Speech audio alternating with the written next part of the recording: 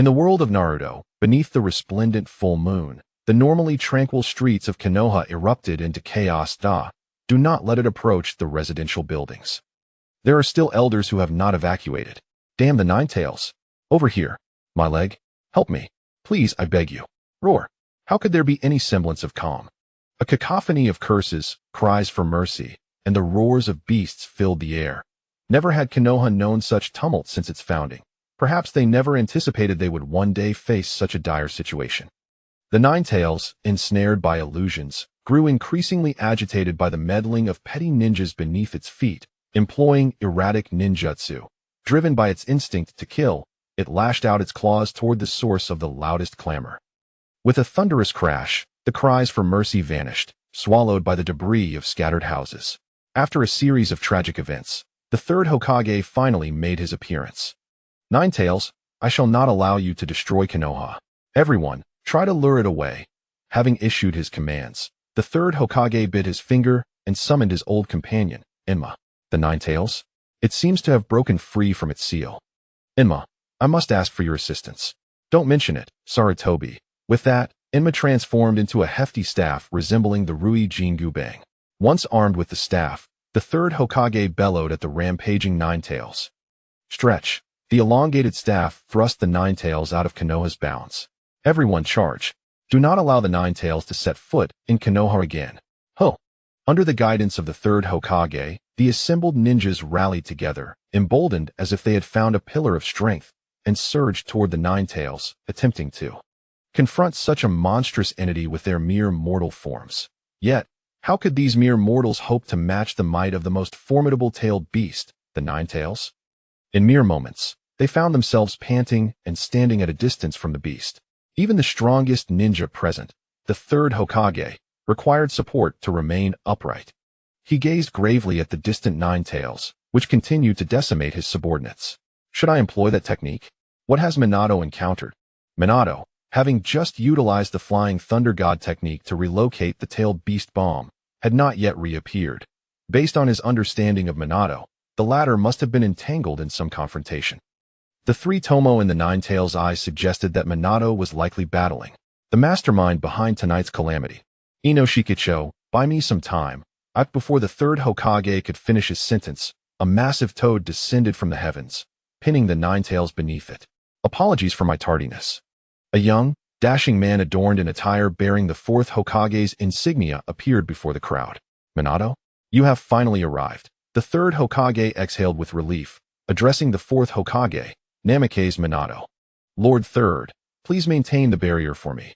I require a tranquil environment to seal the Nine Tails. Upon hearing Minato's words, the third Hokage realized Minato's intentions and hastily responded. Minato, let me.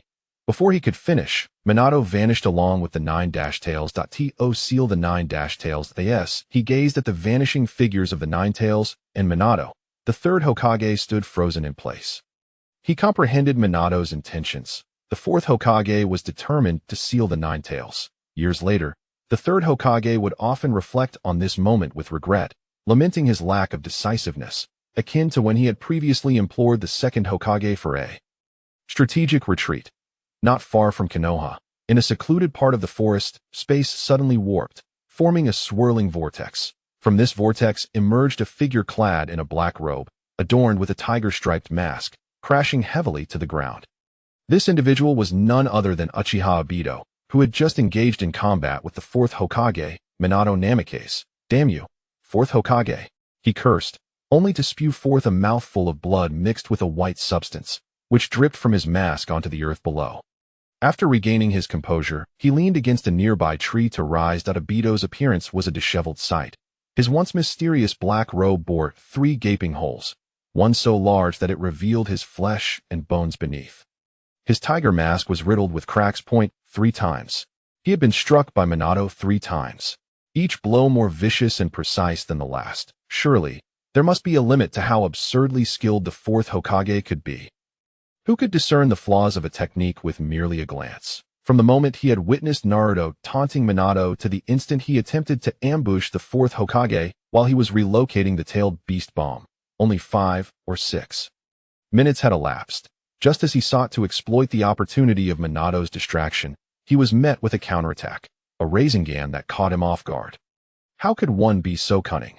In the ensuing battle, each time he materialized, he was ensnared in the openings left behind, mercilessly fed Rasengans, transforming what should have been a favorable fight into a one-sided rout. The precision with which Minato anticipated his moves suggested foreknowledge of his abilities. Obito's expression darkened. Where had things gone awry? The only ones aware of his capabilities were Kaguya and Black Zetsu. While he could not confront Kaguya, Black Zetsu, that mindless entity, likely lacked the capacity to betray such knowledge. As he pondered, a colossal bull emerged from the shadows of the forest, charging towards him with a terrifying velocity, akin to an out-of-control freight truck. Boom! Obito's original position was obliterated. The smoke from the impact billowed around him, yet as the haze settled, he remained standing, undeterred. TSK. A sound echoed from the shadowy trees. The Uchiha clan's Sharingan is truly repulsive. Despite my precise timing, you still managed to evade it. The dark-haired man, whose appearance rivaled Minato's, stepped out from behind a tree. Obito, having narrowly escaped the onslaught, cast a cold glance at the newcomer. Unlucky Yuyan, a special jonin of Konoha, adept in fundamental sealing techniques, medical ninjutsu, and lightning techniques. He has served in the reconnaissance, assault, sealing, and medical divisions. Dubbed Unlucky Yuan due to the untimely deaths of teammates during the Third Shinobi World War, he was investigated by the Umbu before being ostracized by the villagers after. The inquiry yielded no results. Before long, I was expelled from the ranks, reduced to the status of an ordinary citizen. With a cold demeanor, Obito revealed all the information regarding the man before him. The world has truly changed. Even the most despicable individuals dare to challenge the Uchiha. In the face of Obito's scorn, Yuyan remained unfazed, responding instead with a tone befitting a mentor. You've made an error. I was not expelled, but rather I voluntarily requested to withdraw from my position under the fourth Hokage. How unfortunate for those fleeting souls to shift the blame onto me. And by the way, is this the manner in which you address your seniors? Kenji-san, Obito? This seemingly light remark caused Obito's exposed Sharingan to instantaneously contract. Chapter 2 Confronting Kimui. What is it that you, Obito, are attempting to convey? Despite your efforts to maintain an air of composure, your ludicrous facade has been ruthlessly dismantled by Yuyan. Do not feign ignorance. Although you have grown significantly and your voice has transformed, it does not preclude my ability to recognize you. After all, you are one of the few individuals who has ever addressed me as senpai. Of course, you may choose to refute this, but must you also deny it in the face of this reality? With that, Yuyan produced a small glass vial, revealing a piece of gauze stained with dark brown blood. Can you guess what this is? He inquired. In response, Obito remained silent, his posture shifting as he prepared to eliminate this senior. Noticing Obito's lack of engagement, Yuyan promptly divulged the answer. It is the blood of Rin Noera. During my time in the medical division, this young girl sought my counsel on medical ninjutsu. This revelation sent Obito, who had initially been poised for battle, into a state of utter turmoil. You scoundrel! How dare you! His furious roar was accompanied by a fierce onslaught, leaving Yuyan no opportunity to respond. Damn it! I never realized the white Zetsu cells amplified physical combat to such an extent. After enduring Obito's relentless assault, Yuyan felt a throbbing pain at the points of contact. Though Obito had not employed Kimui against him, the sheer force and speed of his attacks left Yuyan fearing for his life. I cannot remain passive any longer. Yukino. HZ. In the midst of battle, Yuyan seized a fleeting opportunity to form two peculiar hand seals. These were clearly not the traditional seals passed down through the ninja clan for performing jutsu. They resembled the gestures of shadow puppetry seen in street performances. As he completed the seals, Yuyan's shadow seemed to animate, writhing and extending until it materialized into two wolves, one black and one white, and a tiger whose imposing size suggested it could devour multiple foes in a single bite. The three summoned beings immediately locked onto their target, launching an assault on Obito, who found himself momentarily restrained by these formidable manifestations. Phew, you nearly struck me down. I never anticipated your reaction to be so intense. I truly wonder if you displayed such fervor when unsealing the nine tails from Kushina.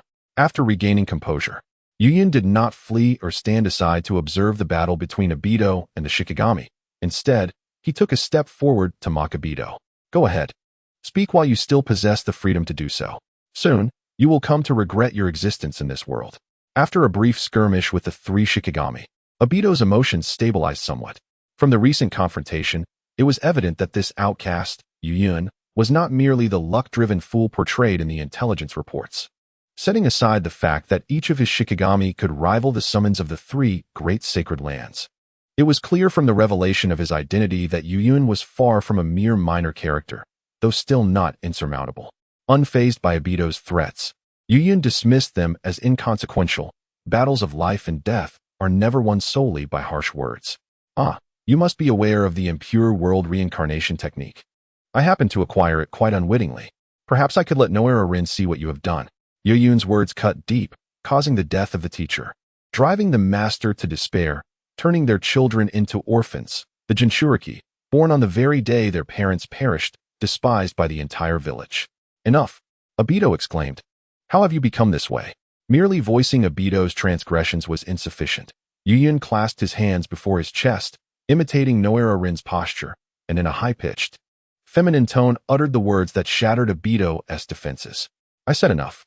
As his face flushed with rage, Obito lost control of his emotions.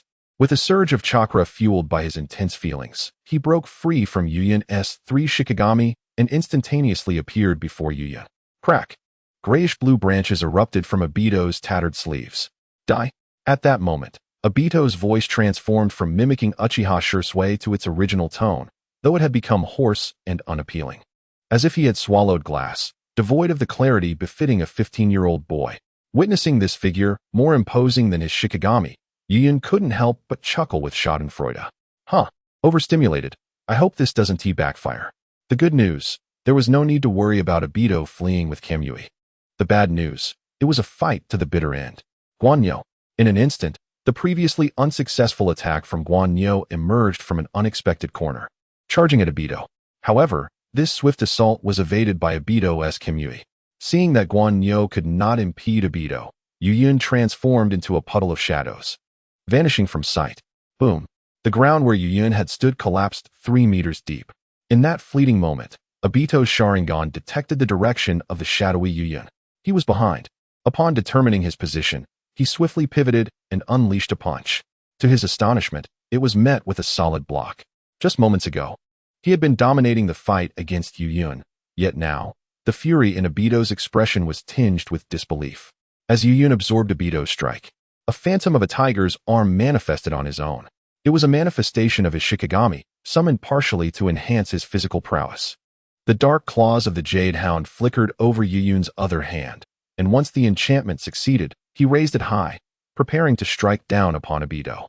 However, this seemingly seamless combination lost its efficacy before Obito, who, leveraging the phasing technique, did not retreat but instead closed the distance. Once he was near Yuyun, he dispelled the phasing and his body erupted with branches from the wood release technique. Though these branches appeared ordinary, they were, in truth, harder than some alloys. A single strike could prove fatal.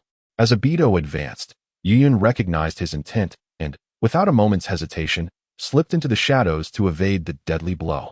Is evasion all you can do? Obito exclaimed, his frustration palpable.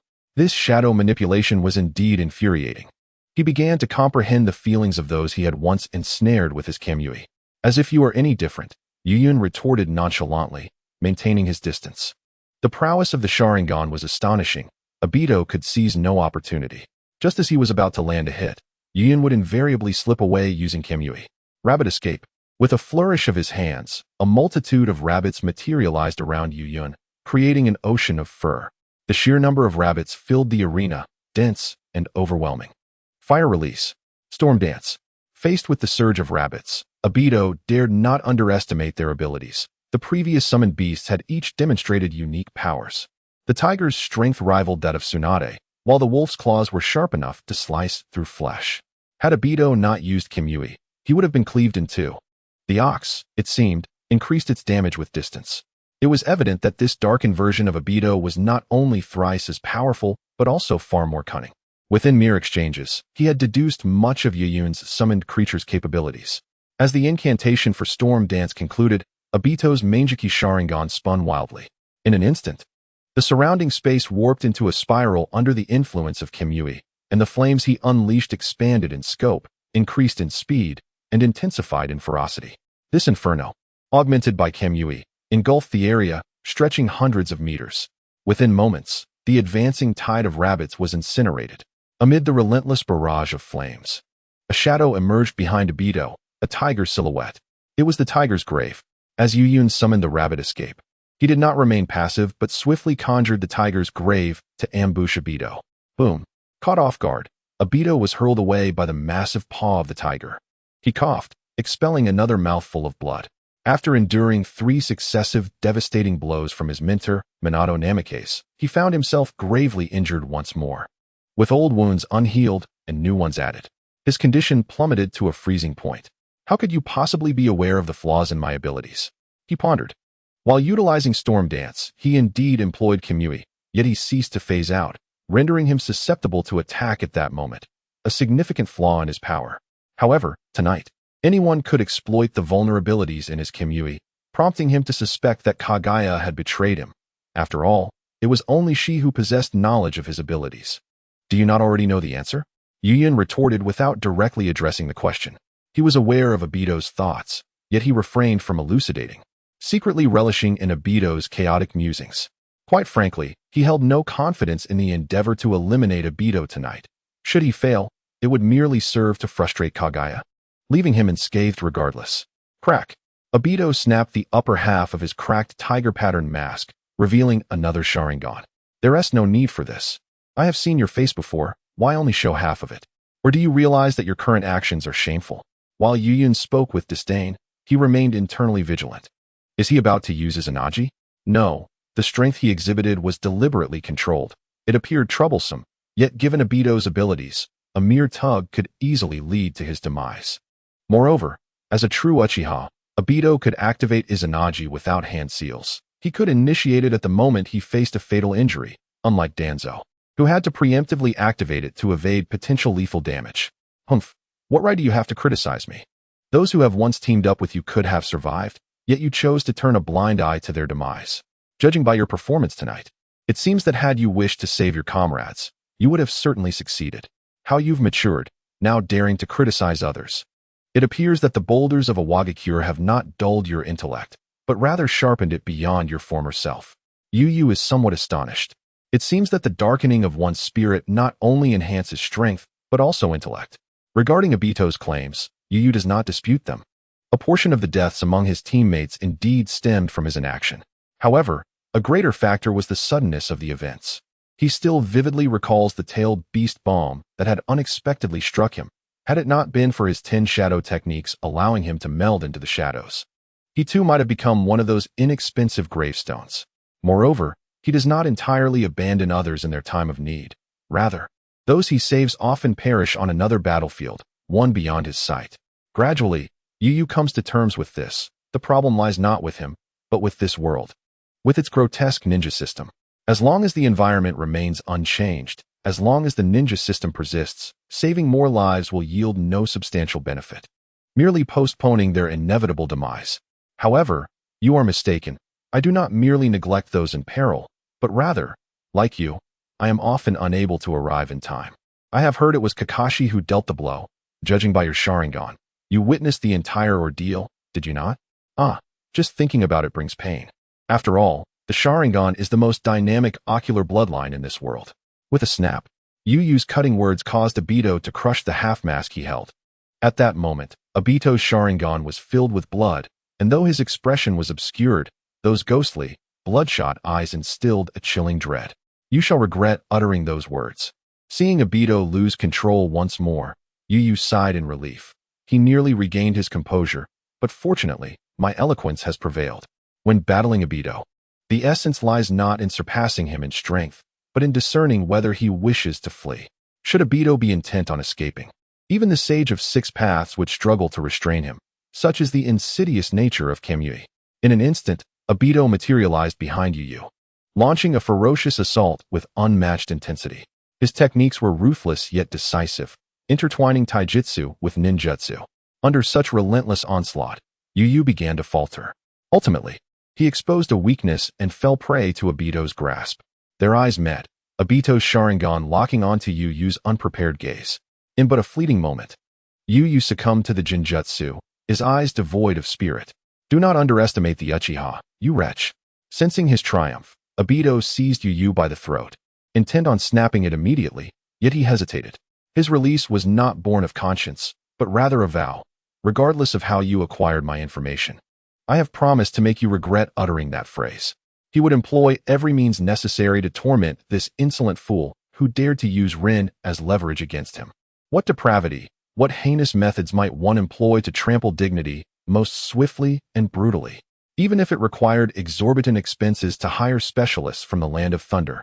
He sought to summon the most experienced and the most vile, requesting 4, 10, 100. In any case, he desired for this individual to spend the remainder of his life engulfed in torment and regret. What? Are you contemplating methods to torment me? At that moment, a sound he least wished to hear reverberated, causing Obito to gaze in astonishment at the previously dazed Yuyun. He observed that Yuyun's left eye had lost a brown contact lens, revealing its true form. It was a kaleidoscope. Moreover, the shape of the pupil was identical to his own. It was the eye he had gifted to Kakashi. As Obito's attention was ensnared by this eye, Yuyun's naturally drooping hands formed an unusual seal. The domain unfolded, the Shadow Demon Realm. In an instant, the area where the two battled was engulfed by darkness, creating a circular black barrier. Within a second of the barrier's formation, it began to contract violently, ultimately shrinking into a two-dimensional plane. This plane pressed tightly against the spot where the two had originally stood, resembling a shadowy silhouette. Chapter 3, Domain Unfolded, the Shadow Demon Realm. What manner of place is this? Yuyun, who had been grasped by the throat, vanished without a trace, while Obito found himself in an abyss where not even a hand could be seen. His vision was entirely consumed by darkness, a sensation akin to having his eyes gouged out. Yet, it was not merely the loss of sight that instilled terror within him. Rather, it was the sensation of being submerged, as if he could not discern the presence of air. The only sound that reached his ears was the gentle murmur of flowing water. What on earth is this place? Where has that individual gone? Faced with this unknown environment, Obito attempted to activate his Kimyui for a semblance of safety, but an even greater terror befell him.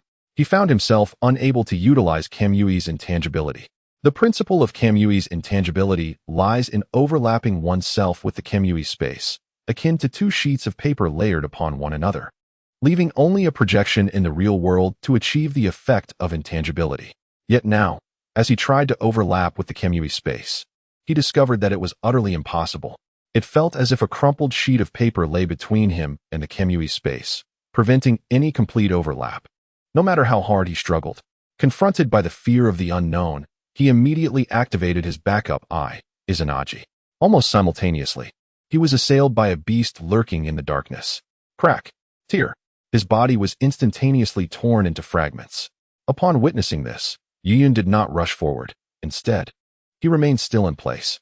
He understood that Obito was not dead, for Izanagi had been successfully activated. Obito, a pure-blooded Uchiha, was unlike the hodgepodge Uchiha Danzo. He possessed a full 10 minutes of invincibility. Before long, Obito reappeared in a certain area within the domain, which relieved Yuyun, marking a partial success in this endeavor.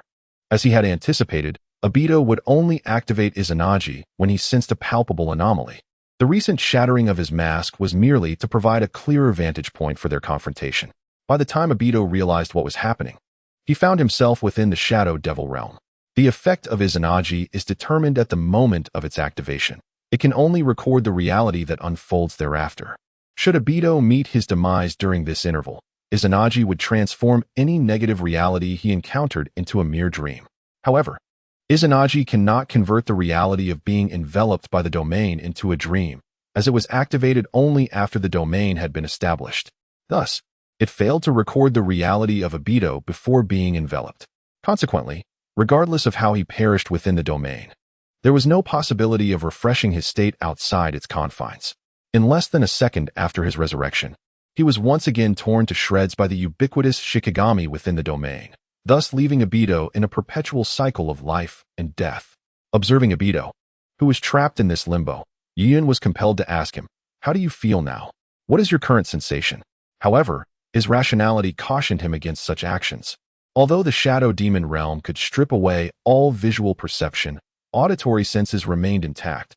Thus, he could not afford to provide Obito with an opportunity for momentary gratification.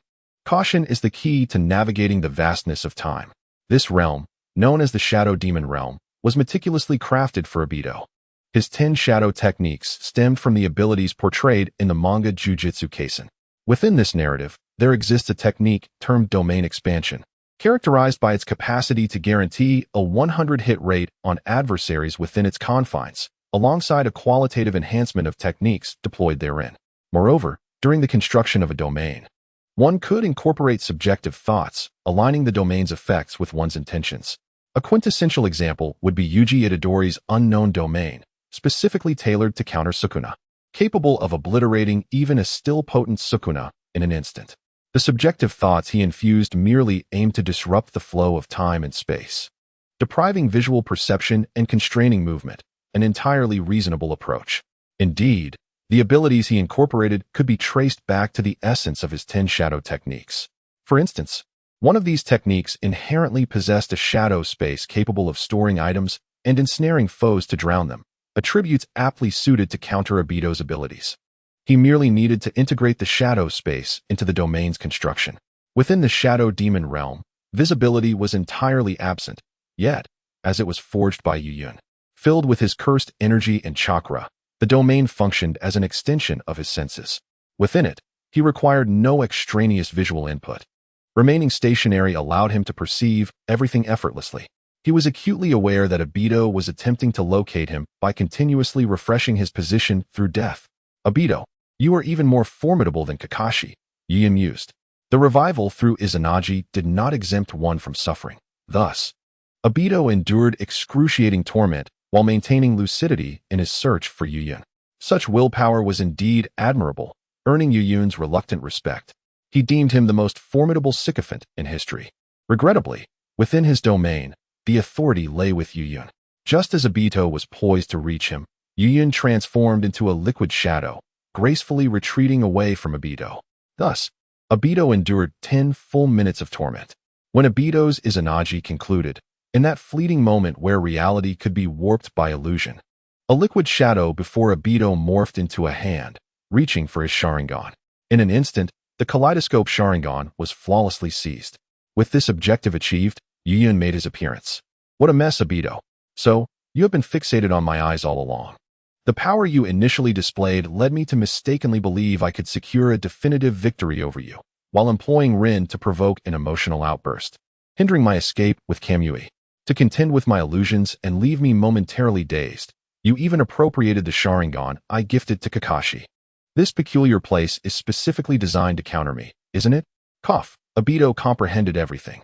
He understood why, during the battle with this individual, he was constantly plagued by the illusion that he was on the verge of slaying him. This person seemed intent on provoking him, aiming to strip him of his composure and compel him to attack recklessly, thereby reducing his use of intangibility and trapping him in a cage meticulously designed for him. Was it you who disclosed the nature of my Kamui to the fourth Hokage? Obito gazed at Yuyun with hollow eyes, realizing that while he was scheming against the fourth, this insidious man was also plotting against him. Well, I merely hinted at it. I never anticipated such a favorable outcome, Yuyun admitted candidly. Long before Kushina was due to give birth, he had subtly suggested the characteristics of Obito's Kamui to the fourth Hokage by taking advantage of the latter's routine visits to Ichiraku Ramen. After the insinuation, he had pondered whether the fourth would grasp the subtlety of his hints. The reality, however, was that Yuyun had underestimated the fourth. A man of his caliber could not be understood through mere common sense. From the moment Obito utilized Kamui to evade the fourth's initial assault, the Hokage recognized that someone had informed him about the attacker's abilities. Thanks to this intelligence, he successfully countered Obito's attacks 3 times. Fortuitously, this allowed him to maintain a semblance of control over the situation. Once Yuyun concluded his explanation, his domain began to dissipate. As the domain faded, Obito felt the moonlight from the outside world illuminate his face. Had you decisively employed your other eye as a cost to use Izanagi again after the first had ended, I would have been forced to flee in utter disarray tonight. His domain could only last a maximum of 15 minutes, while both Sharingan could provide 20 minutes of Izanagi. So there was a chance for me. Obito scoffed. That eerie domain exhausted every means to amplify his suffering. In the span of those brief 10 minutes, he experienced various brutal deaths at the hands of beasts. Maintaining consciousness while searching for this wretch's figure was no small feat amidst such torturous torment. With life and death hanging in the balance, he had long since lost track of time. When Izanagi concluded, he barely had time to recover before his vision was snatched away. He now harbored grave doubts that the suggestion to refresh his position through death in order to locate this man was also orchestrated, designed to dissuade him from using Izanagi with his other eye. This scoundrel had undoubtedly spent more than a day or two preparing for tonight's operation. Such meticulous attention to detail must have been honed over years. Perhaps he had been calculating how to ensnare him since their very first encounter. What have you done to Kakashi? With the inevitable certainty of his demise, Obito posed a question he had long harbored. He mused that Kakashi was likely still at home, resting, especially since their last interaction regarding his eyes had been far from gentle. It is worth mentioning that he was quite the fool, so easily trusting others. Acquiring his eyes was far simpler than taking yours. After leaving the ninja ranks, the only person Yu Yun could maintain a conversation with was Kakashi, who had regarded this figure from his childhood as one of his few friends. On one of his customary visits to Kakashi's home for a meal, Yu Yun inquired about the menu for the following day. Before Kakashi could fully articulate his response of sorry, Yu Yun swiftly seized his eyes. It is well known that in this world, there are two types of attacks that are nearly impossible to evade, the fast blade and the zero-frame initiation, particularly that of a close companion. Yu Yun's sudden transition from casual banter to the brutal act of extracting eyes left no one capable of dodging it. Thus, the Manjiki Sharingan that Obito had bestowed upon Kakashi was now in Yu Yun's possession. However, he refrained from the barbarism of silencing him permanently. Instead, he sealed Kakashi within a room in his home, with the seal set to be lifted the following day. Moreover, he utilized the reverse technique to provide Kakashi with a new pair of eyes, serving as a form of compensation. You wretch, scoundrel, you have no right to speak of Kakashi. Upon hearing how Yu Yun had obtained the Sharingan from Kakashi, Obito, who had been relatively composed, suddenly became agitated, charging towards Yu Yun with the intent to sever his throat. Yet, Yu Yun, still possessing ample strength, kicked him away.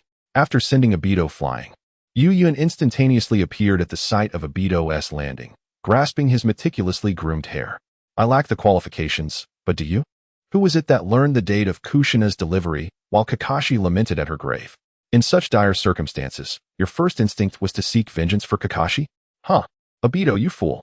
After uttering this, Yu Yun delivered another kick that caused Obito to spit blood. Speak. Goodness, now you dare to reproach me? Do you even recognize the kind of person you are? Nevertheless, you are not entirely incorrect. It is indeed despicable to exploit friendship for a sneak attack. After venting his emotions, Yu Yun straightened his disheveled attire. However, in the cesspool of the ninja world, who speaks of the will of fire or righteousness, such futile ideals? The last person to preach such notions, valuing others' lives above his own, was just half an hour ago killed by his own apprentice alongside his wife. Obito was rendered speechless. Noticing his silence, Yu Yun lost interest in him. Observing this pitiful creature, gravely wounded and deprived of his eyes, Yu Yun contemplated how to proceed. Kill him? Certainly. It is indeed a good thing.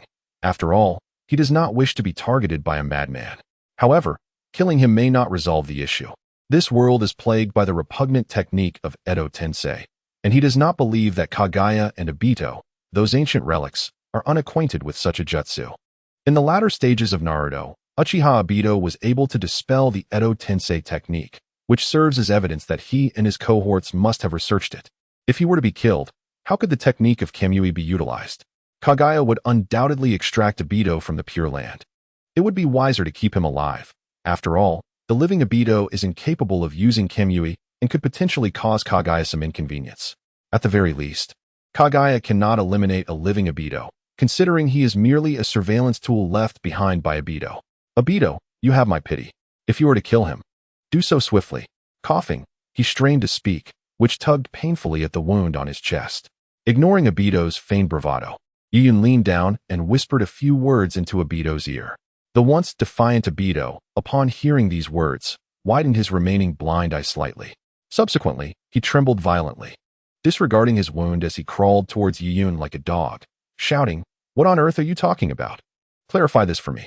Seeing Obito in such a state, Yuyun let out a harsh, mocking laugh. Ha! You can ponder that on your own, fool. With that, a colossal bird, adorned with a bony mask, appeared in the sky. This bizarre creature gently grasped the weary Yuyun in its talons and soared into the distance, leaving Obito behind in a fit of impotent rage. Ah, come back. Uncertain of how long he had been shouting, a creature resembling a half-black, half-white pitcher plant appeared on the rubble before Obito. Obito, what happened? How are you so injured? Where's your Mangeki? Kaguya had just arrived, having waited in a nearby town for Obito, but after an extended period of waiting without a sign of him, it hurriedly came to seek him out in Konoha. To its surprise, it found the now blind Obito on the ground, consumed by rage.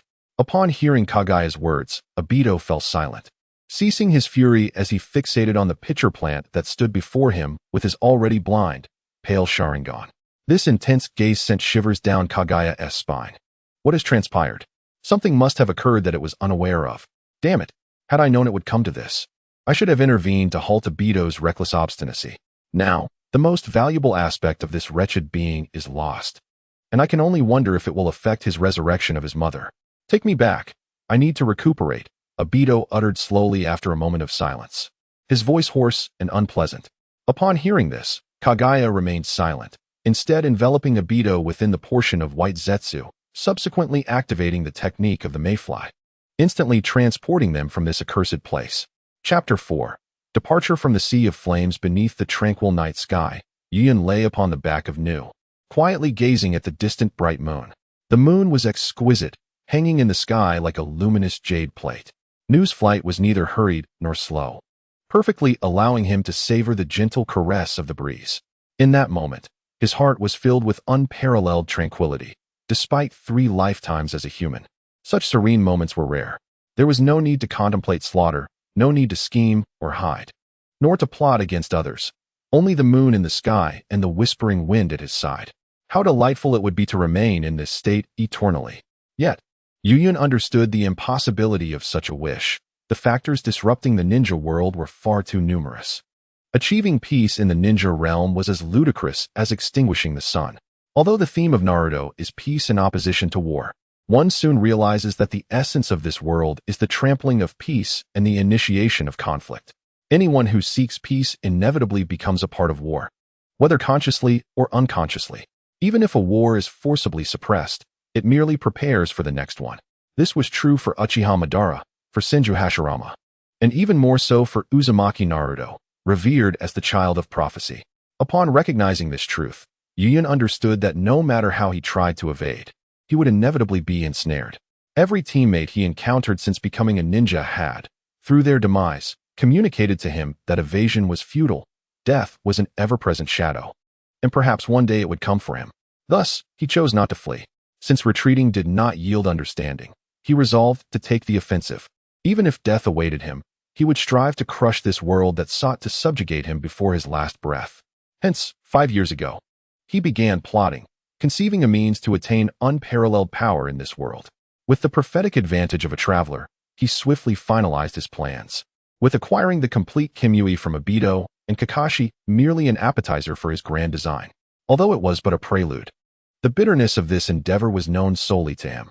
The intangibility of Obito's Kimui was exceedingly unreasonable. Even if he could prevail, he could not retain it. He had pondered for 3 months without devising a way to seize the Kimui from Obito. It is worth noting that in the original narrative, even the Sage of 6 Paths found themselves powerless against this intangible foe, as the fleeing Obito was unassailable in this world. Later, upon encountering Rin Noara for the first time, a wicked thought arose in his mind. If Obito could not be contained in his escape, then perhaps he could be provoked into attacking? As long as Obito harbors a strong desire for aggression, he will deactivate the automatic intangibility of Kamui. Once the automatic intangibility is disabled, there exists an opportunity for Yuyun to strike him, akin to the battle between Minato and Obito. Thus, seizing the chance to interact with Rin Noara in the medical department, he procured her blood. Merely this was insufficient to persuade Obito to remain. He also utilized 10 shadow techniques to gain an advantage in concealment, successfully obtaining the unrefined Edo Tensei from the roots of Danzo. He believed that if he could summon Rin Noara from the realm of the dead and present her before Obito, the latter would be consumed by the singular thought of eliminating him. In retrospect, this notion proved correct. Obito, without even resorting to Edo Tensei, was preoccupied with thoughts of ultimate humiliation towards him. It is only natural, considering that Obito was merely a 15-year-old boy during the Ninetales incident, an age prone to emotional volatility, compounded by the influence of the Mangekyo Sharingan, rendering such reactions entirely expected. Having resolved the concern of Obito's escape, he proceeded to devise a domain specifically tailored to ensnare him. Drawing upon experiences from his second life, he swiftly created a domain capable of entrapping Obito. In his second life, he was reborn into the Zenin clan from Jujutsu Kaisen, albeit in an ancient era rather than modern times. His limited knowledge of Japanese history left him uncertain of the specific period he inhabited. He simply knew he had traversed into the Zenin clan, one of the three prominent families in Jujutsu Kaisen. The Zenin clan is a family that places utmost importance on cursed techniques. The more powerful the technique, the higher the status within the clan. Conversely, those lacking techniques or cursed energy are regarded as inferior to even dogs within the Zenin lineage. Fortunately, he awakened the clan's supreme technique, the 10 shadow techniques, at the tender age of 6, thereby ascending to the highest status within the clan. Upon reaching adulthood, he would become the clan head. The status conferred by his technique afforded him access to the finest resources the Zenin clan had to offer. The coveted cursed techniques that ordinary sorcerers yearn for were mere commonplace knowledge to him. Priceless cursed tools were at his disposal, easily discarded at will, and his room overflowed with tomes detailing the intricacies of cursed knowledge, to the point where he had no choice but to haphazardly scatter them across the floor. It was during this period that he amassed a wealth of knowledge about cursed techniques, rendering him almost omnipotent in the world of Jujutsu Kaisen, surpassing even the likes of Mahito. As for his arrival in the world of Naruto, it coincided with the era of Heian Kyo, the time when Susanoo was destined to become the king of curses. During this period, Susanoo took a particular interest in him. The individual hailed as the child of the Zenin clan. Consequently, he emerged as the earliest sorcerer preparing to confront Susanoo in Jujutsu Kaisen. After cleansing himself within Susanoo's domain, he transitioned into the world of Naruto. Fortunately, the techniques from Jujutsu Kaisen are inscribed not only in the mind, but also upon the soul. 10 shadow techniques were thus brought forth by him, retaining their original proficiency without any formatting. Except for the unaltered magic of the previous life, the other Shikigami did not require retuning. Consequently, he had ample time to delve into the intricacies of domain expansion. After extensive research, he successfully devised a specialized domain, the Shadow Demon Realm, specifically targeting Obito, a domain capable of prohibiting him from utilizing Kamui's intangibility. To ensure absolute certainty, he even risked early pursuit by seizing Kakashi's Sharingan and transplanting it into himself. He even activated the Mangekyo Sharingan that Kakashi had long left dormant. As a precaution, he utilized this eye to open the Kamui space and placed his shadow clone within, intending to catch Obito off guard at a critical moment. Unfortunately, this contingency was never employed.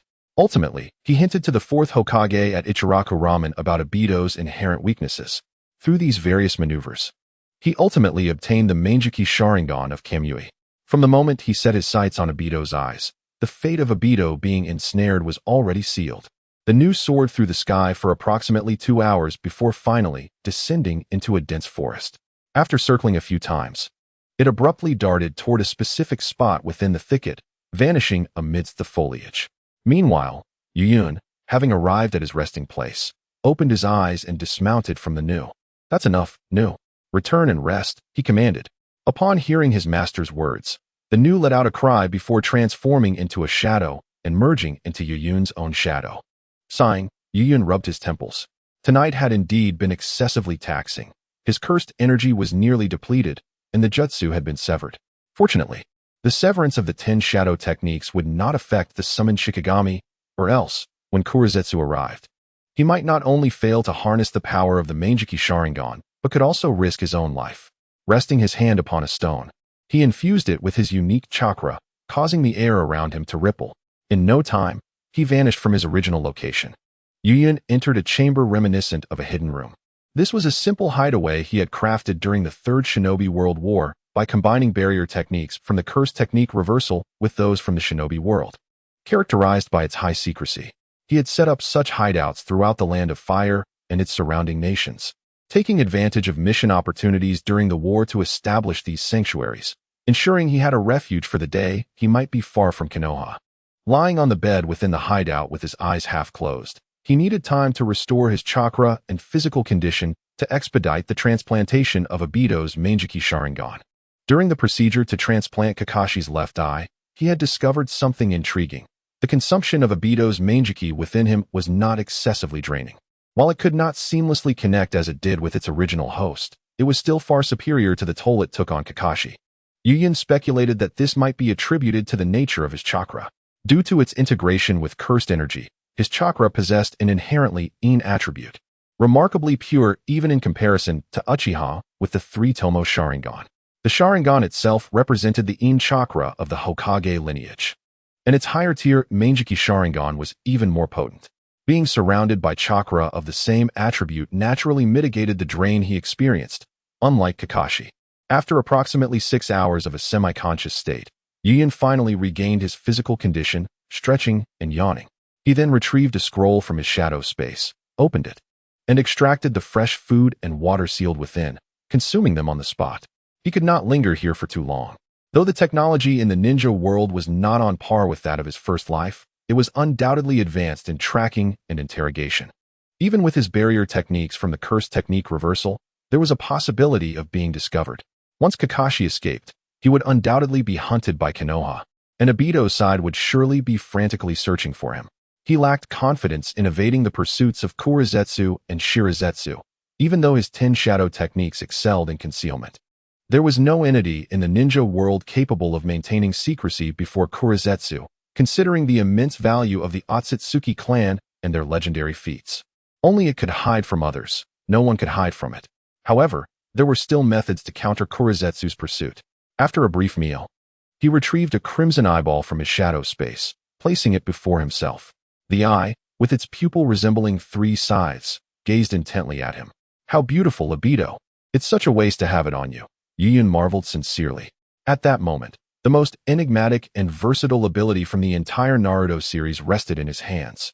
Capable of breaching the defenses of the progenitor of chakra, Kagaya Otsutsuki, and also serving mundane purposes. To utilize such power merely to uphold a lie would be a lamentable waste. Having expressed his admiration, he employed medical ninjutsu to extract his original right eye, replacing it with the divine Mangeki Sharingan. Once the eyeball was placed back into its socket, he summoned the Shikigami, Inraku. Inraku is one of the few entities in Jujutsu Kaisen capable of projecting reversal techniques externally, and it does so with remarkable efficiency. Its ability to regenerate severed limbs is more than sufficient. Upon its emergence, a green light emanated from its nostrils, and under the illumination of this verdant glow, the right eye, which had been bleeding profusely, instantaneously ceased its flow and began to emit wisps of steam, a phenomenon characteristic of rapid cellular healing. A peculiar sensation surged through his entire being. At the moment the Kamui from the Sharingan connected with his optic nerve, the pattern of the pupil he had seized from Kakashi seemed to resonate, swirling wildly in response. Ah, this is Kamui.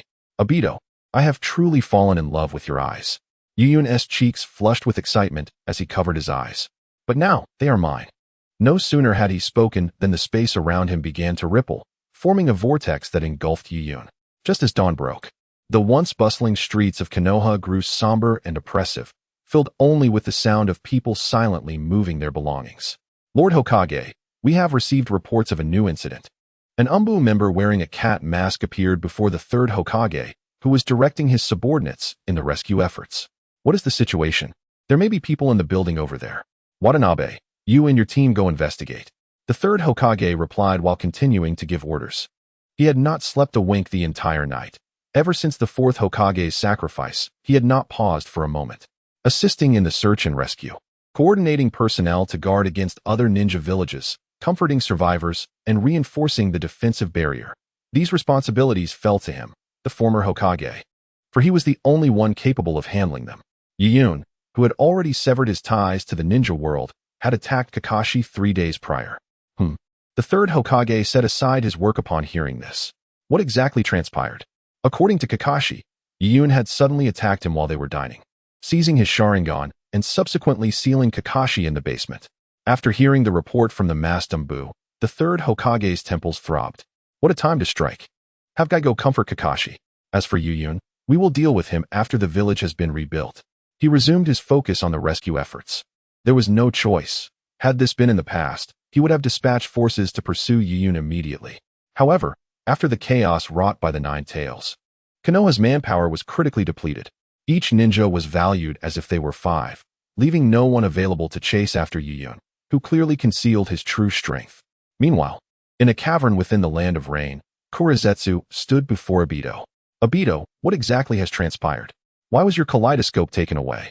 You, the ominous wandering cloud. An unnamed pawn cast aside in the Hidden Leaf Village. He possesses knowledge of all my secrets, my name, my history, my abilities. He even foresees my orchestration of the Nine Tails rampage. After I was severely wounded by the 4th Hokage during this upheaval, he ambushed me, employing a barrier capable of suppressing my phasing abilities. Few in this world understand me as well as he does, Kurizetsu. Upon returning to the base and tending to my wounds, I recounted these events to Kurizetsu, who inquired with a penetrating gaze. After hearing my words, Kurizetsu was initially taken aback by the emergence of someone in Konoha of whom he had never heard, soon giving way to fear. Do you suspect me? Why would I not? If ghosts roam my home without my knowledge, is it not you? Or perhaps it is me. Or even it. I exclaimed passionately, rising to my feet to chastise Kurizetsu, my finger pointing accusingly at Obito, who was mindlessly consuming dirt. Me? Obito questioned, perplexed. As he set aside the dirt he had mistaken for something more distasteful, his plant-like visage betraying confusion. Obito, if it were I, you would not be alive to this day. My existence is solely to resurrect Lord Rin and execute the Moon SI plan. Killing you serves me no purpose. Furthermore, possessing foresight in this world is not an impossibility. Kurizetsu recalled the toad from Miyaboka Mountain.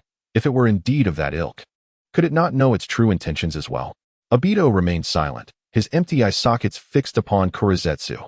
Regardless of whether it is true or not, what difference does it make? My kaleidoscope has already been seized, along with the one I gifted to Kakashi. Kurizetsu responded, what do you mean taken along with Kakashi's? Why don't you perish?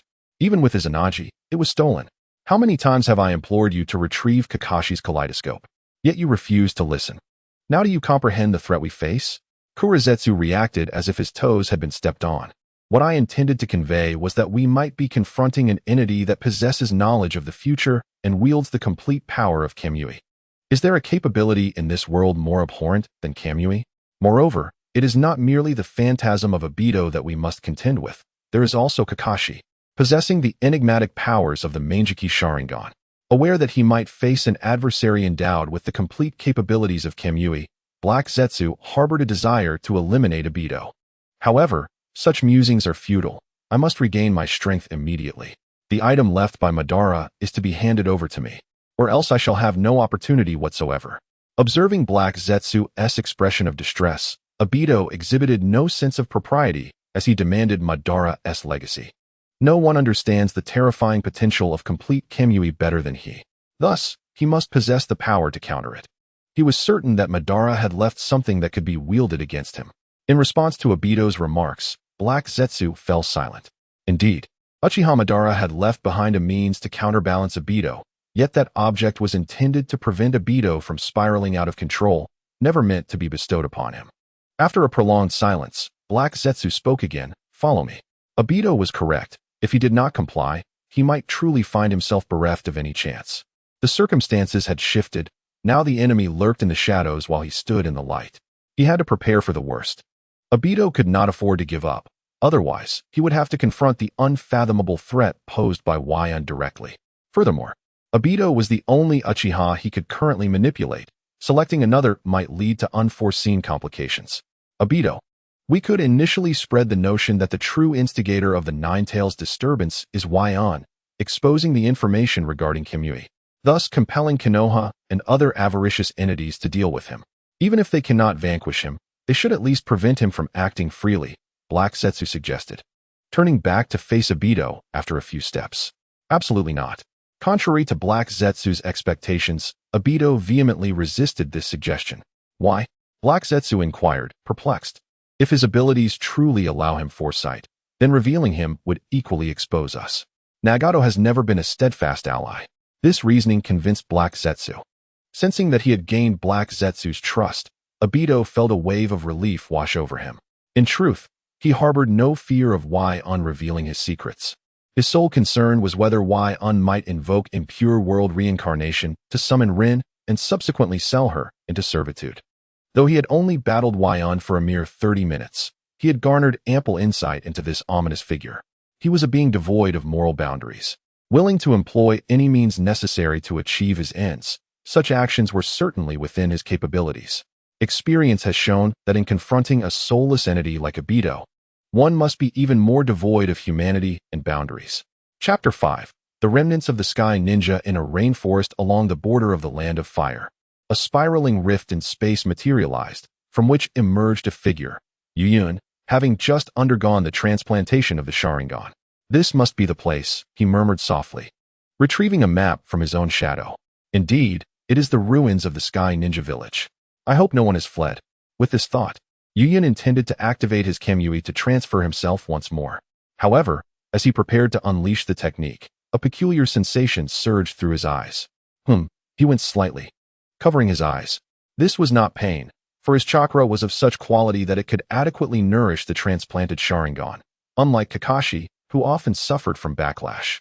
Furthermore, with the aid of his, he could convert Yin chakra into Yang chakra, akin to how Obito nurtured his Sharingan with the high-quality Yang chakra generated from the white Zetsu cells, preventing blindness. The only drawback was the slower efficiency. After all, these were not original eyes. Moreover, the power of the Sharingan within him was fundamentally Obito's chakra, which naturally provoked a rejection from his own chakra. Although he could manage it, the price was an incessant awareness of the contours of his eyeballs within their sockets, akin to the sensation of having mechanical prosthetics implanted, an unsettling foreignness. After blinking to acclimatize to the strange feeling emanating from his eyes, Yuyun once again channeled chakra into the Sharingan and used Kimui's ability to transfer himself. The vortex enveloped him. In a small village within the jungle, an elderly man with a medical kit was attending to a child whose skin was riddled with sores. Lord Shinno, you need not risk your life for this child. He is afflicted with a rare terminal illness and will die soon enough. There is no need to jeopardize yourself, the village chief interjected, advising the renowned healer. To the chief, a dying person was simply that, a death unworthy of sacrificing the life of one who had saved their village numerous times. Chief, every soul possesses the right to survive. Since I possess the ability, I cannot stand idly by while a patient dies before my eyes. The doctor, known as Shinno, resolutely articulated his belief, stirring the hearts of those present. Lord Shinno, he concluded, then employed his medical ninjutsu on the boy. As he progressed with the technique, a voice resonated from behind him. Indeed, a true healer's heart, Lord Shinno. Unbeknownst to him, a hooded figure had appeared behind Shinno. The sudden intrusion caused the healer's muscles to tense, bulging to the point of nearly tearing his garments. It was hard to fathom that this elder, who appeared to be of a similar age to the third Hokage, Sarutobi Hiruzen, still possessed such explosive musculature. And you are? He inquired. Do not concern yourself. I am merely passing through. I was intrigued to see the infamous leader of the Sky Ninja, known for his ruthless killings, now engaged in saving lives. So I thought I would come and observe. You jest. I am but a wandering physician, and as for the Sky Ninja, I have never heard of them. Is that so? Perhaps, no matter how sweet the lies may sound, they cannot conceal the profound disdain harbored within. Although one may detest the villager's flattery, the pretense of humility must be maintained. Yuyun lowered his gaze, observing the hands of Shinno, who was still employing medical ninjutsu. How dare you speak to Lord Shinno in such a manner? The village chief's words faltered abruptly, and not just he, but all the ordinary people present were suddenly rendered motionless, akin to wooden puppets. At last, Shinno set aside his hands. The Sharingan. The villager's pupils reflected the intricate patterns of the three Tomo, including that of the boy he was treating. This bizarre scene sent chills down his spine. Now that it is quieter, I believe we can speak freely. Rest assured, although I possess the Sharingan, I am not from Konoha. I have come solely to seek collaboration. What could a mere stray dog offer in terms of cooperation? Shinno, no longer concealing his thoughts, understood that the other party had come prepared, able to pinpoint his location with precision, rendering any pretense futile. A stray dog? No, no. Do not define yourself by transient victories or defeats. This world has never been one where the loudest laughter signifies the greatest joy. Rather, it is the one who laughs last who truly revels. Yuyun fixed his unwavering gaze upon the elusive Shinno, who shied away from eye contact. It was indeed curious that these villagers had succumbed to control merely after a fleeting glance, leaving no room for Shinno's caution. Moreover, have you not been preparing for the day you can exact your revenge? Cold sweat trickled down Shinno's brow. How does he know this?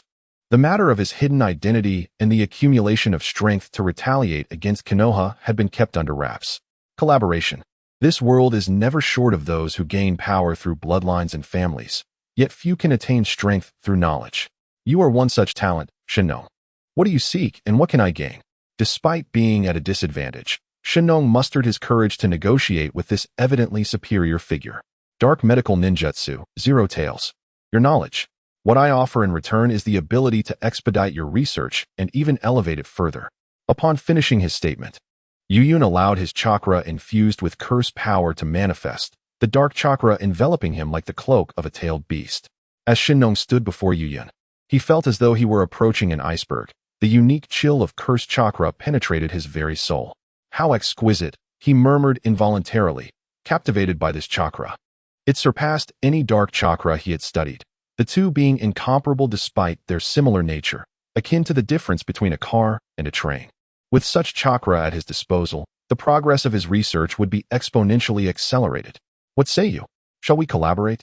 Yuyun extended his invitation once more. In that case, I shall graciously acquiesce. Shinno accepted with enthusiasm, aware that this enigmatic figure certainly had his own motives, yet he too harbored ambitions. Moreover, this enigmatic figure, shrouded in mystery, discerned the grim truth from years of relentless conflict. A single misstep could lead to death. Let us collaborate harmoniously. When shall we commence our research? Shinno was eager to infuse this chakra into the study of the zero tail. I am ready at any moment. Then let us proceed. Thus, guided by Shinno, Yuyun arrived at the aerial base anchor Andiban, which had been obliterated during the Third Shinobi War. After traversing a passage that harmoniously blended modern technology with ancient architecture, they entered the nurturing chamber of the Zero Tail. You managed to create this, a mere concept envisioned by the second Hokage? Yuyun marveled at the half-finished creation encased in glass. It is merely a prototype, and without the second Hokage's notes provided by Orochimaru, I would not have accomplished this. Shinno humbly replied, astonished by his new partner's knowledge of Orochimaru's secret techniques. It was a matter known solely between him and Orochimaru after his defeat by Konoha. Could it be that this individual was aligned with Orochimaru? Remarkable. Transitioning from 0 to 1 is perpetually the most arduous task, once the threshold is crossed. The remainder is merely a matter of time. What challenges do you presently face? Yuyun shifted his gaze back to Shinno. The pivotal chakra conversion technology for the Zero Tail has been achieved. However, the primary concern now lies in preserving this chakra. What was your original plan? I intended to allow the dark chakra to accumulate continuously, enabling the Zero Tail to develop its own consciousness. Naturally, a self-aware Zero Tail would preserve its chakra. So, the Zero Tail is currently lacking chakra? Yuyun inquired, extending his hand towards the glass wall. Do not. Shinno attempted to intervene, yet it was too late. Yuyun's chakra had already been infused into the still formless energy of the Zero Tail.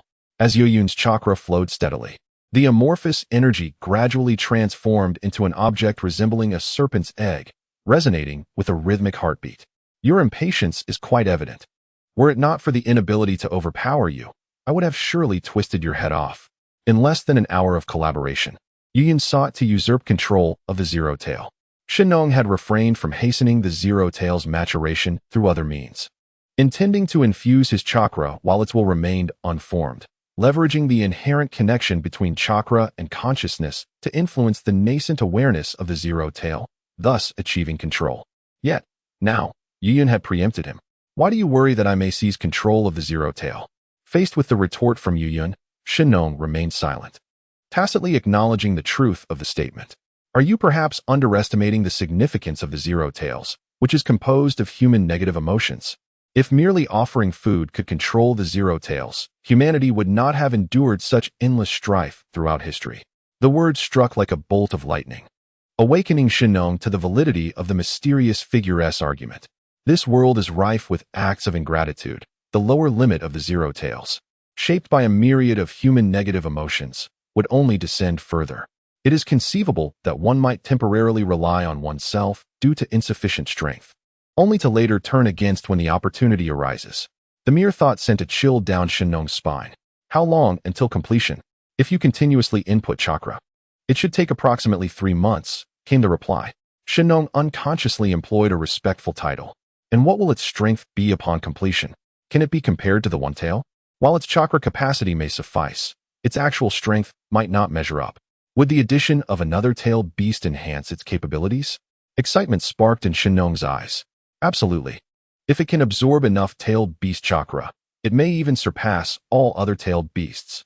The chakra of tailed beasts is fixed, but the zero tails is different. It can grow infinitely as long as there is an abundance of negative emotions and chakra. Are you suggesting we nourish it with tailed beast chakra? However, tailed beasts are the possessions of the 5 great ninja villages, and even if it were possible, seizing one from them is out of the question. I will handle that, Yuyin replied indifferently. In the time to come, there will be many unclaimed tailed beasts, and with my current strength, even if I were to confront the leaders of the ninja villages directly, they would be powerless against me. It would merely make me a public enemy of the ninja world, which could be troublesome. However, there is no need for direct confrontation. We can target the easier targets. With that, the Zero Tails would face little resistance. In the upcoming period, I hope you can focus your research on the restoration and enhancement of the Anchor Andy main cannon. I require its power to obliterate anything within a 3-kilometer radius into dust. Yuyin looked at Shinno as he made this statement. But I will bring you an entire tailed beast for research, and I will resolve the funding issues, he added, dispelling all of Shinno's doubts. Then it's settled. In a rush to secure the agreement, Shinno readily assented, fearing that hesitation would show disrespect to his own ambitions. Let it be so, Yuyin declared as he turned to leave. Wait, I still do not know your name. As for my name, it is Zenin Yun, of course. You may call me leader as well. I anticipate forming an organization, and you shall be the first member, Yuyin said, removing his hood to reveal the name from his past life. Very well, leader, Shinno replied, not lacking the social grace to utter Yuyin's name directly. Chapter 6. The incomplete technique of the ghost buds Mount Sumeru, a place rife with sheer cliffs, stands as a formidable fortress. The mountains confront each other like sharpened blades, poised for battle. It is not only the mountains that are in opposition. The oppressive weather and the intermittent crackle of thunder create an atmosphere thick with tension. In such a hostile environment, no life can endure, rendering the landscape starkly desolate. It is hard to fathom that in a realm abundant with natural energy, such a desolate place could exist. Yet, there is a hint of commotion. Beneath these blade-like peaks, a cavern resonates with furious roars. What could possibly be amiss? Why is there a discrepancy here? While there are no issues with the animals, humans exhibit signs of rejection. The one who bellows in rage is none other than the rogue jonin of Konoha, Obito. Following the exposure of his unethical human experiments involving the ghost bud technique, he has been relentlessly pursued by the 3 legendary ninjas and has sought refuge here to continue his experiments. Clearly, his endeavors, much like his life, have not been smooth sailing. Overwhelmed by frustration, he suddenly swept his hands across the table, sending all his experimental materials crashing to the ground. The clattering of instruments echoed throughout the underground laboratory, followed by his anguished cries. How long must I toil before I can perfect the ghost bud technique? How much longer until I can prove to those hypocrites in Konoha that my talent is unparalleled? He could not bear to wait a moment longer. After venting his discontent, he obediently began to gather the scattered instruments back onto the table. Just as he reached for one of the tools, a gloved hand approached to assist him. Do you need help? In an instant, Obito leaped back, forming hand seals midair and launching a surprise attack at this unexpected visitor. Fire style. Fireball jutsu. A massive fireball erupted from his mouth, hurtling towards the intruder. Boom. The laboratory table, along with the wall, was obliterated. Did it miss? This was Obito's first thought. Despite not having fought as a ninja for a year or two, he was still aware when a technique failed to connect. Let us talk. There's no need for hostility. I harbor no ill intent. Obito-senpai. The unscathed intruder removed their hood, revealing a youthful and delicate face. It was Yuyin, who had recently departed from Shinno. Yuyin? The familiar visage did not quell Obito's apprehension. Rather, it heightened his vigilance. with someone as unremarkable as Yuyun present. Konoha Esumbu could very well be lurking outside. His gaze was drawn to the kaleidoscopic Sharingan in Yuyun's eyes. What happened to your eyes? My eyes? I acquired them from Kakashi. Speaking of which, I recall you expressing interest in his Sharingan as well. Yuyun touched his eyelids, observing the laboratory. After surveying the surroundings, he slowly approached a designated area for storing experimental data. You scoundrel! How dare you steal my possessions? Upon realizing that the Sharingan within Yuyun's eye sockets was seized from Kakashi, Bailuhu could no longer suppress his fury, yearning to strike immediately. However, engaging in battle at this moment would be far from wise. Confronted with a pair of Sharingan, you, once a fellow leaf ninja, should comprehend its implications more than I do. Yuyun casually perused the information, and his words momentarily quelled Bailuhu's impulsive desire for violence. Bailuhu's expression fluctuated, revealing his inner turmoil. He was acutely aware of the reality. Otherwise, he would not have resorted to the puppet technique to covet Kakashi's eyes. Encountering a Uchiha ninja with a 3-tomo Sharingan on the battlefield necessitated at least 2 jonin to have a chance of victory, a fundamental law of the ninja world. Yet now, he stood alone. Would you care to heed my counsel? Yuyun inquired, brandishing the documents in his hand. How could a fool like you possibly grasp the intricacies of my Giru technique? Bailuhu retorted disdainfully. To him, Yuyun was merely an insignificant figure in Konoha, even more pitiable than himself. His weakness stemmed from a comparison to the legendary Sannin. What was this lucky fool worth to critique his Giru technique? Unfazed by Bailuhu's scorn, Yuyun recognized that the latter's arrogance merely concealed an underlying insecurity. Such a haughty individual would surely have clearer eyes after receiving a thrashing. After all, it was challenging to engage in meaningful dialogue with someone who, in their desperation to prove themselves, hastily declared war against the 5 great nations without having even completed their technique. You have resolved the issue of embedding the Giru's foreign body in animals, yet failed in humans. Have you considered the possibility of a chakra issue? Just as blood types differ among individuals, so too does chakra. Varying chakras can elicit rejection reactions upon interaction, which is the root of your failure. Having swiftly perused the experimental data, Yuyun discerned the challenges Bailuhu faced in his current endeavors. Animals, ultimately, could not compare to humans, particularly regarding chakra. Their chakra was markedly inferior. Consequently, the rejection response was significantly lower when embedding the Giru. Humans, on the other hand, even those devoid of bloodline limits, possessed a far greater chakra reservoir than animals. Thus, the collision of differing chakras would inevitably lead to rejection. Moreover, Bailuhu aspired to fuse with a ninja of exceptional lineage, a bloodline limit user, exacerbating the rejection response. Nonetheless, exceptions did exist. Just as the chakras of Ashura and Indra merge, this is due to their chakras being directly derived from the Sage of 6 Paths. If one genuinely acknowledges another or has established a spiritual link with them, their chakras can also intertwine. In the original narrative, Naruto traversed this path. However, it is evident that Jimaro would not exhibit such gentleness. His essence lies in forcibly seizing power. Absent the abilities provided by the techniques of Limbo, the Rinnegan, or the Rebirth Eye, capabilities that can absorb chakra for personal use, an attempt to forcibly consume external chakra would lead to a predicament akin to that of a Jinchuriki struggling to suppress the chakra of a tailed beast within them. A Jinchuriki who has not reconciled with their tailed beast merely serves as a living vessel for sealing, akin to a repeatedly usable explosive. Moreover, in the original work, the Jinchuriki systems of various ninja villages, aside from Konoha, have all sacrificed lives to test who can better endure the chakra of tailed beasts. Aside from this example, Konoha's Would Release project further elucidates this point. The forcible incorporation of external chakra incites severe rejection reactions. Cease your boastful claims. You, a fool, are utterly incapable of such feats. Bang! Before Bailuhu could finish his words, he was forcefully pressed to the ground by an overwhelming force. The intensity was such that the floor began to crack. Iku, do not treat my partner so rudely, came the command. A creature, a grotesque amalgamation of deer, wolf, tiger, bird, and snake, pinned Bailuhu down. Upon hearing Yuyun's words, the composite Shiki Iku released its grasp.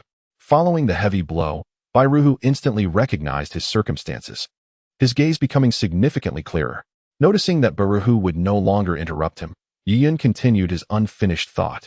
You might consider approaching the issue from the perspective of the elemental interactions of chakra, or perhaps Yuyun retrieved a document from his shadow space to show Baruhu. Under the enforced calmness induced by a coup, Baruhu clearly examined the first page of the document.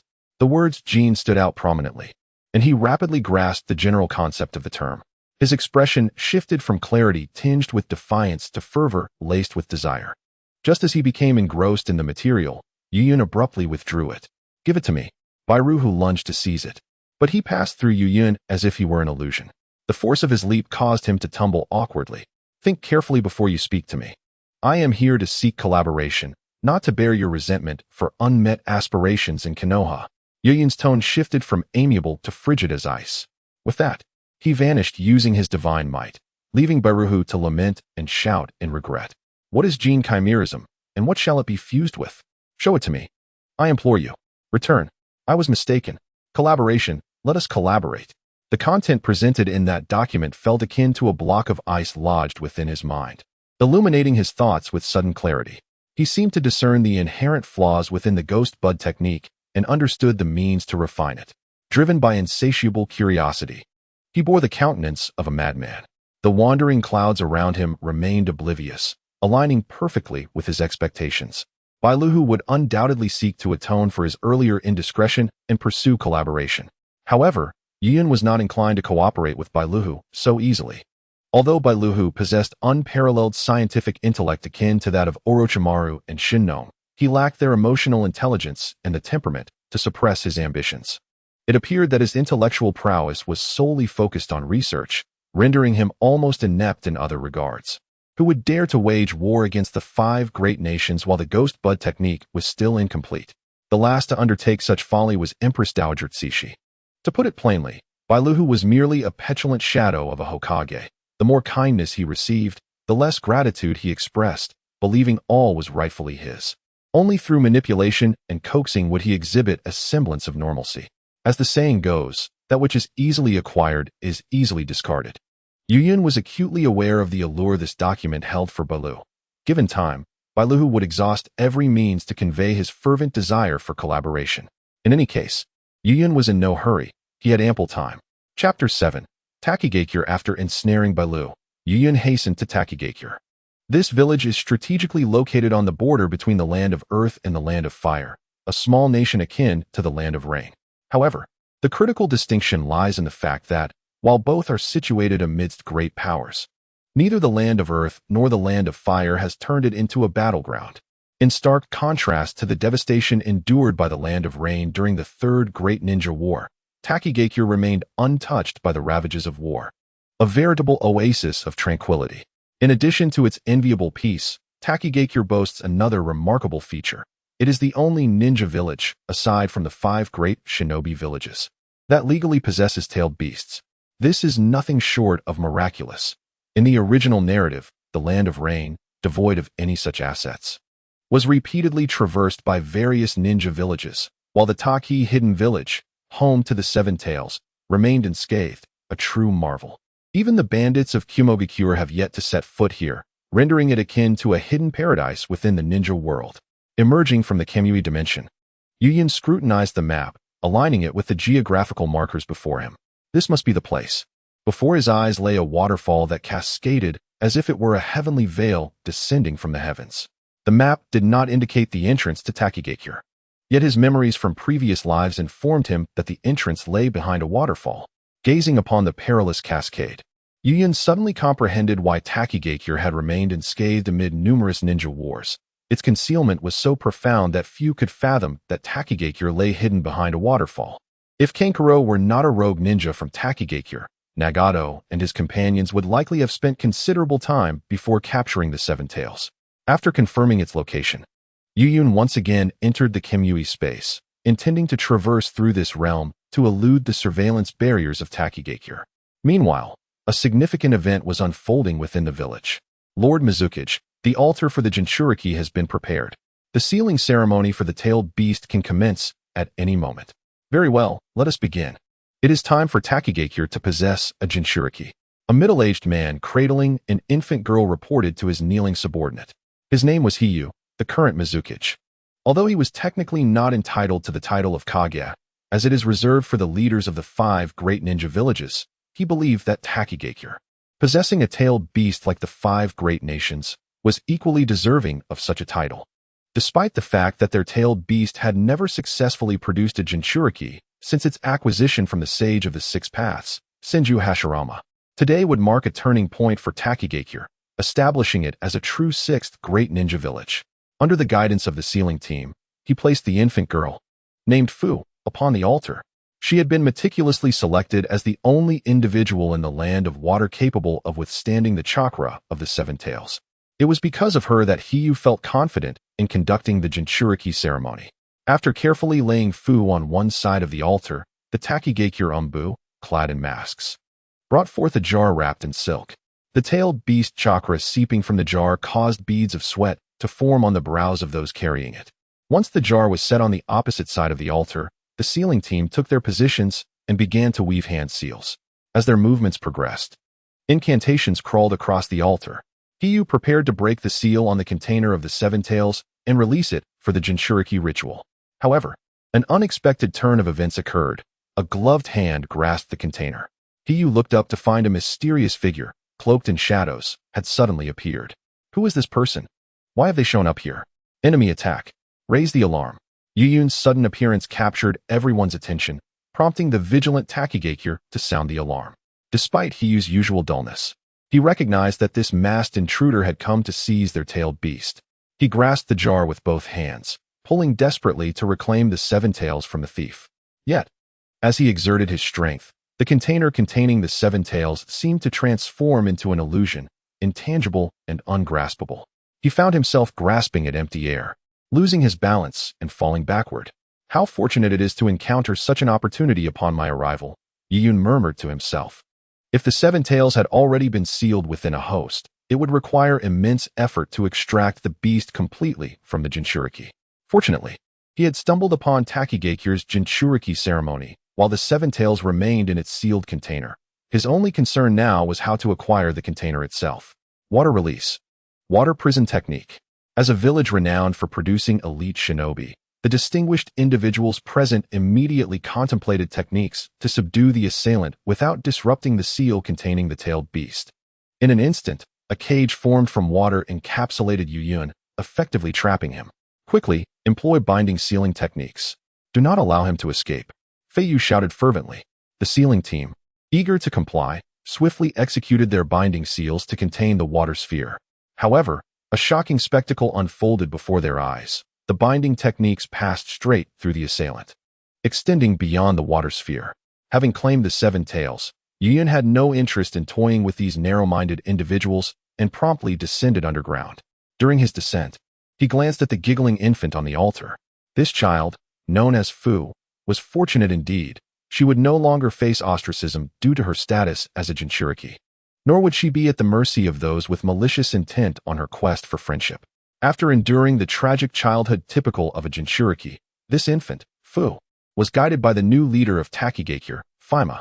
Fimo advised her that to understand love, she must cultivate 100 friendships, subsequently introducing her to Kaku, who sought to capture the Seven Tails. Her life was a tragic tale. A bright and cheerful girl, she met an inexplicable demise at the hands of Kaku, ultimately becoming a mere puppet of Obito, finding no peace even in death. Just as Yuyun was about to sink into the depths, an idea struck him. By the way, there's something called the hero's water in this village? He observed the Takigakure shinobi attempting to extricate him from the earth with earth jutsu and chuckled. Never mind. I shall leave it for another time. Let them retain some resources. Before departing, Yuyun extended a farewell to the beleaguered mid-aged Takikage, whose dreams had already come to an end before they even began. Upon hearing this, Feiyu's previously anxious expression suddenly flushed with determination. Spare no effort in locating him, he commanded, completely disregarding the chaos that Yuyun's presence had caused within Takigakure. Yuyun returned to his less-than-loyal anchor Andy unit. His sudden appearance did not surprise the empty shinobi within the base. After all, he was someone even their leader could not contend with. What use was there in protesting? Shortly after Yuyun arrived at the base, Shinno hurriedly appeared. My lord. Yuyun raised a hand, interrupting the customary pleasantries that were about to escape Shinno's lips. Spare me the formalities. Observe what I have brought back. He then retrieved the jar containing the sealed Seven Tails from the Kimui dimension. The tailed beast chakra leaking from the jar sent chills down the spine of Shinno, the empty shinobi leader who had never encountered a tailed beast on the battlefield. He realized what it was. This individual had indeed brought an entire tailed beast back. After retrieving the jar, Yuyun executed an action that would rend Shinno's heart asunder. With a single, forceful punch, he shattered the jar, which, under the weight of his chakra-infused fist, exploded as if it had encountered a volatile compound. Alongside the fragments of the jar surged the tidal force of tailed beast chakra, a fierce energy that rendered the surrounding shinobi breathless. The sharp, shrill sound of insects echoed throughout the base as a creature resembling a cross between a stag beetle and a moth, adorned with 6 wings and a singular tail, materialized within the not-yet-repaired aerial stronghold. Evil humans, you shall not seal me again. With its newfound freedom, May immediately sought to annihilate all humanoid beings present. As it prepared to conjure the tailed beast ball, a pair of blood-red eyes resembling 3 intertwined scythes appeared before it. The once furious beast, brimming with rage, suddenly became as still as a statue. Shinno, my sincerity has been laid bare. What of yours? Coming back to his senses, Shinno promptly bowed and replied, I shall commence the repairs and enhancements to the main cannon of the Anchor Andy band this afternoon. He understood that Yuyun's dramatic display was intended as a show of intimidation. If he could swiftly subdue a tailed beast, what was Shinno in comparison? Those who recognize the prevailing circumstances are wise. If you labor diligently, I shall not neglect you. Perhaps one day, rather than merely a single-tailed beast, I might even task you with the dissection of 9, at which point, you may even consider the 0-tail beneath your notice. It is my supreme honor to serve the leader, Shinno exclaimed, filled with excitement, nearly lifting his hands in joyous gratitude, wishing to express how deeply he cherished the leader's kindness. Yet, the debt remained unfulfilled. This favor was compounding exponentially. The enigmatic spatial abilities indicated that Shinno had nowhere to escape, with illusions capable of instantaneously subduing tailed beasts. He could not hope to evade capture, and perhaps one day he would be trained as a weapon of war, harboring gratitude all the while. Aside from bowing in submission, he saw no other path forward. Very well, I shall treat you all to seaweed and egg soup tonight. At that moment, Yuyun, for reasons unknown, clasped his hands behind his back, his tone radiating with warmth akin to sunlight. After reprimanding Shinno, he decided to place the illusion-controlled May within the Kimui space, keeping it there until Shinno required it for research or 0-tail needed chakra. As for whether he should bond with the tailed beast like Naruto did, that remained an open question. Apologies, he lacks the luxury of time to delve into the depths of the soul. He must swiftly gather all that can augment his strength in the ninja world to confront the cataclysmic tempest wrought by his mere butterfly effect. The original trajectory of the Naruto world is on the brink of chaos, and when that time arrives, his prophetic advantage shall evaporate, leaving him vulnerable to unpredictable outcomes, including the possibility of perishing in the turmoil he inadvertently instigated. Chapter 8. The transformation of the ninja world. 4 months have elapsed since the tumultuous Nine Tails incident instigated by Obito in Konoha. During this period, the other 4 great ninja villages have been relentlessly probing Konoha for intelligence, while the 3rd Hokage, Hiruzen Sarutobi, has found himself beleaguered by the incessant scrutiny from these rival villages. In the Reikage building of Kumogakure, the 4th Reikage, was engaged in a fitness regimen on specially designed equipment in his office when a particularly striking woman burst in.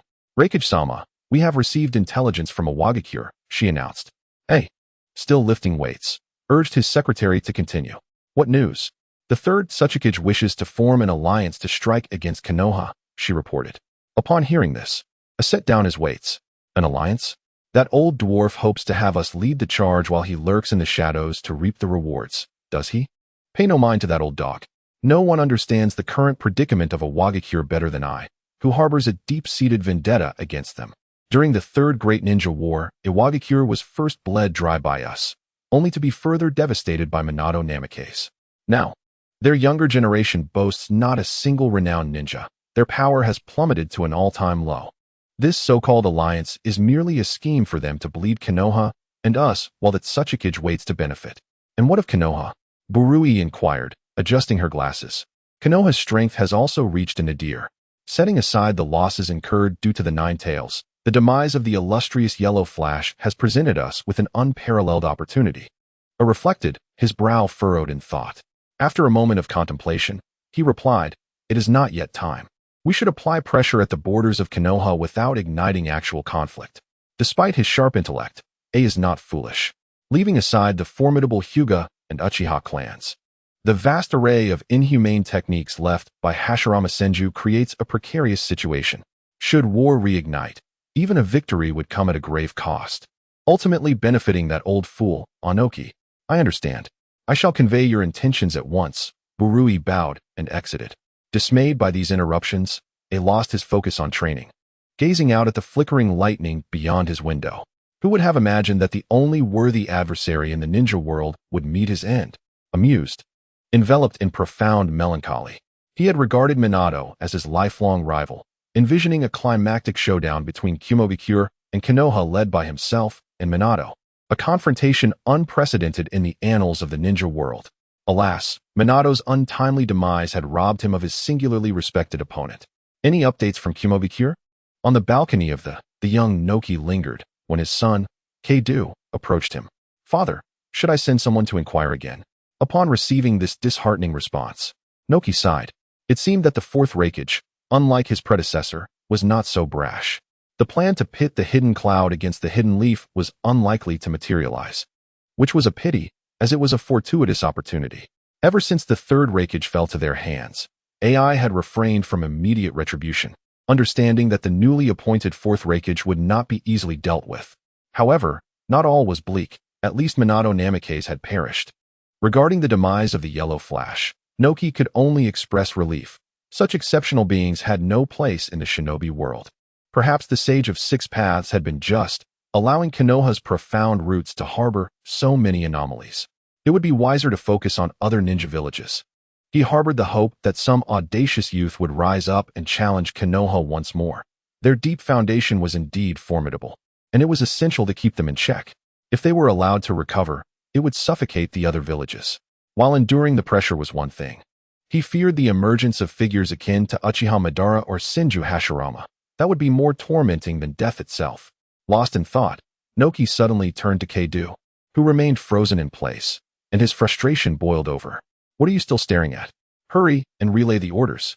Observing his foolish son, who resembled a block of stone, only heightened Naki's ire. Though he did not expect Keidu to be as flawless as Minato, he at least hoped he would not fall short of that brute son. In a mysterious cave somewhere in the land of rain, Obito, having just replaced his eyes, removed the light-blocking bandages. To his surprise, Kakashi had left him such a gift, revealing his right eye, adorned with a unique pattern of the Manjiki Sharingan. He met Black Zetsu's questioning gaze with defiance. "If it weren't for your carelessness, this eye might have remained hidden." Carelessness. In that situation, anyone would have struggled to evade. Who could have known how long that rat had schemed for that night? Obito's emotions surged, a mix of indignation over the loss of his eye and the reawakening of the Manjiki. "Does your anger directed at me serve any purpose?" "With great determination. Reclaim your sight." However, the power of this eye is utterly incapable of contending with the complete might of the Sharingan. He gently touched his eyelid, sensing the peculiar ocular energy within the socket. From the moment the optic nerve was connected, he comprehended the abilities of this eye. Yet, as the original wielder of the Sharingan, he was acutely aware that this Manjiki, acquired from an unknown source, was no match for the true power of the Sharingan. Your limitations do not imply the inadequacy of Lord Obito. The purpose of connecting you to this eye is not to send you to your doom before that elusive foe, but rather to stabilize the current situation and await the opportune moment. This Manjiki was specifically bequeathed by Uchiha Obito to Black Zetsu to counterbalance the threat posed by Tobi. The ocular techniques contained within are exceptionally unique. If wielded skillfully, they could deliver a decisive blow to Tobi. It is a contingency plan left behind by Uchiha Obito, and should it be activated, it would signify that Tobi has not only betrayed, but has also escaped all the traps laid by Obito. However, Obito never anticipated that someone could extract Tobi's eyes. Contemplating this, Black Zetsu's disdain for Tobi deepened. What a fool! With the ethereal power of the Sharingan, he could still have his eyes taken from him. What is the current state of the ninja world? It is in utter chaos. Setting aside the escalating tensions between the Cloud and Leaf villages, the fact that the fourth Mizukage has escaped control due to the loss of your eyes presents a significant dilemma. And what of Nagato? Nagato, he remains unchanged, engaged in his usual game of gods and mortals. After hearing this, Obito donned the new mask crafted by Zetsu for him. What are your intentions? Realizing that Obito was about to act again, Black Zetsu hastily inquired. He was genuinely apprehensive. The Ninetales incident was initiated by Obito's impulsive whim, resulting in the failure to capture the beast and the emergence of an inexplicable chaos. His reckless behavior instilled fear of what further calamities he might conjure. Do not worry. Until I possess certainty, I shall not seek that rat. I intend to stoke the flames of the current situation in the ninja world. With that, Obito was enveloped by white Zetsu, forming a biological armor reminiscent of the one that had encased him during the Third Great Ninja War. Now, 80% of his body was composed of white Zetsu, blurring the line between his humanity and the entity he had become. By the way, Black Zetsu, you haven't added anything unknown to me during this treatment, have you? As he prepared to depart, Obito suddenly turned and posed this question. How could I? You are astute. If I had added anything, you would surely know. Moreover, we are comrades in realizing the Eye of the Moon plan. Without you, I could not execute it. Faced with Obito's abrupt inquiry, Black Zetsu maintained an unyielding facade. Such an answer elicited no response from Obito, who instead sank into the ground, vanishing from sight. Watching Obito's retreating figure, Black Zetsu fell into deep contemplation. What transpired that night when Obito's Manjiki was taken? There must be something unknown to him. No, this cannot continue. Obito has become unreliable. I must cultivate new pawns. In the 9th chapter of the Stone of Grail, Hyde resolutely made up his mind. Master Water Shadow, are you saying that you were under control before? Konohame exclaimed in disbelief. The 4th Water Shadow remained silent, covering his face with his hands, filled with immense regret for the considerable damage his momentary lapse of judgment had inflicted upon the Mist Village. Upon witnessing the 4th's tacit acknowledgement, Konohame felt as if the sky had fallen. But you are the Water Shadow. How could you be controlled? Enough, Konohame. There is no need to say more. Now, let the 4th explain the entire situation, urged an elderly man leaning on a peculiar-shaped cane, attempting to calm the agitated Konohame. I apologize, Konohame. This incident is entirely my fault as the 4th Water Shadow. Once I have finished discussing this matter with you, I shall immediately resign from my position and accept the village's judgment. Yagura understood Konohame's current emotions. Knowing that his own subjugation had exacerbated the already dire situation of the blood mist policy, leading to the deaths of Konohame's friends and kin. 4th, please speak. Yanshin prompted. He had long sensed that something was amiss with the 4th, yet he had been powerless to intervene. Although Yanshin, as the 1st Water Shadow, had established the system to balance the Water Shadow's power, he hesitated to wield that authority. The actions of the controlled Water Shadow were not deemed inappropriate in the village. The blood mist policy was a legacy of the 3rd Water Shadow, and the 4th merely intensified its ferocity. Moreover, the political ecology of the Mist Village was exceedingly complex and fragile, with factions supporting the Water Shadow, clans of ninjas, and commoners, all wary of one another. Any rash intervention could not only fail to halt the situation, but could also accelerate the village's collapse. It seems I was manipulated from the moment I became the Water Shadow, along with the 3 tails within me. This was shortly after the conclusion of the Third Great Ninja War, and I never anticipated it would last this long. Upon hearing the 4th Water Shadow's words, Yanshin suppressed a sigh. His statement signified that Yagura, selected by the entirety of the Mist, was fundamentally vulnerable to the unseen puppeteer. If the Water Shadow was in such a predicament, what of others? Do you know what genjutsu was employed? Yanshin inquired, addressing the crux of the matter. The Sharingan. The 4th Water Shadow exclaimed with fury. Why does such an unreasonable bloodline limit exist in this world? He could not fathom why he had been ensnared merely by a glance. The Sharingan? Konohame gasped, covering her mouth in disbelief. Could it be a conspiracy from Konoha? The likelihood is slim. Although our conflict with Konoha during the Third Great Ninja War primarily involved the Uchiha clan, Konoha's strategy was focused on thwarting us and depleting the Uchiha strength. If this were a conspiracy orchestrated by Konoha, we would be mere puppets of theirs, rendered incapable of speaking here. Furthermore, the one who can manipulate the 4th Mizukage is certainly no ordinary Uchiha. As the original master of the mist, he had witnessed the battlefield in his youth. Due to his long life, he has encountered both the Sharingan of the Uchiha and the rampaging-tailed beasts, even having observed the 2 phenomena coexisting on the same battlefield. Thus, he is acutely aware of whether a standard 3-tomo Sharingan can control a Jinchuriki. Moreover, during the era of the third Hokage, Konoha lacked the intellect for such schemes. If it were under the governance of the second Hokage, Senju Tobirama, there might be a possibility. The master is correct in saying that the one who controls me possesses not just an ordinary Sharingan, but a Manjiki Sharingan. Oh, the Manjiki, no wonder. The master suddenly felt enlightened. He had witnessed Uchiha Obito in his prime, rumored to render even the strongest-tailed beast as nothing more than a submissive little fox. How did you break free from their control? Asked Terumi Mei, voicing her curiosity. I am unsure, Yakura replied with a wry smile. I suddenly became aware this morning, and upon regaining consciousness, I realized what I had done. This morning, he had abruptly awakened, and upon recognizing his actions towards the mist, he immediately contacted the master to explain the situation, to prevent the hidden puppeteer from exploiting him further to harm the mist. This sudden awakening likely indicates some unforeseen change on the part of the enemy, the master theorized. The Genjutsu of the Sharingan is not typically an eternal control. To maintain control over someone for an extended period, one must periodically replenish the ocular power sustaining the illusion. However, one cannot rely on the opponent's potential mistakes. Fourth, you should inform the Umbu that you are feeling unwell and require some time to recuperate. If there are no pressing matters, it would be wise to refrain from making an appearance. Master, I wish to resign from the position of Mizukage. Having been manipulated by the enemy and causing such significant harm to the village, I am utterly unworthy of continuing in this role. Perhaps, at this moment, I am not even deserving of life itself. Upon hearing that the master still wished to retain his position as Mizukage, Yakura felt a pang of guilt. In his view, his foremost duty now was to atone with death. Living even a moment longer would be a disrespect to the mist. Yakura, if you possess the courage to die, do you not also have the courage to rectify your mistakes? Had I known you to be such a coward, I would never have chosen you as the Mizukage. Upon witnessing Shikamaru's despondent demeanor, Master Yuan ceased to address him as Lord Mizukage and directly called him by his name.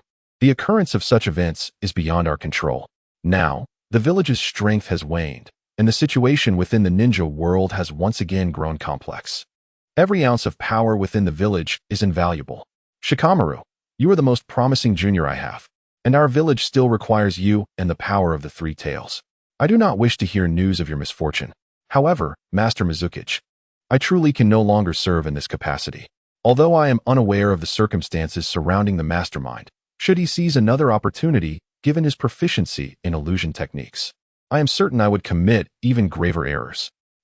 Very well, but it would be unwise to resign immediately. If you were to abdicate the position of Mizukage too swiftly, it would inflict considerable negative repercussions upon Kirigakure. Then I shall heed your guidance. Shikamaru acquiesced to Master Yuan's reasoning. The role of Mizukage is not that of a mere team leader or class monitor, and an abrupt resignation would only exacerbate the village's troubles. Didn't T. Konoha acquire a Byakugan during the Third Great Ninja War? Let him attend to your needs. All right, I shall take my leave now. Shikamaru desired solitude to calm his spirit. Rest well, Master Yuan remarked, and with that, Shikamaru departed the chamber, leaving only Master Yuan and Terumi Mei behind. Terumi Mei, do you aspire to become the Mizukage? After a prolonged silence, Master Yuan posed this question. The Mizukage? Me? She incredulously pointed to herself. If not you, then who else? Master Yuan retorted with a hint of irritation. But I have only recently attained the rank of J-Nin. There are so many J-Nin in Kirigakure. Based on qualifications and age, it is inconceivable that I, a newly appointed J-Nin girl, could assume the role of Mizukage. I am not suggesting you take on the role immediately. There will certainly be evaluations. Once you pass the assessment, I shall endorse you as the Mizukage. Yet I have only just become a J-Nin. If I were to pursue the position of Mizukage now, the other ninja in the village would undoubtedly voice their discontent. Terumi Mei hesitated. She was undeniably tempted. In Kirigakure, there is not a single ninja who does not aspire to become the Mizukage. Moreover, should she ascend to this position, she would not only be the first female Mizukage of Kirigakure, but also the first female leader in the entire ninja world. There is no room for objection. Serve as a frontline ninja for 2 years, and by then, you will have sufficient qualifications to be promoted to Mizukage. 2 years on the ground. 2 years as Mizukage. He termed this the 2+2 model. Currently, the ninjas in the village either lack the requisite strength, harbor excessive ambition, or have had their fundamental values obliterated by the blood mist regime. Rather than entrust the position of Mizukage to such individuals, it would be far better to appoint Terumi Mei, a person of potential, capability, and genuine passion for Kirigakure. Then go and give it your all, encouraged Genin. If your strength is insufficient, no amount of support will suffice. The hidden mist village cannot continue to languish in decline. It must be led by a capable individual toward prosperity. Otherwise, I would have no face to confront my esteemed mentor, the second Mizukage, in the Pure Land. Meanwhile, wrapped in the white zetsu, Obito emerged from the earth, feeling utterly out of place. How long had it been since he had traversed such distances in this manner? In the past, even a simple trip to the market had been accomplished with the aid of Kamui. One could only curse the wretched Waion. As he emerged, Obito gazed at the familiar scenery of the hidden mist, hoping it was not too late. If the fourth Mizukage had escaped, he would lose the opportunity to control a great ninja village, which he desperately needed to supplement his strength beyond the Uchiha clan. Controlling a major ninja village would perfectly satisfy this need. Obito, it seems the fourth Mizukage has been concealed. I have not sensed his chakra, spoke Zetsu, who had attached himself to Obito. Ever since Obito's eye had been taken from him, he had sought to compensate for the loss of mobility by allowing Zetsu, who could meld with him, to aid his rapid movement across the ninja world using the subterranean technique. Obito realized that Yakura might have already escaped. Damn you, Waion! He exclaimed, violently smashing nearby trees with his fists. Not only had he stolen his Kamui, forcing him to scurry like a mouse, but he had also disrupted all of his plans. Without Kamui, how could he control the fourth Mizukage? Without it, how could he pose as a master before Nagato? All of this was Yuen's fault. At that moment, Waion, deeply on Obito's mind, sneezed. Who is cursing me? Is it Obito or Kakashi? Never mind. Waion now found himself at the edge of the ninja world, in a place distanced from the 5 great nations, yet still within the realms of the ninja world. This was undoubtedly a land devoid of chakra. Observing the vegetation before him, starkly different from that of the 5 great nations, he realized he had arrived in a realm independent of them. The current maps of the ninja world primarily center on the 5 great nations, with many other scattered countries merely serving as their vassals or buffer zones. These maps do not encompass the entirety of the ninja world. In reality, a significant portion remains unmarked on the maps, with only a few of the countries within the 5 great nations having any record of them. The rest remain unknown. Waion had exerted considerable effort to find this place, thanks to Obito's Kamui. Otherwise, the journey might have taken years. As Waion observed the scenery, his gaze suddenly fixed on a location ahead. There were people. Instantly, he used Kamui to transport himself there. The place he sensed was a small tribe, adorned with numerous tents resembling yurts, indicating it was a nomadic community.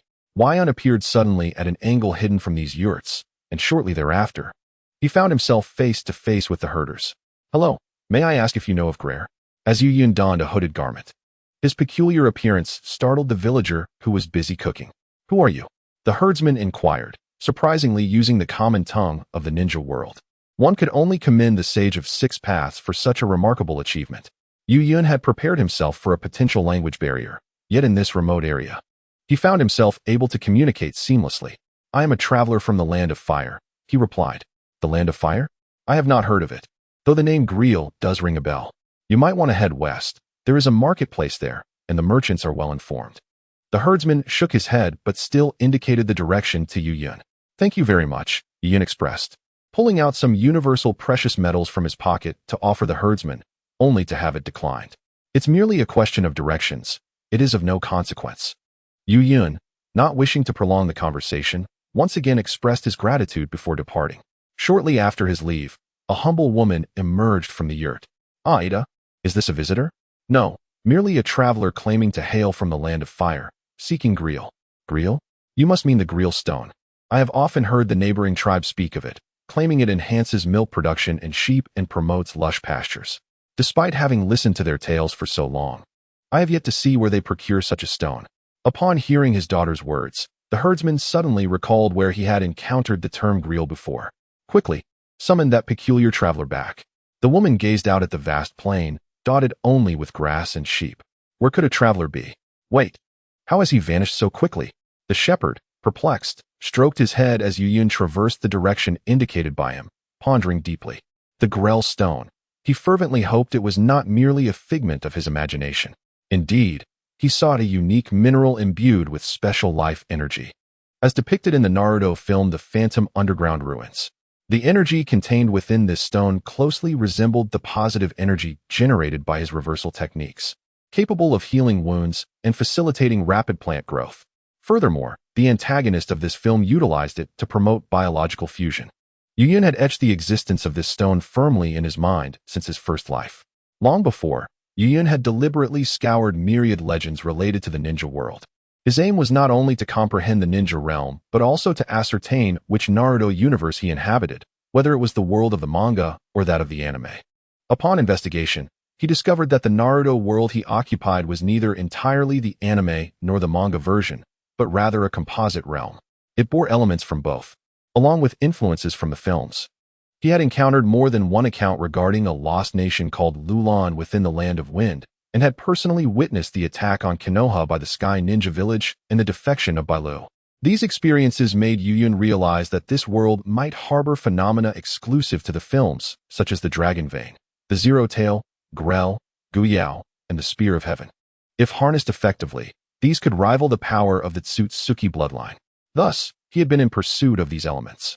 Now, with regards to Bailu's Guyao, Lulan's Dragon Vein, and the Zero Tail from the Sky Ninja Village, he had confirmed their existence. Acquiring them was merely a matter of time for someone endowed with Kamui. However, the Grail Stone remained an enigma. Having spent many years within Konoha, Yuyun could not claim to have visited every nation in the ninja world. Yet he had traversed at least 90% of them. Despite this, he found not a single piece of information regarding the Grail Stone. Due to the passage of time, he had nearly forgotten the film's details about the Grail Stone, retaining only the memory of its existence. Unable to uncover it within the known ninja world, he resolved to seek out the unknown. Now, it seemed a glimmer of hope emerged. At the very least, the shepherd had heard of it, unlike his previous fruitless endeavors. Perhaps further searching would yield a breakthrough. Chapter 10. The Black Susanoo. As Yuyun diligently searched for the Grail Stone, others on this land were similarly in pursuit of it.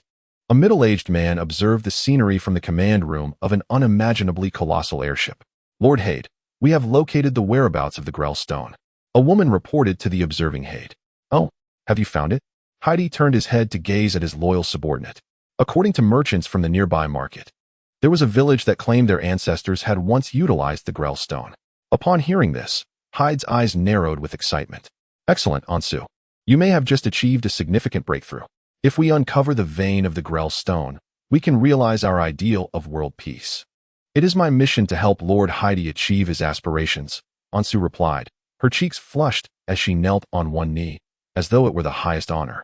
Let us proceed to that village, Hyde declared, maneuvering the airship towards the direction indicated by Ansu.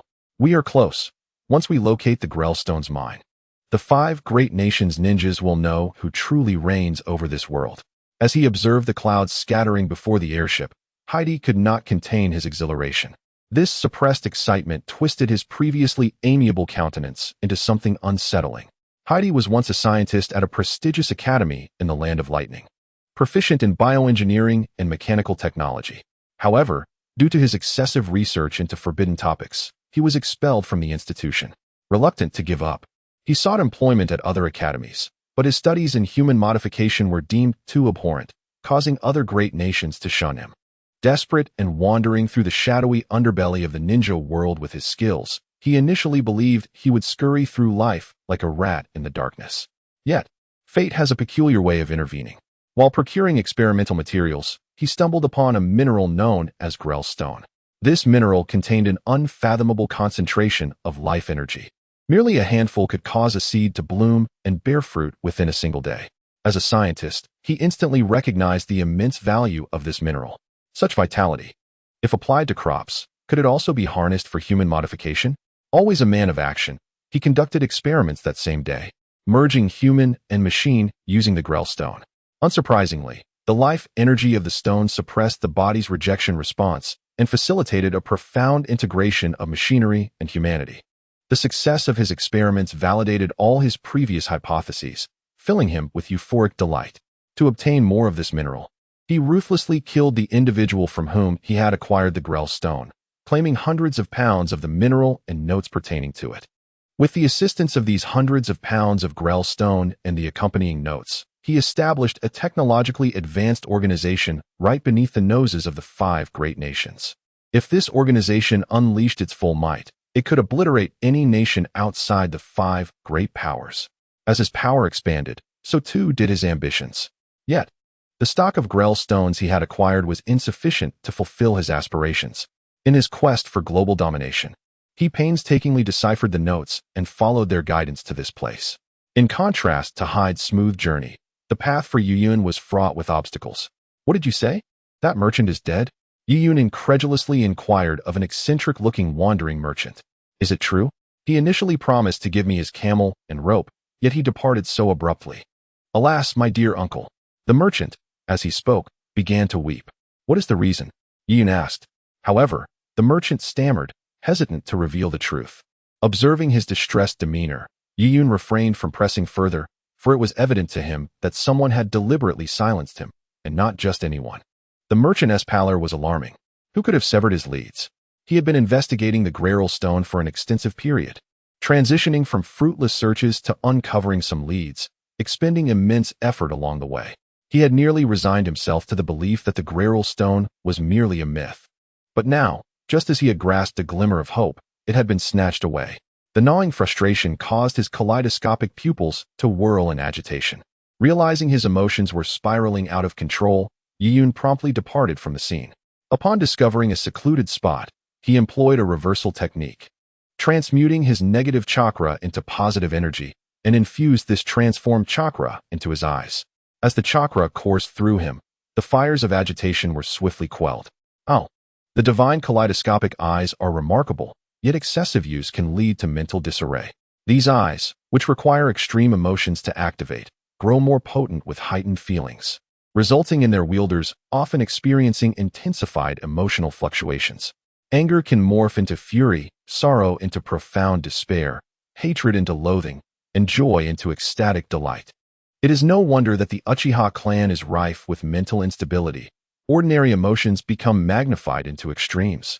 Not to mention the established notion that the more extreme the psyche, the greater the strength. One must commend Kakashi, the Hokage, for his resilience in managing the dual burdens of the Sharingan's psychological and physical toll while maintaining a semblance of normalcy. Even Yuyun, whose techniques draw from negative emotions, finds himself affected, let alone Kakashi. Once his emotions settled, Yuyun embarked anew in search of the Grail Stone. Having come this far, he was determined to uncover it, otherwise, his journey would be in vain. Moreover, having finally obtained a lead, he felt a surge of darkness at the thought of who had severed his clues. He resolved not to allow that individual to discover the consequences of their actions. Meanwhile, Hyde had located the dwelling of the Lost Nation's remnants. As his colossal aircraft soared above the village, the laboring villagers looked around in confusion. Why has the weather turned so suddenly? Is it about to rain? Look, what is that? One villager noticed the massive vessel hovering over the village, a terrifying ironclad behemoth that left the Grail descendants, who had long forgotten the advanced technology of their ancestors, in sheer terror. Run! What manner of monster is this? They scurried about like ants, seeking refuge in yurts that even the pressure from the descending airship could not withstand. As the airship descended to a certain altitude, its belly hatch slowly opened. Emerging from within were knights clad in peculiar armor. The moment these knights appeared, they brandished their weapons and charged towards the unarmed villagers. Flee! These monsters have come to slay us. Block their path. Do not let them near the children. The unabashed murderous intent of the knights made it painfully clear to the villagers that their intentions were malevolent. Each villager hastily drew their weapons from their yurts, ready to engage in a desperate fight.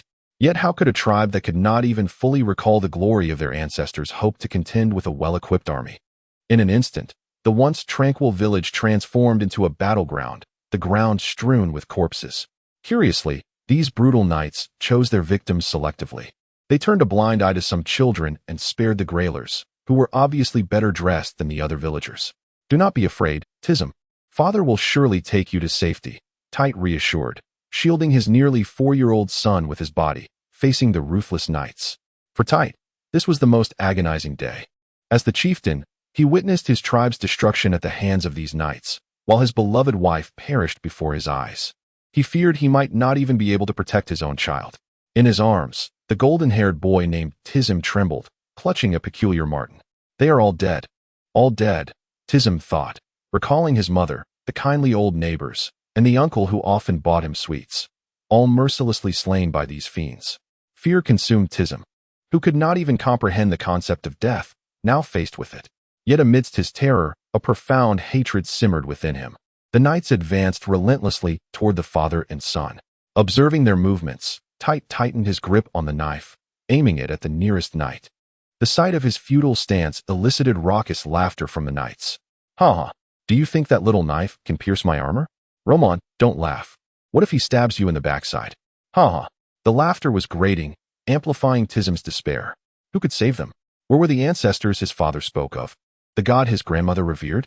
Please, save us. He prayed. At that moment, it seemed as if the heavens truly heard his plea. A colossal aerial fortress suddenly overshadowed the airship that had landed in their village. This unforeseen development instilled a profound fear in the knights, who had previously been so nonchalant. Flee. This time, it was their turn to scatter in all directions, seemingly devoid of any inclination to resist, in stark contrast to the knights who once stood for righteousness. As they fled, a colossal aerial fortress suddenly unleashed a multitude of winged beings. These entities swiftly targeted various foes, mercilessly annihilating the knights with astounding speed. I apologize for our tardiness. A middle-aged man clad in a bishop's robe hurried toward Hyde and his son, speaking with a tone laden with regret. Who are you? Hyde inquired. My name is Hyde, the leader of Utopia. We have been pursuing these outlaws for quite some time. I had hoped to eradicate them completely, to ensure they could no longer perpetrate evil. Unexpectedly, we are too late, and they have wreaked havoc once more. This is all my fault. As Hyde spoke, he was overtaken by a wave of sorrow, weeping profusely. Oh, it is all my error. The young Tizim, still a child, found himself bewildered by Hyde's lamentation. Why, after having saved them, would this gentleman express such remorse? While Tizim felt deeply moved, his father was engulfed in a chilling apprehension. The armor worn by these foes resembled that of the knights, and so did the airship. Hyde, still weeping, caught a glimpse of Hyde's expression. TSK. Adults are difficult to deceive. If you were like your son, I would have no desire to kill you. How about this? Accompany me to my utopia for healing. I must atone for my misdeeds. Having finished his confession, Hyde wiped away his tears and earnestly grasped Hyde's hand. That would be splendid. I wish to see it as well. Please, do come along. Otherwise, I cannot forgive myself. Hyde's words faltered as he sensed something amiss. Why did that voice sound so unfamiliar? At that moment, a hooded figure appeared behind them. Ansu, Hyde's secretary, reacted swiftly, flapping her bat-like wings. The gentle movement of her wings stirred up a tempest of wind, akin to a formidable ninjutsu. Boom! The fierce gust raised a massive cloud of dust. Just as she believed she had subdued the mysterious figure, her head suddenly vanished, leaving behind a body that continued to spew blood. Who severed my lead? So it was you. The enigmatic figure was none other than Yu Yun, fervently seeking the Grail Stone. Previously hindered by a lack of leads, Yu Yun had been at a loss for direction until a subtle chakra fluctuation piqued his interest. Why would such a place emanate chakra? Driven by curiosity, he arrived, only to witness Hyde's orchestrated scene. Eliminate him. Upon witnessing the immediate demise of his capable subordinate, Hyde abandoned his pretense of benevolence, his terror prompting him to command his remaining followers to attack the mysterious figure. Onward. Do not allow him to harm Lord Hyde. Without needing Hyde's explicit encouragement, the guards surged toward Yu Yun. Buzz. A surge of black chakra emanated from Yu Yun, coalescing into a mass that nearly materialized into a tangible form. With a crackling sound, this chakra, under the gaze of the fearful onlookers, manifested into a colossal half-skeleton. This skeletal figure, forged from chakra, radiated a dark hue, exuding an aura that mirrored its color, cold and brutal, sending shivers down the spine. The guards, who had just pledged to protect Lord Hyde, began to retreat in terror. How could they face such a thing? Hurry, advance. Hyde discerned the nature of this manifestation. It was the legendary Susanoo of the Uchiha clan, once witnessed. Survival was no longer an option. This is absurd. Why would such a thing appear in this desolate place? He needed to flee.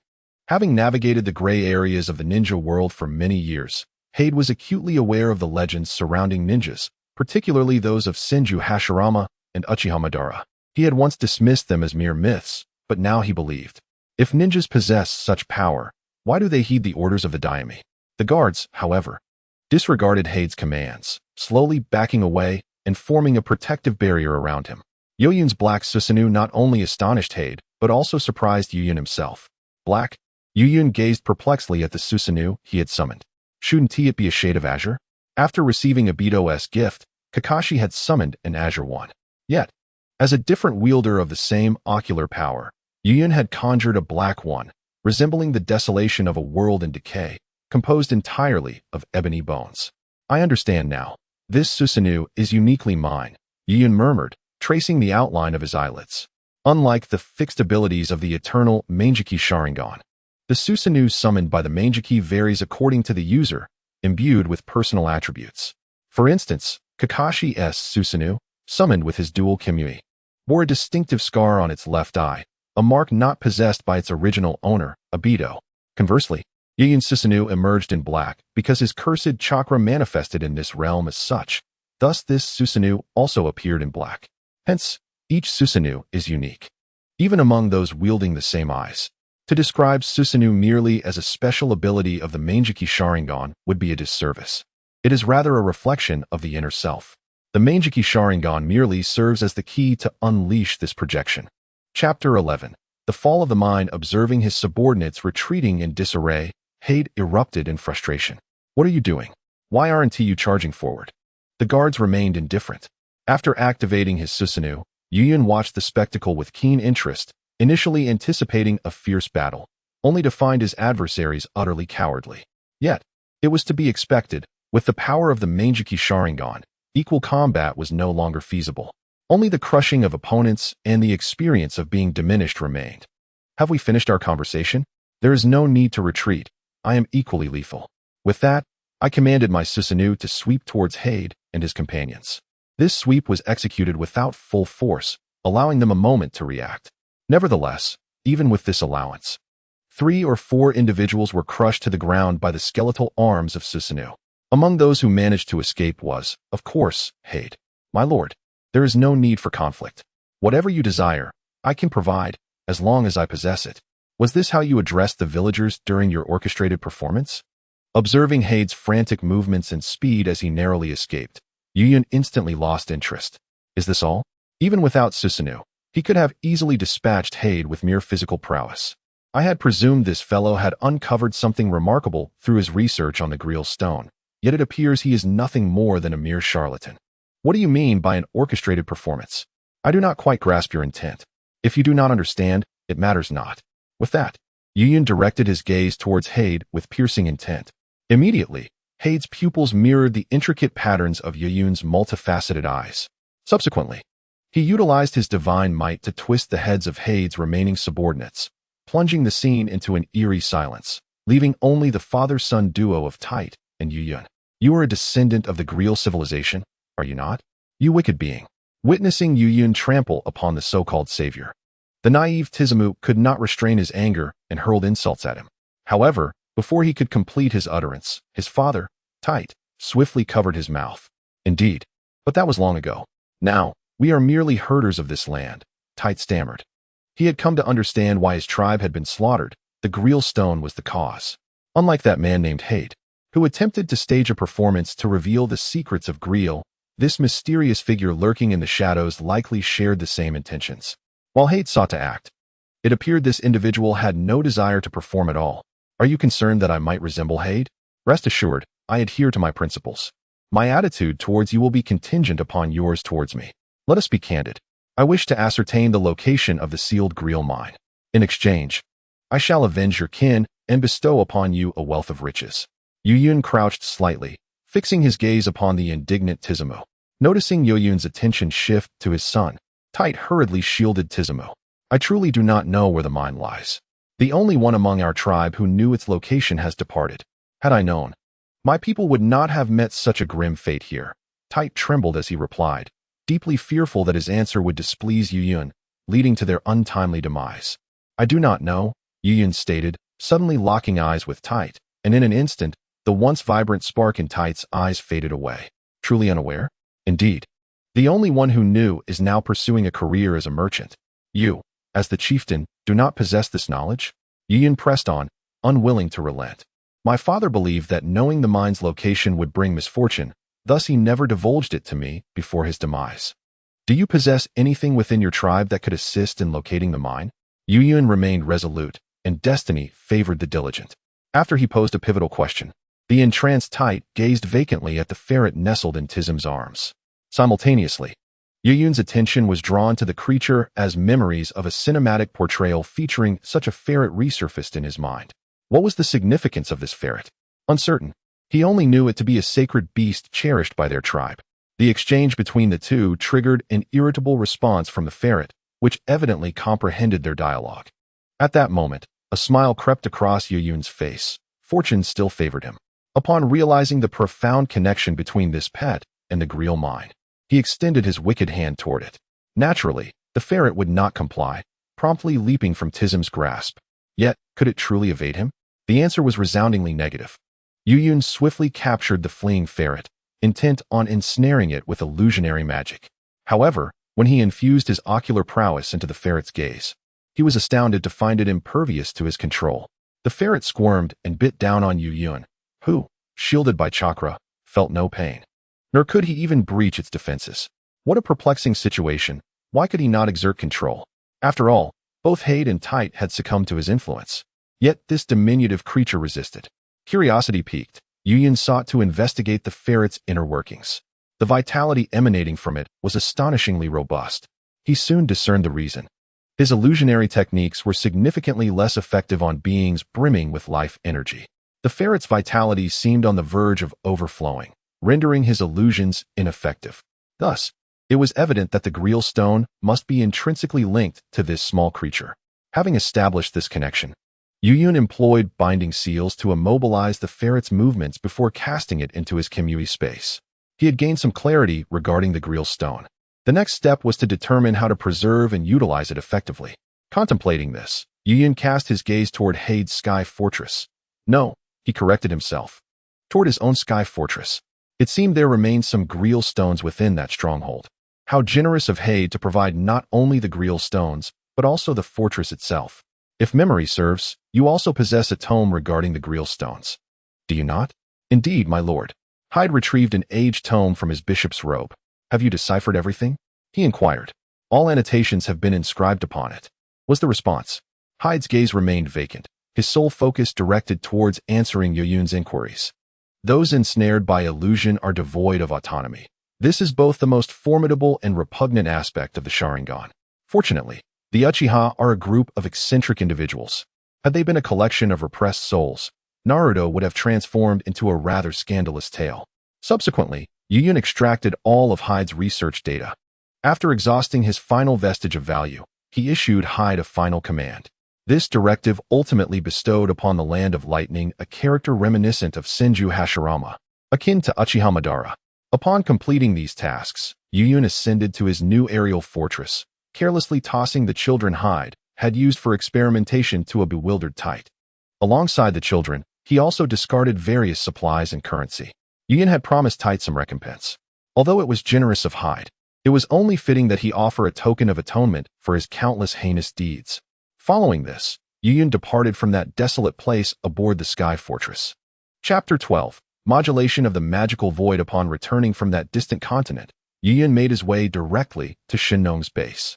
This time, he refrained from utilizing his Kimui, opting instead to enter directly. Shortly thereafter, Shinno emerged to greet him. My lord, you have returned. Yes, what is the status of the main cannon's repairs? He had been away seeking the Grail Stone for approximately 3 months. During this period, Shinno had been most accommodating, whether in terms of machinery or finances. Should he fail to manage such a trivial matter with the substantial support he received, Yuyun would have to contemplate whether a change in personnel was necessary. The main cannon has been fully restored, and I have made enhancements to its power, enabling it to generate greater force with less chakra. Let me there, Yuyun commanded. Shinno, fully aware of the gravity of the situation, respectfully guided Yuyun to the location of the main cannon. Soon, Yuyun beheld the imposing structure of the cannon, spanning several meters. You should recall the requests I previously made. Certainly, I recall that the master instructed to separate the main cannon from the fortress. Now, The main cannon is entirely detached from the fortress. Upon the master's command, I shall dispatch personnel to relocate it to the designated position. Very well. That will not be necessary. You may take your leave. I shall conduct a test. Then, I shall take my leave. As Shinno withdrew, bowing slightly, Yuyun pondered the complexities of collaborating with these ambitious individuals. A single misstep could lead to dire consequences. Were it not for the constraints of time and the immediate need for operational resources, he would have preferred to refrain from partnering with Shinno. Never mind. Henceforth, I shall conduct research on my crucial technologies independently. Previously, I required the assistance of others due to my limited innate talent, which hindered my ability to acquire extensive knowledge. However, since acquiring the Sharingan, I have discovered that the acquisition of knowledge is no longer a challenge. The Sharingan's inherent ability to retain every detail allows me to learn new information with unparalleled speed and precision. Any data, theorem, or knowledge, once observed by my Sharingan, is nearly impossible to forget. Particularly with its extraordinary vision capable of perceiving at the nanometer scale, I find that I no longer need a microscope for biological research. As the saying goes, employing the Sharingan for mere combat is a gross underutilization of its potential. Were this ability to fall into the hands of the scientists of my past lives, the innovations in cutting-edge technology would likely be ceaseless. If Orochimaru were to obtain the Sharingan, I shudder to think of the efficiency of his scientific output. Once assured that no one was nearby, Yuyun extended his hand toward the chakra input terminal of the main cannon, channeling chakra into it. With the infusion of Yuyun's chakra, the main cannon began to hum to life. Suddenly, the air reverberated with a series of thunderous roars, and the cannon's port began to heat up and radiate brilliance. However, after a brief moment, Yuyun ceased the infusion of chakra. The cannon did not require a full charge to fire. Rather, the energy injected dictated the magnitude of its blast. Before the cannon lay an exposed forest, and with a press of the launch button, Yuyun unleashed its might. Boom! The cannon discharged, vaporizing everything within several meters into ionized particles. Crack! A massive crater was formed before Yuyun, who could not contain his excitement upon witnessing the spectacle. Shinno had not deceived him. The power indeed surpassed even that of the tailed beast bomb. The cannon's potency had exceeded Yuyun's expectations, and he was now poised to proceed with his next course of action.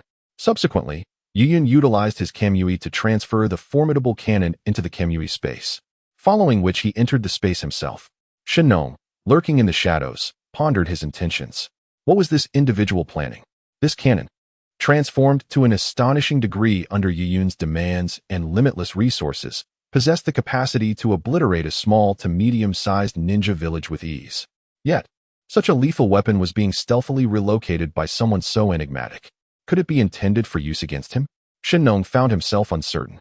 The research on the Zero Tail must accelerate. He felt utterly devoid of security, a sensation most disconcerting when one's life rests in another's hands. Once he successfully integrates the Zero Tail with the 8 Gates technique he has acquired, then this individual shall pose no threat to him. Regarding Shinno's trivialities, Yuyun remained indifferent, or rather, apathetic. Shinno was utterly oblivious to the boundaries of this world. Although he possessed commendable research knowledge, his perspective was confined within the narrow scope of a ninja's understanding. Were it not for Shinno's residual value, Yuyun would have long since relegated this individual to the Land of Thunder to keep company with Hyde. Upon entering the Kamui space, Yuyun promptly assessed the condition of the main cannon. After confirming that the cannon had incurred no issues due to the spatial transition, he retrieved a scroll from his shadow space. He placed this scroll on the chakra input terminal of the main cannon. With this action, the scroll began to continuously release chakra into the cannon. This chakra had been stored for 3 years, though it had diminished by 2 years' worth due to being sealed within the scroll. Nonetheless, the remaining chakra was sufficient to enable the cannon to unleash its full power. The chakra input was slow, yet Yuyun did not remain idle. He meticulously measured the cannon's range and strategically placed a series of binding seals at the midpoint of that range. Those familiar with the situation would discern Yuyun's intentions. He was preparing to amplify the Shinjutsu, Maguviro. Those who have seen Jujutsu Kaisen know that the 10 shadow techniques are ostensibly called 10 shadow techniques, but in reality, they refer to Maguviro and its 9 appendages. The amplified version of Maguviro and the non-amplified version of the 10 shadow techniques represent 2 distinctly different forms of jutsu.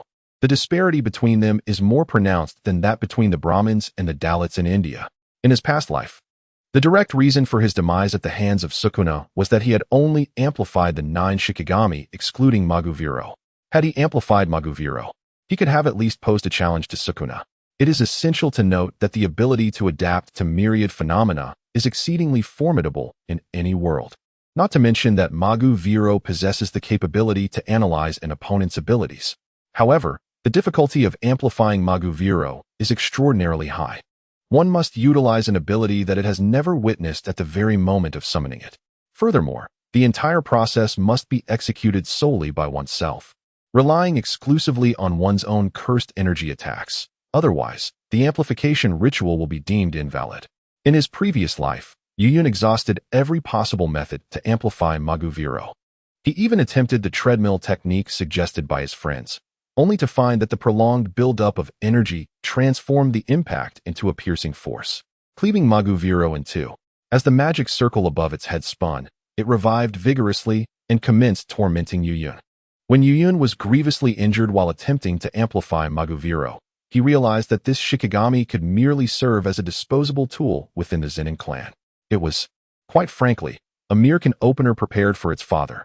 However, the situation has changed. In the realm of Jujutsu Kaisen, he is unable to modulate the cursed spirit due to the scarcity of individuals capable of meeting the modulation criteria within that world, leaving him with few alternatives. In contrast, the world of ninjas offers a plethora of options, with devastating techniques prevalent in nearly every ninja village, far too numerous for him to count. Consequently, after his defection, he promptly sought out the seemingly benevolent Shinno, urging him to reconstruct a main cannon akin to the one utilized by the Hidden Cloud Village. Coupled with the chakra he had deliberately sealed within scrolls over the years, he felt a formidable confidence, approximately 90% certainty, of successfully modulating the cursed spirit. Once all preparations were complete, the charging of the main cannon reached fruition. Yuyun positioned himself at the designated spot, performing a gesture of dual hands clasped in a virtual grip. Bu Liubu, Yu Liang, 8 grasping swords, cursed spirit. As the incantation concluded, the previously dim environment of the Kamui space was instantaneously engulfed in darkness, as though shrouded by an unfathomable shadow. The chilling howls of wolves and croaks of frogs reverberated through the eerie silence, sending shivers down Yuyun's spine. His heart raced to 200 beats per minute. No matter how often or when it occurred, the summoning of the cursed spirit always left him on edge. After all, he was not Susanoo. A misstep in modulating the cursed spirit could indeed lead to death. Suddenly, the cacophony of howls and croaks ceased, replaced by the emergence of a colossal, humanoid chrysalis, ensnared by taut threads resembling steel wires. With a resounding snap, these threads shattered, revealing a mouth at the top of the chrysalis, slightly ajar, showcasing jagged and even teeth within. Subsequently, for wings, reminiscent of moths yet angelic in appearance, unfurled from the head. As the wings spread, the bandages enveloping the cursed spirit cascaded to the ground. The most formidable Shikigami, the cursed spirit, made its grand entrance. Upon its complete summoning, the cursed spirit fixed its gaze upon Yuyun. Nervously, he swallowed hard, feeling the pressure intensify. Just kidding. Yuyun's expression contorted as he forcefully pressed his hands against the ground. You are my shadow, and you shall remain but my shadow. The prearranged binding seals were instantaneously activated, ensnaring the cursed spirit, which stood at the very center of the seal. Roaring in anguish, the bound cursed spirit struggled with all its might, but it was to no avail. These binding seals were capable of restraining even-tailed beasts. The newly emerged cursed spirit had yet to acclimate, its power still in its primitive state, far from the level of strength capable of hurling a 100-ton building during a confrontation with Susanoo. With a decisive command, he summoned the new, bringing it to hover several hundred meters above the Kamui space, ensuring that the position would not inadvertently harm himself. Yuyun signaled his shadow clone that it was time to launch. Upon receiving the signal from the original, the shadow clone pressed the launch button of the main cannon. Boom! The cannon, brimming with potential energy, instantaneously unleashed a colossal beam of light, which vaporized the magic entity, Mohuro, within its range into nothingness. The power was so tremendous that even the clouds several hundred meters above felt the searing heat. As he gazed downward, he beheld an abyss that seemed to stretch into infinity. With the cessation of the beam, he sensed the emergence of a waiting Shikigami, Mohuro, successfully tuned. Chapter 13. Development. Upon confirming that he had indeed tuned Mohuro, he let out a profound sigh of relief. In contrast to the ease experienced with Sukuna, his endeavor to tune Mohuro had been fraught with hardship, involving seals and cannons. Nothing like the effortless strike of Sukuna. Within the divine majesty, he descended from the back of Nu, commanding it to return to the shadows. However, as he retracted Nu, he noticed something amiss. The retrieval of the Shikigami seemed remarkably smoother. Realizing this, he summoned Nu once more. It was no illusion. The process was indeed more fluid. The amount of spell power required for the summoning had diminished, indicating a significant enhancement in his efficiency of spell power utilization, an improvement so pronounced that it left him momentarily speechless. It was indeed Mohuro and its 9 pendants. He had initially thought the disparity in power among the Shikigami was excessively pronounced, but it turned out that Mohuro was the essence of the 10 shadow techniques. Without tuning Mohuro, one could not fully experience the complete spectrum of the 10 shadow arts. Yet, how many shadow sorcerers could rely on their own 10 shadows to tune Mohuro? For the first time, he grasped the profound malice hidden within the sorcery he possessed. Never mind, he had already succeeded in tuning it, so there was no need to quibble with that wretched feline. Once he confirmed the transformation of his technique, he summoned the tuned Mohuro with confidence. Bu-ryu Bu, Yu-ryo-ryo. 8 grasping swords, the exalted divine general, Mohuro. As the incantation concluded, Mohuro re-emerged from his shadow. But unlike before, it now bore no aggression. The summoned entity remained in a daze, unresponsive to its master's commands. Wow, he did not issue any commands, instead circling around Mohuro in awe. Is this really Mohuro? I feel as if I have partaken in a grand feast. His emotions were indescribable, akin to a weary office worker who, after decades of toil, finally purchased the luxury car he had coveted since his youth. In response to his scrutiny, Mohuro exhibited no shyness, instead gazing steadily at him, this being that had been manipulated through underhanded means. How fascinating. He sensed Mohuro's emotions. It dawned on him that Mohuro possessed feelings too. He had assumed it was merely a demon driven by a thirst for blood. Yet, upon reflection, all the Shikigami he summoned had self-awareness, and Mohuro was surely no exception. However, unlike the absolute hierarchy seen with other Shikigami, his connection with Mohuro felt remarkably unique. Reminiscent of gazing upon another facet of himself, his other side. Yuyun found it challenging to articulate this profound sensation. He merely sensed a deeper connection with Mashura following the modulation of the magic. Perhaps this is one of the privileges bestowed upon Mashura as the core of the 10 shadow techniques, inherently distinct from other Shikigami. In Jujutsu Kaisen, Sukuna has remarked on multiple occasions that you are no longer just the shadow of Fushiguro Megumi, but rather my shadow. The relationship between Mashura and the 10 shadow sorcerers might well be likened to that of a shadow to its corporeal form. Mashura serves as the shadow. The activation of the 10 shadow techniques necessitates a shadow as a medium. Thus, losing Mashura equates to losing the shadow, and without it, one cannot wield the 10 shadow techniques. With a clang, as Yuyun contemplated the invocation of the exorcism sword, Mashura manifested the blade, which was bound to his right hand. Gazing upon this sword, entwined with energies of the same nature as the reversal techniques, Yuyun could not contain his joy. The exorcism sword, recorded by the Zenin family as one that disintegrates upon mere contact with a cursed spirit, now lay before him. He accomplished what no 10 shadow sorcerer could ever hope to achieve. Taking a deep breath, Yuyun sought to calm his racing heart. It was time to ponder how to fully harness the capabilities of Mashura. What strategies could be employed to develop Mashura's abilities to their utmost potential within the ninja realm? Is Mashura truly formidable? Indeed, the most formidable of entities is no jest. However, this realm is not one of sorcery, it is the world of ninjas. In this land, where the supernatural intertwines with the mundane, the later stages involve crafting a Mediterranean hairstyle for our earthly mother with ease. Here, the entity known as Megura is severely restrained. Any ninja village possesses the capability to obliterate Megura before the formation can even commence its rotation. It is precisely due to such circumstances that Yuyun has managed to discover a means to amplify Megura's abilities. In contemplation of how to develop Megura, Yuyun sits cross-legged upon the ground, eyes closed, adopting a meditative posture. He endeavors to grasp the mechanics of Megura. After a considerable duration, he opens his eyes, having attained a comprehensive understanding of Megira's mechanisms. Contrary to his previous imaginings, Megira does not attain complete immunity after a singular assault. Rather, it necessitates multiple encounters. For instance, should Megira engage in battle with Minato and sustain damage from the Flying Thunder God technique, it begins to adapt to this specific ability. At the inception of this adaptation, there exists a progress bar. This bar fluctuates from 1% to 100%. Upon reaching 100%, Megira achieves total immunity to the effects of the Flying Thunder God. However, the immunity does not solely manifest at the completion of the progress bar. Instead, it occurs in stages. For example, upon reaching 20%, Megira becomes immune to 20% of the effects of the Flying Thunder God, and at 50%, it gains immunity to 50% of the effects. Thus, the longer one battles Megira, the more ineffectual the adversary's abilities or skills become, ultimately being rendered entirely disregarded. Moreover, throughout this process, the more frequent the adversary's attacks, the swifter the progress bar advances.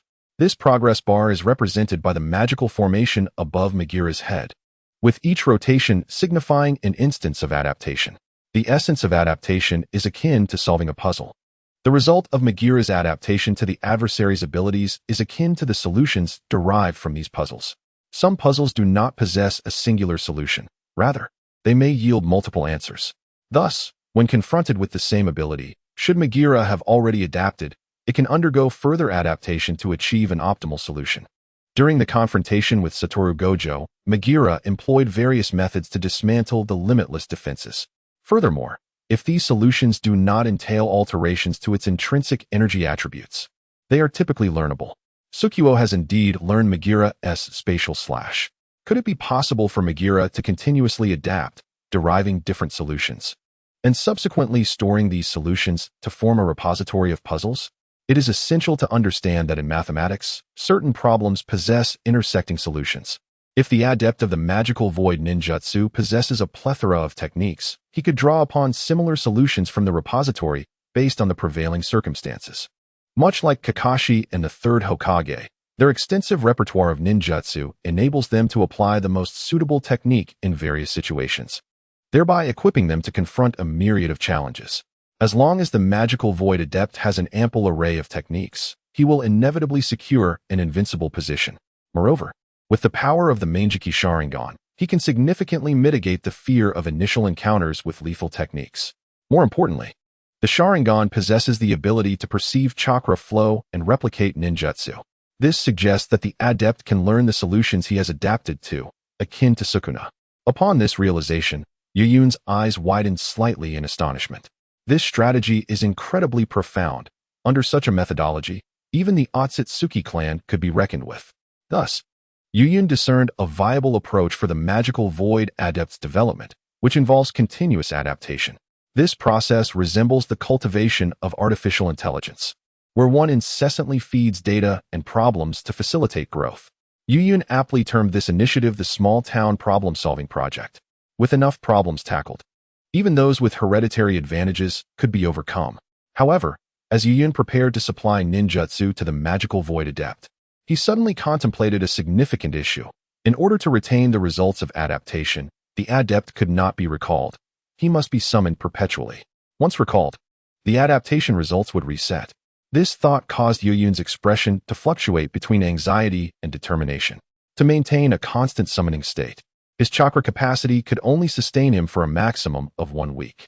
A mere week would yield little more than an additional tailed beast-level combat capability, which would be insufficient against later-stage divine beings. He could not allow this dilemma to persist. An idea struck him: the shark skin. If he could acquire the shark skin, he would be able to continuously extract chakra from the seven tails, thus addressing his sustainability issue. Resolute in this plan, Yuyun promptly decided to venture to the village hidden in the mist to seize the shark skin. He no longer cared about face. If it meant growing stronger and surviving in this damned world, then whether by theft or robbery, he was indifferent. From the moment he seized the Kimui Sharingan from Kakashi, he had resolved to confront whatever challenges lay ahead. Chapter 14. The Journey to the Land of Water. The Land of Water, a nation independent from the other 4 great countries. Unlike the fire, lightning, earth, and wind countries, which coexist on the same continental shelf. The land of water is isolated from the mainland, surrounded solely by sea with no neighboring nations. Theoretically, such a nation possesses exceptional natural conditions. The absence of neighboring countries implies a reduced risk of war, allowing it to develop covertly while the other four great nations engage in their senseless conflicts. Yet, seemingly all offshore island nations share a common flaw. They revel in the games of offshore balance. Throughout the three great ninja wars, the land of water and the mist village were often unperturbed, yet they consistently chose to intervene, siding with the weak against the strong and the few against the many, stirring chaos wherever they could. Each time, they mismanaged the situation and found themselves inexplicably ensnared in the mire of war, bleeding resources and suffering greatly. Consider the United States, the last nation to boast such advantageous conditions. During both world wars, it thrived while others faltered, establishing the foundation for its post-war superpower status. The U.S. taught the world that winning a war was not merely about triumphing in battle, but rather about preserving one's strength and preventing others from reaping the benefits in the aftermath. Despite having similar geographical advantages, the land of water had managed to reduce itself to a state akin to Mexico. For a country such as this, Yuyan naturally held little affection, particularly since the Mist Village had once orchestrated the Blood Mist policy, causing him considerable suffering during the Third Great Ninja War.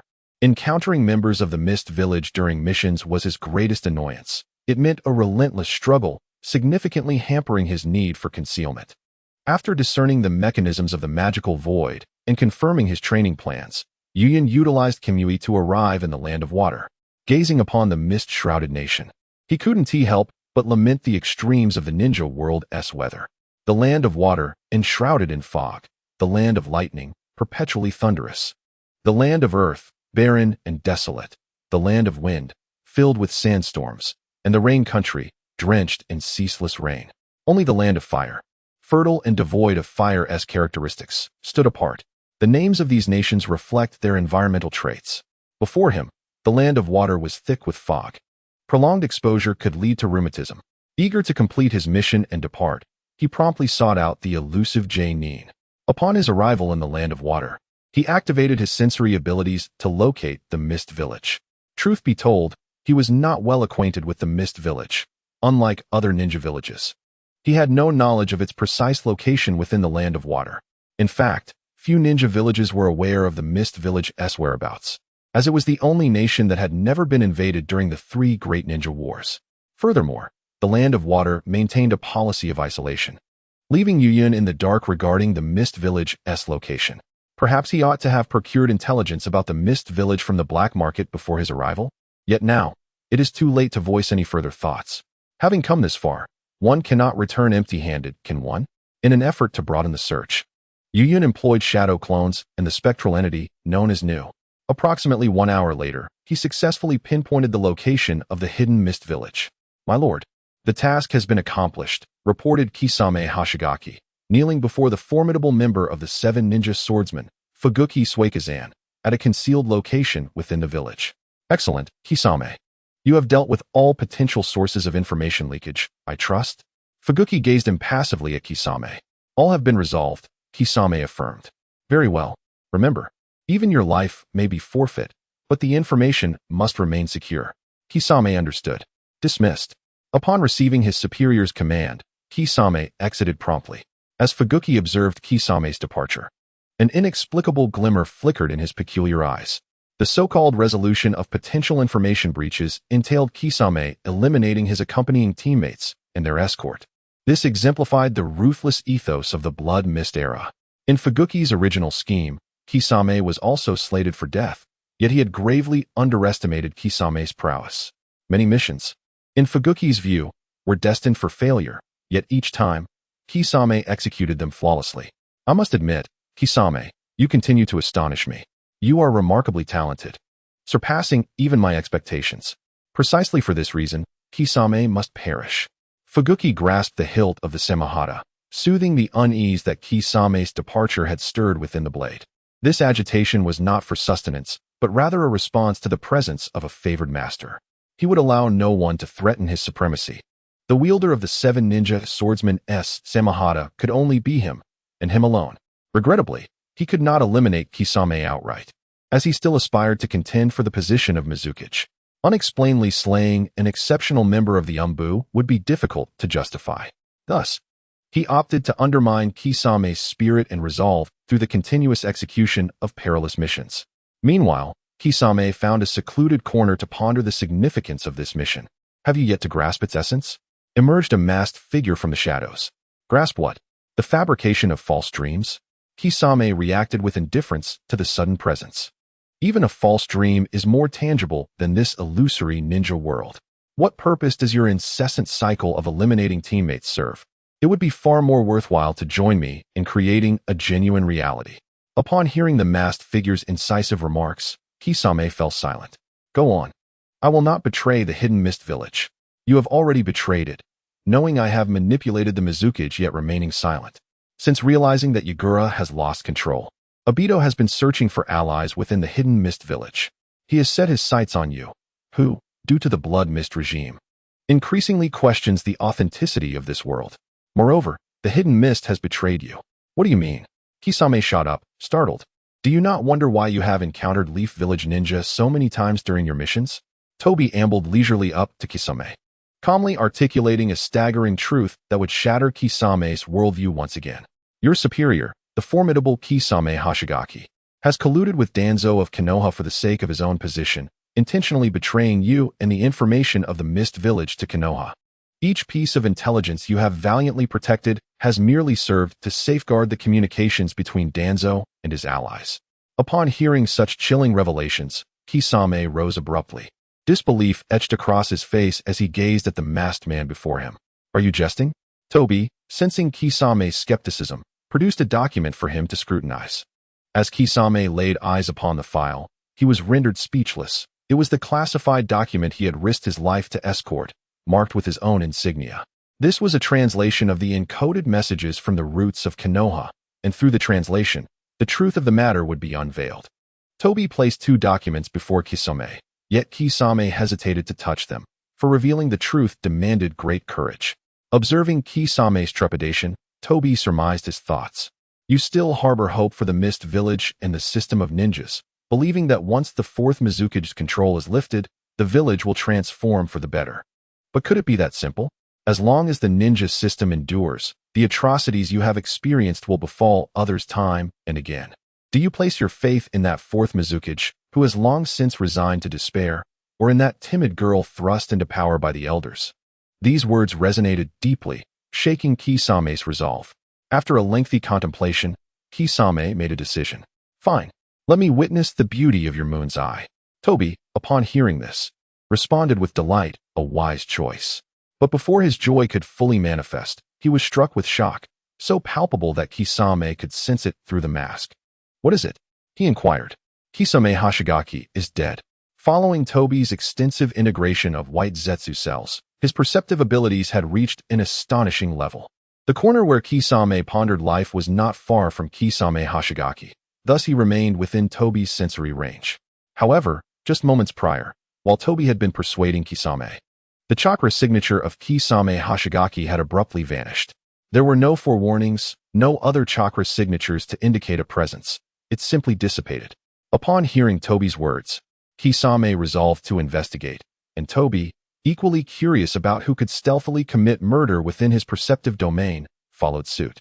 Upon arriving at the location of Kisame Hoshigaki, they were met with the sight of the formidable warrior lying lifeless in a pool of blood, his head severed from his body. He had been slain with a single strike, not even affording him a moment to react. Kisame crouched down, analyzing the cause of his demise. The Samahata is gone. Was he after the Samahata? In response to Kisame's inquiry, Tobi remained silent. What manner of being could kill undetected within his sensory range? A blend of confusion and dread danced within him. If such a feat were possible, could this entity also eliminate him in silence? He currently possesses no divine might. Should he draw attention, he may find himself bereft of the opportunity to unleash Izanagi. This thought struck him suddenly as he recalled the previous incident when it was the delayed activation of Izanagi that ensnared him within the realm of the clouds. The inherently malevolent realm of the clouds. Every time this crossed his mind, a wave of regret washed over him. As for the architect of all this chaos, The malevolent entity had already departed from the land of water. He had initially intended to acquire the Byakugan of the blue-haired individual as well. Yet he was uncertain whether he could conceal his 10 shadows before such an ocular prowess. To avoid unnecessary complications, he chose to relinquish that ambition. Chapter 15. The nurturing of the shark skin. Upon obtaining the shark skin, Yuyin did not immediately return to his modest base. Instead, he extracted the struggling shark skin from the shadow realm within the divine might space. It seems you are rather dissatisfied with your new master. The bandages enveloping the shark skin were torn asunder by the barbed spines on its body, and it extended 2 of those spines as legs. Roaring at Yuyin with its gaping maw, exuding an air of fury. Clearly, the hockey shark wished to be cherished by its new master. Makuro, enlighten your battery about the rules of our household. Emerging from the shadows upon receiving Yuyin's command, Makuro, towering nearly 4 meters, overshadowed the agitated shark skin with its imposing presence. The shark skin recoiled. This creature before it was evidently more formidable, and it was not such a stubborn fish. To avoid a beating, the shark skin chose to submit, retracting its spines and lying flat on the ground, feigning death. Observing this, Yuyin stepped forward to grasp the hilt of the shark skin. By the way, how did the blacksmiths of the Hidden Mist village manage to embed this hilt? Or perhaps it is not a hilt at all. Realizing the unsettling possibility, Yuyin's expression turned disdainful, yet he did not release his grip. Instead, he infused his chakra into the hilt. The shark skin shuddered, then began to struggle, clearly not fond of Yuyin's chakra. His chakra, embodying the essence of darkness, fell to the shark skin like an ice block. Swallowing such coldness was, undoubtedly, uncomfortable. Yet Yuyin did not relent. He forcefully poured in his chakra until the shark skin was compelled to absorb it. After assimilating Yuyin's chakra, the shark skin revealed its form, originally resembling a blade. Once it was satiated with chakra, it transformed into a shape reminiscent of a pufferfish after expelling air. Return my chakra, Yuyin commanded the shark skin with an authoritative tone. Were it any other ninja from the Hidden Mist village, they would not dare speak thus, for the shark skin truly selects its masters. Should its preferences for speech or chakra not align, it would refuse acknowledgement. However, Yuyin was unperturbed. He insisted on asserting his dominance. In this world, only the strong can acknowledge the weak. How could the weak ever concede to the strong? Ulu emitted a sound of dissatisfaction, yet obediently complied, returning the chakra it had just absorbed to Yuyin. As Yuyin felt the chakra transmitted back from Ulu, he began to understand the mechanism by which Ulu absorbed chakra. It appeared that the absorbed chakra was converted into Yang attribute chakra, a truly fascinating ability. Yang attribute chakra is one of the most unique forms of chakra in the ninja world, distinguished by its lack of rejection. It can be freely transmitted for healing purposes. And likewise, Yang attribute chakra can be reciprocally delivered, akin to blood types among chakra. This explains why medical ninjutsu is capable of healing individuals. The essence of medical ninjutsu lies in extracting one's own Yang attribute chakra and infusing it into the injured party. Ulu's ability allows it to convert the absorbed chakra into usable Yang attribute chakra, granting the user a regenerative capacity comparable to that of a sage. While not as efficient as the reversal techniques, it remains significantly potent. The key aspect is that it can transform foreign chakra into usable Yang attribute chakra. After thoroughly comprehending Ulu's capabilities, Yuyin did not halt his endeavors. Instead, he commanded the demon, Majulu, to attack. The previously stationary Majulu immediately lunged at Yuyin upon receiving his order. Clang! The sword of demon slaying surged forth, slicing towards Yuyin. Without hesitation, Yuyin employed Ulu as a shield. Bang! The 2 weapons, equal in hardness, clashed with a sharp sound. The ground beneath Yuyin's feet buckled under Majulu's immense force. How heavy! This was the singular thought occupying Yuyin's mind at that moment. In a short while, he retracted Ulu and leaped out of Majulu's attack range, then swiftly advanced towards Majulu at an astonishing speed. Though his pace was rapid, Majulu managed to react.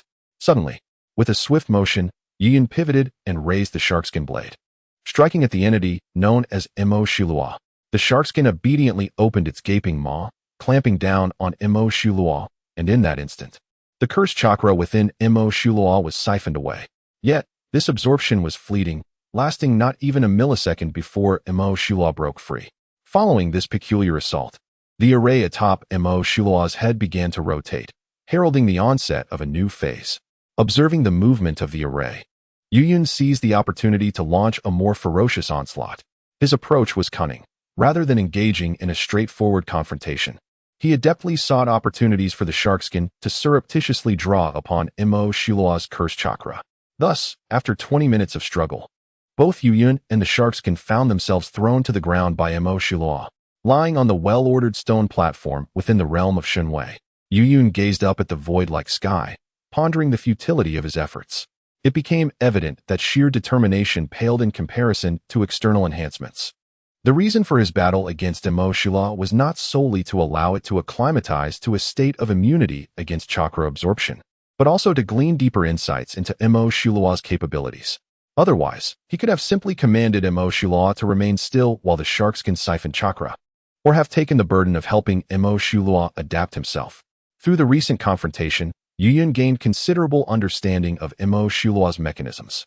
He discovered that Imo Shilua's adaptation extended beyond merely adjusting to special abilities. It also involved modifying itself in response to the fluctuations in environmental conditions and the power and speed of its adversaries. For instance, Imo Shilua adapted to the velocity and strength of Yuyun's attacks, retaliating with even greater speed and force, bringing the agile Yuyun to the ground. This adjustment occurred with remarkable rapidity, almost instantaneously, yet it required a point of reference. Imo Shilua could not enhance its abilities without a cause. Rising to his feet, Yuyun declared, "Let us return. Continue adapting your ability to devour chakra within my shadow." With those words, Imo Shilua vanished back into the confines of Yuyun's shadow. As Imo Shilua sank into the darkness, the array transferred to Yuyun's head, signifying that Imo Shilua's summoning was not revoked, but rather in a state of readiness. The array did not cease its motion, but began to rotate slowly above Yuyun. Imo Shilua's adaptation to the sharkskin's chakra absorption was a transformation of its own chakra's form. When the sharkskin absorbed chakra, Imo Shilua altered its chakra from a fluid state to a static one. If one were to liken the sharkskin's ability to extracting moisture from its opponent, then Imo Shilua's adaptation could be seen as converting its chakra from easily absorbable water to the more resilient form of ice. This was a remarkably ingenious adaptation. Yet Yuyun remained dissatisfied, for he could not replicate it. No matter how potent the mimetic abilities of his Sharingan, it could not reach the level of altering his chakra's form merely by observation. What he truly desired was an adaptation he could learn himself. Thus, while Imo Shilua had successfully adapted, Yuyun intended for it to continue its transformation. After dealing with Imo Shilua, Yuyun picked up the sharkskin, which lay on the ground, now doubting its purpose due to the sudden inability to access Imo Shilua's chakra. "Come, let us go feast." Thus, Yuyun dragged this salted fish into the Kamui space, where the Seven Tails' resting place was located. At that moment, the tailed beast remained frozen in place, resembling a colossal beetle specimen. "Absorb it," Yuyun instructed, placing the shark skin down. The shark skin gazed incredulously at the tailed beast before glancing back at Yuyun. Although it possessed no eyes, it could distinctly sense the presence of its beloved tailed beast chakra ahead. "Go ahead, satiate yourself and replenish my chakra." The adaptation and maintenance of the summoning state of Mohuro both required chakra. Even though Yuyun's chakra was not particularly weak, the continuous adaptation to the devouring ability and the prolonged maintenance of the summoning state were taxing, even for him. He had seized the shark skin precisely to address the issue of sustainability. By utilizing the shark skin's ability to convert chakra, it could absorb the chakra of the Seven Tails and subsequently transform it into Yang attribute chakra to transfer to him. This would allow him to maintain the summoning state of Mohuro almost indefinitely, as long as Mohuro's summoning state was not cancelled. The unique abilities it had adapted to would not reset. If he continued to feed Mohuro with various techniques, such as the inside of the Sharingan, adapt, illusions, adapt, perception abilities, adapt, 5 elements ninjutsu, adapt, the prince's shadow clone, adapt, sealing techniques, adapt. It would all be about adaptation. Adaptation to the point of survival. As long as he adapted enough, there would come a day when he would fear no dangers within the ninja world. Mohuro never anticipated that it, a supreme Shikigami, would be subjected to the torturous influence of familial education from another world. In the ensuing months, Yuyun's routine revolved around seeking the Grail Stone. Along the way, he would engage in battles against unique ninjutsu, allowing Mohuro to adapt, before returning to the Kamui space to replenish the shark skin's chakra. It became a monotonous cycle of 3 points, exceedingly dull for Yuyan. Yet, Mohuro seemed to revel in this continuous adaptation. While the shark skin had transformed into a mere salted fish, solely focused on consuming, only Yuyan remained industrious. However, his efforts were not in vain. He ultimately discovered the Grail Stone in a certain location within the ninja realm. Amidst the subterranean ruins, he discarded a snow ferret, now devoid of any value, into the Kamui space. Was this the seal set by the ancestors of the Grail remnants? Before Yuyan stood a strangely designed altar. In an attempt to comprehend this seal, Yuyan reached out toward the altar, yet his actions elicited no reaction from it. Was it a seal akin to a contract seal? As he extended his hand towards the altar, he infused his chakra into it, yet there was no response. Yuyan, having previously been part of the sealing department in Konoha, recognized the type of seal employed by this altar at a glance. Although ancient, the underlying principles remained consistent. They activated seals through the recognition of bloodlines. If the bloodline did not correspond to the one initially set, the seal could not be lifted. Perhaps I should bring those two, father and son. They should possess the royal bloodline of this ancient civilization, and their presence might easily unlock the seal. However, it seems unnecessary. I am rather curious to see the extent to which an ancient civilization has delved into contract seals. With that thought, Yuyan commenced the process of unsealing. He had previously studied sealing techniques in the sealing department, where the sealing arts and medical ninjutsu did not require mission completion for learning, provided one passed the relevant assessments and was deemed talented in those fields. These two types of ninjutsu did not consider bloodlines or relationships, focusing solely on innate talent. If one possessed the aptitude, the opportunity to learn was within reach. Lacking it rendered even the son of the Hokage powerless. Consequently, both types of ninjutsu have long faced a shortage of talent, leading to more lenient learning conditions, allowing anyone who could grasp the basics to enter relevant departments for further study. The sealing arts of Konoha drew from the entire sealing techniques of the Land of Whirlpools, representing the pinnacle of advancement in the ninja world. Although his expertise in sealing arts was not as formidable as that of Minato or Kushina, it was still commendable within the ninja realm. Deciphering a contract seal from countless years ago was not a daunting task for Yuyan. Contract seal, release. With his declaration, the altar began to crumble, a sign of the seal's dissolution. In a short span, the altar shattered, revealing the emerald green or within. Immediately, a surge of indescribable energy rushed towards him. Is this the Grail Stone? He marveled. A portion of the Grail Stone resided atop Hyde Fortress. But the remaining Grail Stone there was a pale green, almost indistinguishable unless one activated the Sharingan. In contrast, the Grail Stone here radiated a vibrant green akin to imperial jade, emanating a brilliant glow. Before long, the underground ruins began to tremble. Chapter 16. Bailu Yuyan vigilantly surveyed the quaking surroundings. The walls he occupied began to fracture. Had his attempt to decipher the contract seal on the altar failed, triggering the self-destruct mechanism of the ruins? Damn it, one should not be overly ambitious. Breaking such seals must be approached with patience and caution. Yet, to Yuyan's astonishment, he succeeded in unraveling the mystery. This ancient contract seal, steeped in a millennium of history, had long been understood by the Uzumaki clan, who possessed methods for its dissolution. Even Konohagakure, inheritors of the Uzumaki's sealing techniques, had innovated upon it. The reason for the unrest in these ruins became evident as, in Yuyan's incredulous gaze, the fractured walls began to sprout thick tree roots. These roots appeared to possess a vitality of their own, stretching forth as if animated. Was this what release? No, it was trees growing at an accelerated pace, influenced by the life energy of the Grail Stone. At that moment, Yuyan grasped just how extraordinary the life energy contained within the Grail vein truly was. Not only did those roots, long deceased, feel the impact, but even his own body was significantly affected by the life energy of the Grail Stone. Initially, he felt an exhilarating rush, as if charged with vitality, followed by an involuntary transformation of his Sharingan into the kaleidoscopic Mangeki. Once transformed, it greedily absorbed the surrounding life energy. This was simply astounding. Yuyan touched his eyelids, feeling his eyes dance with joy.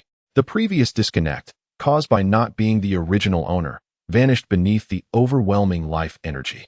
He could distinctly perceive the change within his vision, with his ocular prowess escalating at a terrifying rate. The convergence of yin and yang, the myriad manifestations of existence suddenly. He recalled the inscription from the Uchiha tablets. The original meaning of that phrase was to combine the Indra chakra, representing yin, with the Ashura chakra, representing yang. The union of these two forces could guide one to the power of the Sage of Six Paths, the Rinnegan. However, this applied to the reincarnations of Indra and Ashura. Other Uchiha, no matter how they transplanted Ashura's cells, could not hope to cultivate the Rinnegan. Yet, it seemed that a common Uchiha, through the transplantation of Hashirama's cells, might achieve a similar outcome of yin and yang convergence.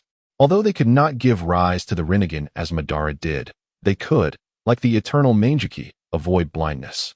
Obito exemplified this, as after transplanting the cells of Hashirama, he wielded Kimui without fear of losing his sight. If Hashirama's cells possessed such life force, then surely other life energies, akin to the yang release chakra contained within them, would yield similar results. Yuyun's Mangeki, initially stunted due to not being the original owner, began to flourish. The Grail Stone was indeed a precious treasure. He had originally intended to discover the Grail Stone for an experiment in life fusion, but he had not anticipated such fortuitous benefits. Gazing at the seemingly endless vein of Grail Stones before him, Yuyun resolved to transfer every single one of these stones into the Kimui space, even if it meant losing his vision in the process. If his predictions were not mistaken, the barren land above the relics should now be flourishing with vitality. It would not be long before the outside world discovered the anomalies here, at which point the 5 great ninja villages would undoubtedly send people to investigate. He could not allow anyone else to uncover these precious ores. Thus, Yuyun utilized his Kamui to transfer the sprawling underground vein over several kilometers into the Kamui space. Kamui is capable of relocating massive objects. During the Fourth Great Ninja War, Obito used it to traverse the battlefield with a colossal outer path golem hundreds of meters high, and even the Ten Tails could be moved at will. Yuyun, possessing a dual Kimui Sharingan, surpassed Obito in both transfer speed and the volume of matter he could manipulate. In just 1 week, Yuyun successfully relocated the entire Grail or vein without leaving a trace. Throughout this week, he remained utterly consumed by his task, neglecting food and sleep. For 24 hours a day, he operated his Susanoo to excavate and transfer the ores. To expedite the process, he summoned various Shikigami, such as Meiki, Yukinu, and Tiger Burial, to assist in the mining. Despite the intensity of his labor, Yuyun felt no fatigue. This was due to the life energy emanating from the Grail ores replenishing his vitality and chakra at a rate far exceeding the depletion he experienced. Thus, he functioned like a perpetual motion machine, tirelessly completing in 1 week what would take a top-tier mining team years to achieve. After accomplishing this monumental task, Yuyun, feeling somewhat drained, took a few days' rest within the Kamui space. In stark contrast to Yuyun's smooth progress, his elder mentor, Bailu, was enduring considerable suffering.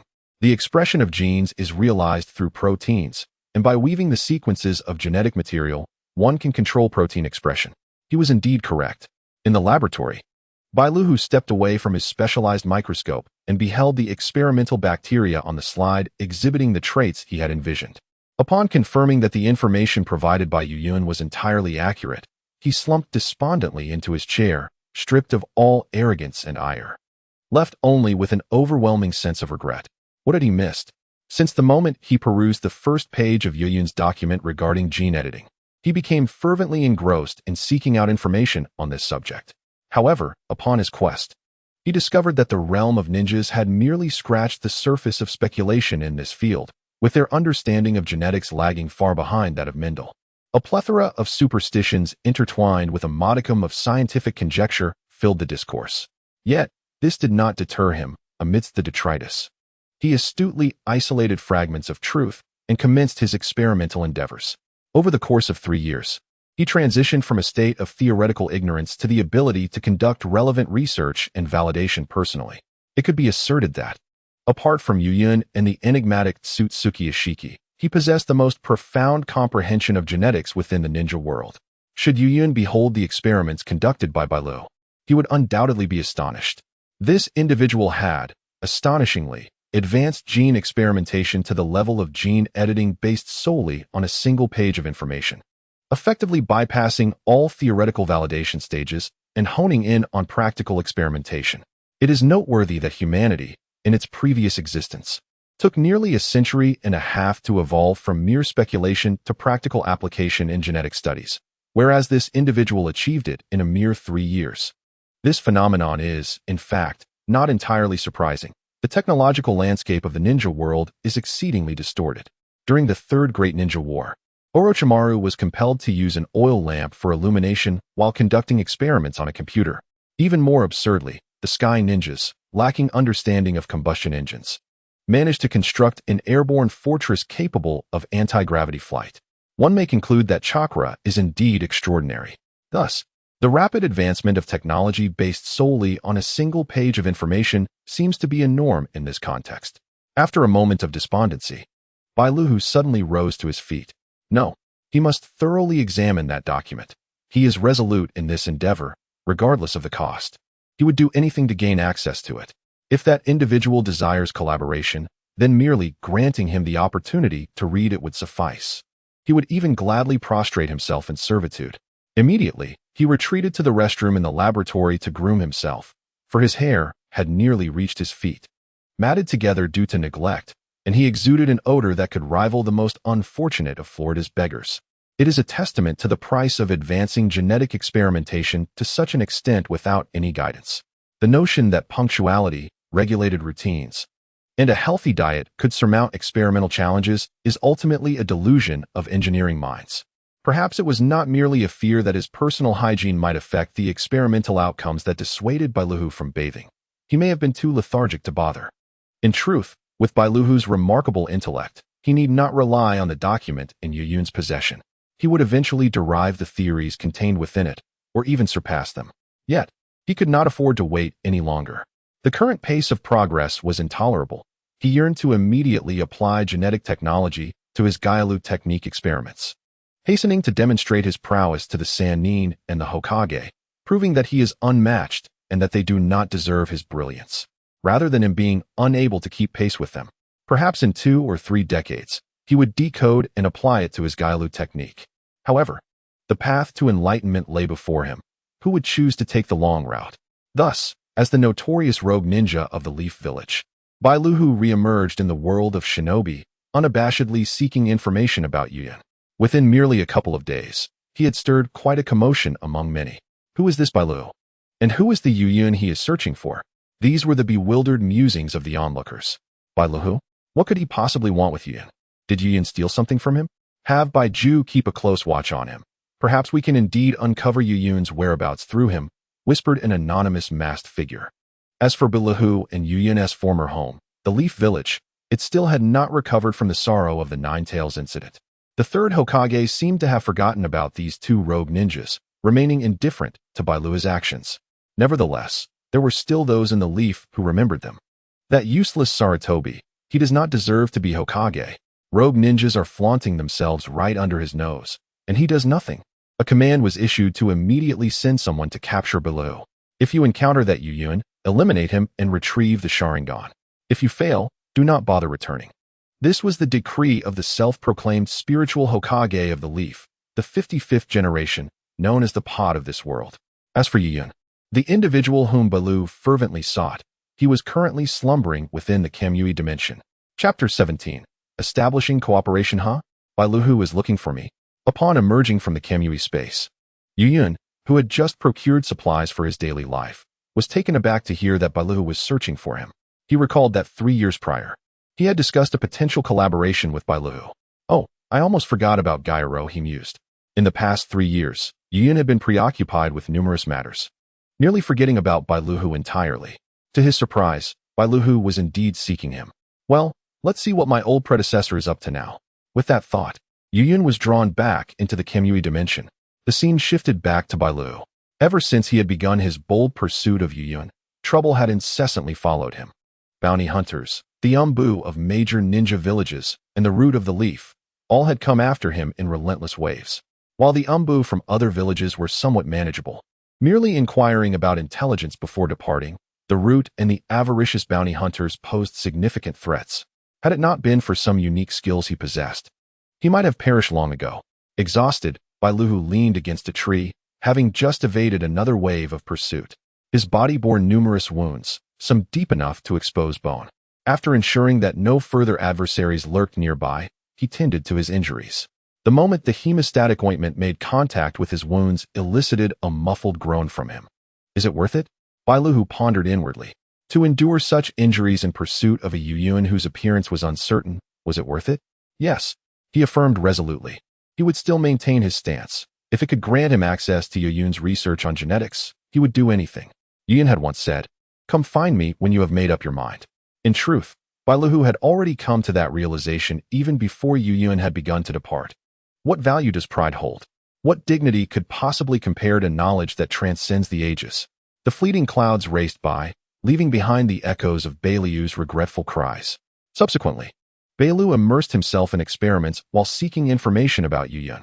Yet, despite his relentless efforts, he could find no trace of Yuyuan, who seemed to have evaporated from the world, vanishing without a sound in the realm of shinobi. Recently, his research on genetics had reached an impasse. Although he could potentially break through with continued study, he was weary of the monotony of a decade-long struggle against this barrier.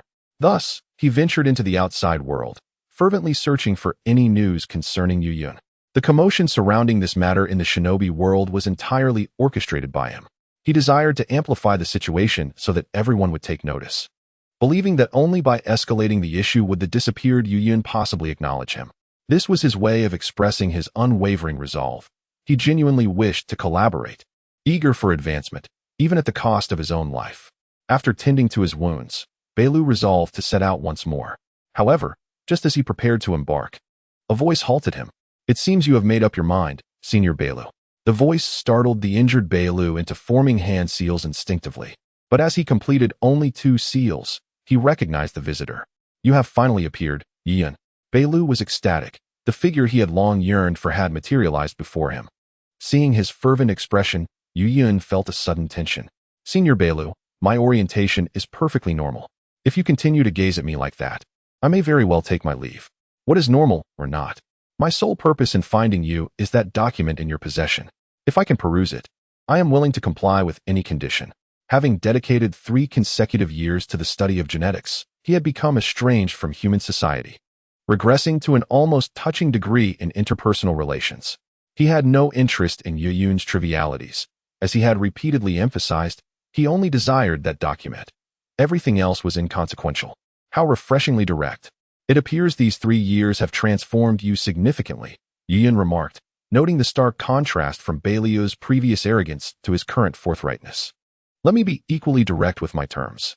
I have but one condition. When you apply this knowledge to the technique of Gyayuo, I require the complete methodology.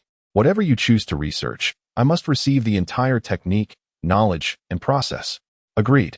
Without a moment's hesitation, Bailu acquiesced to Yuyuan's conditions. Indeed, as Yuyuan had pointed out, the passage of 3 years had altered him profoundly. The ignorance and arrogance that once defined him had vanished, transforming from one extreme to another. Such willingness. "Senior Bailu, I find myself somewhat uneasy. What if you inadvertently introduce misleading elements into the technology?" Yuyuan queried. "Are you insulting me?" Bailu felt provoked by the insinuation. "I have no need to withhold anything in this regard, nor do I wish to do so. I possess my own dignity, and given your capabilities, you hold the advantage in our transaction." He glared at Yuyuan, incensed that this individual dared to question him, even if he were to inject misleading components into the technology. What of it? If Yuyuan could not discern that, then he would deserve whatever consequences ensued. He certainly does not believe that someone capable of presenting such cutting-edge knowledge could be a fool. These words are merely a tedious test. Ha ha ha. Some matters are best spoken openly to avoid future conflicts. I understand that your research into the ghost bud technique is aimed at proving yourself to the Sannin and the 3rd Hokage, whereas my pursuit of the same technique is motivated by a desire to escape this cursed place where even 12-year-olds are sent to battle. Theoretically, our objectives do not conflict. It is merely a fleeting intersection in our lives due to the ghost bud technique. I can offer assistance in your research, and you can aid me in mine, establishing a mutually beneficial partnership. As Yuyuan spoke, he approached Bailuhu and placed his hand upon him. Instantly, wisps of white smoke emanated from Bailuhu's wounds as Yuyuan utilized his reversal technique to heal him. "Thus, our collaboration is delightful," Bailuhu chuckled softly. a smile concealing many unspeakable thoughts. How did you come to know my intentions? What is this treatment method that surpasses medical ninjutsu in efficacy? Yuyun's myriad of mysteries instinctively made Bailuhu wary. From the moment this individual appeared before him, he felt as though he was being led by the nose without respite. However, Bailuhu soon ceased to dwell on these concerns. As Yuyun stated, they currently had no conflicts, merely a mutual exchange of needs. Once their objectives were achieved, Yuyun could wield the improved ghost bud technique to obliterate the world, and it would be of no consequence to him. There are many ears here. Let us discuss the specifics at your location. I am also curious to see how far you have progressed with that particular sheet of paper. With that, Yuyun gestured toward the nearby underbrush. At that moment, a massive black wolf emerged, clutching a white, indistinct humanoid creature in its jaws. The creature had lost all semblance of life, clearly having been killed. The wolf dropped the white humanoid before the two men. What is this? Bailuhu inquired. Your surveillance ears. Your recent activities have attracted my enemies, Yuyun replied with a grin, unexpectedly pleased by this unforeseen gain. He had been troubled by how to obtain the white Zetsu cells. If I hadn't acted this way, would you have appeared? Bailuhu retorted. In response, Yuyun smiled but remained silent. How could he gain his assistance without demonstrating his resolve? We shall depart immediately. Your base should still be in the same location, correct? Of course. Upon receiving Bailuhu's affirmation, Yuyun utilized his divine power to teleport both himself and Bailuhu away from the site. Chapter 17. What does it mean that you have undergone gene editing? Before long, the two arrived at the base of Bailuhu. Bailuhu was astonished by this experience. From the moment Yuyun appeared to their arrival at the base, only 5 or 6 minutes had elapsed. The process of relocating took less than a few seconds. It was noteworthy that if he were to return to his previous position, it would take him at least several days. Such a capability was indeed quite terrifying. Thus, Bailuhu gazed deeply at Yuyun, who, however, paid him no heed and busied himself exploring the base, treating it as his own. Do you conduct experiments in this kind of environment? Yuyun remarked, pinching his nose. How should one describe Bailuhu's base? Although it was not particularly chaotic, a foul odor pervaded the air, reminiscent of a mixture of disinfectant and human grease, both unpleasant and nauseating. Not everyone has the luxury of working in a clean and sanitary laboratory.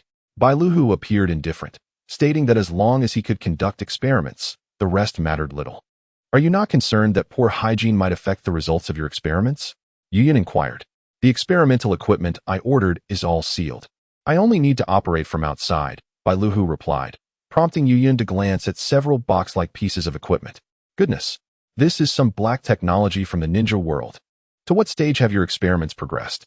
You may take a look, Bailuhu said with a hint of significance in his tone. Let me see whether the knowledge you possess is borrowed or a result of your own discovery. After saying this, Yuyun approached one of the incubator-like boxes and began examining it while also picking up the experimental records beside Bailuhu. However, after reading, he fell into an eerie silence. After a long pause, he finally spoke. What have you done to these mice? Why are their bodies glowing? As he spoke, several mice were engaged in the pulsating motions of creating life. The dim lighting of the base cast intermittent shadows across Yuyun's face as they moved. I have inserted the luminescent genes from deep-sea organisms into their bodies. My original intention was for them to glow entirely, but I was unsure where to appropriately embed the genes, so I did so haphazardly. Unexpectedly, I embedded them in the gene segments responsible for expression. Bailuhu shrugged nonchalantly. What do you mean you have already conducted gene editing? This calm statement from Bailuhu elicited a significant reaction from Yuyun. Moreover, how did you determine which gene segment expressed the luminescent gene? Thanks to your materials, although I only glanced at a page, I learned that the shape of an organism is determined by its genes. As for the editing process, I simply thought it might work, so I proceeded. The gene selection is my secret. Don't you think after our lengthy conversation, you should demonstrate some sincerity to honor our partnership? Originally confident in his grasp of all affairs, Yuyun now found himself grappling with a sense of chaos. In response to Bailuhu's remarks, he momentarily disregarded them, fervently perusing Bailuhu's experimental records. To expedite his reading, he activated his Sharingan, observing Yuyun's frenzied search through the disarray of his laboratory. Bailuhu did not intervene, but watched silently. How arrogant of you to assume that I could derive such conclusions from merely a single page, he mused, reminiscent of his own past hubris. Upon reviewing all the experimental records, Yuyun confirmed that Bailuhu had not lied. He had indeed managed to develop genetic experiments from scratch using just one sheet of paper. The methods employed were distinctly unique to the ninja world, intricately incorporating chakra and the advanced technologies of their realm, with some techniques so ingenious that Yu Yun felt compelled to applaud. Had Yu Yun arrived even a moment later, Bailuhu would have commenced gene cloning and human experimentation. It appears I have truly underestimated you, Bailuhu-senpai. I must concede, you are a prodigy in this field, far surpassing my own capabilities. At this moment, a profound wariness towards Bailuhu enveloped Yu Yun. Initially, he had intended to share select advanced genetic knowledge from his previous lives with Bailuhu, leveraging his innate talent to acquire the ability to fuse through genetic means and thereby implement his bloodline ascension plan. However, he had not anticipated Bailuhu's extraordinary aptitude, which allowed him to catch up in 3 years to what humanity had achieved over 1.5 centuries. Such prowess from a single page raises questions about the entirety of the knowledge system. If Bailuhu were to acquire the complete genetic knowledge framework, he could potentially spiral out of control, possibly introducing a figure to the ninja world comparable to Kagaya Otsutsuki. I must contemplate whether providing you with that information in its entirety could provoke an unprecedented disaster in the ninja realm. The thought of someone like you concerning yourself with the fate of the ninja world is intriguing. Yu Yun's apprehensions elicited a dismissive response from Bailuhu. What do you mean by someone like me? Yu Yun's eyes narrowed dangerously. By any means necessary to achieve one's goals. Have I spoken amiss? This statement left Yu Yun momentarily speechless. Bailuhu was correct. He had indeed become this way. Once, he had possessed certain boundaries, yet now he was uncertain of their current extent. Exploiting friendship to manipulate Kakashi's eyes, threatening Rin to control Obito, and stealing the Seven Tails alongside the Jinchuriki. We are not so different. Being overly concerned with trivial matters only hinders progress. Bailuhu approached Yu Yun steadily, his tone calm, yet commanding, despite his stature being shorter than Yu Yun's. Now I understand why your experiments have advanced so rapidly. However, you are mistaken on one point. I have never cared for the fate of the ninja world. To me, it is merely a cesspool. And my fear of your potential destruction stems solely from the concern that your chaos might splash onto me. Is that so? That would be the best, Bailuhu stated expressionlessly. Observing his indifferent demeanor, Yu Yun felt a profound sense of frustration. It appeared that these 3 years had enabled this fellow to attain a certain enlightenment, transforming from the former brash young ninja into a figure reminiscent of a grand antagonist. Here is the information you requested. Yu Yun retrieved a document from the Shadow Realm. But before he could fully present it, Bailuhu reached out as if to snatch it away. Ah, I can offer it, but you mustn't seize it. Yu Yun quickly placed the document behind him. Bailuhu's earlier nonchalance evaporated, leaving only urgency in its wake. When his motion was thwarted, he reluctantly withdrew his hand. Not wishing to press him further, Yu Yun extended the document toward Bailuhu. Upon receiving it, Bailuhu hastily opened it, his anxiety palpable, as if fearing Yu Yun might suddenly have a change of heart. Yu Yun simply observed him in silence, watching as Bailuhu's demeanor shifted towards a more frenzied state. It seemed he had transformed his pent-up frustrations into an insatiable thirst for knowledge. Indeed, in this world, few scientists could withstand such a yearning for understanding, particularly the likes of Orochimaru and Bailuhu, who were undeniably mad. After what felt like an eternity, Bailuhu thoughtfully stowed the document away. Have you finished? Don't you possess any additional information regarding genetics? He ignored Yu Yun's greeting, voicing his inner curiosity directly. Such a slim document could hardly encapsulate the entirety of genetic knowledge. Compared to his assumptions, this document was far more refined and comprehensive. If Bailuhu's current research on genetics was akin to a suspended garden in midair, then this document represented the solid foundation of a towering spire. Each brick of that tower had been contributed by various individuals. Despite differing ideas, they had modified and enhanced the work of their predecessors, allowing the structure to reach skyward step by step. Their distinction lay in the uniqueness of their contributions. Of course, it cannot contain everything. But this is all I have retained. While it does not meticulously record the entire system of genetic editing, it encompasses all the essential points. With your intellect, the succinctness and detail are scarcely distinguishable. You can deduce the rest. Yu Yun idly toyed with his nails, speaking ambiguously. This is certainly not a system you could have devised, nor could it have been the work of any single individual. Where exactly did you acquire this? Bailuhu clutched Yu Yun's hand with excitement. This is the one thing I do not wish to discuss with anyone, Who knows what fate may await those who do? To mirror the murderous intent within Yuyun's heart, his Sharingan instinctively activated and transformed into the kaleidoscopic form. Under this palpable aura of hostility, Bailuhu relinquished his grip.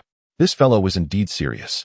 As for the origins of this information, Yuyun was reluctant to divulge anything to the denizens of the ninja world, for it pertained to the deepest recesses of his soul, his secret as a transgressor of time. He was resolute in concealing anything related to this aspect of his existence.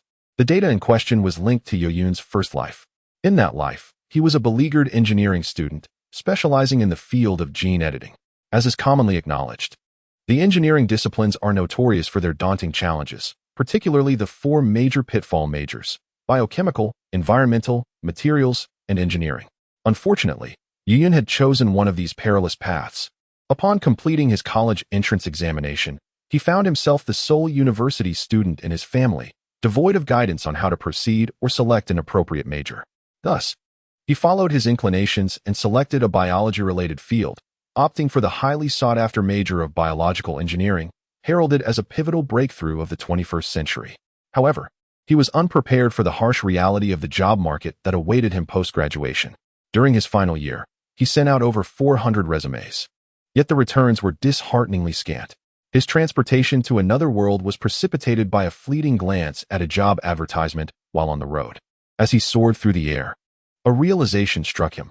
The reason his classmates and seniors either changed majors or pursued further studies upon graduation was that their original paths were fraught with dead ends. Upon arriving in the realm of Jujutsu Kaisen, Yuyun often devoted his leisure moments to transcribing the knowledge he had acquired in his previous life. Despite his numerous critiques of his chosen field, he was acutely aware of one undeniable truth. Biotechnology is the future of humanity, particularly the realm of gene editing. Such techniques would prove to be remarkably effective in a world where bloodlines reign supreme, and he knew that one day he would put this knowledge to use. This was the genesis of the information he possessed. However, he never anticipated finding himself in the world of Naruto. Nor did he expect to utilize this knowledge in such a manner. When will you integrate this knowledge into the technique of Gyayuo? Yuyun inquired, retracting the kaleidoscope he had activated due to his emotions. Now came the affirmative response. Encouraged, Yuyun continued, "You may come to my base for experiments. Here, it is impossible to keep anything hidden from that individual." Hidden from whom? He inquired. "It is he, though his identity is of no consequence to you. What matters is his profound sensitivity to the fusion of bloodline limits. Once he becomes aware, your fate shall be dire." "Very well, I shall heed your counsel." Bailuhu, weighing the pros and cons, acquiesced to Yuyun. Regardless of the truthfulness of Yuyun's claims, the information at hand ensured that Yuyun would never relinquish control over Bailuhu. Currently, Yuyun held the upper hand, leaving Bailuhu with no authority to refuse, a prudent decision. Chapter 19. The Caged Bird. Following the previous incident, Bailuhu's laboratory relocated to the aerial base acquired by Yuyun from Hyde. This airborne facility not only boasted the most advanced experimental apparatus available on the market, but also a comprehensive array of equipment.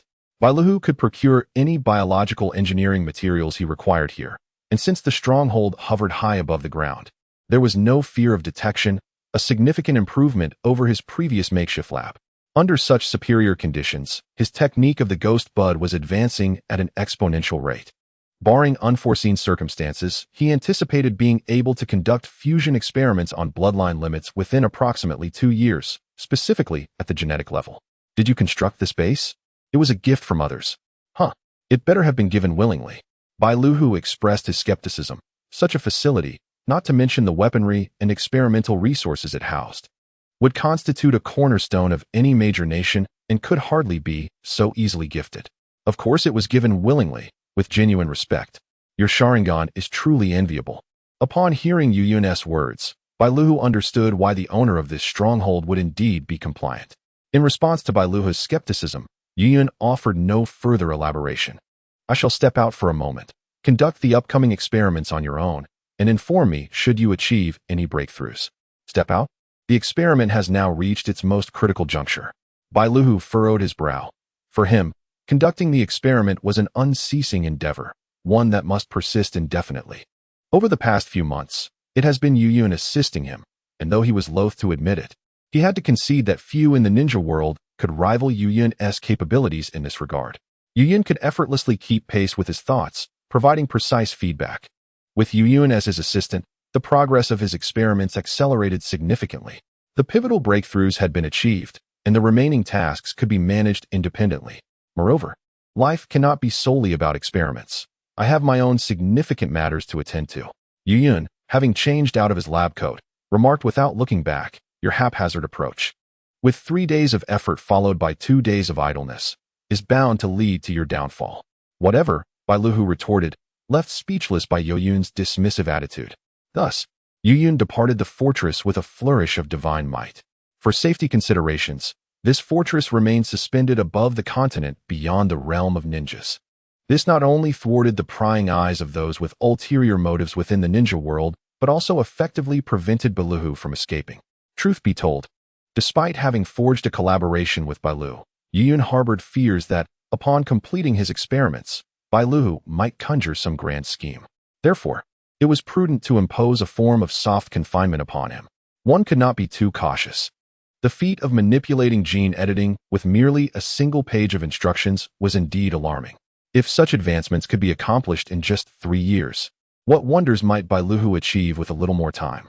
Would he even be able to bring forth the Otsutsuki? Thus, Bailu must remain under his vigilant watch, for he cannot tolerate any circumstances spiraling out of control. This perhaps elucidates the extent of influence that the flutter of his minuscule butterfly can exert upon the ninja world. Disguised, he arrived at Kanahagakure precisely at 2 o'clock in the afternoon. Hyuga Hizashi, the head of the branch family, concluded his morning duties and ventured to the bustling commercial district of the village. He intended to procure some sweets for Niji as an apology. After all, he had promised Niji they would dine together at noon, yet had failed to keep his word. As the head of the branch family, Hizashi was burdened with numerous responsibilities, such as overseeing the care of the main family's daily life, calculating the dues from branch family ninjas' missions, and providing counsel to branch members reprimanded by the main family. These duties consumed his time, and before he knew it, the clock had struck 2. Boss, I would like 2 portions of glutinous rice dumplings, with a little less sugar. Please. Niji was nearly 3 years old now, and it was best to limit his intake of overly sweet foods. Certainly, esteemed guest, I shall prepare that for you. After settling the bill, Hizashi took a seat nearby to wait. This establishment was renowned in the village for its dumplings, and many of his ninja colleagues had frequented it due to its delectable offerings. Long before Niji's birth, he had often brought his wife here to savor the taste. However, despite the deliciousness, the service was somewhat sluggish, often requiring him to wait for over 10 minutes. Boss, I would like 3 portions of savory glutinous rice dumplings, to go, please. As Hizashi waited, he heard a familiar voice. Following the sound, he discovered a stranger's visage. The individual seemed to have noticed his gaze, and after completing their transaction, their eyes met. The stranger silently mouthed 2 words, accompanied by a meaningful glance, Hizashi. This moment heightened Hizashi's alertness. Ordering savory dumplings, knowing his name, coupled with that voice, he soon recognized who it was. In Kanahagakure, only one person would order savory dumplings, Yuyun. Upon realizing the stranger's identity, Hizashi opted to remain silent. Feigning ignorance as he sat still, Yuyun, having placed his order, chose to sit across from Hizashi. Thus, 2 individuals, both familiar with one another, pretended not to know each other as they sat face to face. After a considerable time, Hizashi's dumplings were ready, and without lingering, he departed promptly. A little while later, Yuyun's dumplings were also prepared. He returned to his temporary lodging, eager to savor the long-awaited taste of Kanahagakure's dumplings. Just as he was about to indulge, a knock resounded at his door. Come in, the door is unlocked. With a click, the door opened, revealing an unexpected yet anticipated figure. Hizashi, it has been quite some time. Yuyun, why have you returned to Kanahagakure? Are you not aware that you are a wanted man? Hizashi inquired sharply after securing the door. Of course I know, but I wish to return to see an old friend. Friend? What friends could a fugitive like you possibly have? Is that so? Surely, you must be reporting me, a wanted fugitive, to the Umbu of Konoha, ready to surrender. Yuyun raised his hands in a gesture of submission. If you have something to say, just say it. Unmoved by Yuyun's provocation, Nichi replied, I find it hard to believe that by your nature, our encounter is merely coincidental. Ah, you do understand me, Nichi. Indeed, my purpose in coming to Konoha is to seek you out. Seek me? For what purpose? I could never assist you. The fact that I have not yet reported you to the Umbu is already a testament to our past friendship. Nichi, with an impassive expression, rejected Yoyun's overture. It is not assistance. It is a transaction, and you alone can engage in this exchange with me. I have no interest in any dealings with you. Upon realizing Yoyun's intentions, Nichi promptly stood to leave. What if I could free the caged bird? This statement caused Nichi to freeze. Do you not desire freedom? Do you not wish to experience the perspective of the Byakugan without limitations? The caged bird cannot be undone. No one has ever achieved such a feat. What nonsense are you speaking? It appears you have truly changed. I once thought your attack on Kakashi was fabricated. Now, you are capable of spinning such lies. Nichi's emotions surged unexpectedly. In the face of his loud inquiries, Yuyun remained unfazed and continued. You must be aware of Kakashi's eye that I restored. It is part of my ability. I can even regenerate severed limbs. The most challenging aspect of breaking the caged bird is how to do so while ensuring the safety of the recipient's life. I believe no one understands this better than you, the head of the Hyuga branch family, and my abilities can achieve just that. Nichi remained silent, but did not leave. Yuyun sensed Nichi's resolve wavering and seized the opportunity. If you grant me some time, I could even lift the seal without inflicting any harm. After all you have said, what is your proposed transaction? The biological samples of every member of the Hyuga clan. Before Yuyun could finish his sentence, Nichi immediately turned away. We have never met today. What a jest. Yuyun, this transaction is akin to handing over the launch codes of a nuclear state to another. With the myriad of peculiar jutsu in the shinobi world, there are countless techniques that utilize biological samples for curses. How could Nichi possibly agree to such a deal? What about Niji? I recall that the caged bird seal is placed at the age of 6. You are currently protecting Niji quite well. What will happen when that time comes? How will Niji, marked by the caged bird, perceive his fate? Will he curse his destiny? Simply because his father was born a mere 10 minutes after his uncle. He must bear the burden of the branch family's fate? Yoyun's words dripped with venom like that of a demon, corroding Nichi's heart with each utterance. Silence. Yoyun's statements began to breach Nichi's defenses. Do you think Niji, when faced with the girl he admires, would choose to give up due to the ugly mark upon his forehead? After all, it would be preferable for such a painful fate to end with our generation. Yuyun continued to press on. I command you to be silent.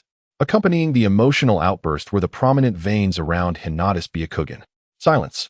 Do you think shouting will allow Niji to escape the fate of being branded like a caged bird?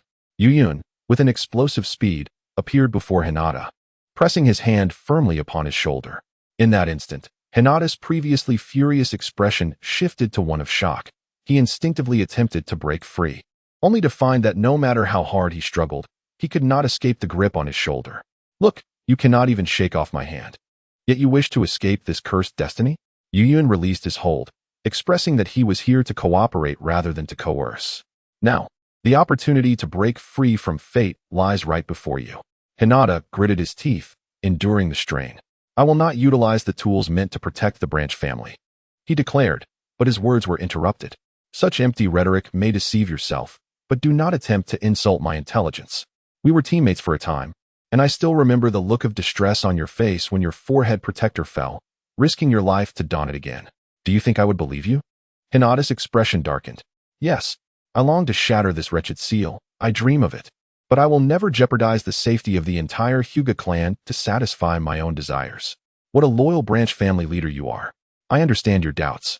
Yet I can assure you, I have no interest in this decaying clan. My fascination lies solely with your former glory and ancestors. Moreover, Yuyun's chakra erupted instantaneously, summoning Meijin and Oda behind him. Although he had concealed this with a barrier to prevent outsiders from perceiving any disturbance, the immense chakra caused the room, along with the entire building, to creak ominously. I could retrieve it myself, yet I wish not to embarrass my former friend.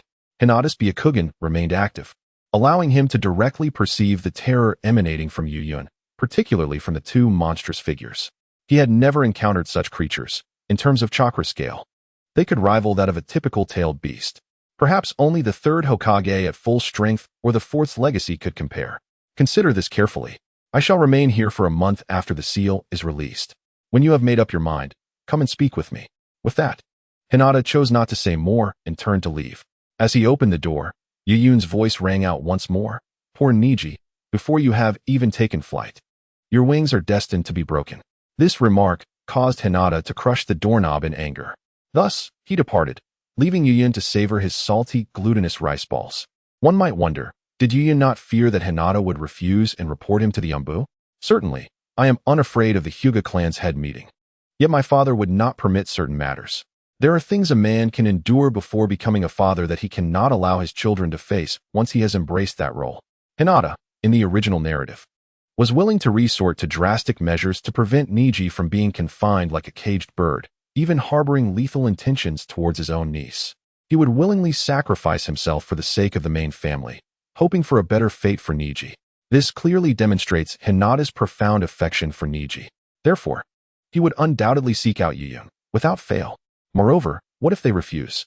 The genetic samples of the Hyuga clan are already his. If they do not comply, he will resort to force. He no longer cares for appearances. It is merely a matter of dominating the world and shattering it to pieces. Chapter 20. Caged Bird, Lord Hinata. I beseech you, save Goro. Do not allow young Nakamura to torment him any further. An anxious woman from the branch family, named Keiko, rushed to Hinata's abode, stirring him from his troubled thoughts upon returning from Yuyun. What troubles you, Aunt Keiko?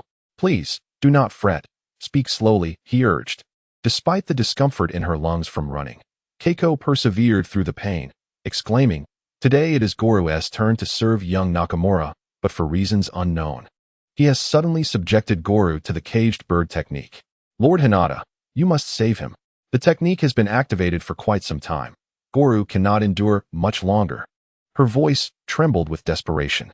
Upon grasping the gravity of the situation, Hinata swiftly tucked the dumplings he had purchased at the dessert shop into his embrace and instructed, "Quickly, leave me there." Following Keiko's guidance, they arrived at the residence of the Hyuga Nakamura. Before Hinata could even cross the threshold, he heard Goru's anguished screams, a consequence of the caged bird technique. Yet, soon after, the cries ceased. Keiko, upon hearing her child's torment, hastened her steps and burst into Nakamura's dwelling. Upon entering, she found Goru unconscious. "Oh, my poor Goru," Keiko exclaimed, rushing to embrace her tormented son, cradling him protectively. The once joyful visage of Nakamura, a member of the main family, darkened upon the sudden intrusion of the woman. "Who permitted your abrupt entry? Where are the guards? Do you not recognize my status as a member of the main family?" His words fell on deaf ears, igniting his rage as he contemplated using the caged bird technique to punish this woman who had disturbed his leisure. "Nakamura, you have gone too far. What wrong has Goru committed that warrants such punishment?" Hinata's expression hardened as he confronted Nakamura. It was then that Nakamura noticed Hinata's presence. "Hinata? Humph. I did not expect these lowly servants to summon you. So what?" With that, Nakamura prepared to execute the hand seals for the caged bird technique. As he began to form the seals, Hinata swiftly intervened, seizing Nakamura's hand mid-gesture. One who had never set foot on the battlefield faced off against a seasoned jonin, who had fought for survival since the tender age of 12. Nakamura stood no chance of outmaneuvering Hinata. "Hyuga Hinata, do you comprehend the gravity of your actions? This is an affront." Hinata Nakamura's face flushed with indignation. He had not put up any resistance in that moment. How dare such a mere branch family member lay hands on one of the esteemed main family? "Release me, Nakamura, regardless of your grievances with Gore. Resorting to the caged bird technique is against clan rules." "What clan rules? You are nothing but a pitiful branch family, mere dogs nourished by our main family. I shall do as I please." Upon hearing these words, Nakaira fell silent. I command you to let go. Did you hear me? Let go." As Nakamura uttered that audacious statement, Nakaira's grip tightened, producing a cracking sound from Nakamura's hand. "Nakaira, what are you doing? Release Nakamura immediately." A familiar voice of authority cut through the tension. "Yes, my elder brother." Realizing it was his own brother who had arrived, Nakaira promptly relinquished his grasp on Nakamura. The moment Nakaira withdrew, Nakamura swiftly invoked the caged bird technique. The branch family members around them instinctively crouched down, clutching their heads in agony, while only Nakaira remained standing, though the tension in his veins betrayed his own suffering. As Nakaira bit his lip, Nichizu intervened. "Enough. Nakamura, do not overstep your bounds," he commanded sharply. Under the patriarch's authoritative glare, Nakamura reluctantly released his hold. What on earth transpired here? That Gore offended me. When I sought to punish him, Nakaira intervened and even attacked me. Nichizu glanced at the now unconscious Gore. he had better have truly offended you, or I shall not hesitate to convene a clan meeting to address your misconduct. Nakamura's gaze flitted nervously. He was acutely aware of the reality of the situation. Noticing Nakamura's expression, Nichizu grasped the general outline of events, but refrained from commenting, as the dignity of the main family was paramount. He could only sympathize with Nakaira. Nakaira, is this true? My elder brother, or has yet to regain consciousness. Are you implying that I, as a member of the main family, would falsely accuse a branch family member? Nakamura understood the implication behind Nakaira's words. Regardless of the truth, you should have reported this to me. Nichizu turned to Nakaira. However, when I arrived, Gore was already unconscious. If I had sought your counsel, Gore would surely have perished. Under no circumstances should a branch family member assault the main family. That violates clan rules. Nakaira, you shall accept your punishment. Yes, my patriarch. Yet it seems the main family's unprovoked use of the caged bird technique does not violate clan rules. With an impassive expression, Nichi responded to Hizuru before turning away, uninterested in hearing further. Yet again, it was the same old tale. The branch family had offended the main family, and now the branch family must apologize. The phrase esteemed clan leader stirred a tumultuous mix of emotions within Nichi. Forgive me, Nichi, this is all for the stability of our clan. He wished it were otherwise.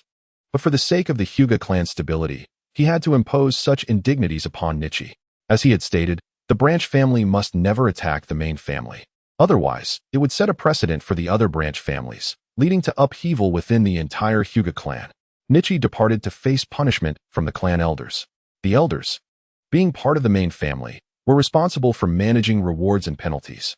Upon hearing of Nichi's transgressions, they showed no leniency due to his status as the branch family leader's brother, intensifying his punishment. Thus, Nichi returned home with bloodied hands. On the way, Yuyun's words echoed in his mind like a devil's seductive whisper. Poor Niji, his wings are about to be clipped. The opportunity to change his fate lies before you. These haunting voices tormented him until he caught sight of Niji.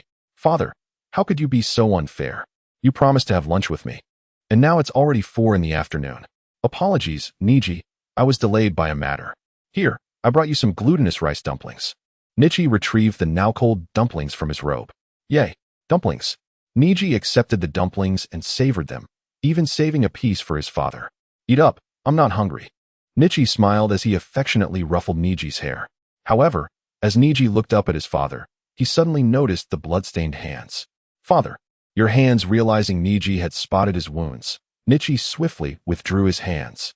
Niji, you must be mistaken. Hurry back. You haven't taken your afternoon nap yet. If you don't, you won't grow tall. Niji remained silent. Though young, he was aware of clan matters. His father had been punished severely. Seeing Niji's expression, Nichi knelt to gently pat his head. Be good, father is fine. Upon hearing his father's reassurance, Niji reluctantly acknowledged and returned to his room to rest. Nichi watched him leave, and as he did so, a vision of Goro's tear-streaked face, triggered by the caged bird, suddenly flashed in his mind, causing him to recoil in shock. Is this Niji's future? What a joke. How could my son's future be like this? His expression twisted in anguish as memories flooded his mind. The haughty disdain of the main family viewing the branch family as mere dogs. Aunt Keiko's despair over her son's fainting, and his elder brother Hizuru's helplessness. Ultimately, the images coalesced around Yuyun's words and Niji's innocent demeanor. Absolutely not. His distorted expression transformed into one of resolute determination, as if he had made a profound vow. If Niji's tragic fate was the result of his own late birth by mere minutes, then he would rectify that mistake with his own hands. In your eyes, a family split is not a human concern. Therefore, I shall personally strive for my son's future, which I shall name freedom. Chapter 21. The deal. Yuyun has resided in Konoha for 3 days. During this time, he seldom ventured outside, spending most of his hours within his room, with meals provided by the inn. However, this does not imply that he remained docile in Konoha. Although he had become quite familiar with the village, he yearned to witness the changes that had transpired since his departure. With this mindset, he unleashed his shadow-concealed entity, Mohuro, to gather intelligence on Konoha. Since Mohuro's sight is intertwined with his own, what Mohuro perceives, he perceives. Under Yuyun's deliberate training, Mohuro had already adapted to various sensory ninjutsu. And with the enhancement of 10 shadow techniques in terms of concealment, it could be said that in the shinobi world, only a mere 2 individuals could detect him. Thus, sending Mohuro to scout was an excellent decision. During his meticulous reconnaissance, Mohuro uncovered numerous intriguing matters, such as Naruto continuing to be vilified as the embodiment of the Nine Tails, Kakashi having regained his prowess with the White Fang technique after losing his eye, the Uchiha clan conspiring loudly for rebellion, the third Hokage peeping into the village's bathhouse, and the diligent Hinata assisting in the collection of biological samples. Now, Yuyin had achieved what the fourth Hokage, Minato Namikaze, had not accomplished before his demise. He had gained comprehensive control over all affairs in Konoha. I knew you would agree, Hinata. Upon witnessing the results he desired, Yuyin could not help but smile genuinely. Everything unfolded as he had envisioned, and nothing brings greater joy than the smooth progression of events. Approximately 5 or 6 days later, a familiar figure appeared at the threshold of Yuyun's room. As this individual hesitated to knock, Yuyun's voice resonated from within. Come in, the door is unlocked. It shall not be locked until your arrival. After a moment of hesitation, the visitor opened the door, realizing there was no turning back. The visitor was none other than Hinata Hayashi. Please, take a seat. I have awaited you for quite some time, Hayashi. Yet, Hayashi remained standing, silent. You need not worry. I have established a special barrier in this room. Once the door is closed, what transpires within shall remain unknown to the outside world. Upon hearing Yuyun's words, Hayashi finally spoke. Is what you said about freeing the caged bird true or false? Indeed, it is true, and I possess 3 methods.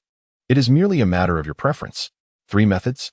Upon hearing Yuyun mention 3 methods, Nakaira furrowed his brows. If the caged bird truly possessed so many means of resolution, then each year would not witness the demise of 3 or 4 branch family members ensnared by it. Moreover, the shinobi world would not see the Byakugan solely residing within Konoha.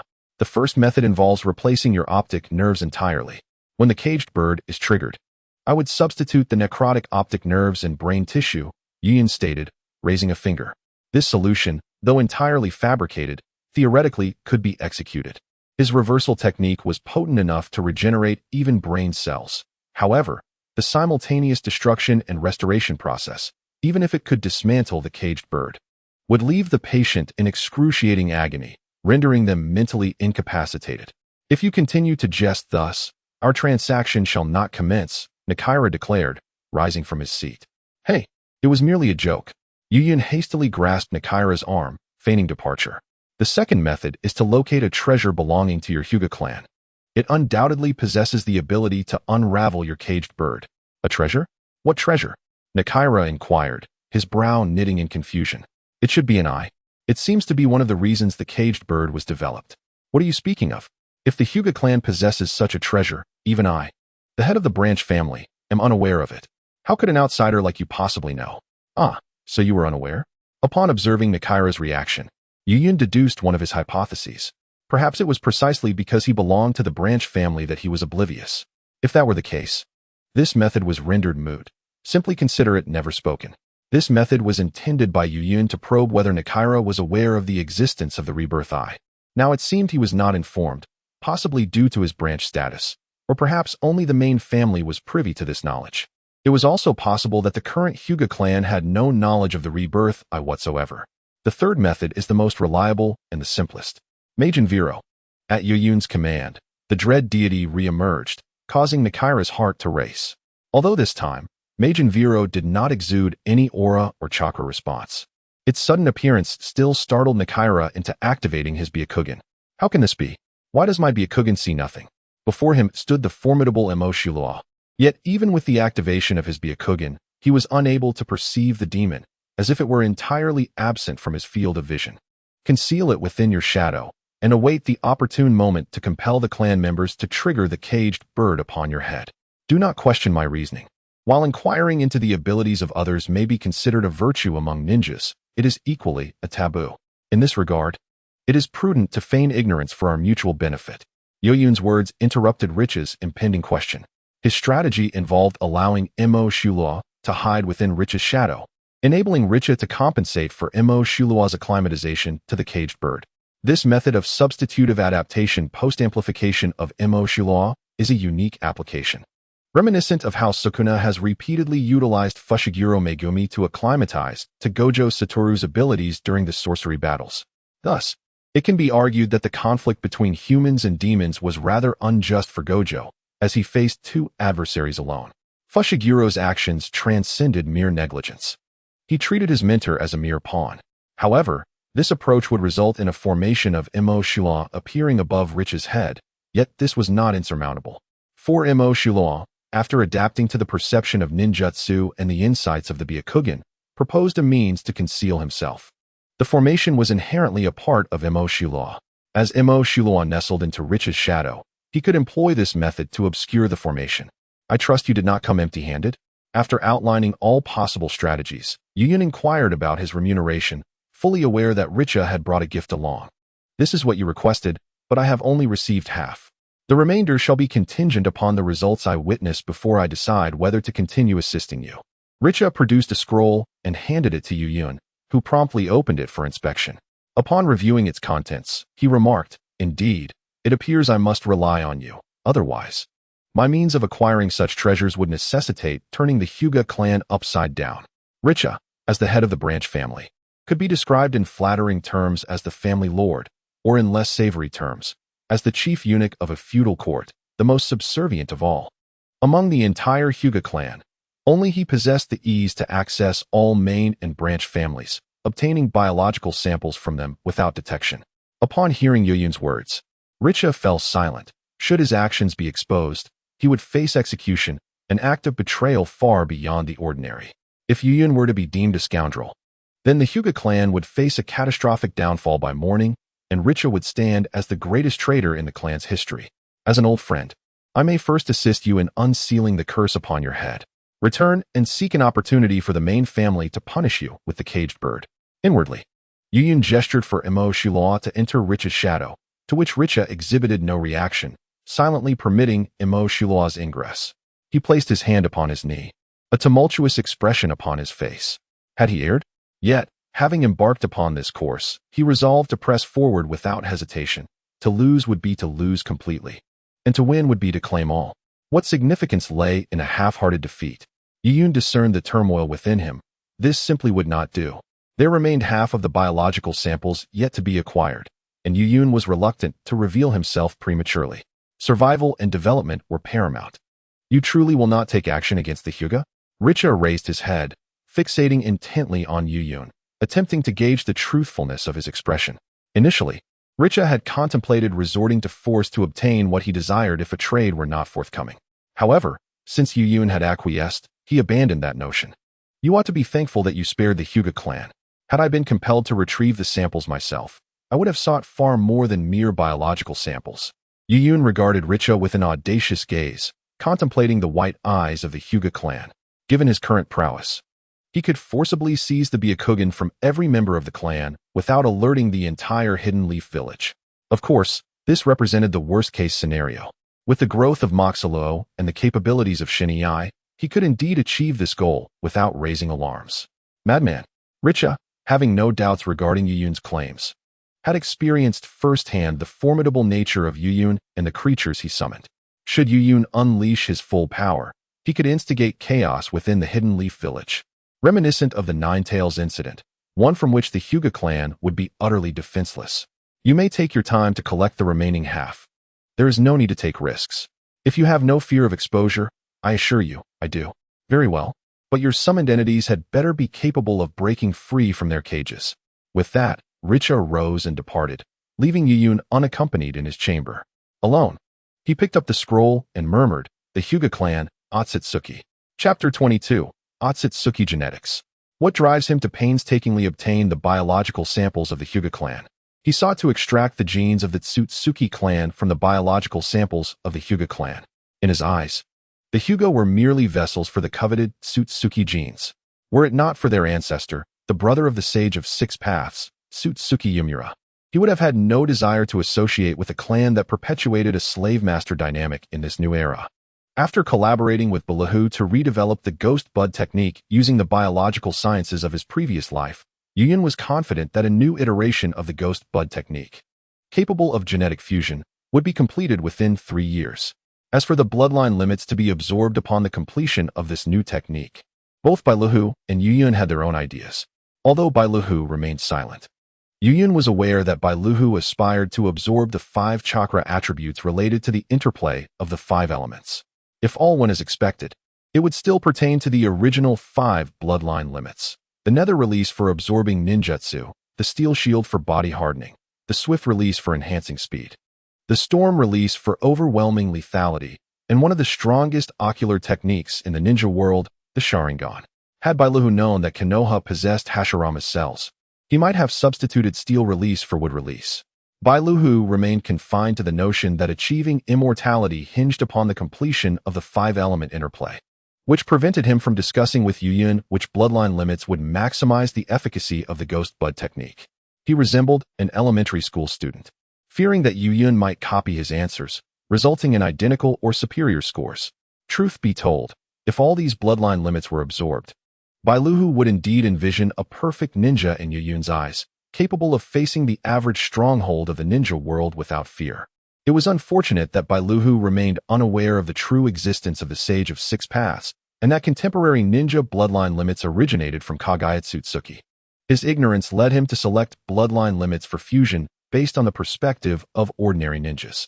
If the Tsutsuki bloodlines he absorbed were too distant from the Ten Tails, no matter how perfect or formidable he became, he would still be of mortal caliber. Mortal strength, regardless of its magnitude, remains that of a mortal. Yuyun, however, had no desire to enlighten Bailu.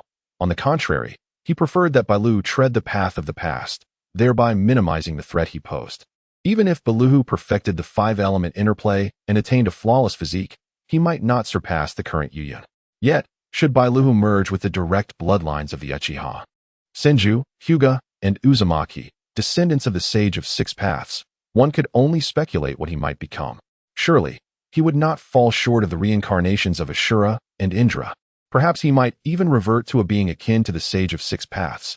This was precisely why Yuyun, despite having obtained the white Zetsu cells, chose to conceal their characteristics. He wished to keep Bailuhu oblivious to any connections between the Uchiha and Senju. In the ninja world, some matters are best kept from the knowledge of many. Consequently, his ambition was to purify the Hyuga genes of the Tsutsuki lineage, and then utilize the Ghost Bud technique to absorb these genes, thus becoming a pure-blood Tsutsuki whose bloodline purity rivaled that of Tsutsuki Yumura. This would grant him a ticket to stand atop the world. As the later stages of Naruto suggest a war against extraterrestrial beings, yet in truth, it is merely an internal conflict within the Tsutsuki clan. In the later narratives of Naruto, those with no ties to the Tsutsuki would be regarded as lesser than even a stray dog. Thus, why not choose to purify the genes of the more powerful descendant of the Sage of 6 Paths, Tsutsuki Kagaya?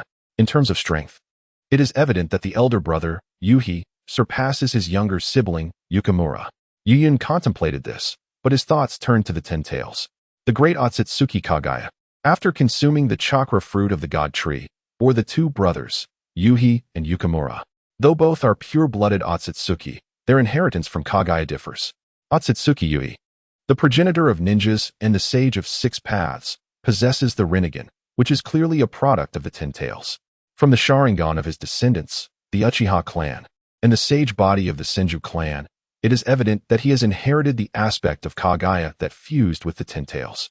One of his reincarnations, Senju Hashirama, exhibited cells that returned to a plant-like state, making it difficult to discern the origin of the wood release unleashed during the 4th Great Ninja War.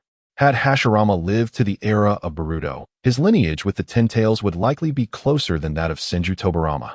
When considering the purification of the Otsutsuki genes through the descendants of the Sage of 6 Paths, it is uncertain whether one would be refining the Otsutsuki genes or the Ten Tails genes. Yuyun finds it challenging to ascertain. It is not to say that the Ten Tails genes are inferior. Indeed, they seem to be on par with the Otsutsuki genes. However, the Ten Tails genes tend to lead to madness and are susceptible to the control of the Otsutsuki clan. The madness exhibited by Kagaya after her assimilation with the Ten Tails, as well as the hereditary insanity within the Uchiha clan, suggests that becoming one with the Ten Tails undeniably affects one's mental state. Yuyun seeks to wield power, not to be subjugated by it. Becoming a Jinchuriki of the Ten Tails is acceptable, but becoming the Ten Tails itself is not. Moreover, as Kagaya is profoundly fused with the Ten Tails and the chakra of the ninja world is derived from her, Who knows if absorbing the genes of the Uchiha lineage might result in a form of reincarnation. In contrast, the lineage of Otsutsuki Yukimura appears far more favorable. It is clear that he has inherited the aspect of his mother that belongs to the Otsutsuki. His ocular technique is the standard Byakugan, and the subsequent evolution of this technique in his descendants into the Tenseigan resembles a mutation or enhancement of the Byakugan, akin to the variations seen in the Otsutsuki's Maiko and the purified eyes of the great-grandfather. Thus, absorbing the genes of Yukimura's lineage is considerably safer, and it may even yield the Tenseigan, an ocular technique rivaling the Rinnegan. Chapter 23. The bird that breaks free from the cage upon returning from Yuyun's abode. Hinata found himself burdened with thoughts as he made his way back to the Hyuga clan's compound. Once he arrived, he retreated to his room, wishing to seek solace from Niji to alleviate his heavy heart. As a father, he did not maintain the same stern demeanor before his child as his elder brother did. Rather, he shared a close bond with Niji. Perhaps due to his wife's early demise, he fulfilled both paternal and maternal roles, infusing his affection for Niji with both fatherly and motherly love. However, upon entering his room, he discovered that Niji was absent. This prompted him to inquire with the neighbor in the adjacent room. "Lord Hinata, were you inquiring about Lord Niji's whereabouts? Just moments ago, Lord Hizashi came to summon young Niji to train with Lady Hinata." Training? A sense of foreboding suddenly enveloped him. If it were a training day, Hinata would have informed him in advance. The fact that nothing was said while Niji was taken away felt amiss, yet he could not articulate his unease. This thought compelled him to dash towards the training grounds. At this moment, in the exclusive training area of the Hyuga clan, Hinata Hyuga was diligently instructing 3-year-old Niji and 2-year-old Hinata. The young Hinata clumsily practiced the 8 trigrams palm, despite being at an age where she could barely walk. It was evident how stringent Hinata was in his expectations. No, that is incorrect. This movement is not executed like that. How many times must I teach you? Hinata, who had originally been seated observing Hinata's training, now rose to his feet, vociferously reprimanding her for her mistakes. How can you be so inept? Your cousin had already mastered this technique at your age. How can you aspire to be a member of the main house with such performance? The 2-year-old Hinata trembled at her father's words, stammering an apology. "I'm sorry, father. Enough. I do not wish to hear your excuses. Incompetence is simply incompetence." "Uncle, I can teach Hinata," Niji interjected, stepping protectively in front of his sister upon witnessing her being chastised by their uncle. At this moment, Niji, untouched by the experience of being scapegoated like his father, still approached Hinata with the tenderness of an older brother. Seeing Niji's protective stance, Hinata's stern expression softened considerably. "Niji, you are doing splendidly. Hinata is not only your sister to protect, but also a member of the main house that you must safeguard. Protecting the main house is the mission of the branch family and the essence of its existence." Before Hinata could continue, he was interrupted by the hurried arrival of Hizashi. "Brother, didn't we agree that we wouldn't discuss the matters of the main and branch families in front of Niji until he turns 6? Hizashi intervened, halting Hinata's forthcoming remarks. "Hizashi, you're here. There is no need to wait until he is 6. It would be better to clarify things now. Allowing Niji to remain uninformed until he undergoes the ceremony would only inflict greater suffering upon him." Hizashi beseeched. After Niji's birth, his mother had tragically died during childbirth, and out of guilt for his beloved, Hizashi cherished Niji all the more, wishing to shield him from the tragic fate of the branch family before he was ensnared like a caged bird. "Hizashi, when will you accept reality? Niji was born into the branch family. Understanding the responsibilities of the branch family is his obligation. This is the path of all branch family children. Do you think that by hiding the truth from Niji you are doing him a favor? Have you considered how he will feel when he finally learns the truth? Rather than allowing him to remain in ignorance, it is preferable to have him accept his fate." Hizashi rebuked. "The main family is the main family, and the branch family is the branch family." By nurturing Niji as if he were part of the main family, he was aware of his brother's intentions to provide Niji with a blissful childhood. However, if it were any other branch family, it might have been acceptable. But Niji's exceptional talent would inevitably lead to resentment when he was confined like a caged bird. The grievances of the mediocre are inconsequential. With caged birds, they cannot rise. Yet, a genius is different. Even being a caged bird may not suffice to deter them. When Hizashi grasped Nakamura's hand, did Nakamura have the opportunity to activate the caged bird? Absolutely not. If Hisashi had harbored murderous intent at that moment, even with 4 hands, Nakamura would have been powerless. When Nakamura reported this incident to the other members of the main family, the Elder Council erupted in outrage, declaring that this was no ordinary transgression and must be addressed with utmost seriousness. If the other branch families were to follow suit, the Hyuga clan would undoubtedly face turmoil. Some elders even suggested executing Hisashi, but this was swiftly suppressed. Thus, Hisashi found himself in a predicament. He was first and foremost the head of the Hyuga clan, and only then the brother of Hisashi. He had to prioritize the family. Fate. Just because I was born a mere 10 minutes later than you, Niji must endure such a destiny? Why should that be? Niji's talents surpass Hinata's by far. Upon hearing the word fate, the previously docile Hisashi suddenly erupted with emotion. For years, he had been suffocated by the weight of the branch family's fate. If his parents were from the branch family, it would have been more bearable. After all, he was born into the branch family without lofty aspirations. Yet, his parents belonged to the main family. His biological father had once been the head of the Hyuga clan, and merely because he was born a mere 10 minutes after his brother, he was subjected to such a fate.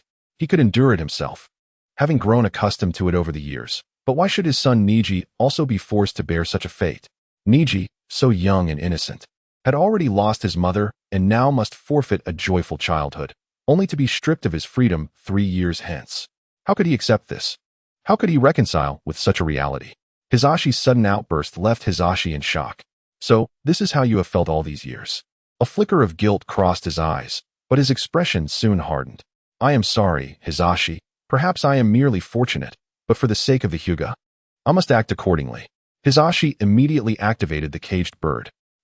Veins throbbed on the forehead of Nichi, who, in agony, clutched his head and writhed on the ground.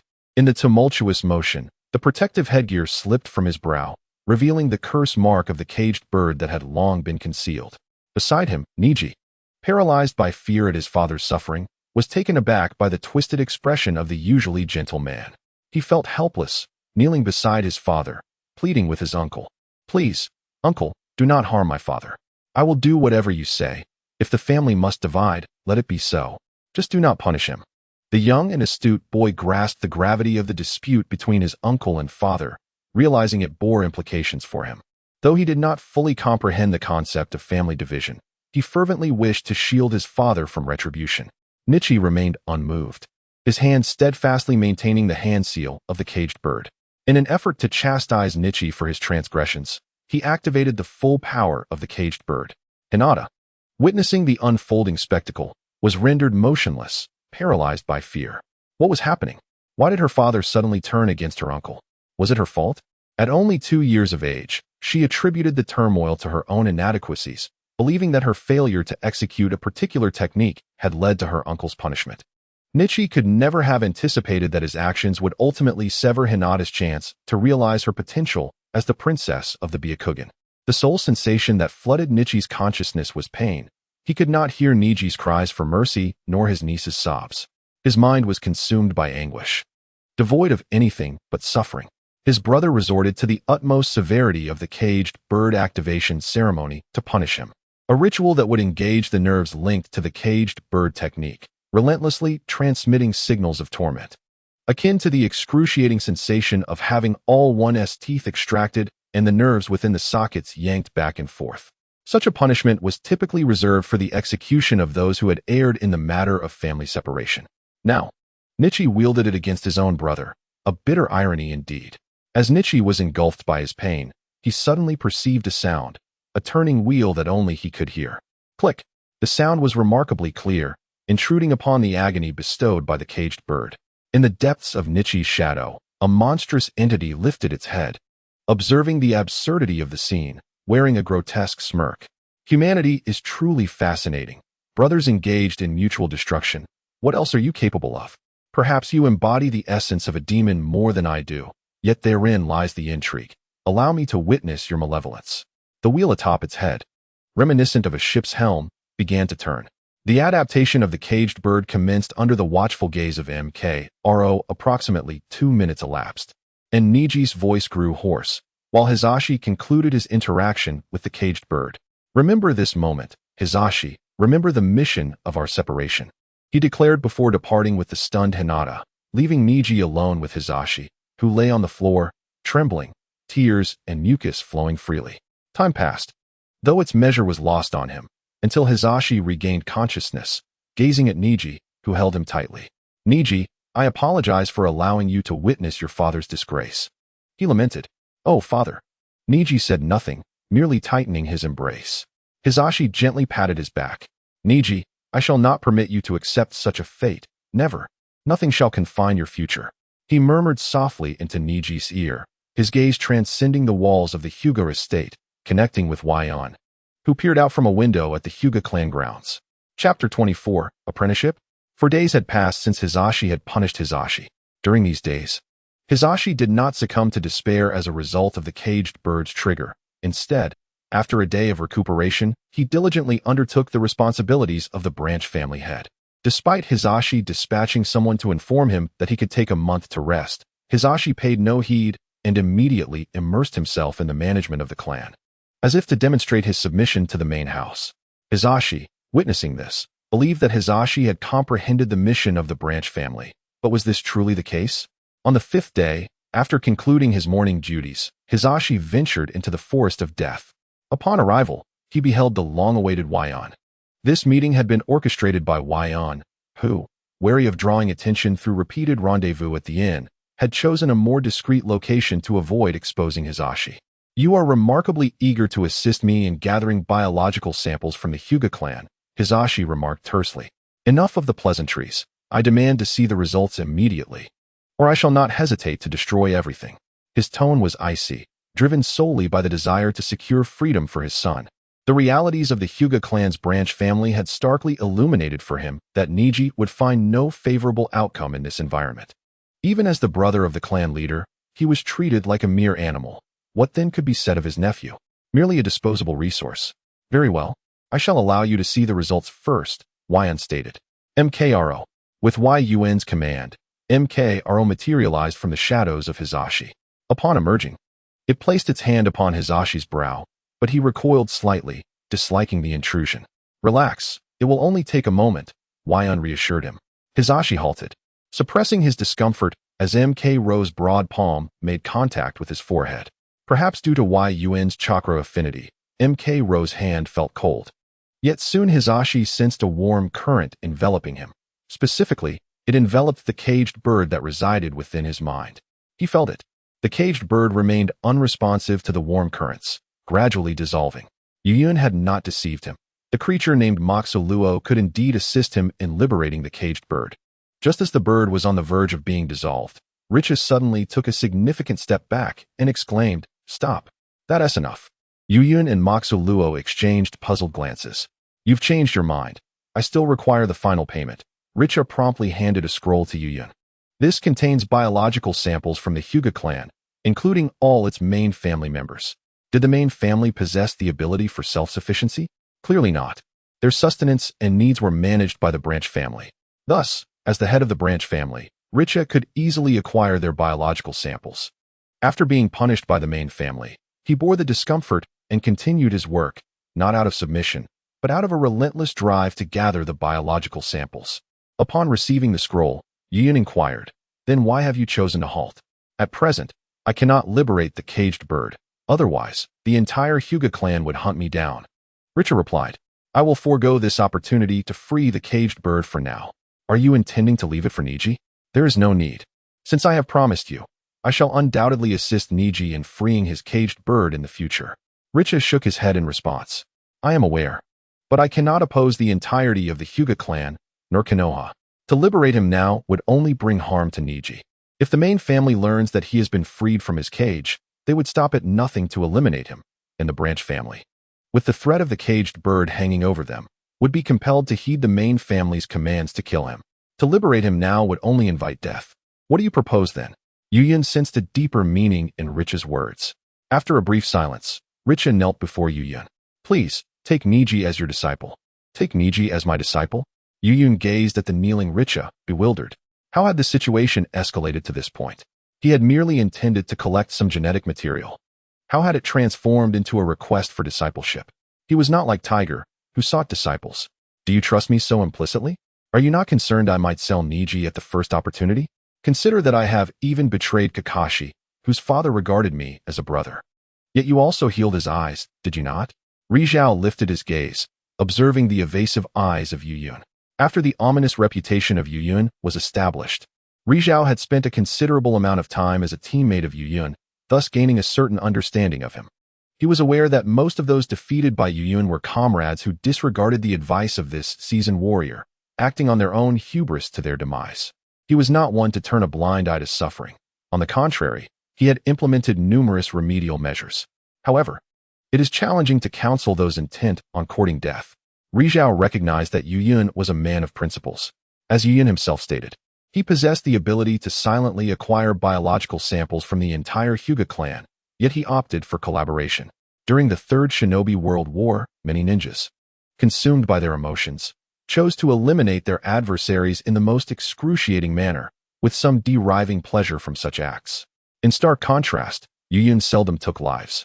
When he did, it was always with a single, decisive strike, never indulging in unnecessary actions, rendering him an anomaly among the throngs of artificial beings. Heinous Hyde, who had made his mark in the Land of Lightning, was shrouded in mystery regarding his betrayal of the village and the theft of Kakashi's eye. Nevertheless, Rizhao believed that Yu Yun had not yet descended to the depths of harming a child. Moreover, comparisons often breed discontent. In contrast to the main family members who oppressed others while demanding gratitude, Yu Yun stood out as exceptionally virtuous. I cannot accept him as a disciple. I have confidence in my ability to wreak havoc upon Konoha and the shinobi world, yet I lack the assurance to be a responsible teacher. Such a role carries weighty responsibilities, and I have no desire to forge the so-called bonds. How about this? If you fear persecution from the main family upon releasing the caged bird, I can find an opportunity to eliminate the entire Hyuga clan. Yu Yun enticed. Then you and your son would become the new main family. That is out of the question. Upon hearing the words, Rizhao immediately rose to refuse. The condition of the other clans was of little concern to him. However, the Hyuga clan still had his elder brother. Despite the harsh punishment inflicted upon him, they were ultimately brothers who had grown up together. Moreover, his niece was oblivious to the circumstances and should not perish alongside the clan. It appeared we had reached an impasse. Yu Yun sat on the ground, resting his chin in his hand, and uttered these words with a sense of resignation. He understood Rizhao's reaction, yet it did not imply that he would heed Rizhao's suggestion to accept Ning Xiai as a disciple. Teaching, he believed, came with immense responsibility. In such a world, he could not guide Ning Xiai towards a normal upbringing. Furthermore, he felt himself becoming increasingly extreme, with thoughts consumed by violence. Imparting such a mindset to Ning Xiai would only lead to further extremism. Additionally, the master-disciple relationship portrayed in Naruto often veered into the sinister, with apprentices frequently betraying their masters. He certainly did not wish to find himself stabbed by Ning Xiai one day. Let us compromise, he proposed. Currently, you and your son have yet to master the power that comes after breaking free from the caged bird. We shall wait until Ning Xiai matures, at which point I will return to assist you in liberating him. I will provide you with certain means of self-defense to counter the Hyuga clan and Konoha. Ultimately, Rizhao was his client. He could not abandon him after having received his trust. He was not one to engage in deceitful practices. Alternatively, in the coming days, I shall devise a method to gradually dismantle the caged bird above your head, ensuring the Hyuga clan remains unaware of your peculiarities. Yu Yun offered Rizhao two options, which were the best solutions he could conceive at the moment. Good, Rizhao conceded, no longer insisting on anything further. In his mind, he had envisioned Yu Yun taking Ning Xiai as a disciple and leading him away from Konoha, thus allowing Ning Xiai to completely escape the tragic fate of the branch family. However, with Yu Yun's disapproval, he found himself at a loss. Chapter 25. Dark Medical Ninjutsu. If you truly wish to protect Ning Xiai, relying on others is futile. It is better to take matters into your own hands. Yu Yun remarked while resting his chin on his hand. He discerned Rizhao's dissatisfaction with this transaction. As the reason for their dealings was Ning Xiai, his desire to liberate Ning Xiai from the grim fate of the branch family. Yet, the caged bird was merely the superficial manifestation of that tragic fate. The true source of the branch family's misery lay within the system of the main family. As long as this system persisted and Ning Xiai remained within the Hyuga clan, the removal of the caged bird would be of little consequence. Neither father nor son possessed the strength to overturn the established order, so Uchiha placed his hopes in the unfathomable power of Yu Yun. Unfortunately, Yu Yun had neither the interest nor the time for such endeavors. If I had the ability, I would have altered fate long ago, and we would not still be entangled in the branch family, Uchiha said with a bitter smile. Strength? Is it not a simple matter for your Hyuga clan? What do you mean? The term Hinata's misunderstanding suggests that one should not confine their focus solely to the secret techniques of the Hyuga clan. You possess the Byakugan, a powerful ocular ability. Although it does not allow you to effortlessly replicate another's ninjutsu like the Uchiha Sharingan, it endows you with remarkable talents, enabling you to learn ninjutsu at a pace far superior to that of other bloodline limit ninjas. Ninjutsu is a transformation of chakra, as described in Naruto, originating from the divine arts of the Otsutsuki clan. The Hyuga clan bears the closest resemblance to the Otsutsuki among the ninja clans, and chakra is derived from the Otsutsuki themselves, making its use second nature to them. Thus, for the Hyuga clan, which mirrors them most closely, the innate ability to learn ninjutsu far surpasses that of other clans. However, for centuries, the Hyuga clan has remained confined to a limited repertoire of techniques, primarily relying on a few forms of martial arts and the family secret technique, Heavenly Spin, without venturing into the development of other types of ninjutsu. Instances of Hyuga ninjas employing alternative ninjutsu are exceedingly rare, as they predominantly utilize techniques such as Gentle Fist, 8 trigrams palm, and Heavenly Spin. With such a formidable ocular technique as the Byakugan, one wonders if the likes of Minato Namikaze would have even needed Obito's eyes had he possessed the Byakugan. Currently, it is difficult for Yun not to question whether the ninjutsu system of the Hyuga clan was designed to constrain the branch family. After all, the branch family learns a diluted version of the techniques, while only the main family possesses the complete forms. The limitations of this ninjutsu system are notably low, rendering the branch family mere conduits for information in battles filled with deities. The less gifted branch family members, upon learning these techniques, find themselves inferior to the main family. Conversely, even the exceptionally talented branch members, capable of innovating and elevating these techniques, cannot substantially exceed the main family, thus failing to create a significant distinction in strength. Take Neji, for instance. In the early stages of Naruto, he was the strongest among the 12 young ninjas. Yet, as the story progressed, he began to fade into the background. Could he withstand a kick from Might Guy in the 8th gate later on? Or, during the 4th Great Ninja War? What was the disparity in strength between Neji and his uncle, Hiashi Hyuga? The answer is not significantly different. They both possess the strength of upper-tier ninjas. Should they engage in combat, it is likely that no definitive victor would emerge, as both utilize techniques from the same system. While Neji possesses skills that Hinata also has, it is conceivable that Hinata may even wield some secret arts that the main family has yet to reveal. Neji's sole advantage lies in his age. One must remember that during his early years, he was repeatedly hailed as a genius, and his performance certainly lived up to that title. Yet, despite this, he ultimately failed to create a substantial gap between himself and the main family. Abandon the secret arts of your Hyuga clan, even with your and Neji's exceptional talents. You will not surpass the main family by a significant margin. If you desire true freedom, you must attain power that transcends the entire clan and, indeed, the Hyuga clan itself. Heeding Yu Yun's words, Hinata began to grasp a crucial point.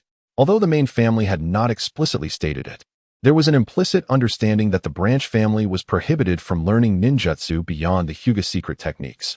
Indeed, renouncing the Hyuga family's secret arts in favor of learning techniques from other systems, such as the 8 gates or the strong fist, is imperative. In essence, learn everything that can enhance your strength. Once you possess the power to overpower the entire Hyuga clan, they will no longer concern themselves with whether you have opened the cage bird. However, in regard to the village, after reflecting on Yu Yun's advice, Hinata still harbored reservations. If he truly managed to subdue the Hyuga clan, he would then have to face the entirety of Konoha village. The village? Yu Yun scoffed. They would relish the thought of your Hyuga clan fracturing into 2 factions. If a conflict arose between the main family and the village, which side would the branch family align with, the main family or the village? Upon hearing this, Hinata fell silent. Suddenly, clarity washed over him. Indeed, if a schism were to occur, the branch family would undoubtedly side with the main family, as their very fate was in the hands of the latter. Thus, the Hyuga clan, bolstered by the support of the caged bird, remains a naturally independent entity in the eyes of the village, making it difficult to assimilate like other ninja clans. It is no wonder that the Umbu rarely includes ninjas from the Hyuga branch family. Despite the Byakugan being exceptionally useful for intelligence gathering, the presence of Hyuga clan members within Konoha's Umbu is notably scarce. If a branch family member serving in the Umbu were to acquire sensitive information, would they disclose it to the main family? One must consider that even Danzo's route hesitates to recruit members of the Hyuga branch family, who can ascertain whether a branch member is loyal to the main family or to the village. The situation is quite clear. The village has long harbored dissatisfaction with the Hyuga's main and branch family system, or rather, with the unyielding unity of the Hyuga clan. If you are struggling to find suitable secret techniques, I can provide you with one. With that, Yuyun produced a scroll from the shadows. The body activation technique. The sun's deviation received this arcane technique, which indeed can negate the adverse effects of the first 7 gates of the 8 gates of Duanjia. If you enhance your physical prowess to a certain degree and open the 6th gate, you could easily dominate the entire Hyuga clan. As for the 8th gate, that is a pursuit you must undertake on your own. Yuyun waved his hand, truly feeling that he had delivered the Buddha to the west this time. He even considered himself the finest ally in the ninja world. The technique of physical activation, also known as the dark medical ninjutsu, was acquired from Shinno, who claimed that mastering this technique to its zenith could allow one to open the 8 gates without sustaining injury. Yuyun scoffed at this notion. He was not ignorant of the 8 gates. The 8th gate does not merely inflict bodily harm. If one likens the human body to a water tower equipped with valves, chakra represents the water within. The points of activation opened by the first 7 gates correspond to the extent to which the valves are turned. By the time the 7th gate is opened, the valve of the water tower is fully opened, and the flow of water released is already at its maximum capacity. The 8th gate, however, is akin to severing the water tower in half, releasing all the water within in one fell swoop. No matter how potent the dark medical ninjutsu may be, it cannot restore such damage. It is worth noting that when Guy utilized the 8th gate, his body was rendered to carbon. At that moment, he did not even require the 6 Paths team to strike him with the truth-seeking ball. If the wind on the battlefield were to blow even slightly, he would be swept away. Thus, Yuyun dismissed Shinno's assertion that the dark medical ninjutsu could enable one to open the 8th gate without injury with a scoff. So be it, our transaction has concluded. Yuyun rose, preparing to depart. Although a piece of Grail Stone had been placed within the biological sample to preserve it, he still feared the samples might become inactive. Thank you so much, Yuyun, Nichi said, sincerely grasping the arcane technique. The opportunity to alter Niji's fate was solely due to Yuyun. Were it not for Yuyun granting this chance, he could only watch helplessly as Niji faced a dismal destiny. Though he understood that Yuyun's actions were motivated by the Hyuga clan's bloodline limit, he remained grateful. As Yuyun stated, without Nichi, he could still achieve his goals. It was merely a matter of scale. No need for thanks, it is merely a transaction. Perhaps soon you will come to regret it, Yuyun replied, indifferent to Nichi's gratitude, as he was solely concerned with the completion of his transaction. By the way, I will likely return in a few months to assist you in weakening the caged bird, Yuyun stated before vanishing into the shadows. Only Nichi remained, having been left behind. After departing from Konoha, Yuyun arrived at Bailu, where he was immediately confronted by Bailu. What have you been up to these past few days? Bailu inquired. I took care of some minor matters. How is the experiment progressing? Yuyun replied. Not very well. We merely resolved the issue of the ghostly Yara's gene chimerism, Bailu responded. Isn't that progress? This represents the crucial step in the amalgamation of genetic fusion technology and the technique of Ghost Bud. Originally, Ghost Bud merely facilitated the merging of physical bodies. The cells of the disparate entities would not fuse to form new cells. It was akin to incorporating foreign limbs into a host without rejection, resembling a composite being more than a true fusion. The original Ghost Bud could not even achieve cellular integration, let alone genetic merging. Now, however, a transformation has occurred. Bailu's statement indicates that the current Ghost Bud technique can interlace the genes of different individuals. With the completion of this step, they can proceed to fuse the genes associated with various bloodline limits. Bailu remarked, this is merely a minor advancement. The true results will depend on the experiments. After a prolonged silence, he added, do you not wish to take any action? Yuyun responded, what would you have me do? Are you so eager to conduct human experiments? Such recklessness will only lead to errors. Bai Luhu stared intently into Yuyun's eyes, asserting, science demands audacity. We aspire to achieve great things. Without a bold approach, how can we accomplish anything significant? Yuyun retorted, have you been influenced by the tales of the Emperor's astonishing feats? While speed is essential, stability is equally important. I advise starting with animals. Henceforth, I will gather the genes of ninjas with bloodline limits for your experiments. If we can successfully integrate bloodline limit genes in animals, it stands to reason that we could do so in humans as well. What are you truly afraid of? Animals cannot be compared to humans. You are simply displaying unwarranted compassion. Bai Luhu bellowed in frustration. Now is the time to conduct experiments on humans. We could swiftly advance to the next phase of merging various bloodline limits. Yet you hesitate over humanitarian concerns, wasting precious time.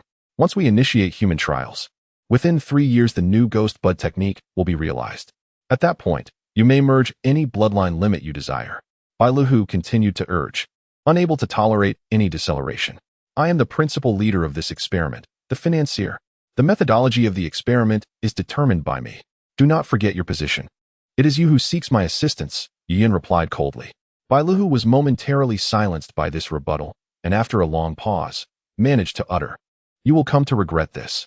In response to his words, Yin remained silent, choosing instead to depart with divine authority. Bai Luhu's speed was as swift as ever, which perhaps exemplifies the disparity between the shinobi world and the First Earth. The slow progression of humanity's research into genetics in the past was hindered by ethical constraints. After all, one could not discern which segment of DNA was foundational and which was merely ornamental. Tampering with this meticulously refined genetic code, honed over billions of years, could potentially unleash unprecedented calamities. However, the shinobi world harbored none of these scruples, for the prevailing attitude was to proceed with experimentation regardless of potential disasters, with the notion that they could all face the consequences together. In truth, Yuyun was not driven by the compassion that Bai Luhu attributed to him. Such sentiments may have existed in the First Era, but they had long since crumbled after traversing the realms of Jujutsu Kaisen and Naruto. When one grows so accustomed to taking lives that it becomes as effortless as slaughtering a chicken, discussions of conscience and humanity seem rather hypocritical. He was not a Hokage, unable to utter phrases like, although I have slain your parents, I too suffer. The reason for curbing Bai Luhu's experimental pace was twofold. Firstly, to prevent Bai Luhu from losing control. And secondly, out of genuine concern that Bai Luhu might inadvertently create a Hokage-like version of Bu. To allow a scientific madman like Bai Luhu to operate unchecked would be an act of irresponsibility towards both his own life and the lives of others. Moreover, a cautious and steady approach was undoubtedly the wisest course of action for him at this juncture. Time was on his side. Not to mention, he had yet to gather the necessary materials for his Tsutsuki plan, and it would take considerable time to do so. The rapid execution of the new ghost bud technique would merely benefit Bai Luhu. Currently, the pressing matter was to extract Tsutsuki genes from the biological samples of the Hyuga clan within the divine space, as well as to replenish chakra from J-Ki. Furthermore, he contemplated whether the Grail Stone could facilitate the fusion of the Tsutsuki gene fragments. Suddenly, a thought struck Yuyun, and he looked up with alarm. Oh no! My Grail Stone. Chapter 26. On the scales of the fish, the creature known as the scale fish is referred to as such by the residents of Misty Hidden Village. Originally, it was merely an inconspicuous little fish inhabiting the territory of the Three Tails. However, perhaps owing to the influence of the Three Tails chakra, it underwent a remarkable transformation, acquiring the ability to absorb chakra. Henceforth, it forsook its carnivorous instincts and began to feast on chakra instead, with its sustenance shifting from small fish and shrimp to the chakra that emanated from the Three Tails. Initially, the Three Tails displayed no interest in this chakra-consuming fish. On the contrary, it did not drive the little fish away for its peculiar feeding habits, but rather allowed it to remain close. Thus, an extraordinary symbiotic relationship developed between them. The fish would rid the Three Tails of tiny barnacles and parasites, while the Three Tails would periodically release chakra for the fish to consume. They continued in this harmonious existence for an indeterminate length of time, as the fish believed this way of life would persist indefinitely. However, tranquility was shattered by the sudden appearance of a land fish clad in crimson armor. It intruded upon the peaceful scene while the Three Tails basked in the sun, declaring ominously, "Three Tails, you are far too dangerous and must be sealed." With an outstretched wooden hand, it swiftly sealed the still drowsy three tails. At that moment, the fish was indulging in its sustenance within the three tails' abdomen, blissfully unaware that it too had been confined within the vessel. Truth be told, the vessel was exceedingly dark and cramped, although the fish found it unperturbed, having descended from deep-sea ancestry. Its forebears had long since evolved to forego eyesight to adapt to the abyssal darkness. It felt that the confined space was reminiscent of its deep-sea home, as if it had returned to familiar surroundings. Yet, the three tails had a different perspective. Following its sealing within the jar, it became increasingly agitated, incessantly battering against the vessel's confines at every opportunity. The fish had never witnessed such a tempestuous side of the three tails during its chakra consumption. The three tails had been lethargic and indifferent, but now it was transformed. Moreover, the three tails would roar daily in a language the fish could not comprehend, exclaiming, "Old man, this is your son. The youth you spoke of will never appear." Perhaps the loss of freedom had driven it to utter nonsensical ramblings. Time passed, and eventually, the vessel was finally unsealed. At that moment, the three tails summoned all its chakra to break free from the confinement, inadvertently bringing the fish along with it. Upon emerging, the three tails confronted those four-legged octopuses in the most direct manner possible. It truly does not know what to call those beings with only four claws, especially since it lacks eyes and can only sense the presence of chakra. The three tails seems to refer to them as humans, as it emerged shouting about the evil humans. However, it was surprised to discover that these so-called humans, the creatures of the land, possessed chakra as well. How peculiar, for in its eyes, only it and the three tails seemed to have chakra. After the three tails broke free from its seal, those humans did not manage to seal it away with a single hand like that red-armored man had done. The three tails fought them for a long time, and that was the first time it witnessed the true strength of the giant turtle with whom it coexisted. By the end, only a few humans remained. The rest had been reduced to mere pulp by the three tails. Once the sun rose for the third time, the three tails was once again confined within a jar. It was unclear what they sought. Perhaps it was the chakra of the three tails? Yet, shouldn't such a relationship be based on trade? It did not comprehend. It was merely a fish. Perhaps the manner of survival for humans was far more direct than it imagined. This senseless slaughter, devoid of survival purpose, appeared to it as a mere waste of chakra. When it thought everything had come to an end, a human noticed it and attempted to pick it up. However, that individual seemed ignorant of the rules of the ocean. Never touch a spiny fish, especially a deep-sea one. Out of instinct, it drained the little chakra that remained within this human, for chakra seemed to represent life to them. Upon draining the human's chakra, that individual lost vitality. In this light, it appeared to share similarities with humans. Both were engaged in killing for the sake of killing. Its actions drew the attention of other humans, but not out of concern for the deceased, rather for its ability to absorb chakra. Thus, it was soon controlled by humans. Before long, a piece of iron was affixed to its tail, transforming it into a weapon, and it was given a name, shark skin. Once forged into a weapon, these humans would frequently come to try and tame it as a tool for their own wielding. It didn't mind being wielded. It learned to adapt from the three tails. Yet, the chakra possessed by those humans was woefully insufficient to sustain its daily needs. Faced with such meager amounts of chakra, hardly enough to be considered dessert, it naturally refused to cooperate. Thus, a stalemate ensued between it and the humans, who even resorted to starving it for months in an attempt to tame it. In the face of such torture, it compromised, choosing a user with a somewhat adequate amount of chakra. This individual seemed to be named Sujetsu, but it was uncertain, for it did not particularly like this user. He always engaged in meaningless acts. Even after absorbing chakra, he would prolong confrontations unnecessarily, insisting on listening to the wails of their opponents. Battles dragged on for far too long, and the chakra it absorbed was insufficient for sustenance. Moreover, this approach was foolish. Even a fish knew that the best way to fight was to defeat the opponent as swiftly as possible. Any extraneous actions would merely waste energy. The longer the struggle continued, the more unpredictable the circumstances became. What if other hunters appeared? What if the prey's companions came to their aid? According to its assertions, the watermelon mountain pufferfish demon cannot survive even a day in the depths of the ocean. Only the terrestrial environment allows it to thrive. Soon enough, as anticipated, the combat style of the watermelon mountain pufferfish demon brought forth calamity, while it and its 6 ghostly companions squandered time, as usual, toying with their prey. An unexpected turn of events occurred.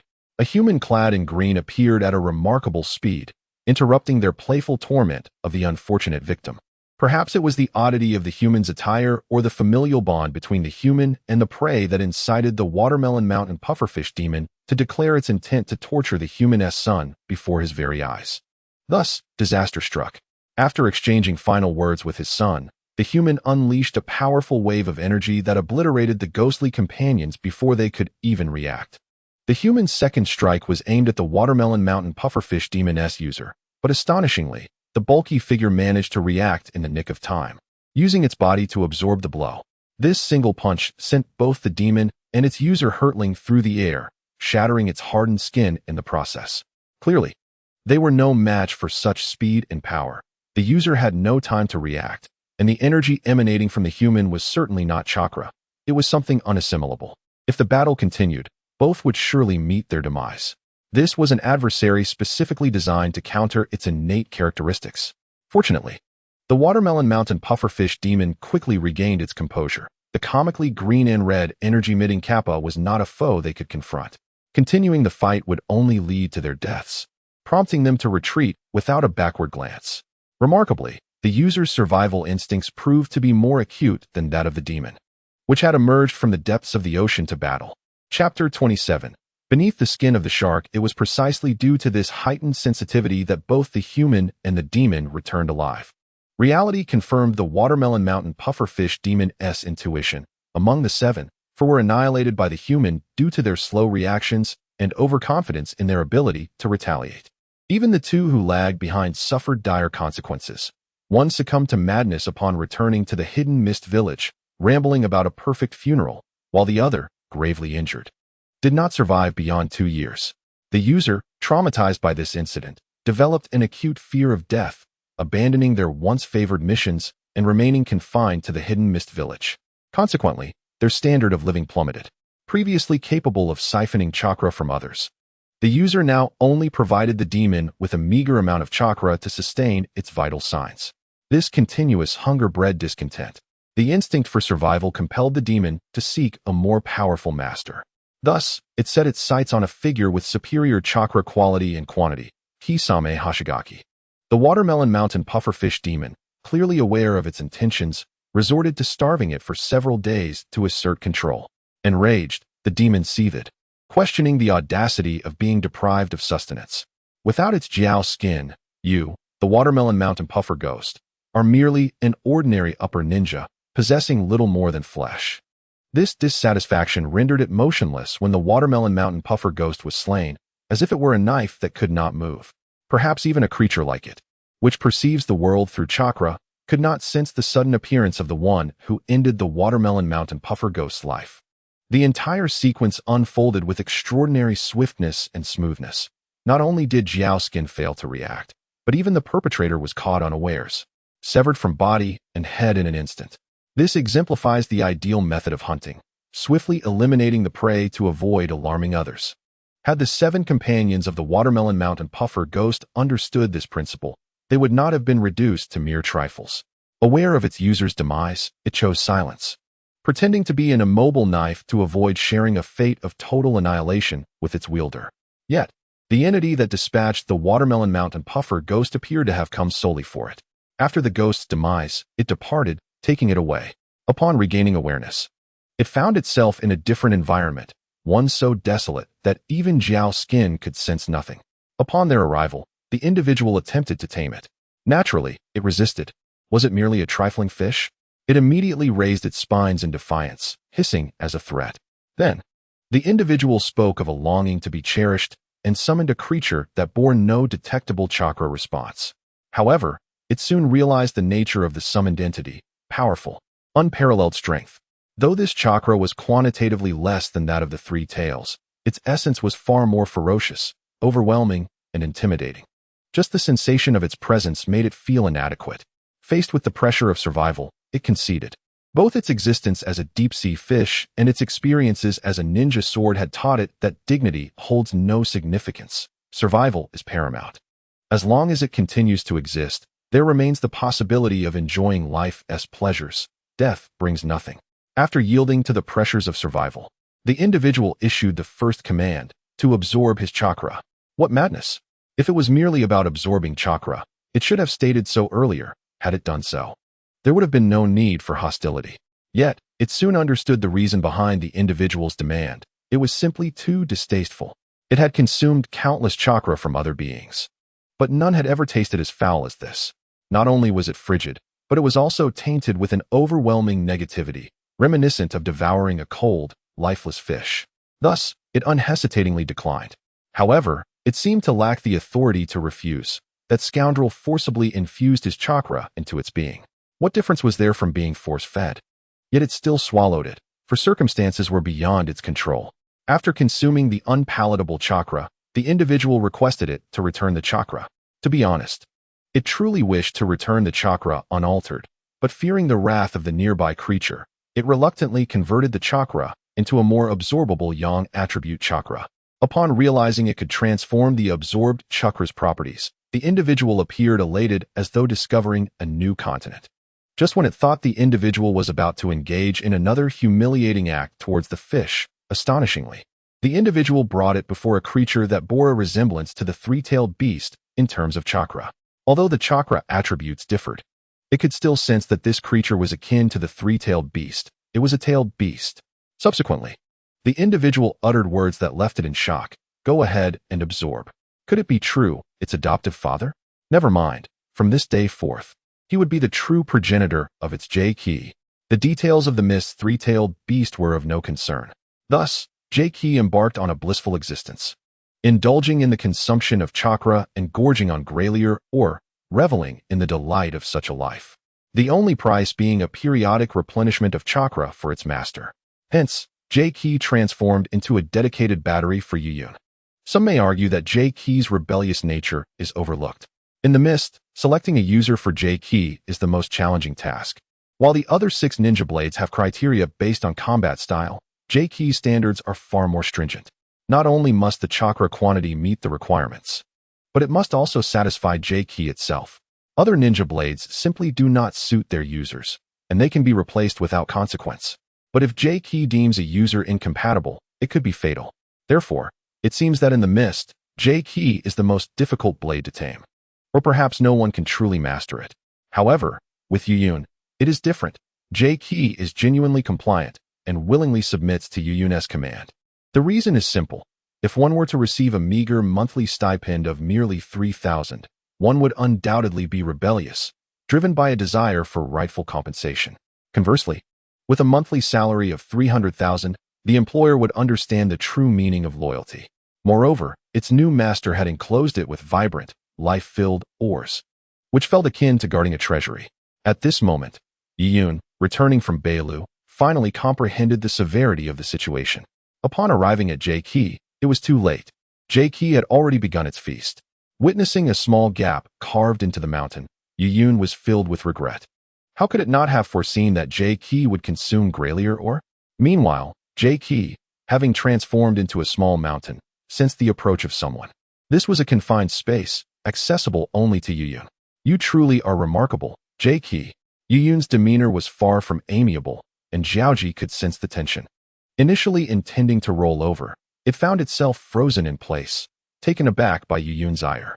Faced with Jiaoji, who had indulged to the point of resembling a sphere, Yuyun, in a moment of frustration, pressed his hand to his forehead. Given the circumstances, he could not resort to harming Jiaoji, particularly since he had not issued any prior warnings. To his surprise, even the stone Jiaoji could consume food. What are you standing there for? Hurry up and come here. Upon hearing this, Jiaoji realized that Yuyun did not intend to hold a grudge against it, and promptly rolled over with enthusiasm. Gurgle, gurgle, don't lick me. First replenish my chakra. After Yuyun issued his command, the hilt of Jiaoji's blade promptly made contact with Yuyun's hand, followed by an infusion of an exceptionally dense yang release chakra into Yuyun's body. The quality of this yang release chakra struck him as unusual. Typically, Jiaoji's transformed chakra was merely ordinary, with no significant distinction from others. In the ninja world, chakra was generally categorized rather than differentiated by quality, with most individuals' chakra appearing relatively uniform, save for unique entities like Hashirama and Madara. or the Otsutsuki clan members whose bloodlines returned to a state recognized even by the mainstream Otsutsuki as extraordinary. Their chakra was evidently superior in quality. However, the chakra from Jiaoji evoked thoughts of those exceptional beings. The Grail Stone inherently contained an extraordinarily pure life energy, which, when compressed and transformed into yang release chakra, resulted in an exceptionally high-quality manifestation. Consider yourself fortunate for not having eaten in vain.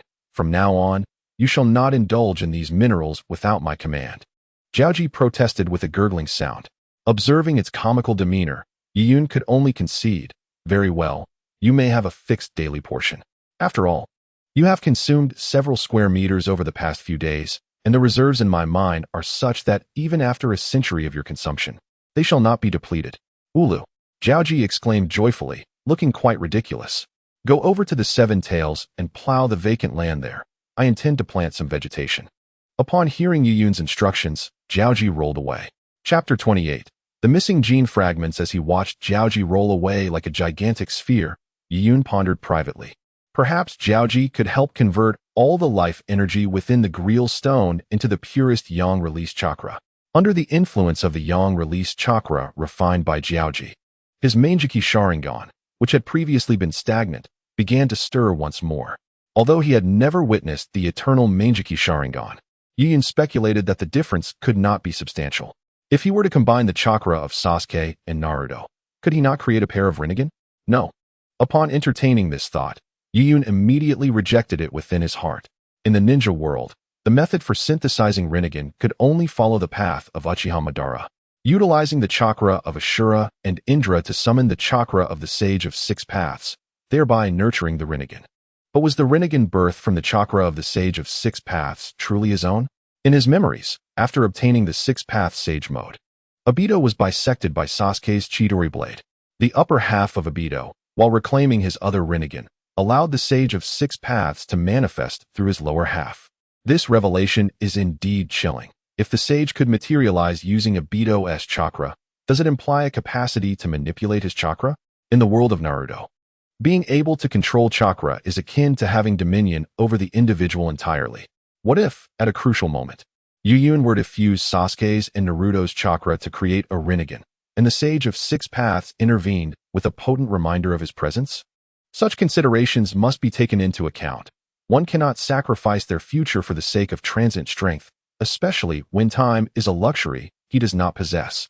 Reflecting on this matter, Yiyun realized the necessity of meticulously pondering the collection of genes from the Otsutsuki clan. It is imperative to avoid wholesale replication, as similar genetic entities yield analogous chakra, which can influence one another.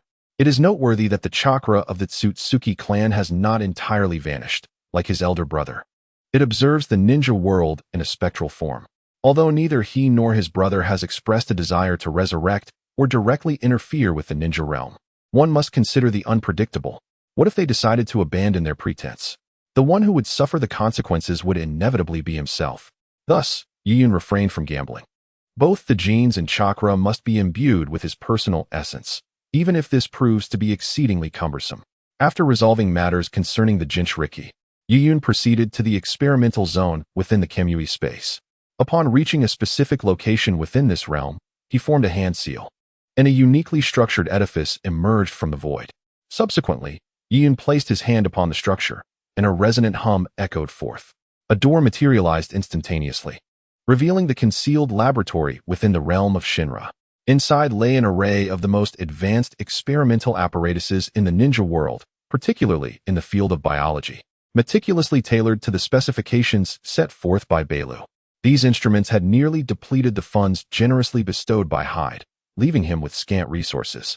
Meanwhile, Bailu remained insatiable in his demands, compelling him to seek alternative sources of financing. To be candid, the swift monetary gains of being a ninja stand as its sole merit. However, he was reluctant to profit in such a manner. Despite the rapid influx of cash, it was laborious and time-consuming. The meager rewards he earned from undertaking missions paled in comparison to the profits amassed by underground intermediaries. Only individuals like Hyde, devoid of other skills, would resort to such means of earning, and the most tragic outcome was the loss of both life and wealth. Yiyun stepped through the threshold of the laboratory, activating the lights upon entry. The illumination flooded the room, casting a glow upon the rows of experimental instruments before him. He approached one device, retrieving biological samples collected by Uchiha from within his shadow, and placed them into the apparatus, preparing for preliminary separation experiments. During his time in the ninja world, he found solace in the tranquility that enveloped him when engaged in experimentation, especially when he was suspended in the air. Gene separation was a complex and intricate task, and with only himself to rely on, the process would inevitably extend over a considerable duration. Nevertheless, he relished the solitude of conducting such experiments, as the state of flow allowed him to immerse himself entirely. After inserting the samples into the apparatus, Yuyan activated his Sharingan, the Eye of Uchiha, typically wielded for destruction, now employed for creation. Time slipped by unnoticed until he finally succeeded in isolating the genes of Tsutsuki from those of humans. By observing the vigorous reactions of chakra to specific segments of DNA, he endeavored to discern which segments belonged to the Tsutsuki lineage and which to humanity. This initial differentiation was merely the first step. Further knowledge from Bailu would be essential in learning how to separate the bloodline limit genes. After the separation, Yuyan attempted to connect the fragments of DNA that appeared to be of Tsutsuki origin, but met with failure. Had he overlooked certain gene segments? Or were some fragments indeed missing? He withdrew his gaze from the device, reverting his Sharingan from the kaleidoscopic state back to the Tomo form.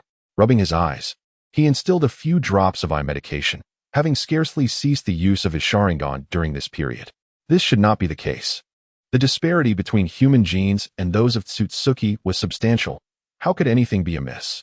To validate his hypothesis, he decided to experiment using his own genes, confident that in this lifetime, he bore no relation to the Tsutsuki clan. Indeed, as he suspected, certain segments of his DNA reacted solely to specific attributes. And even those reactions were far less pronounced than the suspected Tsutsuki gene fragments extracted from the Hyde clan. It appeared that the inherited genes from the Hyde were lacking. During Nicha's collection of genes, Mojiru had been concealed within his shadow, ensuring that no genes had been intentionally omitted, as all biological samples from the Hyde clan, save for Niji's, had been gathered for Yuyan.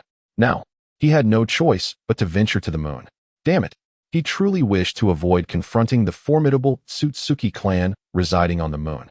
He had yet to fully mature, and who could tell whether that colossal Rinnegan could be activated without the presence of the lesser Rinnegan? The prospect of being swiftly defeated upon meeting was undeniably awkward. Perhaps there were alternative methods. Approaching the immense Rinnegan from the moon while evading their brilliance might yield some possibilities. He recalled that the Moon Clan had previously descended, seemingly to arrange a betrothal between SH-10 and Hinata.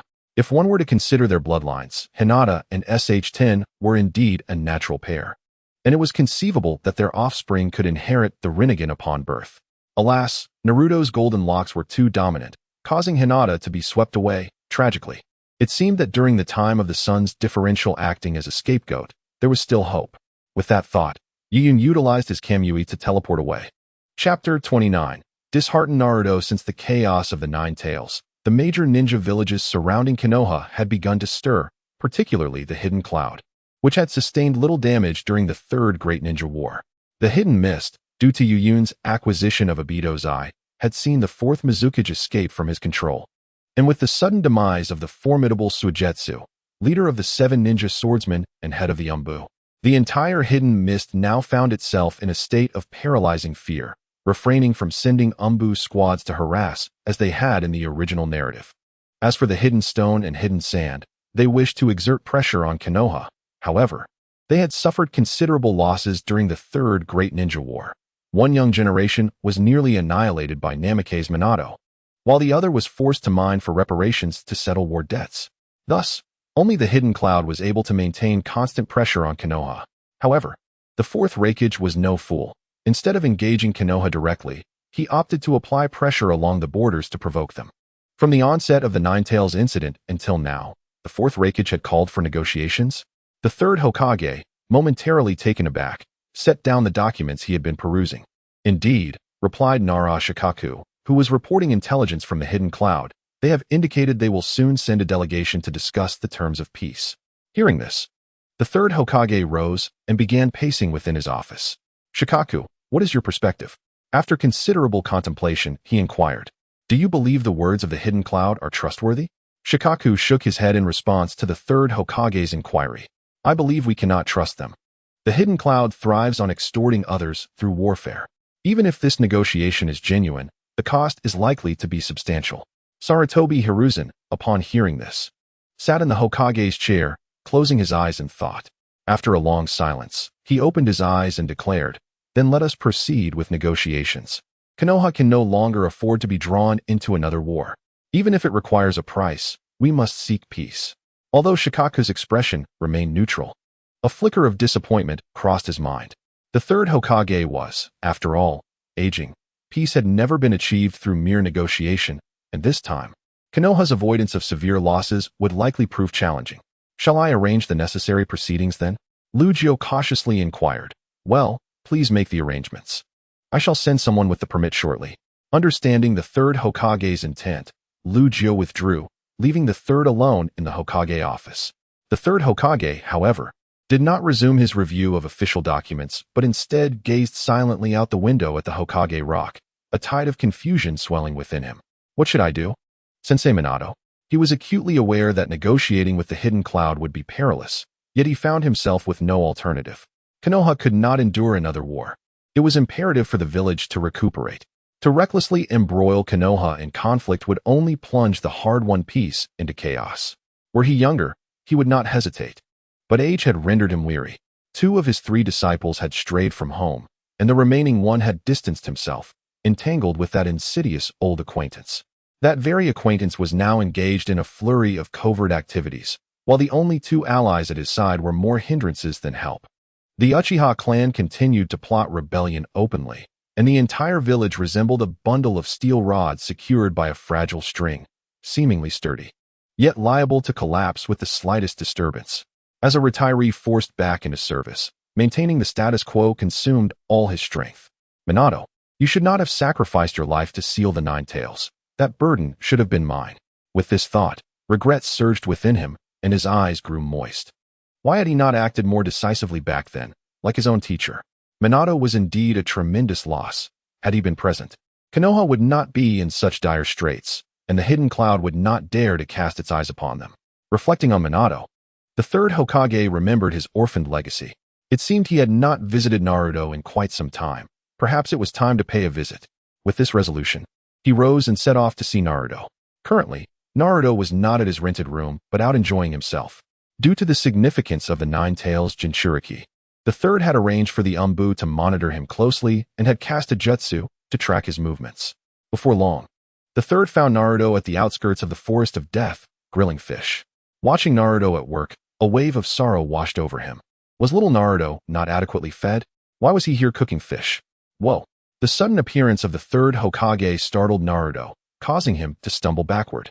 Grandpa Hokage, what a surprise! Why did you suddenly show up? He exclaimed, holding up his grilled fish in protest. Ha ha ha, my apologies, it was my fault, the third replied, ruffling Naruto's soft hair. After patting Naruto's head, the third's stomach growled unexpectedly, intensifying his embarrassment. Grandpa Hokage, haven't you eaten? Here, Naruto offered him the freshly grilled fish. Seeing this, the third Hokage had no choice but to accept. And what of you, Naruto? Surely, I cannot take your food. I already ate a big bowl of ramen. Naruto replied with a shake of his head, indicating that he had already dined. Already eaten? It is indeed fortunate that Naruto occasionally visits Ichiraku to savor ramen, rather than perpetually resorting to instant noodles, lest they expire and lead to an unfortunate bout of illness. Every month, the third Hokage personally delivers Naruto's living expenses. However, given Naruto's tender age, he remains oblivious to the art of spending wisely, often purchasing an excessive quantity of instant noodles that ultimately go uneaten and spoil. It was not by my own volition that I visited. Rather, a kind older brother graciously invited me as I happened to pass by. With great excitement, Naruto recounted his day's experience to the third Hokage, marveling at the unexpected generosity of someone who treated him to Ichiraku ramen without a hint of malice. Such benevolence, devoid of hostility, filled Naruto with delight. An older brother? The third Hokage questioned, momentarily pausing his consumption of grilled fish. It must be Kakashi, he pondered, resuming his meal of the fish expertly grilled by Naruto. The fish was cooked to perfection, Despite the absence of seasoning, it was crisp on the outside and tender within, revealing the skill of one well-versed in managing the flames. As the third Hokage enjoyed his meal, he inquired, was he perhaps an older brother with white hair and a mask? White hair? A mask? No, he had black hair, Naruto replied. Black hair? The third Hokage set down the fish, sensing a discrepancy. Who, he wondered, would possess black hair and be so unconcerned with Naruto's identity? What did he look like? He pressed, aware that any unfamiliar individual approaching Naruto would have warranted a report from the Umbu assigned to protect him. Wait a moment. He had dispatched Umbu to monitor Naruto, hadn't he? The third Hokage suddenly grasped the gravity of the situation upon his arrival. He had not sensed the presence of any Umbu nearby. Only Naruto remained. How did he appear? The third Hokage inquired, urgency creeping into his voice. Well, he was quite handsome. I suppose, though his skin was a bit pale, Naruto reminisced about the older brother who had treated him to ramen. He was really nice. Unlike everyone else who seems to despise me. As he spoke, Naruto's previously joyful expression gradually dimmed. Why does everyone dislike me so? Am I truly some kind of demon fox? The third Hokage, however, was preoccupied with uncovering the identity of the individual who had engaged with Naruto, eager to ascertain if any words had been exchanged. Naruto, did he say anything to you? He implored, gripping Naruto's shoulders with a seriousness that demanded honesty. Huh. Naruto's gaze flitted about, evading the question. Damn it. The third Hokage felt a growing unease at Naruto's demeanor. Naruto, be truthful with me. Did that person say anything to you? In response to the third Hokage's earnest inquiry, Naruto fell into an unusual silence, contemplating for a long moment before finally speaking. Grandpa, what kind of people were my parents?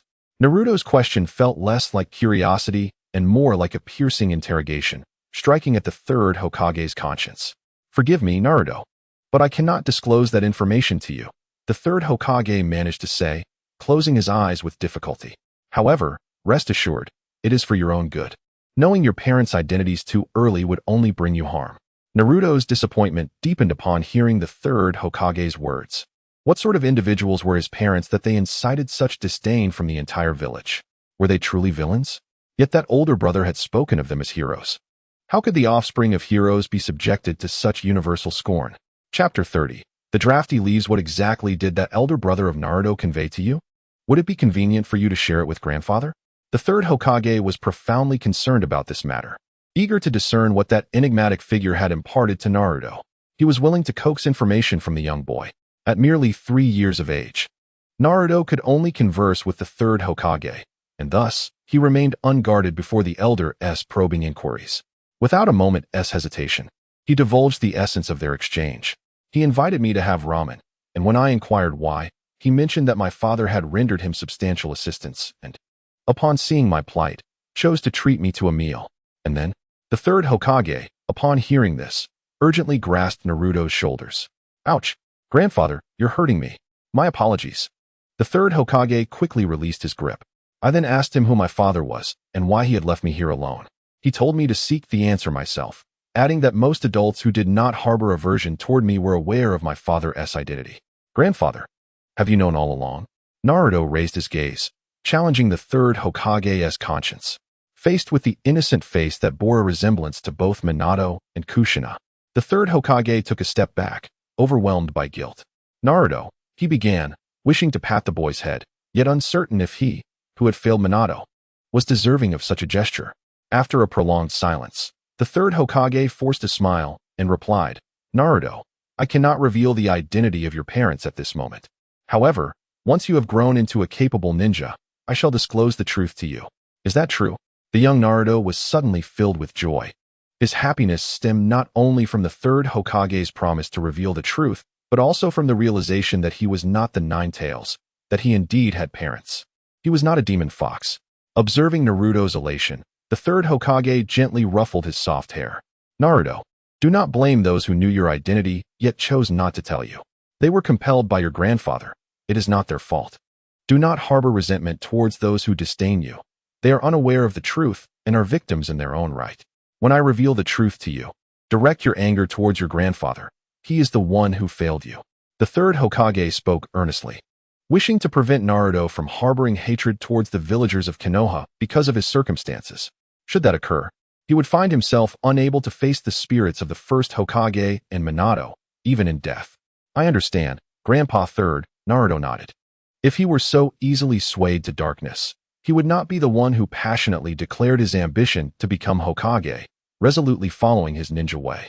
The third Hokage had originally intended to keep Naruto's identity as the son of the fourth Hokage and the Nine-Tails Jinchuriki hidden, allowing him to grow up in peace. However, that scoundrel Danzo had spread rumors among the villagers, labeling Naruto as the Nine-Tails, placing the third Hokage in a precarious position. He could neither reveal Naruto's true identity nor clarify the situation. The identity of the fourth Hokage's son was far more perilous than that of a Jinchuriki. If only Naruto's status as a Jinchuriki were to be disclosed, it would not be as detrimental. Other hidden villages were already aware of the identities of their Jinchuriki. There was no need for deliberate investigation to ascertain who the Jinchuriki were. Due to the leaking of tailed beast chakra, Jinchuriki often lost control, leading to discrimination from villagers. Other hidden villages' spies could easily identify the Jinchuriki based on who was ostracized in their own villages, without any need for thorough investigation.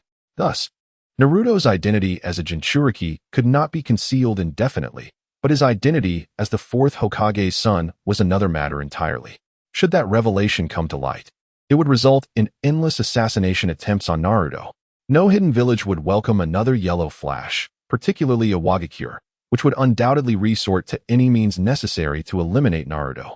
The Third Shinobi World War was said to have concluded because no one wished to continue fighting, yet in truth, it was due to Minato's overwhelming prowess on the battlefield, rendering the already senseless war even more futile. Therefore, the third Hokage believed that concealing Naruto's identity as the Hokage's son was a genuine act of protection. So, who had spoken these truths to Naruto? After returning Naruto to his apartment, the third Hokage did not go home, but remained in the Hokage office.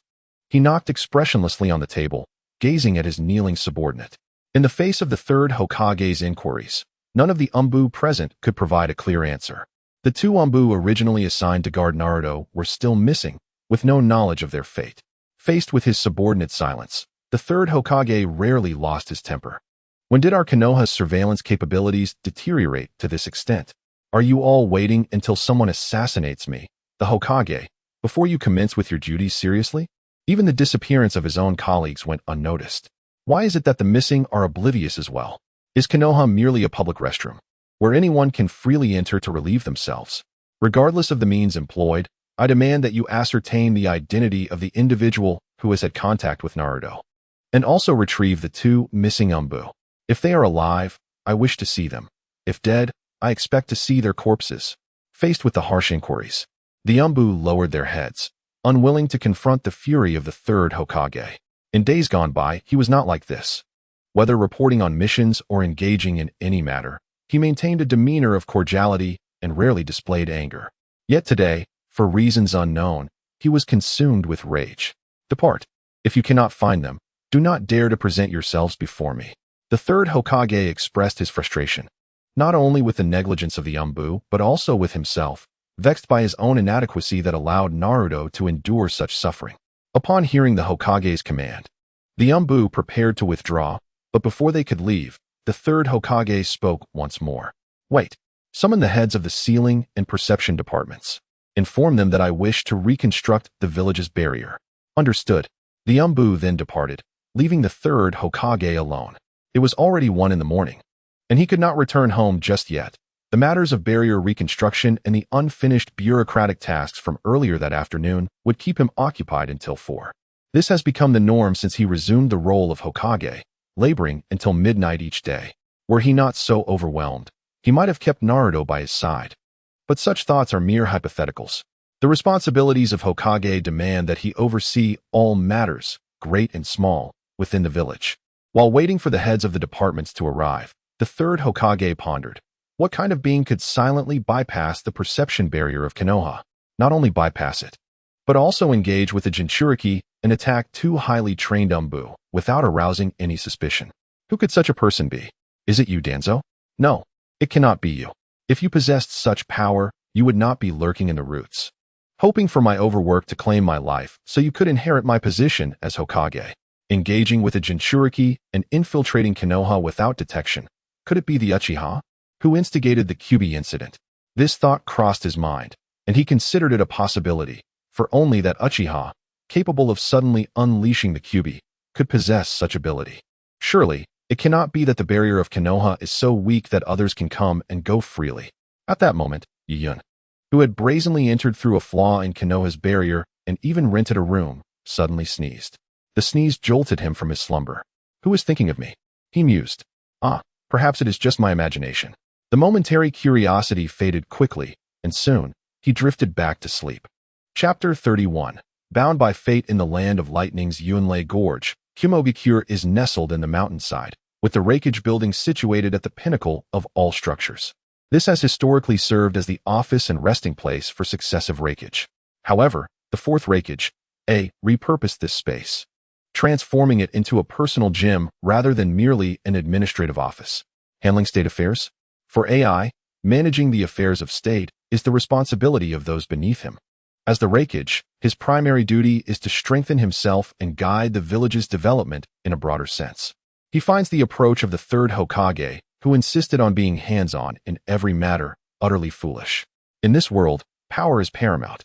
Lord Reikage, the negotiation team is prepared, reported Mabui, entering with documents in hand. How is Trop preparing?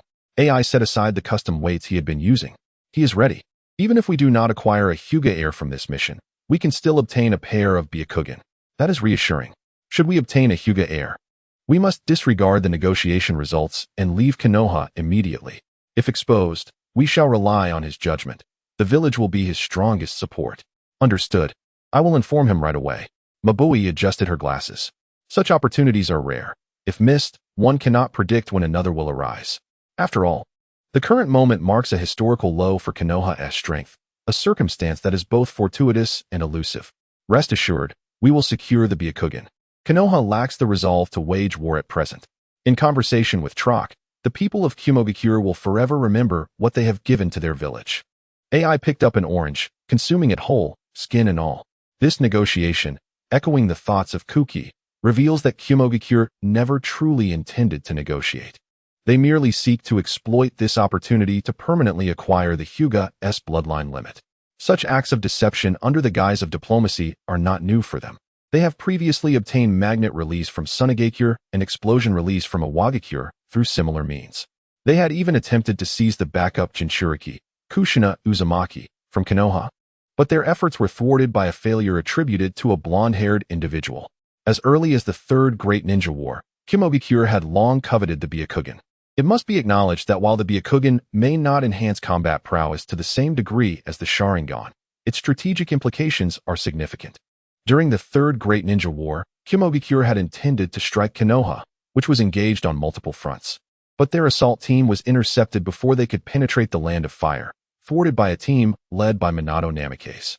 That encounter marked AI's first interaction with Minato, a moment that made him acutely aware of Konoha's extraordinary foundation.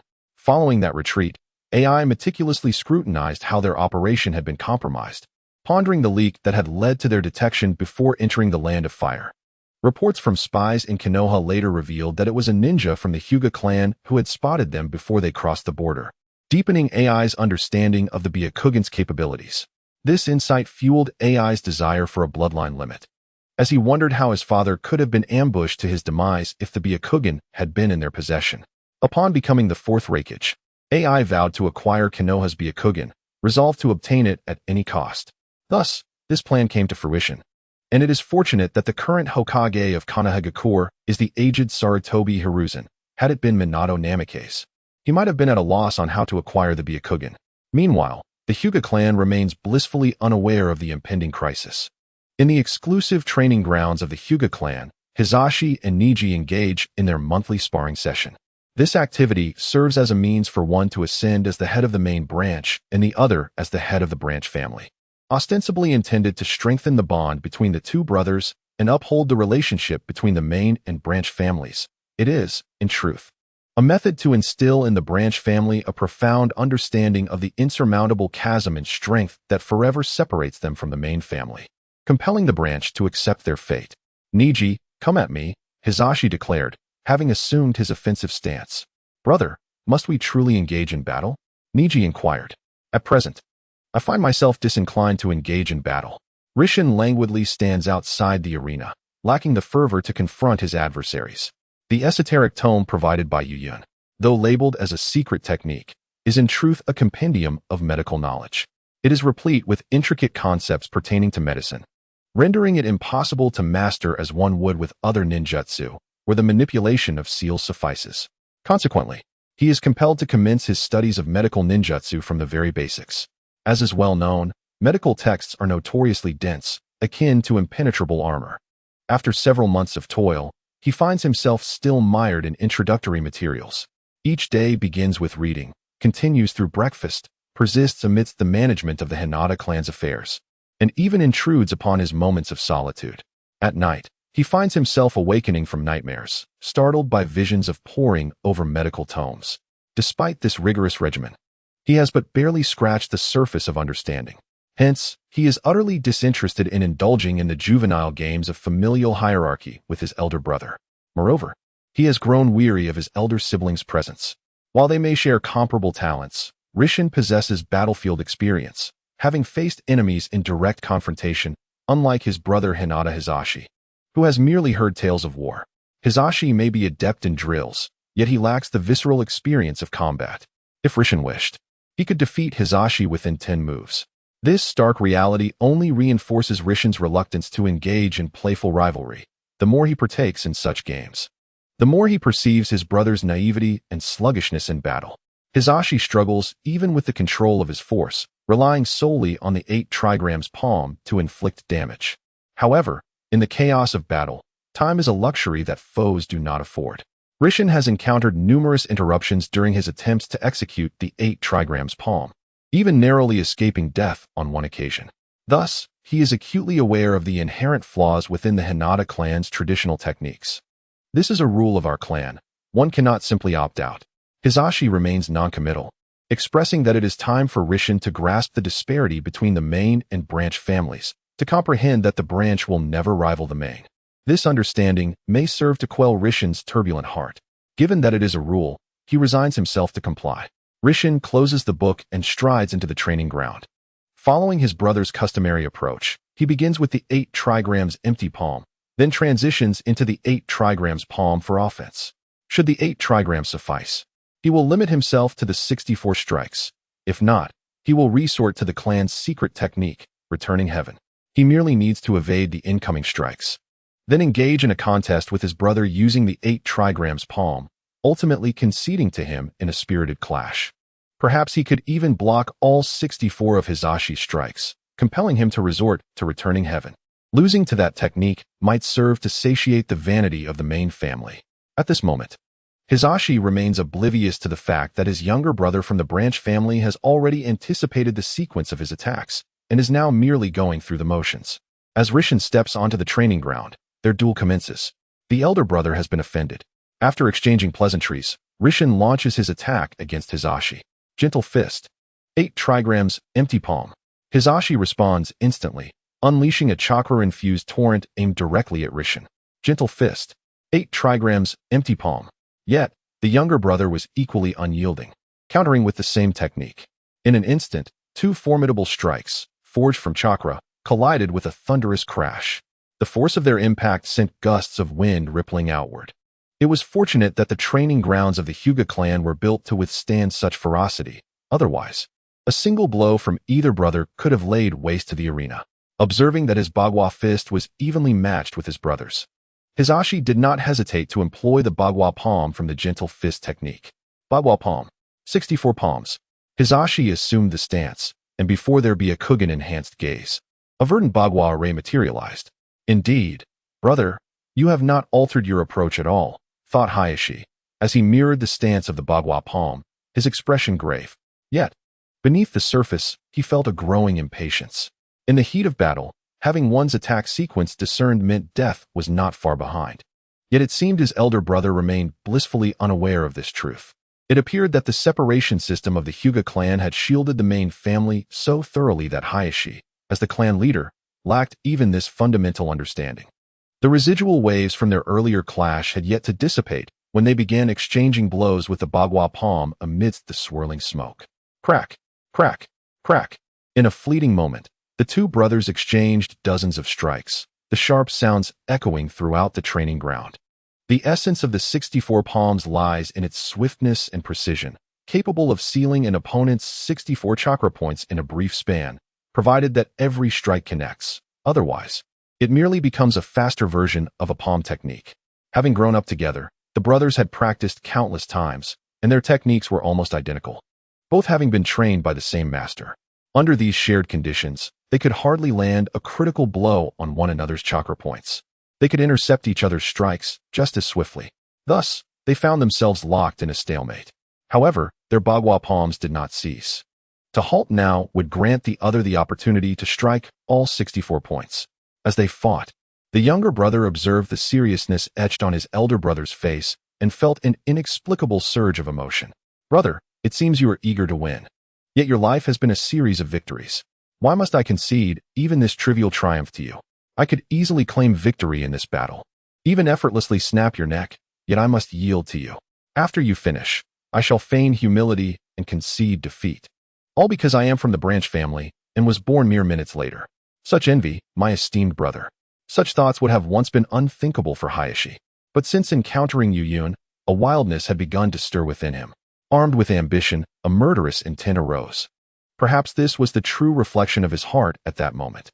A bird that has never experienced the vastness of the sky does not recognize a cage as a shackle, but once it has glimpsed the expanse, it will break through the confines, even at the cost of blood.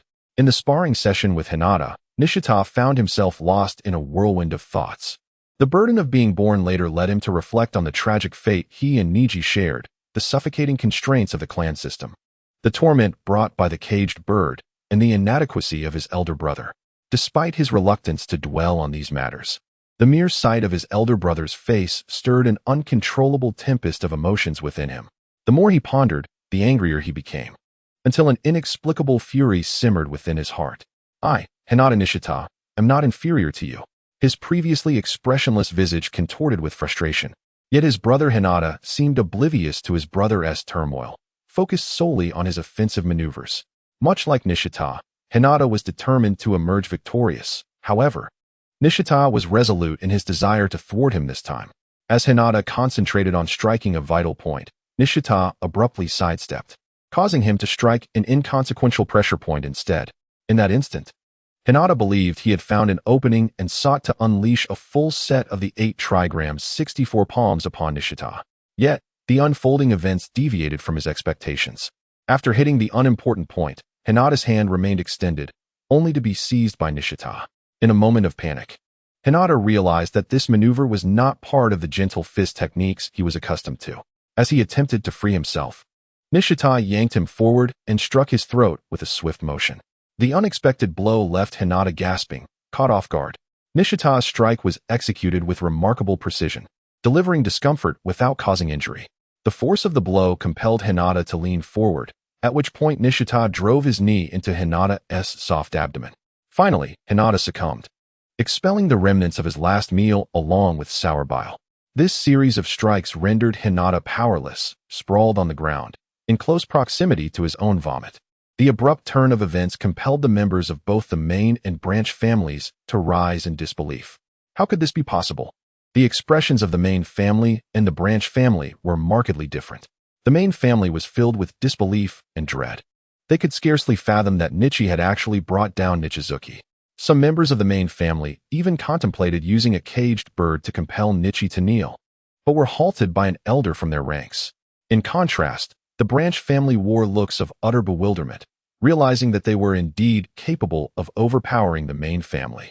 Niji was also present, observing the victorious Nichi from his position among the branch family. Yet his heart was not filled with joy for his father's triumph over his uncle, but rather with deep concern, haunted by memories of the pain his father had endured at the hands of the caged bird. After vanquishing Nichizuki, Nichi gazed at his elder brother. The anticipated caged bird technique yet to be unleashed. After a protracted moment, Nichizuki gradually recovered from his anguish, lifting his head with great effort to meet his brother Nichi's gaze. This was not the gentle fist technique. It was something I had learned from a ninja of the Rock Village during the Third Shinobi World War, a time when I was perilously close to death. During that brutal encounter, An unknown rock ninja intentionally exposed himself to my 8 trigrams palm, launching a suicidal attack, while I was momentarily vulnerable due to the impact. Had it not been for my comrades nearby, I might have perished that day. Thus, I recognized a fatal flaw in the 8 trigrams palm. This technique, which requires a full charge to be effective, easily reveals weaknesses when confronted by an adversary willing to risk everything. I exploited this very characteristic to bring down Nichizuki. And having practiced this technique from a young age, I was adept at timing and identifying vulnerabilities, achieving maximum results with minimal cost. Brother, you are formidable and possess great talent, but alas, the Hyuga clan's system of main and branch families has shielded you too well. You have never engaged in true combat. You do not understand that in battle, no principles hold sway. Any means that can lead to the opponent's demise may be employed, as long as it ensures one's own survival. Upon hearing Nichi's explanation, Nichizuki was rendered speechless. Very well, brother. If the main family does not use the caged bird to punish this disrespectful individual, I shall take my leave. I am quite busy, and if these trivial matters persist, do not seek me out. After voicing these words, Nichizuki did not react with the anticipated wrath or summon the caged bird. Instead, he pondered deeply upon Nichi's statement. Observing his elder brother's silence, Nichi waved to the crowd, signaling Niji to accompany him. Thus, father and son departed amidst the hushed assembly. Nichizuki, it seemed, underestimated the branch family entirely. At that moment, a member of the main family, his forehead unblemished yet his eyes clouded, approached Nichizuki. Enough. There is no need for further words. I have only lost once, and I shall reclaim my victory. Supported by others, the elder was about to voice his thoughts. But thus, with a limp, he made his way back to his chieftain's abode. Throughout the journey, he contemplated the words of Nichisera. Suddenly, he comprehended why he fell short when compared to his younger brother. As Nichisera had articulated, he, as a vested beneficiary of the Hyuga clan, had been overly sheltered. He was adept at rehearsals, yet lacked the prowess for genuine combat. This may elucidate why, despite the Hyuga clan possessing the exceptional Byakugan, they perpetually lagged behind the Uchiha clan in terms of strength. Chapter 32. Defeat without battle. As time progressed, the moment for the peace talks between Konoha and Kumogakure arrived. The third Hokage and others had long awaited at the entrance of the village for the welcoming ceremony. Judging by the decorations and grandeur of the ceremony, it was evident that the third Hokage placed great significance on these negotiations. With flowers and fireworks, there were even hired cheerers present. One might mistakenly believe that the heroes of Konoha had returned in triumph. Nichizan, it has already been 3 hours past the designated time for the talks, and those Kumogakure brutes have yet to appear, grumbled Tsuki Komatsu, who stood to the right of Sarutobi Nichizan. She had been waiting there alongside him for a full 4 hours.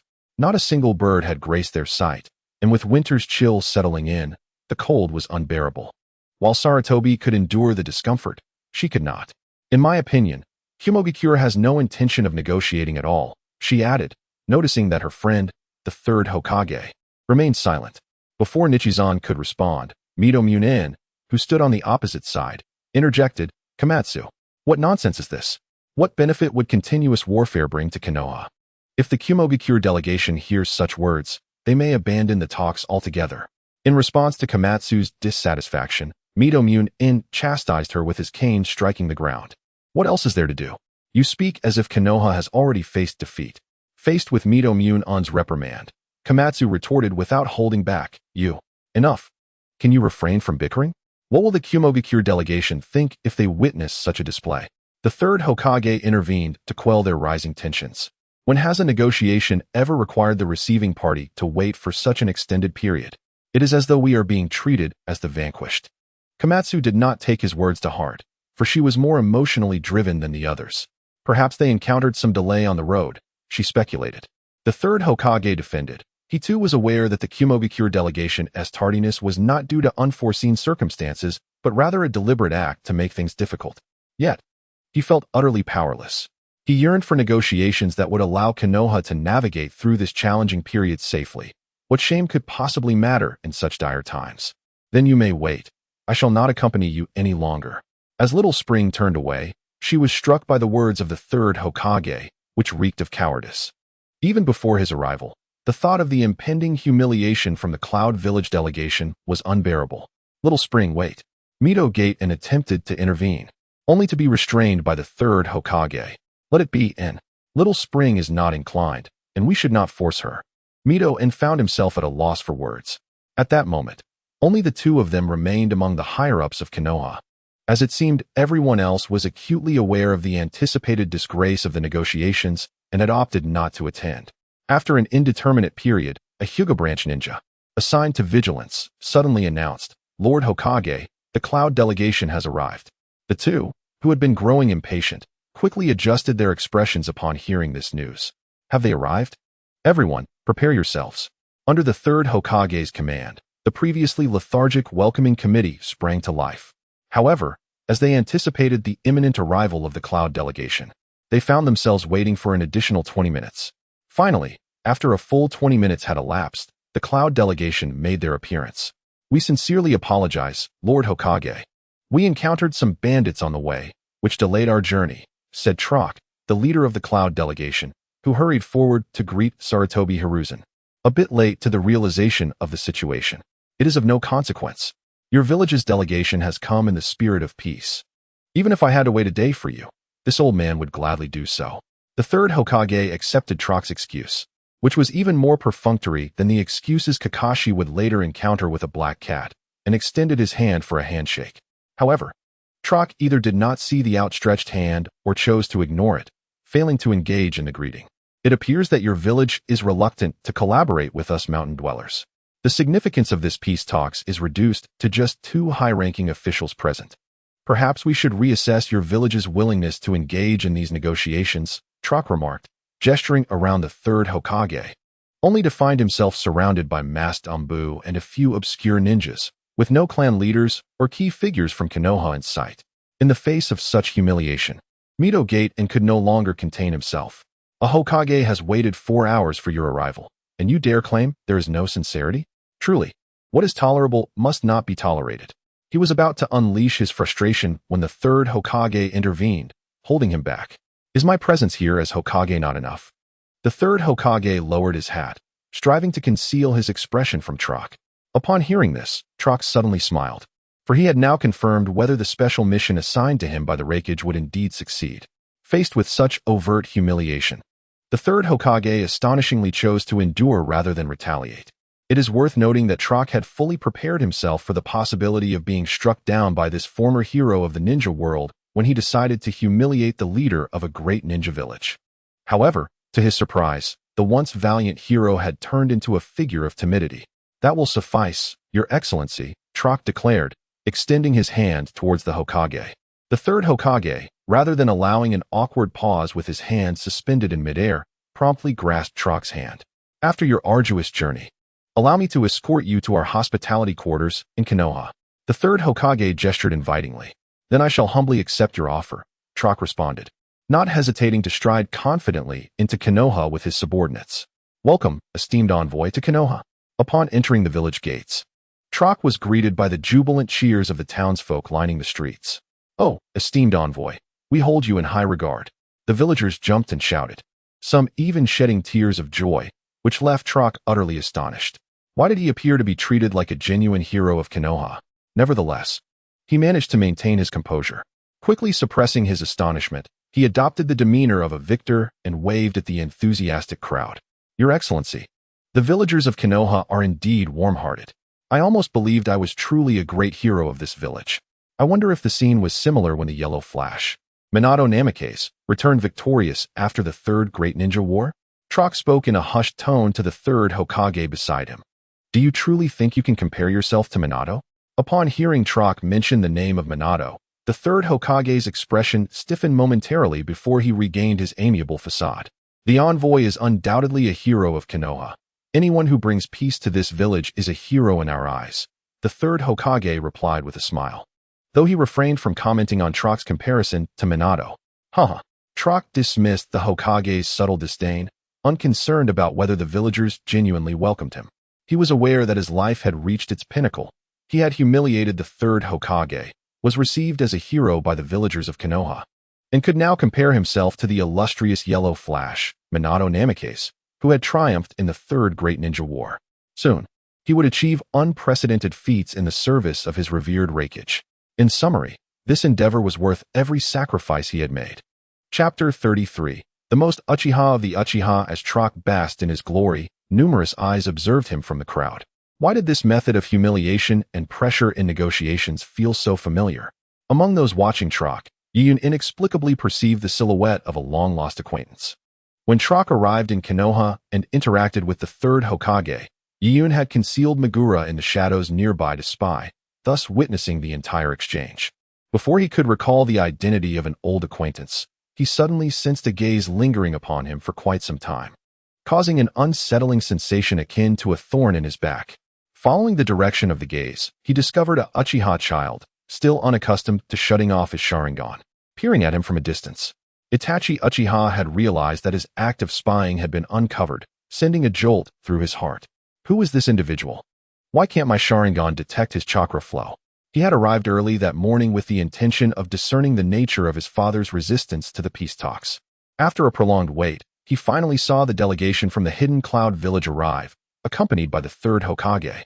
Overcome by curiosity, he had intended to utilize his Sharingan to observe the communication between the third Hokage and the representatives from the Hidden Cloud.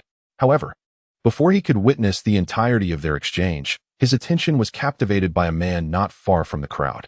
The allure was not due to the man's striking appearance. Rather, it stemmed from his utter ordinariness, the kind that would render him unnoticeable amidst a throng of people. What drew Itachi's intrigue was the absence of chakra emanating from this individual. In other words, his Sharingan was unable to perceive whether this person possessed any chakra at all. It is worth noting that the Sharingan, even in its two-tomo form, grants the ability to see the chakra flow of others. In Itachi's field of vision, the chakra flow of ordinary individuals is generally visible. A regular person possesses a lesser amount, while a ninja has a greater abundance. Yet there should never be a scenario where chakra goes unseen. Yet, inexplicably, the chakra of this individual appeared as if it were non-existent, akin to that of a corpse. As his gaze lingered for merely 2 or 3 seconds, the man suddenly became aware of him. Thus, their eyes met across the distance. In a moment of panic, Itachi quickly averted his gaze. After a brief interval, he could not resist stealing another glance, but when he returned his gaze, an uncanny scene unfolded. The man had vanished. For years later, as he would go on to commit the massacre of the entire Uchiha clan, Itachi found himself stepping back in fright. When did this happen? No, I must inform the Umbu immediately. Just as he prepared to convey the situation to the concealed Umbu around him, a hand clasped his shoulder. Do not move, or no one will be able to protect you. With great difficulty, Itachi turned his head towards the source of the voice, only to see the man who had just vanished now standing behind him. At that moment, Itachi dared not make a sudden move. You are Uchiha Itachi, are you not? Indeed, the reputation truly precedes itself. After spending several days in the Hidden Leaf, you are the only one who has discerned my peculiarities. At this moment, Yuyun resembles an older brother guiding his younger sibling to witness the spectacle, casually draping an arm over Itachi's shoulder, speaking in a tone and manner reminiscent of sharing secrets with a brother.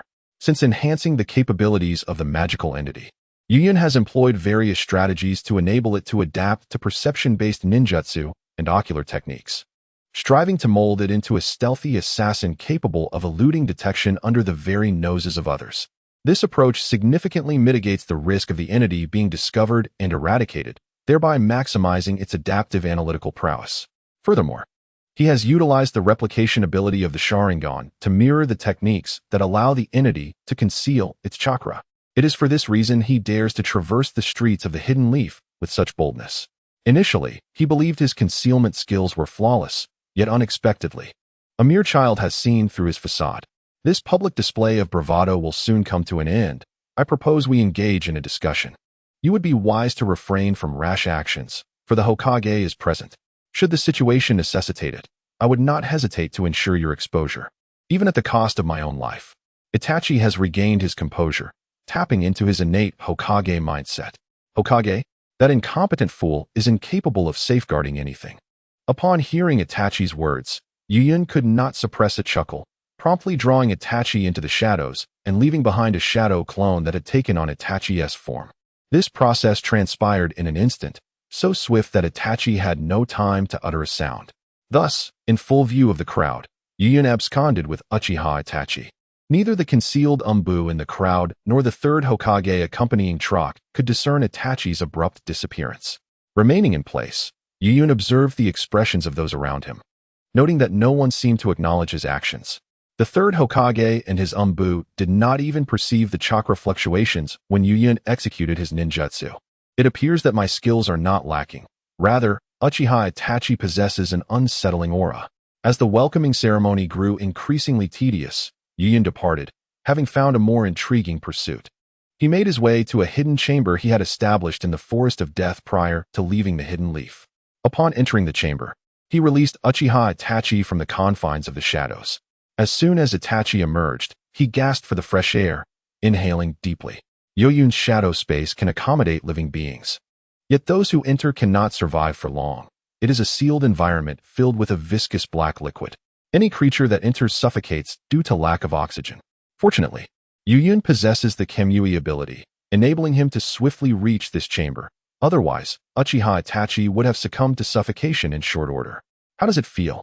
Can your Hokage truly protect you? Yuyun squatted down, observing the still-breathing Itachi. He didn't even notice your absence. I truly do not understand why you all place such blind faith in that feeble, inept old man. You shall not insult the Hokage. I merely speak the truth. How is that an insult? Very well, if you insist it is an insult, let it be so. Yet, compared to the humiliation from the hidden cloud, what weight does my slight carry? Observing the struggling Itachi, who could hardly breathe, yet still sought to defend the third Hokage, Yuyun found it amusing. I am genuinely curious. As a member of the Uchiha clan, why are your kin conspiring to rebel while you stand by the very Hokage who oppresses you? A hint of discomfort flickered across Itachi's pale visage. How could this enigmatic individual possess knowledge of the Uchiha clan's internal affairs and even discern his inclinations? The Hokage symbolizes the village, and in light of the current circumstances, even if the Uchiha were to succeed in their rebellion, it would not improve the village's plight. Rather, it would exacerbate the situation.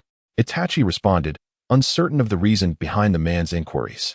Yet, in a bid to stall for time and seek an opportunity for escape, he felt compelled to engage with the individual's words.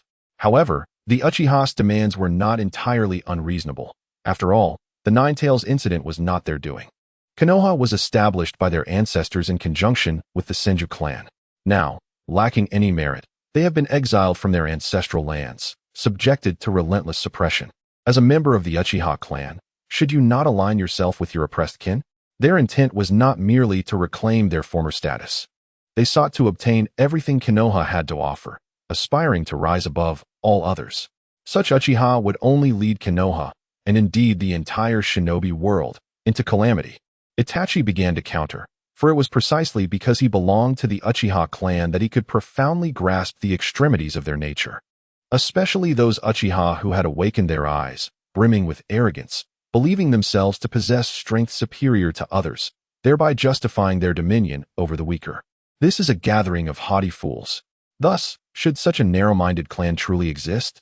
Upon hearing Itachi's rebuttal, Yuyun suddenly posed a question that left the 12-year-old Itachi momentarily stunned. He found himself contemplating the validity of relying on extreme emotions to awaken the bloodline limit. Perhaps a clan that grows stronger through such extremes should not exist at all.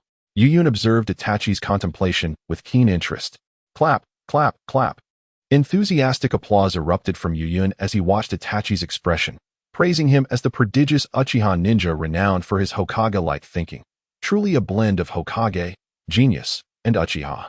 It turned out that Itachi's thoughts on exterminating his clan were not merely incited by Obito and Danzo. He had genuinely contemplated whether the existence of the Uchiha clan posed a threat. At such a tender age, his broad perspective was a testament to the world of ninjas. It sparked curiosity in Yuyun about how Itachi would choose when faced with the dilemma between the village and his kin. Would he truly wield the blade against his own clan? While Itachi frequently declared the Uchiha's narrow-mindedness rendered them unworthy of existence, he embodied the essence of the Uchiha more than anyone else. He could have resolved the issue by eliminating the rebellious faction within the Uchiha and Danzo. Yet he chose to eradicate the entire clan. In the original manga, neither Danzo nor Obito contemplated the complete annihilation of the Uchiha clan. It was Itachi who considered a final solution. After his younger brother had finally begun to heal from psychological scars, Itachi hastily reintroduced the traumatic memories with Tsukuyomi, fearing his brother's wounds might mend. Even in death, he prepared a customized version of the Kodoame Tsukumi for his brother, epitomizing the clan's pathological legacy. Ironically, Sasuke, who often boasted about the glory of the Uchiha clan, seemed the least like an Uchiha. Unaware of the truth, he seldom took lives and, aside from a penchant for showing off, exhibited few flaws. No, you will indeed betray the expectations of your father and closest friends, extending your blade towards the defenseless Uchiha women and children. You despise the Uchiha, yet you are the very embodiment of the Uchiha. Facing the still maturing Itachi, Yuyun revealed a smile imbued with the purest malice. This smile sent chills through Itachi, making him feel as though this man could see through him, rendering his every secret transparent. I am curious about the path your future will take. Let us observe. If I witness a life worse than death for you, it shall serve as a source of amusement. Since departing from Konoha, Yuyun had gradually awakened formidable traits, developing a penchant for revelry and the creation of chaos. Akin to Hakimi pushing glass objects off a table merely for the thrill of their shattering. What are you saying? What do these words mean, and who are you? But what awaited him was a pair of eyes adorned with a unique pattern, the Sharingan. Subsequently, Itachi lost all consciousness. Chapter 34. Indra, what is the commotion? The previous chapter's review was delayed, so I am now sending the next chapter. What is this? Itachi found himself enveloped in a sense of confusion, pondering how he had arrived at this moment. Suddenly, a fragment of memory surged forth in his mind, one that transported him back to the Uchiha clan's grounds following the welcoming ceremony hosted by the Hidden Cloud. Yet, an inexplicable sense of discord lingered within him, one he could not articulate. Before he could unravel its mystery, his mother emerged, cradling his younger brother in her arms. Itachi, why are you standing there? Come home for dinner, she called. Brother, exclaimed Sasuke, releasing their mother's hand and sprinting toward Itachi. Upon seeing his adorable younger sibling, Itachi dismissed the unsettling feeling and embraced Sasuke wholeheartedly. At your age, still clinging to your brother. How shameless, he teased, witnessing the harmonious bond between the two brothers. Mikoto Uchiha stifled a chuckle. For what parent wouldn't desire a warm relationship among their children? I'm not clinging to him, Sasuke retorted, his cheeks flushing upon noticing his mother's amused expression. He attempted to extricate himself from Itachi's embrace. Don't worry, just like this, I'll take you home, Itachi reassured, refusing to release Sasuke, feeling an inexplicable yearning to remain close to his brother. Look, Mom, it's brother who is clinging to me, Sasuke proclaimed with a hint of pride, further deepening the smile on Mikoto's face. All right, it's not that Sasuke is clinging to me, but rather that I wish to cling to Sasuke, Itachi replied with a hint of exasperation, as the warmth of their family moment enveloped them. A sudden stern voice cut through the air. At your age, still clinging to Itachi, what kind of behavior is this? It is Uchiha Fugaku, who stands at the entrance with a discontented expression, glaring at Sasuke, who is still nestled in Itachi's embrace. Startled by Fugaku's voice, Sasuke instinctively buries his head deeper into Itachi's arms, resembling an ostrich. Why are you frowning at the child? Mikoto chides, playfully pinching the soft flesh at Fugaku's waist, transforming Sasuke's fearful seriousness into a more relaxed demeanor. Mikoto, be gentle, Fugaku pleads, his voice tinged with desperation. Mikoto shoots him an exasperated glance. Though her husband harbors great affection for their two children, he stubbornly clings to his paternal dignity, refusing to engage meaningfully with Itachi and Sasuke. While Itachi understands that beneath Fugaku's stern exterior lies a warm heart, Sasuke cannot perceive this and remains terrified of his father. Itachi, please come to my study later. I have something to discuss. Fugaku's expression returns to its serious state as he addresses Itachi, who responds without turning his head, Yes, father. Witnessing the strained interaction between her husband and their son, Mikoto sighs inwardly. She is aware of the irreconcilable conflict between Fugaku and Itachi, yet as a wife and mother, she feels helpless, merely observing as their discord intensifies. Thus, the four of them return to the clan leader's residence for dinner. 30 minutes later, having finished their meal, Mikoto takes Sasuke for a stroll to aid digestion, leaving space for the father-son duo. Itachi makes his way to Fugaku's study, followed closely by Fugaku himself. Upon entering, Fugaku finds Itachi already standing at the desk, and without uttering a word, he closes the door behind him. This study is reserved for the clan leader. Equipped with a barrier to prevent eavesdropping, a precaution taken due to the second Hokage's notorious penchant for spying on the Uchiha clan. How does it feel to witness other ninja villages humiliating Konoha? Fugaku states bluntly as he takes a seat, the air thick with tension. His dissatisfaction with Itachi's unwavering allegiance to the Hokage has long been festering. Humiliation? What humiliation? Itachi is taken aback by his father's inquiry, uncertain of the context. Did you not watch the welcoming ceremony in its entirety? Fugaku frowns. Even he, who did not attend, is aware that the Hokage stood outside the gates of Konoha for 4 hours. There are even Uchiha police officers who, using their Sharingan, discerned the lips of the third Hokage and the representative from Kumogakure, realizing that this insignificant individual dared to compare himself to the fourth Hokage, Minato Namikaze. This is no ordinary humiliation. It is akin to trampling on Konoha's face. This time, it is Itachi who furrows his brow. He recalls having witnessed the entire event before returning, yet his memory of those details is hazy. What went awry? Why is my memory of this place so hazy? At this moment, concealed within Itachi's shadow, Yuyun's heart cried out in alarm. This is bad. The details of the illusion were not handled adeptly, allowing Itachi to sense something amiss. After conversing with Itachi, Yuyun utilized an illusion to obscure that segment of his memory. However, Yuyun's proficiency in illusion was not particularly refined, and the details were not meticulously managed, leading Itachi to detect a clue. Despite his youth, Itachi possessed exceptional talent for illusions, and even without activating his Sharingan, he became aware that something was amiss with his memory. At this moment, Itachi struggled to recall, yet no matter how hard he tried, he could not penetrate the veil of confusion in his mind. After all, it was an illusion of the kaleidoscope level, currently. Even with Itachi's remarkable talent for illusions at the Tsutomu stage, it was of no avail. Perhaps one day, once Itachi awakened his kaleidoscope, he would be able to dispel the illusion Yuyun had cast upon him. Father, should we not stand united with the village in the face of this humiliation inflicted upon Konoha? Since he could not discern where the issue lay, Itachi had no choice but to address the matter at hand and engage in dialogue with his father. It is not that I do not wish to, but the village forbids it. Presently, the village does not desire to align with us Uchiha. Moreover, our clansmen would not consent. We Uchiha have no precedent of being humiliated by the weak. Fugaku, sitting nearby, spoke as he activated his Sharingan to validate his statement. The Uchiha cannot be humiliated by the weak. It must be noted that Fugaku's Sharingan exuded a formidable aura. During the Third Great Ninja War, he had earned the moniker Fierce-Eyed Fugaku, and even ordinary ninjas would be frightened away by his fierce gaze. Yet, even the third Hokage, a formidable figure, was willing to endure humiliation from the Cloud Village for the sake of peace. What, then, is the value of our Uchiha pride? Itachi harbored no fear of Fugaku's Sharingan, maintaining a direct gaze upon him. This was due to the fact that the third Hokage had grown old, leaving him with no alternative, and the village remained the village while the Uchiha clan remained the Uchiha clan. Father, he thought, the Uchiha can never truly integrate into the village if they always prioritize themselves. Konohagakure is what it is because its inhabitants consider it home. Yet, the Uchiha clan consistently rejects this familial bond. Fugaku gazed at his most cherished eldest son, and a sigh escaped his lips.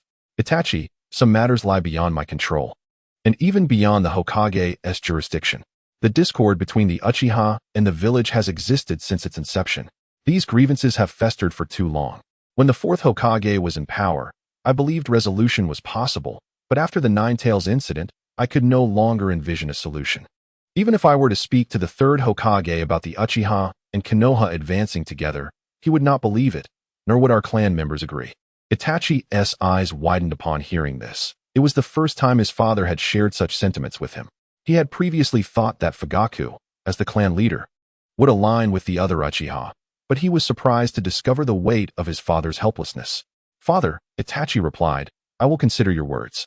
We are, after all, bound by blood, connected to the same ancestor. Lowering his head to conceal his expression from Fugaku, Itachi thought to himself, despite his verbal acknowledgement, his internal turmoil remained unspoken. Think deeply about this, Itachi. Do not, like Shursui, completely side with the village, Fugaku advised. Yes, father, Itachi responded before withdrawing. After his son departed, Fugaku closed his eyes. After a long silence, he finally spoke. I am sorry, Itachi. It is my failure as a father that has led to this. Had I possessed the ability to resolve the discord between the Uchiha and the village, I would not have allowed my son to be torn between the clan and the village, burdened with such weight at merely 12 years of age, already showing signs of worry. Yet, here we are, as he said. The conflict between the Uchiha and Konoha is not something that can be resolved by me as the clan leader or by Sarutobi as the Hokage. The night of the Nine Tails incident had irreparably shattered the relationship between the Uchiha and Konoha, and now the Uchiha's reputation was hardly better than that of Naruto, who had been vilified as the embodiment of the Nine Tails. Though the Uchiha held the FAAD of the police force, none dared to openly express disdain. As Fugaku contemplated Naruto, his thoughts turned to the fourth Hokage, and a flicker of anger ignited within him. The Uchiha had once held opportunities. Had the fourth still been alive, it would not have been impossible for the Uchiha to reclaim their rightful place of power in Konoha, or even to see a Hokage bearing the Uchiha name. Yet, all of this had been disrupted by the true instigator behind the Nine Tails incident. Let him not discover who that Uchiha truly is. Otherwise, even in death, this individual must pay the price. After departing from Fugaku's study, Itachi made his way to Sasuke's room. Upon entering, he discovered that Sasuke, having returned from a walk with their mother, had fallen asleep, exhausted. Gazing at Sasuke's youthful visage, Itachi chose not to awaken him but instead observed in silence. When this little one was born, he resembled a mere bundle of flesh, always requiring Itachi's embrace. Without it, he would cry, and even their mother's presence proved ineffective. Yet, Itachi felt no annoyance. Rather, he found immense joy in it. As Sasuke gradually grew, he continued to cling to Itachi, calling out brother, brother from behind, prompting Izumi to frequently lament about the persistent little shadow that followed. However, Itachi never perceived Sasuke as a nuisance. Instead, he cherished the bond they shared. Since returning from the battlefield with their father, Itachi had awakened his Sharingan. Yet this did not bring him joy. His maturity allowed him to view the world with wisdom beyond his years. The awakening of the Sharingan enabled him to see the rift between the Uchiha and the village more clearly, forcing him to grapple with the painful choice between the two, village or clan. He despised the arrogance of the Uchiha, but simultaneously held affection for them. As their father had said, they were bound by blood, descended from a common ancestor. This blood connection was not easily severed. Yet, he believed that the village, composed of diverse lineages, held greater significance. Despite their varied bloodlines, they shared a singular belief and goal. The ideals encompassed within the will of fire resonated with Itachi's rational mind, especially in the face of his clan's hubris, leading him to increasingly regard the will of fire as the future, and he felt that the notion of family was merely a precursor to endless conflict. Navigating these conflicting loyalties brought Itachi great anguish, as if a serrated blade were incessantly tugging at his heart. However, each time he beheld Sasuke, a sense of healing washed over him. Thus, Sasuke's assertion tonight that brother is clinging to me was indeed true. He could not imagine life without Sasuke. Reflecting on this, Itachi silently vowed to protect Sasuke at all costs, ensuring he would not suffer due to the tensions between clan and village. If Yuyun, who lurked in Itachi's shadow, could hear his thoughts, he might quip, "So the harm you refer to is solely physical?" After observing Sasuke for a considerable time, Itachi exited the room, unaware that part of his shadow had concealed itself in a corner of the room. Approximately 30 minutes later, once assured that no one would arrive, Yuyun emerged from the shadows, commenting, "Letting a 3-year-old sleep alone? How bold." With a sly grin, Yuyun regarded Sasuke. Today, he intended to address a lingering issue from the ninja world's history while simultaneously preparing for the impending arrival of the Otsutsuki clan. Sasuke opened his eyes, proclaiming, "I am the sage of 6 paths." Yuyun playfully patted Sasuke's cheek. "Who are you?" Sasuke groaned reluctantly as he rose, rubbing his eyes. Upon doing so, he was met by the sight of a stranger he did not recognize. As soon as Sasuke locked eyes with Yuyun, he fell under the control of Yuyun's rotating kaleidoscope. "Be good, it will soon be over, Sasuke. After tonight, I suppose I should call you Sasuko." He chuckled ominously. Stop. I mustn't be discovered." Yuyun quickly quelled his sinister laughter. He then arranged a circle of stones around Sasuke, the positions of which, when connected, formed a magical array. Once the array was complete, Yuyun issued a command to Sasuke, who was ensnared in an illusion. "Let us begin the formation." In a daze, Sasuke executed dozens of seals, which were rather peculiar. resembling the seals of an onmyoji rather than those used by contemporary ninjas. Upon witnessing Sasuke's initiation of the seals, Yuyun placed his hand on Sasuke's shoulder, channeling reversed cursed chakra into him. Secret technique. Mirror image technique, revised. With the infusion of Yuyun's chakra and Sasuke's completed seals, a brilliant white light emanated from Sasuke, enveloping him in strips resembling cloth. Fortunately, Yuyun had established a temporary barrier in Sasuke's room, obscuring the scene from outside observers. Otherwise, the intensity of the light would surely alert the entire Uchiha clan to the unfolding anomaly. The strips enveloping Sasuke did not linger for long. After approximately 3 minutes, they dissipated, revealing a fainted Sasuke. Yet, for reasons unknown, he appeared even more refined and endearing than before. It's done. Yuyun suppressed a mirthful grin, desperately wanting to laugh aloud. He understood the necessity of maintaining composure.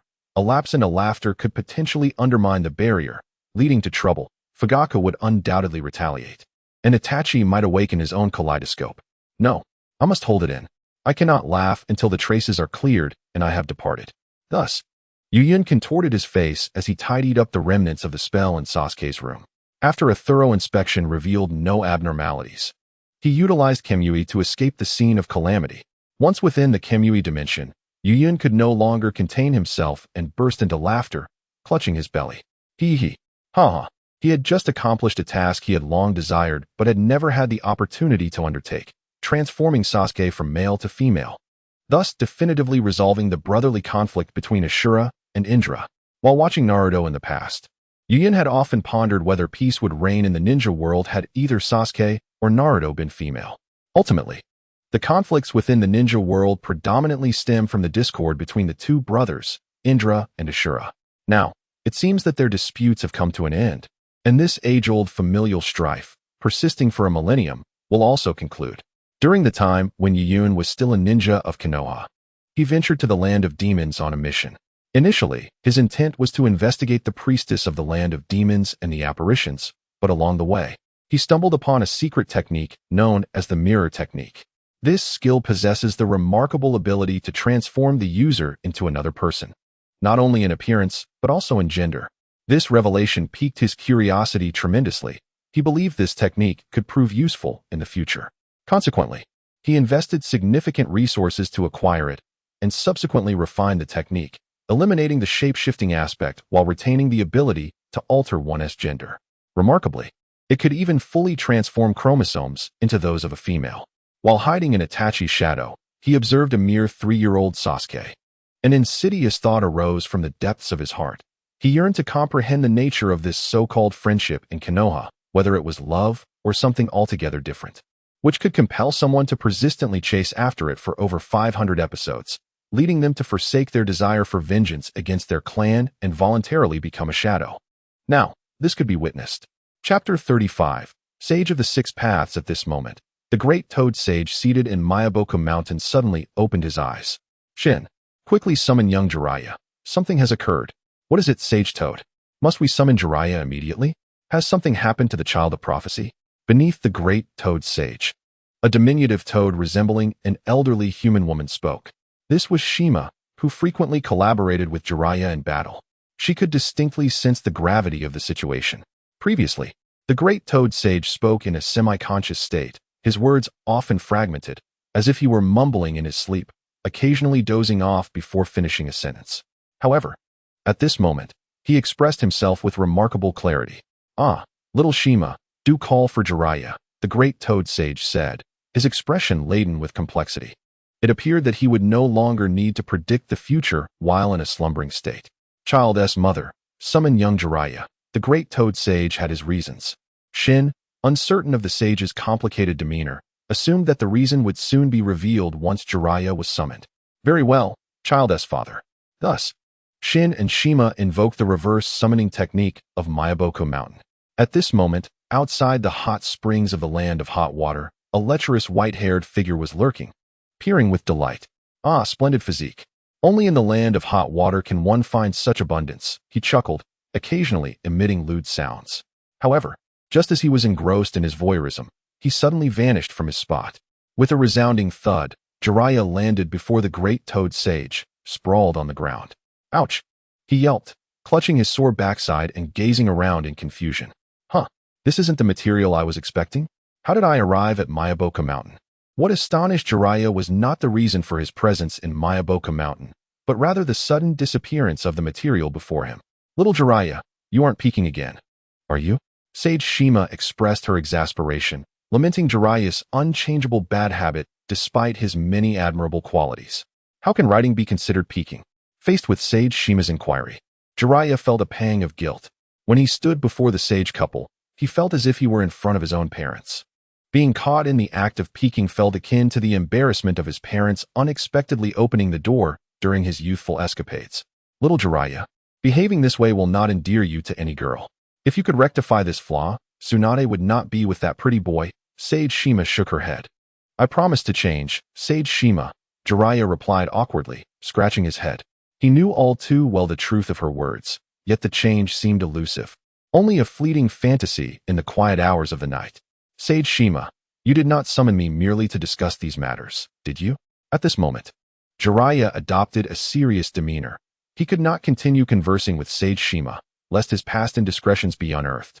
We did not call you here. It is the Great Toad Sage who seeks your presence. My apologies for the intrusion, the Great Toad Sage interjected. Please do not speak like that. Since you have managed to bring Sage Shima and Sage Fukasaku here, it is clear that the matters you must discuss with me are of far greater significance than my current endeavors. Jiraiya responded with utmost respect.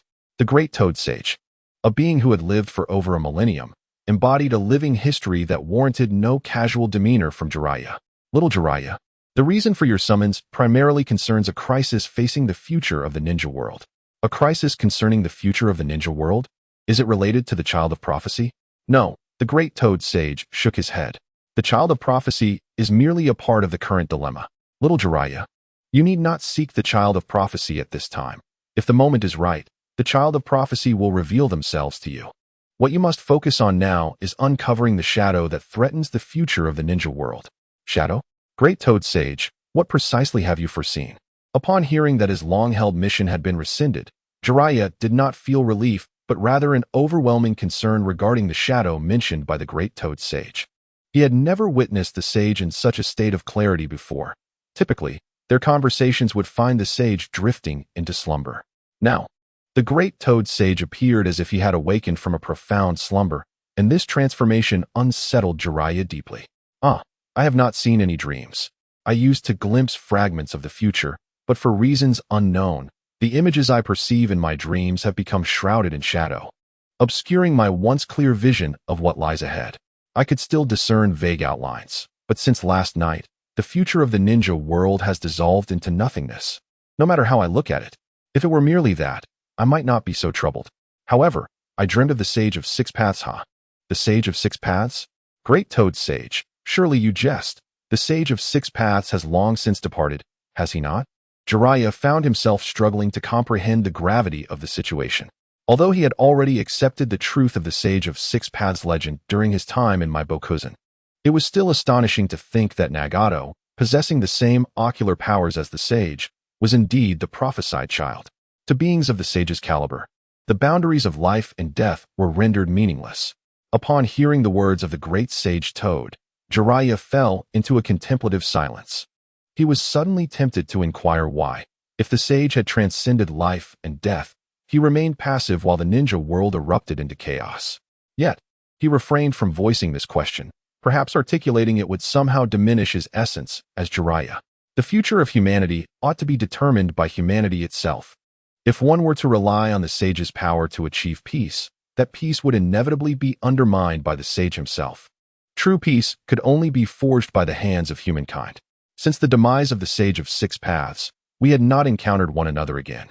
Although I was certain he observed the ninja world in some manner, he could easily manifest in the physical realm if he chose to do so. Yet, he adhered strictly to the principle of not disturbing the living, even refraining from reconnecting with an old friend like myself. However, it was under this very principle that he chose to appear to me in a dream last night. I had never seen him so flustered in life. He had never exhibited such an expression, even when witnessing the brutal conflict between his elder and younger sons. What exactly did the Sage of Six Paths convey to you? Jiraiya relished the gossip surrounding the sage, but could not help but inquire about the matter's crux. The great sage Toad, despite his wisdom, tended to be somewhat loquacious, often failing to arrive at the key points of a discussion and occasionally succumbing to slumber mid-sentence. Little Jiraiya, do not interrupt the great sage Toad, he admonished, lifting his specially crafted staff to gently strike Jiraiya. Thud! Ouch! Jiraiya yelped, clutching his head. Chapter 36. The bustling Uchiha household. He stated that the future has been irrevocably altered. All abilities to foresee the future are now disrupted. The reason my prophetic dreams have failed is due to this phenomenon. But you still haven't explained why that is, Jiraiya interjected once more. Thud! A muffled sound echoed as Jiraiya crouched down, weeping in despair. There exists an entity that neither the sage nor I can fully discern. I cannot see its form. And the sage only perceived a dark shadow. This being is likely connected to that shadow. Just last night, this entity performed a significant act that profoundly altered the trajectory of our world's future. What was that act? Jiraiya deftly dodged the staff of the sage. I cannot disclose that. It was a specific instruction from the sage of 6 paths, came the reply. Is it not permissible to share it in secret? Jiraiya whispered, adopting a demeanor of utmost confidentiality. Do you truly wish to know? You must think carefully. The Pure Land is currently overseen by the sage of the 6 paths. If you inadvertently let something slip, I shudder to think what that seemingly magnanimous, yet actually petty individual might do to conceal it. The great Toad Sage remarked with a smile in his eyes.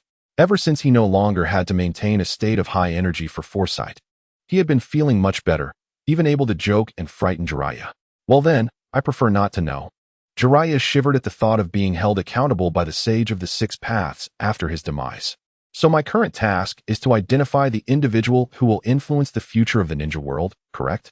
After pondering the great Toad Sage's words, Jiraiya continued, indeed. After all, you, young Jiraiya, are among the elite when it comes to gathering intelligence. The great Toad Sage nodded in agreement. What if I manage to find this person? Jiraiya mimicked a throat-cutting gesture. If I discover their identity, I should return to Mount Myaboku first. After all, if even the sage of the 6 paths cannot discern them, they are unlikely to be lacking in strength. Understood.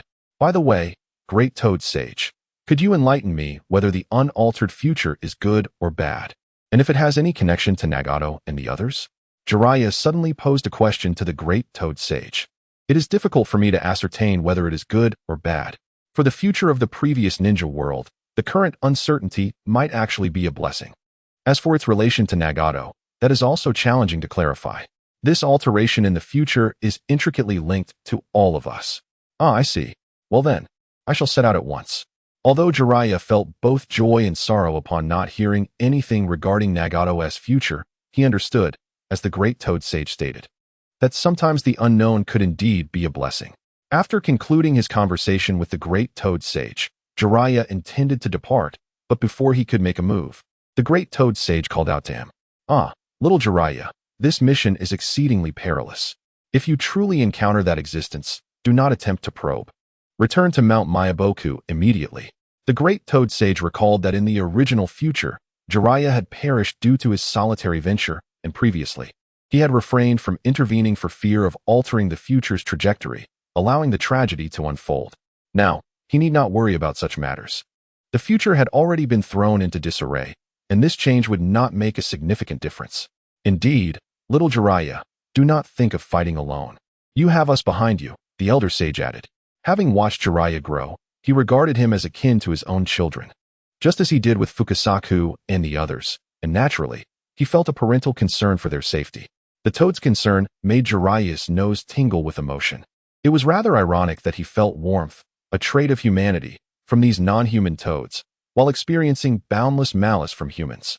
Also, don't rush off so quickly. Your mother is already preparing food for you. It wouldn't hurt to eat before you leave, the elder sage advised. However, upon hearing that Shima was preparing food for him, Jiraiya immediately used the summoning technique to depart Mount Myaboku, his speed rivaling that of Minato. Hey, why can't you be more sensible? The elder sage grumbled. Ha.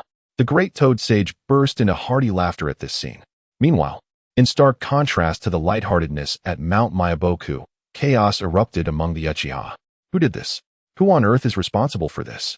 Upon exiting his son's room, Fugaku could no longer contain his fury, and his chakra involuntarily surged forth, imbued with the tempest of his emotions. This uncontrollable release of chakra terrified the small creatures inhabiting the Uchiha clan grounds, causing them to tremble in fear, some even succumbing to death from sheer fright. The commotion attracted the attention of other Uchiha clan members, who hurried to ascertain the cause of the disturbance. Upon arrival, they were met with the sight of their usually stoic leader, now engulfed in rage. The sight of his face, capable of frightening even the most timid of children, was further amplified by his blood-red eyes adorned with bizarre patterns, instilling terror in all who beheld him. Wait, is that a manjiki? Some sharp-eyed Uchiha finally discerned that Fugaku's eyes bore the manjiki, a manifestation long relegated to the annals of clan memory. His father attracted by the tumult. Itachi also took note of the manjiki within Fugaku's gaze. When had his father awakened the manjiki, and what had provoked such a response? Having been meticulously instructed by Fugaku and Shursui, Itachi understood the intricacies of the Sharingan's activation. The more intense the emotional stimulus, the more likely an Uchiha would awaken their eyes. What could possibly provoke his father to awaken the manjiki? Suddenly, the realization struck him. This was Sasuke's room. With a jolt, Itachi's pupils constricted as he dashed into Sasuke's room, fervently praying that his fears were unfounded. His dark eyes, stirred by emotion, involuntarily transformed into his original two-tomo Sharingan. Upon entering, Itachi beheld a tearful Sasuke, cradled in their mother's embrace. Seeing Sasuke weep, Itachi's demeanor softened. This was not the scenario he had imagined, and relief washed over him. Yet, as his heart began to calm, the unsealed two-tomo Sharingan caught sight of a transformation occurring within Sasuke. Itachi froze, and then his pupils, initially two-tomo, began to whirl chaotically, evolving into three. Even as they transformed, the tomo continued to spin, slowly merging together. Just before the fusion reached completion, Mikoto spoke, breaking Itachi's tumultuous emotions and the spinning of his three-tomo Sharingan. Itachi, are you alright? Her words shattered the last vestige of hope within Itachi's heart. Mother, Sasuke? He asked incredulously, wishing desperately that his Sharingan had deceived him. Itachi, you have a sister now, Mikoto sighed. Before Sasuke was born, she had hoped for a girl, desiring one son and one daughter. Yet, this longing had been for a daughter born naturally, not for Sasuke to be transformed into one. The absurdity of such matters occurring within her own family bewildered her. Poor Sasuke.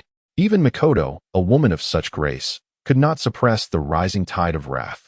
Who was the scoundrel that forsook the myriad ancestral techniques of the Uchiha clan, opting instead to transform her son into a daughter? What madness was this? Silently infiltrating the Uchiha clan, all to convert the clan leader's youngest son into a daughter. Mikoto's words shattered Itachi's final semblance of hope. Who could it possibly be? Itachi's delicate visage was as frigid as frost, making it hard to fathom that a mere 12-year-old child could exude such murderous intent. One wonders if your father has begun searching for a solution. If he cannot find a way to revert Sasuke, then Itachi, remember this, you no longer have a brother, only a sister. Sasuke's gender was altered by your father's insistence, merely to maintain an illusion of having two sons. The truth has now been unveiled. Mikoto sighed in resignation, having already examined Sasuke thoroughly. He had entirely transformed into a female. Due to Sasuke's tender age, his understanding of gender was still somewhat nebulous, believing instead that his little appendage had simply vanished and would eventually return. If there is no way to revert Sasuke, then for the sake of the Uchiha reputation and Sasuke's well-being, it would be necessary to have him masquerade as a boy, all to preserve her husband's pride. I understand, mother, Itachi replied, digging his nails into his flesh. Despite his calm tone, it was evident that he was deeply troubled by the situation. The events of last night indicated that the perpetrator had commenced their plan only after he had vacated Sasuke's room.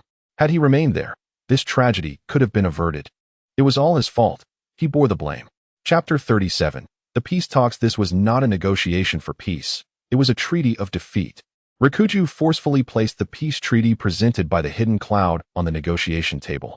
Even someone as composed as Rikuju found himself infuriated by this so-called peace treaty, which began with demands for reparations from Konoha, including compensation for jutsu and territorial concessions.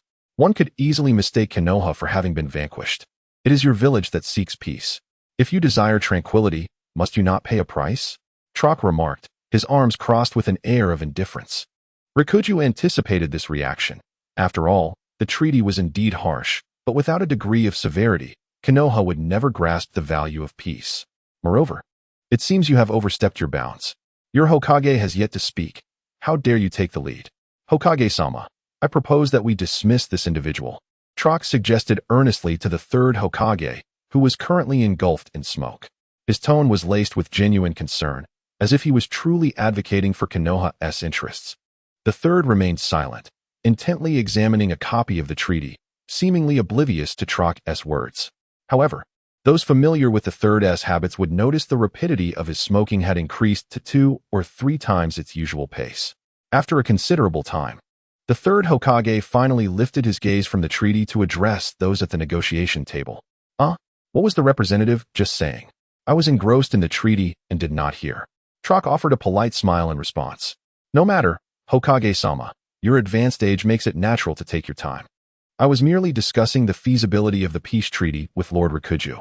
May I inquire if Hokage-sama finds this treaty satisfactory? The third Hokage gently set down the treaty in his hand. Indeed, age has its toll. My eyesight is not as sharp as that of you younger folks. Yet, this old body knows not what use it has, but must once again toil for Konoha's sake. My good representative, is this treaty not a touch too harsh? The third Hokage discarded the ashes from his pipe, replacing them with fresh tobacco, indifferent to the preferences of those present regarding the scent of smoke. He spoke while drawing on his pipe. Is this harsh? Peace is a precious commodity. If it is not cherished, it may slip through your fingers. I am indifferent, but you seem unable to be so. Trock waved the smoke away from his face. Do you possess the capability to withstand a conflict of the magnitude of a great ninja village war? He ceased to feign diplomacy. Having come solely for the sake of war extortion, disinterested in the intricate diplomatic rhetoric displayed by the current Leaf Village. True strength is the most eloquent form of communication, the most authoritative voice. In response to Trock's directness, the third Hokage could only puff on his pipe, unable to counter his assertions. Trock spoke the truth. Konoha was currently ill-equipped to engage in another war. The turmoil of the Nine Tails had a far greater impact on Konoha than the Third Great Ninja War. In comparison to a ninja village capable of opening 3 fronts during the Third Great Ninja War, Konoha could not even manage a single front now. From the perspective of weakening Konoha's overall strength, Obito had indeed succeeded. Not only depriving Konoha of a young and powerful Hokage, but also creating a void regarding their ultimate weapon, the Nine Tails. If Konoha were even slightly stronger at present, the third would not need to feign ignorance. Silence ensued. Trock's words caused considerable discomfort among the Konoha ninjas, yet they felt powerless to respond. After an indeterminate amount of time, the third Hokage finally spoke. Allow us to deliberate. Upon uttering this phrase, he appeared even more stooped, as if aging a decade in an instant. Third Hokage, Irika and the others gazed at him in disbelief. To concede before a battle had even commenced was more disheartening than a defeat itself. Then we shall await your favorable response. Ha ha ha. Trock could not restrain his laughter, which rang harshly in the ears of the Konoha ninjas. However, before he could indulge further, he was interrupted by a Konoha Umbu member wearing a cat mask, who entered without knocking. Hokage-sama, urgent situation. The moment he stepped in, he conveyed this message and produced a document comprehensible only to the Hokage and his direct Umbu subordinates. The third Hokage accepted the document. Typically, such significant negotiations would not permit the entry of outsiders, but Umbu were an exception in the event of a major incident within the village. They had the authority to report to the Hokage at any time, under any circumstance. Upon examining the document, the third Hokage's forehead furrowed deeply. Fugaku has awakened the Manjiki Sharingan, and now he is searching everywhere? These 2 revelations struck a nerve within him. Your Excellency, the contract must be postponed. I have pressing matters to attend to. With that, he immediately rose and departed, leaving Trock in a state of bewilderment. What was transpiring in Konoha? Had they discovered their intentions to abduct children from the Hyde clan? His instincts warned him that something significant had occurred in Konoha. This cannot be. It is imperative to inform Sato of the unforeseen circumstances. While he was engaged in negotiations with the third Hokage, he had already dispatched individuals to the Hyuga clan to execute their true intentions. He initially believed he could prolong Konoha's focus through diplomacy, but now it seems that Konoha has encountered its own upheaval. After the third Hokage departed the negotiation room, he immediately instructed the nearby Anbu to augment the protection of the Nine-Tails Jinchuriki with the highest level of security, while others should accompany him in search of Fugaku. Shikaku and Hayashi exchanged glances. Trouble had befallen the Uchiha clan. Chapter 38. Trock. Are you going to ruin me, child? Where is Fugaku now? According to the last report, the Uchiha clan leader should be en route to the Hyuga clan. Upon hearing the Anbu's words while on his way to find Fugaku, the third Hokage abruptly halted. On his way to the Hyuga clan? What could Fugaku possibly be intending? Why seek out the Hyuga clan? It appeared to be related to the Uchiha clan leader's young son. The monitoring personnel remarked that they had never witnessed such fury from the Uchiha clan leader. The accompanying Anbu responded truthfully, yet this did little to alleviate the third Hokage's mood. The silver lining was that Fugaku did not seem to be plotting rebellion against Naruto.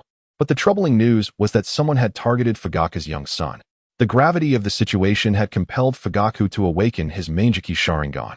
The communicative capacity of the Uchiha is intrinsically linked to their eyes. The higher the level of the Sharingan, the more challenging communication becomes.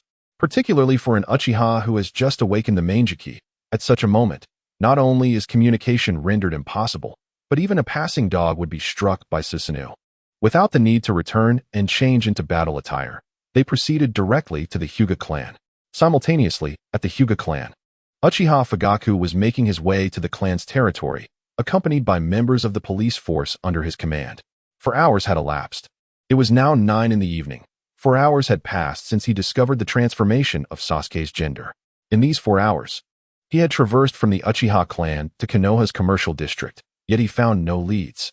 He had been consumed by a rage that lasted a full 4 hours. During this time, he disregarded the risk of exposing his possession of the Manjiki, sweeping through the village and the Uchiha territory with his Manjiki, but to no avail. His Manjiki had awakened during the Third Great Ninja War, spurred by the death of his dear friend before his eyes. Upon witnessing his friend's lifeless body, a singular thought consumed his mind. If only I had known the enemy would strike at that moment, perhaps he would not have perished. Thus, the kaleidoscope he awakened was named Amano Wado, granting him a fleeting glimpse into the future. However, it was an active skill that only revealed its visions upon invocation. Throughout these 4 hours, he employed this ability with such frequency that a slight blurriness began to cloud his vision. Yet, even amidst this haze, he found himself unable to uncover a single clue. Strangely, his Amano Awado seemed to be interfered with, presenting increasingly nebulous and erratic glimpses of the future, often replaying various outcomes for a single fragment, as if some unseen force was at play. This disconcerting result only served to heighten his agitation. Was this truly the end? After all, Sasuke had been transformed into a girl. Sasuke, so young and innocent, what could he possibly understand? Targeting a mere child. What kind of cowardice was that? He was resolute in his determination to unearth this scoundrel. No matter the cost, he would seek justice for Sasuke. Driven by such thoughts, he utilized Amano Awado to sift through the multitude of indistinct and meaningless future fragments until he identified a location that frequently emerged, the Hyuga clan. This scoundrel was within the ranks of the Hyuga clan. Even if he were not present, he would undoubtedly make an appearance there. This could not be forgiven. He would make him pay dearly for daring to harm Sasuke, and he would ensure that he experienced the same anguish. Once again, anger ignited the vision of his kaleidoscope. To the west, Futake suddenly perceived something. A man carrying a little girl, sprinting toward the western part of the Hyuga clan, vividly clear. The sight of the man and the girl sent a jolt through Futake's nerves. You scoundrel! At last, I have found you. Everyone, to the west of the Hyuga territory. Futake quickened his pace and signaled his subordinates to follow. Yes, Sato is one of the attendants of the Yunin delegation, and his prowess in this village that venerates martial strength is decidedly unimpressive. In fact, he is rather feeble, likely to be easily dispatched by any competent Chunin. Yet, despite his lack of strength, he thrives within Yunin, primarily due to his exceptional stealth abilities. He has stealthily gathered intelligence from enemy camps on numerous occasions, which has earned him a pivotal role in the scheme to seize the Byakugan bloodline limit, serving as one of its main operatives. Logically, his non-bloodline stealth skills should be difficult to conceal from the Byakugan, yet the Hyuga clan does not maintain constant vigilance with their ocular powers, engaging in merely cursory patrols. This granted Sato considerable leeway. After executing a series of routine maneuvers, he arrived at Hinata's chamber, administering a secret potion to plunge her into a deep slumber. The next step was to extract the girl before the Hyuga clan could detect any irregularities. Cautiously, Sato made his way westward, as the western expanse of the Hyuga territory, being the residence of the branch family, had less stringent patrols. This route also served as their escape path from Konoha. Should their mission to abduct the Hyuga children succeed, they could depart without reconvening with the negotiating members of the delegation, a plan they had deliberated upon. Deeming the negotiations trivial, merely a scrap of paper, while the acquisition of the Byakugan bloodline limit was paramount. As Sato finally scaled the wall on the western edge of the Hyuga estate, he encountered a Uchiha with blood-red eyes glaring at him. The malevolent gaze, coupled with Fugaku's furious expression, resembled a demon risen from the depths of hell, causing Sato's heart to constrict in terror. "What do you have in your hand? I demand to know." Fugaku's escalating fury prompted Sato to respond, and he instinctively brandished a kunai towards Hinata's throat. "Don't come any closer, or I will kill her." Yet, before he could finish his threat, the kunai slipped from his grasp and clattered to the ground, leaving him in a daze. The battlefield principle of survival dictates avoiding eye contact with an Uchiha, a fact that Sato evidently overlooked, resulting in his immediate subjugation by Fugaku. Once Sato was subdued, Fugaku's subordinates swiftly approached to retrieve the unconscious Hinata. With no reservations left, Fugaku unleashed his pent-up rage, summoning the deep crimson Susanoo. A towering crimson skeleton emerged, gripping Sato in its grasp. The Uchiha who had only heard of Susanoo through tales were now filled with fervent awe. Is this the fabled Susanoo? Which one would die upon witnessing? Its might was overwhelming. The written word could never convey the immediacy of visual experience. It was breathtaking. At that moment, their sentiments towards Fugaku were solely filled with reverence, submission, and support. The position of Hokage may be held by a cowardly old fool, but our clan leader is undoubtedly capable of assuming such a role. "Speak. Are you the one who attacked Sasuke?" When asked, Fugaku dispelled Sasuke's illusion, and upon regaining consciousness, Sasuke, with defiance, retorted, "I won't tell you anything." His obstinacy further incensed Fugaku, who immediately tightened his grip with Susanoo's arm. Despite his extraordinary anger, Fugaku managed to retain rational control over Susanoo's strength, skillfully inflicting pain upon Sasuke without allowing him to perish, in stark contrast to the foolish act of Nichizu, who had killed someone with a single blow. Realizing that he could not extract answers through interrogation, Fugaku resorted to using illusion once more. Clearly, this fool had yet to learn his lesson. The moment his obstinacy collided with Fugaku's gaze again, he demanded, "Speak. Did you not enter the Uchiha clan grounds to harm my son?" Fugaku dared not press too hard. His own pride mattered little. But the reputation of Sasuke and the Uchiha clan was of utmost importance, especially with his subordinates present. "I did not go to the Uchiha clan grounds," Sasuke replied defiantly. Fugaku frowned. "Then what business did you have with the Hyuga clan, particularly in abducting the daughter of the clan leader?" Sasuke responded in a daze, like a marionette. Upon hearing this, Fugaku's heart jolted. It seemed he had stumbled upon a significant revelation. Detecting an opportunity, Fugaku suddenly queried, "Wasn't your intention to negotiate with us from the Cloud Village? If that were the case, why would you steal the Hyuga's Byakugan bloodline?" After hearing this question, a hint of disdain crossed Sasuke's previously vacant expression. "Only your weak and inept Hokage would concern himself with negotiations. To us from the Cloud Village, so-called negotiations are merely a worthless piece of paper. We do as we please. Your Leaf Village is currently so feeble that your attempts at negotiation merely serve as a guise to forcibly seize the Hyuga clan's Byakugan. Are you not afraid of being discovered? And if I am, should I be discovered, I would intentionally perish at the hands of the Hyuga. And even if I cannot obtain the Hyuga clan leader's daughter, I could still acquire a pair of Byakugan." At this moment, Nichizu, startled by the emergence of Fugaku's Susanoo, rushed to investigate the commotion, followed closely by the third Hokage. Trailing behind was Trock, who exclaimed, "Destroy him." Chapter 39. The Rotating Magical Void Formation, Hokage-sama.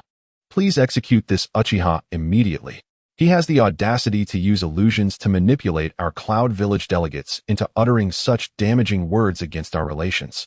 Faced with this sudden turn of events, Trock had no choice but to bluster, placing his hopes for a change in circumstances on the aging and foolish third Hokage. However, his words ignited the fury of the Uchiha followers, who were already exhilarated by Fugaku's activation of Susanoo. "What nonsense are you spouting, you cloud barbarian?" they exclaimed, activating their Sharingan and preparing to teach this slanderous cloud a lesson. "Stop, Mist," Fugaku commanded, halting a Uchiha named Mist in his tracks at the clan leader's order. "Go fetch that poison pouch from the cloud ninjas." Fugaku commanded once more. "Yes, Chief." Uchiha Misty promptly executed Fugaku's command. Ever since witnessing Fugaku's formidable power, he has developed an intense fervor for him. The Uchiha clan venerates strength, traditionally heeding only the words of those more powerful than themselves, particularly given that Fugaku has unveiled capabilities that the Uchiha had only encountered in legend. Observing that Fugaku remained unperturbed by his provocations and instead saw through his schemes, Trock gritted his teeth in frustration. What a remarkable Uchiha. His initial intention had been to incite the Uchiha present, hoping to manipulate the situation to his advantage and allow himself to fall victim to their hands, thus enabling a diplomatic incident to pass and providing an excuse for Kumobikure to retaliate. However, it was evident that Fugaku had discerned his ulterior motives and had even instructed others to disarm Sato's method of suicide. Trock glanced at Sato and then at the Uchiha, watching him intently with their Sharingan, realizing he had no opportunity left. Damn it. Sato has doomed him and also harmed Kumobikure. Witnessing the dire circumstances, Trock turned once more to the third Hokage and spoke. "Hokage-sama, enough. My patience has its limits. I welcome messengers of peace, but I do not welcome bandits. Hawk, escort them out." Before Trock could finish, he was cut off by the furious third Hokage. In the Hokage's eyes, Kumobikure's behavior was akin to mocking him. To endure for the sake of peace was one thing, but to discover that even the peace was a ruse, merely a pretext, was intolerable. It was as though they were attempting to amuse him with a false banana. At this moment, even the monkeys of Mount Ame exhibited more dignity than he did. "Hokage-sama, this is a misunderstanding. This must be the malevolent Uchiha employing Jinjutsu to sow discord between us. It is a conspiracy," Trock exclaimed anxiously, his demeanor betraying his humility, as if the arrogance he had displayed at the negotiation table had vanished. "Enough. Whether it is a conspiracy or not, the Yamanka clan will investigate thoroughly." "Hawk, how many times must I repeat myself?" the third Hokage reprimanded. Trock attempted to voice further objections, but was intercepted by the Umbu operative designated as Hawk. "Representative, do not put me in a difficult position. I am also of the Yamanka clan and can utilize secret techniques to convert memories into visual representations." Hawk had committed a grave error by disclosing information externally. Such mistakes warranted punishment, yet he could not concern himself with that now. He had observed everything Sato said and what Fugaku did, and he feared Kumobikure might exploit the situation against him. After all, the third Hokage was not particularly reliable at this moment, and he could only prioritize his own safety. Trock's face turned a deep shade of crimson. "Very well. Kumobikure will remember your actions," he declared defiantly before turning to leave, leaving the impression that it was they who had suffered indignities.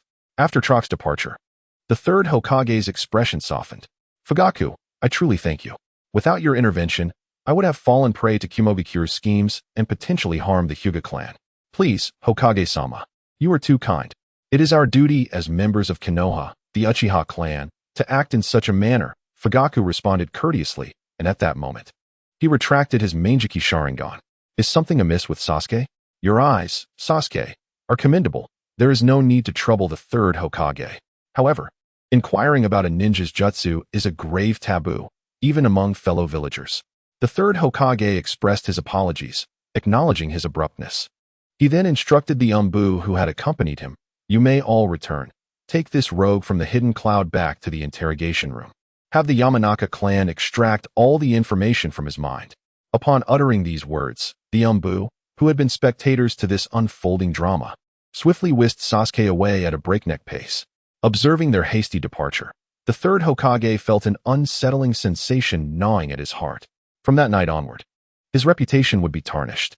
It was conceivable that upon his return, he might find Danzo seated in the Hokage chair, mocking his ineptitude. Such a thought was deeply distressing. He wished he could assert, "It is I who am the Hokage." The statement suggests that the enigmatic group would not let such a splendid opportunity slip away. Fugaku observed the departing Umbu, his heart a tumult of emotions. Though he had anticipated this scenario, he had not expected the third Hokage to be so vigilant regarding the Uchiha clan. "Lord Hokage, If there is nothing further, I shall take my leave, Fugaku expressed, intending to depart. His initial purpose for coming here was to follow the guidance of Amano Iwado, yet it seemed that perhaps the insights were flawed. It was possible that the conditions set were too broad, leading to inaccuracies. Amano Iwado's observations of the future were derived from Fugaku's own thoughts. This method of observation resembled entering a query into a computer search, with Amano Iwado projecting fleeting glimpses of the future onto his retina. The more specific the input, the higher the relevance of the projected fragments, although it required greater ocular power. Conversely, the more abstract and vague the input, the lower the correlation of the future snippets. Upon discovering the transformation of Sasuke's gender, Fugaku had instructed Amano Iwado to reveal what had recently transpired concerning the individual responsible for this change, seeking to uncover their identity. However, upon inputting this command, the future fragments presented by Amano Iwado were chaotic and incomprehensible, shrouded in ambiguity, yet the Hyuga clan appeared with alarming frequency within these visions. In a moment of inspiration, he utilized the occurrence of recent events concerning the Hyuga clan as keywords for his search, ultimately uncovering the conspiracy of the Cloud Village, an unexpected turn of fate. Uchiha clan leader, please wait, suddenly interjected Hisashi, cradling Hinata. We of the Hyuga clan shall pay a visit to express our gratitude for the life-saving aid rendered to our young lady. After a brief silence in response to Hisashi's words, Fugaku replied, very well, I too have matters to discuss with the Hyuga clan leader. Thus, the two reached an accord before the third Hokage, who could only gaze in astonishment, puffing on his old cigarette. The potential alliance of the two most prominent bloodline limit families in Konoha could spell trouble for the village. Meanwhile, the instigator of all this, Yun, observed from the shadows within the Hyuga estate, bemused by the third Hokage's unexpected firmness in dealing with the representative of the Cloud Village. He had presumed the third would perpetually adopt a turtle-like demeanor. It seemed that Hisashi was destined to survive this encounter. He had never anticipated that the ripple effect from altering Sasuke's gender would be so profound, transforming the original narrative in such a fascinating manner. He had long been aware that as he ceased to conceal his true self, the magnitude of his actions would increasingly alter the narrative, leading to a monumental upheaval of the original storyline of Naruto. The notion of early alterations to the plot, while maintaining a stable narrative in the latter stages, was utterly implausible. Since the storyline would inevitably spiral into chaos with his interventions, he resolved to embrace the disorder, for it was only through such tumult that he might ascend. In this state of confusion, it would be revealed who possessed greater resilience and fortitude. Though he professed this sentiment, the consequences of his actions were not without impact on him. His hidden motives within the Hyuga clan stemmed from a desire to await the arrival of Otsutsuki Kinshiki to select a bride, thereby seizing the opportunity to obtain biological samples. In the Naruto movie The Last, Otsutsuki Kinshiki and his father descended from the moon during the funeral of Hinata. Yun was uncertain whether Hinata's funeral was a requisite condition for Kinshiki's descent. Now, with his interference, it was certain that Hinata would survive. While the certainty of Kinshiki's arrival from the moon became ambiguous. What if the funeral truly was a necessary condition for Kinshiki's descent? Would he not have wasted his efforts? Contemplating this, Yun felt a twinge of anxiety, yet he refrained from dwelling on it. After all, he still had a plan. At worst, he could have Shinno construct a rocket and follow in the footsteps of the legendary Zhuanqiu to reach the moon. Crack! The magical formation above Yun's head emitted a sound of rotation. Chapter 40, Visitors from the Moon. The formation of Mo Shulua had rotated many times this month. Its purpose known only to Yun, who was connected to Mo Shulua and had invested considerable effort to allow it to adapt to perception-based ninjutsu. Unlike contact ninjutsu, perception ninjutsu did not directly inflict harm upon Mo Shulua, preventing it from immediately initiating the adaptation task for such techniques. However, this did not imply that Mo Shulua was incapable of adapting to non-contact ninjutsu. Its inherent ability extended beyond mere adaptation to attacks. It encompassed the entire spectrum of existence, forming adaptation processes for any phenomenon that directly or indirectly influenced it. For instance, Yun's Sharingan granted him enhanced dynamic vision, which, while incapable of inflicting direct damage to Mo Shulua, significantly elevated his reaction time in combat, allowing him to consistently stay several steps ahead. This scenario resulted in Mo Shulua being overwhelmed by Yun's dynamic vision, necessitating its adaptation to regain the upper hand. Thus, the adaptation process commenced. After a full rotation of the formation, Shilo exhibited a reaction time that surpassed even that achieved through Yuyun's Sharingan, marking a significant adaptation outcome. Moreover, Shilo's adaptations were never limited to a singular property. Rather, it adapted to specific capabilities necessitated by the situation, often assimilating the entirety of the Sharingan's abilities. Should it be a unique capability of the Mangeki Sharingan, a separate adaptation interval would be required. To facilitate Shilo's adaptation to non-contact perception ninjutsu akin to the Sharingan, Yuyun employed a method both scientific and cunning, an experimental approach. Within the realm of Kimui, he established conditions that compelled Shilo to develop an adaptation process for perception ninjutsu. For example, he created a barrier that shielded magical energy perception, rendering Shilo effectively blind within that space. By restricting Shilo's output, he ensured it could not retaliate. Thus, Yuyun and Shilo engaged in a game of hide-and-seek within the barrier. Possessing a repertoire of perception techniques learned during his time in Konoha's perception class, Yuyun adeptly located Shilo and inflicted blows upon it. At that juncture, the only circumstances causing harm to Shilo were the magical energy perception blocking barrier and Yuyun's perception ninjutsu. To alter its predicament, Shilo had to adapt either to the shielding barrier or to Yuyun's perception ninjutsu. However, Yuyun further restricted the conditions to prevent Shilo from adapting to the barrier itself. Thus, for Shilo to avoid punishment, it had no choice but to adapt to the perception ninjutsu. Consequently, Shilo successfully established the adaptation task for perception ninjutsu. Once the task was created, the subsequent steps became straightforward: to analyze, optimize, and continuously refine its understanding of how to adapt to perception ninjutsu.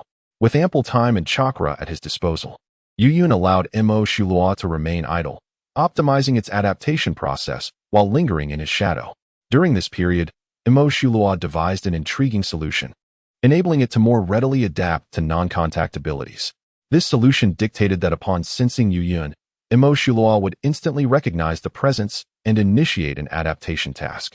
This was also why, during their last encounter, the mere curiosity of the Hyuga clan member observing Shilo prompted it to begin adapting to the Byakugan. With this newfound solution, Yuyun no longer needed to impose various restrictive conditions to facilitate Shilo's adaptation tasks. Nonetheless, a minor flaw emerged. Since this solution was established, Shilo intermittently exhibited erratic behavior, causing the formation above its head to rotate sporadically. Countless times, Yuyun was roused from slumber by the sound of the wheel's rotation, audible only to him, pondering which peculiar individual remained awake at such ungodly hours, intruding upon his peace. Suddenly, as Yuyun lamented, he discovered that the database of Shilo had acquired over a dozen new strategies to counter the scrutiny of the future. Yuyun mused, "Who claims that this wheel makes a racket? It is splendid indeed. It must turn vigorously." Was it the Six Paths sage again observing him? Perhaps not. The methods employed by the Six Paths sage to glimpse his future had likely been sufficiently adapted by Shilo. Unless the sage could develop entirely novel techniques for foreseeing the future that bore no resemblance to prior methods, he would inevitably be hindered by Shilo's interference. Could it be Fuyue? Yuyun, concealed in the shadows, pondered briefly. He recalled that in the Itachi True legend, Fuyue had awakened the Mangeki Sharingan quite early, and his abilities appeared to pertain to the foresight of the future. Was Fuyue specifically seeking him out? The capabilities of the Mangeki were indeed extraordinary, accomplishing feats that even the sage could not. The thought sent a chill down Yuyun's spine. Had it not been for Shilo's adaptation, which generalized a perception technique that could detect and counter future scrutiny, he would undoubtedly have found himself in dire straits. A week elapsed. Should the Tsutsuki on the moon not descend within that time, alternative measures would need to be devised. He could not afford to squander any more time here. The remaining hours were merely a waiting game. During the days that Yuyun lay in wait, Konoha experienced a flurry of intriguing events. For instance, the Uchiha clan grew increasingly restless, particularly as Fuyue had unveiled the conspiracy orchestrated by the Hidden Cloud, which starkly contrasted with the ineptitude of the third Hokage. That old monkey Sarutobi may sit comfortably, but our clan leader is certainly capable of assuming the role. Meanwhile, the third Hokage found himself in a more precarious situation, as Danzo had paid him several mocking visits. The pressure concerning the Uchiha escalated, overwhelming any aspirations of becoming Hokage, as Danzo relentlessly besieged the third with his critiques. Sarutobi, if you choose to cower in the face of the Hidden Cloud's machinations, must you also retreat from the Uchiha matter? They have grown tired of plotting in secrecy. If you remain so feeble, Konoha will inevitably fall into ruin under your stewardship, Danzo declared to the third. Sarutobi, the Uchiha must be contained. If we fail to do so, even neutral clans such as the Hyuga will waver, added Mizukage in. Following that day, intelligence surfaced regarding a potential alliance between the Uchiha and the Hisashi clan. For Konoha, this was akin to a partnership between the United States and the Soviet Union. Originally, the Uchiha and Hyuga, both clans of bloodline limits, posed a formidable challenge, but now they were preparing to unite. The question then arose, would Konoha remain the Hokage's Konoha, or would it become theirs? This was a desecration of the legacy established by the founding Hokages. As the pressure mounted, the young Nin also began to exert influence. As for the third Hokage, he found solace only in the tendrils of smoke curling from his cigarette. It seemed that this was the only way for him to find a semblance of tranquility amidst the mounting stress from his friends, observing the relentless pressure from his companions. The third Hokage felt an overwhelming fatigue wash over him. The Uchiha and Hyde clans appeared to be uniting due to his predicament, while the obstinate Cloud Village continued to drag its feet. Instead of offering assistance, his friends only intensified their demands upon him. Within the Umbu, discontent brewed, and the once smooth transmission of orders faltered. Despite knowing certain matters were best left unspoken, the entire village was aware by dawn. His rebellious youngest son had chosen to abandon the village, seeking refuge with the feudal lord. Each day, he returned home yearning to confide in his wife, only to be met with the cold reality of her sacrifice during the Ninetales incident, leaving him to pour his heart out to a lifeless photograph. Exhaustion, a ceaseless tide, gnawed at the third Hokage's spirit. Were it not for the weight of his responsibilities as Hokage, he would have long since sought respite. Enough. Do not speak further. I shall handle it, he declared after taking a deep drag from his cigarette. Handle it? How will you manage? As with the recent incident involving Cloud. Tens mocked, voicing the sentiments he had harbored for so long. You are aging, and this position should belong to someone more decisive. I will never allow you to ascend to the position of Hokage. Your extremism would only lead Konoha to ruin. Upon hearing the third Hokage's candid words, Tens's face flushed with anger. Indeed, Tens, regardless of his age, Sarutobi is the only one who has been fit for the role of Hokage for decades. Yes, Nin is correct. Mito and Nin chimed in unison. Witnessing their fickleness ignited a fierce ire within Tens. Once I become Hokage, I shall ensure the two of you are disposed of. Very well, I shall observe what this seasoned Hokage can accomplish in addressing Konoha's crisis, Tens retorted, no longer wishing to endure their presence. With a parting threat, he turned to leave. Just as he reached the door to the Hokage's office, he abruptly spun around. Tens, let us establish some conditions. If your methods fail to address the Uchiha, I shall resort to my own. With a resounding thud, he departed. Upon uttering those words, he forcefully slammed the door and departed. Hearing the last remark from Danzo, the third Hokage remained silent. Deep within his heart, he harbored the hope of re-embracing the Uchiha clan, envisioning a harmonious coexistence between them and the Leaf Village. Yet, he was plagued by the fear that the Ninetales incident might indeed be linked to the Uchiha. Thus, upon learning of Fugaku's possession of the Mangekyou Sharingan and his ongoing investigations, his immediate instinct was to protect Naruto, leading the Umbu to confront Fugaku. His psyche was a reflection of conflicting desires, both yearning for peace and fearing the potential calamity. He did not intervene against Danzo's radical notions. Having been a disciple of the second Hokage, the wariness of the Uchiha was deeply ingrained in him. He understood that during his tenure, the rift between the Uchiha and the Leaf would only widen.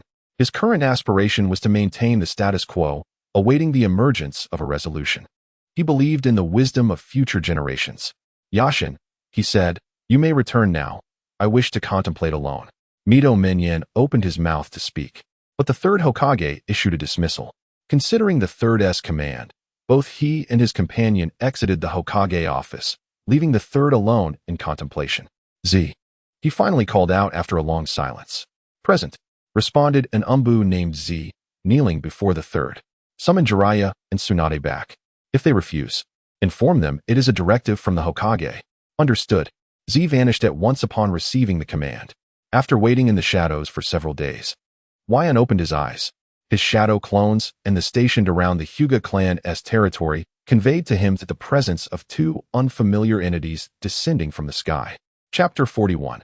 Playing with the ethereal hound's father. Are we truly to search for my future wife here? The 3-year-old Sharon inquired, standing atop a flying vessel alongside a middle-aged man. Sharon, you are the prophesied child of our Tsutsuki clan, destined to rejuvenate the ninja world through your actions. I understand your disdain for the Hyuga clan, who have forgotten the glory of our ancestors, mingling with the dirty ways of the ninja. However, to purify and reshape the ninja world, you will require their strength, Tsutsuki Shikawa patiently counseled. Very well, Sharon replied, lowering his gaze as the wind tousled his soft hair. Rest assured, the individual I have chosen for you is the prophesied Byakugan princess, destined to bear offspring surpassing our lineage, perhaps even rivaling our ancestors, Tsutsuki Shikawa said, stroking his son's hair. All his hopes rested upon this moment. The prophecy of their clan's precious giant Rinnegan would not falter.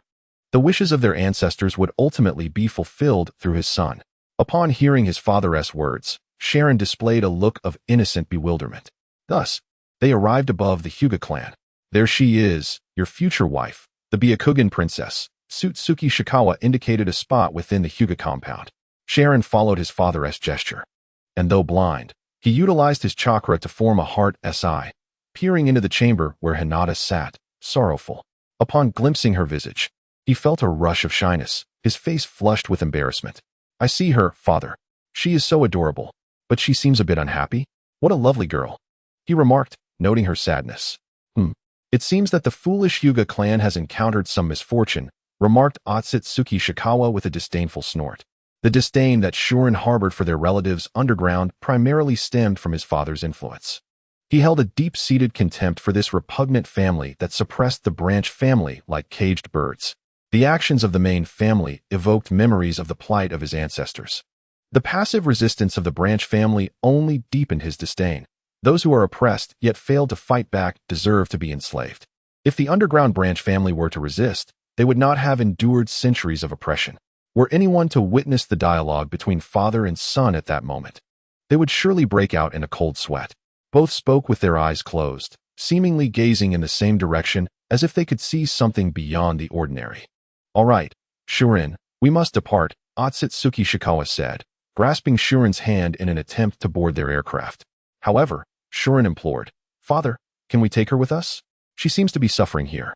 Shuren, until you mature, we cannot allow the descendants of the Sage of Six Paths to know of our existence. Let us wait until you are grown before bringing her here. Shikawa firmly declined. The situation in the shinobi world was rather intricate. The summoning of the Outer Path Divine Tree indicated that someone had awakened the Rinnegan. Until Shuren acquired the Rebirth Eye, he wished to avoid alarming any potential observers.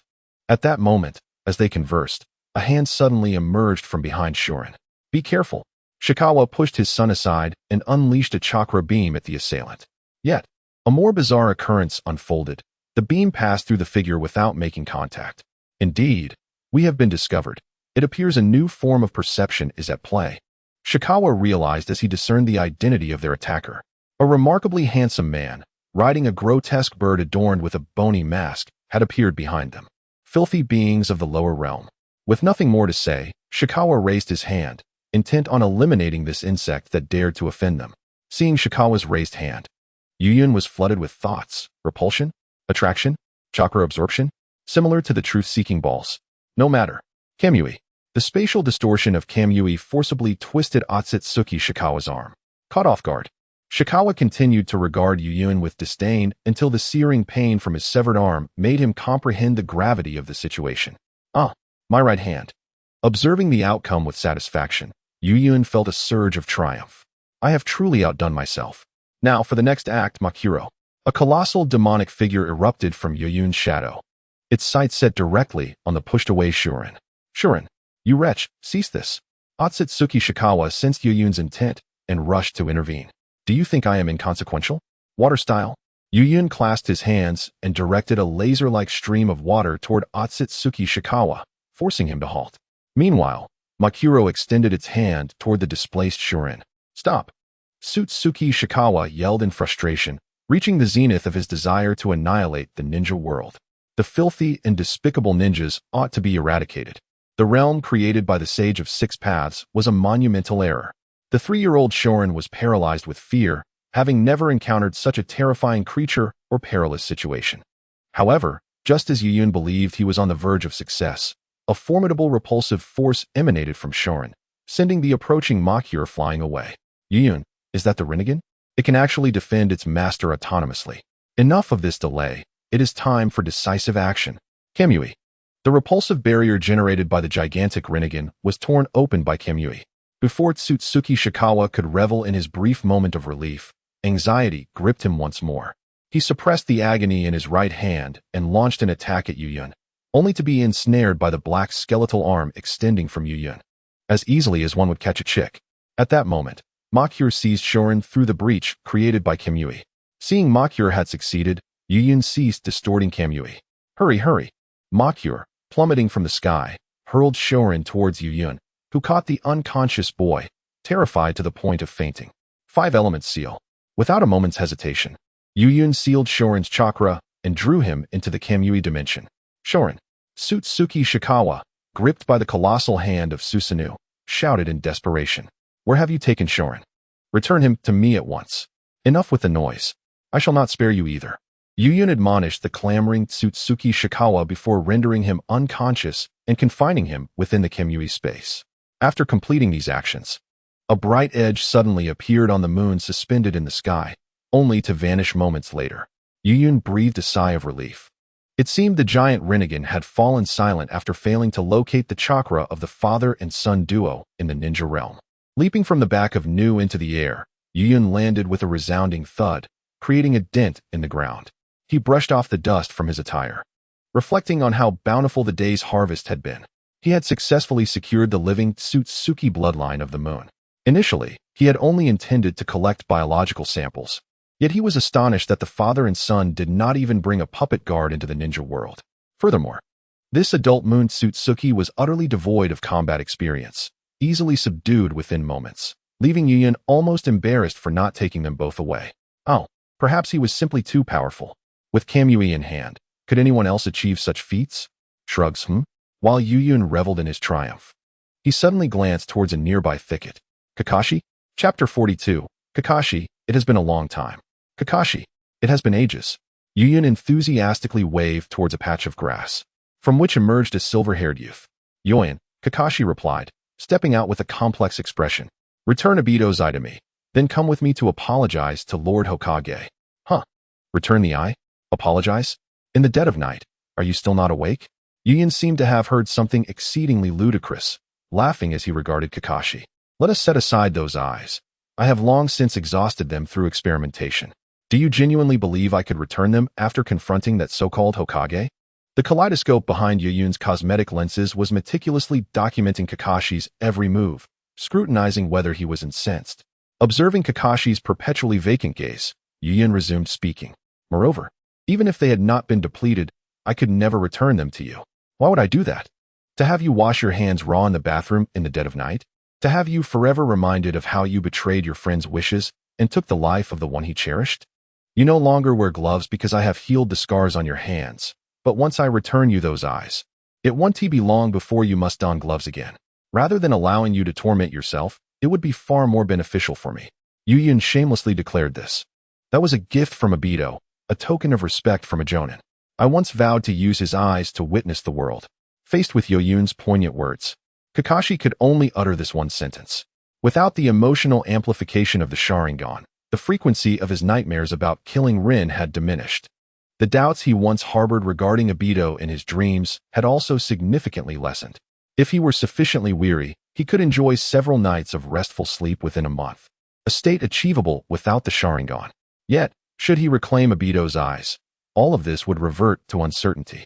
It is unnecessary. Kakashi, I have mentioned before that respect and longing need not be enshrined in these relics. Those who love you would never wish for you to suffer because of them. This sentiment could even extend to Obito, despite the heinous acts he committed for the sake of the moon's eye, his motivations. apart from ensuring Rin lived in a peaceful world, included sparing the hero tears before a gravestone, referring, of course, to Kakashi. Obito understood all too well that Rin's death was unrelated to Kakashi. It was a failure of the ninja system. When they later battled, he bore no significant hatred, merely seeking to toy with Kakashi's psyche. Is that so? Yet, I believe it would be best to return his eyes to me. Furthermore, why are you repairing that blade? Given you utter such words? Kakashi drew the white fang from his back, his once vacant eyes sharpening into focus, his figure overlapping with a silhouette from Yoyun's memory. Shinno. Yoyun's eyes widened slightly. He resembles him, so strikingly alike. The demeanor and presence wielding the sword were nearly identical to that of Shinno in his recollections. After suppressing the tumult of memories within him, Yoyun chuckled. Well, it seems you can still teach me a lesson. I suppose I cannot treat you merely as a child. Show me what you are capable of now that you have regained the Hokage swordsmanship after losing the Sharingan. With that, he drew a short blade from the shadows. The white fang, Shadow Strike. This was a gift from the renowned swordsmith when he had expended a considerable sum to restore the white fang, claiming it was nearly indistinguishable from the restored sword. Let him see if it truly bears such resemblance. If either blade were to break, he would return to raise that swordsmith's shabby shop, just like old times. After Yoyun assumed his stance, he tilted his head and said, just like before. Kakashi replied resolutely. 340 to 146, indicating the score from their previous encounters, with 340 victories for him and 146 for Yoyun. Losing an eye was a result of his carelessness. This time, he vowed to remain vigilant. He was prepared to incapacitate Yoyun if necessary to bring him back, even if it meant taking the blame for Yoyun's crimes. It seemed as if he had already secured his victory over Yoyun. Before Yoyun could finish speaking, Kakashi launched a fierce assault.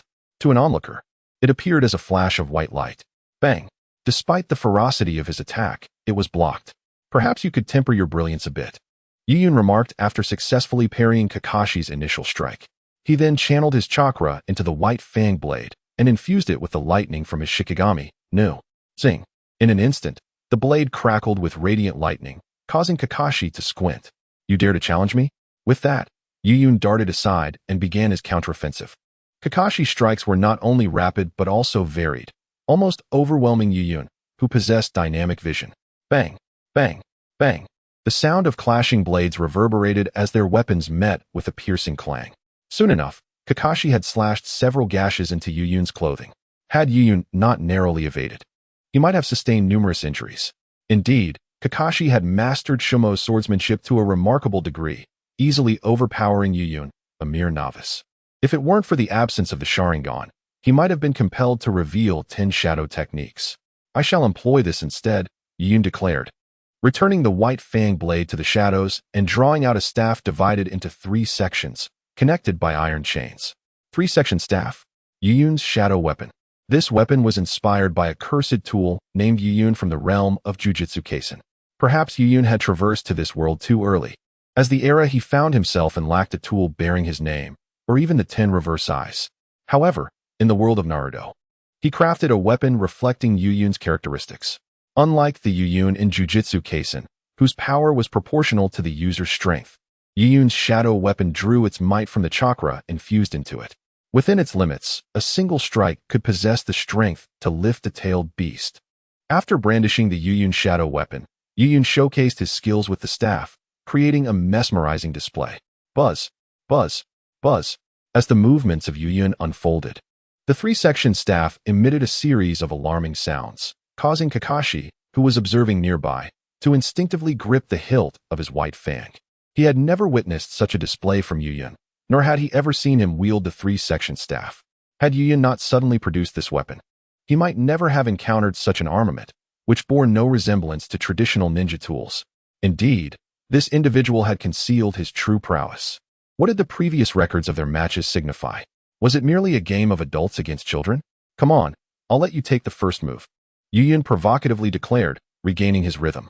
No sooner had the words left his lips than Kakashi lunged towards him. However, before Kakashi could close the distance, Yoyun executed a sweeping motion that compelled him to parry with white fang. Bang! Kakashi was sent flying. As he was propelled away, a tremor coursed through his hands. The force was exceedingly formidable. It felt as though he had been struck by a colossal beast. This strength was utterly beyond his capacity to withstand. He had not anticipated that Yuyun would become so formidable upon switching weapons, transforming into a completely different adversary. Can you keep up? A prodigy who became AJ Nin at the age of 12? Kakashi did not respond to Yuyun's taunts. Instead, his expression remained stoic as he contemplated his strategy. A true contender does not engage in idle chatter. Only Yuyun had the habit of hurling banter when the tide turned in his favor. If Kakashi could not handle it, then he would simply refrain from responding. Chapter 43, Beautiful Eyes. Yes, beautiful eyes. I wear colored contact lenses. Abandoning all defense, Kakashi decided to press the offense and compel his opponent to defend. With a single step, he closed the distance to Yuyun, launching an attack with even greater speed than before. Not only did he accelerate, but he also infused additional chakra into White Fang, causing the radiant white light enveloping it to extend, thereby augmenting its reach. Moreover, Kakashi formed the hand seal for Raikiri with one hand. Zing! The sharp cry of a bird echoed across the clearing as lightning coursed through White Fang. Was this akin to Sasuke's Chidori? Kakashi had ingeniously devised a method to compensate for his attack range. In an instant, the two engaged in fierce combat once more, their movements a blur beyond the perception of ordinary eyes as they flickered across the open space. Clang! Clang! With each flash of their silhouettes came the sound of metal clashing. From Yuyun's perspective, Kakashi was escalating his attack speed, attempting to force him into a defensive posture with relentless onslaughts. Initially, Yuyun was indeed compelled to defend, but as the battle progressed, he gradually acclimated to Kakashi's rhythm, preparing for counterattacks. Weak. Pathetically weak. You may have speed, but with such feeble strength, are you attempting to relieve my tension? Once fully attuned to the tempo, Yuyun's three-section staff transformed into a whirlwind of motion, forcing Kakashi, who intended to pressure him into defense, into a position of retreat. You still wish for my surrender? You yearn to reclaim Obito's eyes?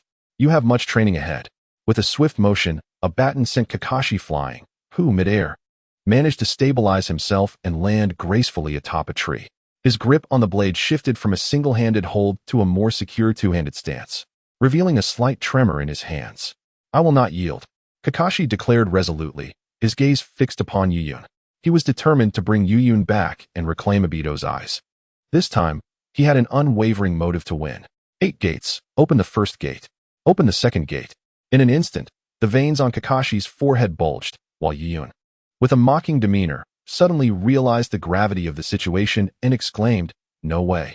Before Kakashi could open the third gate, Yuyun swiftly appeared before him, launching an attack that left no room for Kakashi to activate the next level. Yuyun was acutely aware that he was not there merely for a spirited battle, but to dominate. Allowing Kakashi to unleash the 8 gates' power would render him incapable of maintaining his leisurely taunts.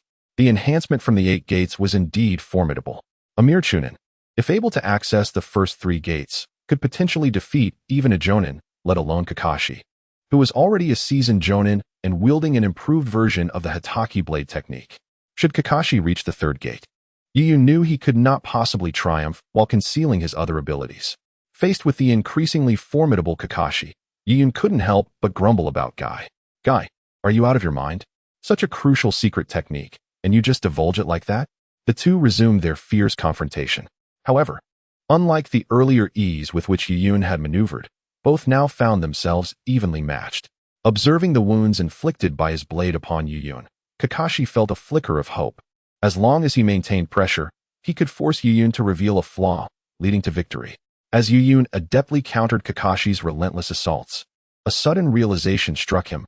Reinforcements were approaching. Apologies, Kakashi, but I shan't play with you any longer. It's time for you to practice, he proclaimed, effortlessly ensnaring White Fang with a shadow clone before abruptly yanking Kakashi towards him. Kakashi, taken aback by this unexpected turn, was caught off guard, leaving him vulnerable. In that fleeting moment of hesitation, Yuyun seized the opportunity, delivering a powerful kick to Kakashi's abdomen followed by a precisely executed elbow strike to his neck. The flurry of strikes rendered Kakashi unconscious. After disposing of the defeated Kakashi, Yuyun sheathed his weapon. At that moment, the third Hokage emerged from the shadows. Observing the familiar yet changed figure of Yuyun, you return without a word, leaving this old man to prepare a warm welcome for you. If it were like the Cloud Village delegation, I would certainly have informed you, Yuyun replied, his demeanor polished and courteous. Indeed, no one in Konoha could rival his politeness. "Ah, Yuyun, do you harbor discontent towards me as Hokage?" the third inquired. "Since your departure, Kakashi has been preoccupied with thoughts of you. Should you choose to return, I can overlook the deeds of your past." A colossal wolf, adorned in a striking blend of black and white, emerged from behind Yuyun, promptly settling down as if to serve as a couch for the beleaguered figure before it. "Sandame, do not misconstrue my sentiments. I am not merely dissatisfied with your role as Hokage. Dissatisfaction is a negotiable sentiment, one that can be alleviated. What I harbor is disdain. After enduring the wretchedness of Konoha, you expect me to return at your beckoning, to a village under your leadership? Are you truly awake at this late hour?" Yuyun reclined upon the form of the majestic canine, his gaze suffused with contempt. The Sandame, unfazed by Yuyun's accusations, appeared perturbed upon hearing him denounce Konoha as a cesspool. "How dare you speak of Konoha in such terms? This is the place that nurtured you. It is your home. My home would never thrust me into battle at the tender age of 12, nor would it wield public opinion as a weapon to coerce me into self-destruction. A true home would not allow the son of a hero to become the embodiment of a demon fox. What kind of home is Konoha, then?" The Sandame, once eloquent, found his words rendered feeble by Yuyun's relentless inquiries. "If Konoha were truly so splendid, your two disciples would not still be out there. Is this all due to Shoma?" he finally ventured.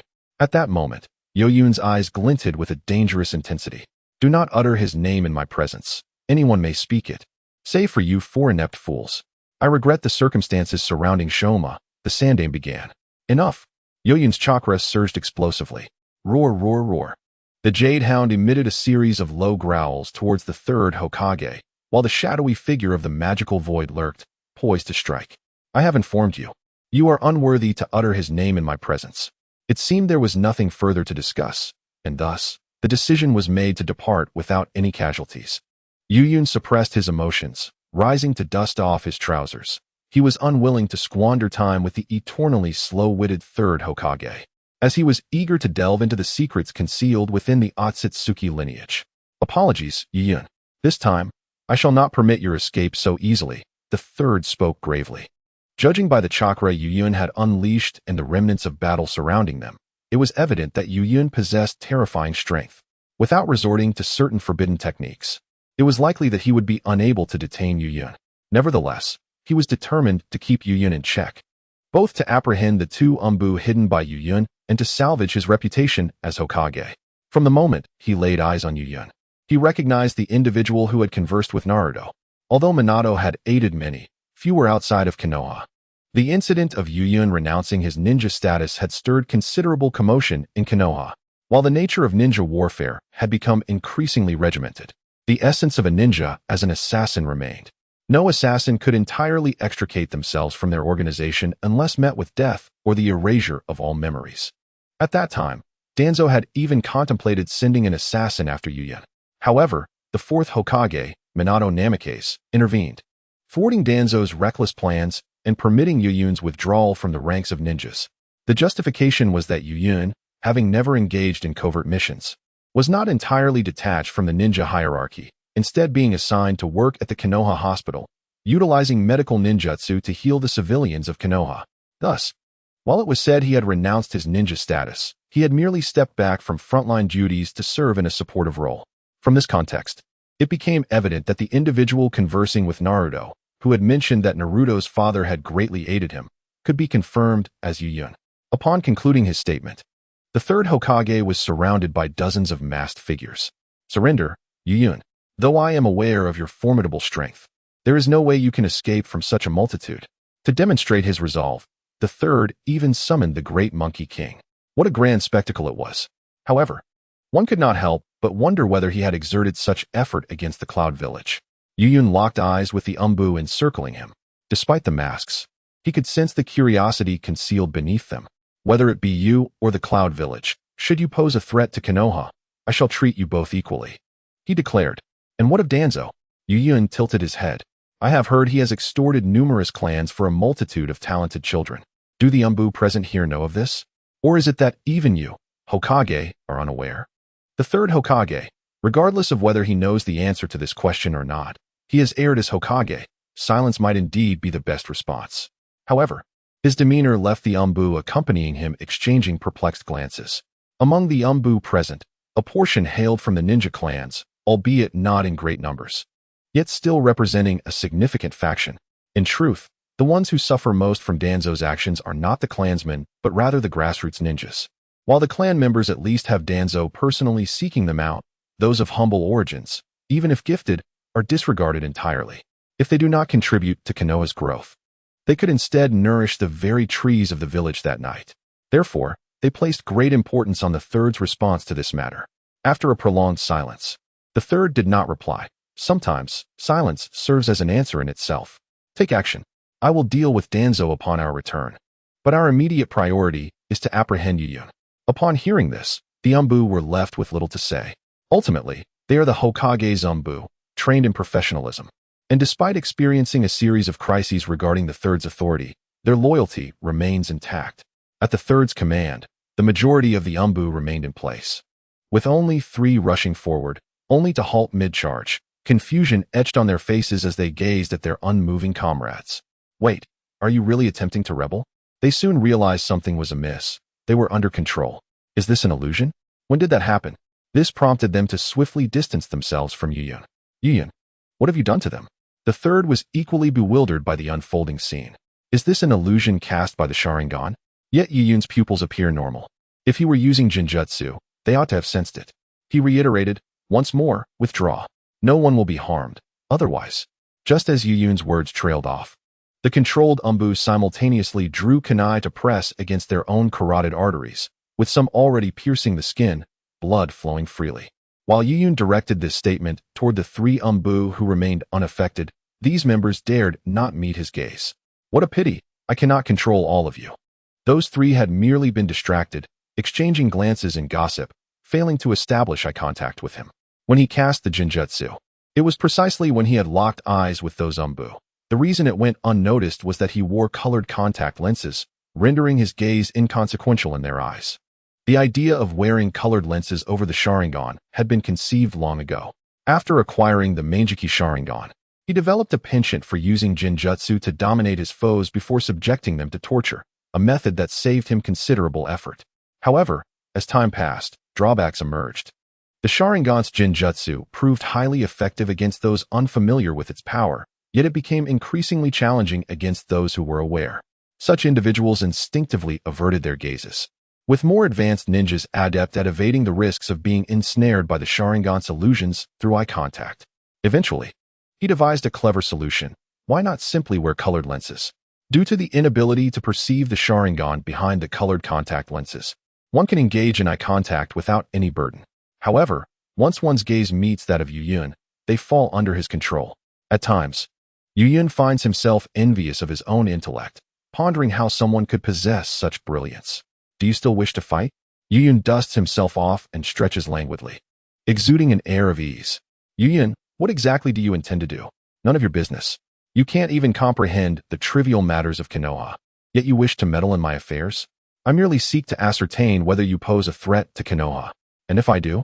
Your incompetence allows you nothing but to watch as I endanger Konoha. What more can you do? If you threaten Konoha, I shall drag you down with me, even if it costs me my life. The third Hokage's gaze turned resolute. Is that based on your long-hidden Reaper death seal? The third Hokage pondered. How does Yuyun know of this? Few in Konoha are aware of this sealing technique. I can leave, but you must release them, along with those 2 Umbu guarding Naruto. You have never had a choice. If you were decisive, Konoha would not have fallen to its current state. Yuyun smirks disdainfully, subtly urging the kunai held by the Umbu closer. Upon witnessing this, the third Hokage's expression darkened, yet he had no choice but to retreat. As Yuyun stated, he had never been a decisive individual. After the third Hokage departed, Yuyun utilized his Kamui to leave the area. He no longer feared the third Hokage. With his current strength, he could single-handedly challenge the entirety of Konoha without concealment. However, now was not the time for ostentation. Until he ensured his absolute dominance over the shinobi world, safeguarding his information remained the wisest course of action. Chapter 44. This noble Tsutsuki. Do you truly wish not to say anything about your son? In the Kamui space, situated far from both the Grail mine and the Seven Tails, lies a corner where a rudimentary dwelling constructed from earth release techniques is found. From the exterior, These houses appear unremarkable, yet within, they reveal a different reality. They are filled with countless implements of torture procured from the black market by Yuyun. Despite Yuyun having had them cleaned by Wanxiang numerous times, the stench of blood remains overwhelmingly pungent, causing Tsutsuki Shaka, who is shackled within, to frown repeatedly. This esteemed Tsutsuki, do you truly wish to remain silent? If you approach with courtesy and cooperate with my endeavors, I may be inclined to show you a measure of leniency. At this moment, Yuyun entered from the confines of this modest prison. To be candid, he had never contemplated using the divine might space as a cell for imprisonment. His entire fortune was intertwined with that realm, which served as his repository. The notion of confining others within his own storehouse seemed utterly bizarre. However, circumstances had taken an unexpected turn, and he had no alternative venue to detain this pair of Tsutsuki father and son. Facing Yuyun's persuasive attempts at capitulation, Tsutsuki Shikawa remained silent, treating Yuyun as if he were inconsequential. There is an ancient saying in my homeland, the wise are those who recognize the times. If gentle entreaties cannot elicit a response from you, then perhaps these instruments of torture may succeed in prying open your lips. Yuyun picked up a bloodied pair of pliers from the table. The vendor of these pliers boasted that they were practically new, used solely for personal purposes, capable not only of extracting decayed teeth, but also adept at grilling hot dogs. Thus, this pair of pliers, whose previous user was oblivious to what it had clutched, was thrust against Tsutsuki Shikawa's visage, the acrid scent of blood jarring his senses. Enough, you filthy denizens of the lower realm. Kill, if you must. I shall divulge nothing regarding matters pertaining to my clan's secrets. He could no longer contain himself. When had he, of such noble Tsutsuki lineage, ever endured such humiliation? Humph. What a tough man. Observing Tsutsuki Shikawa's defiance, Yuyun snorted coldly, casting the pliers aside. The living form of the Tsutsuki was invaluable. Such beings were the closest to the extraterrestrial entities in the shinobi world. Yuyun could not bring himself to destroy such a treasure. If Orochimaru were to learn of this existence within the shinobi realm, he would likely be eager to conduct any experiment. Yet, one wonders if your son possesses such fortitude. Yuyun's eyes narrowed, probing. If only this pair of father and son had eyes. Otherwise, a mere Sharingan Jinjutsu would have prompted them to reveal everything, negating the need for such elaborate machinations. You shall not. No, you must not lay a hand on Shinin. Otherwise, our ancestors, the Tsutsuki of Waimura, will not spare you. Upon hearing Yuyun mention Shinin, the previously resolute expression of Tsutsuki Shikawa transformed into one of panic. He feared nothing, save for the safety of Shinin.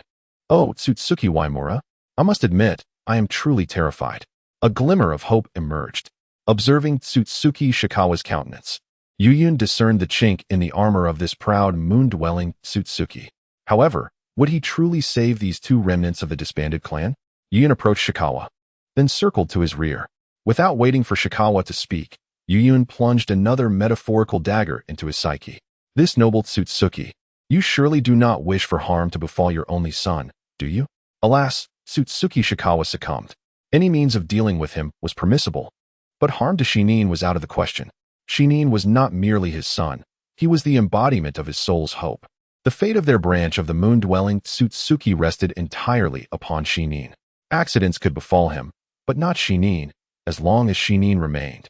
There would come a day when he could escape this demon's grasp and fulfill their family's long-held aspirations. Very well, as long as you comply. I shall refrain from taking action against your son. With that, Yuyun retrieved a scroll from the shadows and proceeded to release Otsutsuki Shikawa from his physical restraints, albeit leaving his chakra bindings intact. Inscribe upon the scroll all the Otsutsuki secret techniques you possess, including the methods for puppet creation and the information regarding the Rinnegan. Do not attempt any deceit. Discerning truth from falsehood is a fundamental skill of a ninja. Should I discover any treachery on your part, I cannot guarantee the safety of your son. You vile demon, retribution shall surely find you. Reluctantly, Otsutsuki Shikawa picked up the scroll from the ground and, with his remaining hand, began to write upon it. TCH. In response to Shikawa's curse, Yuyun dismissed it as mere nonsense. If retribution were truly a reality, the ninja world would have perished long ago. Why would it fall upon him? Wait, perhaps there is indeed some truth to it. Yuyun observed Shikawa slowly inscribing his words. If there were no such forces at play, How did the Otsutsuki branch family on the moon fall to such a state after the main clan's demise? Reduced to merely 2 individuals? Never mind, it is of little consequence. Yuyun, being more of a sorcerer, mused that if there truly exists a divine overseer of karma in the ninja realm, it would be wise to hope for Yuyun's safety and ascension, for the damage to the ninja world would not be too grievous. Otherwise, should he meet an untimely end, Yuyun could not fathom the extent of destruction his transformation into a cursed spirit might unleash. In this world, sorcerers are non-existent. Should he die an unnatural death, he would undoubtedly become a cursed spirit. Separation line. At this moment, in the resting room of the Konoha Umbu, "Hey, Lynx. What do you think caused us to be so suddenly subdued?" A member of the Umbu, donning a dog mask, applied medicine to his neck. If that wound penetrated any deeper, he would inevitably find himself in the morgue of Konoha Hospital. It must be an illusion cast by the Sharingan. Prior to our mission, intelligence indicated that the opponent might possess such ocular powers. This type of instant illusion, executed without hand seals, is indeed the hallmark of the Sharingan. The Umbu, codenamed Lynx, was also treating his neck, yet I failed to observe any sign of the Sharingan. His pupils appeared entirely ordinary. I cannot ascertain the reason for this. Perhaps you could inquire with Kakashi, as he engaged in combat with the foe for the longest duration. Lynx directed the question towards Kakashi, who was also present in the lounge. Other Umbu, applying their medicine, lifted their heads to gaze at Kakashi. Though he too wore a mask, Kakashi was far more recognizable than they were. Their masks were intended to conceal their identities, while Kakashi's was merely a futile attempt to obscure his presence. Not only were they aware of him, but even those outside Konoha could identify this leaf Umbu by his white hair and lightning techniques. Indeed, Kakashi, you were the one who battled him the longest. Even the soul scar he bears was inflicted by you. If you possess any knowledge, it would be advantageous for us to avoid a repeat of this encounter. The masked Umbu, as if struck by a sudden realization, hastily questioned Kakashi, who appeared deep in thought. They had accompanied the Hokage, and judging by the current evidence, Kakashi must have engaged the target for quite some time. The traces of battle at the scene were remarkably exaggerated, making it difficult to fathom that such marks could be made by mere ninjas. Kakashi's prowess had evidently transcended even that of these elite jonin. Kakashi stated, "It was an illusion of the Sharingan. Next time we encounter him, simply evade his line of sight." The assembly responded, "But wait, his pupils are normal." The Umbu in the dog mask expressed his confusion. Kakashi clarified, "He must be wearing colored contact lenses." He distinctly felt that during his confrontation with Yuyun, the moment of distraction he experienced was not due to fatigue, but rather the result of Yuyun employing the illusion of the Sharingan. The instant their gazes met, the illusion was cast, aside from the Sharingan. He could not conceive of any other type of illusion. As for why he suspected colored lenses, it was solely because Yuyun was the only scoundrel who would resort to such petty tactics. What a despicable individual. Would he dare to face him in a fair fight? Yet, Kakashi had to concede that Yuyun wielded Obito's eyes with even greater finesse. Upon first acquiring the Sharingan, he had forged a reputation as Sharingan Kakashi, leading to his immediate recognition, regardless of the mask he wore. This is rather grim, isn't it? The dark members who are aware of the truth lamented. A non-Uchiha has mastered the Sharingan so adeptly. Thankfully, Lord Hokage compromised in time, or else over 20 of us would have perished due to such trivial tricks. Upon hearing this, the other Umbu in the lounge remained silent, yet their pale fingers suggested deep discomfort within. Being a ninja is a profession where minute details can determine life or death. Such seemingly insignificant nuances could lead to their complete annihilation. Wait, owl, fox, and bear. Why are you 3 unscathed? The Umbu's gazes shifted towards the trio. Indeed, everyone else has fallen victim. Why are you 3 spared? The 3 Umbu, who had been lurking in the shadows, bore the code names Owl, Fox, and Bear. Could it be that we avoided eye contact with the target because we were too busy gossiping about the third with our glances? Chapter 45, The Official Fusion Ha. You Otsutsuki are far more ruthless than I imagined. I truly wonder whether capturing you two is a curse or a blessing. After an unknown duration in this prison, Yuyun finally awaited Sichuan to fill a scroll completely. He gazed at the contents of the scroll, intrigued. Sichuan, being quite honest, had nearly documented everything he knew upon it: the conflict of the Zongfen family, the origins of the reincarnation eye, and ancestral secret arts. In response to Yuyun's sarcastic remarks, Sichuan chose to remain unfazed. He merely wished for this being from the lower realm to uphold his promise of sparing Xie's life. Previously, it was assumed that the mutual slaughter stemmed from deep-seated resentments within the Zhongfen family. However, it turns out that the annihilation was indeed due to ideological differences. I wonder how Otsutsuki Yuki would feel if he knew his descendants were such exceptional beings. Lower realm dweller, you do not understand. Do not speak recklessly. Even though Sichuan had come to terms with his status as a captive, he felt compelled to counter Yu Yun's words, which touched upon the dignity of their ancestors. Do I not comprehend? Is your writing not exceedingly clear? Yu Yun lifted the scroll that Sichuan had just completed. The scroll inscribed that due to differing interpretations of their ancestors' divine mandate, the Otsutsuki had split into two factions. This division is entirely distinct from the Hyuga clan separation, which is based on bloodlines and birth order. Initially, the Otsutsuki on the moon had no such divisions. However, differing understandings of their ancestor led to the emergence of the main and branch families. The main family advocates for a peaceful coexistence, believing that the turmoil of the ninja world is its own concern, to be managed by the ninja world itself. The descendants of Otsutsuki Yuki govern the moon, while the descendants of the Sage of Six Paths, Otsutsuki Yui, oversee the ninja world. Both parties maintain a respectful distance, coexisting harmoniously. In contrast, the branch family represents a messianic ideology, asserting that the world crafted by the Sage of Six Paths has become irreparably tainted and requires cleansing by the Otsutsuki. Thus, they were divided into two factions. Their ideological disputes have led to far more absurd violence than the conflicts among the 5 great shinobi nations over mere interests. This is akin to the battles between Senju Hashirama and Uchiha Madara, who clashed due to differing philosophies. Your actions merely affirm that we are indeed in the right. Sichuan, undeterred, retorted fiercely. In his view, Yu Yun's sudden assault only served to validate the righteousness of their branch of the Otsutsuki clan. The ninja world, created by the Sage of Six Paths, was indeed brutish and in need of purification. Yet, he found himself perplexed by how this mortal from the lower realm possessed such profound knowledge of their clan's affairs, even being aware of their observations of the Hyuga clan, who cannot engage in sophistry. He countered, by your reasoning, should not those like you, who slay their own kin for ideological reasons and seek to annihilate the world, be the ones deserving of eradication and purification? How do you dare to compare your fate with ours? It is our ancestral mission, bestowed by Otsutsuki Yumura, to obliterate the ninja realm. If I am not mistaken, your ancestors also preached the importance of coexistence with the ninja world. How can you be so certain of your righteousness? Have you never conversed with your ancestor who has not entered the cycle of reincarnation? For beings of such caliber, inducing a dream is as effortless as child's play.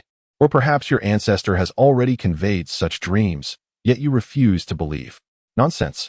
That is merely the malevolent spirit of the main family at play. Sichuan suddenly became animated, clearly agitated by Yu Yun's insinuations of dream visitation, which he had experienced himself. It is our branch that is correct. We are the true heirs to Yumura's mission. Ah, but indeed, those of you endowed with the colossal Rinnegan should comprehend the authenticity of dreams far better than I. It is you who have persistently misinterpreted Yumura's ideals, Yu Yun said, crouching down and articulating his thoughts with deliberate calmness. No, this is absolutely impossible. It must be you, this wicked being from the lower realm, who seeks to confuse me with such words. If you were truly correct, your Otsutsuki branch would not be reduced to just the two of you. Clearly, your ancestors harbor discontent towards you rebellious and unfilial descendants. Yu Yun continued his discourse, while Sichuan's once fair visage flushed crimson upon hearing his words. He wished to refute, yet found himself at a loss for words. How could he dispute facts? Moreover, his strength now pales in comparison to others, rendering him unable to silence the skeptics with might as he once did on the moon. His current passivity compels him to contemplate the truths he had previously chosen to disregard. I wonder how much longer he can maintain his obstinacy. Yu Yun rose from his seat, determined to delve into the genetics of the father and son duo. For someone like Otsutsuki Shikawa, who is never in want of material resources, belief is paramount. Such individuals are often willing to sacrifice everything for their convictions, making true submission an arduous endeavor. Had it not been for the capture of Sharon alongside him, Yu Yun's tools would have yielded no results against Shikawa. Presently, Yu Yun relentlessly tortures everything Shikawa holds sacred, not out of malice, but merely to witness the proud Otsutsuki's belief shatter and falter. Upon departing from this makeshift prison, Yu Yun arrived at another location, the confinement of Sharon. After swiftly obtaining a sample from Sharon, he prepared to leave. Initially, Sharon had intended to resist fiercely, but after invoking the threat of his father, he became compliant.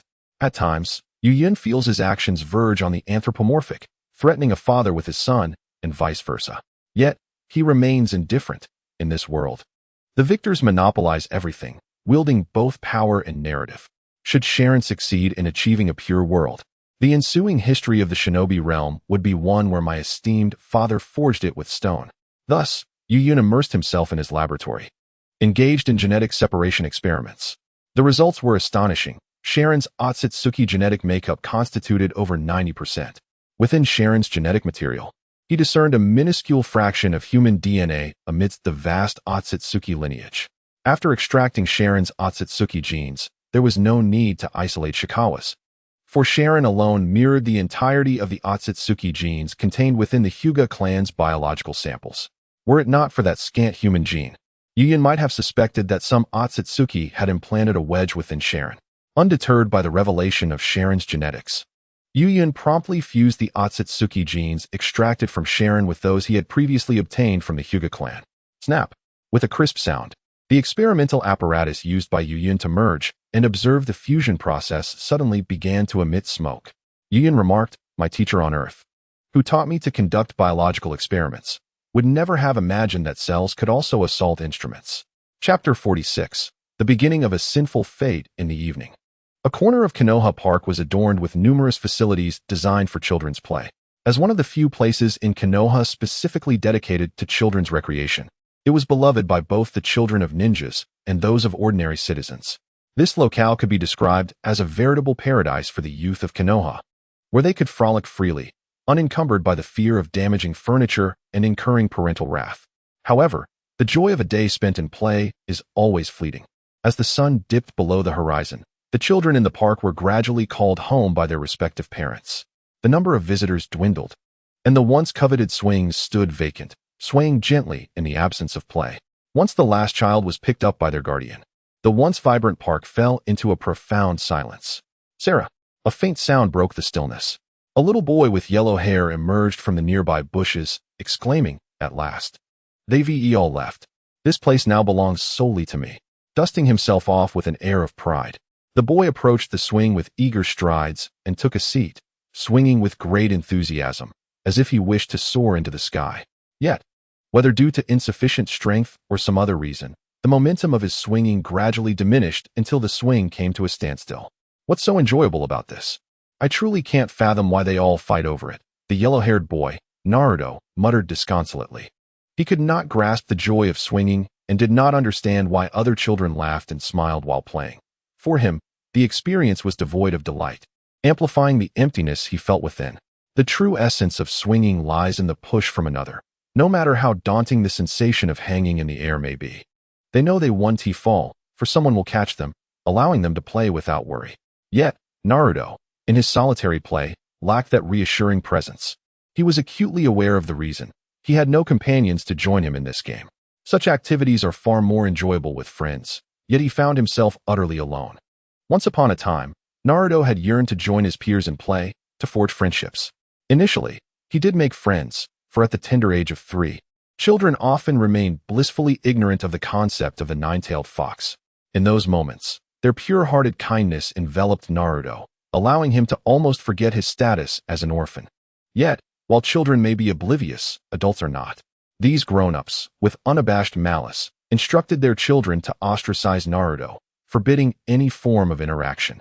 It is a harsh truth. Children, in their innocence, can embody both pure kindness and unadulterated cruelty, under the guidance of their parents. Bullying Naruto became a misguided form of righteousness among their group, a notion of being a good child.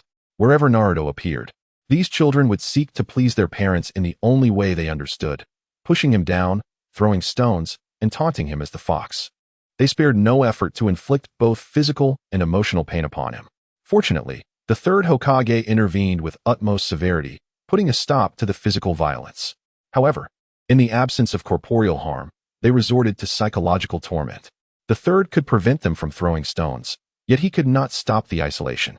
Wherever Naruto went, they would simply vacate the area.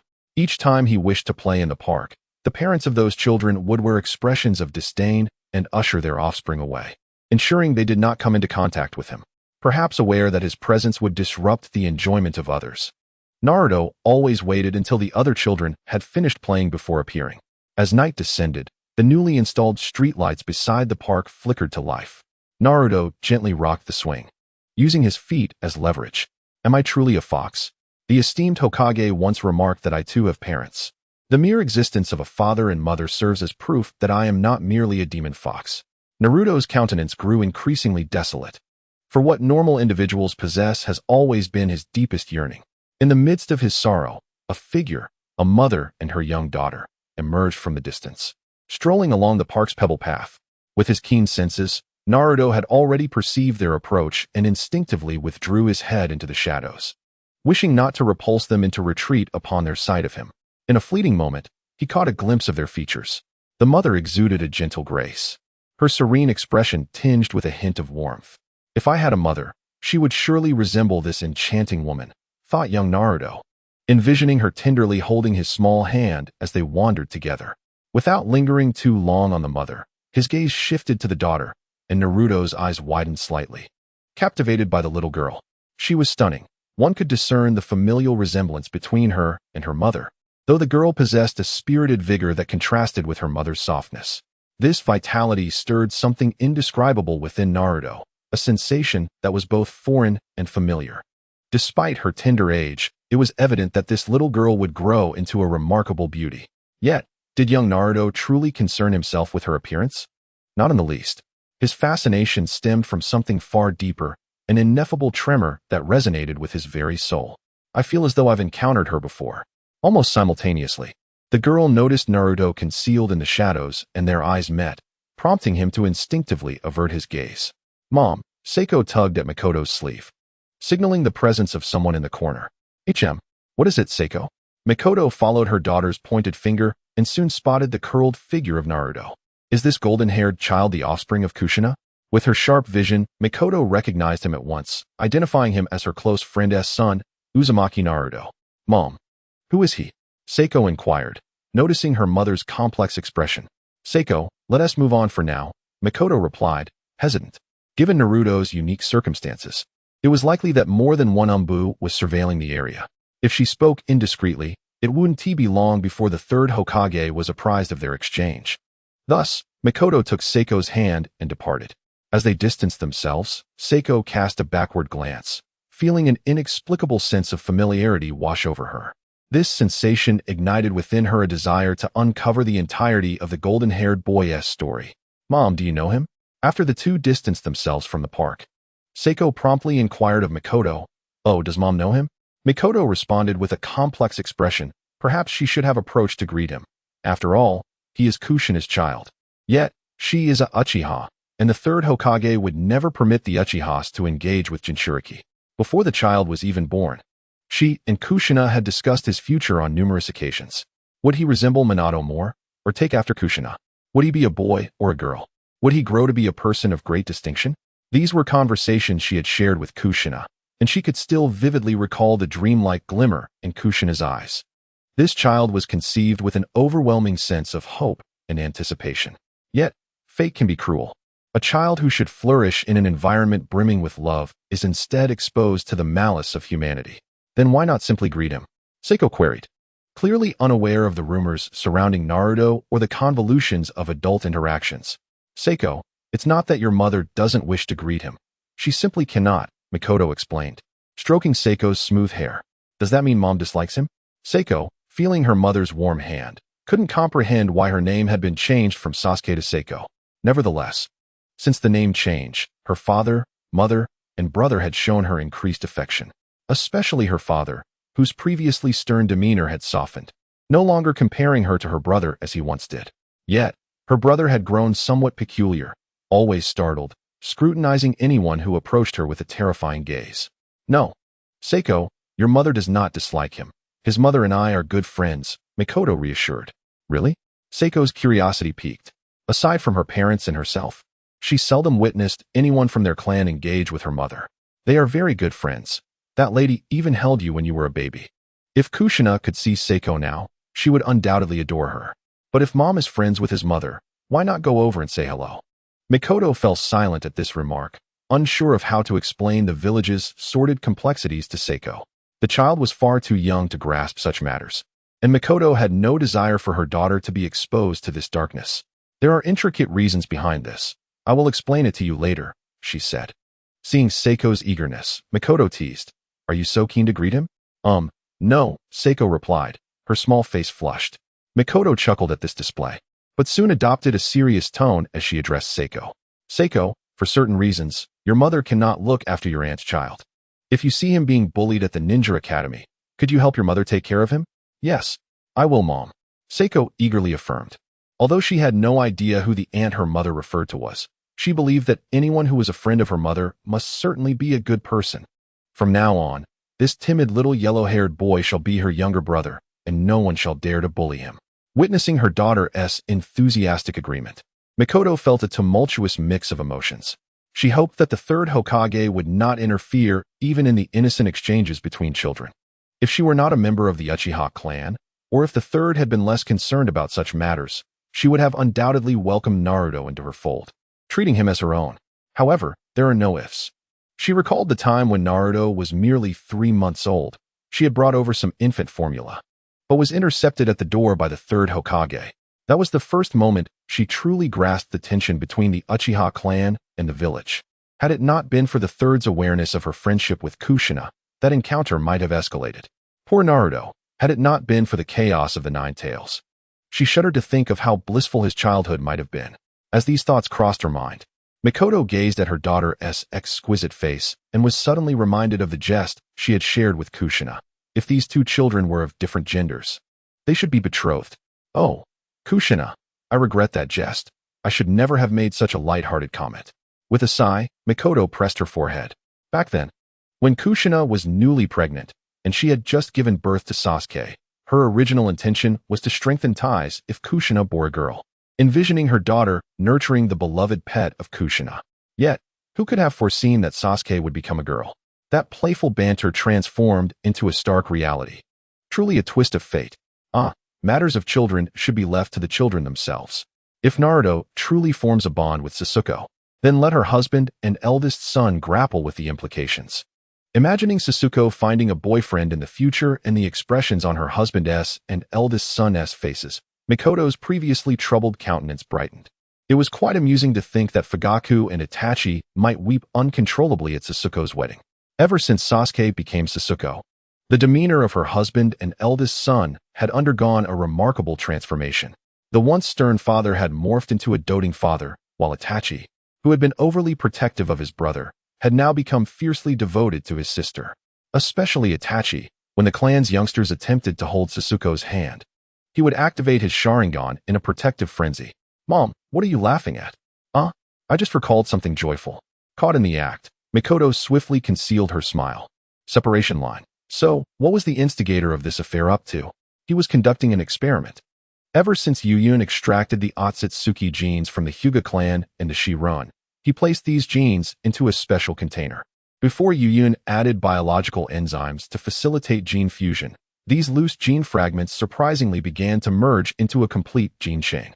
An astonishing scene unfolded as this gene chain actively expressed itself, absorbing surrounding materials to synthesize proteins, carbohydrates, lipids, and other cellular components, ultimately forming a complete cell. This cell continued to absorb nutrients from the container, replicating and dividing into another cell.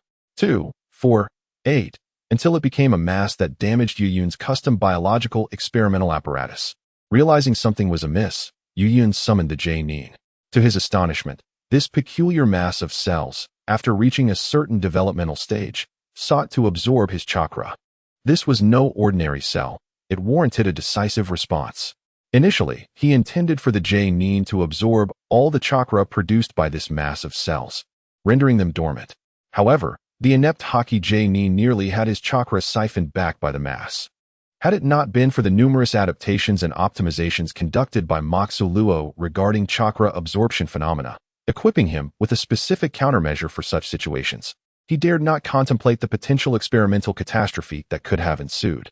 With Moxu Luo's assistance, the J-Nin absorbed all the chakra generated by this mass of cells. As a precaution, he physically sealed the mass using liquid nitrogen to lower its temperature. In the subsequent days, Yuyan studied this mass of cells, and only after thorough verification did he uncover the reason for its peculiarity. Initially, he believed that the cells were genetically too close to Otsutsuki Yumura and Otsutsuki Kagaya, leading them to desire control over the mass for their resurrection. However, he later realized this notion was flawed. The mother and son duo likely could not sense the existence of the cells stored within the Kimui space, let alone manipulate them for revival. The true reason lay in the purity of the mass. It was closer to the essence of the Otsutsuki than any living cells in the ninja world. The instinct embedded in the Otsutsuki's genes was to absorb chakra. Without any external control, this mass instinctively replicated itself, drawing in chakra. Yuyan mused. He had once believed that as an outsider and a traveler, he comprehended the Otsutsuki thoroughly, only to discover he had merely scratched the surface. This race, capable of traversing the cosmos and harvesting planetary energy, was far more terrifying and mysterious than he had ever imagined. Yet, this only heightened his intrigue. He was determined to tame this mass of cells and make them a part of himself. No one could deter him. Chapter 47. The Kagaya clan in the Land of Water. In the village of Kirigakure, the area remained perpetually shrouded in thick mist, rendering visibility nearly non-existent. One could not help but wonder how the inhabitants of the Land of Water coped with such an environment. Did they suffer from rheumatism? If so, would they endure pain throughout the year? This marks my second visit to the Hidden Mist Village. Upon emerging from the whirlpool of Kimui, I promptly donned a mask. This particular mask would evoke a sense of familiarity in Obito, for it is the very tiger-striped mask he wore during the tumultuous Nine-Tails assault. I had commissioned this mask to be crafted with precision, mirroring Obito's original. As I placed it upon my face, my fingers brushed against its surface, and as anticipated, it was rendered damp by the mist that enveloped the air. Given the humidity in the atmosphere, had I been afflicted with rheumatism, I would have surely collapsed to the ground, clutching my aching joints in agony. Perhaps one day, I might accompany someone suffering from rheumatism to experience the unique ambience of the Hidden Mist Village. Observing the dense fog, a nefarious thought burgeoned within me. What compelled me to return to this village? To elucidate, I must recount an experiment I embarked upon a month prior, wherein I endeavored to integrate the Otsutsuki genes into my own cells. A month ago, after sealing away a collection of uncontrollable Otsutsuki cells in a low-temperature state, I succumbed to the temptation to extract a portion of those preserved cells for fusion experiments with my own. Alas, my efforts were in vain. I had grossly underestimated the complexities of merging Otsutsuki cells with my human cells. The frailty of human cells rendered them utterly defenseless against the invasive nature of Otsutsuki cells. Within mere moments, they were completely devoured and assimilated, devoid of any means to resist, let alone integrate. In the time that followed, I exhausted every conceivable method, yet to no avail. Even the fusion techniques I employed, derived from the ghostly bud of Kagaya, proved futile. The Otsutsuki cells were simply too overpowering. In my frustration, I sought guidance from Obito, who resided in the aerial base. My arrival was met with a torrent of reproach. "You wretched fool, have you finally remembered my existence? 2 months have slipped by without so much as a word from you. Should you fail to return within another week, I shall assume you have met your demise." Upon entering the laboratory, I was immediately bombarded with his tirade. Though his words might have seemed to convey concern, the truth was that Obito feared for my well-being. As individuals like me, who are indifferent to expenses and resource demands, are exceedingly rare in this world, losing one such as me would be a significant loss. I had never once skimped on research funding for him. What irked him was that I had previously promised to gather bloodline limit genes for him. Yet 2 months had passed with no progress whatsoever. Clearly, my assurances had been treated with disdain. I had no retort.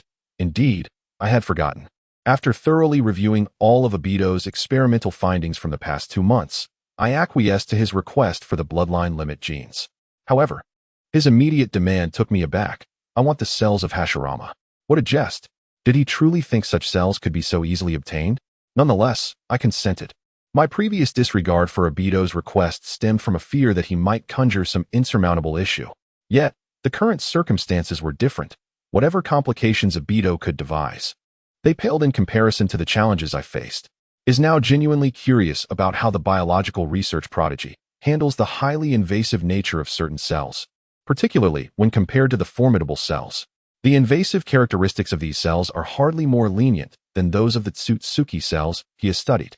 In fact, the cells, which have seemingly regressed to their ancestral form, may exhibit an even greater degree of invasiveness than the Tsutsuki cells he has investigated. Should a solution to the invasiveness of cells be found, it might also be applicable to the Tsutsuki cells. Currently, there are 3 primary avenues to acquire cells. The first is the laboratory sealed by Konoha. The second involves the ongoing research by and who have never ceased their investigations into cells. By the later stages of the Shinobi War, it was evident that they could effortlessly absorb and transfer these cells, indicating that must have discovered a method to counteract their invasive properties. It remains to be seen whether he has indeed found a solution. The third source is who is likely the most knowledgeable about cells in this time frame. More accurately, it is his pawn who has developed the capable of utilizing. Despite his reputation as a battle enthusiast, he has made notable contributions to biological research.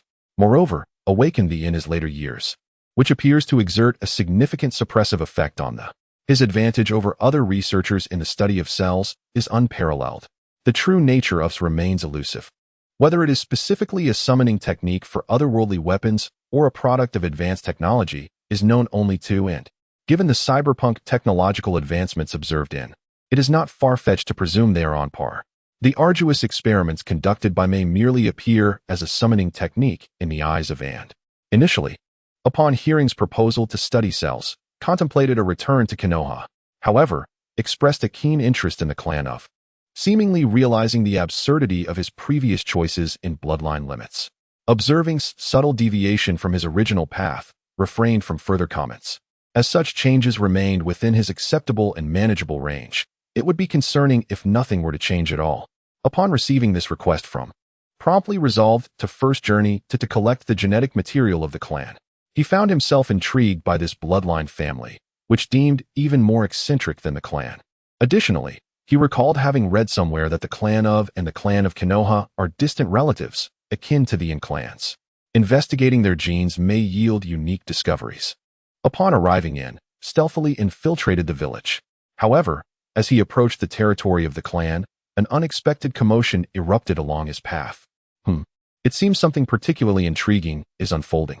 As stealthily advanced, the sudden sounds of a quarrel drew his attention, indicating a confrontation between 2 factions. Chapter 48, just as you discovered the flower, I discovered you. Kill these madmen. Damn monsters, you are unworthy to exist in. Lowly weaklings, you should kneel beneath our clan. At this moment, 2 factions on the streets of the hidden mist village found themselves embroiled in an altercation, the cause of which remained shrouded in mystery. From their attire, it was evident that one group comprised the village's Umbu, while the other represented the Kagaya clan, known for their bloodline limits. You are the true weaklings. If it weren't for your monstrous defiance over the years, our village would not have suffered such a devastating defeat, declared one of the Umbu, his disdain palpable. Who do you call weaklings? Lowly creatures, retorted the leader of the Kagaya clan, a bone blade manifesting from his hand, his expression twisted in contempt. What do you intend to do? This is the street. The provoked Umbu recoiled, fear evident in his eyes. Although there existed a strict prohibition against public violence within the village, the Kagaya clan was notorious for their madness, defying all rationality. What of the street? You shall pay dearly for your insolence toward the Kagaya clan. With that, he swung the bone blade, and in an instant, blood splattered as the Umbu fell, utterly shocked by the brutal act of public murder. Madman. The remaining Umbu, witnessing this atrocity, drew their weapons and launched an assault against the bloodthirsty Kagaya clan members.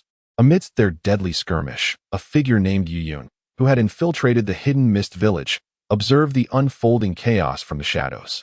Was it the oppressive regime of Blood Mist? Or was the Kagaya clan genuinely so formidable? Perhaps it was a combination of both. The original text provided scant details about the Kagaya clan. Only Tobi's fragmented accounts characterized them as a band of lunatics, akin to the Uchiha of the Leaf Village, if not worse.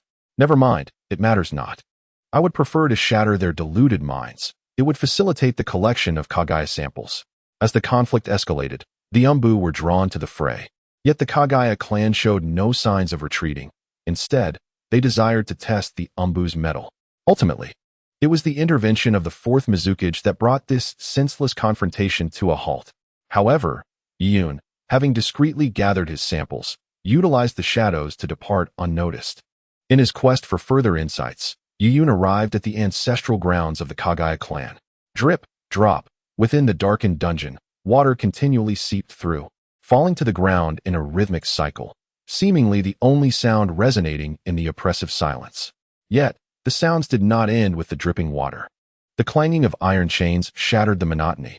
A delicate, pale hand reached out toward the stone bricks, where moisture trickled. Is this the water from outside? Sensing the peculiar sensation in his hand, the owner of that small hand displayed an unprecedented satisfaction. How delightful it is! Were it not for the dim surroundings, he would surely have noticed the blood trickling onto the ground. The recent movement seemed to have torn open the wound on his scapula, causing blood to flow from his body to the floor. Alas, the only light in this place emanated from the reflection in his eyes, and he remained oblivious to the condition of his injury. Perhaps he simply chose to neglect it, compared to the pain he had long since grown accustomed to. He was far more concerned with the sensation of water droplets on his hand. The individual imprisoned in the dungeon was none other than Kagai-kun Maru. Maru had lost track of how long he had been confined there. All he knew was that he had been in this place since he could remember. Although he had attempted to escape a few times, each occasion lasted no more than an hour, with his kin always blindfolding him. His perception of the outside world was limited to the water droplets and the meals provided by his family at intervals. Speaking of his kin, Maru understood that he must obey their every command. The very purpose of his existence was to elevate the Kagaya clan to the pinnacle of the shinobi world. He was a weapon of the Kagaya clan, existing solely to eliminate those who posed a threat to them. This was all that his kin had imparted to him, and he had always accepted it without question. How he longed to gaze upon the outside world. He mused quietly to himself. In truth, this dungeon could not confine him. He had come to realize, at some point, that he could easily break free from its constraints. Whenever he wished, the 2 nails embedded in his scapula could be removed. Yet, he hesitated. He feared the scolding from his kin. He feared losing his sense of purpose. Thus, he continued to hope. To yearn for the day when his kin would personally escort him out. Bang! The iron door of the dungeon was violently breached, and a sound he had never heard echoed within the confines of the dungeon. Oh, what have I discovered? A gem concealed by the short-sighted Kagaya clan. Upon arriving, Yuyun immediately noticed a location obscured by a shielding barrier. Believing that the deeper it was hidden, the greater the treasure, he promptly made his way to this suspected dungeon. As expected, he uncovered the Kagaya clan's most precious treasure. Maru's eyes were painfully assaulted by the sudden brilliance emanating from the dungeon's entrance, yet he did not shy away. Instead, he fixed his gaze upon the intruder, as if he wished to etch the intruder's likeness deep into his memory. Crack! Buzz! In an instant, Junmaru freed himself from the iron chains, and simultaneously, a pale bone blade sprang forth from his palm, hurtling towards Yuyun. Faced with such a fierce onslaught, Yuyun remained unperturbed. Just a mere 0.01 centimeters from his neck, the bone blade halted. The velocity was sufficient, yet the strength was lacking. Under Junmaru's astonished gaze, Yuyun firmly grasped the bone blade. Realizing the situation, Junmaru attempted to retract the blade to regain the initiative, but found himself utterly outmatched in strength by this formidable man before him. Acting decisively, Junmaru relinquished the bone blade, retracting his hand to launch a lateral assault on Yuyun. As he leapt away, a long, damp object ensnared his foot, and by the time he comprehended the predicament, he had been swallowed by a creature of indescribable nature, leaving only his head protruding. Go ahead and kill me, Junmaru uttered coldly. From the moment he laid eyes on Yuyun, he understood that he was no match for him. This man exuded a terrifying strength even in his stance. A mere 6-year-old child like himself could never hope to contend with such power. It was merely a pity that he could not step outside to behold the scenery that he had never even glimpsed in his dreams. Why should I kill you? Is it my desire to slay you? Or do you seek death? He continued. Though I have committed many acts of violence, I have never stooped to the level of devouring the innocent. If I have deemed such actions beneath me in the past, I shall not engage in them henceforth. If you yearn for death, what purpose does it serve? Life is so beautiful. You are still young, having never experienced the warmth of the sun on your skin, never savored the delights of exquisite cuisine, nor witnessed the sunset at dusk. Though the journey of life is fraught with suffering, there will always be moments of beauty to encounter. Yuyun crouched down to observe this child who bore little resemblance to one. What is it that you desire from me? Junmaru hesitated. In this world, there was no love without reason. If this man spared his life, it must be for some ulterior motive, akin to his own kin. Though uneducated, his innate cleverness allowed him to grasp certain truths. I had thought I could charm you as Orochimaru does, Junmaru pondered, bewildered by the man's seemingly nonsensical musings. You are indeed of use to me. Your existence will lay the most solid foundation for my future. Yuyun half-squatted, regarding the pale boy who had long been deprived of sunlight. Shall we strike a bargain? Bargain. Indeed, it is a transaction. I grant you a complete and normal life, while you aid me in my research on what constitutes a normal existence. Initially, I feared that Junmaru would refuse due to his ties to the Kagaya clan, prompting me to resort to deceiving a child. However, at that moment, Junmaru surprised me with his words, causing me to momentarily forget his true identity. A normal life, I surmise, is one where daily concerns revolve merely around the completion of unnecessary yet essential assignments, free from the anxiety of missing meals due to the whims of others, and without the dread of whether one will witness the dawn of a new day. As long as the weather permits, the sun will rise each day, and with a stroke of luck, one might even discover the meaning of existence.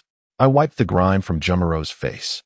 He is the most gifted member of the Kagaya clan in a century, so extraordinary that even shortly after his birth, his kin could discern his potential. Logically, such a prodigy would be groomed as the next clan leader. However, the frailty of human nature cannot withstand scrutiny.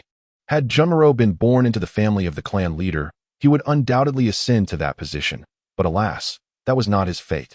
Thus, Junmaru became merely a weapon of the Kagaya clan. The transformation of exceptionally gifted clan members into emotionless instruments of slaughter is a common occurrence in the shinobi world, prevalent in nearly every ninja clan throughout history. The methods employed are almost theatrically similar. First, love is stripped away, then it is bestowed again. Ashura and Indra consistently reincarnate as the sons of the Senju and Uchiha clan leaders, which now seems less coincidental. Regardless of the strength of their chakra, it is inconceivable that they could withstand the dual malice from both within and outside their clan during their reincarnation as leaders' sons. Being reborn as the leader's offspring is one of the fundamental prerequisites for perpetuating this millennia-old game of familial strife.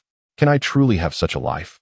Junmaru was moved by the vision that Yuyun painted before him. Though my own existence may not be markedly better, I am capable of achieving what I have just described. Yuyun remained non-committal but recognized the inherent inequality among individuals. Nonetheless, providing Junmaru with a semblance of a normal childhood was within his means. He summoned back the toad that bound Junmaru and extended his hand towards him. Junmaru gazed at the hand before him in astonishment. Could grasping this hand truly lead to the life I have always longed for? After hesitating for several seconds, he resolutely took hold of Yuyun's outstretched hand. A wise choice. Now, take the first step towards your new future. The hands, one large and one small, clasped tightly together. In an instant, Junmaru felt a warm current flowing from Yuyun's hand into his own body, healing all the wounds inflicted upon him. How warm! This was the singular sensation he felt at that moment, a feeling he would remember even as he approached the twilight of his life. Chapter 49. The Thrill of Battle. Wait, do not be afraid. I shall return promptly. Upon confirming Junmaru's resolve, Yuyun donned his mask once more. Now, he would place Junmaru into the Kamui space. Where are you going? Aren't you leaving with me? Junmaru tightly grasped Yuyun's hand, anxiety and the fear of abandonment enveloping his mind and body. Do not worry. I shall return shortly. However, before that, allow me to procure some interest on your behalf. At the entrance of the dungeon, Yuyun crouched down, placing his hands on Junmaru's shoulders, soothing his troubled heart. Yuyun sensed a multitude of individuals surrounding the dungeon's exit. Evidently, the Kagaya clan held Junmaru in high regard, having set up a technique that would activate the moment he attempted to leave. No need for that, my lord. I require no interest. We must depart at once. Fear not, for I am at my strongest now. Yuyun pinched Junmaru's nose, proclaiming with the confidence of a victor. Merely a horde of bone growths. Even without techniques, I can shatter their grotesque bones with my bare hands. Moreover, I have yet to fully collect the Kagaya clan's genes. Subtle collection or forceful acquisition, both serve the purpose. The difference is negligible. As for the risk of exposure, that is the work of the inherently malevolent Uchiha Obito, not something that concerns me. Yuyun, you must return, my lord. Faced with Yuyun's unwavering confidence, Junmaru found himself at a loss for words. Placing his trust was the only recourse available to him at that moment. Very well. Brace yourself, it may be a bit disorienting. With that, Yuyun drew Junmaru into the Kamui space. After completing this task, Yuyun engaged in some warm-up exercises. The sound of cracking bones resonating as he prepared himself. He was filled with a fiery rage, not only due to Junmaru's predicament, but also from the frustration stemming from the prolonged stagnation of his gene fusion experiments. A healthy release of emotions can foster joy. A joyful spirit enhances both experimentation and the challenges of life. To remain suppressed only leads to suffering. Expending one's energy outward is far more productive than self-consumption. Come, let me witness just how resilient the Kagaya clan's bones truly are. With that, Yuyun boldly exited the dungeon's tunnel, confronting the Kagaya clan ninjas encircling the area. Apart from wielding their bones as weapons, these ninjas were characterized by their traditional hairstyles. Reminiscent of Japanese samurai, some would forcibly bald the front of their heads, creating a starkly pointed appearance that suggested a lack of intellect, while others let their sideburns grow long, fashioning them into an 8 shape. Additionally, they adorned their brows with 2 red dots, a trait of nobles during the Warring States period in the ninja world, which made Yuyun's fists clench with indignation. Upon noticing the intruder in their territory, the Kagaya ninjas displayed cruel smiles, with a few shamelessly licking the bone blades that protruded from their palms while uttering vulgarities. I intend to savor his intestines, one exclaimed, and I shall have his. Yuyun retorted, should I not grind your bones to dust and force-feed them back to you? I shall write my name backward. This time, he would not resort to such gentle means as illusion. He intended for these lunatics to truly experience the sensation of bones shattering within their bodies. With a mere exchange of glances, both sides recognized that this battle would be one fought to the death. There was no hesitation, nor any idle inquiries about why they had appeared here or what they sought from the Kagaya clan. Only the command, Dance of Willows, 10 bone-piercing bullets. The ninjas of the Kagaya clan initiated their assault, with those inclined toward close combat employing the bone blades that erupted from their limbs to engage in melee, while others opted for long-range attacks using bone projectiles shot from their fingers. In the face of the Kagaya clan's sudden onslaught, Yuyun remained unfazed. He seized the first assailant to approach him and hurled the unfortunate soul into the trajectory of the bone projectiles. With a sickening sound, the unfortunate wretch, his face twisted in fervor, was reduced to a perforated mass by the oncoming fire. The other Kagaya clan members, witnessing this, exhibited no hesitation nor moment of mourning for their fallen comrade. Instead, they charged at Yuyun with unrelenting ferocity. The Kagaya clan's madmen were swift in their assault, but to Yuyun's Sharingan, they appeared merely as fleeting shadows. Thus, even when the Kagaya ninjas struck first, Yuyun was able to counter with precision.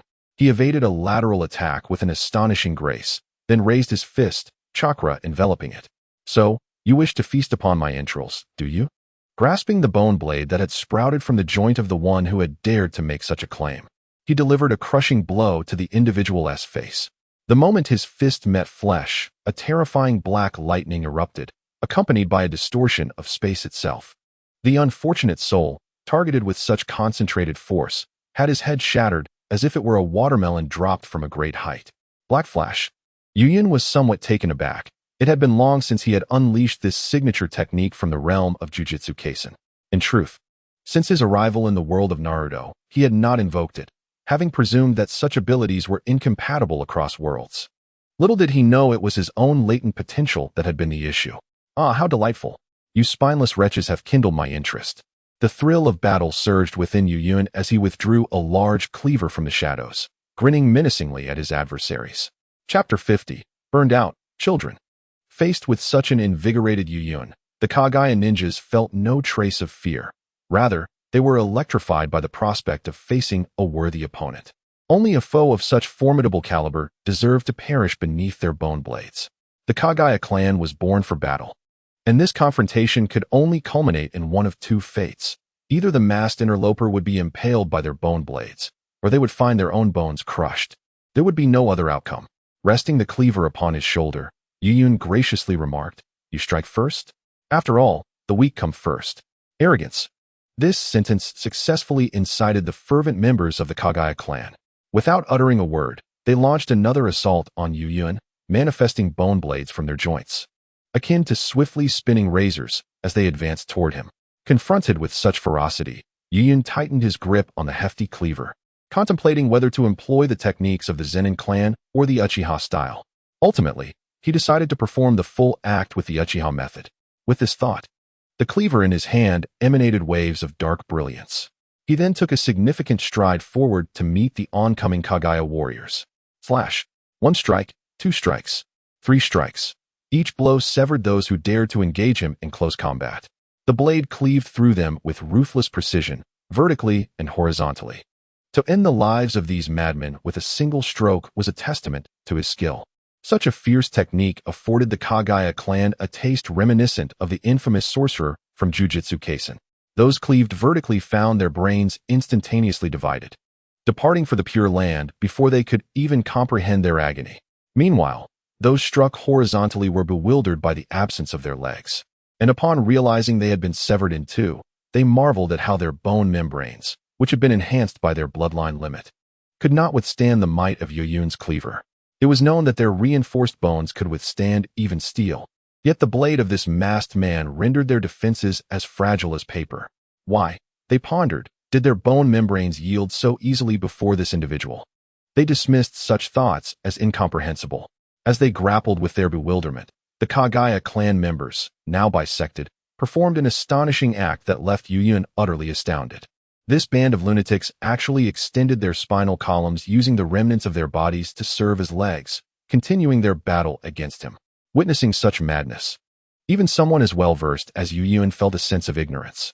What sort of operation was this that he had never encountered before? Apologies. I have truly never encountered such a scenario.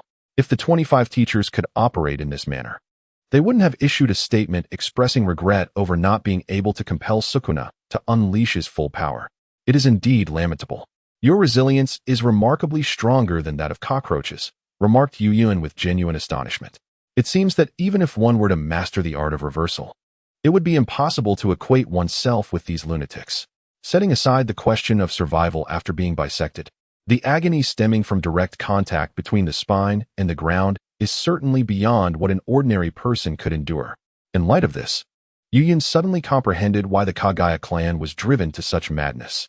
Each battle necessitates the extraction of their bones, an excruciating process akin to the extraction of a healthy individual's teeth followed by a frenzied agitation of the vacant sockets. Such extreme suffering indeed poses a challenge to maintaining one's sanity. Beyond the Kagaya clan's remarkable endurance to pain, Yu Yun found himself even more intrigued by their vitality. The only clans within the shinobi world that could possibly rival them would be the Senju and Uzumaki clans. Beilu, you truly possess discernment. After recovering from his astonishment, Yu Yun proceeded without a hint of hesitation, continuing to decimate the Kagaya ninjas present, dancing gracefully among them with the swordsmanship of the Uchiha clan. Wherever he tread, it was a landscape of dismemberment and mutilation. It must be said that although the Uchiha clan is equally deranged, they are notably concerned with their image. Even their lethal techniques are the most elegant among all ninja clans. Thus, Yu Yun's slaughter appeared less like that of a butcher and more akin to that of a dancer, albeit the most elegant and most ruthless kind. The entire act of killing resembled a form of art, a waltz of sorts. However, it was slightly marred by Yu Yun's obsessive compulsion to cleave these guilty victims in twain. A lesson learned from the previous encounter. These madmen were akin to worms and had to be severed vertically. Why? Why is this happening? How can you so effortlessly sever our periosteum? A Kagaya ninja, appearing to be in his 30s, uttered these incredulous words, his attire clearly denoting a high-ranking member of the Kagaya clan. Yu Yun's merciless harvesting of lives among his kin jolted him back to lucidity, restoring the control of his mind from the sharp bones back to his consciousness. Madness and cruelty had been reserved for the weak whom they tormented. Now, the weak were they, and no matter how deranged, they must recognize the anomaly. Yet, in response to his lucid inquiry, Yu Yun remained silent, and his kin, still preoccupied with thoughts of bones, paid no heed. In any case, the thrill of battle was exhilarating. Amidst the throng of combatants, Yuyun noted the young man's question but refrained from indulging in the foolishness of divulging his abilities to the enemy during battle. Moreover, there was little to articulate, merely that he had imbued his blade with the power of Kemui, akin to Kakashi's application of Kemui during the sealing of the great Kagaya Otsutsuki. What a jest! Can the bones of the Kagaya clan possibly withstand the might of the progenitor of chakra, Kagaya Otsutsuki herself? Your ignorance is palpable. Yuyun's disregard left him somewhat unbalanced. What was that phrase again? Silence embodies the utmost disdain. From the very beginning, Yuyun has never concealed his contempt for the Kagaya clan.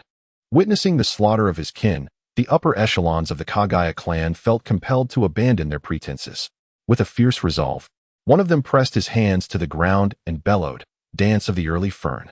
In an instant, thick white bones erupted from the earth, transforming the vicinity of the Kagaya clan into a forest of skeletal remains, particularly at the spot where Yuyun stood, where the protruding bones were both robust and elongated. Yet, this sudden onslaught was deftly avoided by Yuyun, who leapt gracefully aside. Unfortunately, the Kagaya ninjas nearby were not as fortunate, meeting their demise as they were impaled. How slow, Yuyun remarked, balancing atop one of the bone blades.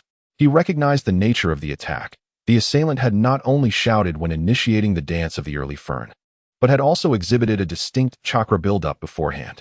If one could not evade such a forewarned assault, they had no place in the world of ninjas. Once he evaded the area attack, Yuyun remained vigilant, recalling that the user of this technique could merge with the bones for rapid relocation. However, when he turned his gaze back to the Kagaya elite, he found him collapsed on the ground, utterly spent. It seemed that Kimimaro was indeed exceptionally gifted, able to execute such a life-draining technique even in a state of severe illness. Through Yuyun's kaleidoscope vision, the life of the Kagaya elite flickered like a dimly lit lantern in the dead of night, ready to extinguish at any moment. Shifting his focus to the remaining Kagaya ninjas, he noted, with a sense of grim satisfaction, that they had all vanished without a trace. They can play like this too? Truly, madness breeds creativity, Yuyun mused, a smirk curling at the corners of his mouth. Meanwhile, beside the fourth Hokage, Ao began to sweat profusely. What troubles you, Ao? The fourth's perplexity was palpable. It was the first time he witnessed such a state of panic in Qing. The Kagaya clan was in turmoil, and Qing swallowed hard, as if confronted by a specter. Chapter 51. The truck convergence. Since Qing was assigned to the fourth Hokage, he understood that his role transcended mere protection duties. His Byakugan, capable of perceiving the unique attributes of chakra, designated him primarily to monitor the fourth status and ensure he remained untainted by external control. Thus, Qing frequently activated his Byakugan to scrutinize the fourth Hokage for any signs of manipulation and to detect any suspicious chakra within and around the hidden mist village. Today, as usual, he activated his Byakugan for observation. Within his field of vision, the fourth chakra appeared entirely normal, and there were no suspicious chakra signatures in the vicinity. Just as he believed that no anomalies would arise during this period, he shifted his gaze to the Kagaya clan. To his astonishment, he witnessed the Kagaya clan engaged in a fierce confrontation with what seemed to be thin air, battling as if a formidable enemy stood before them. Initially, Qing dismissed it. After all, the Kagaya clan was notorious for their madness, with warfare being their sole preoccupation. Engaging in a battle of wits against the void was not unusual for them. However, the next moment, a scene unfolded that sent shivers down Qing's spine. The members of the Kagaya clan, who had been grappling with the air, suddenly split in half. Vertically, this sight led Qing, the first non-Hyuga user of the Byakugan in the ninja world, to question his own senses, hastily performing multiple techniques to dispel any illusions. Yet, his efforts were in vain. The Kagaya clan suffered even greater losses. An unseen entity, imperceptible to his Byakugan, was wreaking havoc among them. This was no mere skirmish. It was a massacre, specifically targeting the Kagaya clan. Lord Hokage, we must immediately dispatch the Umbu to the Kagaya clan's territory, Qing urged. What on earth is happening? Yagura inquired, noting Qing's serious demeanor. A creature beyond the scope of my Byakugan is slaughtering the Kagaya ninjas, Qing replied. Yagura furrowed his brow. A creature imperceptible even to the Byakugan? Does such a being truly exist in this world? Nevertheless, Yagura chose to believe Qing. Their time together had revealed Qing's integrity. He would never jest about such matters. Go find Terumi, Mei, and the others. I will investigate the Kagaya clan situation. Yagura quickly devised a plan. Yet, Qing hesitated. The adversary was an unknown entity. Allowing the fourth Hokage to investigate could lead to disaster. Trust me, Qing. I will not allow a repeat of the past, Yagura asserted resolutely. Now was a critical time for the hidden mist. He would not falter. I understand, fourth. Please, exercise caution. Qing replied before departing to inform Yuan and Terumime. Meanwhile, Yagura sprinted towards the Kagaya clan's territory. Regardless of the nature of the beast, he would sacrifice himself to prevent it from destroying the hidden mist village. The scene shifts to Yuyun, who, at the high ranks of the Kagaya clan, sacrificed his own vitality to manifest a forest of bones spanning several dozen meters. The remnants of the Kagaya clan, whom Yuyun had vanquished, vanished within this skeletal grove, akin to mud sinking into the ocean. I have no interest in engaging in a game of hide and seek with you. If this is all there is, let it end here. With that, Yuyun concentrated a massive sphere of chakra in his hand. What is the essence of jujitsu in Jujutsu Kaisen? Techniques? Domains? The antics of Gojo Satoru? None of these. The crux lies in the art of combat. The essence of Jujutsu Kaisen is fighting, regardless of how flamboyant the techniques of its characters may be. They ultimately return to the fundamental nature of combat. This theme permeates the entire manga. In the early stages, Tiger was fighting. In the mid stages, Tiger was still fighting. And in the later stages, Tiger continued to fight, even earning the unprecedented title of Black Man by breaking both the physical and psychological defenses of Sukuna. The culmination of Sukuna's defeat also manifested through a punch. Astonishingly, the effect of a domain was achieved through sheer combat. Can you believe it? It is noteworthy that Sukuna, who had always been emphasized as having a trump card, was indeed vanquished. Although Yuyun resembles a master of weaponry, proficient with nunchaku, spears, daggers, katanas, and flails, he harbors a profound appreciation for the art of fighting. After all, this is a tradition of Jujutsu Kaisen that cannot be overlooked. Therefore, Yuyun has developed considerable insight into how to enhance his physical prowess using chakra. He had already mastered techniques akin to Tsunade's, which involved channeling chakra into his fists to amplify damage, while before this moment, in Jujutsu Kaisen. Once fully charged, Yuyun unleashed this empowered strike upon the forest of bones. Boom. In an instant, the skeletal structure, constructed from the vitality of the high-ranking Kagaya, shattered into snowflake-like fragments. The few members of the Kagaya clan who had integrated into the bones and attempted to launch a surprise attack were forcibly expelled by the sheer force. Gasp! As they were thrust out, they spat blood and crashed to the ground, losing consciousness. Thus, the Kagaya clan could no longer rise again. Regrettably, this strike lacked the black flash. Otherwise, I could have caused the ground to sink by 3 meters, Yuyun lamented. This attack concentrated a significant amount of his chakra. If amplified by the 25th power of the Black Flash, a 3-meter descent would be a conservative estimate. While Yuyun reflected on this, a long, skeletal appendage emerged from his shadow, its head resembling a small skull. This skeletal entity bit down on Yuyun's ankle and began to infuse him with chakra. This was the Shinge, which he always kept in his shadow during outings. Should his chakra drop below half, the Shinge would emerge to replenish it, directly enhancing his endurance. A hastily returning Yagura was met with a scene strewn with the fallen Kagaya clan and a man in a tiger-striped mask. The masked figure had turned to ash, and Yagura recognized him well. He was the scoundrel who had orchestrated a series of unforgivable acts against the hidden mist village. It seems you've broken free from the illusion, huh? No matter. I shall remedy that, Yuyun said, deliberately revealing his Sharingan. You scoundrel! You shall not control me again. Under the guidance of Kagaya and Qing, Yagura, who had initially regained his composure, suddenly experienced a moment of panic at Yuyun's mere words. In an instant, he summoned all of his tailed beast chakra, transforming into the state of the Three Tails cloak. In a flurry of urgency, he glared fiercely at Yagura, causing a spatial gate to materialize. As the gate opened, a shadow resembling a streak of black lightning surged forth, hurtling directly towards Yagura, now cloaked in the Three Tails.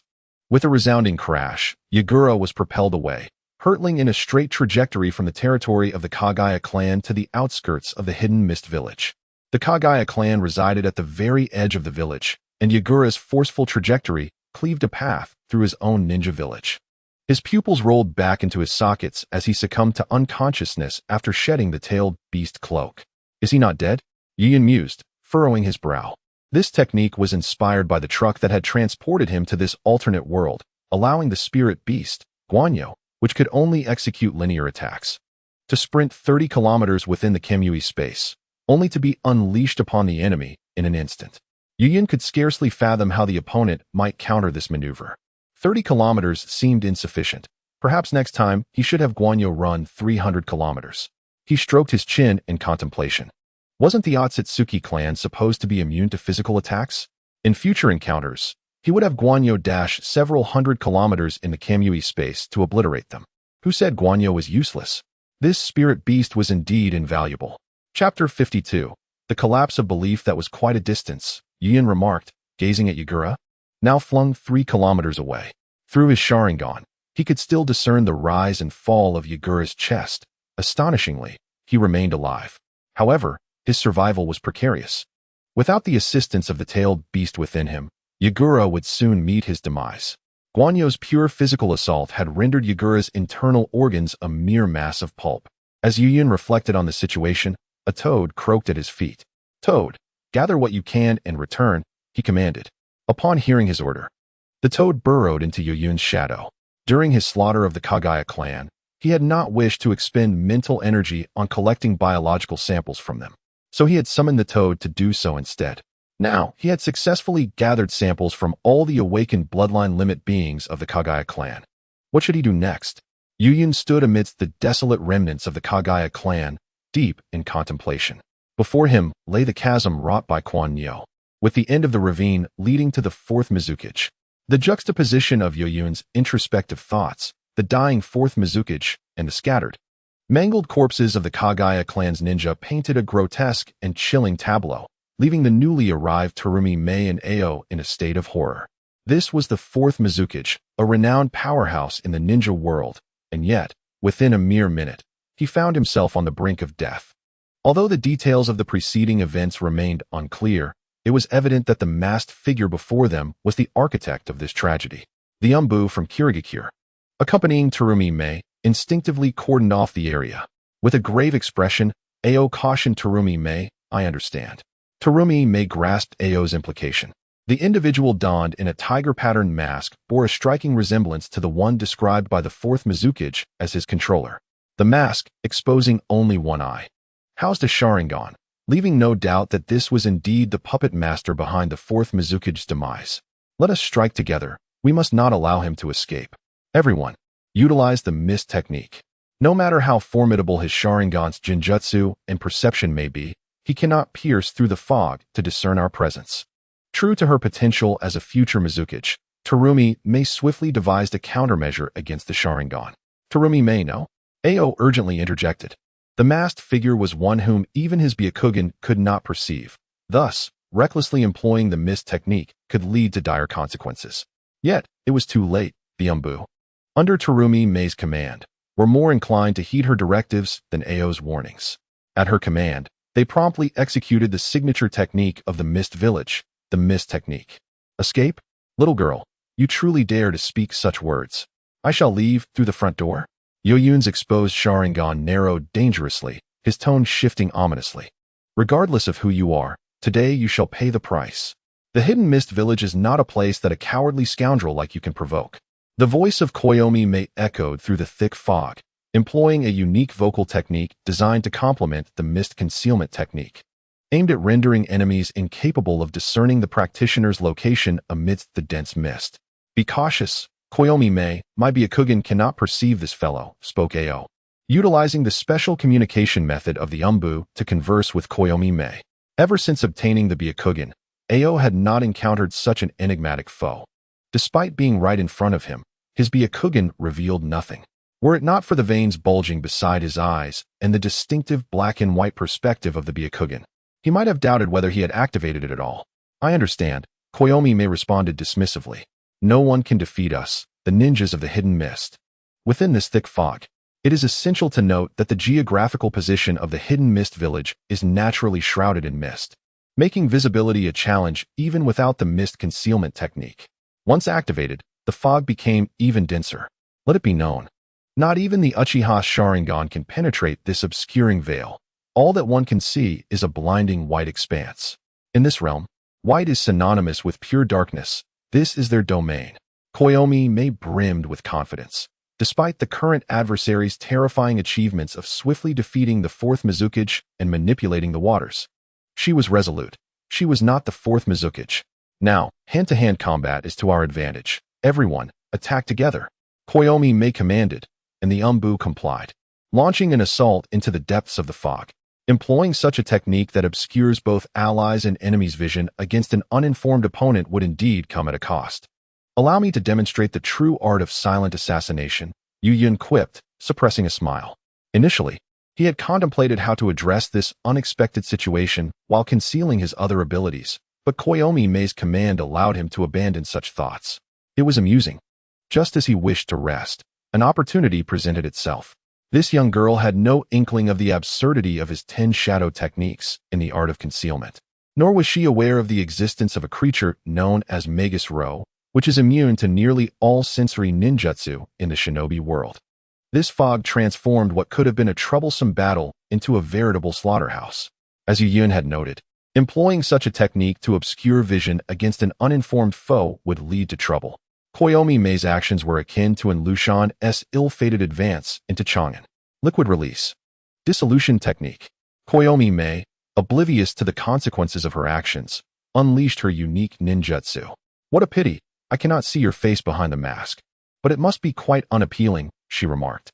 The acidic liquid of the dissolution technique immediately began to corrode the ground where Yu Yun had once stood, producing a hissing sound.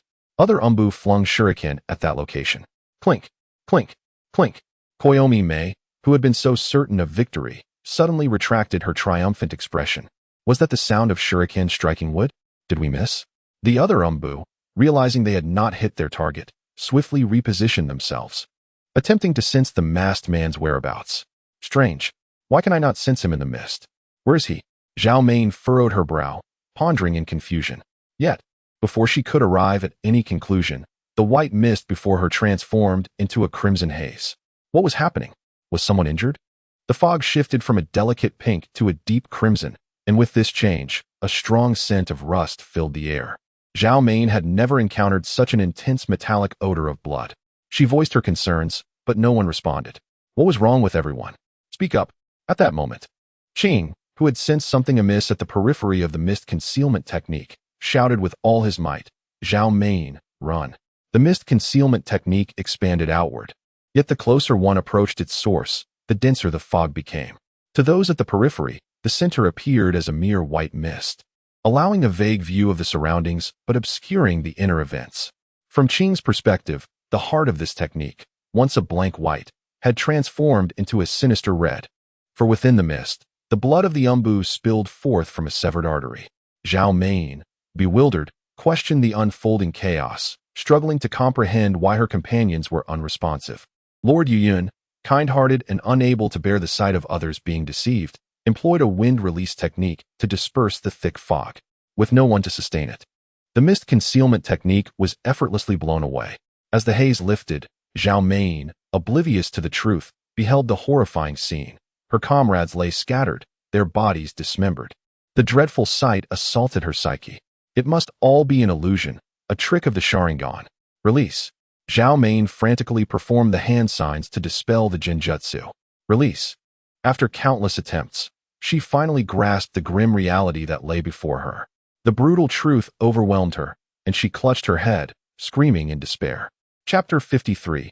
Mercy and Cruelty. The previous night, after reading numerous comments, I found the revisions somewhat harsh. After all, one cannot desire to both create and refrain from creation. It is what it is. Consider it a prelude to what lies ahead. In a world of endless possibilities, one must possess a certain ruthlessness to survive. And among the ranks of ninja, how many are truly innocent? Just refrain from harming the common folk. As the dense fog dissipated, the scene became starkly clear.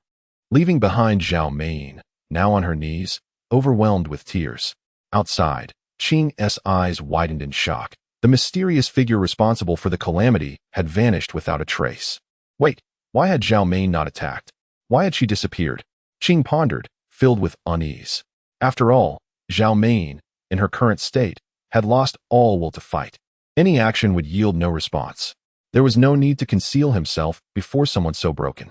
Suddenly, a realization struck Qing, and his expression turned to one of terror. No, it's coming for me. Upon contemplating the situation, Qing immediately recoiled in terror, wishing fervently that his parents had bestowed upon him a pair of additional legs. However, as he retreated, he unexpectedly collided with an object. He raised his gaze to the thing he had struck. Gulp! Fear gripped him as he swallowed hard.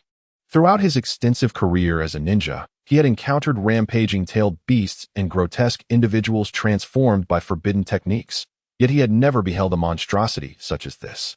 The creature was grand and imposing, its skin a ghastly pale, devoid of eyes, adorned with 2 pairs of angelic wings, and crowned with an enigmatic wheel of unknown purpose. The wings were exquisitely white, yet the overall visage of this entity was reminiscent of a malevolent deity. Despite the absence of eyes, Qing felt an overwhelming sensation that the creature was intently observing him. As he stood frozen in fear, the creature suddenly broke into a smile, an expression of malice that was utterly unfathomable for such a being. After a fleeting moment, he finally registered the necessity to flee, but just as he attempted to move, the monstrous entity seized him with a powerful grip. "Let me go," he cried, struggling desperately, his hands flailing against the grasp of the demon-like being.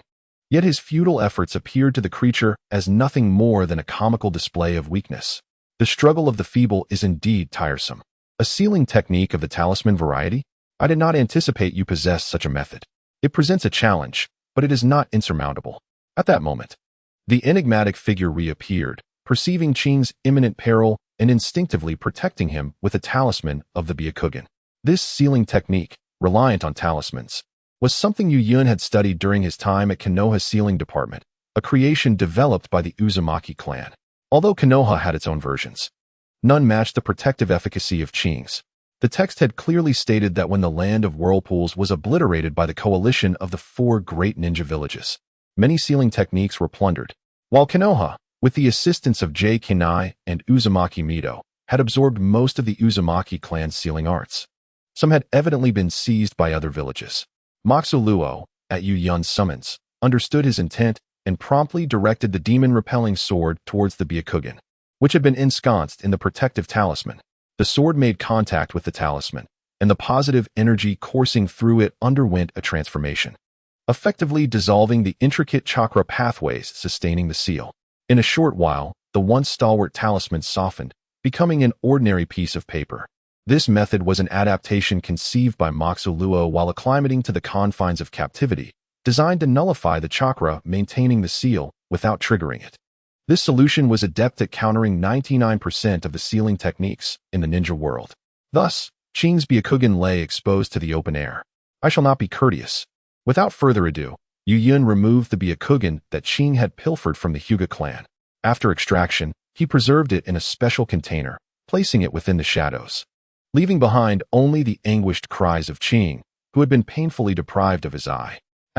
Without waiting long for Qing's anguished cries, Yu Yun cast an illusion that rendered the raucous Qing unconscious. Wasn't Bai Luhu in need of materials? He could take this one along, considering it a form of waste repurposing. After all, Qing had seen the magic of Moxu Luo. Yu Yun would never allow him to live or leave his corpse exposed. What if Heiju sought to uncover what transpired here and used Edo Tensei to extract information from Qing? Suddenly, Yu Yun realized that Qing must not die, for the Sage of 6 Paths resided in the Pure Land, and with the Rinnegan, he could surely glimpse Qing's memories. Neither life nor death was an option, thus, the only course was to channel Qing's energies towards his own ambitions. Being transformed by Ballahu was certainly preferable to Qing undergoing cyberpunk modifications to his own body later on. Moreover, Yu Yun summoned Moxu Luo because he was certain there was no presence around him that exceeded his understanding. If Heiju was nearby, employing an undetectable stealth technique, Moxu Luo's sensory radar would have reacted, but it did not. With that thought, Yu Yun drew Qing into the Kamui space. After completing this, Yu Yun approached the psychologically shattered Terumi Mei and collected some biological samples with a blade. As a wielder of a bloodline limit, and a dual bloodline limit at that, Terumi Mei was precisely what Bailuhu required. Having finished this task, Terumi Mei remained utterly unresponsive, resembling a soulless husk. To let them die swiftly is my mercy. To let you live in torment is my cruelty. This is the price paid for your folly and insolence. The swift annihilation of the Mist Ombu was executed by Moxo Luo, who wielded the Demon Slayer's sword, delivering instant death, leaving them blissfully unaware of their fate. Perhaps, upon encountering the Sage of Six Paths, they might even ponder whether they had fallen under an illusion.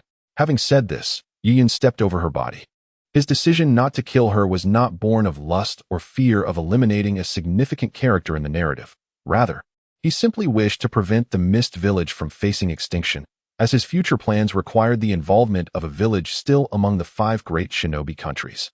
Furthermore, he genuinely believed he was not a bloodthirsty individual. Uncertain if Terumi Mei was listening, he noted her body tremble violently as he spoke, suggesting she indeed heard him. So, what should he do next? Yes, depart through the main entrance. However, before that, he wished to visit the Mist Village's secret vault and seize the opportunity. Chapter 54. Accumulated failures lead to success. Beside the Mizukage's office, the location of the Mist Village's Jonin. At this moment, the Jonin was pacing back and forth with his 7-day cane, a vague sense of inexplicable panic troubling his heart. Yet, he felt that this anxiety was unwarranted. Ever since Ching arrived to report on the events surrounding the Kagaya clan, he had summoned Terumi Mei to lead numerous Mist Ombu to support the 4th Mizukage. With the 4th Mizukage, Terumi Mei, and dozens of elite Ombu at his disposal, they would surely prevail against any adversary. Even one as formidable as a Kage from another great village. It was inconceivable that another monstrous entity akin to Senju Hashirama or Uchiha Madara could emerge. Impossible. Absolutely impossible. Such an existence may not appear even once in a century. The emergence of extraordinary figures like Senju Hashirama and Uchiha Madara during the Warring States period was already a manifestation of the Sage of Six Paths. Yet here we are. Not even a century has passed, and has anyone of similar stature emerged? Yuan Shi continually reassures himself, but a sudden loud noise from outside unsettles him. Perhaps the 4th Hokage has activated the tailed beast mode?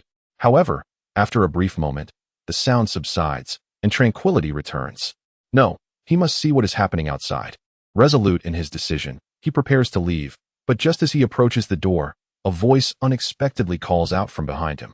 The dual leadership system of Kirigakure is indeed intriguing. Are you not concerned that conflicts among your top leaders might lead to chaos? A mysterious figure donning a tiger-patterned mask sits in his chair, scrutinizing the unfinished administrative documents before him. Who are you? Yuan Shi inquires. I am your father. Faced with such nonsense from the leader of Kirigakure, Yiyun nearly retorts. I assumed you had some understanding of me. Your Excellency, with such a penchant for secrecy, how could we possibly know you? Yuan Shi replies, lowering his gaze. This individual is likely the one controlling the 4th Hokage, with his Sharingan. It is unwise to meet his gaze directly.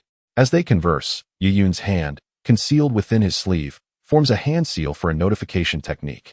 However, no one arrives despite his efforts. There's no need to struggle, old man. Your people are currently lost in their dreams and have no time for you, he remarks, causing Yuan Shi's hands to freeze mid-seal. What do you intend to do? At that moment, Yiyun swiftly grips his neck, forcing him to make eye contact. What can you possibly offer that would interest me? Your pathetic ninja village possesses nothing beyond tailed beasts. After revealing this crucial information, Yuan Shi falls victim to Yoyun's Jinjutsu. Where is the secret vault of your Kirigakure? How can it be accessed? Under the influence of the illusion, Yuan Shi divulges everything he knows. The power of the Sharingan proves overwhelming. Even the various torture techniques of Ibiki pale in comparison to its mere gaze. Upon learning the location of the Kirigakure vault, Yiyun activates his Kamui and departs from the scene. In no time, he arrives at the location Yuan Shi disclosed. Kamui effortlessly grants him access to the heavily guarded Kirigakure vault. However, once inside, he falls silent. With a sharp motion, he tosses a scroll containing water-style ninjutsu onto the ground. Is this truly one of the 5 great ninja villages? Before him lies an array of water-style techniques. Yet all are of the supportive variety. The forbidden techniques he envisioned, such as boiling danger and explosive danger, are nowhere to be found. The absence of forbidden techniques is one thing. But this vast vault is shockingly devoid of even monetary resources. It is so barren that a lone wolf would weep upon entering. Is this truly one of the 5 great ninja villages? Takigakure is superior to you. As he continues to grumble, Yiyun roams the vault, determined to uncover any hidden treasures that may have been overlooked. At last, he arrived at a secluded corner designated for the storage of documents. Within this corner stood an unassuming cabinet, housing a haphazard assortment of materials that appeared disorganized and chaotic, reminiscent of a mere receptacle for miscellaneous items. Yet, Yun discerned something amiss with this cabinet. Despite its concealed nature, he noticed that it was safeguarded by a formidable seal, unless a specific chakra source made contact with it. All documents contained within would be obliterated. Such a cabinet naturally piqued Yun's interest. Moxu Luo emerged from the shadows, dispelling the seal on the cabinet. With the enchantment lifted, Yun retrieved the documents for examination. The revelations were indeed shocking. No ninja village was free from corruption.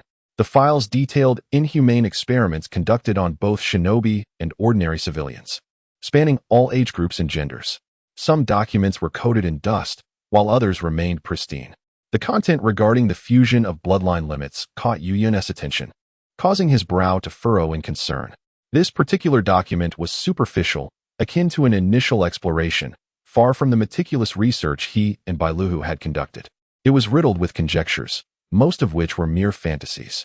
The denizens of Kirigakure had sacrificed countless lives in pursuit of bloodline limit fusions deemed impossible. The final page of this section bore the stark word failure emblazoned in red, a grim testament to the lives lost in vain. Bloodline limits are an inescapable theme within the shinobi world. A formidable bloodline limit can allow an oblivious child to effortlessly eliminate a seasoned ninja. Ninjas devoid of bloodline limits, unless exceptionally gifted or possessing techniques rivaling those limits, could only hope for the enemy to falter due to illness or error in battle, otherwise victory would be elusive. The swiftest means to enhance a ninja village's strength lies in the number of Jinchuriki and bloodline limit wielders. Thus, research into bloodline limits is not uncommon among the great ninja villages. Aside from Sunagakure, which lacks notable bloodline clans, other villages have histories steeped in such studies, tracing back even before the establishment of ninja villages. Initially, Yun believed himself to be exceptionally ruthless, yet he found that others could make him appear as a mere novice. As he gazed upon a photograph of an ordinary individual who had perished explosively due to the direct implantation of unrefined Kagaya clan flesh, he marveled at the depths of human capability. What, after all, is beyond the reach of humanity? Indeed, there is nothing new under the sun. Every realm is plagued by its own share of untidiness. There exists no absolute darkness, only shades of deeper shadows. Yet, this is not a matter for Yun to critique. It is a mere equivalence, merely a matter of timing. After his musings, he feverishly transferred those records into the Shinwei space. Although they were merely chronicles of failed experiments, they held far greater value than any mundane treasures such as secret arts or riches. While these records did not elucidate the path to success, they certainly indicated the pitfalls leading to failure. Before the Wright brothers' aircraft took flight, their designs were diverse and peculiar. To future generations, these bizarre contraptions seem laughable, with some scarcely deserving the title of aircraft. Yet, they epitomize humanity's yearning for the skies, and each failure paved the way for the triumph of the Wright brothers' invention. Though these records carry the stench of failure, comparing them to the works of pioneering aviators would be an affront to those trailblazers. However, Yun finds himself in dire need of them. Relying on mere chance and research is a futile endeavor. Accumulation of knowledge is the true path to success. Genius has its own methods, while the mediocre possess theirs. Once he had transferred the tonnage of material into the Shinwei space, Yun began to contemplate. Initially, he intended to pay a visit to Orochimaru and Danzo, but now he realized that it was not just them he needed to see. He must also visit the Hidden Cloud and Hidden Rock villages. If he could acquire their research on bloodline limits, it would significantly advance his experiments. Particularly with the Hidden Rock, their expertise in artificial humans and their profound techniques in ninjutsu piqued his interest immensely. Chapter 55. The monk named Sichuan. After confiscating the illicit experimental records from the Hidden Mist, Yun strode confidently out of the village's main gate. He had stated his intention to exit through the front, and so he did. As for the sentiments of the Hidden Mist village, to put it bluntly, unless the weak unite, their grievances will go unheard. And could the unity of the Hidden Mist compel him to cease his encroachments? They lacked the strength for such a feat. Upon leaving through the main gate, Yun vanished into the mist. The gaze of the Hidden Mist ninjas was now captivated by the dying 4th Mizukage and the Kagaya clan's Kagaya Mei, leaving no one to notice Yun's departure. That said, The gatekeepers remained vigilant, but they were evidently no match for Yu Yun, who was now lost in dreams of grandeur. "Welcome back, my lord," greeted Junmaru as Yu Yun returned to the Shunwei space, where he found Junmaru waiting with the bound Qing, restrained by ropes of unknown origin. "Junmaru, you've done well. Let us place this fellow here for now. Let us wash up and then dine," Yu Yun said, affectionately ruffling Junmaru's hair. Now, however, some time ago, I had already bathed. Trapped within the confines of a dungeon, one cannot ascertain the passage of days. Yet, from the sound of water droplets falling within the dungeon, it is evident that half the time remains until the next bath. Suddenly, Yu Yun paused, stating, "That is not a bath, Junmaru. Unless in exceptional circumstances. A normal person bathes once a day. Allow me to take you to the land of hot springs." Although Junmaru was not yet emitting an unbearable stench, he was approaching a rather serious state. "A day?" Junmaru queried, evidently lacking a sense of time. Observing his confusion, Yu Yun remarked, "Let us proceed. I shall thoroughly explain the basics of daily life to you." With that, Yu Yun took Junmaru's hand and led him to his residence within the Kimui space to change clothes. Yu Yun himself was not in a state conducive to cleanliness. He urgently needed a place to wash away the scent of blood and soothe the mental agitation caused by the recent carnage.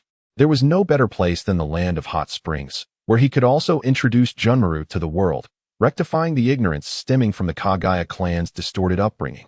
Before long, both had changed attire. As Yu Yun had not anticipated bringing a child, he had not purchased garments suitable for Junmaru. He simply washed Junmaru's clothes and dried them with fire release. After a brief cleansing, Yu Yun used Kimui to arrive at the land of hot springs, seeking out a lesser-known, yet seemingly splendid onsen. After placing a substantial sum of money before the proprietor, Yu Yun spoke, "Please provide me with the finest onsen room, and purchase this child 10 sets of different clothing for each season." Upon seeing the pile of cash, the owner's eyes sparkled with delight. "Certainly, esteemed guest. Please wait a moment. I will ensure the best clothing for this young master." Yu Yun then led Junmaru to the establishment's waiting area. Noticing Yu Yun's entrance, the owner called over a nearby attendant. "Did you hear? Arrange the finest accommodations for those 2 guests. I will personally procure the clothing." At this moment, the summoned attendant interjected, "Boss, isn't it sufficient to just buy the clothes? Why must you go personally?" The owner, in response, slapped the attendant's face. "When I instruct you to do something, you do it without question. Moreover," he added, his concern evident, "however, you have not worked here long, and there are matters I have yet to clarify. In the land of hot springs, there are 2 types of patrons, ordinary people and ninjas. If you wish to maintain your position here, you must learn to distinguish between the 2. Otherwise, your demise is inconsequential, but do not let it implicate me." They are ninjas?" Confronted with skepticism, the boss refrained from speaking, instead gesturing towards his own nose and mimicking an inhaling motion. The waiter, named Hiroshi, promptly followed suit, only to be startled by the implications. He nervously exclaimed, "I shall attend to the bathing area at once," and hurried upstairs. Observing his demeanor, the boss felt it unwise to comment further and decided to depart for the finest clothing store nearby. Perhaps Hiroshi's anxiety was overly pronounced. Yu Yun had no particular demands. His primary concern was to procure several outfits for Junmaru to manage the immediate situation, with custom tailoring to be arranged later. The only requisite was that the garments fit adequately. However, the boss could not afford to underestimate the matter. Once it was established that the customer was a ninja, utmost attention was imperative. Even if the transaction yielded no profit, it was essential to handle it with care. The presence of such formidable beings as ninjas posed an overwhelming threat to ordinary individuals, leaving them devoid of any means to resist. What if the situation escalated to one where the ninja unleashed a massacre? The boss dared not take such a gamble, uncertain whether the individual might be the type to resort to violence at the slightest provocation. Although the land of soup is deemed neutral, who would heed neutrality in the presence of someone driven to the brink? The boss's apprehension did not go unnoticed by Yu Yun, who detected an unpleasant scent emanating from himself. With a discerning nose, he remarked, "I certainly need a thorough wash. It's all the fault of the Mist Village's techniques. I usually take care to control the trajectory of blood, but in the Mist Village, no matter how I evade, the blood infiltrates my garments, clinging to my skin due to the fog." Their wait was brief, as the hot spring attendants swiftly prepared the bathing area. Thus, the duo, one large and one small, immersed themselves in the soothing waters. While soaking, Yuyun imparted essential life lessons to Junmaru. Breakfast at 7, lunch at 12, afternoon tea at 2, and dinner at 6. Given Junmaru's tender age, he should retire by 9, with a glass of milk before bed. As for the remaining hours, he should balance study with play. Yuyun also shared tales of the pitfalls he encountered in his own youth, emphasizing the importance of discernment between study and leisure. After all, one must not solely focus on learning nor indulge excessively in play. Sometimes, consequences arise from imbalance. After finishing his advice, Yuyun submerged his face in the water, producing bubbling sounds. He reflected on how, had he recognized the boundaries between play and study during his own educational journey, he might not have found himself transported to another world by a massive truck whilst job hunting. "Do you require my assistance in dealing with someone?" he inquired. After enduring a lengthy monologue from Yuyun, Junmaru suddenly uttered a phrase that compelled Yuyun to remove the towel draped over his face. "I am not so feeble as to enlist a child to assist me in my slaughters. The burden of my sins I shall bear myself. Should there come a day when I require your repayment, I shall inform you, but until then, you are to live joyously." Yuyun wished to avoid any subsequent feelings of guilt. Junmaru would indeed make a commendable subordinate, willing to sacrifice everything to save those who have aided him. Such unwavering loyalty, even to the point of offering one's life, is what Yuyun desires. His current two capable subordinates, Bailuhu and Shinno, are increasingly rebellious. Had they not been essential at this juncture, he would have long since extinguished their souls. Furthermore, Junmaru represents an exceptional experimental specimen. If he were to integrate the genes of the deceased shinobi alongside the Byakugan acquired from Qing into Junmaru's being, it would undoubtedly lay a solid foundation for Yuyun to merge with the Tsutsuki genes.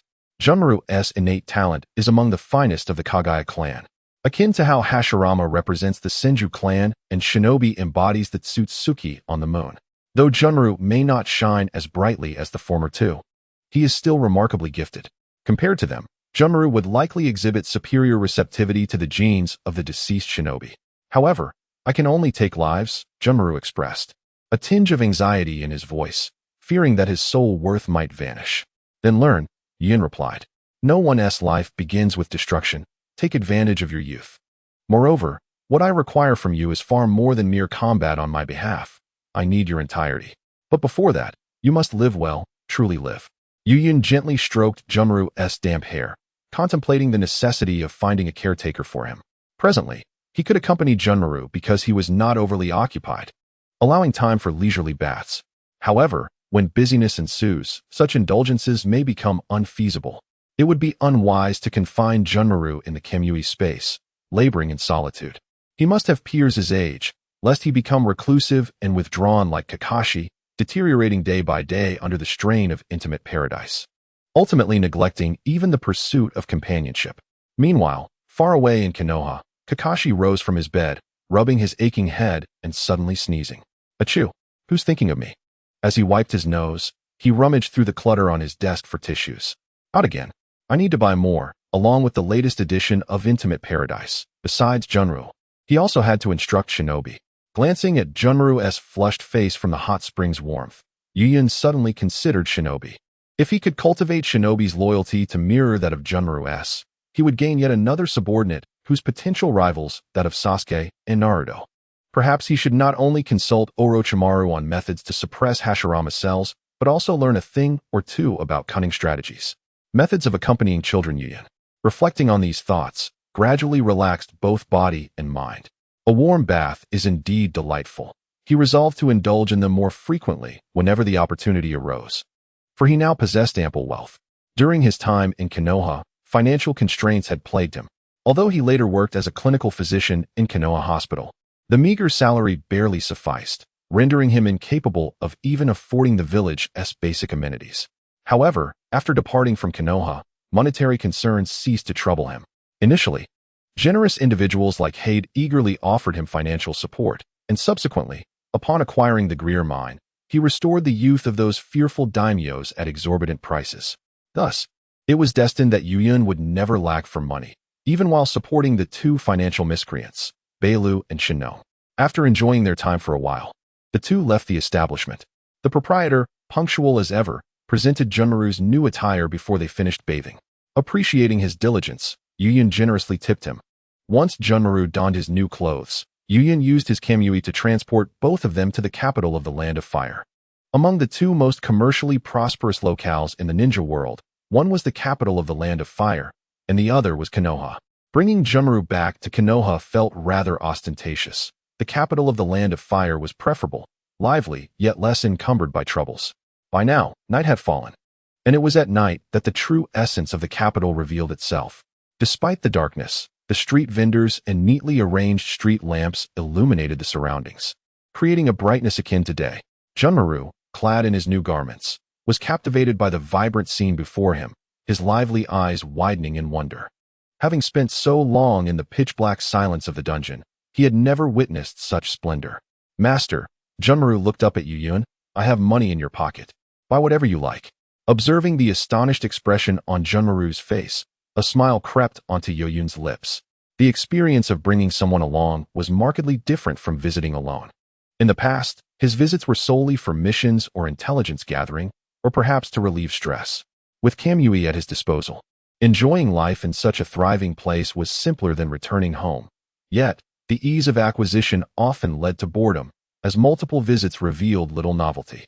However, accompanying Junmaru brought a fresh perspective, evoking a sense of parental joy, even though he indeed felt like a guardian. "Go play. I will be right here." Upon hearing this, Junmaru did not react with the exuberance typical of other children. Instead, he exhibited a hint of concern, glancing back at Yu Yun while playing, ensuring he remained within sight. "This child is truly wonderful," he thought, playing while still remembering his guardian. Children of other ages would have long forgotten their parents in such situations. As Yu Yun supported his chin, watching Junmaru, a voice emerged beside him. At that moment, the magic formation of Majilu in Yu Yun's shadow began to stir, the sound resonating deeply within him. This sudden occurrence did not alter Yu Yun's expression. He maintained his demeanor, naturally turning to converse with the individual beside him. Although his countenance appeared relaxed, akin to a proud parent hearing compliments about his child, the Majilu in his shadow and other summoned Shikigami were already poised for battle. Sensing their master's tension, beside Yu Yun stood a monk whose appearance was somewhat unremarkable yet adorned with a peculiar style. He sported braided hair, a diamond mark on his chin, and wore an open monk's robe that seemed rather unconventional. "Who might you be, my lord?" Yu Yun, with a probing tone, introduced himself. "I am Xian, a wandering monk of the Temple of Fire." Chapter 56. The 10 Tales. Your attire does not resemble that of a local monk. Upon hearing this individual was named Xian, Yu Yun's heart momentarily constricted. Indeed, it was unexpected. I had sought him for so long, and now, rather than searching, he has appeared before me. While Yu Yun was in pursuit of the Grail mine, he had been searching for a monk named Xian, not so much searching as paying homage at each temple he visited, remaining vigilant for any unusually adorned monks. "I adhere to the Shinto belief, which diverges from the current faith in the 6 paths of Sennin," he remarked. "Ah, Shinto, such an ancient doctrine. The last I encountered this sect was within the pages of a history book." Having completed his preparations, Yu Yun had summoned the Shikigami hidden within his shadow prior to stepping out, now fused into the composite Shikigami, Iku.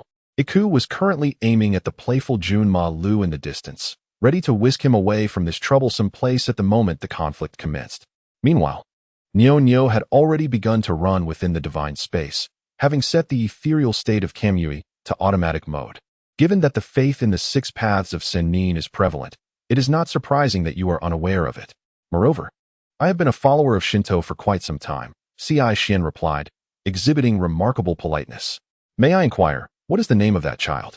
Xian, after responding, gestured towards Junma Lu in the distance. "Ah, so you were drawn to Junma Lu?" Yu Yun discerned Xian's intentions upon seeing where he pointed. Could it be that this individual was attracted to Junma Lu's physique? Did Junma Lu meet the criteria for his transfer?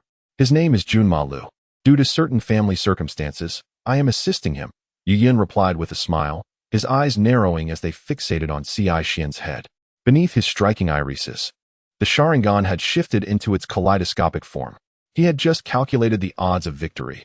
His chances against this Otsutsuki vessel stood at approximately 70-30, himself at 7, Xian at 3. Of course, this was under the condition that Xian had not activated his second state. Should he engage that state, the odds would remain uncertain. Both parties held the potential for triumph. Yu Yun possessed the offensive and defensive prowess of Kamui. alongside the preemptively devised strategies to adapt to high bursts of power and chakra absorption, all thanks to the Maku. Furthermore, he was privy to all information regarding Xian. In contrast, Xian, as a vessel of the Otsutsuki, when activating his second state, embodied a synthesis of values and mechanisms. Being one of the Otsutsuki who introduced chakra to the ninja world, far surpassing Yuyun, an outsider, in the application and development of chakra. Oh, I perceive this young benefactor possesses great wisdom. Might I implore you to part with him and send him my way? In adherence to my sect, I shall offer significant recompense. You, monk, are indeed audacious. Do I appear to be a destitute wretch incapable of caring for a child? No wonder your sect is in decline. Such abhorrent behavior of abducting children is unbecoming of any reputable establishment. Yuyun's smile was a fade, concealing the determination to strike first. As the saying goes, the early bird catches the worm. In confronting the formidable Otsutsuki, who could drive both young Naruto and Sasuke into a corner warranted such decisive action. Engaging in battle here, with full force, would undoubtedly endanger the lives of the innocent bystanders caught in the aftermath. However, just as Yuyun prepared to commence, the reprimanded Sichuan unexpectedly interjected, I apologize for my abruptness. It is merely my admiration for those with exceptional talent. If you are unwilling, I shall not impose. Until we meet again, esteemed one. With that, Sichuan departed, leaving Yuyun alone, surprised by the caution displayed. This adversary proved to be quite formidable. A sense of urgency suddenly welled within Yuyun, instigated by Sichuan's demeanor. Had Sichuan exhibited the arrogance of Otsutsuki Sh10, Yuyun would not have been perturbed. After all, he was no weakling. The longer a confrontation lasted, the more favorable his odds became, for Sichuan's body would inevitably falter under the strain of Otsutsuki's power. With time, the true insidious nature of the mage's void would reveal itself. The formidable late-blooming insect fist was no jest. Yet Sichuan behaved like a venomous serpent, refraining from action until the opportune moment arose. Such an opponent, with both exquisite temperament and remarkable prowess, was indeed the most daunting. Yuyun felt the weight of pressure, a sensation he had never experienced from Obito. In his eyes, Obito was merely a stray dog, perhaps even less significant. What a terrifying individual, Yuyun mused, anticipating the clash that would come should genetic fusion prove successful. Only someone of such caliber was worth the fight. However, before that, one must cultivate strength. While triumphing against the odds is exhilarating, it bears considerable risk. Should Sichuan, infused with Otsutsuki's essence, choose to engage recklessly, his life could very well be at stake. Jumuru, let us return, Yuyun beckoned. His thoughts remained entangled with Sichuan, an unavoidable preoccupation. Was it Sichuan or Otsutsuki's essence that governed his body? Their caution stemmed from Otsutsuki's precarious state, or were they wary of the sage of six paths in the Pure Land? What was the compatibility of Otsutsuki's wedge with Jumuru? Yuyun surmised it was likely not very high, certainly not comparable to that of Uzumaki Kawaki. The primary reason Otsutsuki had become active in the Boruto era was due to his finding a vessel in Kawaki that could perfectly harbor his power. If Jumuru were to emulate Kawaki, Sichuan would have forcibly abducted him instead of merely displaying interest. Is something the matter, my lord? Jumuru inquired, holding Yuyun's hand and gazing up at him. Yuyun, with furrowed brows and an expression laden with concern, reassured him, it is nothing. Merely a reminder that you must not utilize the corpse bone pulse without my consent in the future. I have a gift for you shortly. All right. Jumuru nodded, acknowledging that everything Yuyun had articulated resonated deeply with him. He was particularly intrigued by the gift Yuyun had mentioned. Thus, the two departed together. Meanwhile, in his base, Xian found a quiet spot to meditate. However, before long, he made his way to a cage within the facility. As Xian entered the enclosure, a creature, firmly affixed to the ground by a black iron rod, roared at him. The beast, with its 10 tails, each pinned down by a black iron rod, stretched its neck in a futile attempt to devour the man before it. A singular, enormous eye adorned the creature's head, one potent enough to instill fear in the very essence of Hyde, hidden within the land of rain. This was the Rinne Sharingan. Now is not the time. 10 tails, Xian proclaimed, summoning a massive cube to crash down upon the 10 tails head, forcefully pinning it to the ground. Chapter 57. The Otsutsuki style. The 10 tails, trapped beneath the enormous cube, emitted low growls of defiance. This man had subdued it for over a millennium. And even in its instinctual state, the Ten Tails yearned to rend him to pieces.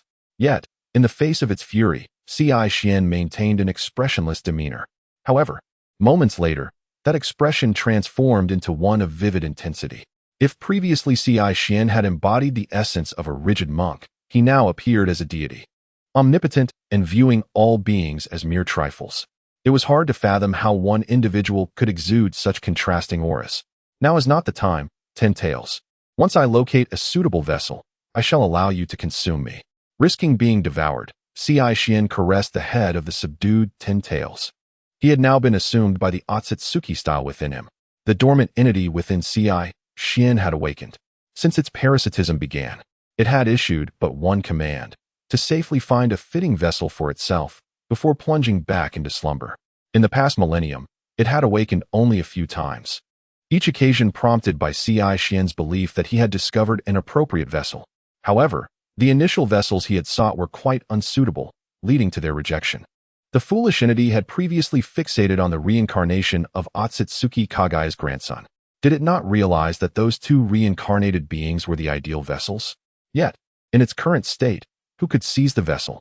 Frustrated, it imposed a condition upon Ci Xian, limiting him to vessels unrelated to the Sage of Six Paths.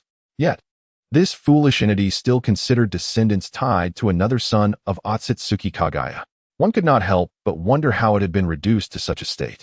The bloodline limit known as the corpse bone pulse, as perceived by Otsutsuki Ishiki, is utterly repulsive. Nevertheless, the child named Kinshiki is indeed a fitting vessel for him. He possesses extraordinary talent, exceptional chakra quality, and the genes of the Otsutsuki clan. Should he manage to implant the wedge within Kinshiki, even if perfect resurrection remains unattainable, he could escape his weakened state and reclaim 60% of his power, rather than languishing in this body devoid of talent. The moment he employs his own strength, his life is inevitably compressed. However, when Jigen prepared to forcibly abduct Kinshiki, he intervened. The youth appeared to be a formidable adversary. The ninjutsu of the ninja world is, in essence, an evolution of Otsutsuki Ishiki's vision.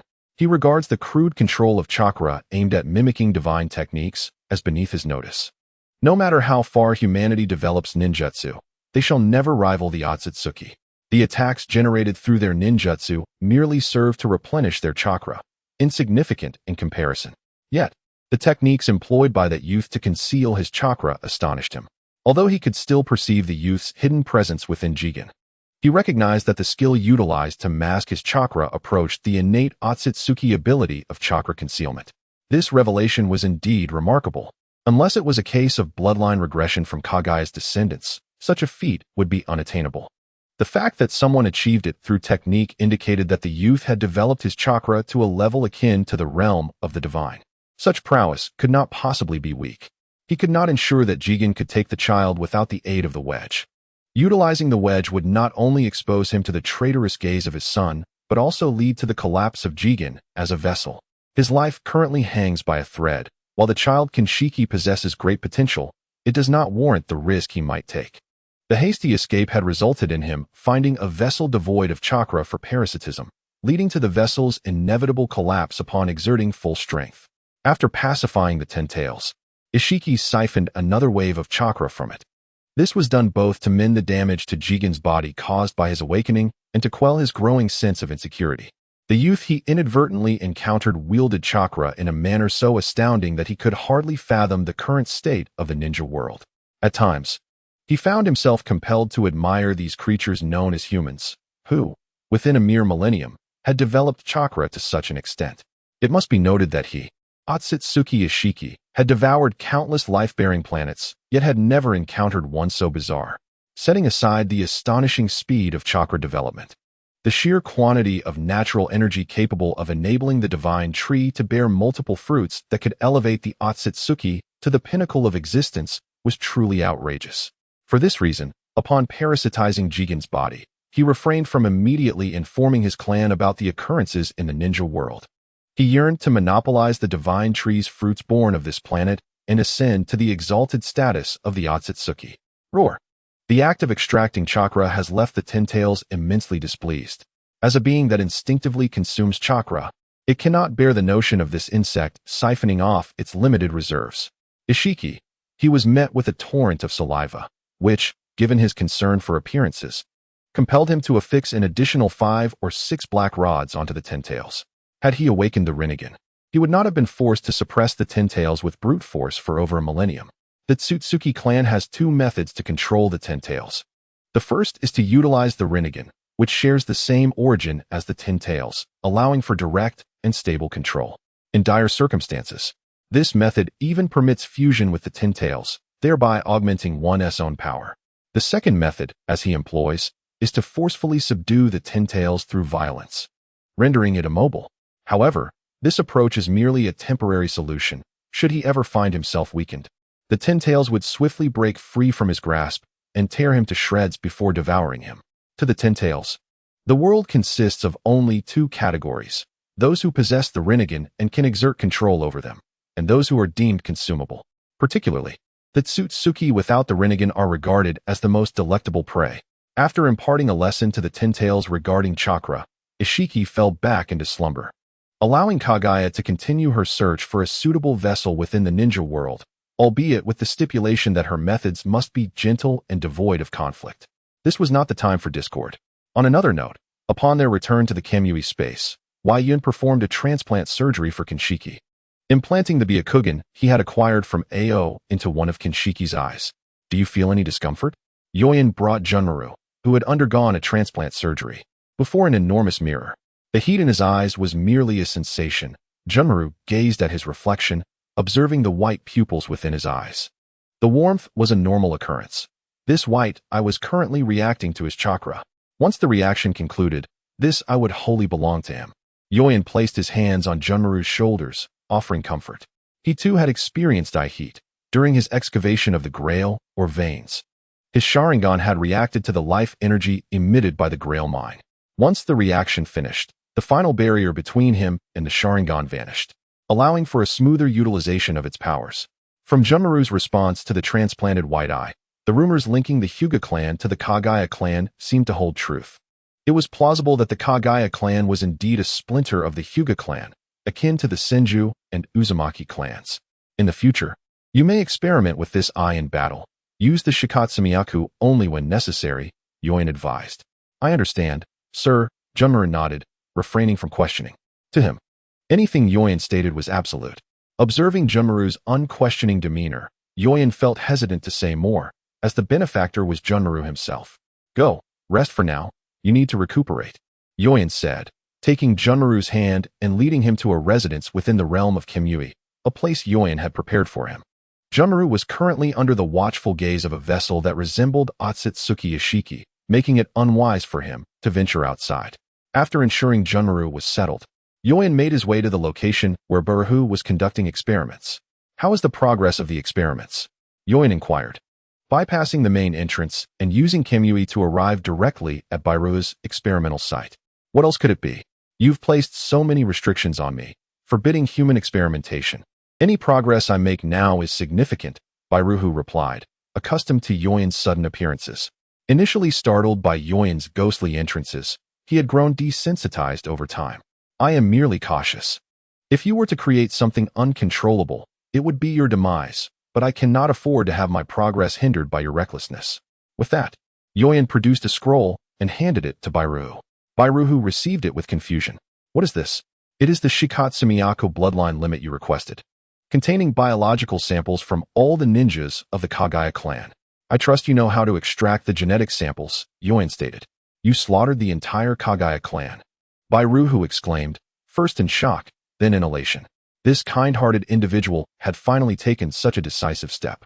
Now, the greatest obstacle to his new Oni-Yero technique was not the fusion of different bloodline limits, but Yoin's refusal to allow large-scale human experimentation. Bairuhu regarded this as an act of mercy. Now that they had become ninjas, why cling to such trivialities? Rather than allow the ignorant to perish in the conflicts between ninja villages, it was preferable to contribute their worth to a new deity. At the very least, as the new god, he would remember their sacrifices. If they have no clan members engaged in external missions, it seems that apart from Kimimaro, all those from the Kaguya clan of the Hidden Mist village who could wield the bloodline limit have been slain by him. Of course, the women and children of their clan, Yun, did not intervene, preserving a flicker of hope for the future. Should the remnants be discovered, the bloodline genes could be salvaged and revitalized for sustainable development. The approach taken by Itachi Uchiha, who spares not even infants, is excessively extreme. A waste. You ought to have brought them all here. Each one capable of awakening the bloodline limit would not be weaker than AJ Nin. And their level of regenerative ability is remarkable. If I were to gather them all, with your current strength, it is difficult to ascertain who would study whom. Yun casually took a seat and began reviewing Baru's experimental records. Humph. You certainly have an abundance of excuses, Baru thought, suppressing his anger. Is this not a veiled suggestion of his weakness? Yet, he could not retort, for he was indeed feeble, no stronger than an ordinary Nin. You should not cling to those futile human experiments. Would it not be more advantageous to directly integrate the genes into one's chromosomes through the G-Ray no Jutsu? Absorbing an entire entity to obtain the bloodline limit not only consumes excessive chakra, but also raises concerns about the potential backlash from the absorbed individual. As AJ Nin in Konoha, have you forgotten that this world harbors souls? Should you be possessed in return, do not blame me, your partner, for not forewarning you. While Yun perused the records, he uttered words that unsettled Baruhu. After Yun finished speaking, Baruhu fell into an eerie silence. Eventually, he spoke, but without a sample. How can I ascertain if the modified G-Ray can indeed integrate the genes into the host chromosomes? No sooner had he finished speaking than Yun released Ao from the Kemui space. Ao collapsed onto the ground, seemingly unconscious, clearly a victim of Jinjutsu. Be cautious. If you kill him, there will be no suitable host left. Upon seeing the unconscious Ao, Baruhu licked his dry lips. Of course, do you have anything further to say? I am ready to commence my work. Finally, the long-awaited response from Yun has arrived. Baruhu, filled with anticipation, hastily donned his gloves, eager to validate his hypothesis. Of course, when you are merging the bone limit, exercise caution. Anyone who activates the bone limit will inevitably suffer from the bloodline disease. While I was collecting samples, I stumbled upon a peculiar phenomenon. None of the Kagaya clan ninjas I battled exceeded the age of 30. The individual who appeared to be the clan leader, after employing a vast and secret technique of the bone limit, witnessed his vitality diminish to that of a flickering candle in the wind. The bone limit, with its associated bloodline disease, seems intrinsically linked to one's life force. Utilizing it more hastily accelerates demise. During encounters with the Kagaya clan, Yun noticed that the bones crafted using the bone limit were not mere chakra constructs. Rather, they were directly derived from the clan's own bones. This is akin to using one's chakra to perpetually stimulate the division of their own bone cells, subsequently controlling their form. However, human cellular division is finite. Engaging in such practices, not only would the Kagaya clan suffer, but even a reincarnated Ashura would struggle to endure such depletion. Their method essentially consumes their life force as fuel for battle. Baruhu furrowed his brow upon hearing this. The bone limit possesses such a flaw? Initially, he intended to consider the bone limit as one of the 5 bloodlines he aimed to absorb, but after Yun's revelation, he hesitated. If you can resolve this issue, the bloodline indeed holds formidable power. I have already provided the necessary warnings, Yun stated before departing with a swift use of his divine power. He intended to find a nanny with a child, but first, he needed to pay a visit to Shinno. Thus, Yun left Baruhu in contemplation. Chapter 59, The Inept Shinno. Shattered it with remarkable speed, Yun arrived at Shinno's base in the blink of an eye. However, upon arrival, he sensed an unsettling atmosphere within the base. The leader has arrived. A robust figure emerged from the shadows. Shinno, have you succeeded? Yun inquired, observing the man before him, who appeared to be in his 50s yet looked akin to someone in their 30s. Thanks to the leader, the experiment was exceedingly successful. I have attained a perfect body. Shinno bowed, feigning utmost humility. Yun, dismissing his theatrics, cut straight to the chase. I need to use the zero tails. I'm afraid that's not possible, Shinno replied, still exuding false humility, yet his words carried an implicit refusal. Beyond this, Yun discerned further implications. Did he mistakenly believe that achieving the zero tails and the secret technique would grant him the ability to sit alongside me? You seem to be mistaken. This is not a request. Before his words had fully escaped his lips, a colossal black half-skeleton manifested behind Yun. Before Shinno could react, the rising skeleton was enveloped in a flesh composed of chakra, which continuously extended and amalgamated until it solidified into a half-formed deity. The face of this deity was shrouded behind a pitch-black mask, its hollow gaze scrutinizing the diminutive Shinno below. As it observed, its right hand tightened around the hilt of a blade forged from chakra. The sight before Shinno inflicted a profound shock upon his mind and body. You will die? Under the looming threat of death, his once murky eyes transformed into a crystalline clarity. You have misunderstood. I intended to convey that Zero Tail is still in the debugging phase and cannot be casually departed from the cultivation chamber. Large beads of sweat dripped from Shinno's brow. Can it be overcome? Certainly. Your command is paramount. Proceed immediately. Yes. Please hold on for a moment. Shinno stood at attention and then promptly left for Zero Tail's cultivation chamber. As he departed, Yu Yun's Susanoo dissipated at that moment. Alas, Yu Yun felt a tinge of disappointment. He had hoped to truly test the might of his Susanoo, to experience the exhilaration akin to piloting a Gundam. Yet, at the critical moment, Shinno faltered. Is this what we call Shinno? It is a disgrace to the name. One day, he shall learn that not every name is deserving of honor. Shinno's promise of a brief wait indeed turned out to be merely a brief wait.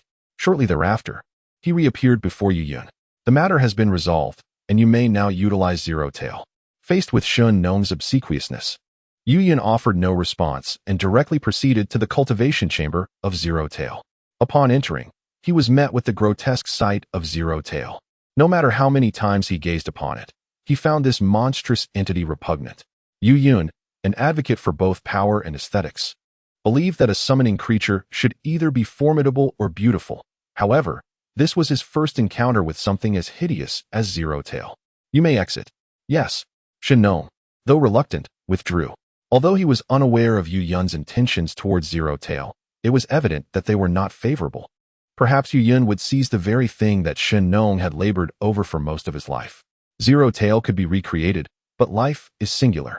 In the face of Yu Yun's elusive space-time ninjutsu and that godlike Susanoo, Shinno surmised that his seemingly perfect immortal physique and the 8 gates of Duanjia pilfered from Konoha would likely prove inadequate. Some matters do not require action. Merely a glance suffices to ascertain their feasibility. After Shinno's departure, Yu Yun turned his attention to Zero Tail, which was likewise observing him. The head resembling a geisha mask leaned towards Yu Yun. It could not sense the emotions of the man before it, nor detect any fluctuations of chakra. It was as though this individual were a mere stone. Yet, had it been able to perceive Yu Yun's chakra, it would undoubtedly have exhibited warmth. For its very existence was contingent upon Yu Yun's chakra. Unmoved by this bizarre scene, Yu Yun softly called forth E2, who had long awaited in his shadow. Following his battle with Obito, his Shikigami were preemptively summoned and concealed in his shadow, allowing him to conserve time in summoning them should he encounter a situation akin to that with Xian. E2 emerged from behind Yu Yun, her large eyes fixed upon Zero Tail, instilling in the malevolent being an awareness of hostility. Hiss, hiss, hiss. Zero Tail emitted a warning. This phenomenon arose from the fact that Zero Tail was birthed from the cursed chakra of Yu Yun. Presently, Zero Tail's intellect pales in comparison to the original version, which was born from human negativity. It now possesses only rudimentary instincts, akin to a newly born infant, vague and ignorant, driven by simple impulses. Has it begun to transform into a Shikigami? Yu Yun sensed the chakra within Zero Tail, which bore an uncanny resemblance to his own. Originally regarded as an artificial-tailed beast, Zero Tail struck Yu Yun more as a cursed spirit. Unlike the 9 great-tailed beasts, which are bound to the ninja world and can be resurrected through its natural energy or scattered chakra after death, Zero Tail resembled the cursed spirits Yu Yun encountered in Jujutsu Kaisen, born from human negativity and sustained by such emotions. However, this current iteration of Zero Tail resembled a Shikigami more closely. The reason for this transformation was that Yu Yun had infused his unique cursed chakra into Zero Tail's embryonic state. Under the influence of Yu Yun's chakra, it gradually progressed towards becoming a Shikigami. Nonetheless, it was not a significant difference. Eru, enjoy your dessert. Yu Yun smiled as he retreated behind Eru, no longer concealing his unfathomable malice. Initially, Yu Yun's intention to engage with Zero Tail stemmed from his chakra endurance issues. But this concern was alleviated upon finding the delicious yet indolent Jiaoji. Compared to the malevolent creature before him, Zhaoji exhibited a far greater degree of understanding. Moreover, Yuyun was unaware of what restrictions Shinno had imposed on this artificial tailed beast during his absence. Since it was no longer usable, he decided to feed it to the Shikigami. The strength of his Shikigami not only correlated with his own prowess, but could also continuously absorb cursed spirits to grow stronger, even returning a portion of the absorbed, cursed energy to him. During his time at the Zenin family in Jujutsu Kaisen, Yuyun had cultivated his Shikigami to an impressive level using this method, even overpowering the ancestors of Satoru Gojo at that time. Yet, despite this, he was still treated like an insignificant being by Sukuna. Damn it, I must return to the world of Jujutsu Kaisen and embrace Hakusuk with Black Flash. At this moment, Eru also grew excited. She had not indulged in flesh for quite some time. The creature before her, resembling a worm, appeared delectable. Hee. She emitted a chilling laugh, rendering her already terrifying presence even more menacing. Observing this, Zero Tail no longer remained passive and launched an attack. Able to sense emotions, it perceived only one sentiment emanating from the creature before it: hunger. Was it treating it as food? Tentacles shot forth from Zero Tail, piercing through the air like arrows aimed at Eru. Yet, these tentacles, capable of penetrating steel, were seized by Eru. Zero Tail. Before Zero Tail could dwell on its confusion, it soon let out a horrific scream. Eru was channeling the positive energy generated from the portion of the through her tentacles into Zero Tail. The Zero Tail, which synthesized chakra from negative emotions, reacted as if it had been doused in salt, writhing in agony. It emitted a piercing wail, a sound that penetrated the walls of the cultivation chamber and resonated throughout the airbase of the Sky Ninjas. At this moment, the Sky Ninjas ceased their tasks, turning their gazes toward the direction of the cultivation chamber. Outside the chamber, Shinno also heard the cries. Shinno observed that Eitu did not halt its actions in response to Zero Tail's anguished screams. Instead, it seized the tendril extending from Zero Tail and dragged it closer. Once it was before it, Eitu indulged in a feast, while Zero Tail's cries intensified, protesting against Eitu's gnawing. Yet, to Eitu, Zero Tail's resistance appeared feeble and almost laughable, unable to even rattle her a fraction. Having already been consumed to the extent of 1/4, Zero Tail sent a plea for help toward Shinno outside the cultivation chamber. Shinno, having molded a perfect form using dark medical ninjutsu, was the source of chakra for Zero Tail. Thus, he could distinctly perceive Zero Tail's struggles and cries for aid. Nevertheless, Shinno remained unmoved, standing just a wall away from the chamber and merely observing the bloodied lips that betrayed his emotions. After a prolonged period, Zero Tail's screams ceased, and Eitu, whose dining was not particularly graceful, concluded its meal. Following this, Eitu retreated into the shadow of Yuyun to digest its feast, while Yuyun exited the cultivation chamber. Upon stepping out, he encountered Shinno, who stood silently. Shinno, you have no objections, I presume? Of course not. It is my honor to serve you, my lord, Shinno replied, suppressing a smile. Very well. I shall allocate funds for you shortly to continue the cultivation of Zero Tail, Yuyun said, patting Shinno on the shoulder before departing. Only Shinno remained, gazing at the shattered cultivation tank, lost in thought. Endure. Chapter 60. Madam, do you not wish for your child? In a dimly lit basement somewhere within the prison of the Land of Grass, a colossal magical box adorned with 4 bizarre faces stood ominously. Security personnel were diligently patrolling every shadowy corner of the area. In a secluded nook of the basement, 2 individuals were momentarily distracted. Say, Haruta, why have the higher-ups tasked us with watching this peculiar box? One grumbled.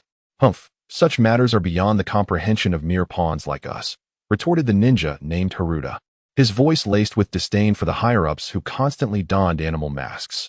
Although he held the rank of Jonin in this hidden village, a title inflated with significance, he felt diminished. When he first received this assignment, he had inquired with the overseers, only to be met with the curt response, "You lack the qualifications to know."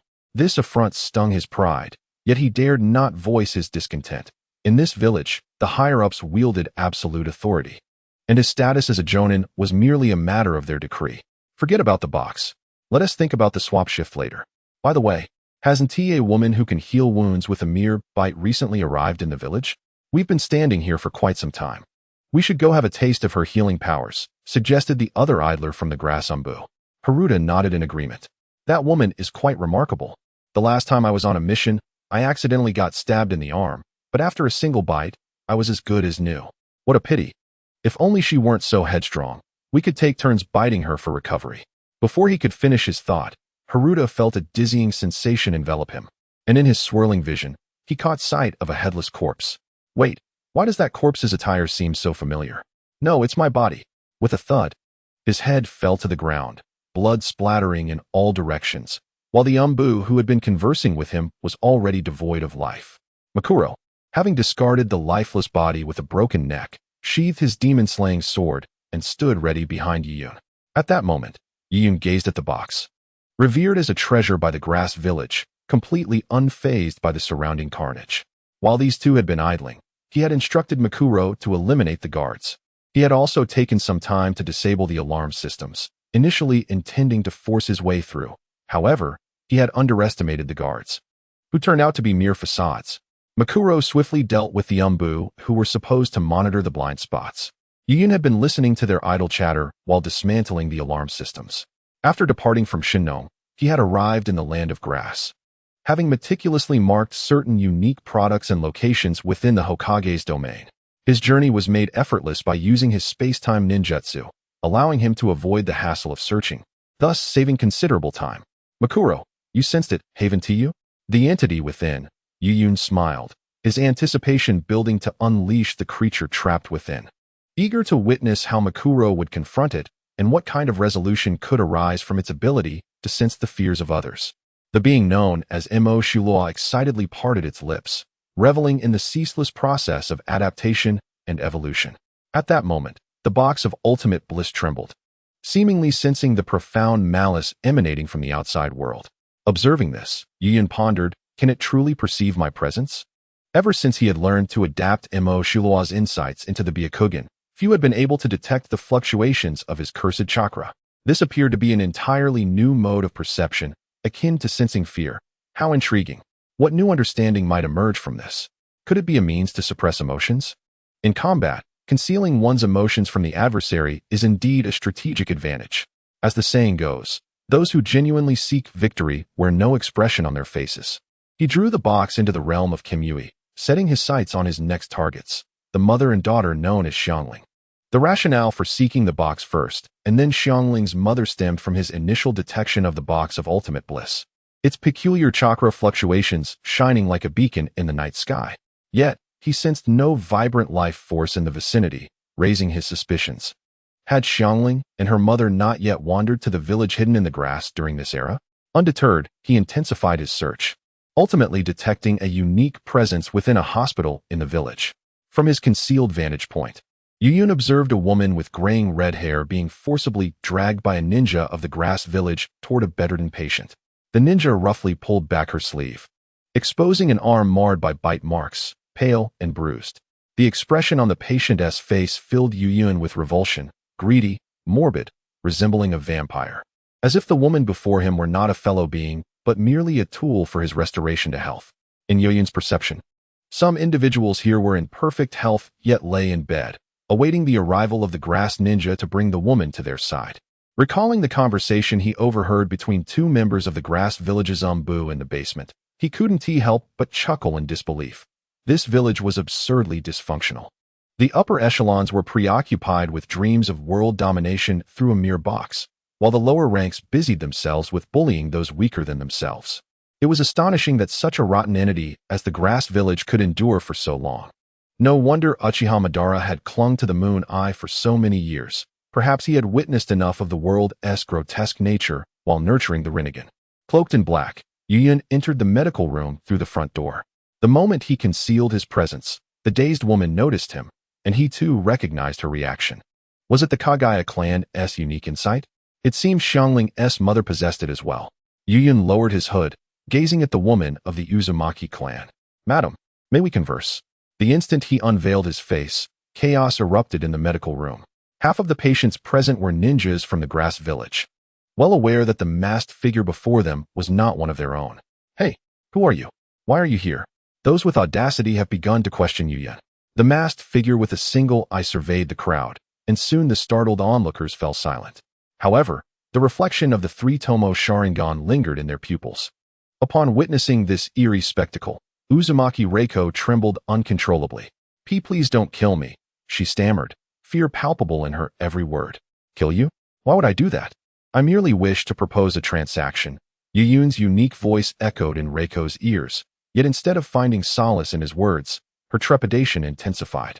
Typically, such statements heralded ill tidings. Observing the disconcerted Uzumaki, Yuyun felt puzzled. He had been so amicable, yet she quaked in fear before him. But upon seeing the Sharingan exposed beneath the mask, the source of her dread became evident. Undoubtedly, the Sharingan exuded an overwhelming pressure, particularly when one met its gaze. Rest assured, I shall not cause you harm. Would you care to converse? Reiko mustered her resolve, forcing herself to inquire of Yuyun, what transaction do you wish to propose? I am merely an ordinary woman. Ordinary? If the Uzumaki clan is deemed ordinary, then this world knows not of the common man. Yuyun pierced through Reiko's facade. The Uzumaki clan no longer exists. I am but an ordinary individual. The fear that Reiko had suppressed surged forth once more. Could it be that this individual was indeed after her lineage? The very concern she had harbored over the years had materialized. In the grass village, the inhabitants had not regarded her as human, let alone an Uzumaki. This small shinobi village might be entirely oblivious to the significance of her bloodline. Though her circumstances were dire, they at least allowed her to care for Cheyenne. She need not fear being subjected to experiments for her lineage or being exploited as a breeding vessel. She had witnessed the entirety of the Uzumaki clan's demise and was acutely aware of the true nature of the great shinobi villages. Moreover, this individual possessed Sharingan, a cold chakra reminiscent of what the elders had described regarding the Uchiha clan. Do not be hasty in your refusal. I am not from Konoha. Would you not wish to hear the details of my proposition? Perhaps you might find it agreeable. Facing Yuyun with her apprehensions, Reiko replied, And what is your proposal? I am not inclined to engage in any transactions. Please leave. In truth, she yearned to express her desire for him to depart and to forego any dealings. Yet she feared inciting Yuyun's wrath. In her eyes, all ninjas were capricious and untrustworthy. Throughout her years on the run, she had witnessed too many innocents slain by a ninja's mere word. For now, her only recourse was to acquiesce to his demands and pray that the grass village would nurture her child, Cheyenne, due to her unique constitution. Your perceptive abilities, the healing properties of your blood, are immensely valuable to me. Even your unrefined sealing techniques are of great interest. In short, I require your service. Yuyun's Sharingan bore down on Reiko's gaunt visage. As compensation, I shall restore the vitality you have lost and provide you with a stable living environment. Of course, you may refuse. I shall not coerce you. However, I will erase all memories of this encounter. What do you think? Madam, in the presence of non-ninjas, Yuyun consistently exhibits remarkable patience. In his view, none of the ninjas in the ninja world, himself included, can claim innocence. Which of them has hands untainted by the blood of the blameless? However, those who are not ninjas stand apart. They are genuinely innocent. Ninjas are prone to taking lives at the slightest provocation, and such occurrences are far from rare. Perhaps it is for information, perhaps due to a foul mood, or simply because they find someone displeasing. When the disparity in strength between two individuals is vast, it becomes challenging for the powerful to empathize with the weak, to even consider them as equals. While it is exhilarating to witness the protagonist's growth in a passionate narrative, Yuyun has shed tears for Naruto's realization of his dreams. Yet, only by immersing himself in this reality can he grasp the malevolence of this world. Naruto and his companions are ultimately a minority. After hearing Yuyun's words, Reiko contemplated the truth. This creature was indeed targeting her lineage, the Uzumaki clan. Yet, within those few utterances, she found him rather courteous. Still, her heart brimmed with distrust toward ninjas. I refuse, Reiko declared boldly. Yuyun was somewhat taken aback. Was her vigilance so acute? Yet, how could such a heightened sense of caution lead to her demise in the original narrative? Yuyun found himself perplexed. However, given the gravity of the conversation, he could not simply retreat, but instead continued. You must consider carefully. Given your current circumstances, you may only live for 3 more years. After 3 years, you will meet a gruesome end. Yuyun suddenly leaned closer to Reiko's face, startling her into a fall. And thereafter, your child shall assume your place as a blood offering, subjected to the relentless torment of the people of Kusagakure, living a life akin to that of a beast. Poor child, perhaps they will not see adulthood. Yet, that is not entirely correct. The people of Kusagakure will ensure that this lineage continues, allowing your child to reach maturity. Tell me, madam, will your child, adorned with the marks of countless bites, possess the courage to pursue their affections?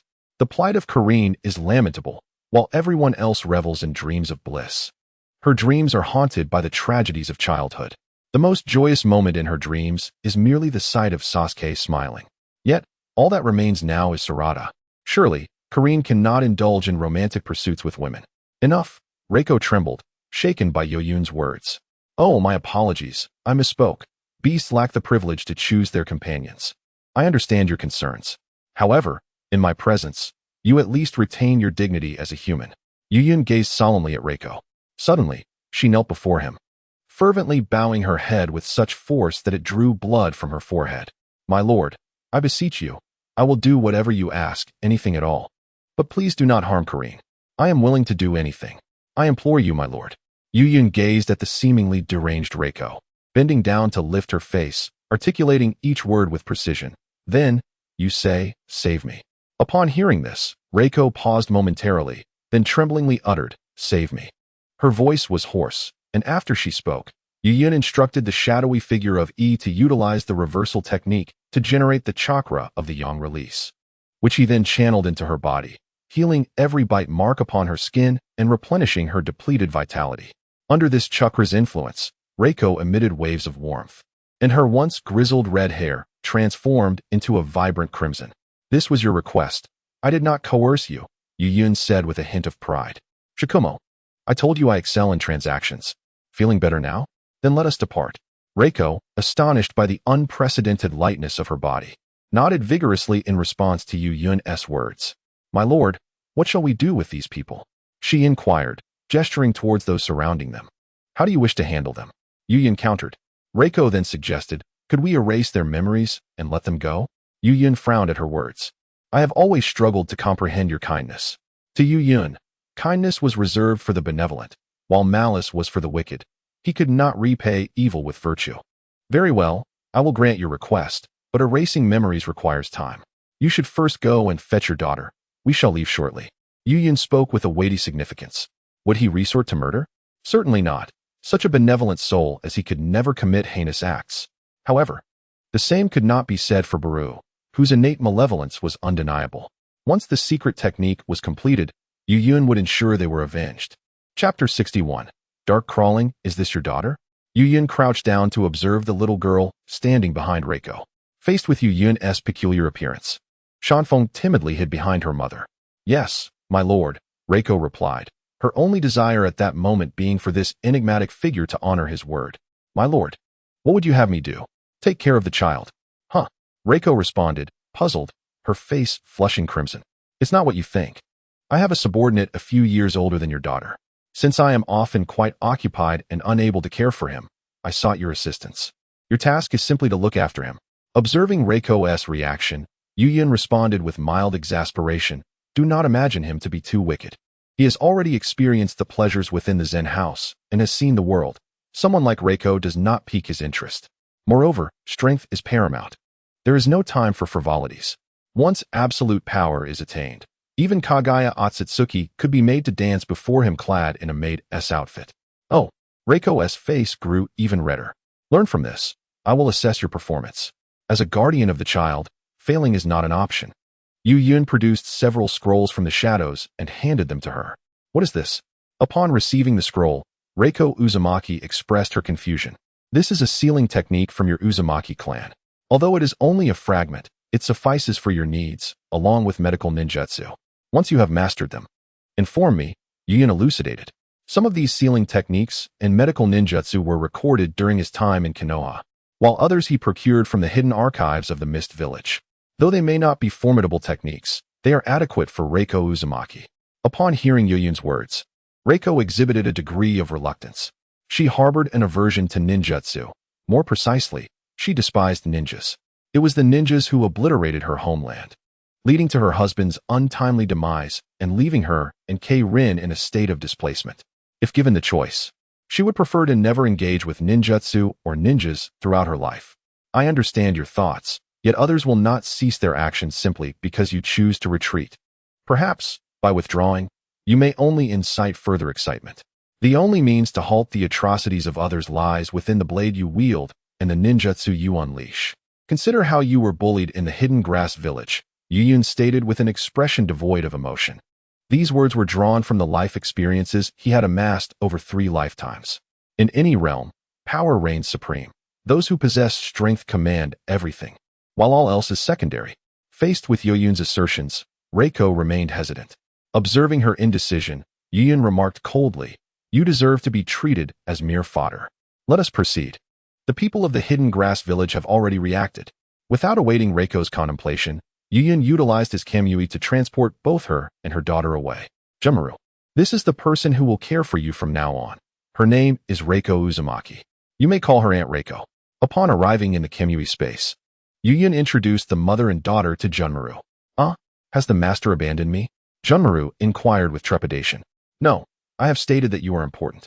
However, I cannot be by your side at all times.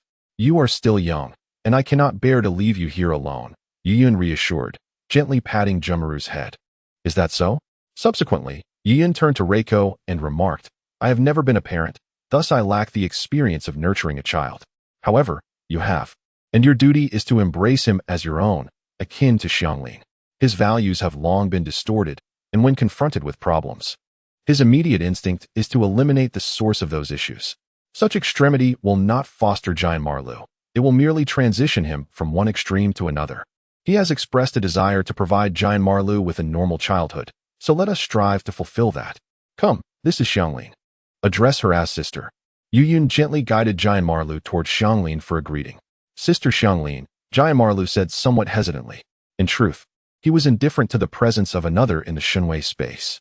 Having lived in a dark, damp dungeon since he could remember, the Shinwei space felt like a paradise to him. Not to mention, Yuyun had adorned it with fruit-bearing trees, blossoming flowers, and small creatures, creating a self-sustaining ecosystem reminiscent of an idyllic utopia, rare to find even in the outside world. For him, the most joyous part of each day was awaiting Yuyun's return in the Shinwei space. However, the presence of additional individuals made him feel uncomfortable and out of place. Sister, call me brother, Reiko encouraged, nudging her somewhat shy daughter. Captivated by Giant Marlu's handsome visage, Xianglin shyly responded, Hello, brother. Observing their bashful demeanor, Yuyun couldn't help but smile. His arrival in this world was not solely for malevolent purposes. At least some lives had been transformed for the better due to his presence. Jiaoji, Yuyun called out, noticing the two still feeling a bit awkward. Soon, a creature reminiscent of a cockroach scurried toward him. It was Jiaoji. Upon reaching Yuyun, Jiaoji exuberantly rubbed against his pant leg.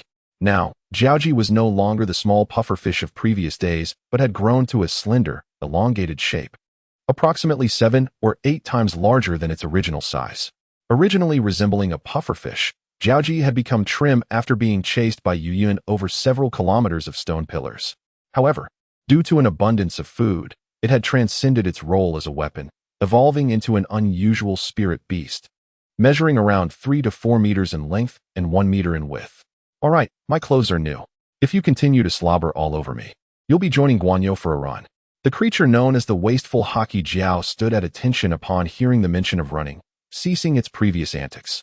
It dreaded the thought of having to sprint over 100 kilometers alongside that cow again. In its pursuit of weight loss, several spines on its abdomen had nearly evolved into legs. This is Jiaoji, my beloved pet. Fear not, for it poses no threat without my permission. Yuyun explained to the mother-daughter duo, who were both taken aback by Jiaoji's fearsome appearance, particularly Xianglin, who was on the verge of tears. Her small face drained of color. Just moments ago, Jiaoji had crawled in a shadowy manner akin to a cockroach, leaving a significant psychological impact on the 4-year-old girl. Meanwhile, Junma Lu was unfazed, as he had been accustomed to playing with Jiaoji in Yuyun's absence. Jiaoji grinned and greeted them, prompting Xianglin to exclaim Mom. Xianglin immediately buried her head in Uzumaki Reiko's clothing, clearly startled, yet Reiko, feigning composure, gently stroked Xianglin's head, offering her constant reassurance. Jiaoji noticed Xianglin's fear and became increasingly exhilarated. This was the typical reaction of a human child encountering it. A stoic demeanor like that of Yang Maru was indeed abnormal. Take them to the living area. Ensure they remain unharmed, or I shall impose a light fasting upon you. Jiaoji declared. Gulu Gulu Jiaoji acknowledged the command, then gently placed the three of them on its back and crawled toward the living quarters. Observing Jiaoji's cockroach-like appearance, Yuyun grimaced, clutching his forehead in despair. Jiaoji must not be allowed to venture outside again. It should remain as a chakra replenisher within the shadows. Otherwise, its original image would be irrevocably tarnished. He preferred to avoid the embarrassment of riding a cockroach. Chapter 62. The Free Bird. After addressing Uzumaki Reiko and her companions, Yuyun proceeded to the confinement of the Sharon father and son.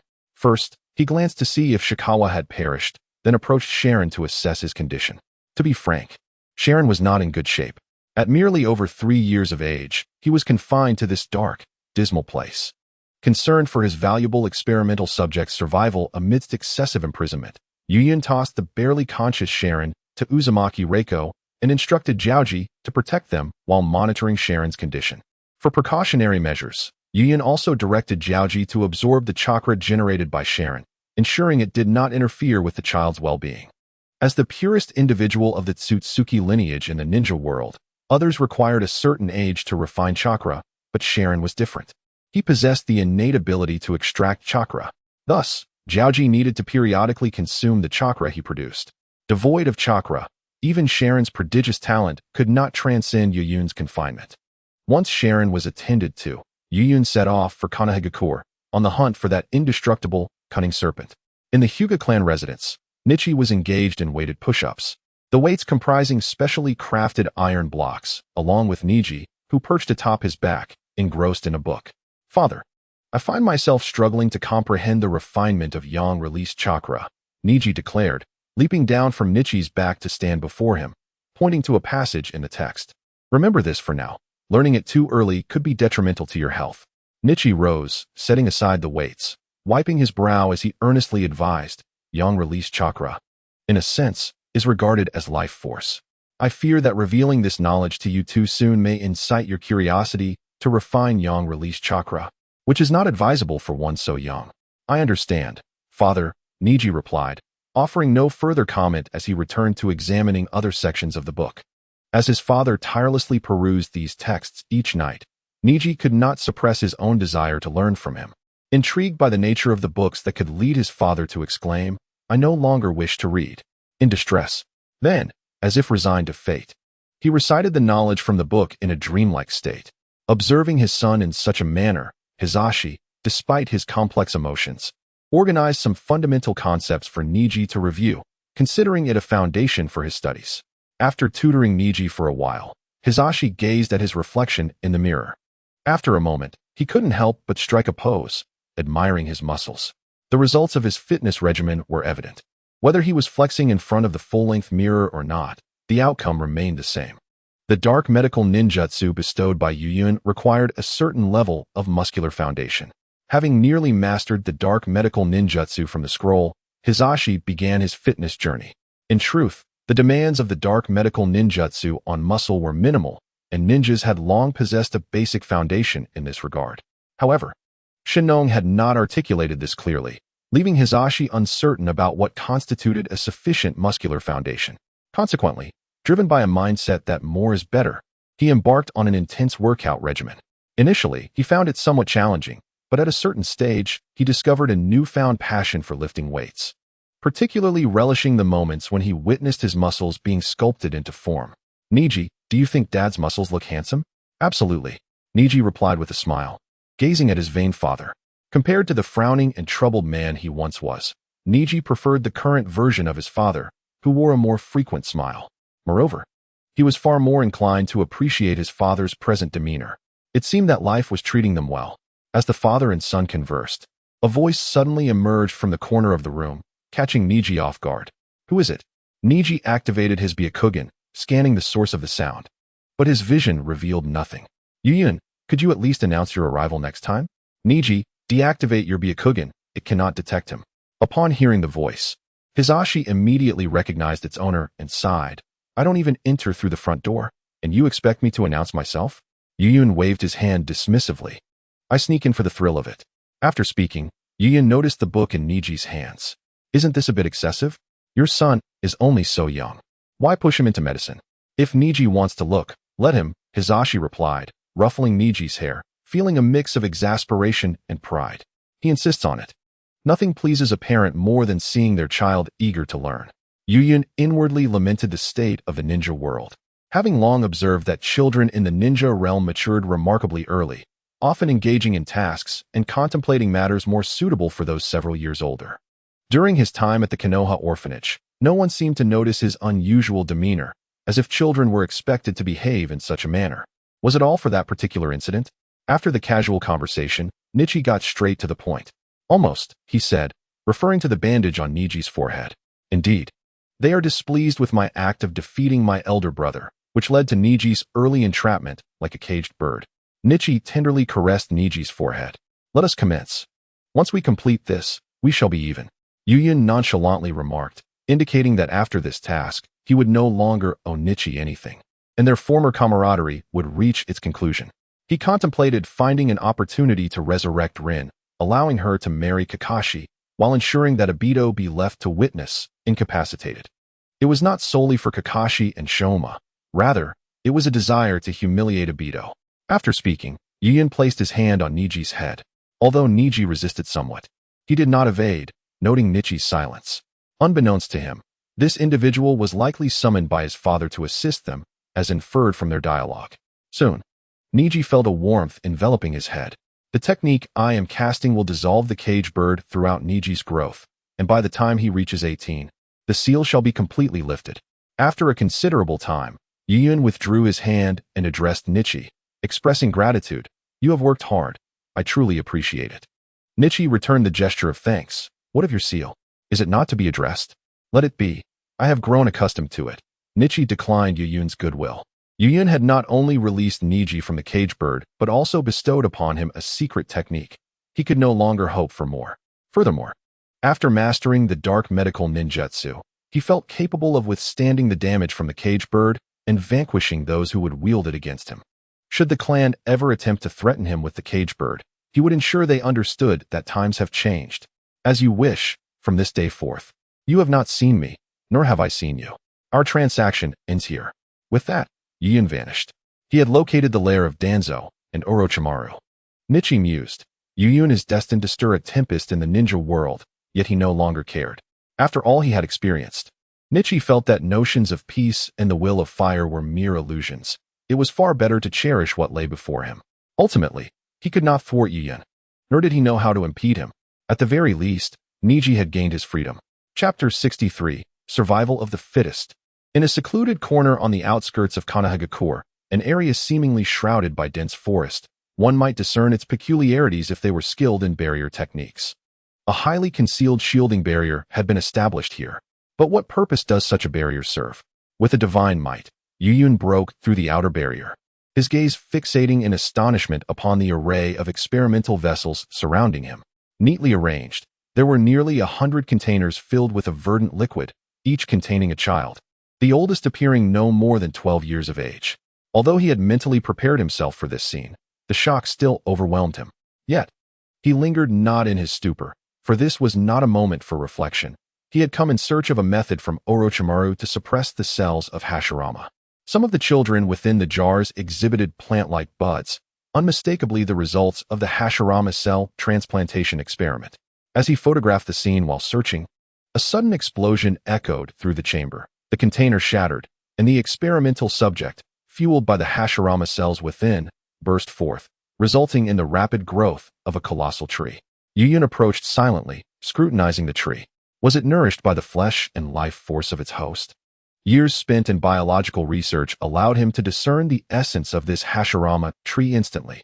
Perhaps Hashirama never fathomed that the villagers he risked everything to protect would one day perish as a consequence of his own cells. His lofty ideals ultimately fell short against the malice of humanity. Yuyun felt no sorrow for the tragedy of this experimental subject. Immediately resuming his search for Orochimaru's elusive experimental records, the sophisticated apparatus surrounding him could not have been transported solely by Orochimaru. The expense and the establishment of such a base were far beyond the capabilities of a single individual. It was evident that Danzo had provided assistance. Yet it was inconceivable that Danzo would do so out of altruism. He too sought results and data, much like Yuyun and Bailu. Thus, he was certain that a document detailing the experiment's intricacies lay nearby. After a deliberate search, he finally discovered such a record upon a desk. Oblivious to his surroundings, he perused its contents with growing fervor. Indeed, this was it. His eyes sparkled with madness, the corners of his mouth twisting beneath his mask. So this was the method employed. Orochimaru, the scientist bridging the eras of Shippuden and Boruto, truly exhibited a mind both audacious and precise. He had conceived a strategy to continuously weaken the Hashirama cells through a process of natural selection, eschewing the pursuit of the complete power of wood release in favor of seeking compatibility between Hashirama cells and the human body.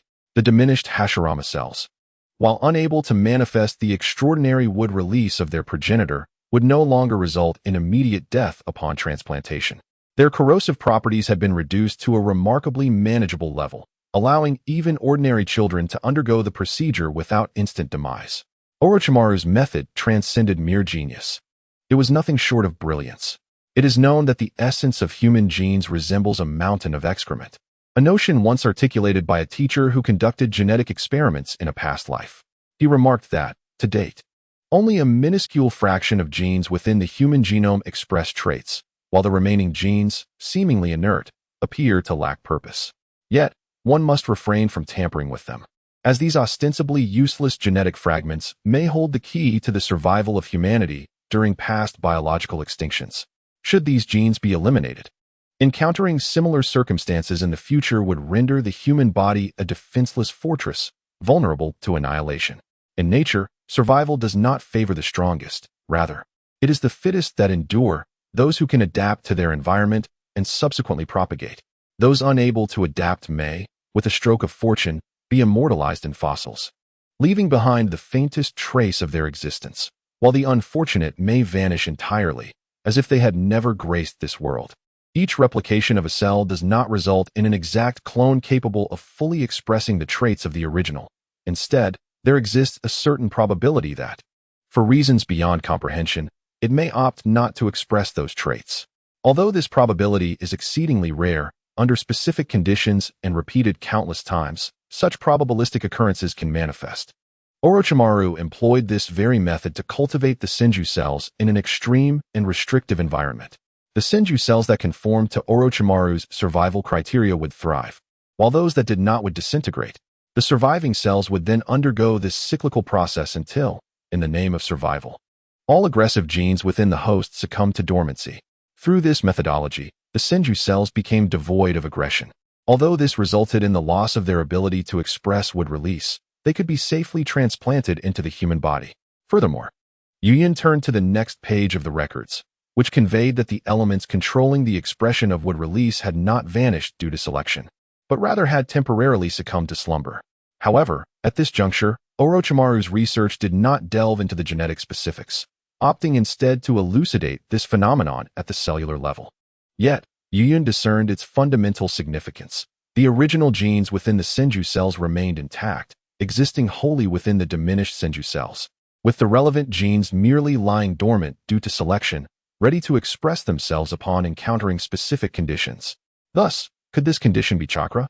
Upon contemplating this hypothesis, Yuyin was once more astonished. Subsequently, in a bid to economize time, he swiftly perused the experimental records.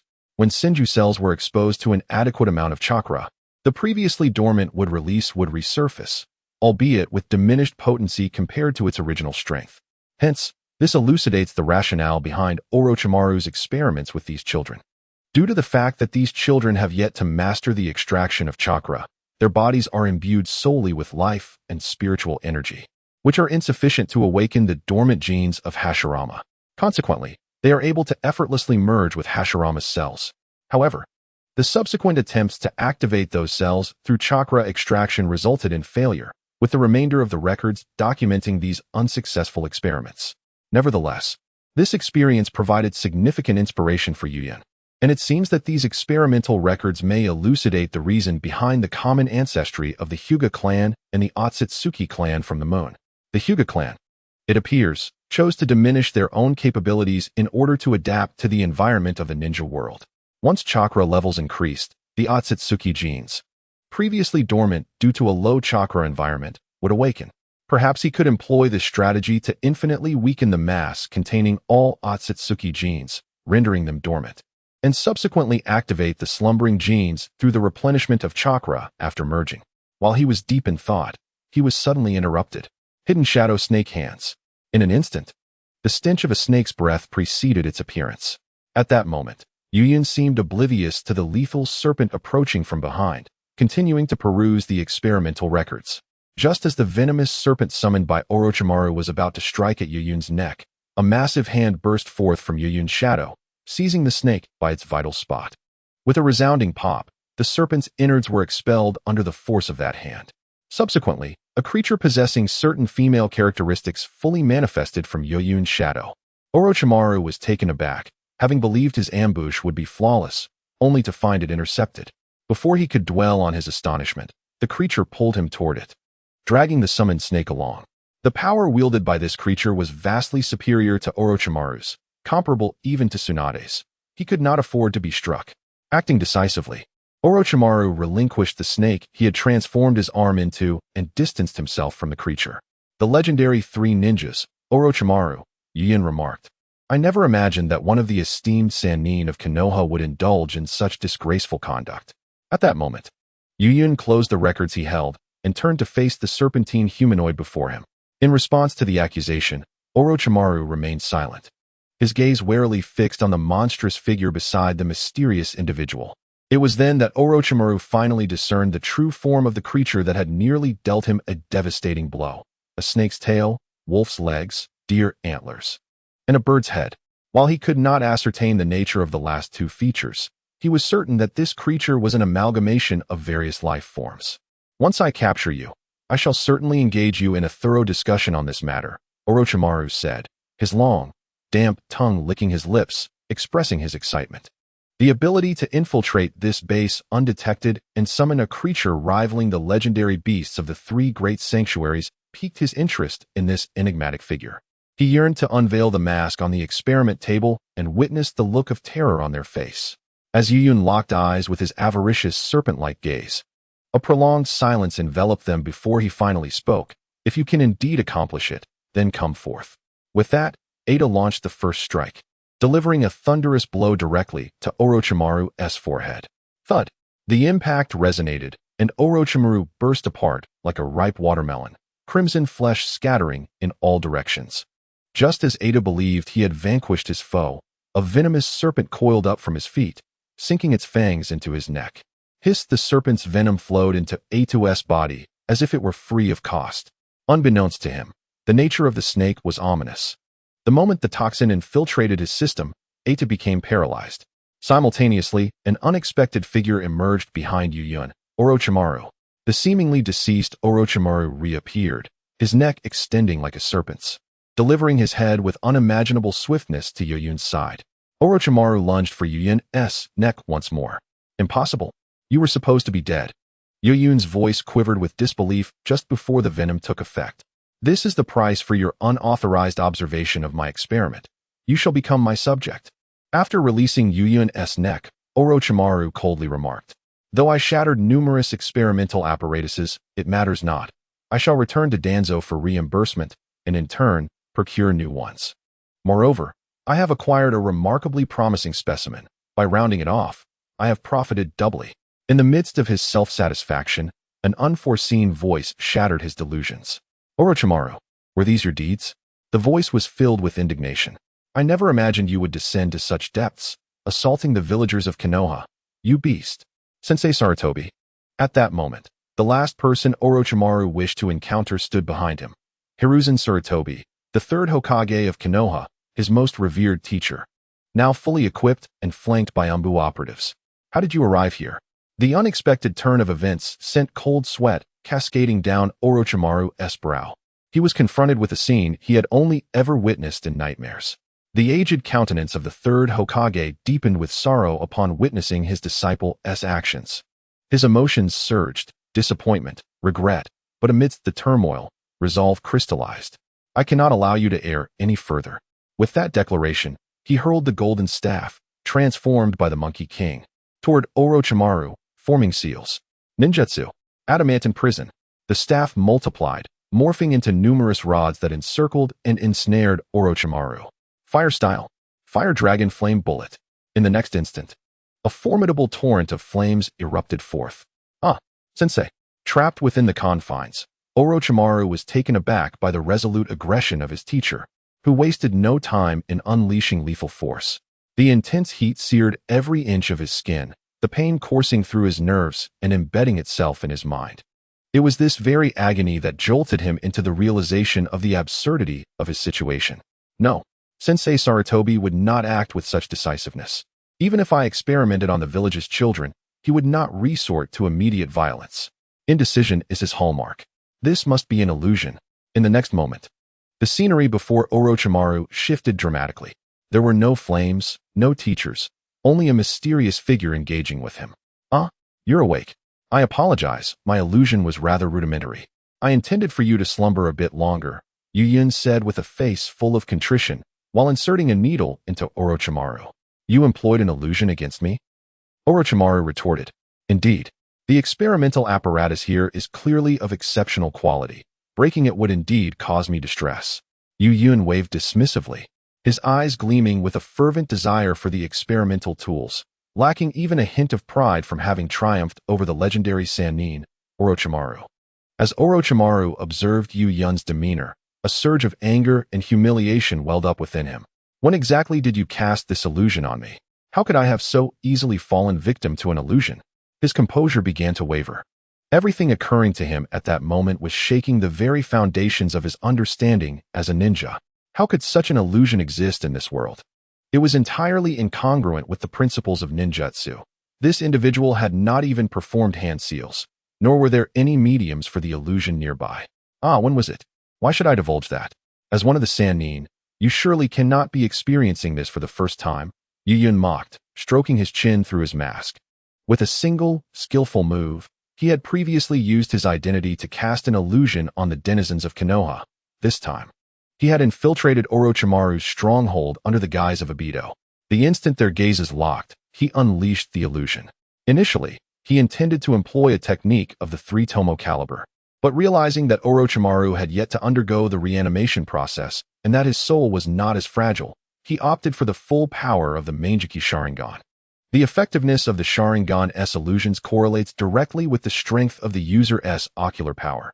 Fearing a misstep, Yu Yun exerted 3 times the ocular power used to control the Nine Tails to dominate Orochimaru.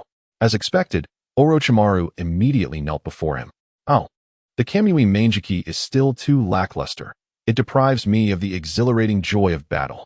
Of course, Yu Yun's current strength was the result of his relentless effort and toil, though that toil was borne by others. Regarding the transplantation of Hashirama's cells, you've been hoarding secrets, haven't you? After puncturing Orochimaru's final chakra point, Yu Yun began to interrogate the cunning serpent. The sealing technique specifically designed to restrict chakra, coupled with physical means to blockade chakra points, ensured that unless one were a member of the Otsutsuki clan, anyone would have to obediently bow before Yu Yun. Chapter 65. The Best Pulitzer Prize in the Ninja World. Before Orochimaru could fully comprehend the reality of his situation under the illusion, he was once again taken aback by the enigmatic words of the figure before him. So this individual came here for the wood release experiment? As Orochimaru remained silent, Yu Yun spoke again, expressing that the method of merging with the subject by weakening the cells of Hashirama appeared quite promising. However, he cautioned that once the chakra or life energy of the subject reached a certain threshold, the Hashirama cells would inevitably trigger rejection and erosion. This approach merely created an illusion of potential success, misleading the simpleton behind you into believing in the validity of the experiment, thus ensuring a steady flow of funding your way. After these words, Orochimaru's expression soured, as his clever ruse to deceive Danzo had been unveiled. The individual before him was no ordinary character. He must possess alternative solutions to the problem of Hashirama cell erosion. What might that solution be? Yu Yun's mask drew closer to Orochimaru's pallid visage, and upon witnessing this inquiry, a flicker of composure returned to Orochimaru's demeanor. In his distinctive voice, he replied, "Curious to know? Release me, and I shall divulge everything." Despite this enigmatic figure's adept concealment, Orochimaru discerned the urgency in his need for a remedy to the issue of Hashirama cell erosion. With a sudden crack, Yuyun twisted Orochimaru's hand, the agonizing sensation of shattered bones eliciting a muffled groan from him. Mind your status. Do you believe you are still the esteemed Orochimaru? You are merely a captive now. A prisoner has no right to bargain. Maintaining a stoic facade despite the pain, Orochimaru displayed a semblance of indifference. He was confident that only he possessed the knowledge of his solution. Should this individual refuse to accept his terms, he would remain forever ignorant. Observing Orochimaru's obstinate demeanor elicited a sigh from Yuyun. Are you waiting for someone from Root to rescue you? I advise against such delusions. While you bask in your teacher's affection, all the Root ninjas outside the base have fallen to my hand. As for the conditions you propose, I have stated that a prisoner is in no position to negotiate. With that, Yuyun cast an illusion upon Orochimaru once more. What was Orochimaru mumbling about? Did he possess a Sharingan? With such potent Jinjutsu at play, who would care about your willingness? It was truly a case of giving an inch and taking a mile. Without delivering a couple of slaps, one could not discern who held the authority. In an instant, Orochimaru's eyes became clouded, his previously composed demeanor now dulled. What is the method? He inquired. Trust the experimental subject. His cells can accommodate any bloodline limit. Utilizing his cells as a medium could minimize the erosive properties of Hashirama cells. Trust? Yuyun pondered, then recalled whom Orochimaru was referencing, the foolish Uchiha Boruto. A young boy endowed with the Sharingan and a unique physique, yet unable to even engage with the main storyline.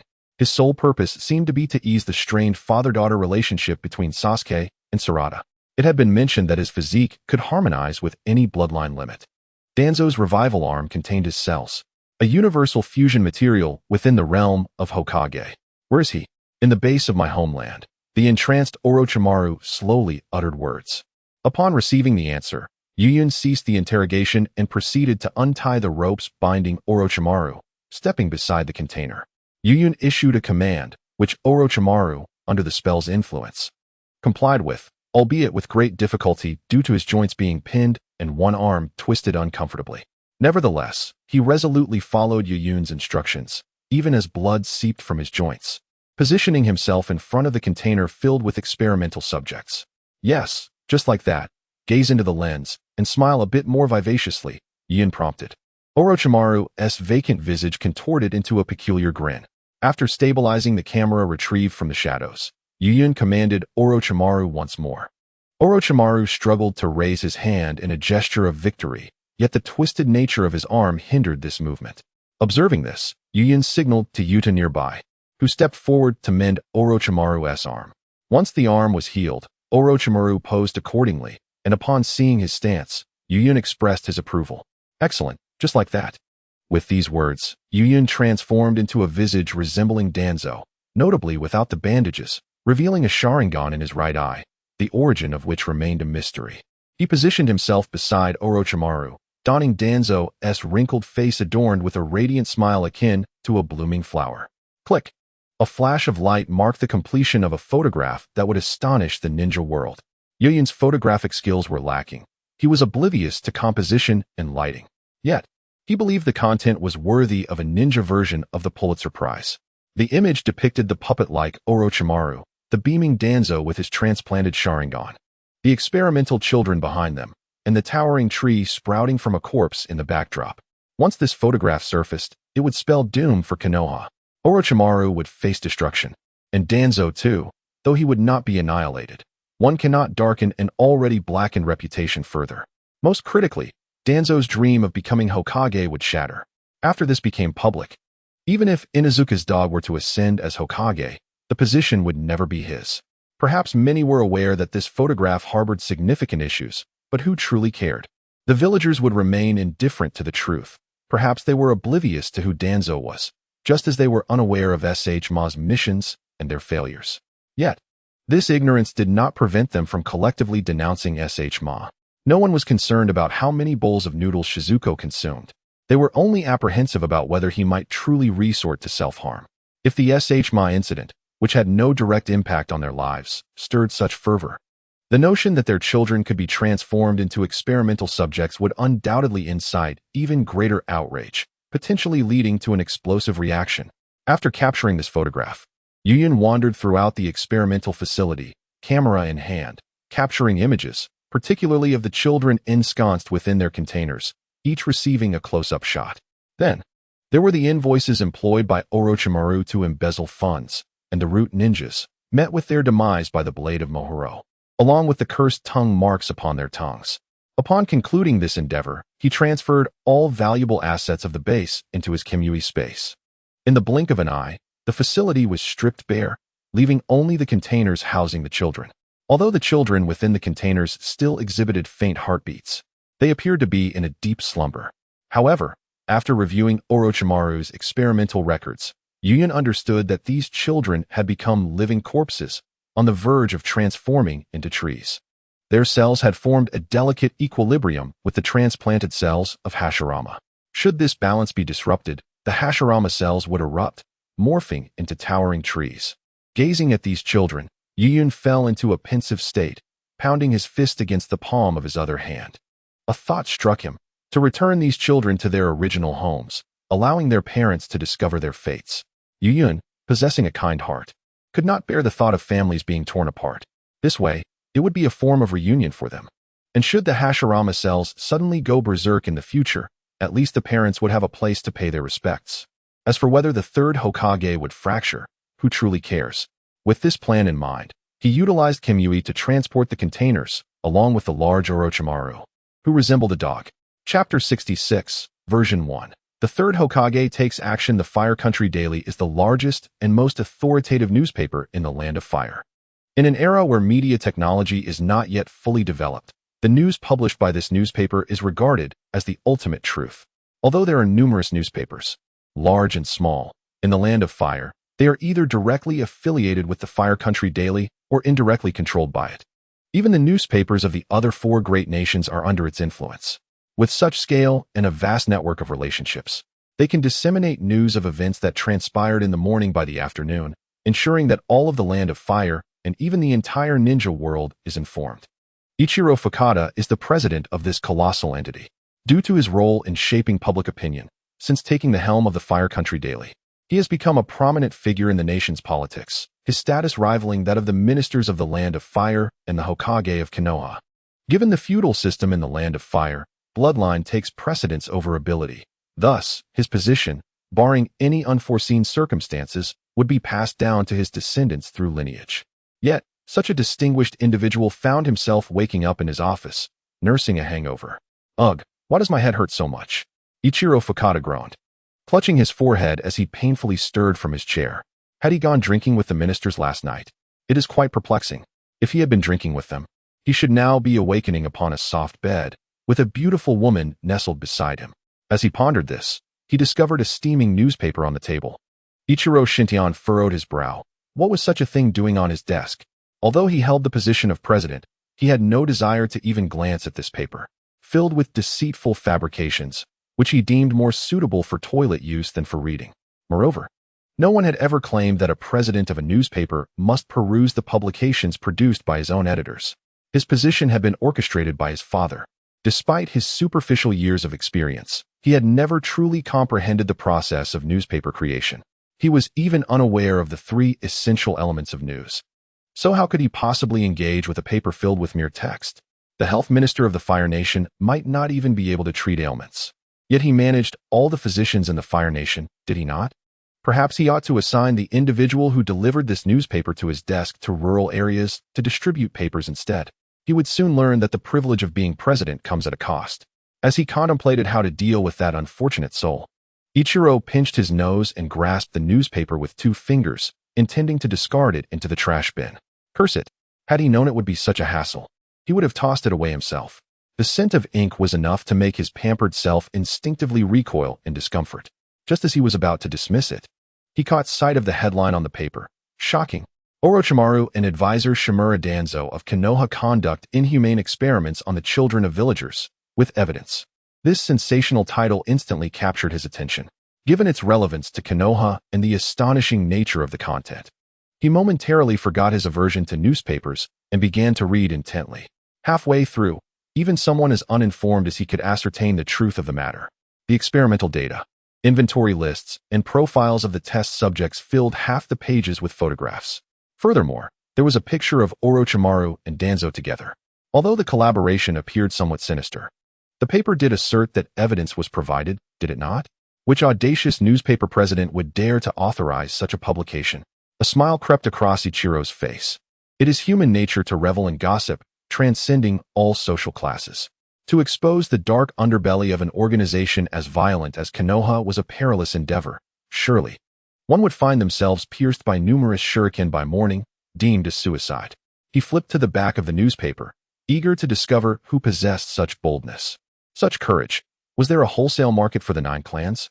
As he turned to the final pages, the jovial expression that had adorned his face due to the recent revelation vanished in an instant. His once rosy visage turned ashen, and sweat poured forth as if it were free. At that moment, he felt the world spin around him before collapsing to the ground, unconscious. The suddenness of the event caused the newspaper to flutter into the air, revealing a glimpse of the paper behind it. The president of the publication, Ikaru Takeda, vouched for the authenticity of the matter with his professional credibility. Note: Fire Country Daily. At this juncture, Konoha had erupted. This edition of the newspaper was not a subscription but was distributed house by frontline personnel of the Fire Country Daily. Each newspaper was shrouded in an opaque layer, and only by tearing it away could the villagers glimpse the contents within. Due to the abruptness of the events, almost all the residents of Konoha received this newspaper. As they pondered the uniqueness of this issue, its contents sent shivers down their spines. Soon, aside from the observing ninja clans, all the villagers of Konoha spontaneously took to the streets, heading towards the Hokage building. What on earth was the third Hokage doing? Why was he allowing these 2 scoundrels to roam freely in Konoha? Was he complicit in this? Did he still deserve the title of Hokage? This must have been intentional. One was his apprentice, and the other his advisor. Perhaps even the death of the 4th Hokage was linked to him. You do not deserve to be Hokage. Hand over Shimura Danzo and Orochimaru.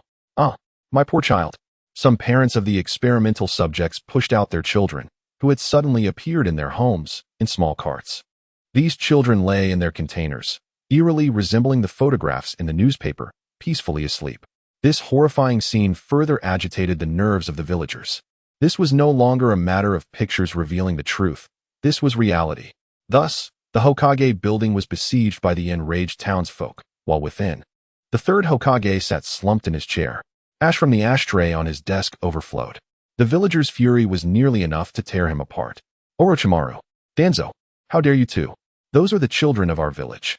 Shame, anger, and regret intertwined within him. He did not learn of this human experimentation incident through a tip-off. He discovered it from the newspaper at his doorstep. The moment he laid eyes on the content, he knew it was all over. In his anguish, a figure suddenly appeared before him. Have you located Orochimaru? The 3rd Hokage inquired immediately. No, Orochimaru has vanished, and our Umbu have found no trace of him in Konoha, came the truthful response from the Umbu agent. What of Danzo? Lord Danzo remains at the root base, but he seems reluctant to show himself. Upon hearing this, the 3rd Hokage rose in fury. Even now, he dares not emerge.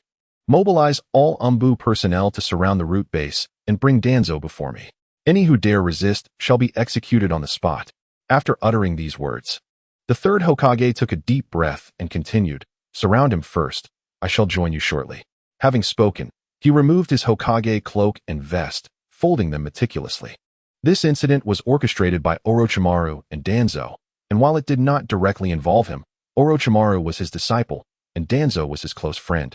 Thus, he could not evade responsibility. In that fleeting moment of glancing at the newspaper, he understood that someone must bear the villagers' wrath. No one was more deserving of this ire than he, the failed Hokage. Yet, he fervently wished that the villagers would direct their anger towards him, the aging Sarutobi Hiruzen, rather than the exalted position of Hokage itself. Once he had neatly arranged the 2 items, he cast a glance at the portraits of the previous Hokages. Skipping over the first, his gaze settled upon the 2nd and 4th.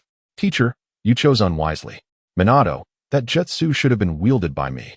Finally, his eyes rested on his own framed portrait, just as a rotten egg was hurled through the window, splattering its foul yellow contents across his visage.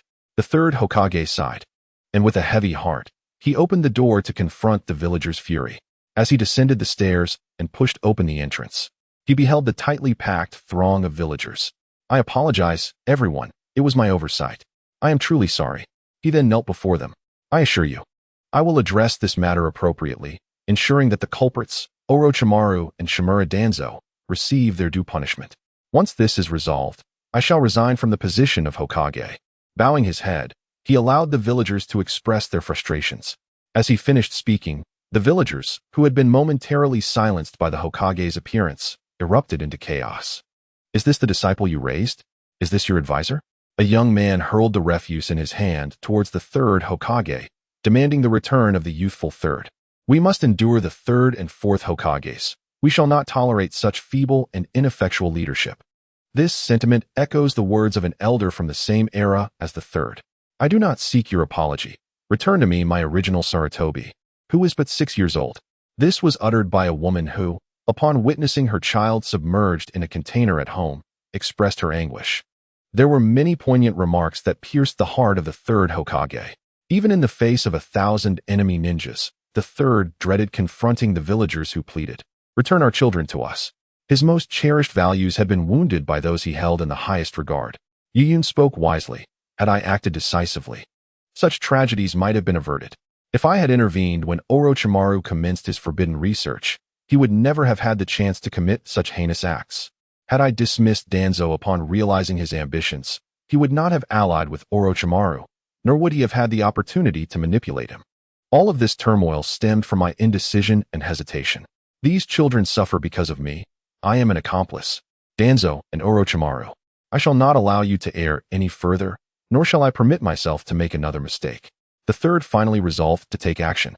Once Tsunade and Jiraiya return, he will address the threats posed to Konoha by these two individuals. Tsunade remains unaware, as her Umbu have returned to inform her. She has been evading them. Although Jiraiya seems to have vanished, he will undoubtedly return upon seeing the newspaper. The final photograph of Orochimaru and Danzo raises questions. While Orochimaru is indeed present, he is clearly ensnared in a genjutsu. Conversely, the Danzo with the Sharingan is a mere illusion. Danzo never displays a smile, let alone such a grotesque one. Nonetheless, the entirety of this situation is real. The experimental data cannot be fabricated. Someone is undermining Konoha. But who? Yuyun? Or perhaps the instigator of the Nine Tails rampage?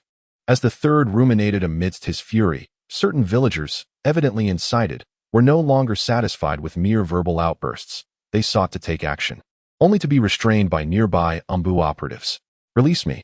But, Lord Hokage, the Umbu hesitated upon hearing the command. Let me go. This is what I deserve. Besides, I am no longer Hokage. The villagers required an outlet for their frustrations. If Naruto could endure such burdens, how could I not? Chapter 67. Stockholm Syndrome. Amidst the chaos that Yuyun has wrought upon Konoha, he now drags the defeated Orochimaru, resembling a lifeless dog, to a location in the Land of Rice. Is this the base that Orochimaru has established in the Land of Rice? Yuyun cast Orochimaru aside, gazing at the base before him, which resembled a snake's lair, with a hint of disdain. Just as he expressed his contempt, a colossal figure emerged from the entrance of the base. A python, many times larger than Yuyun, lunged forth, bearing its crimson maw at the intruder. Yet, in the next instant, the serpent was cleaved mid-air, its flesh and blood scattering around Yuyun in a grotesque display, curiously avoiding any contact with him. After dispatching the obstacle, Majuluo sheathed the demon-repelling sword and retreated into Yuyun's shadow. No wonder there was not a single living creature nearby. It appeared they had all been fed to the pet. Orochimaru remained silent, his gaze vacant, evidently still ensnared in the illusion. Yuyun had feared that Orochimaru, yet to undergo the reanimation process, would not be as fragile as he had been when facing Itachi. Consequently, he had exerted too much force in casting the illusion, leaving Orochimaru still entrapped within its grasp. Not receiving a response, Yuyun dragged Orochimaru further into the base. After traversing a moderately lengthy passage, he arrived at the heart of the facility. This is Lord Orochimaru. The center of the base was surrounded by human experiments, grotesquely altered and confined within cages. Most had lost their semblance of humanity. Some had additional arms or legs, which were relatively fortunate, as others had devolved into monstrosities, their lower halves replaced with serpentine tails and their bodies covered in beastly fur. Yuyun even spotted a few children among them. That is the esteemed Lord Orochimaru. A mere imitation. The true Lord Orochimaru could never be reduced to such a pitiful state. In that moment, their worldview shattered. In their eyes, The being who governed their lives, Orochimaru, was a deity, one far more exalted than themselves, invulnerable and impervious to suffering. Unlike the wretched state he now found himself in. Yet, they suddenly realized that even gods could be wounded, that deities could fall to the same fate as they. No, Orochimaru was no longer a god. The one dragging him was. Who among you is Shin? Yuyun tossed Orochimaru aside and surveyed the surroundings. The experiments, upon hearing his words, turned in unison toward a child confined in a solitary cell. The child was incredulously observing the defeated Orochimaru, resembling a lifeless dog, and the masked Yuyun. So, the great lord Orochimaru can indeed be vanquished, and so effortlessly. Are you Shin? Yuyun inquired. The boy hesitated, then with fervor declared, Yes, my lord, I am Shin. I possess the ability to integrate other bloodline limits. Upon his declaration, the cage enclosing him shattered instantaneously. Very well, come with me, Yuyun commanded. Yes, Shin responded with exuberance, displaying no fear of Orochimaru's defeat, only the fervor of following Yuyun. Observing Shin's demeanor, Yuyun discerned the situation. Stockholm Syndrome, perhaps? Because he triumphed over Orochimaru. The fervent adoration previously directed towards the latter has now been transferred to him. The intense veneration for Itachi Uchiha likely stemmed from the fact that Itachi effortlessly subdued Orochimaru using only Jinjutsu, shifting the fear and reverence once felt for Orochimaru onto Itachi. Now, this same sentiment has been redirected towards him. Bring Orochimaru, let us depart. Yuyun turned and left the location, while Shin dragged Orochimaru behind him. My lord, take me with you. I am still of use. Please, my lord, take me along. The experimental subjects confined in their cages clamored, beseeching Yuyun to include them in his departure. However, Yuyun feigned ignorance. He already had more than enough experimental subjects from Beilu. He did not require any additional ones, especially those slaves ensnared by the confines of their own despair. When Yuyun unlocked Shin's cage, he discovered that the materials used to construct these enclosures were not as indestructible as he had presumed. A regular person could potentially escape within a day or two, let alone these modified beings. The cages before them were akin to mere circles of salt scattered on the ground, peripheral and inconsequential. It was their fear of Orochimaru that prevented them from stepping beyond this boundary. If they could neither serve as experimental subjects nor as subordinates, what reason was there to take them along? On the Konoha side, the third Hokage was tending to his wounds in the Hokage building. After being subjected to the villagers' emotional outpouring that morning, he hastened to the root base where Danzo was located. Upon arrival, he found Danzo attempting to escape through a hidden passage, but he was promptly apprehended. When the two met, Danzo attempted to justify his actions under the pretense of serving Konoha, but the third Hokage dismissed his words and immediately summoned the Monkey King to subdue him. He feared that if he listened to Danzo's persuasive rhetoric, he might relent out of pity. Though his strength had waned with age, Danzo, missing an arm and equally aged, was no match for him, despite possessing the Sharingan. To counter the threats posed by Izanagi and the Jinjutsu of the Sharingan, he initiated the battle with the technique of dark movement. The outcome was as he anticipated. Danzo was subdued, and the Sharingan was seized. Originally, he could have subdued Danzo without sustaining injuries, but he was taken aback by the unwavering loyalty of Danzo's roots. As Danzo neared defeat, some members intervened with lethal intent, showing no regard for his status as Hokage. In a bid to prove that he was not yet too old for the role of Hokage, he chose to confront Danzo's roots alone. Though victorious, he emerged with numerous wounds. After all, he had not formally resigned and was still considered Hokage.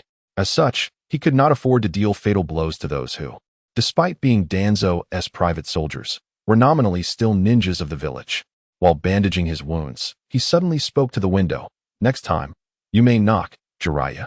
Do not always enter through the window. Just then, a white-haired figure burst through the window, exclaiming, Ha, Sensei, you're still awake? The white-haired man awkwardly scratched his head. How could I possibly sleep with such events unfolding in the village? Furthermore, Jiraiya, have you finally realized that you have a teacher? The third Hokage lit a cigarette, his smile betraying a certain insincerity, and remarked, Isn't there a pressing matter at hand?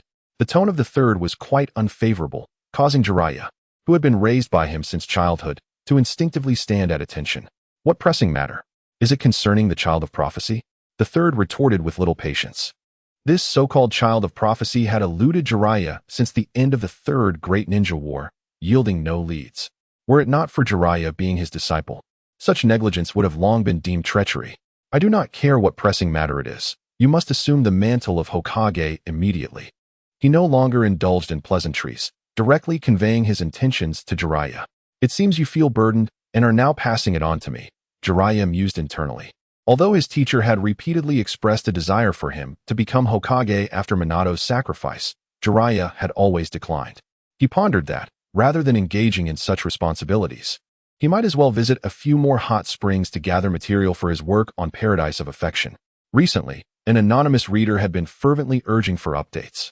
This individual was a prominent author in their own right, who would wish to assume the burdens of Hokage. Moreover, he could discern that while his teacher spoke of endorsing him as Hokage, he was, in fact, apprehensive about Jiraiya assuming such a role, rather than being tethered by others. He preferred to fulfill his own mission. Jiraiya, even if it is a plea from your teacher, the current Konoha requires a young and capable Hokage. An old man like me can no longer shield Konoha from the storms. I am not young either.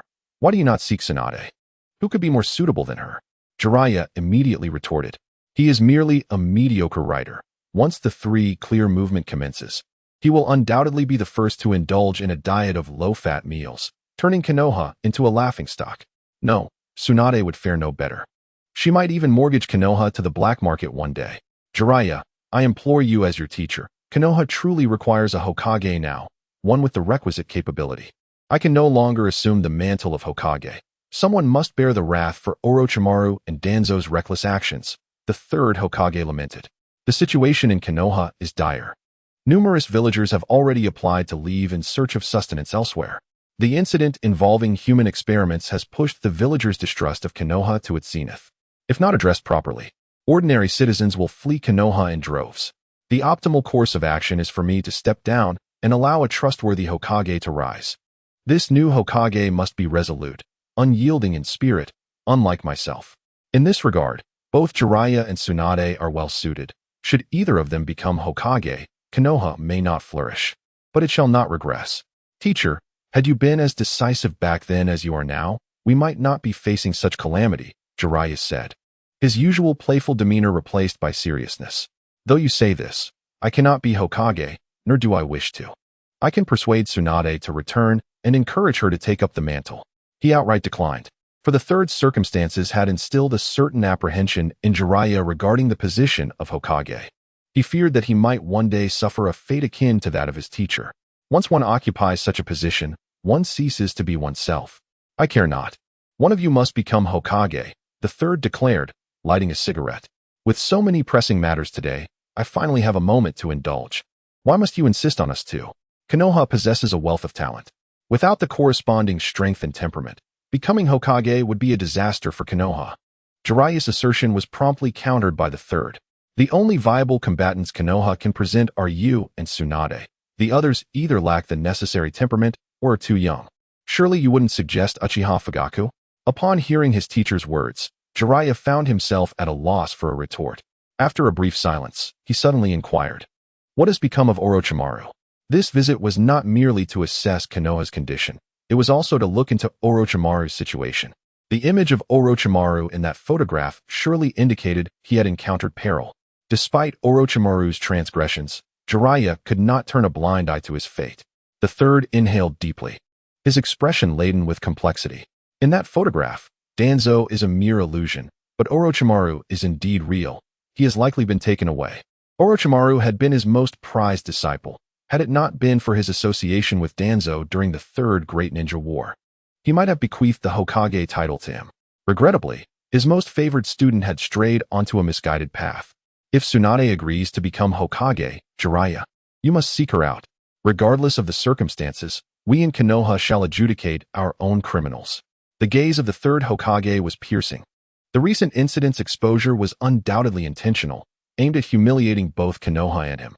Regardless of the motives of the shadowy figure behind it, it was imperative to identify him. I understand, Sensei.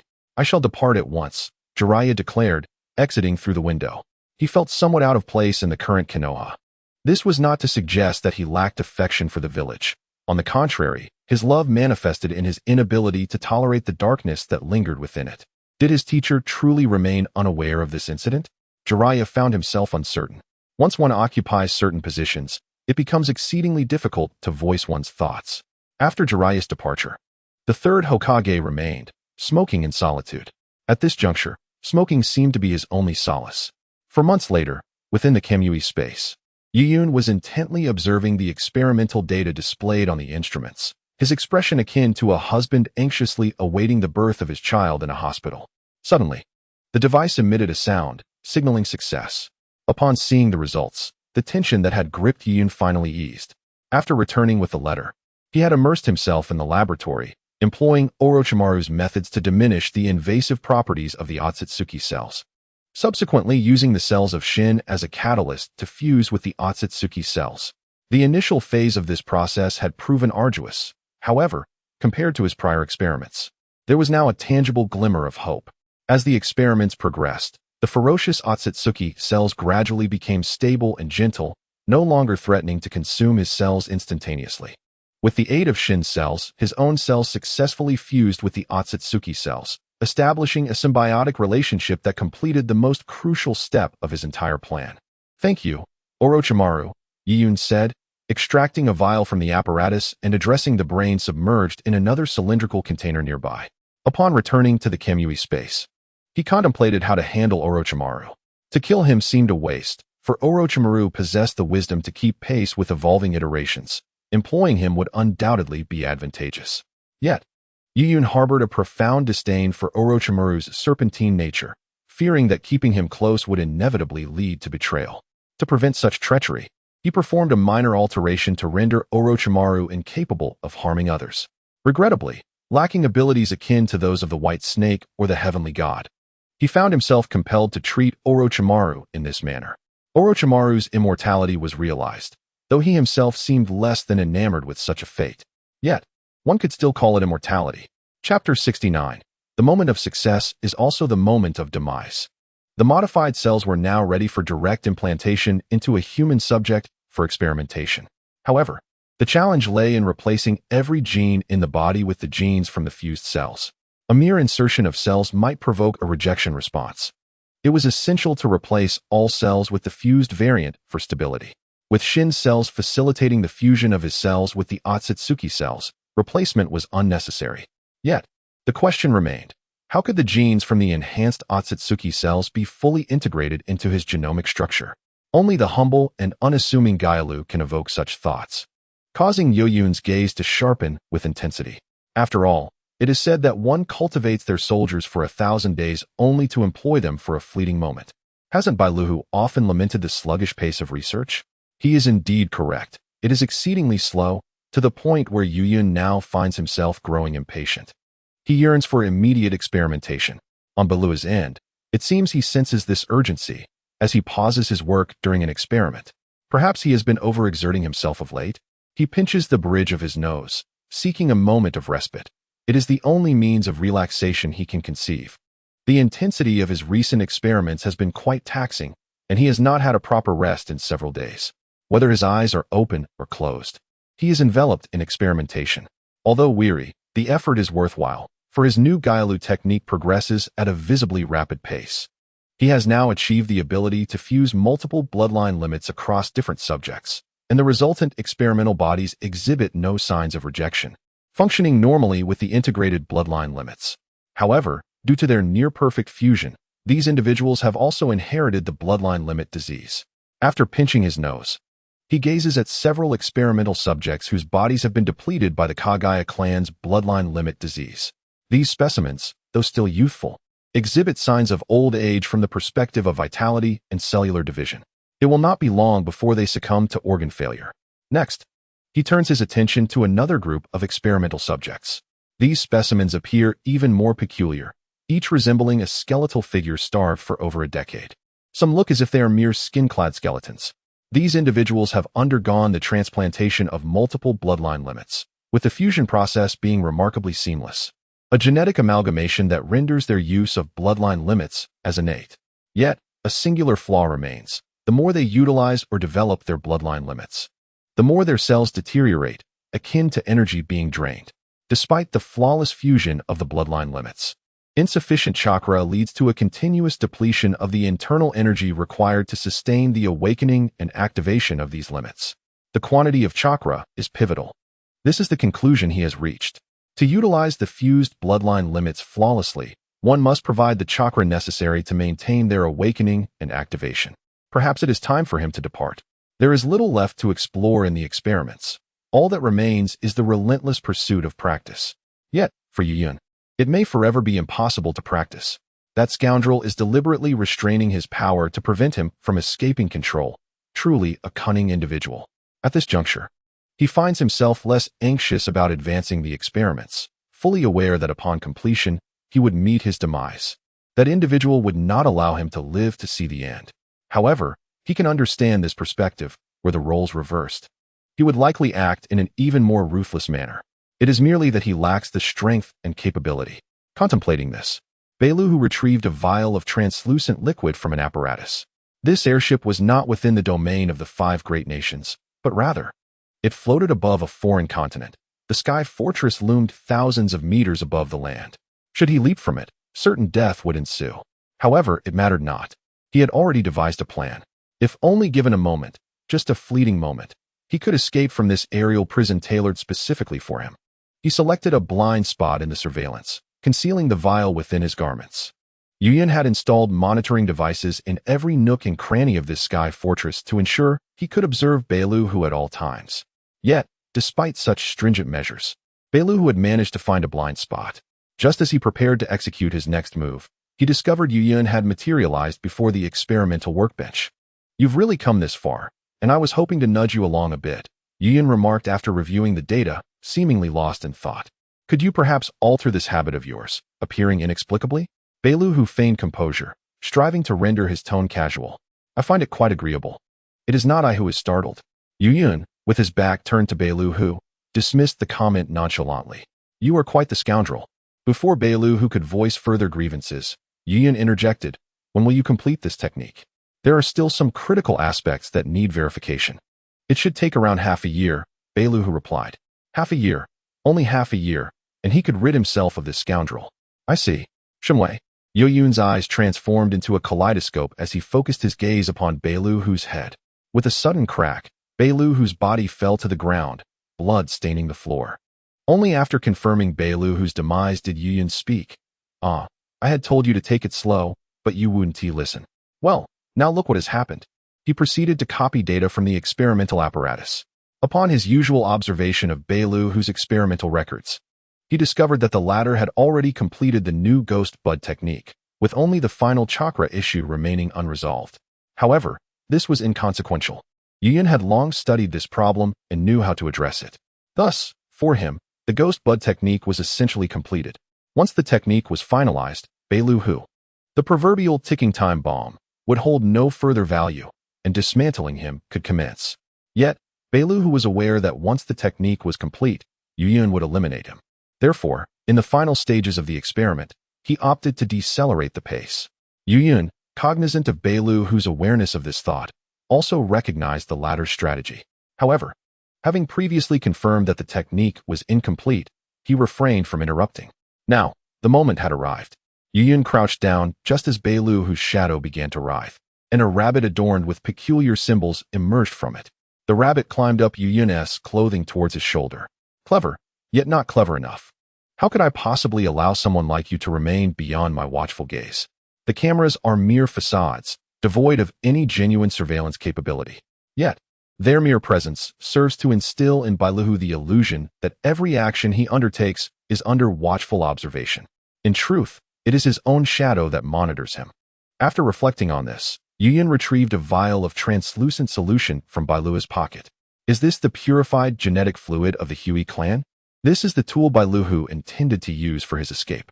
Having just shared the memories of the fleeing rabbit, Yuyun was privy to Beilu's escape plan. First, he aimed to utilize the new Oni Bud technique to merge with the most potent of the Shikatsumiyaku bloodline limits, and subsequently, forcefully break the barrier he had established within this aerial fortress by employing the Shikatsumiyaku to leap into the abyss. However, To fully unleash the power of the bloodline limit after merging with the new Oni Bud technique, a substantial amount of chakra is required for activation. Otherwise, even with the gene integration, his body would be overwhelmed by the formidable bloodline limit, and this aerial fortress lacks the requisite chakra to activate the genes. The only sources of chakra available, aside from Bailuhu himself, are these experimental subjects.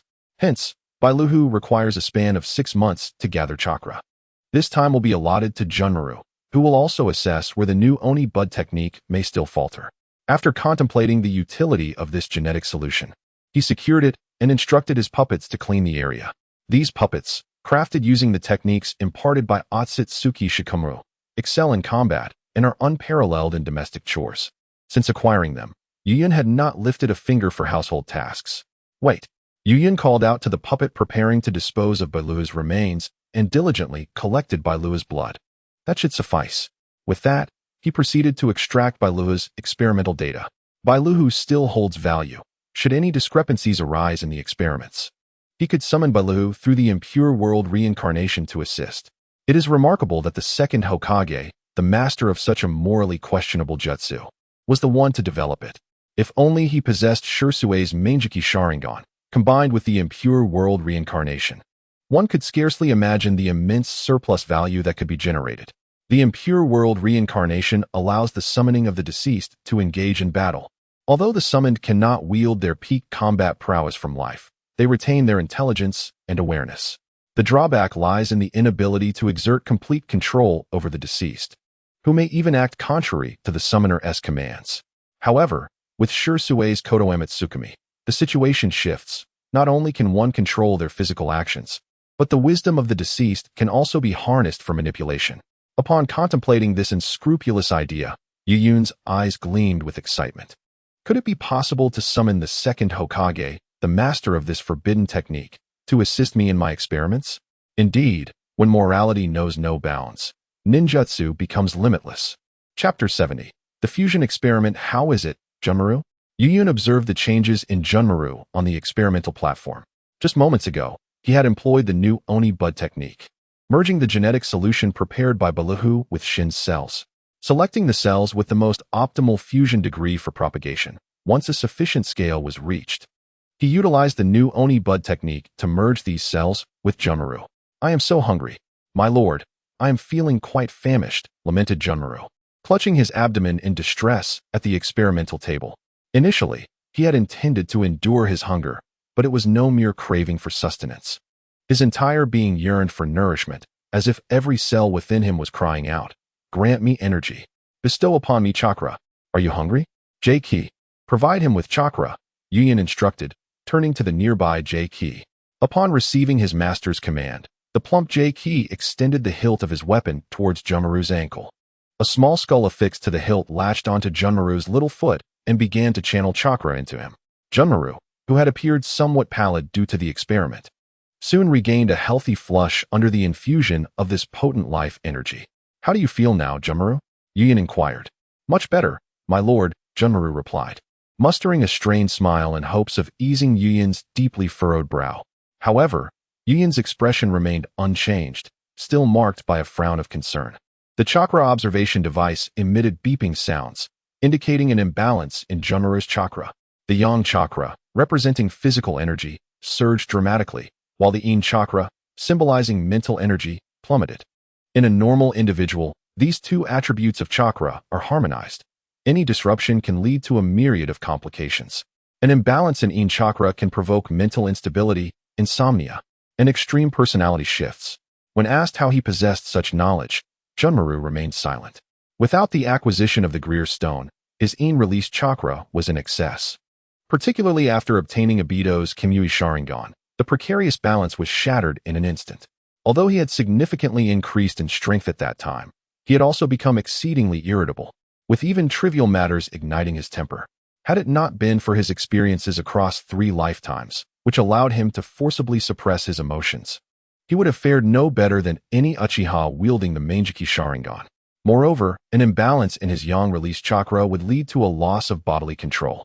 Upon realizing this, the previously composed Junmaru suddenly manifested bone blades. Seeing this, Yuyun promptly stepped forward and placed a hand on Junmaru's shoulder, reassuring him, "My lord." Junmaru's voice grew hoarse, and his once youthful visage began to show a ghastly, white membrane of bone. "Rest assured, I shall take care of everything," Yuyun comforted him. At that moment, A2 emerged from Yuyun's shadow and infused Junmaru with Yuyun's superior in-release chakra. With this action, the instruments that had been erratically malfunctioning returned to a state of calm, allowing Junmaru to retract his bone spikes. Indeed, this was a viable solution. Observing Junmaru's retraction of the bone spikes, Yuyun felt vindicated in his assumptions. The crux of the Otsutsuki gene fusion did not lie in the individual's inherent bloodline or the completeness of the genes, but rather in the chakra. Chakra was the essence of everything. Without a sufficient quantity and quality of chakra, even the purest genes would yield no success. In the original narrative, the powerful individuals did not necessarily possess superior genetics, yet their chakra was abundant and of high quality. Furthermore, the subsequent appearances of the Otsutsuki clan illustrated that their strength was directly correlated with their chakra. For instance, Ishiki's dominance over Naruto and Sasuke was predicated on his absorption of the Ten Tails chakra. Conversely, the reincarnation eye of Otsutsuki Kinshiki was dissipated by a single punch from Naruto when not augmented by the colossal reincarnation eye. All these indications underscore that chakra is of utmost importance, while genetic aspects, being material in nature, are secondary. "How do you feel now?" "Much improved, my lord. I feel I can effortlessly exert control over my own body." After Junmaru spoke, he summoned a bone blade, shaping it into various forms, bird-like, resembling the skin of a fish, and even taking on the appearance of a flowing cloud. At this moment, he felt an unparalleled mastery over his bodily functions, his mind in an ethereal state. Despite Junmaru's declarations, Yuyun did not cease his actions. Due to the chakra he was inputting, he could directly sense Junmaru's physical state. Junmaru's cells were exceedingly active, comparable even to the cells of Hashirama that had been transmitted from Konoha. Yet, it was precisely this heightened activity that led Yuyun to understand that the chakra input remained insufficient. If fully activated, the response would not be so pronounced, but rather tranquil. Only the chakra refined by Junmaru could fully satisfy his needs, while the genetic limit of his bloodline would actively shut down to protect the body in times of chakra deficiency. Thus, this experiment could be deemed a success. "My Byakugan is ablaze," Junmaru suddenly exclaimed. "No, it is not merely ablaze. It pulsates, as if it possesses life."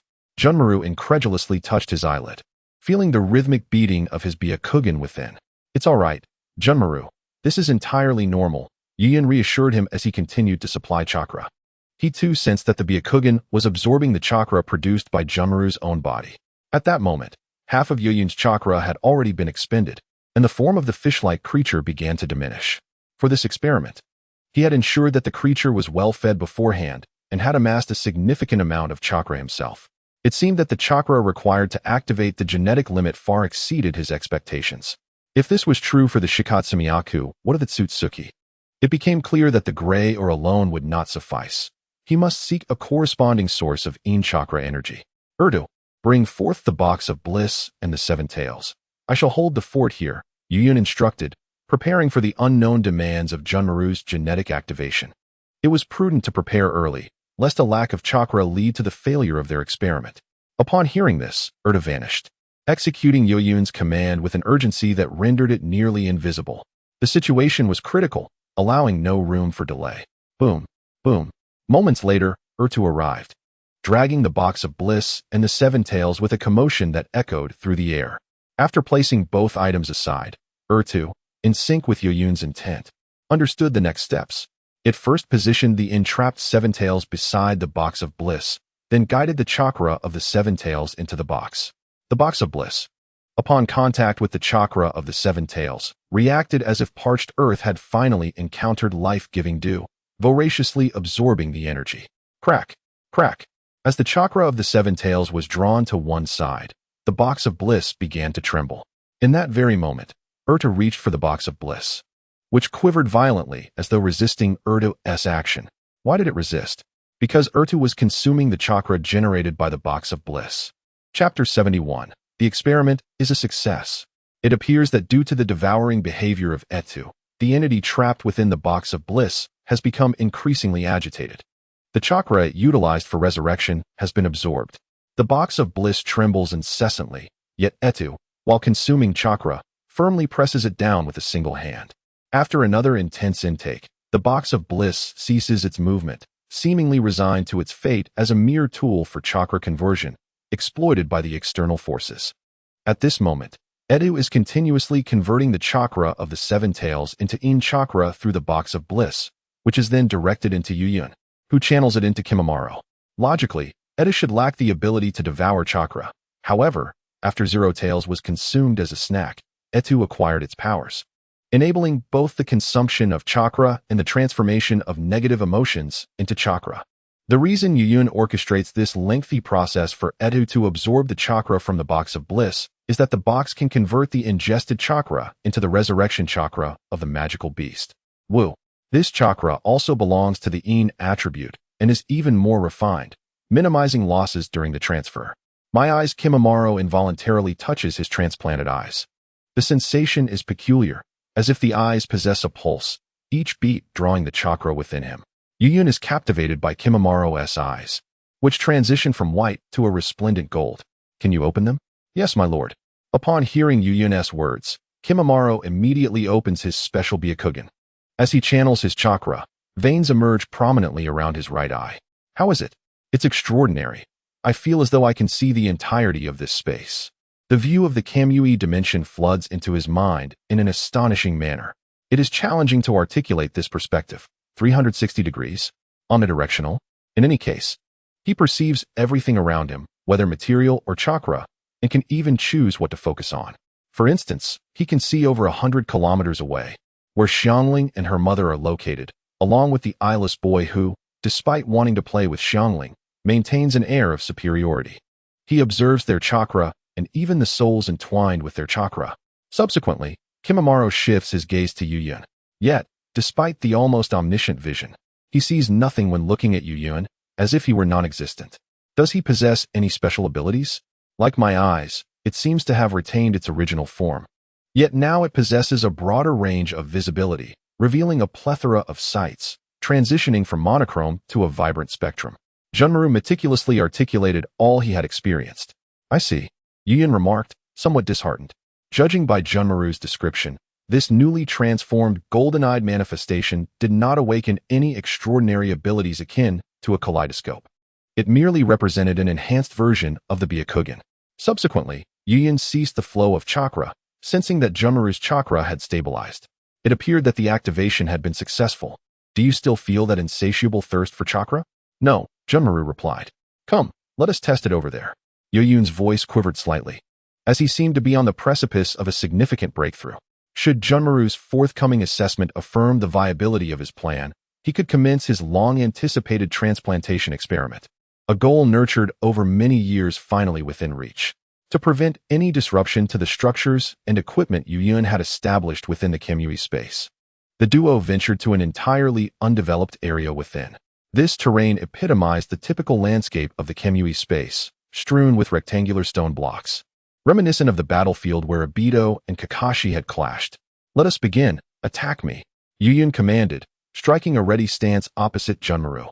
Be careful, my lord, Junmaru responded, instantly appearing before Yuyun and launching a standard offensive sequence. Yuyun, in turn, adeptly countered Junmaru's onslaught. Such an increase in speed and strength. After parrying Junmaru's assault, Yuyun marveled at the astonishing force exerted by what was, after all, a mere child, which had left his arm tingling. I can utilize the Shikatsumiyaku. Very well, my lord. Upon receiving the command, Junmaru promptly unleashed his bloodline limit, the Shikatsumiyaku.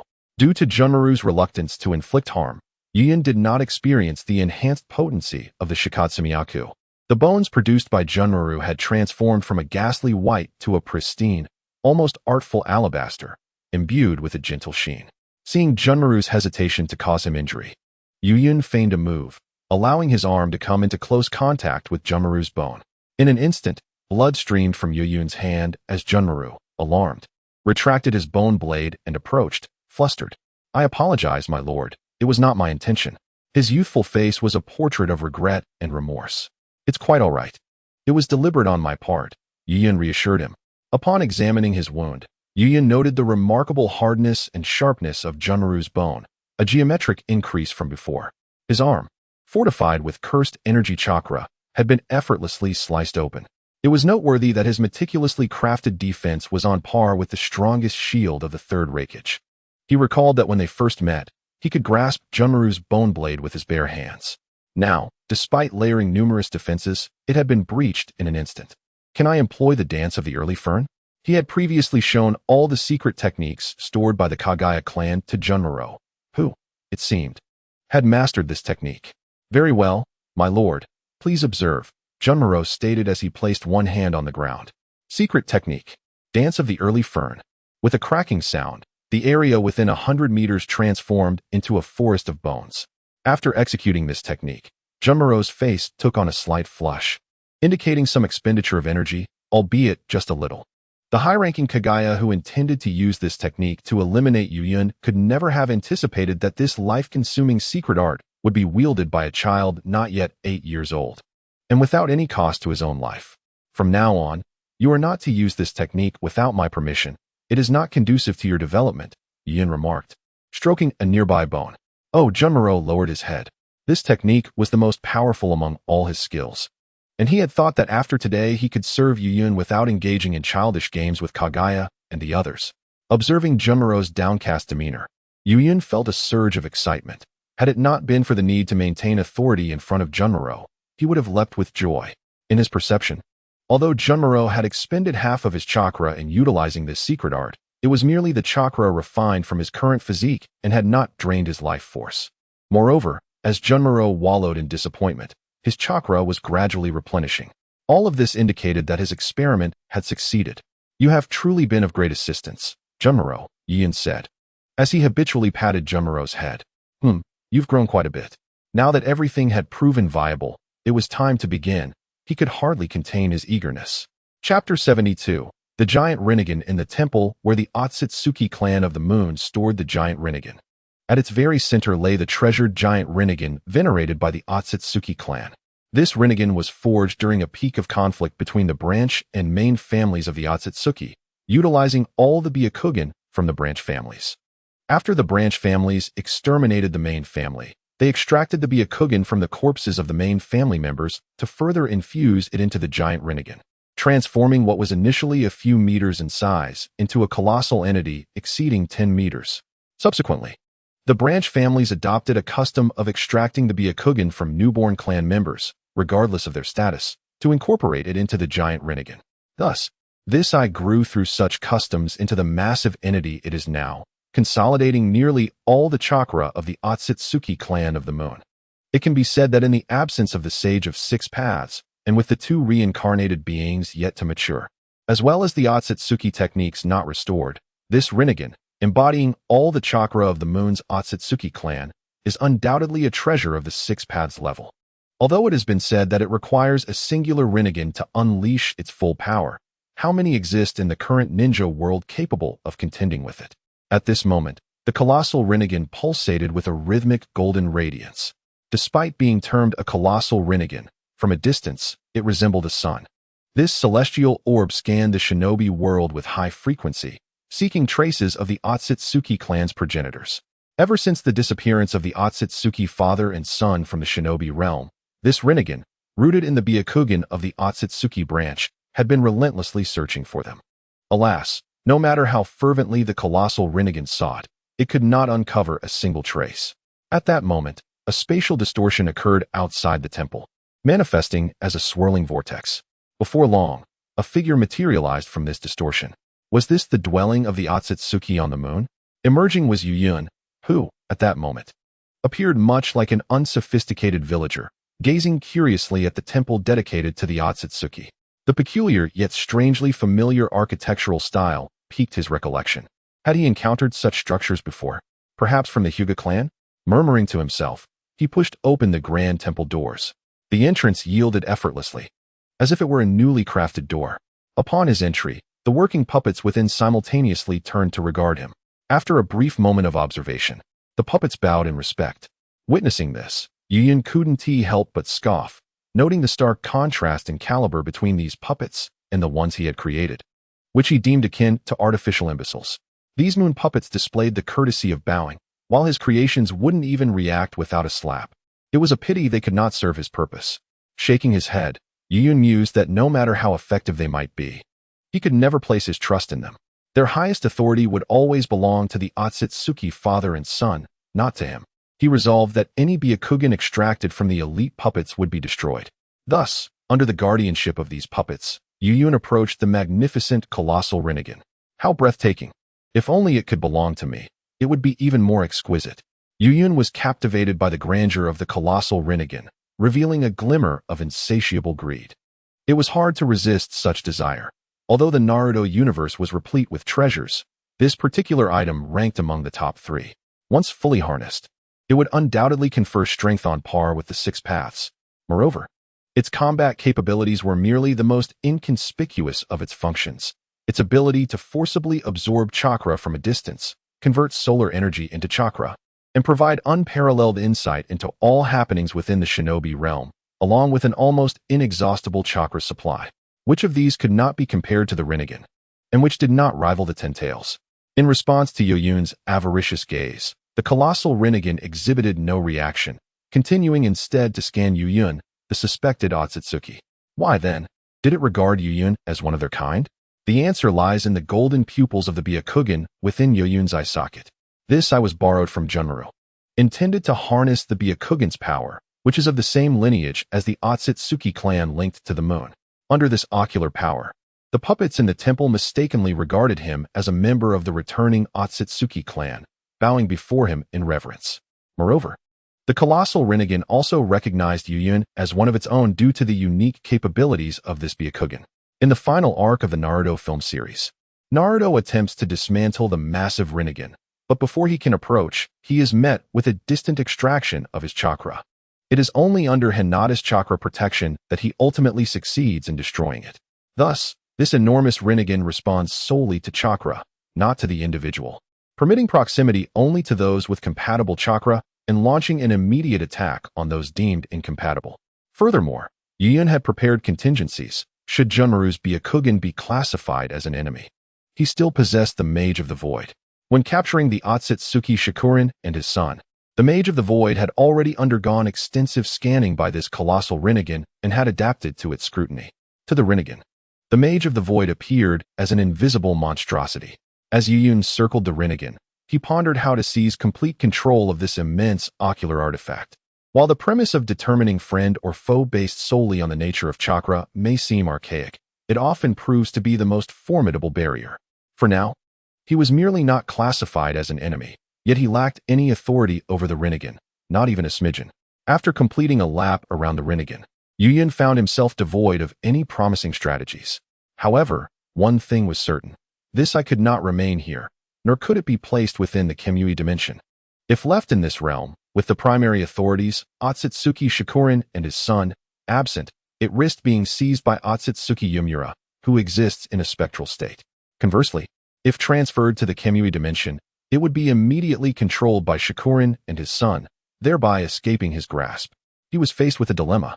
Suddenly, he questioned why Otsutsuki Yumura, as an ancestor of the moon's Otsutsuki clan, could not exert control over the colossal Rinnegan. An idea struck him as he gazed at the Rinnegan, which shone like the sun. What was the underlying control mechanism of this entity? Was it the quality of Otsutsuki chakra? Yet, Otsutsuki Yumura was not entirely deceased. Like his brother, he lingered in a spectral form somewhere on the moon, whose chakra quality could rival his. Sharon? To entertain the notion that Sharon, as a descendant, could possess a purer bloodline and chakra than his ancestor, Otsutsuki Yumura, was implausible. After all, Sharon was merely a few years old.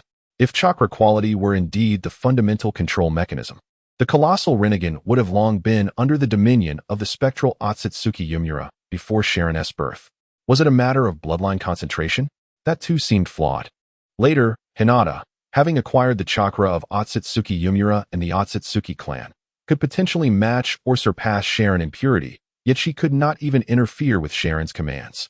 Chapter 73, Purifying the Colossal Rinnegan. So what could it be? What is the underlying logic of authority behind this colossal rebirth eye? Yuyun has circled around the rebirth eye for the second time, and if he cannot unravel its mystery soon, he will have to find a secure place to conceal this eye. It is synthesized from the Byakugan of the branch family. Suddenly, an epiphany strikes him. The answer lies within the Byakugan of the branch family, or more precisely, the obsession of the branch family. This enormous rebirth I was initially crafted from the Byakugan of the Otsutsuki branch. Although the main family's Byakugan was incorporated into its creation, the eyes of the branch family were continuously added thereafter. He suddenly recalls that when the colossal rebirth eye was shattered by Hinata and Naruto, it did not disperse into nothingness. Instead, it transformed into a sky filled with Byakugan. These Byakugan clung to Shiren after his defeat and absorbed sunlight to propel the moon toward a collision with the earth. At this moment, Yuyun gazes intently at the eye.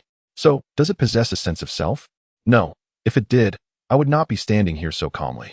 The reason it can be controlled by Shiren is not merely due to his bloodline or talent, but rather his obsession, an obsession instilled in him by you.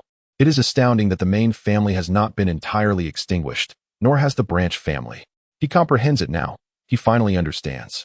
The logic of authority behind this stems from the branch family's desire to obliterate the ninja world and establish a new realm. The reason Shiren can exert control is not solely because he is a surviving member of the branch family, but because he is the only individual in this world willing to actualize their obsession. Those who have perished should remain at peace and not disturb this world. Now that he knows what it is, the solution becomes clear. By eliminating these obsessions, the colossal rebirth I will revert to a blank slate, free from any control. With this thought, Yuyun resolutely places his hand upon the giant rebirth eye. The moment his hand makes contact, the eye emits a blinding radiance. While Yuyun instinctively shifts his left eye to its maximum sensitivity, he is prepared to enter a phasing state at the slightest disturbance. However, after the brilliance of the rebirth eye fades, nothing occurs, and tranquility returns. Seeing no immediate anomalies, Yuyun channels his chakra into it. Where is it? He has found it. His expression suddenly brightens with joy. Indeed, he has located something akin to the cursed spirit. Who among us remembers how the cursed spirits were born? During the events of Jujutsu Kaisen, the elderly mentors who imparted the art of curses frequently emphasized that cursed spirits are a manifestation of curses, formed from the aggregation of humanity's negative emotions. These adverse emotions coalesce into specific cursed spirits based on their nature. For instance, fear of a certain object gives rise to a corresponding cursed spirit. The dread of natural disasters, such as volcanic eruptions, births the spirit known as RG, while a fear of nature engenders Hanami. Naturally, negative emotions extend beyond mere fear. Obsessions also constitute a form of negativity that can spawn cursed spirits. In his time as a divine child, he had often eradicated such spirits. He discovered a similar essence within the rebirth eye. It would be more accurate to assert that each white eye within this eye contains a similar presence. When the Otsutsuki clan infused their white eyes into the rebirth eye, they also imbued it with their obsessions. Given the nature of this phenomenon, specialization aligns perfectly. Atumare, with a command, his two formidable Shikigami manifested behind him, prepared to eliminate the underlying obsessions using reversal techniques. Upon completion of the incantation, the two Shikigami placed their hands upon the enormous rebirth eye and began to infuse it with the positive energy generated from the reversal technique.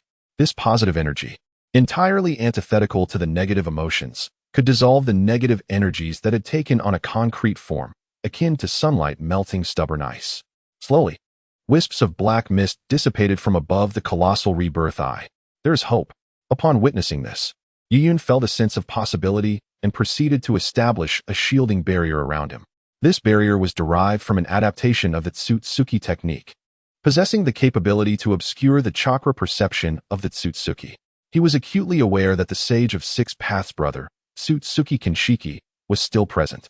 If he could indeed eradicate the obsessions of the Otsutsuki clan within the gigantic rebirth eye in a manner akin to exorcising cursed spirits, this eye would become unclaimed. Should he clarify these obsessions, Otsutsuki Kenshiki might emerge to reap the rewards, leading to his demise. To safeguard against such a scenario, the barrier had to be maintained. The original hissing transformed into a wail, a sound neither too loud nor too soft, just audible enough for Yuyun to hear. Accompanying the wail were indistinct whispers. The main family is mistaken. We are the true inheritors of our ancestors' wishes. The ancestors erred. A filthy realm such as the ninja world should not exist. We are not in the wrong. There is nothing erroneous about us. Let us destroy the world of the Sage of Six Paths that has descended into darkness. It is truly lamentable that all one has fought for is repudiated by one's forebears. Listening to these mournful wails, Yuyun comprehended their origin. Although his initial intentions were noble, the essence of those notions had been misinterpreted and misapplied through generations. One cannot ascertain whether the Otsutsuki clan operates this way, or if humanity as a whole is similarly flawed. Perhaps it is a universal human condition, viewed in this light. The Otsutsuki clan bears little distinction from the mortals they have long scorned. Perhaps they are simply a more potent strain of humanity. Subsequently, with the successful creation of the world by the Sharon, it is inevitable that his descendants will repeat the same mistakes their ancestors made on the moon. The annals of human history are in a constant cycle of repetition. Events that transpired a century ago will recur a century hence, albeit in varied forms. There is nothing new under the sun. He holds great admiration for those valiant souls who, despite knowing the harsh truths of human nature, choose to fight relentlessly for a greater cause. They are aware that they may be shattered, yet they charge forth with unwavering courage and conviction, a quality that commands Yuyun's respect. In his youth, he mocked Don Quixote, perceiving his charge at windmills as folly. However, upon maturing and enduring the trials of reality, he now regards Don Quixote with immense admiration. Few are those who would initiate a charge knowing they are destined for injury. Suddenly, the giant Rinnegan repelled A2. As they infused it with positive energy, the obsessions within the Rinnegan wailed like vampires exposed to sunlight, instinctively lashing out at the source of their discomfort. Intriguingly, the Rinnegan targeted only A2, ignoring the nearby Mizukage, which continued to channel positive energy. It was as if it was blind to its surroundings. Indeed, Mizukage, in terms of sensory concealment, surpassed all entities in the Naruto universe, save for the enigmatic Otsutsuki god, whose existence remains uncertain. Unless Mizukage chose to reveal itself, any adversary would be oblivious to their demise. A2, instead of continuing to infuse positive energy, diverted the Rinnegan's attention, absorbing all its assaults to ensure that the ongoing barrier maintained by Yuyun and the dissolution of the Otsutsuki's obsession by Mizukage remained undisturbed. As time passed, the ominous black mist emanating from the giant Rinnegan diminished, and the anguished cries faded into silence. The Rinnegan's attacks, once lethal, dwindled to nothing. What was once a golden giant Rinnegan transformed into a soft white hue, tinged with a hint of blue. Shortly thereafter, the giant Rinnegan fell into a profound tranquility. Witnessing this, Yuyun promptly summoned Adu to uphold the barrier while he approached the Rinnegan for a closer inspection. How breathtaking it was. This was indeed the moment. Yuyun's eyes widened, akin to Zhu Di beholding the imperial seal. Chapter 74, Perceiving All. Such a treasure rightfully belongs to me. Yuyun placed his hand upon it, feeling the presence of this brand new eye. With it, he found himself lacking for nothing. As he absorbed the sensations, he infused it with his own chakra, allowing it to take on his unique hue. Upon channeling his chakra, the colossal Rinnegan emitted a magnificent radiance, causing Yuyun's pupils to dilate instantaneously. At that moment, his perspective transformed into something extraordinary. He perceived everything. Due to the barrier, his vision did not penetrate beyond it to discern the external world. Instead, he became acutely aware of every facet of his own being. Each cell within him, their proliferation, and their movement unfolded vividly in Yuyun's mind. The exterior of the cells, their intricate structures, all appeared in exquisite detail before him, whether in the realm of shinobi or in the world of his first life. Biological sciences required high-precision microscopy to indirectly observe cellular morphology through a series of complex processes. No instrument could provide a complete 360-degree view of a cell in its original form. Yet, Yuyun was capable of this. Not only could he perceive it, but he could also magnify his view to witness the inner workings of the cells, observing the mitochondria in action. But was this all? Seized by curiosity, Yuyun sought to explore the limits of the Rinnegan further, magnifying his perspective until he encountered a similar structure. Incredible, he exclaimed. This level of insight surpassed anything he could have imagined. During his university days in his first life, had he possessed such a capability, he could have revolutionized technology merely by reading with such extraordinary vision. In his excitement, he inadvertently triggered an operation of the Rinnegan that severed the connection to the structure he had been observing. Almost instinctively, he endeavored to mend this fractured form. and in the next instant, it was restored. Yuyun thought to himself, what spectacles have I not encountered? Yet, this is indeed something new. An atomic-level insight and an atomic-level interference ability. Was this not akin to the 6 eyes of the Gojo clan? In comparison, the 6 eyes were but a spark against the sun when juxtaposed with the colossal Rinnegan. The two bore no resemblance in power. While his connection with the Rinnegan was not profoundly deep, even so, he possessed this extraordinary level of observation and interference. Once he fully mastered this eye, his capabilities would undoubtedly surpass the limits of the 6 eyes. Nevertheless, even in his current state, he could achieve much.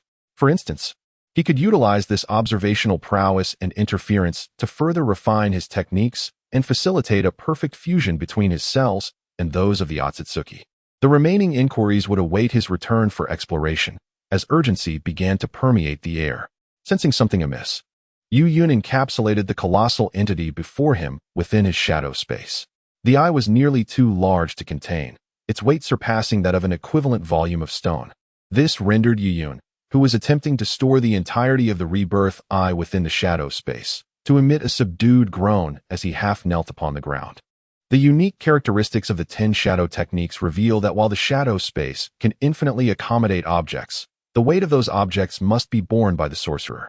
Let us depart, Otu and Moxu, lest we become unwitting guests, he declared, summoning Ota back and instructing Moxu to return to the shadows. He then utilized his divine might to vacate the premises, initially intending to scour for valuable records belonging to the Tsutsuki clan. Yuyun realized that the original owner was en route, and delaying further would forfeit his chance to escape. Not long after Yuyun's departure, a spectral figure materialized in the vicinity, the rebirth eye having vanished. Behind this apparition lay a series of objects that Yuyun recognized, yet had never encountered, the Seeker's orbs. These orbs were arranged in a formation behind the figure, which was none other than the ancestor of the Tsutsuki clan, Tsutsuki Yumura, the brother of the Sage of 6 Paths. Shi and Shichuan had also disappeared. What had transpired here? The countenance of Tsutsuki Yumura betrayed no visible emotion, yet a palpable sense of discontent emanated from him. Originally, he had no desire to manifest, preferring to observe the tales of the living in silence. However, the narrative had taken an increasingly absurd turn. First, the fates of his 2 nephews underwent dramatic upheaval, followed by the disappearance of his descendants left behind on the moon. From the moment Tsutsuki Shichuan and Tsutsuki Shi were lost, he had desperately exerted his powers in search of them, yet to no avail. Were it not for the colossal rebirth eye conjured by the disobedient offspring of the branch family, which he lacked the authority to wield, he would have sought them out himself. Now, with the rebirth eye also gone, was this the shadow that his elder brother spoke of, shrouding the ninja realm? Tsutsuki Yumura furrowed his brow. What force possessed such might? First, it had distorted the future his brother beheld, and now it had abducted his progeny right beneath his very eyes. Could it be the otherworldly beings mentioned by his mother? Alas, he hoped it was not so. Even without battle wisdom, the calamities instigated by his mother could obliterate the entire world. Given her profound fear of these extraterrestrial entities, their strength could only be formidable. He needed to confer with his elder brother. The powers of Ashura and Indra were no longer sufficient to manage the chaos. New entities must be introduced to confront this potential cataclysm threatening the ninja realm. Once resolved, the spirit of Tsutsuki Yumura departed from the scene. On Yuyun's end, upon returning to the divine might space, he promptly cast Tsutsuki Shichuan and Shi into the airborne fortress that had previously imprisoned Bailu, instructing Jinmaru to monitor them. After releasing Xianglin and her daughter, he found himself the sole living inhabitant of the divine might space. Just as he began to take action, the evolved terrestrial cockroach, Jiaoji, unexpectedly appeared. You too shall exit. Then, he casually tossed the shark's skin out of the realm of divine might. Instantly, the entire space fell into a profound silence. Weighed down by fatigue, Yuyun released the colossal Rinnegan from the shadows. Once freed, he utilized his divine might to create a rift between the realm of divine might and the shinobi world. Through this aperture and the power of the giant Rinnegan, he glimpsed the entirety of the shinobi world. Indeed, it was possible to play this way, employing the Rinnegan to observe everything in the shinobi world. He found all occurrences vividly manifesting in his mind. Numerous intriguing events were unfolding in this realm.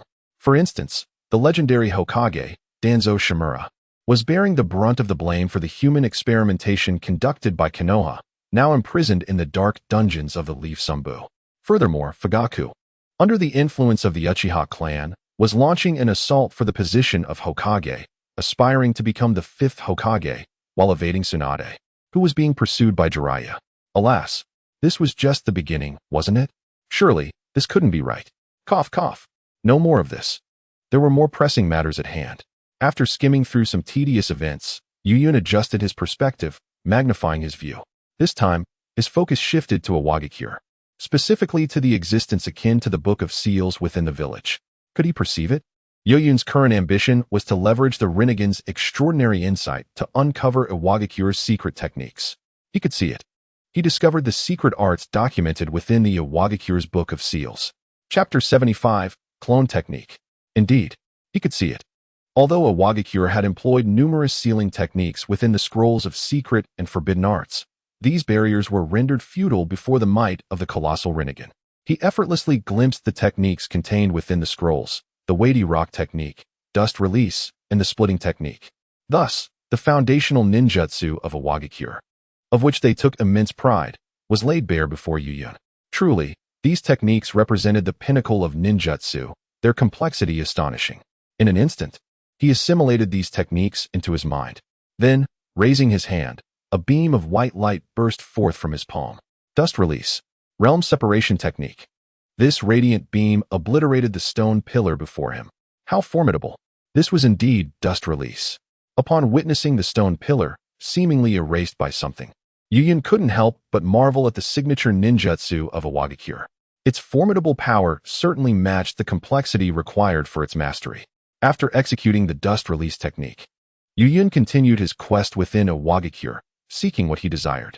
However, Yuyun understood that merely observing the technique would not enable him to wield dust release. No matter how gifted he was, the intricate principles behind such a technique surpassed the thickness of a tome, rendering it impossible to learn through mere observation. Moreover, his chakra affinity did not permit the use of dust release. The only reason he could employ it was due to the Rinnegan. The Rinnegan's control capabilities extended beyond the manipulation of current matter to the intricate management of chakra. Furthermore, for the colossal Rinnegan, which absorbed all the Byakugan from the Tsutsuki clan, it possessed every chakra attribute. Thus, for a ninjutsu like dust release that one could learn, the Rinnegan could effortlessly grasp it at a glance. Therefore, this dust release was not truly his. It was the Rinnegan utilizing him as a conduit. Once the connection to the Rinnegan was severed, Yuyun would be incapable of performing dust release. Subsequently, Yuyun thoroughly examined a Wagakure's research records concerning bloodline limits. However, upon completion, he scoffed derisively. Is this all?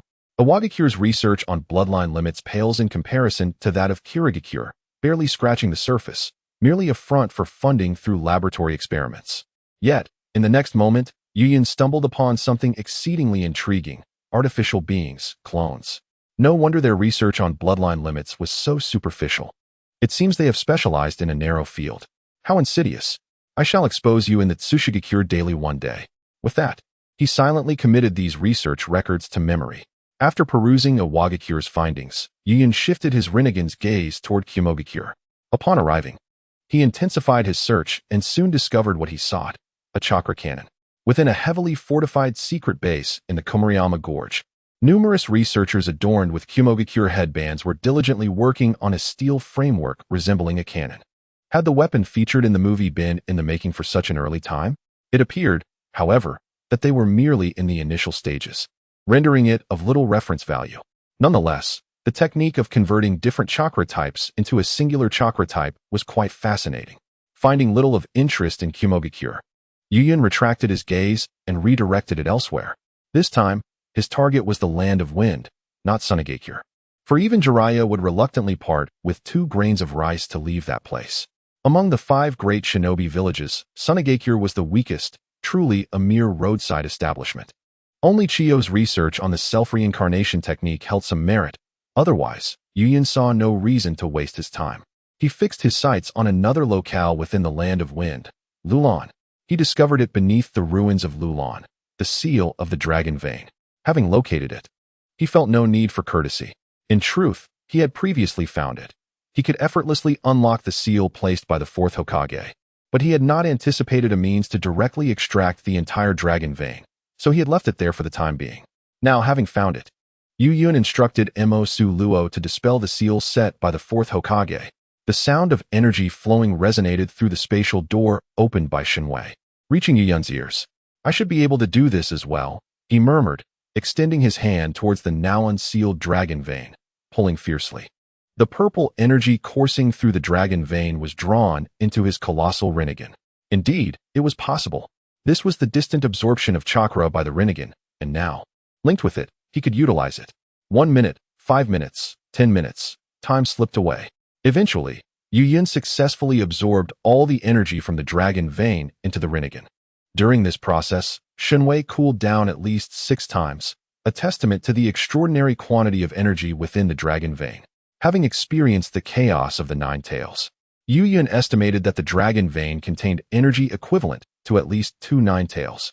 However, in contrast to the swift recovery of chakra by the Nine Tails, the dragon vein's energy regeneration was exceedingly slow. After absorbing the dragon vein, the Rinnegan transformed from a deep azure to a vibrant purple. Is this its limit? Yu Yun pondered, observing the transformed Rinnegan. He sensed that the energy reserves of the Rinnegan were now full. Any additional absorption would be futile. I should let it digest and convert, he decided after a moment of contemplation, opting to allow the Rinnegan to convert the absorbed dragon vein energy into Rinnegan chakra. He could not absorb the singular energy of the dragon vein. During the energy conversion by the Rinnegan, Yu Yun utilized its insight and interference abilities to adjust the fusion of cells. In truth, there was little left to do. All that needed to be fused had already been integrated. However, this matter was of great significance, pertaining to his future and his very life, compelling him to meticulously scrutinize the details of these cells. It was akin to his arduous thesis, which, although completed, had taken him 3 or 4 additional months to refine, leaving him utterly exhausted. Yet, as he meticulously worked, Yu Yun suddenly lifted his head. Could I perhaps employ the cloning technique from a Wagakure to create a shadow clone? Previously, when assisting Kimimaro in completing his genes, he had utilized a vial of purified genes from Bailehuo combined with Shin's cells. The results had been evident, albeit with some mishaps. Upon reviewing that experiment, it became clear that the substantial chakra expenditure was not only due to activating the genes, but also due to the extensive chakra required for gene overlay and implantation. If he were to create a clone possessing the complete genetic lineage of the Tsutsuki, and subsequently absorb this clone, would it not conserve a significant amount of chakra? Moreover, the cells of the letter are exceptionally suited for cloning. Their existence seems almost purposefully designed for such experimental endeavors. Direct implantation would squander an excessive amount of efficacy. Yu Yun has always been a man of action. Rather than engaging in contemplation, he prefers to think through his deeds. Consequently, he gathered and organized all relevant materials and experimental apparatus around the reincarnation eye. In the interest of efficiency, he employed the shadow clone technique, which he had previously refrained from using due to concerns about its potential side effects, such as personality fragmentation and mental deterioration. After all, not everyone possesses the resilient heart akin to Naruto's. Yet, he could no longer afford to be overly cautious. And he was not unprepared. He had previously acclimated to the damage caused by dispelling shadow clones through the use of magic void. Thus, he need not worry about trivial matters and could focus entirely on creation. At times, he even felt somewhat sinister, as he was merely a fraction away from achieving certain values. Once those values were attained, he believed he could rival the likes of the second Hokage and others in the contest to determine who truly embodies the essence of a dark ninja. Chapter 76. Unyielding will heavenly creation accelerate time. Uncertain of how much time had elapsed, Yu Yun finally produced a clone imbued with both his original genes and those of the Tsutsuki. At this moment, with his long hair cascading to his waist and his face adorned with a beard, Yu Yun gazed upon the clone nestled within the container. This clone was curled up inside the jar, resembling a sleeping beauty. It bore a striking resemblance to Yu Yun, yet its skin was markedly fairer, and its hair, a shade of gray, stood in stark contrast to Yu Yun's black locks. Additionally, it emanated an ethereal aura, although unclothed. Its otherworldly presence could be felt even from across the container. At last, it has come to fruition. Observing the instruments indicating that all was normal, Yu Yun let out a long sigh of relief. How much time had he dedicated to this endeavor? 3 months? Half a year? A year? Or perhaps even longer. Yet that is of little consequence. The crux of the matter is that he has successfully created a clone, a flawless embodiment that carries both his own genes and those of the Tsutsuki. This clone exhibits remarkable performance across all dimensions, perfectly integrating his genetic makeup with that of the Tsutsuki without any signs of rejection. Its development has been exemplary, rendering it the most perfect among all his creations. The Tsutsuki genes within have entered a state of dormancy, impervious to ordinary stimuli, only to be activated by high-quality, suitable chakra. This signifies an extraordinary stability within the clone, stable enough for Yuyin to potentially utilize Orochimaru's reanimation jutsu to seize control and gradually develop it further. He believes that, in due course, it will surely rival even the best of his creations. It is time to commence my ascension plan, an endeavor meticulously crafted through countless schemes and calculations, all culminating in this moment. This time, failure is not an option. If I cannot carve out a life of brilliance, then there is little worth cherishing in this extraordinary world. With that thought, Yuyin turned away, intent on preparing a nourishing meal to cleanse both his body and mind of fatigue. As he pivoted, he beheld an array of cylindrical containers housing clones, meticulously arranged in a seemingly endless formation. Within these vessels lay clones that bore a striking resemblance to Yuyin, many of which were grotesque, 4 arms and 2 heads being the more aesthetically pleasing of their features. Some had devolved to the point of losing all semblance of humanity, appearing as mere heaps of flesh from afar. This was the culmination of his recent efforts, the price paid for that perfect clone. No experiment ever succeeds on the first attempt. It is the result of countless errors, a testament to the adage that great achievements often come at great costs. Without these failures, he would never have been able to create this clone. Every setback was indeed worthwhile. After a haircut, a shave, and a bath, he emerged 30 minutes later as a striking figure, rivaling even Sasuke. Standing before the mirror, he gazed at the reflection of a face both familiar and foreign. This visage had been his for 3 lifetimes. Would he be able to continue looking upon it in the future? He was unaware that no one in the ninja world had ventured into such experiments. The only individual who might have treaded a similar path had been eliminated by his own hand. Despite being well prepared, with a stable clone, ample chakra reserves, and a plethora of reliable instruments, numerous uncertainties loomed over the final outcome of the experiment, shrouding it in unprecedented mystery. He might ascend, becoming one of the 2 Tsutsuki of this era, merging mechanism and metrics to pierce through this world, reshaping it into a form he desires, one that had previously distorted his worldview. Alternatively, he might end up as mere refuse, akin to his failed clones. No one could ascertain the ultimate fate that awaited him, life or death, a question that has persisted through the ages. With a deep breath, he found his anxiety heightened beyond that of his first examination in the past life, feeling fear and confusion about his future. Not as a prodigy, but as a man confronting uncertainty. Could he truly reach the other side? Gazing upon his handsome visage, Yuyin felt a momentary confusion. Yet this bewilderment swiftly transformed into an unwavering resolve. It was a choice between a glorious demise or a life brimming with splendor. There was no middle ground. Even amidst the encroaching darkness of the path ahead, he would charge forth, for recklessness was infinitely closer to bravery than cowardice. With an indomitable spirit, he declared, "Let it be done." The determination in his eyes shone with an unprecedented intensity. For life or death, he would embrace his fate. In dedication to his maid, Kaguya, and to unify the dual aspects of Sukuna into a singular entity, Yuyin departed from his temporary dwelling, venturing to the vicinity of the Rinnegan. Before the colossal Rinnegan lay a structure reminiscent of an altar, surrounded by an array of instruments. One end of these devices was connected to the gigantic Rinnegan, while the other was linked to Kamara's Byakugan. Observational apparatus and cameras were meticulously arranged around the area, intended to document the experimental data, ensuring that should failure ensue, there would be a record of what transpired, preventing his demise from being utterly silent. Upon arrival, MKRA retrieved a flawless clone from the cloning chamber and placed it upon the opposite end of the altar. "Very well, let us commence, MKRA. And I entrust this to you." Yuyin spoke to them both. His 2 Shikigami shared a profound connection with him, understanding the gravity of the situation. Summoning them was merely a precaution, a hope that they could assist in the event of an unforeseen mishap, though Yuyin held little expectation for such an outcome. After all, Should calamity strike him, they would be affected as well. Calling them forth was a gesture of reassurance. MKRA and Etsu nodded in affirmation, signaling for Yuyun to proceed with confidence. Particularly MKRA exhibited an unusual demeanor, one that contrasted with Etsu's stoic nature.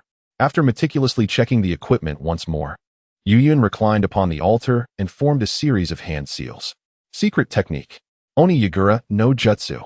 A mass of black-green slime surged forth, engulfing the clone lying at the opposite end of the altar before leaping toward Yuyun. With a soft sound, it consumed the clone and penetrated into Yuyun's being, inducing a momentary discomfort, though it was merely a mild unease, not pain. After a considerable duration, the Oni Yagura fully integrated the clone with Yuyun. At this moment, Yuyun's appearance underwent a remarkable transformation.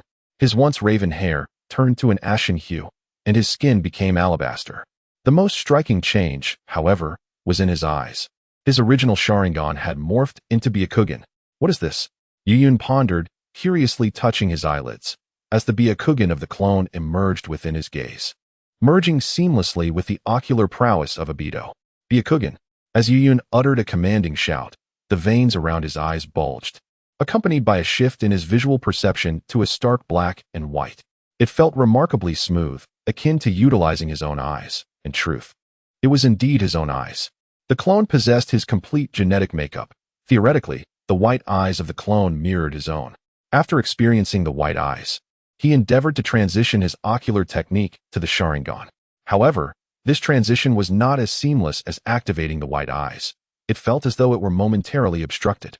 After 5 seconds, he successfully activated the Sharingan, entering the kaleidoscopic state. It appeared he had also integrated Obito's eyes. As his thoughts surged, the Sharingan within his eye sockets retracted, transforming his pupils into the white of the Byakugan. He could deactivate it now. He could freely alternate between the Byakugan and the Sharingan, as his new body harmoniously accommodated both ocular techniques. This signified that Obito's eyes now wholly belonged to him. Upon confirming the success of the ghost budding technique, Yuyun descended from the altar, bouncing playfully on the ground, even performing a sequence of Wing Chun. He felt no discomfort. His new body mirrored the old one, yet it possessed an entirely different kind of chakra. Chapter 77. The irretrievable magic of the void. His innate chakra was imbued with a curse-like quality, while the additional chakra had manifested after the fusion with the clone, completing his spiritual essence. This surplus chakra was indeed his as well, synthesized from his spiritual energy and the physical energy of the clone. He utilized his original cursed chakra when employing the Sharingan and the techniques associated with it, while the newly synthesized chakra was engaged during the switch to the Byakugan. Thus, these two forms of chakra flowed parallel within his being, unaffected by one another, akin to a computer running two operating systems.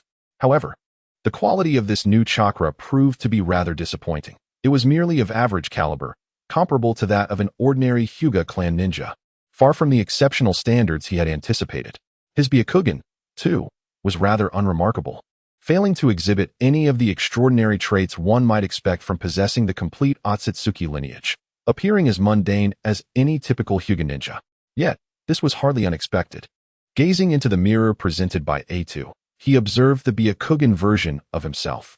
This clone was the result of meticulous selection using the giant Rinnegan. Although its talent was not the greatest, it was undoubtedly the most stable. Among his numerous clones, there were indeed individuals with superior talents.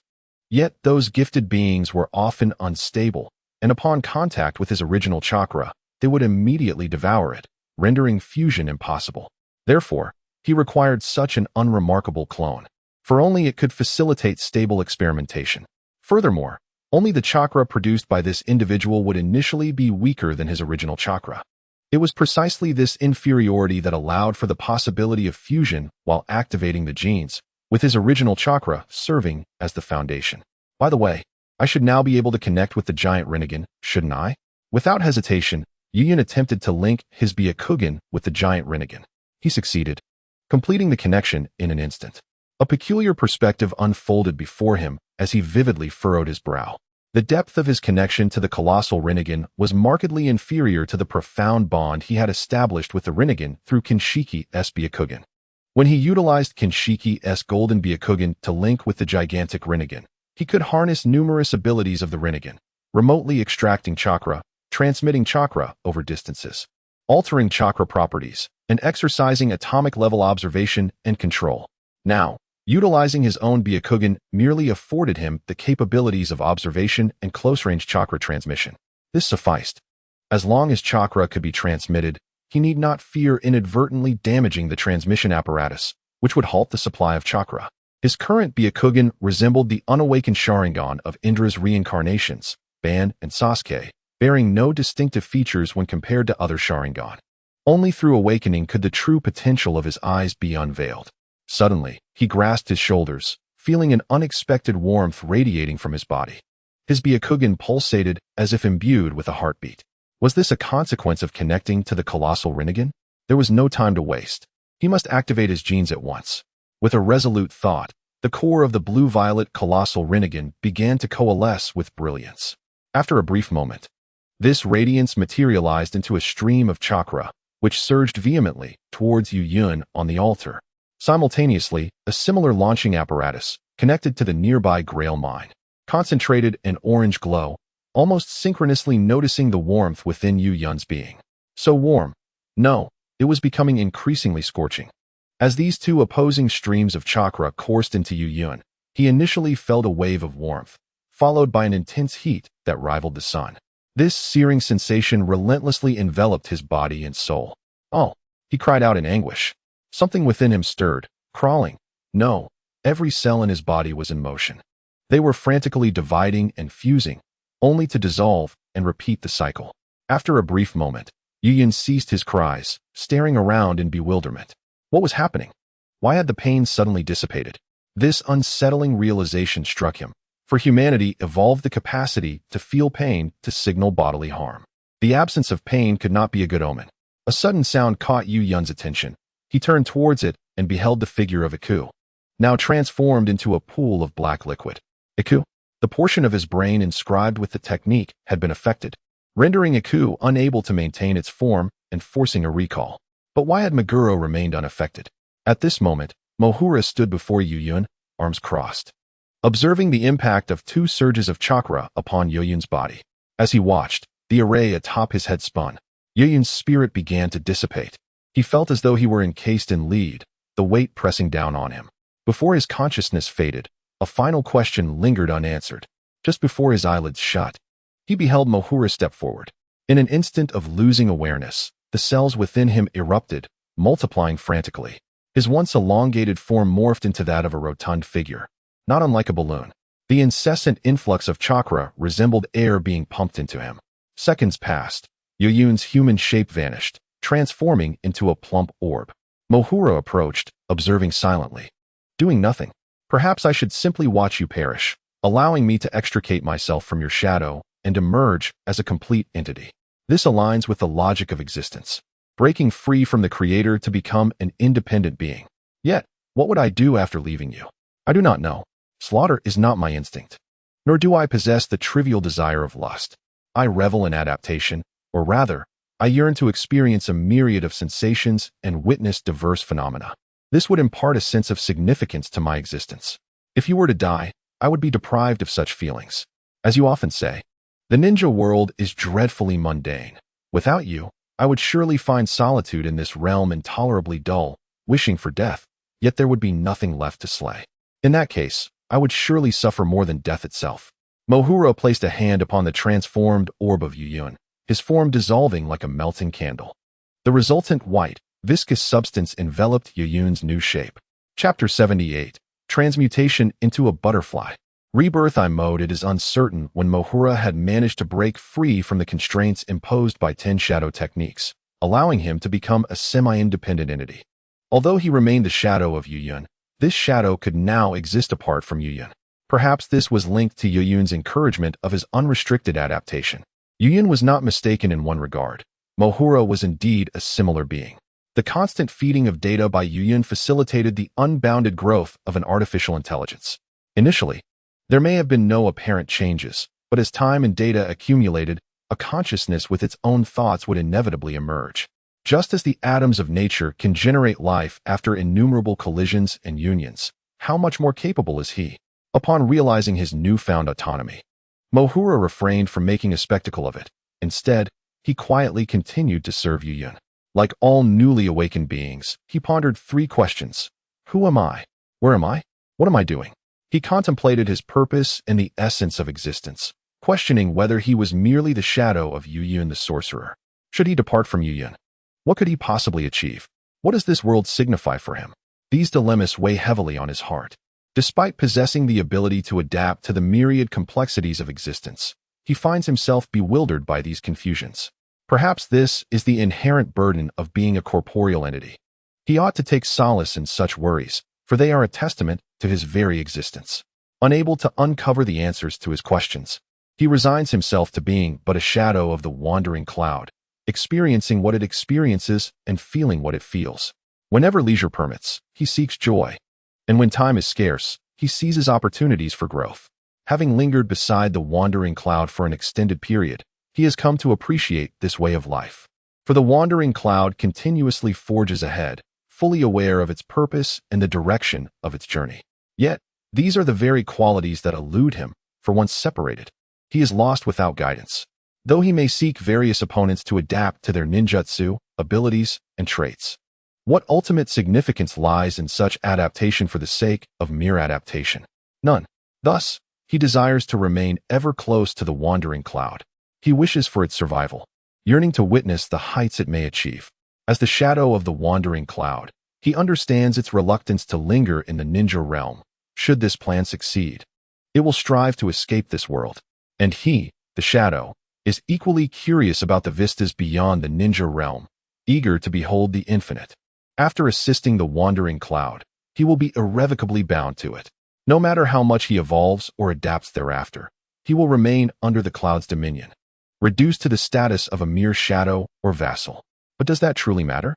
He was, in essence, merely a shadow of his former self. After the gelatinous form of Mzul enveloped the fleshy orb that was Yuyun, the magical array atop his head shifted to the apex of the orb. Once repositioned, it began to rotate at a measured pace, neither hurried nor sluggish. The gelatinous substance permeated the orb of Yuyun, merging with it as one. Mzul had adapted to countless abilities associated with the Tsutsuki clan, and his comprehension of chakra surpassed that of everyone in the ninja realm, including Tsutsuki Ishiki. Upon witnessing the uncontrollable state of Yuyun's cells, he discerned the cause of the chaos. Although Yuyun had meticulously calculated every detail, he had overlooked an essential aspect. While the yang chakra derived from the Grail vein was fundamentally opposed to the yin chakra transformed by the massive Rinnegan. Not all yin and yang chakras could seamlessly merge to produce the harmonious effect of yin-yang convergence. The interplay of yin and yang does not merely yield a singular result of fusion. There exists another outcome wherein they annihilate one another upon interaction. Ashura and Indra could unite due to their shared lineage, their chakras being derived from the 6-path chakra of their father, thus resembling a dovetail joint in perfect alignment. However, the yin chakra transformed by the Rinnegan bore no such relation to the yang chakra derived from the Grail vein. Previously, Junmaru was able to succeed due to his diminutive size, requiring only the activation of a singular gene, which was extracted from his kin, sharing a common ancestry. Hence, it sufficed to supplement the activated chakra. Yuyun's situation was markedly different. The Tsutsuki genetic material he sought to merge was far too immense. Should these two chakra types fail to harmonize and nourish Yuyun, the activated Tsutsuki cells would react violently, dismantling the otherwise stable integration of Yuyun with the Tsutsuki lineage, ultimately leading to the dominance of the Tsutsuki cells. Presently, if there existed a being capable of reconciling the yin chakra transformed by the Rinnegan with the yang chakra derived from the Grail vein, and clarifying the incessant genetic conflicts within him, facilitating their harmonious fusion, then Yuyun would undoubtedly survive and undergo a transformative metamorphosis, emerging as a transcendent entity. Coincidentally, Mzul possessed the very capability required. The so-called strongest KCH technique allows for a continuous transformation of one's energy form, properties, and physical manifestation in response to environmental changes. Upon merging with Yuyun, it would grant him the ability to adapt his own cells, genes, and chakra properties in accordance with prevailing circumstances. Crack. The sound of the rotating magical array resonated throughout the divine realm as the orb began to contract, morphing from a spherical shape into an elliptical form. Crack! After an indeterminate passage of time, the array rotated once more. At this juncture, YUIN's orb transitioned from an ellipse to a chrysalis form. Yet, this chrysalis did not resemble a perfect cocoon, but rather appeared as if it were enveloping a humanoid shape, reminiscent of the cocoon that Mzul had transformed into upon his initial emergence. Thud, thud, thud. A powerful heartbeat resonated from within the cocoon, its sound growing increasingly louder, echoing throughout the vast expanse of the SHNWI realm. At that moment, the energy stored within the rebirth eye began to wane, and the Grail vein had long since lost its luster. Minutes passed, and the rebirth eye could no longer extract energy, while the Grail vein collapsed into ashes, devoid of all life force. Yet, despite this, the cocoon showed no signs of breaking free. Thump, thump, thump, thump. The heartbeat intensified, but its volume proved futile, as there was no energy left to be bestowed upon it. In the next instant, the shadow beneath the cocoon morphed into a circular shape, expanding until it enveloped the area where the colossal rebirth eye resided. Once covered, the giant rebirth eye appeared to sink slowly into the shadow beneath, as if caught in quicksand, ultimately consumed by the very rebirth eye created by the entire clan of the moonlit Tsutsuki. Time passed, and finally, the cocoon that had devoured the rebirth eye began to transform. Crack! A sound echoed as cracks appeared on the cocoon's surface. Crack! Crack! The fissures spread across its entirety, and with a final resounding crack, the cocoon's shell shattered, revealing the being within. From within emerged an entity resembling a drifting cloud, strikingly similar, yet transcending the realm of mortals. This being exuded an ethereal aura, possessing a strikingly handsome visage and pale hair that left an indelible impression. I shall not allow you to choose incorrectly, MX Liu. I will undoubtedly embark on the path of infinity. Upon declaring this, the fragments surrounding him began to swirl and coalesce into a magnificent white robe. Buzz! The instant the robe formed, a cerulean chakra surged around him, enveloping his form. Rebirth Eye Mode, activate. This was the splendid Rebirth Eye Mode. A smile graced his lips as he reveled in an unparalleled sense of euphoria, a thrill born from an elevation in the essence of life. Now, I shall dictate the rules of the game. He beheld his Rebirth Eye Mode, which offered a panoramic view of 360 degrees without obstruction, allowing him to effortlessly observe his entire being. My eyes. He touched his right eyelid, noting the transformation of his right eye into the form of the SHNWI kaleidoscope. The ocular technique had folded within itself. He now sensed the changes within the SHNWI kaleidoscope.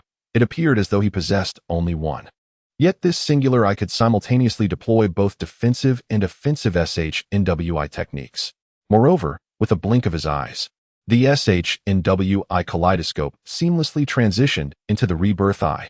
Now, he wielded a pair of Rebirth Eyes, capable of switching ocular powers at will, much like Uchiha Madara. He can now effortlessly switch between ocular techniques at will. After experiencing the transition, Yuyun extended his hand, and in an instant, 6 black orbs materialized in his palm, which swiftly transformed into vibrant green spheres. Golden Wheel Rebirth Explosion. The green orbs whirled frantically in his grasp, and then a golden sword of light, whose end was indeterminate, manifested from his hand. Goodness, what astounding power! Yuyun exclaimed, taken aback by the overwhelming force of the Golden Wheel Rebirth Explosion. He sensed that if he unleashed this strike with full force, it could cleave the divine realm in two. Concerned about splitting his own sanctuary, Yuyun hastily retracted the Golden Wheel Rebirth Explosion. Fortunately, the Rebirth Eye not only boasted unparalleled output, but also exceptional chakra control. Otherwise, he would have been unable to contain such a potent attack. Let me try this. Yuyun gestured to his right with a feigned grasp, and instantly, the Seven Tails surged towards him like a meteor. As the Seven Tails approached, he executed a stopping motion, causing it to halt abruptly before him. Damn human! I will not let you off so easily. The bound Seven Tails shouted, having been sealed in advance to prevent any instability during Yuyun's experimentation. Ignoring the provocation from Seven Tails, Yuyun merely chuckled. Who would concern themselves with the threats of a mere insect? He then performed a pulling motion, and as he did, the chakra of the Seven Tails was forcibly extracted. Gravitational and repulsive forces, as well as remote chakra extraction, had indeed been preserved, and their potency rivaled that of the colossal rebirth eye. His current rebirth eye was born from the absorption of the giant rebirth eye, inheriting all its capabilities. And in terms of efficacy, it was only stronger, never weaker. The chakra extracted from the seven tails alleviated Yuyun's chakra deficiency following his recent evolution. He felt as though his body had become a treasure trove, ripe for exploration. In terms of remaining chakra, he found he no longer needed to draw upon external sources for replenishment. His chakra recovery speed was astonishingly rapid, so much so that he felt he had transcended human limits. Perhaps only the Nine Tails and the first Hokage could rival him in chakra recovery speed. Furthermore, his efficiency in utilizing chakra was extraordinarily high. If he refrained from deploying high-consumption techniques like the Golden Will Rebirth Explosion, he could potentially fight indefinitely, not just for 3 months, but even for 3 years. Gazing at his hands enveloped in chakra from the Rebirth Eye mode, he pondered, was this what he had always sought? As anticipated, it was indeed fulfilling.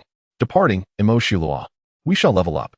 Upon finishing his statement, he turned and left, his right eye once again transforming into the Shinkai Mangeki Sharingan, through which he conjured a portal to another dimension. Just as he was about to step through the portal, he suddenly turned back to the Seven Tails, exclaiming, I almost forgot about you, and proceeded to create dozens of black chakra rods, impaling the Seven Tails to the ground. Under the oppressive force of these chakra rods, even the Ten Tails would find it impossible to resist, rendering the Seven Tails immobile. Yuyun, having lost interest in employing Jinjutsu, decided to take a straightforward approach, recognizing the futility of intricate maneuvers. After swiftly dealing with the Seven Tails, he approached the portal, intent on undertaking a task he had long desired yet hesitated to pursue. With his newfound strength, he felt invincible, no longer encumbered by reservations. As he stepped into the realm opened by the Shinkai, he was met with a landscape of molten rock. Is this the magma world of Kagaya Tsutsuki? Upon entering, he meticulously surveyed the realm with his Rinnegan, but found it lacking, merely a sea of lava. Yuyun shook his head, a tinge of disappointment washing over him. Following the completion of his experiment, he had not only ascended to a unique form of Tsutsuki, but had also enhanced his Shinkai. Previously, he could only traverse between the ninja world and the Shinkai dimension. However, now he could utilize his chakra sensitivity to open gateways to other unknown realms. After failing to locate what he sought, Yuyun opened another portal, venturing into yet another dimension. This time, as he breached the threshold, he was met with a world filled with low, spiky pyramids. Is this the supergravity space within the Shige sphere? Curiosity piqued, he stepped forward, only to be met with an immense force pulling him downward onto the pyramid. Instinctively, he crouched low. Perhaps this could serve as an opportunity to hone my abilities. Struggling to rise, Yuyun regarded the gravity-laden space with keen interest, realizing that the gravitational pull was not fixed, but rather contingent upon the chakra levels of those who entered. In the original narrative, even Kagaya was subdued by this realm, and it was intriguing to note that those who were transported here, such as the highly chakra-endowed Tsutsuki Kagaya, Naruto, and Sasuke, were all pinned to the ground, while Kakashi and Obito, having depleted their chakra, stood upright. This indicated that he could utilize this space for physical training in the future, given that there were few tools in the ninja world capable of providing him with a sense of pressure. His only recourse for enhancing his physical prowess had been to augment his chakra indirectly. With this space at his disposal, he need not worry about that anymore. Regardless of the heights of his abilities, he could train his body within this realm. However, he was reluctant to rely solely on chakra as his source of energy, as this power bore too many pitfalls.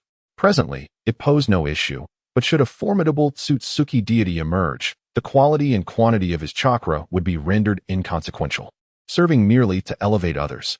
Having confirmed that Kagaya harbored no secrets within the gravity space, Yuyun decided to depart. Upon arriving in yet another location, he was met with a scene of desolation. What is this place? Without allowing him much time for confusion, he soon beheld a distinctive cluster of buildings thousands of kilometers away, structures he recognized well, reminiscent of the Otsutsuki clan's style on the moon. In an instant, he found himself within this architectural marvel, which bore a resemblance not to a communal dwelling, but rather to a sanctum of worship. As he strolled through, observing his surroundings, he suddenly noticed something concealed in a corner, piquing his curiosity. What is this? He unearthed a small scroll, no larger than a thumb. sealed with a unique technique that rendered it nearly invisible to the untrained eye. Yet, it could not escape the scrutiny of his rebirth eye. The chakra emanating from it was remarkably potent. Was it left by Kaguya? Realizing that this scroll might contain crucial information, he tucked it into his shadow space. The chakra affixed to the scroll served as a recognition system, requiring a corresponding chakra to unlock it. Any forceful attempt to open it would result in the destruction of the information contained within. This method of safeguarding information through chakra recognition was exceedingly sophisticated. For anyone other than the rightful owner, the scroll remained impenetrable. Of course, for him, it was not insurmountable, merely a matter of time. Having secured this significant item, he departed from the area. Nearby, he sensed a chakra radiating from a space he found particularly intriguing. He believed the object of his search lay within. The next moment, the spatial door opened once more, revealing an entirely different architectural style, one he had never encountered in the shinobi world. These edifices were adorned with channels of blue luminescent energy. Yet their overall aesthetic was distinctly archaic. Without lingering on the exteriors, he promptly entered one of the bases. Confirming that he was alone, he stepped into what seemed to be a repository of secrets. Upon entering, a roar halted his advance. The sound startled him momentarily, but soon, exhilaration surged within him. At last, he had found you, another Ten-Tails. The Ten-Tails bellowed incessantly at this intruder in its domain, its neck elongating in an attempt to devour him. Yet it was immobilized by the black rods affixed to its body, rendering it unable to escape. Did it truly intend to consume me? Such a fanciful thought. Amused by the Ten-Tails' predatory instinct, he chuckled softly. Now he too could be considered an Otsutsuki. The act of consuming chakra and the essence of the Otsutsuki were innate to the Ten-Tails, and he now represented a tremendous temptation for it. Without further ado, he raised his hand and drew in a breath. The chakra from the Ten-Tails was drawn towards him as if caught in an immense vacuum, continuously flowing into his being. The Ten-Tails struggled vigorously as yet another scoundrel approached to siphon its chakra, leaving it powerless to resist. The speed at which Yuyun absorbed chakra was exceedingly rapid, and soon the Ten-Tails found itself immobilized due to a lack of chakra. Its form diminished as the chakra was extracted. How could there be so little chakra? Yuyun furrowed his brow. The chakra within the Ten-Tails was roughly equivalent to that of the Nine-Tails, perhaps even slightly less. However, before long, the chakra was entirely drained. Undeterred, Yuyun intensified his efforts, augmenting the potency of his extraction. In this moment, the chakra-depleted Ten-Tails, now collapsed on the ground, was forcibly stripped of its final remnants of chakra. Once this chakra was consumed, the Ten-Tails fell into a state of slumber, its body transforming from a plump form to a withered one. Perhaps due to its botanical nature, the Ten-Tails, now devoid of all chakra, appeared rigid and shriveled, resembling a piece of sun-dried wood. Ah, such is life, Yuyun sighed. Although his own chakra had been replenished, he had anticipated a far greater reservoir from the Ten-Tails, only to discover it was but a mere facade. Yet, this could be understood, as Kaguya's Ten-Tails had not only devoured the Tsutsuki, but had also borne fruit, making this juvenile Ten-Tails incomparable. After depleting the Ten-Tails of its chakra, he ensconced the slumbering creature within his shadow space.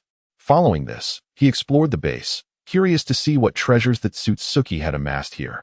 However, the outcome was a profound disappointment. The Ten-Tails was the sole item of worth.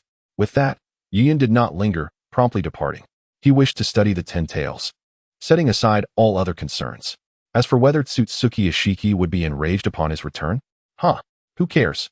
In no time, he would find himself unable to escape. Whereas previously, when facing Shikamaru, Yuyun felt he had little chance against the one who had awakened the seal, now the situation was transformed. Yuyun was now utterly confident in his ability to conquer Tsutsuki Ishiki. Prior to this moment, he had far more pressing matters to attend to.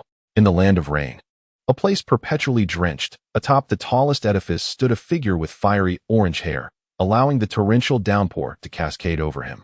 Pain, do not remain in the rain. Come back, urged a woman with violet hair adorned with a paper flower. Conan, our nation weeps. The orange-haired man, referred to as Pain, extended his hand, letting the raindrops fall upon his pallid, corpse-like arm. It is regrettable. Though he could perceive the rain upon his hand, he felt not a thing. Not only does our nation mourn, but the entire shinobi world laments. The existence of shinobi villages is fundamentally flawed. At this, The previously serene visage of the orange-haired man was suddenly imbued with a flicker of indignation. Thus, we of Akatsuki represent the future, Nagato, whatever path you choose. I shall support you. Conan sighed, well aware of what Nagato referred to, the recent revelation of human experimentation by the Leaf Village. She found it ironic that the village her mentor, Jiraiya, had protected would harbor such a dark reality. Conan, how is the recruitment of Akatsuki members progressing? Initially, 5 were recruited, but due to Kakuzu's actions, killing the other 3 to exchange for bounty in the black market, only 2 new recruits remain.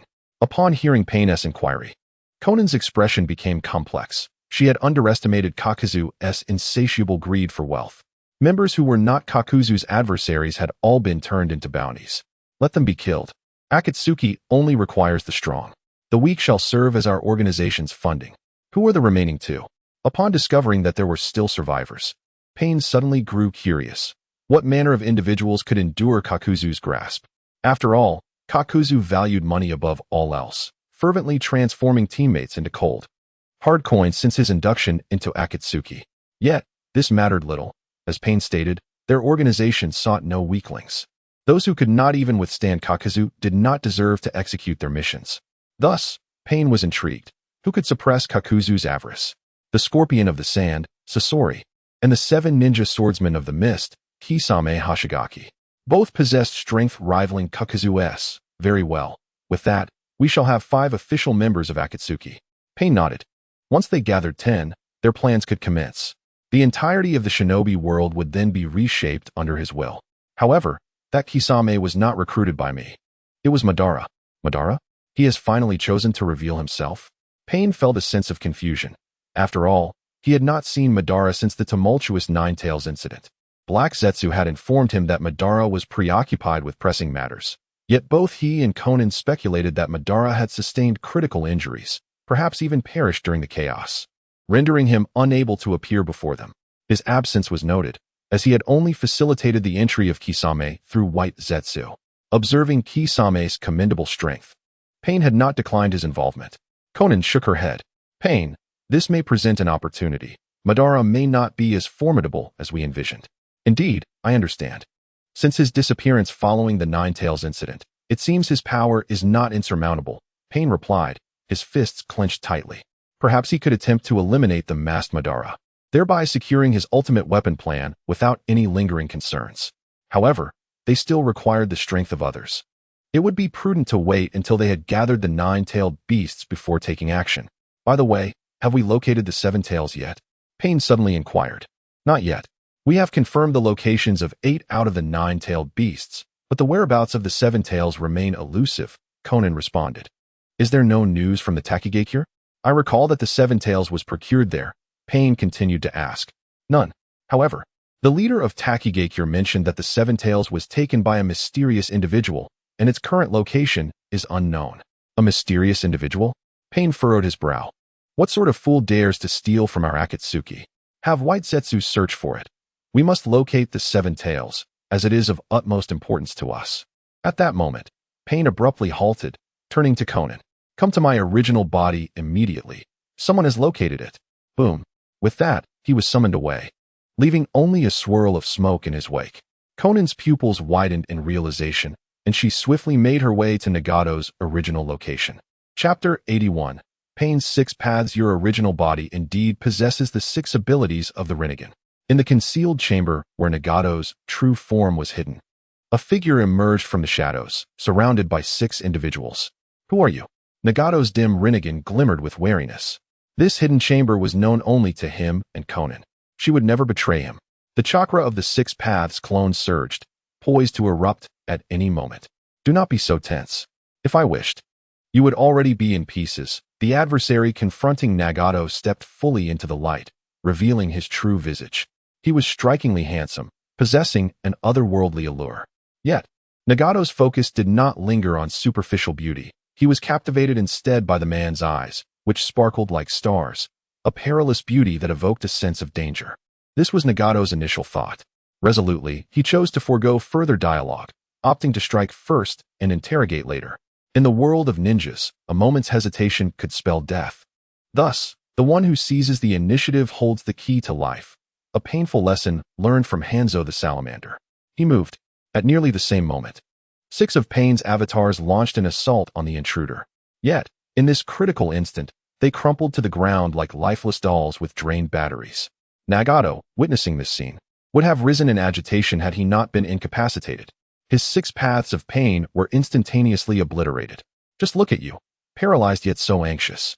Dozens of black iron nails hovered around the man, although the room was dimly lit. The ocular prowess of the Rinnegan allowed Nagato to discern that the floating nails were the chakra receiver rods he had implanted in the bodies of Pain. Toys are merely toys. They lack gravitas on the true battlefield. Yuyun, having made his point, casually waved his hand, and the floating nails were promptly embedded into the adjacent wall.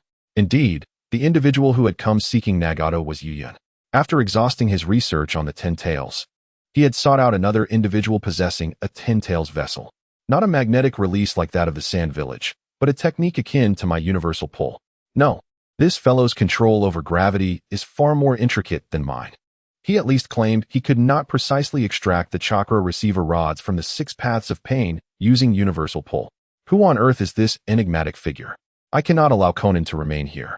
As Yuyun withdrew and hurled the iron nails, Nagato realized that the opponent was not employing a bloodline limit akin to magnetic release, but rather a technique of a similar nature to his universal pull.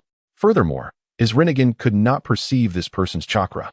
Such a foe made Nagato feel for the first time since his leg injury that he might indeed be defeated. What do you intend to do?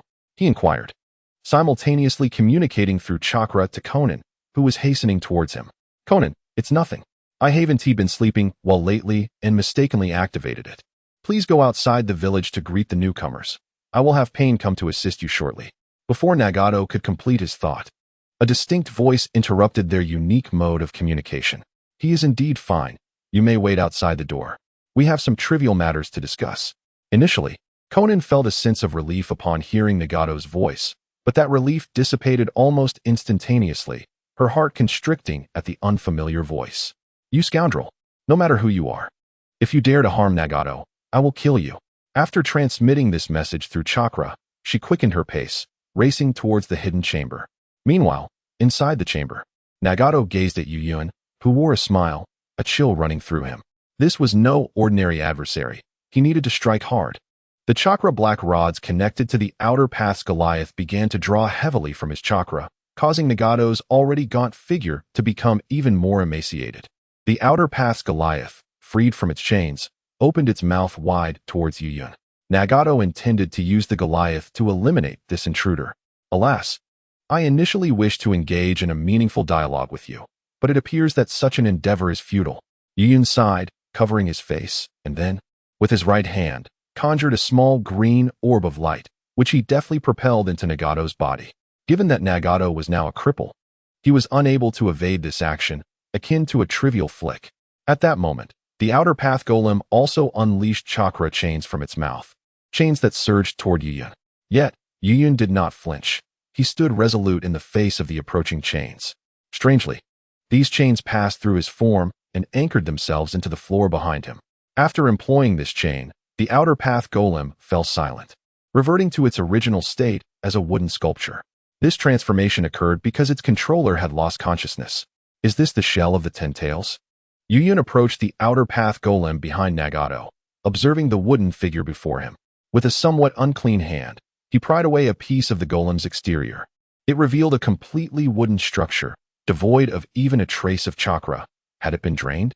Under the gaze of his Rinnegan, the microscopic structure of the outer path golem lay bare before Yuyun.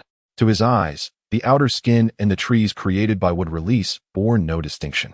The sole difference was that the wood release produced by the senju cells retained moisture, whereas this fragment revealed not a single water molecule. Had the chakra of the 9-tailed beasts been siphoned away? The small 10 tails he had captured, though now reduced to a wooden sculpture due to his forceful extraction of chakra, still exhibited a cellular-like presence in its wood release exterior. In contrast, this entity was comprised solely of wooden fibers. Perhaps due to the outer skin, Yuyun perceived that the outer path golem was not devoid of chakra. On the contrary, it possessed a considerable amount, albeit minuscule compared to that of the tailed beasts, affirming that the golem indeed contained chakra. Driven by insatiable curiosity, Yuyun fashioned a small golden wheel of reincarnation using a chakra bead and excavated a closed eye from the golem's chakra-rich ocular region. This structure bears some resemblance. Yuyun lifted the eye, complete with the golem's eyelid, for closer examination. Roar. The once wooden sculpture of the Ten Tails emitted a pained, thunderous roar in response to Yuyun's action. A grayish-brown fluid oozed from the gaping hole where the eye had been removed. With its shackled hands, it yearned to crush this insect that had dared to plunder its eye. However, before its hand could rise, it suddenly froze, as if ensnared by an unseen force. Nagato. At that moment, Konan, who had finally arrived, flung open the concealed door to the dark chamber. Upon entering, she was met with the sight of the 6 paths of pain sprawled across the cold floor, the outer path golem missing an eye, the drooling Nagato lying unconscious. And that composed stranger. You wretched fiend. Konan seethed with rage, immediately conjuring a paper spear, intent on impaling the standing stranger. Utterly indifferent to the possibility of facing a formidable opponent. Konan, cease. At that moment, a voice interrupted her. Chapter 82. Unleashing the Storm. Leave now. He and I have matters to discuss. With tears streaming down his face due to the excessive extraction of chakra by the outer path's demonic statue, Nagato slowly raised his head. His expression was far from pleasant, not only due to the overexertion of chakra, but also because of an ineffable concern for Konan. She felt an unsettling familiarity in his demeanor. However, Nagato Konan crossed her arms, deeply worried about his current state. Although he could still wield the powers of the Rinnegan without Pain's 6 paths, his legs could not support him in a high-intensity battle. It's fine. If he wishes to act, you wouldn't see me here, Nagato remarked, glancing at Yuyun, who had somehow procured a chair to observe the two. The scrutinizing look made him quite uncomfortable. Seeing Nagato in this way, Konan felt hesitant to speak further and quietly stepped outside. Just as she was about to leave, she suddenly turned back. Nagato, if something arises, please call for me. Yes, I will, Nagato nodded. After she departed and closed the door, an inexplicable feeling washed over her. It seemed as though Nagato had changed, yet she could not articulate how. Once Konan left, Nagato, seated in a specially designed wheelchair, swiftly formed hand seals to release a barrier. This barrier ensured that events occurring within would not be heard by those outside.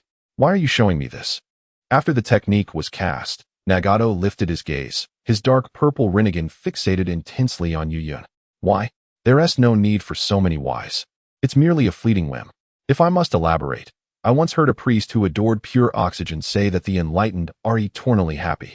When a person learns of their future, they achieve enlightenment, and once enlightened, they can face life and the future with equanimity, ultimately attaining happiness.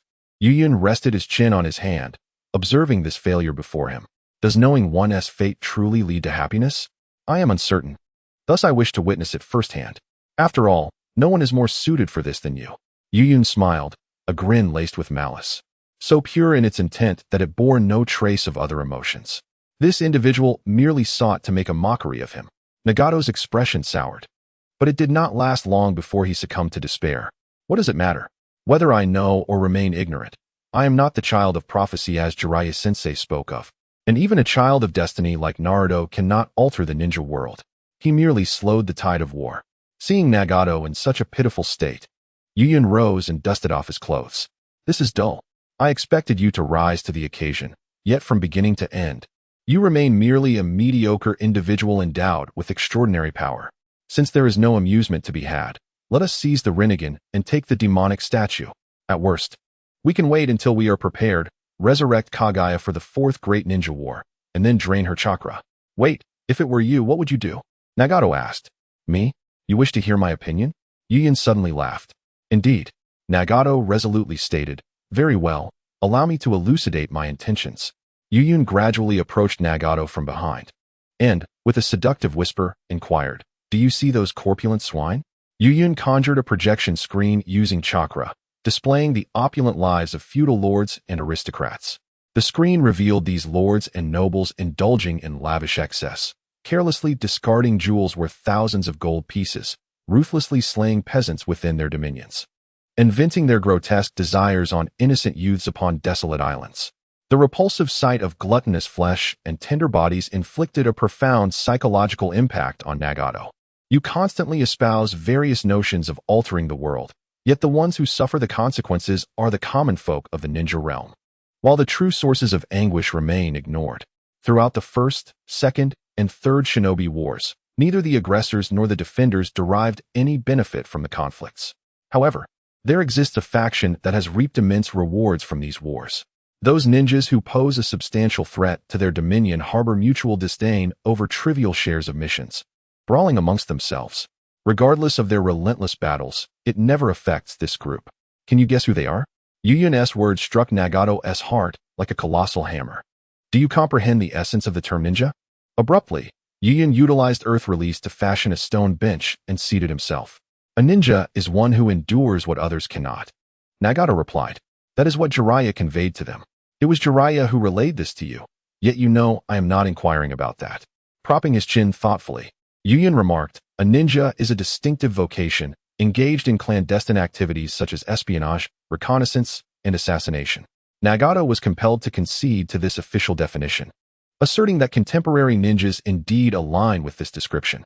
Perhaps you are unaware, Yuyun continued, that the original ninjas resembled monks, or rather, more akin to ascetics.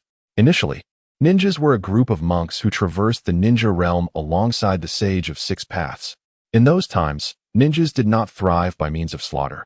They were benevolent, believing in the potential for mutual understanding and connection among people, with chakras serving as the bridge for communication. Upon hearing this, Nagato's pupils constricted. This was conveyed to us by Master Jiraiya. Yet, over the centuries, ninjas have devolved into mercenaries living for wealth. Have you ever pondered why? Because of them? Nagato gestured towards the writhing swine within the chakra projection. Do not underestimate them. While ninjas have battled for a millennium, these gluttons have savored the spoils for just as long. Killing is within the ninjas' expertise, and they excel at manipulating politics and the hearts of men. However, exterminating them will not alter anything. The tragedy of the ninja realm lies within human nature. As long as the malevolence of humanity persists, even if they are eradicated, another group will inevitably arise in their stead. They are an unending cycle. The memory orb containing the future of the ninja realm illuminated many truths for Yuyun, revealing the essence of numerous issues. The state of the ninja realm is a reflection of humanity's inherent wickedness. The strong yearn to grow stronger, and the wealthy crave even greater riches. How can one ascertain the futility of an endeavor without ever attempting it? After all, they have endured for over a millennium, never once facing annihilation. It is precisely for this reason that one might ponder whether their destruction could indeed lead to a better world for the shinobi. As Yuyun observed Nagato's wavering demeanor, he whispered insidiously into his ear. He was well aware that slaying these gluttonous creatures would not resolve anything. Events would transpire as they must. The past is bound to repeat itself, and a change in personnel would not alter the course of fate. No matter how noble the ideals of the founders, successors would inevitably distort them for a myriad of reasons until they are unrecognizable. Yet witnessing the gluttons and the wretched struggle in the fiery depths was a certain delight. He relished the sight of those damned souls, writhing in regret before their demise, so deserving of their fate, so grotesque, so hypocritical. It brought him the same exhilaration as sipping an ice-cold cola on a scorching summer day. Moreover, a mutual downfall is preferable to a solitary victory, is it not? Given that the future appears bleak regardless of the path taken, why not ignite a conflagration and allow everything to start anew? To start anew? Nagato murmured, as if grasping something profound, an alternative approach to fostering peace through fear and suffering that was far clearer. Yes, Yuyun incited, relishing the tempestuous sensation. Chapter 83. The emergence of healthy Nagato. As Nagato became enraptured by Yuyun's words, a sudden pain pierced his left eye. He clutched his bleeding eye, unable to suppress a cry of anguish. One of his rinnegan had been taken from him. This is the price of tuition, Yuyun remarked, holding the dark purple orb before him, observing the unique ocular power within. Then take it. After all, this eye is not mine, Nagato retorted while covering his eye. Among all that Yuyun had just articulated, one particular phrase resonated deeply with him. Mutual destruction is preferable to solitary victory. Were it not for his current need for the power of the rinnegan, he would not hesitate to obliterate the remaining eye, ensuring that those who toyed with his life would suffer immensely. I eagerly anticipate the magnitude of your accomplishments, haha. Yuyun meticulously installed the rinnegan and concealed it within the shadows. He sought to ascertain the relationship between the rinnegan and the 10 tails. questioning whether every pair of Rinnegan could govern the Tin Tails, or if only those Rinnegan birthed from a specific Tin Tails could subdue their corresponding entity. Moreover, there exists a technique associated with the Rinnegan that piqued his interest, the Azura Path. What precisely does it entail? Is it the augmentation of the physical form? Or perhaps a summoning of advanced technology from another realm? The weapons employed by the reincarnated Nagato during the use of the Azura Path appeared far too sophisticated to be mere constructs of the ninja world. Having acquired everything he desired, Yiyun departed the dim chamber. Left alone, Nagato shielded his eyes, taking a considerable time to compose himself. It was not the anguish of losing his sight that troubled him. Such corporeal pain was inconsequential, something he encountered daily. His crippled legs were potentially curable, yet he chose not to heal them. It was only by retaining this fragment of suffering that he felt truly alive, a reminder of why Yahiko had perished. What tormented him was the anguish of the soul. Jiraiya-sensei, Yahiko, perhaps we have all erred. Mutual understanding will not render the world a better place, and suffering will not yield comprehension. Yet now, I am indifferent to notions of right and wrong. Since every course leads to tragedy, let us allow everything to begin anew. Sensing the tumultuous shift in the user's emotions, the circles of Nagato's remaining Rinnegan pupil began to constrict and expand erratically. This was soon followed by the roar of the outer path golem, whose chakra provider was now siphoning away its own chakra. The golem's roar subsided swiftly, returning to tranquility, while Nagato's body emitted hissing sounds, releasing steam. His gaunt visage gradually regained fullness, his skeletal frame solidified, and the prominent ribs became less discernible. The most striking transformation, however, was his hair, which shifted from a dull crimson to a vibrant scarlet. "Conan, come in," he beckoned. After reversing the chakra absorption, he dispelled the barrier, allowing Conan, who had been anxiously waiting outside, to enter. Upon hearing Nagato's call, she swiftly pushed open the door. "Nagato, your body and your eyes." Upon entering, Conan immediately noticed Nagato's transformation. Still reeling from the joy of seeing him transition from emaciated to robust, she was taken aback by the vacant socket of his left eye. "It's nothing. I've made a pact with him. One Rinnegan is well within my capacity to manage." "Pact?" Conan questioned, perplexed. What transaction could possibly rival the Rinnegan? "This is the legendary Eye of the Sage of the Six Paths. Did it involve healing Nagato's body?" "Conan, summon Black Zetsu here. I have an urgent matter to discuss." "Black Zetsu? You want me to bring it here?" Xiaonan was increasingly perplexed. This concealed chamber was specifically designed to thwart the infiltration abilities of White Zetsu, preventing it from discovering Nagato's whereabouts. After all, White Zetsu's stealth capabilities were utterly terrifying, compelling both her and Nagato to remain vigilant. Indeed, it was here that she recalled the directive to simply refer to White Zetsu by name, without directly indicating that she sought it out, but rather to state that there was a task assigned for it to undertake. Xiaonan readily acquiesced, refraining from questioning the rationale behind it. If Nagato chose not to disclose certain information, there surely existed a valid reason. With that, she departed to seek out White Zetsu. Meanwhile, Nagato tidied the hidden chamber, employing Shinra Tensei and Bansho Tenin to neatly arrange the six paths of pain. In future confrontations, their presence would become unnecessary. The enigmatic individual had imparted a lesson to him. For the powerful, sheer numbers held little significance. Moreover, as his own strength escalated, the six paths of pain would emerge as a burden. Before long, Xiaonan returned, escorting a peculiar white figure. "Xiaonan, can one truly grasp the essence of convenience here?" the white entity exclaimed, immediately uttering such outrageous claims accompanied by an unsettling chuckle. "Of course, with your intellect. How could I possibly deceive you?"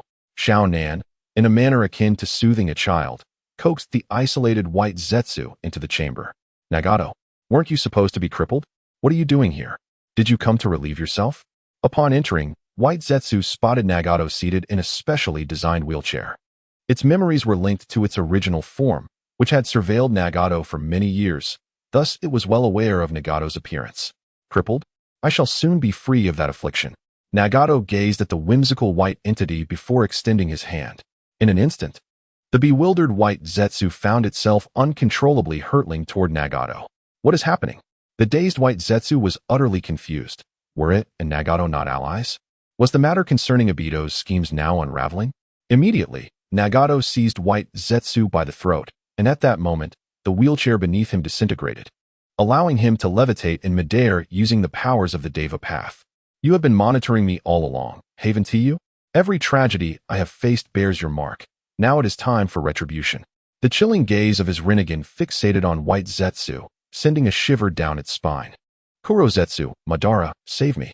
Even in such circumstances, his identity as Tobi remained concealed. Nagato was truly curious about the methods employed by Kuro and Akatsuki to control these humanoid creatures. Before White Zetsu could utter many calls, Nagato swiftly used his black rod to restrain White Zetsu's movements. Once he had subdued White Zetsu, Nagato utilized wind release to sever his own 2 withered legs, which had deteriorated due to prolonged neglect. He then proceeded to sever White Zetsu's legs at the same points, transplanting them onto his own stumps. The moment White Zetsu's legs made contact with Nagato's severed limbs, a hissing sound echoed, a phenomenon indicative of rapid cellular healing. In no time, Nagato was able to stand firmly on the ground instead of floating in midair using the powers of the Rinnegan.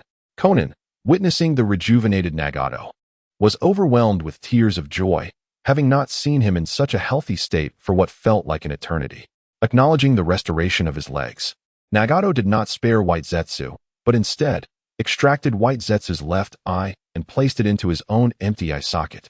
After completing this transformation, Nagato transitioned from a crippled state to one of vitality. Conan, do you trust me? He asked, his eyes glistening with emotion. I have always said that I would support you in whatever you choose to do, Conan resolutely affirmed, realizing that in this world, Nagato was the only one she could rely on. Then pierce my heart with a paper spear, Nagato commanded, gripping White Zetsu's neck to prevent any interruptions to their conversation. Conan's determined expression suddenly shifted to one of confusion. What was Nagato saying? She could not comprehend. Do not worry, I will not perish. I will soon reveal everything to you, he assured, gesturing towards the location of White Zetsu's heart, indicating that his life was not in jeopardy. All right, but you must promise me that you will not get hurt, Conan replied, gathering her paper spear, directing it towards Nagato's heart. Chapter 84. The Path of Azura connecting different worlds. Seeing that Conan had formed a paper spear, Nagato removed his outer garment, exposing his chest. With Nagato prepared, Conan gritted her teeth and aimed the paper spear at his chest before releasing it. Swish! Without any resistance from Nagato, the paper spear pierced through his heart and embedded itself into the wall behind him. Ugh! The agony of having his heart penetrated elicited a muffled groan from him. Before too much blood could flow, Nagato utilized his chakra to constrict the blood vessels at the wound site, halting blood loss from the arteries and veins connected to the heart. He then inserted his hand into White Zetsu's chest, extracting what resembled a heart and pressing it to the gaping hole in his own chest. As soon as this piece of White Zetsu's flesh made contact, it began to intertwine with his own veins and arteries. Under Nagato's careful shaping, this mass of flesh morphed into the form of a heart, and in the next moment, this white heart commenced to beat. Thud, thud, thud. The heartbeat of the new heart is tremendously powerful, so potent that even Xiaonan, standing several meters away, can hear it. After accomplishing this, Nagato cast the lifeless body of White Zetsu to the ground. Xiaonan, you need not wander anywhere. You are right here beside me. As she felt the novel strength coursing through her being, Nagato slowly spoke. What has transpired with you, Nagato? Your Rinnegan, and your very body. Xiaonan clasped her chest in bewilderment. After the transplantation of White Zetsu's flesh and blood, Nagato underwent a significant transformation, not only physically, but also in terms of chakra. Even someone like her, who was not particularly adept at perception, could distinctly sense that something was amiss. We have been deceived by Madara. No. We were duped by Uchiha Obito. Yahiko's death was a ruse, orchestrated to plunge me into despair. That scoundrel treated the 3 of us as mere pawns. Nagato clenched his fists, his visage ablaze with fury. Until this moment, his life had been a farcical joke, a plaything for others to manipulate. Madara is Uchiha Obito? Who is Uchiha Obito? A mere piece on Madara's chessboard, Yahiko's demise is intricately linked to him. Designed to drive me into hopelessness to execute their so-called Eye of the Moon plan, Nagato spoke, his tone heavy with gravitas. Xiaonan initially felt confusion, followed by rage. She trusted Nagato's words without needing any evidence. Let us go and kill him. Her anger surged. She yearned for vengeance. If not for that individual named Uchiha Obito, she could hardly fathom the happiness Yahiko and the others would have experienced had he still been alive. But then, despair washed over her. The imposter Obito had vanished without a trace, and it was evident that Black Zetsu and White Zetsu were in cahoots with him, making it impossible for her to discover his whereabouts. Xiaonan, if they hadn't come to seek us out, we would never have found them. The White Zetsus are interconnected. Soon, Black Zetsu and Uchiha Obito will learn of our activities here. What shall we do now? Xiaonan felt a pang of anguish. She knew who her true enemy was, yet she remained powerless to exact revenge. They will come seeking me. The Rinnegan is Uchiha Madara's eye, and a tool for his resurrection. For this reason, even if we do not pursue them, they will inevitably seek me out. Then, Nagato revealed a heart-wrenching truth. Xiaonan, she gently caressed Nagato's face. His words implied that his entire existence had been under the control of others, an unfortunate childhood, the death of a dear friend. I'm fine, Xiaonan. I assure you, I am unharmed. Since all my suffering stems from this eye, I shall wield it to bring everything to an end. Nagato declared with resolve. He was determined to make Uchiha Obito and his cohorts pay dearly. Do they not desire the Ten Tails? Do they not covet the Rinnegan? If they wish to manipulate the lives of others, they must be prepared for the backlash. Xiaonan, you go with Pain. I shall see if I can eliminate Black Zetsu while he is still unprepared. With that, he reinserted the black chakra rod into Pain's body. Like a corpse, Pain became animated once more, as if revived by the insertion of the chakra rod. Xiaonan fell silent before finally speaking. All right, but you must promise me. Return safely. She was left with only Nagato as her sole relative, and she understood that she was his Achilles heel. Remaining here would only result in a repeat of the incident with the salamander. It was better to keep a distance, allowing Nagato to act without hesitation. This time, regardless of the outcome, we shall venture to the Land of Lightning, Nagato suddenly declared. The Land of Lightning? What purpose do we have there? Conan inquired, perplexed. Revolution, Nagato asserted with unwavering conviction. He aimed to dismantle the unjust existing order, targeting both the ninja village system and the feudal system of the daimyo. If the decayed land could not yield beautiful blossoms, then he would wield this solitary eye of creation and destruction to plow through the corrupted soil of the ninja world. Before that, he wished to experiment in the Land of Lightning, a nation notorious for its propensity to incite war. Meanwhile, Yuyun was in the Kemui space, meticulously studying the tuition he had received from Nagato. He placed the Rinnegan onto a device he had constructed, capable of activating the ocular techniques of the eye positioned atop it. This apparatus was a product of his experiments with the fusion of Tsutsuki cells, designed to harness the powers of the colossal Rinnegan without the need to transplant Kinshiki's Byakugan, allowing chakra to flow into his body. Unexpectedly, it was now being utilized for this purpose. Once the Rinnegan was placed, he pressed his hand against the energy input of the device. As he infused it with his chakra, the Rinnegan began to emanate an eerie purple glow. He sensed that the device could indeed utilize the ocular techniques contained within the Rinnegan, albeit limited to the foundational 6 paths techniques. This was the apparatus's utmost capacity. Even when supplemented by his chakra, no sooner had he spoken than the device began to crack, clearly unable to withstand the immense chakra and ocular power of the Rinnegan.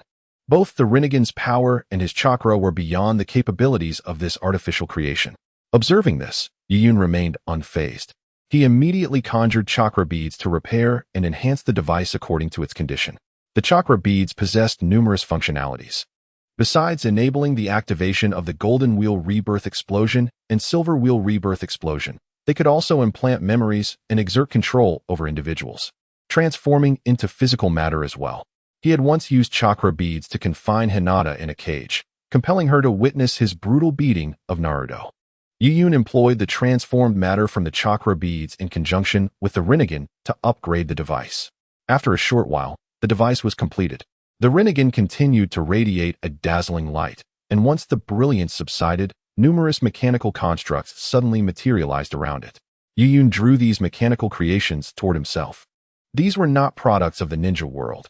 He was certain that the style and technological level of these creations could not possibly originate from the ninja realm. The weapons of the Azura Path were indeed mechanical armaments summoned from another world.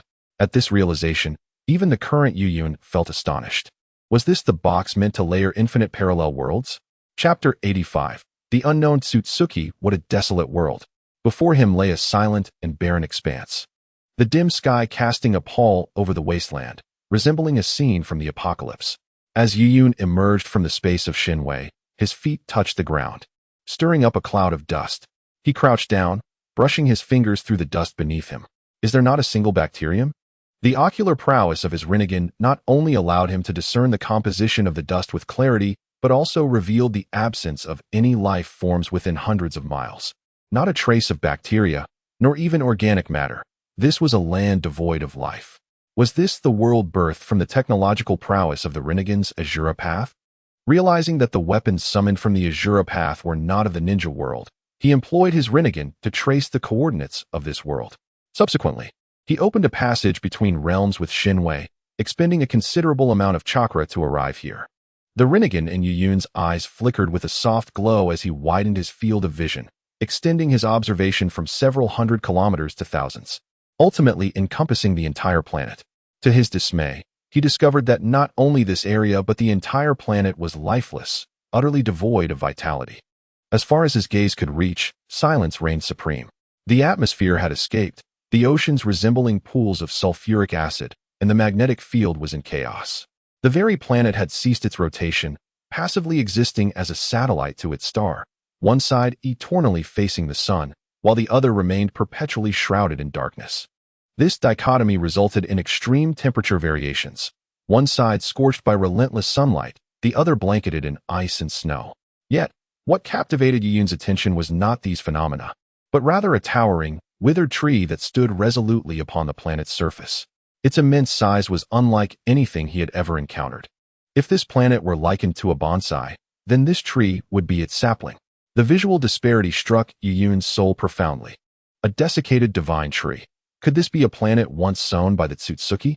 Besides this withered tree, the planet's surface was dotted with numerous modern-style edifices, some intact while others lay in ruins. The well-preserved structures had begun to weather, while the dilapidated ones were reduced to mere dust. Initially, he had not observed any buildings within the nearby hundreds of kilometers because he stood within a vast depression spanning several hundred kilometers, circular in shape, as if struck by a nuclear explosion. Were all planets drained of energy by the Tsutsuki, doomed to this fate? At this moment, Yuyun found himself once again astonished by the genetic legacy he had assimilated. It appeared that the shinobi world was indeed a place of destiny. Having thrived for millennia under the watchful gaze of the Tsutsuki clan, even witnessing the downfall of several of its members. Casting a sweeping glance, Yuyun concentrated his attention on the subterranean depths of this planet.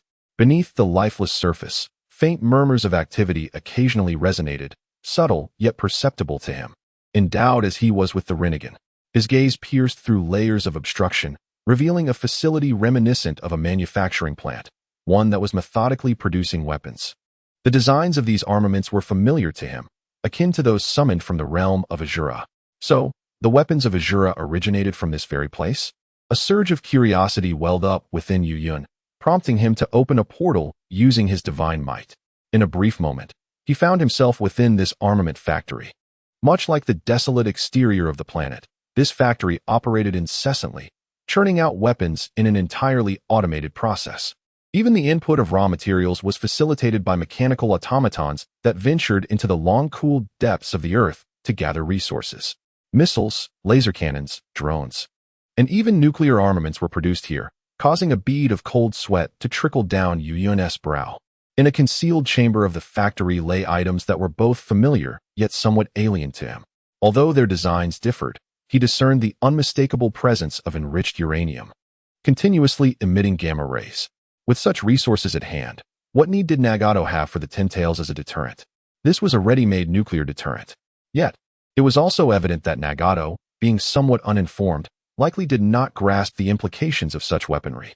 Perhaps, to him, a cumbersome device he could not wield was less useful than a missile that could be deployed immediately, or perhaps it was something beyond Nagato's summoning capabilities.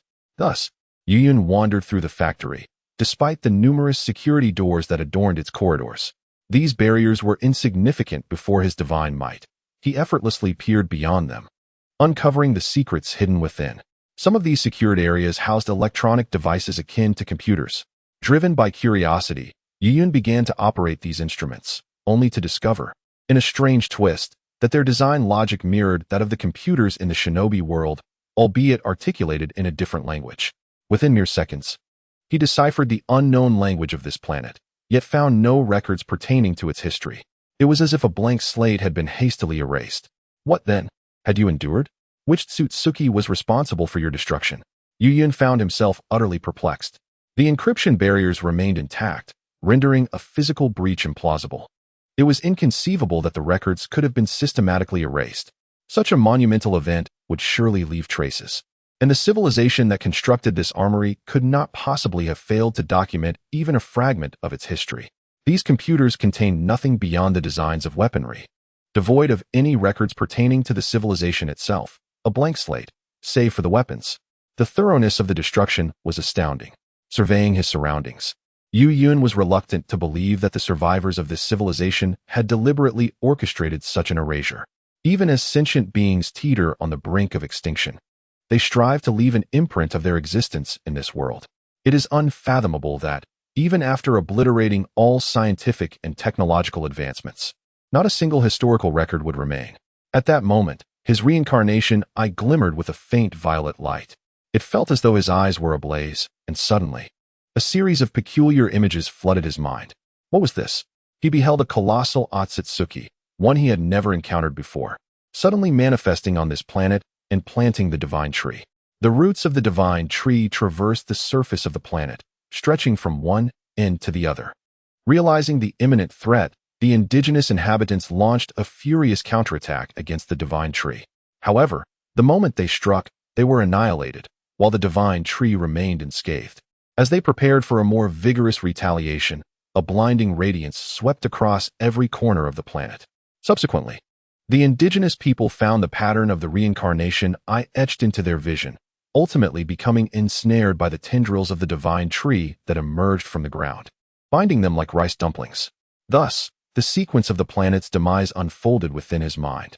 At the rear of this vision, he glimpsed the architect of their ruin, a colossal Otsutsuki, whose visage he had never seen, yet he recognized its three eyes, the reincarnation eye upon its forehead, the black eye on its left, and the white eye on its right. Just as he endeavored to discern further details of this Otsutsuki's appearance, the shadowy figure of Moxu Luo abruptly interrupted his gaze. Do not look. This fellow has not perished completely. Suddenly, the thoughts of the entity known as Imo Shulu infiltrated his mind. At the very last moment of the vision, the towering Tsutsuki seemed to sense something and abruptly turned its head. This scene sent shivers down Yu Yun's spine. Chapter 86. The Ten Tails and Tsutsuki. In an instant, Yu Yun leapt away and activated the chakra mode of his Rinnegan. His heartbeat surged to the limits of his body, and his mental faculties sharpened to an unprecedented degree, akin to Hakimi's transformation into the dragon state. The moment his gaze met that of the monstrous being, his chakra surged restlessly, as though he were being scrutinized by a terrifying presence. He could assert with utmost certainty that it was indeed observing him. After a period of heightened anxiety, once he discerned that the creature would not traverse the timeline to seek him out, Yu Yun allowed his body to relax slightly. However, his chakra remained in an active state, prepared for any unforeseen circumstances. What he had just witnessed were events from the past, a unique attribute of his Rinnegan. His Rinnegan was born from the fusion of a colossal Rinnegan, which he had once infused with dragon vein energy. Under the influence of this energy, the colossal Rinnegan underwent beneficial alterations, one of which enabled the observation of time. While it could not traverse timelines like the original dragon vein, it could perceive changes in time, whether past or future. His Rinnegan had inherited this trait. However, this ability consumed chakra depending on the duration of the timeline observed. Observing the past required less chakra, while glimpsing the future was laughably exhausting, as the future of the ninja world had become so convoluted that even he could not decipher it. The cataclysmic events that led to the destruction of this planet were eons ago, and that brief historical glimpse had not only startled him, but also depleted a significant amount of chakra. So, was this monstrous entity the original master of the Ten Tails in the ninja world? The armory is intricately linked to Madara's Rinnegan, which itself was birthed from the chakra of Indra and Ashura, deriving its essence from the Sage of Six Paths. This chakra traces its lineage back to Kaguya Otsutsuki, who consumed the fruit born of the Ten Tails. Yet, the truth remains elusive. Yu Yun hesitates to gaze upon it, fearing that this malevolent entity might traverse the timeline to confront him in the present, a notion he finds quite unfavorable. After ensuring no immediate threats linger, Yuyun employs his Kamui to transport the entire armory into the Kamui dimension. Although these weapons hold little utility for him at this juncture, the scientific knowledge they embody is invaluable. In any realm, the adage knowledge is power remains perpetually relevant. Mere enhancement of strength without the growth of wisdom ultimately leads to one's downfall, akin to Kagaya Otsutsuki. Possessing knowledge ensures that even if he were to lose everything, he could rise again, for his Rinnegan is particularly suited for learning and experimental exploration. The more he comprehends, the higher the potential of his Rinnegan. Having cleared the armory from this planet, Yuyun returns to the Kamui space to delve deeper into the juvenile tin tails and the technology housed within the armory. To optimize efficiency, he employs multiple shadow clones. Under the auspices of this extraordinary technique, research that would typically require months yields results within mere days. Initially focusing on the juvenile tin tails, he concludes that it is unlikely the original tin tails was created by Kagaya. Rather, the initial entity may have had no ties to her lineage whatsoever. However, subsequent iterations of the tin tails inexplicably became tools for the Otsutsuki clan to harvest planetary energy. The genetic material of the Otsutsuki clan shows no overlap with that of the tin tails, indicating they are two distinct species, differing even in the forms of their genetic information.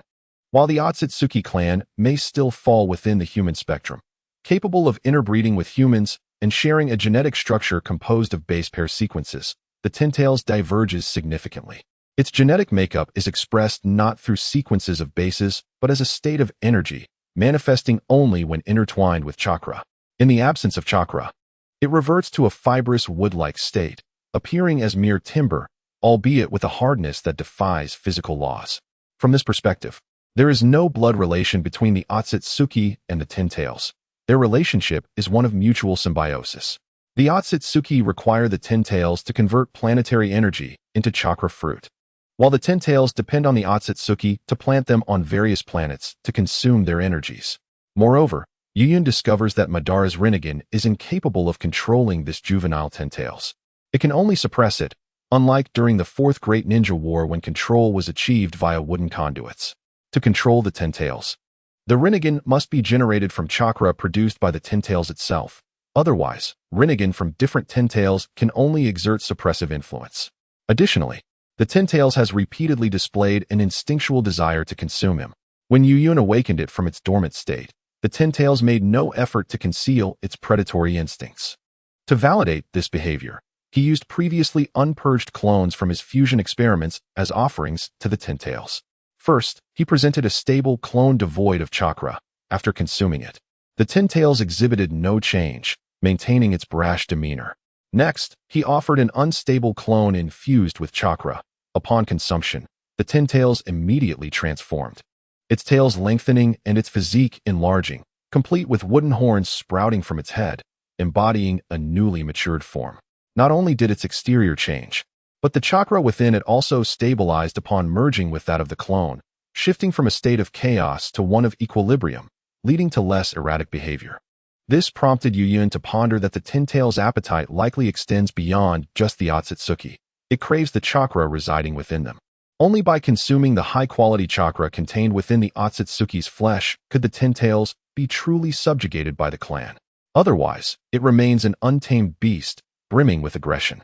Perhaps the Otsutsuki utilized this method to bind the tin tails to their will. Having unraveled the relationship between the Otsutsuki and the tin tails, Yuyun devises a plan to harness this creature. He designs a clone based on his current form, marked by the absence of chakra and soul, yet identical in genetic structure. After creating this entity, he infuses it with his chakra, ensuring it brims with his essence. To conserve his chakra, he continuously converts the chakra from the seven tails into his own and injects it into the clone. Thus, a clone containing 1/4 of his chakra is birthed. Theoretically, he could perpetually generate such super clones of identical specifications. However, these clones possess a significant flaw. They cannot generate chakra independently. Once the infused chakra is depleted, the clone will collapse at the genetic level. He surmises this issue may relate to the soul, yet he is reluctant to delve into it. His intent in creating this clone is not to engage in a cloning spree. Being a cautious individual, he fears losing control over his own creations. Should a clone spiral out of control, the repercussions would be far more distressing than any misfortune he could imagine. The true purpose of this clone is to serve as nourishment for the Ten Tails. Thus, Yu cast the clone, which bore an uncanny resemblance to him, before the Ten Tails. Feast. Ten Tails, he commanded, observing the bound creature. Perhaps he was now entitled to forge a path distinct from that of the Tsutsuki in harvesting energy from the life planet. Yet this was not the opportune moment. If one were to categorize the world of Naruto, it would encompass the ranks of ordinary ninja, Kage, Super Kage, Sage of Six Paths, and Bloodline Limit. At present, he occupied the tier of the Sage of Six Paths.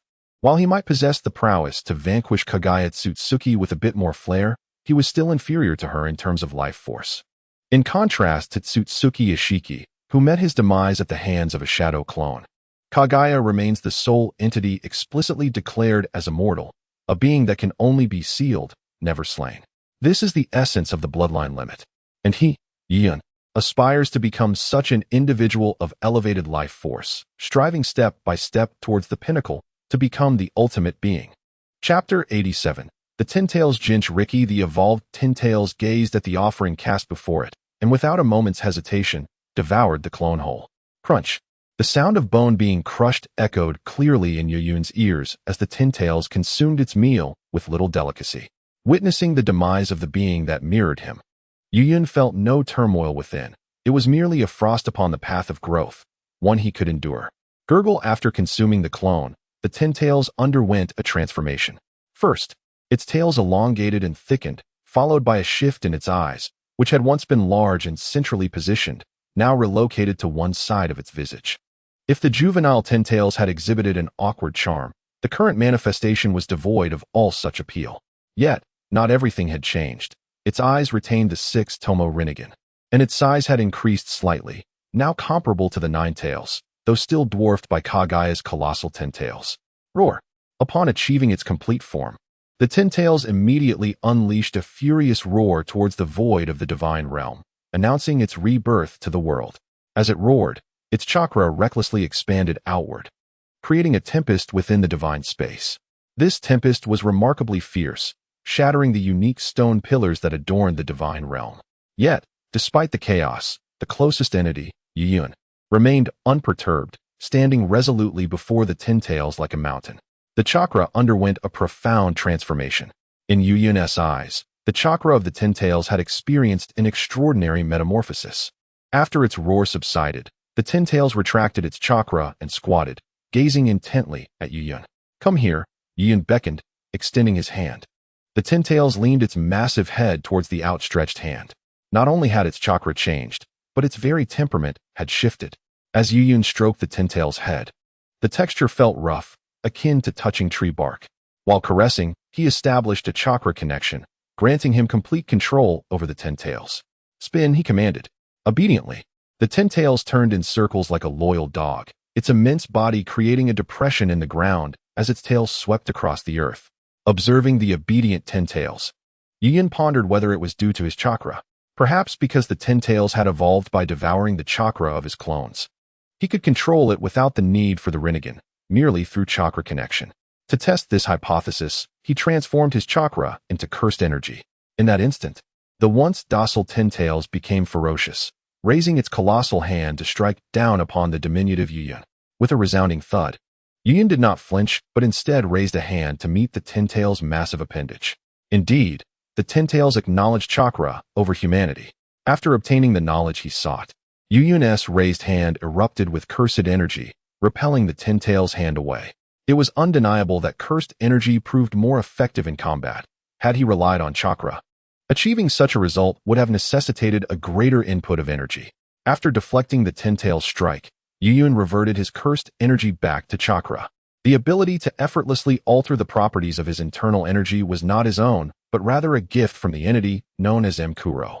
Since Mkuro had assisted him in merging with the Tsutsuki cells, he discovered he possessed this remarkable capability. Moreover, paired with the control afforded by the Rinnegan, his energy transitions became exceedingly smooth. Upon switching back to chakra, the once ferocious Ten Tails immediately regained its docile demeanor, as though the previous display of rage had never occurred. This was concerning. Like a mere public transport vehicle, should a Tsutsuki of superior chakra quality appear, it would undoubtedly succumb to their allure in an instant. Yuyun pondered thoughtfully. Perhaps it was time for him to plant a tree. Once the 10 tails bore chakra fruits, he could consume them unprocessed, much like Kagaya Otsutsuki, without any intermediary. The chakra fruits produced by the divine tree could be ingested in two ways. One could follow Kagaya's method, swallowing them directly, which would not only facilitate instantaneous evolution, but also forge a profound bond with the 10 tails. However, this approach, while seemingly advantageous, concealed a peril. Unrefined chakra fruits would be assimilated by the 10 tails, transforming the consumer into a being that instinctively devoured chakra. The alternative method, akin to that of Kagaya's brother, would involve refining the chakra fruits into elixirs. This route not only ensured a risk-free evolution, but also unlocked the 10 tails Rinnegan. Yet, in this scenario, the 10 tails would merely become an instrument for chakra conversion. Presently, his thoughts revolved around maximizing the utility of the 10 tails, particularly the immortality it bestowed. Perhaps he should become the Jinchuriki of the 10 tails, given that this 10 tails was akin to an infant. Still in the process of transforming its chakra into its complete form, he need not fear the fate of being overtaken by the previous host, as happened with Madara. As Yoyun's fingers incessantly tapped against his trousers, he deliberated the benefits and drawbacks of becoming the Jinchuriki.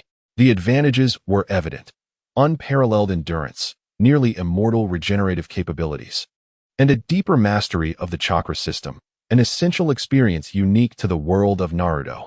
As for the downsides, he honestly struggled to identify any significant drawbacks. If pressed, perhaps the only concern might be the potential alteration of his personality by the 10 tails, along with unforeseen consequences he had yet to consider. It was a difficult decision. Wait, it didn't necessarily have to be him as the Jinchuriki. An idea sparked in his mind. Instead of risking himself, why not have Moxoluo take on the role of the Jinchuriki? Ever since their deep fusion, he and Moxoluo had formed an intrinsic bond. Theoretically, he was Moxoluo, and Moxoluo was him. The only distinction lay in his thought process. There was little difference between him becoming the Jinchuriki and Moxoluo assuming that role. Post-transformation, both would reap the rewards simultaneously. Moreover, Moxoluo's ability to adapt to myriad circumstances could mitigate the negative impacts brought forth by the 10 tails to the greatest extent. With determination solidified, Moxoluo emerged from the shadows, expressing no dissent towards Yoyun's plan. In fact, Yoyun's thoughts were synonymous with his own, as he too was curious about the changes that would occur should he become the Jinchuriki of the 10 tails. What was that seal called again? Yoyun rummaged through his mind, recalling the seal used by Obito when he became the Jinchuriki of the 10 tails. Was it not referred to as the Six Paths 10 tails seal? After evolving into Otsutsuki, he attained absolute mastery over his own memories. In other words, he could effortlessly retrieve any memory he had ever recorded in his mind. Within the recollections of his first life, he discovered the seal that enabled Obito to become the 10 tails Jinchuriki. Upon recognizing the seal, Magurol nodded, indicating to Yoyun that he was about to commence. He then formed the 6 Paths 10 tails seal before the 10 tails, which was subsequently drawn into his body as if being consumed by a black hole. Chapter 88. Invasion of the Hidden Cloud Village. Born of war and doomed by it, the 5 great ninja villages of the ninja world, with the exception of Konoha, were established not out of noble intentions like those of Madara and Hashirama, but rather with ulterior motives. The purpose behind the founding of these villages was fundamentally twofold: to survive beneath the colossal shadow of Konoha, or to rival and surpass it, even contemplating its destruction. Among these, the Hidden Cloud Village epitomized this ambition. Throughout the history of ninja world wars, the Hidden Cloud Village has instigated the most invasions. The first Ninja World War was ignited by the second Raikage of the Hidden Cloud, who believed he could challenge the Konoha that lacked Hashirama. The subsequent Second and Third Ninja World Wars were mere continuations of this initial conflict. With war as their foundation, the Hidden Cloud thrived during these tumultuous times, often resorting to the theft of secret techniques and bloodline limits from other villages. Virtually every notable ninja village in the ninja world has been subject to their attention.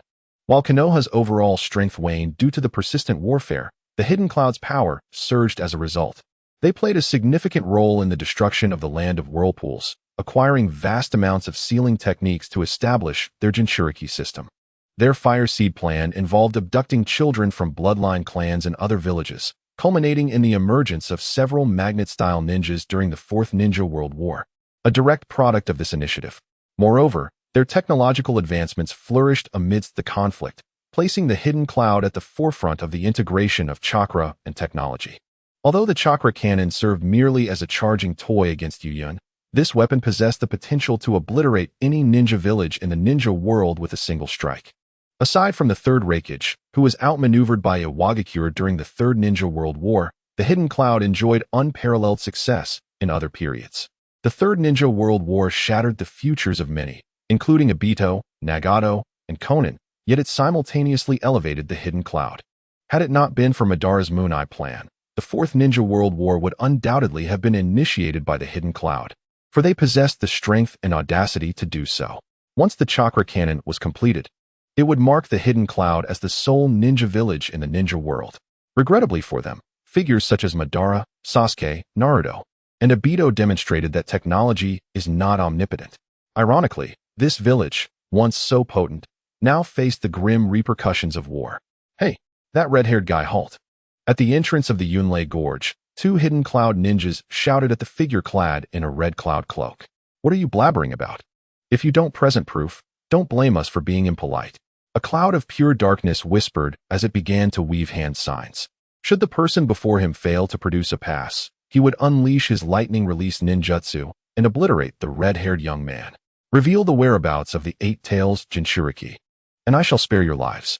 The one who approached was none other than Nagato. After integrating the body tissues of White Zetsu, he wasted no time seeking Black Zetsu and Obito. However, upon sensing danger, those two cunning rats scurried away, leaving him seething with impotent rage. Fueled by fury, he made his way to the hidden cloud village as originally planned. Upon uttering his words, the questioning ninjas from the village immediately activated their jutsu. Lightning release. Move forward. Earth release. Rock wall technique. Their direct assault was met with a swift counter, the stone wall sealing off their escape route. The synergy between these two cloud ninjas was impeccable, unmistakably the work of seasoned veterans from the battlefield. Such flawless coordination would have subdued ordinary ninjas. Yet they were now faced with someone beyond the realm of normality. Shinra Tensei. The overwhelming repulsive force shattered their techniques. Realizing the gravity of the situation, the cloud guards attempted to retreat, but as they leaped into the air, an inexplicable attraction pulled them toward the intruder. Universal pull. Helplessly, the two guards were drawn toward Nagato, who seized them by their throats with each hand.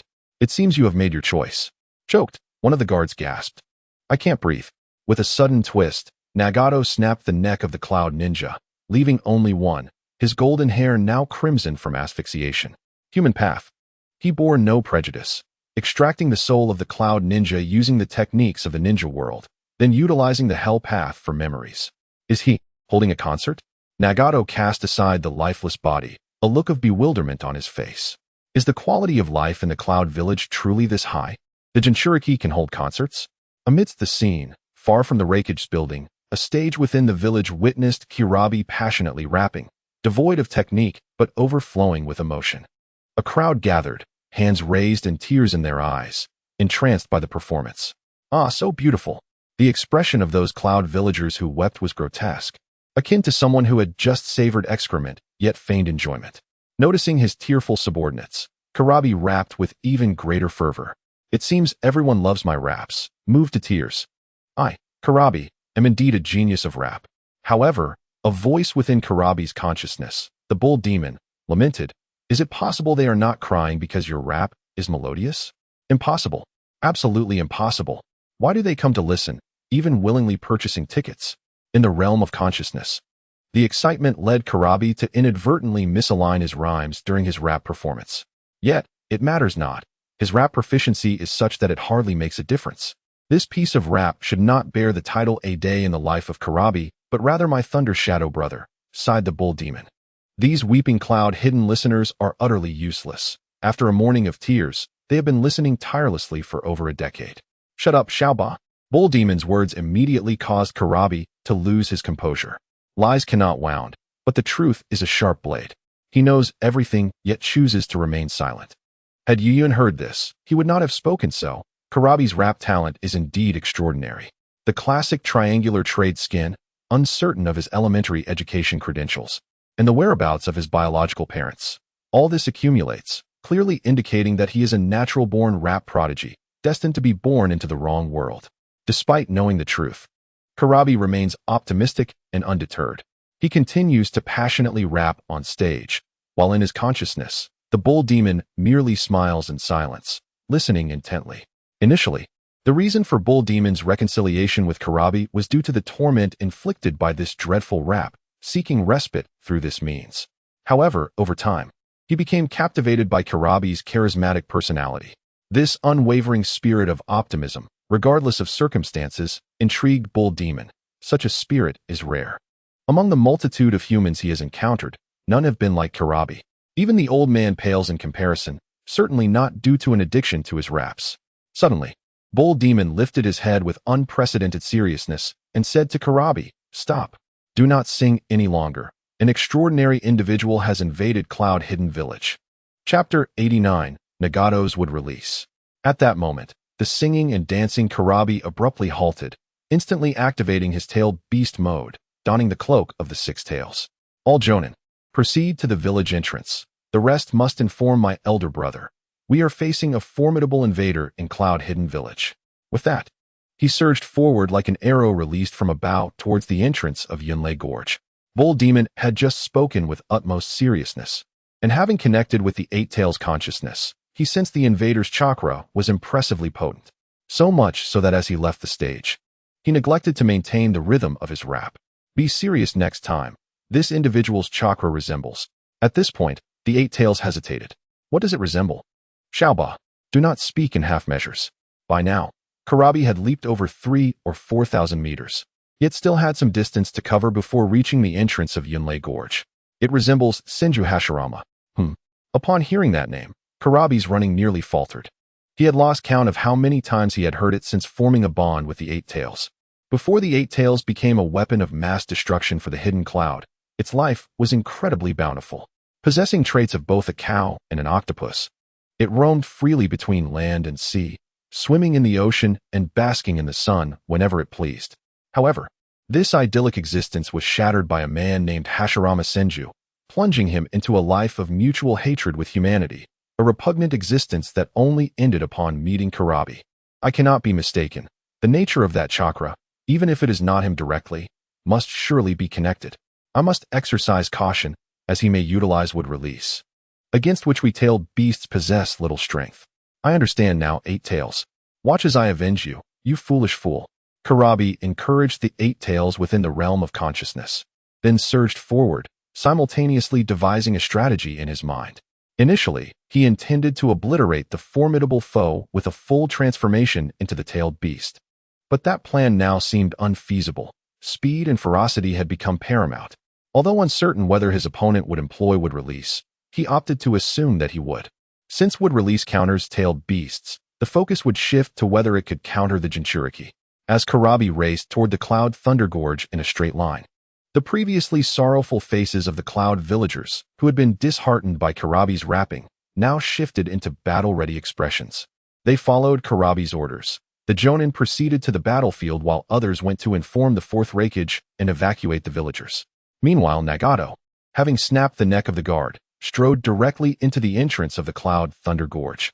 A barrier had been set at the entrance to identify foreign chakra signatures. Yet this posed no challenge for Nagato, who effortlessly absorbed the barrier with the Hungry Ghost Path. As he officially stepped into the Cloud Thunder Gorge, he suddenly sensed a massive source of chakra barreling toward him. The Eight Tails Jinchuriki, how fortuitous. Just in time, I need not expend effort to locate you. 1 second passed.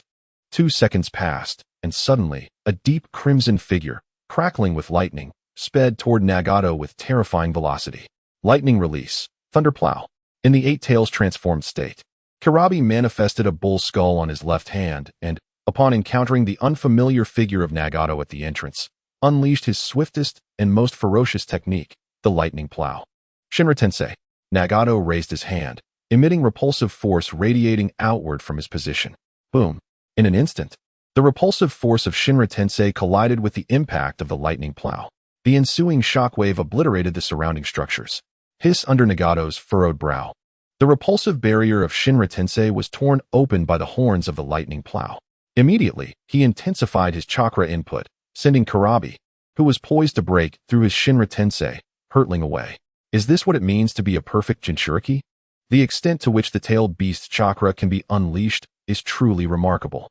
Even Nagato, in the present day, cannot help but marvel at Killer Bee's formidable prowess. In terms of the development of the Jinchuriki system, Hokage indeed stands at the forefront of the ninja world. It appears that he must adopt a more serious demeanor.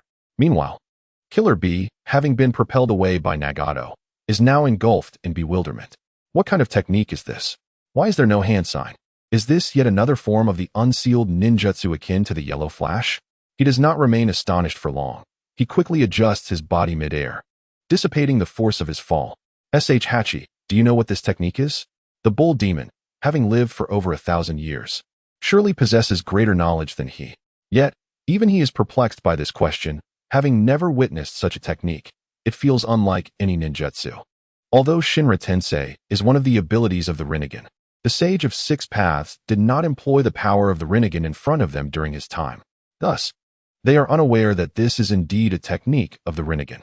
As Killer Bee lands, Nagato raises his hand once more, invoking the universal pull. To his astonishment, Killer Bee's body is inexplicably drawn toward Nagato. Killer Bee, what sorcery is this? Such an extraordinary technique has accompanying abilities? At that moment, Nagato's other hand suddenly conjures a black rod of chakra, aimed directly at the approaching Killer Bee. Without hesitation, Killer Bee retaliates, using the tail generated by his tailed beast cloak to jab at Nagato. To ensure accuracy, all 8 tails are employed. Faced with Killer Bee's counterattack, Nagato is compelled to cease the universal pull and leaps backward, avoiding what is, for him, a non-lethal blow. In Killer Bee's consciousness space, the bull demon notices the black chakra rod, a sensation of unsettling familiarity washing over him, though he cannot recall where he has seen it before. While he contemplates, a red-haired imp before Killer Bee suddenly unleashes a chilling technique. Wood release. Birth of the tree world.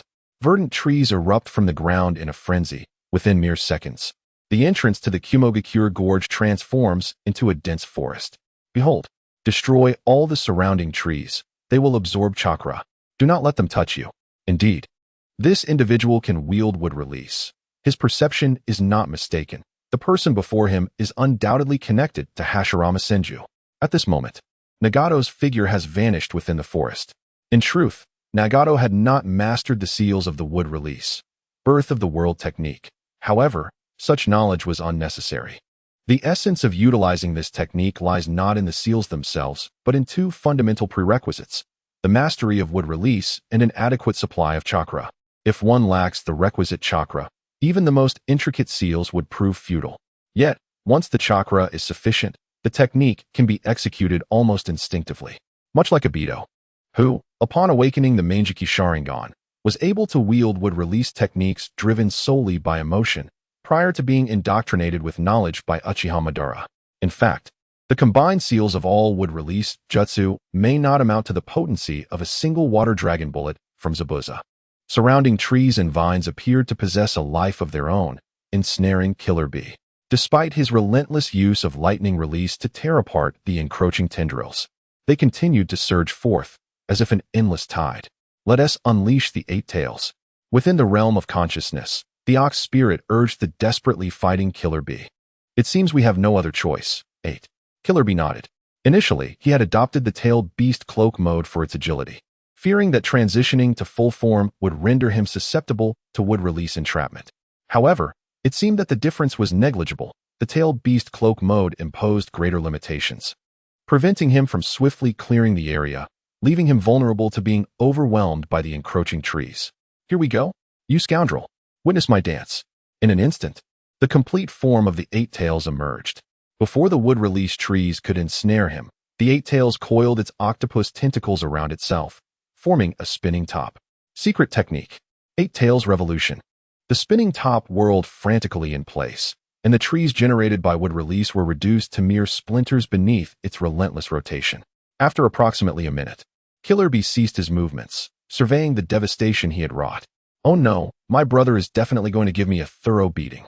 Transformed into the complete form of the 8 tails, Killer Bee clutched his head, shuddering at the thought of his brother A's colossal fists. Do not let your guard down. I have a feeling this is far from over. The ox spirit cautioned the relaxed Killer Bee. The black rod wielded by Nagato had piqued its interest. It felt a sense of familiarity, but could not pinpoint its origin. Be careful. 8. Unless he possesses space-time ninjutsu like Minato Namikaze, he will meet a grim fate under our combined might. Just as he reveled in his own triumph, a figure emerged from the earth behind him.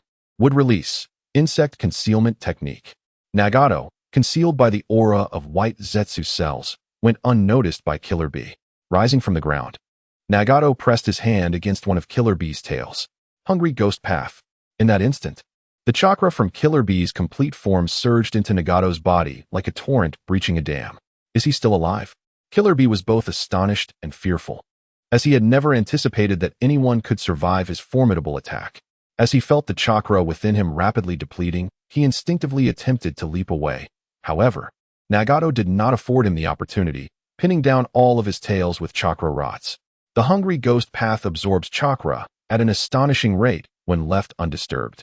In the original timeline, during his battle against Nagato, Killer Bee had been drained of his chakra in a mere encounter, completely depleting his tailed beast cloak. In less than 10 seconds, the full power of the 8 tails was reverted back to its human form. Once Killer Bee reverted to his human state, Nagato inserted several more rods into him, just to be cautious. Thus, the very Killer Bee who had been preparing to celebrate victory now lay powerless on the ground. Drained of chakra, unable to utilize the forcibly extracted energy. Exhausted, Killer Bee assessed his dire situation. This red-haired individual was unlike any conventional ninja. All his skills were specifically tailored to target Jinchuriki like themselves. Just as Nagato contemplated his next move against Killer Bee, a flash of lightning surged through the air, accompanied by a thunderous roar. Release my brother. The speed of the lightning was remarkable, yet Nagato evaded it with a sidestep. As he dodged, the gust of wind created by the lightning blew aside the bangs that concealed his Rinnegan.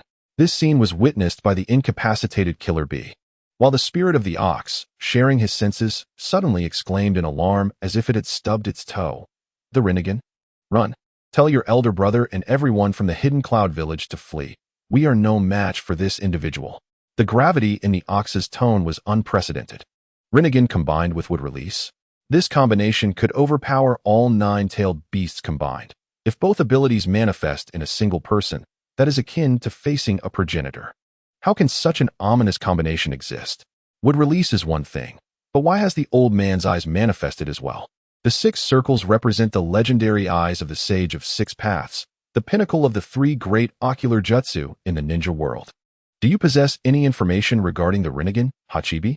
Killer Bee was acutely aware of the severity of the situation. The Hidden Cloud Village, apart from the Hidden Leaf Village, had the most knowledge about the Sage of 6 Paths, albeit limited. They had glimpsed the legendary power through history and relics.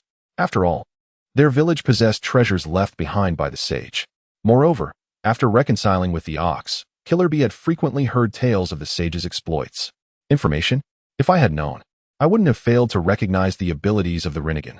The tailed beasts had only witnessed the old man's Rinnegan, but had never seen him utilize it. When he was within the sage's body, he preferred to communicate through words, seldom employing the Rinnegan. It was the chakra rods that were frequently used, as the tailed beasts could be quite mischievous, and the usual wooden sticks felt like mere massages against their tough hides. When the sage was at his wit's end, he would resort to the rods to intimidate them. How could I have forgotten such crucial information? Damn it. In conclusion, do not entertain thoughts of resistance. This is the gaze of the divine, a true manifestation of godly power. Even the formidable Uchiha Madara and Senju Hashirama are insignificant before this eye, the Demon King solemnly declared. Meanwhile, Killer Bee contemplated these words. If they were outside, fleeing would suffice, but here in the Cloud Thunder Gorge, with the Hidden Cloud Village behind them, where could they possibly escape? I'm sorry, 8 Tails, I cannot bear to witness the destruction of the Hidden Cloud Village. Upon hearing this, the Demon King gazed at Killer Bee for a long while, before resolutely declaring, there's truly no helping you. After all, you are my Jinchuriki. It sensed that victory in this battle was out of reach, yet there was no alternative. The resurgence of the Rinnegan had revealed too much. Perhaps this red-haired boy was indeed sent for him. Due to the disparity in the flow of time between the conscious realm and the physical world, their prolonged exchange had only lasted an instant outside. Following A's failed ambush, he did not pursue but instead charged directly at Killer Bee, who was pinned down. He had never entertained the notion that this strike would fell the insufferable brat. his target had always been his brother. With a resounding crack, a severed the black rod restraining Killer Bee with a single strike and hoisted him up from the ground, away from Pain. Upon witnessing this, Pain chose not to pursue. Having just absorbed the chakra of the Eight Tails, he effectively controlled the situation. Unless that individual who had stolen his eye appeared, he harbored no fear. B. Why didn't you wait for me? After freeing Killer Bee, A delivered a sharp slap to his brother's head and removed the black rod from his form. From now on, you are to stay on Turtle Island. Without my command, you are not to emerge. A's heart raced with dread. Upon hearing that his brother was facing a perilous foe, he had burst through the walls of the Raikage's office, hastening to the Cloud Thunder Gorge, only to find his brother impaled in the ground.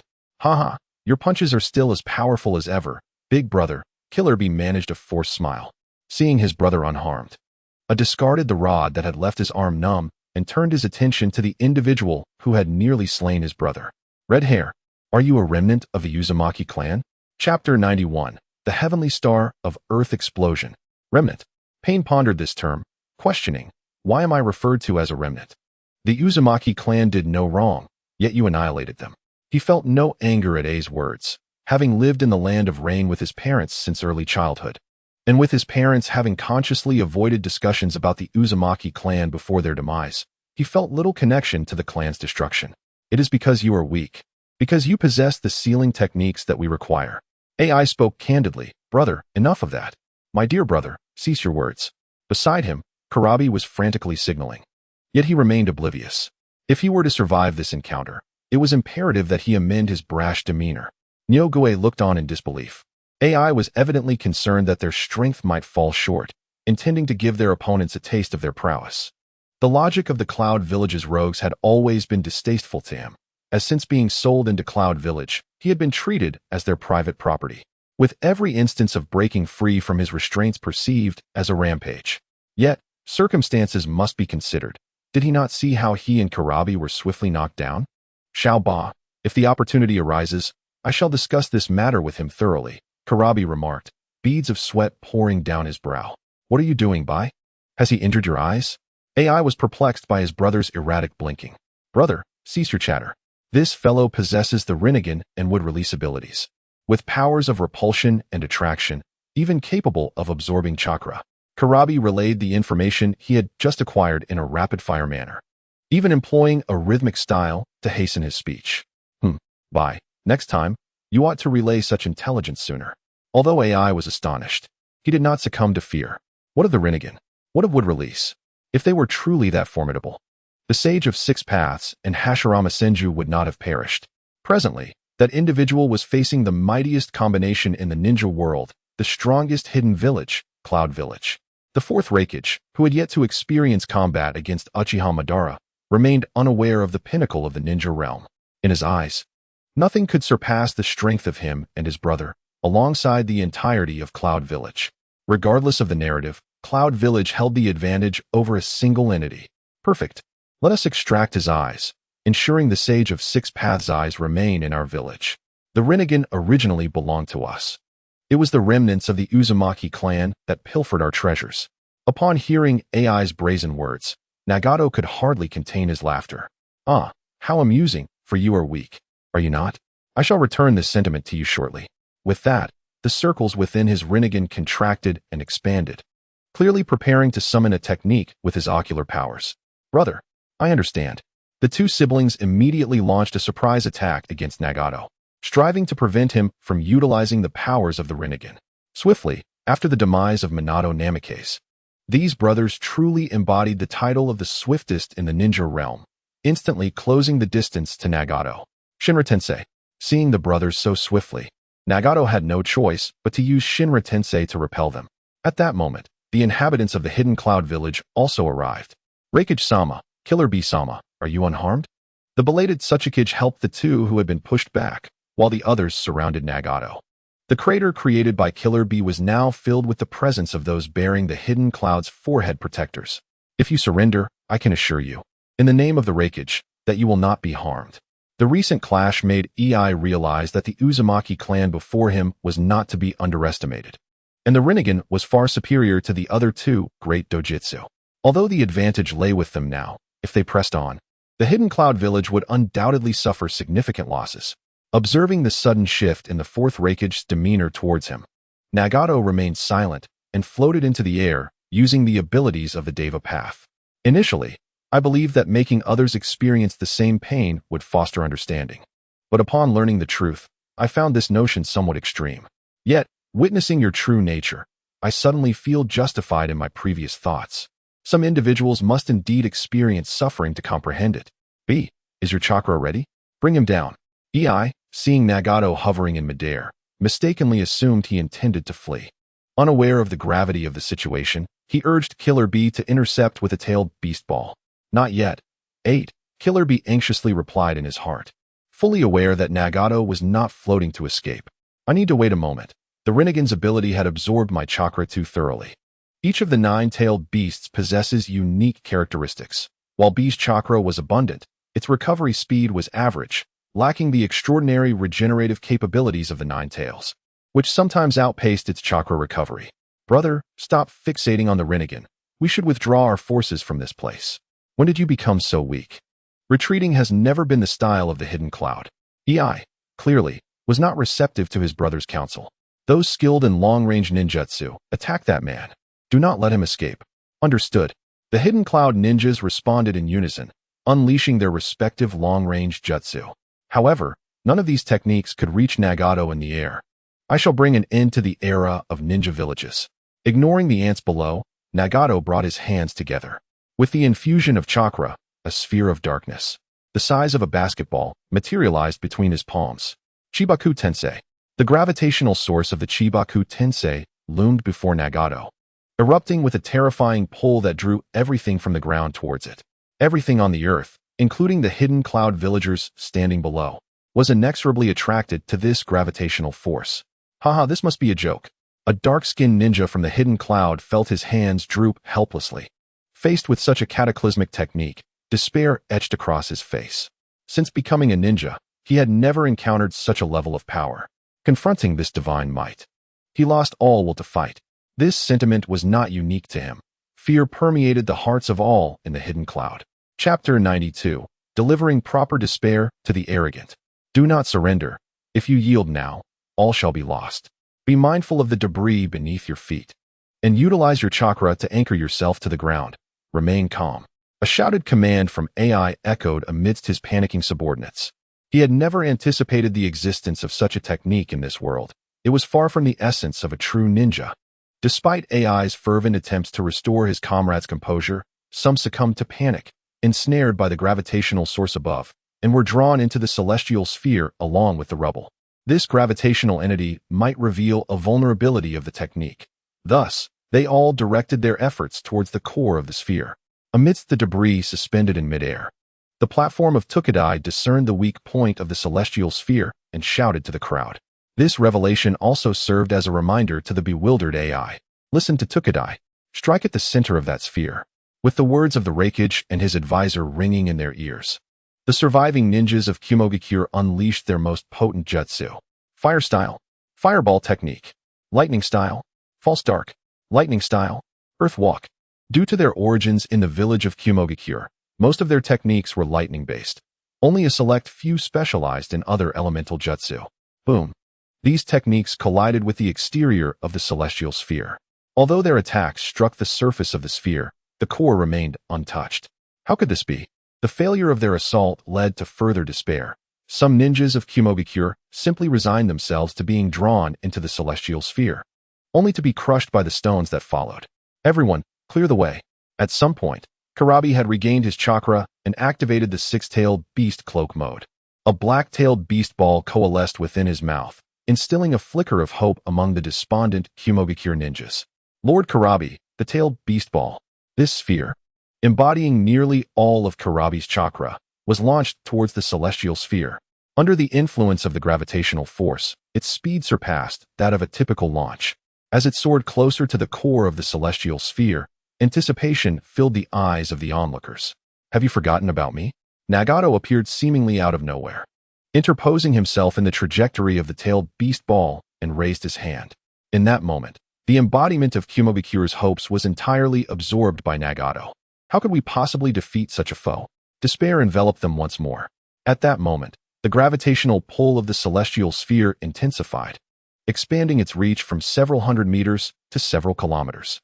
The Kumogakure ninjas, who were precariously navigating the floating debris, began to feel the weight of their limitations. How much chakra do you have left? After an indeterminate silence, AI began to speak. Brother, we don't have much time. While this calamity has yet to spread to the village, you must lead our people to safety. I will do my utmost, along with Killer Bee, to hold him off. As Killer Bee gripped the exhausted figure of the hidden cloud ninja with his tentacles, he addressed AI. Only he, having faced that crimson-haired monster, stood a chance of delaying it. The others, even his brother, would fall victim to a single misstep. No, I refuse to flee. You must take them and the villagers to safety, to Turtle Island, and then submerge it. Do not surface unless absolutely necessary, AI struggled to articulate. I cannot comply, brother. At this moment, I am the only one capable of standing against him. If you attempt to intervene, you will perish, Killer Bee insisted, unable to bear the thought of losing his brother. Enough, Bee. I am the Reikage. This is an order from the Reikage. AI's tone shifted from stern to nearly pleading. Brother, I implore you. As long as you and the Jinchuriki are alive, there remains a chance for the hidden cloud village to rebuild. Should we lose you, all hope will be extinguished. At present, the Jinchuriki was on a mission, unaware of the dire circumstances enveloping the village. If Killer Bee could escape, he would surely reunite with the Jinchuriki, ensuring both remain in Hidden Cloud. As long as the Jinchuriki exists, there is hope for the village's resurgence. After all, strength is paramount in the world of ninjas. Without it, the remaining Hidden Cloud ninjas are mere strays in the eyes of other villages, easily disregarded. The Rock Village, upon learning of Hidden Cloud's plight, would undoubtedly seek to annihilate them.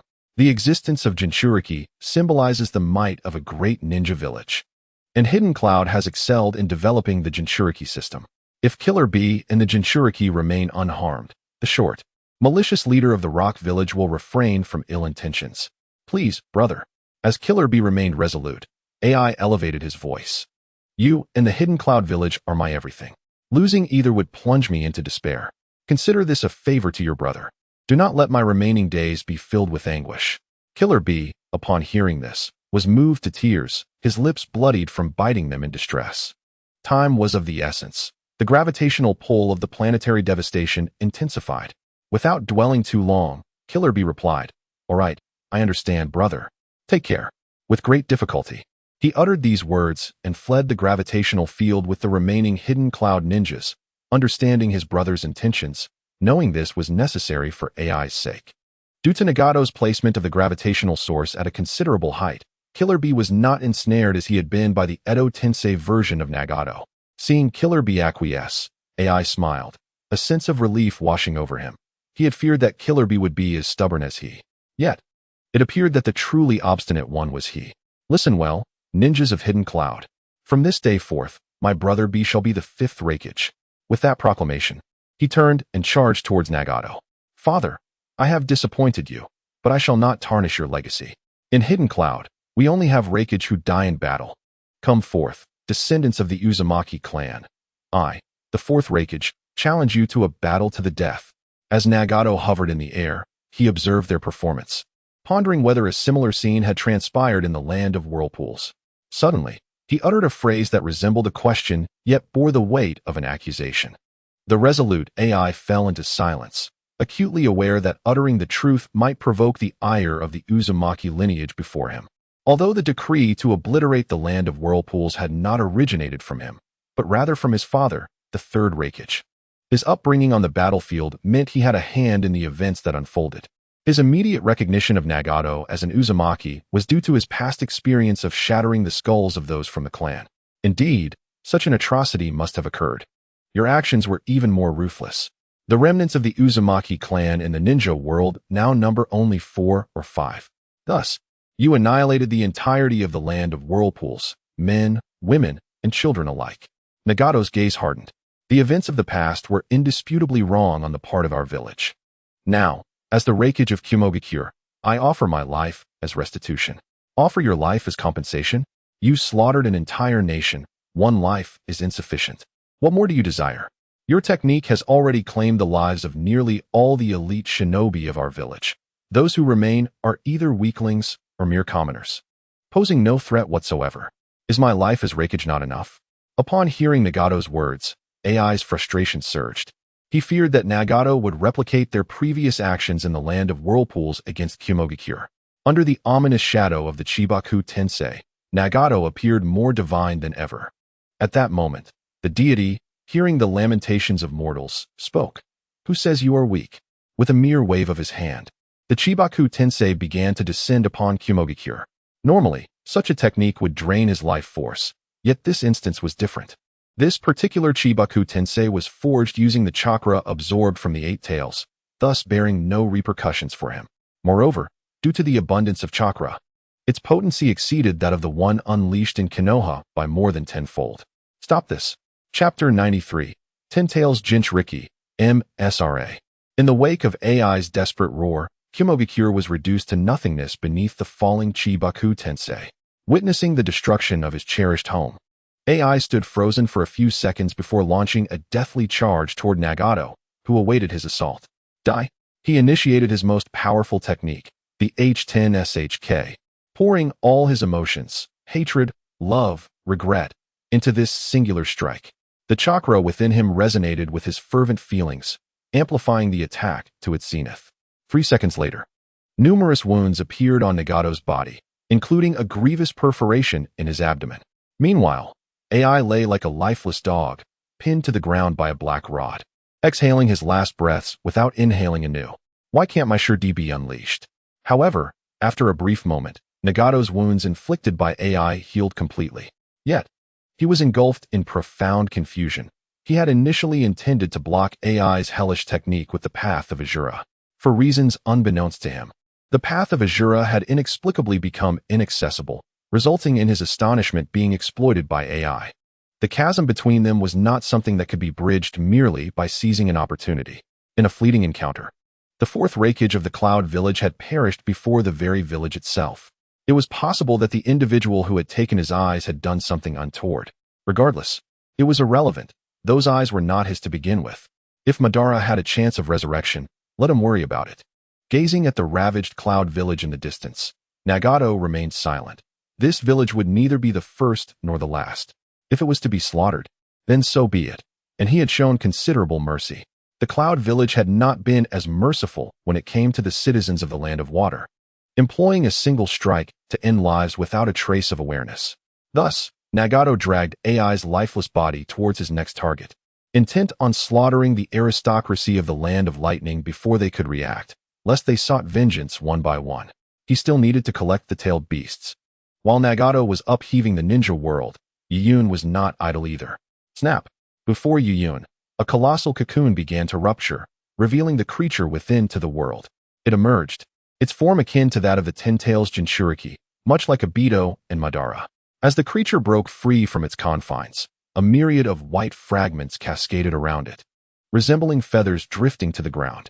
Finally, the transformation was complete. With a sigh of relief, Yuyun acknowledged the sleepless nights he had endured. Unlike Madara and Obito, who possessed the Rinnegan derived from the chakra of the Ten Tails within them, allowing them to become Jinchuriki in mere moments, the process for the creature was far more protracted. Though Maguluo was linked to him, and theoretically bore Otsutsuki genes, the fusion of their disparate energy systems was a pioneering endeavor that required considerable time. This was further aided by Yuyun's continuous adjustments using his Rinnegan to harmonize the energy within Maguluo. Now, as the newly transformed Maguluo stood upon the ground of the Kimui space, it curiously regarded its own hands. Though its skin bore no significant alterations, both it and Yuyun sensed an additional layer enveloping its exterior. The spot where adornments once hung around its neck had transformed into the unique Tomo emblem of the Ten Tails Jinchuriki. Its physique remained imposing and robust. The most striking transformation was the emergence of an additional eye, a magnificent Rinnegan, featuring 6 Tomo, positioned centrally upon its visage, dominating much of its face. Additionally, the 9 truth-seeking balls, exclusive to the Ten Tails Jinchuriki, floated in perfect alignment behind it. Lastly, the array resembling a ship's rudder that once adorned its head had vanished entirely. A profound sense of completeness enveloped Maguluo. The changes it underwent resonated within Yuyun, as his original Sharingan evolved into an identical Rinnegan, mirroring that of Maguluo. His ocular techniques advanced, and he acquired a new eye technique that filled him with exhilaration at the mere thought of it. Now is the moment, he mused, glancing at Magu Luo with a smirk, the surge of newfound power instilling him with immense confidence. It was time for him to embrace his enhanced abilities. In perfect synchrony with Yu Yun, Magu Luo mirrored his smile, revealing its now razor-sharp teeth reminiscent of an Otsutsuki. Then, it transformed into a shadow, merging back into Yu Yun's own shadow. Buzz. In the moment when Mo Shulua returned to the shadow of Yu Yun, the divine space began to tremble. The once ethereal sky started to disintegrate, and the towering stone pillars melted away like candles. The fragmented heavens suddenly burst forth with sunlight, transforming the void above into a brilliant azure, while white clouds began to float above, seemingly appearing from nowhere. Some of the melted stone transformed into land, while the rest morphed into seawater, as verdant plants sprouted from the earth, growing wildly until they formed a complete forest ecosystem. The divine space, once shrouded in despair, became a vibrant world connected to the divine kaleidoscope. Although Yu Yun had not yet activated his reincarnation eye mode, a black sphere inexplicably appeared behind him, 12 in total. Whether they were chakra beads or Taoist pearls remained known only to him. As the divine space underwent transformation, Yu Yun's eyes flickered fervently, whether his reincarnation eye or his Rinnegan. Moments later, the new world was complete, and his eyes returned to normal, reverting to the dual reincarnation eyes. After accomplishing all this, Yu Yun suddenly vanished, his whereabouts unknown. In a certain room within the Temple of Fire, a pitch-black spatial door abruptly materialized. The monk Sichuan, who had previously encountered Yu Yun, stumbled out of the portal in disarray. "Damn it!" he exclaimed, unleashing his fury upon the furniture within the room. Instantly, all the furnishings met with ruin. "Who stole my 10 tails? Who?" Sichuan, now to be referred to as Otsutsuki Ishiki, had completely lost the calm demeanor and strategic mind typical of his lineage. All that remained was rage and chaos, reminiscent of the last time he had lost control when Kaguya had pierced him with the fifth form. "Don't let me find you, or I will make it impossible for you to even wish for death." After this outburst, he regained his composure. When Sichuan routinely went to check on the status of the 10 tails, he found the containment space utterly empty, devoid of any trace of the beast. Aside from the crater left by the chakra black rods, there was nothing else present, not even a splinter of the 10 tails. Realizing the gravity of the situation, Sichuan promptly awakened Ishiki, and thus began his search. Over the past few days, he scoured all alternate spaces within the ninja world, even visiting every small nation, yet yielded no results. The only discovery was a descendant of Kaguya in the Land of Lightning, who was engaged in a frenzied killing spree. But he found no trace of the 10 tails. Who could it be? Could it be that Kaguya descendant? Impossible.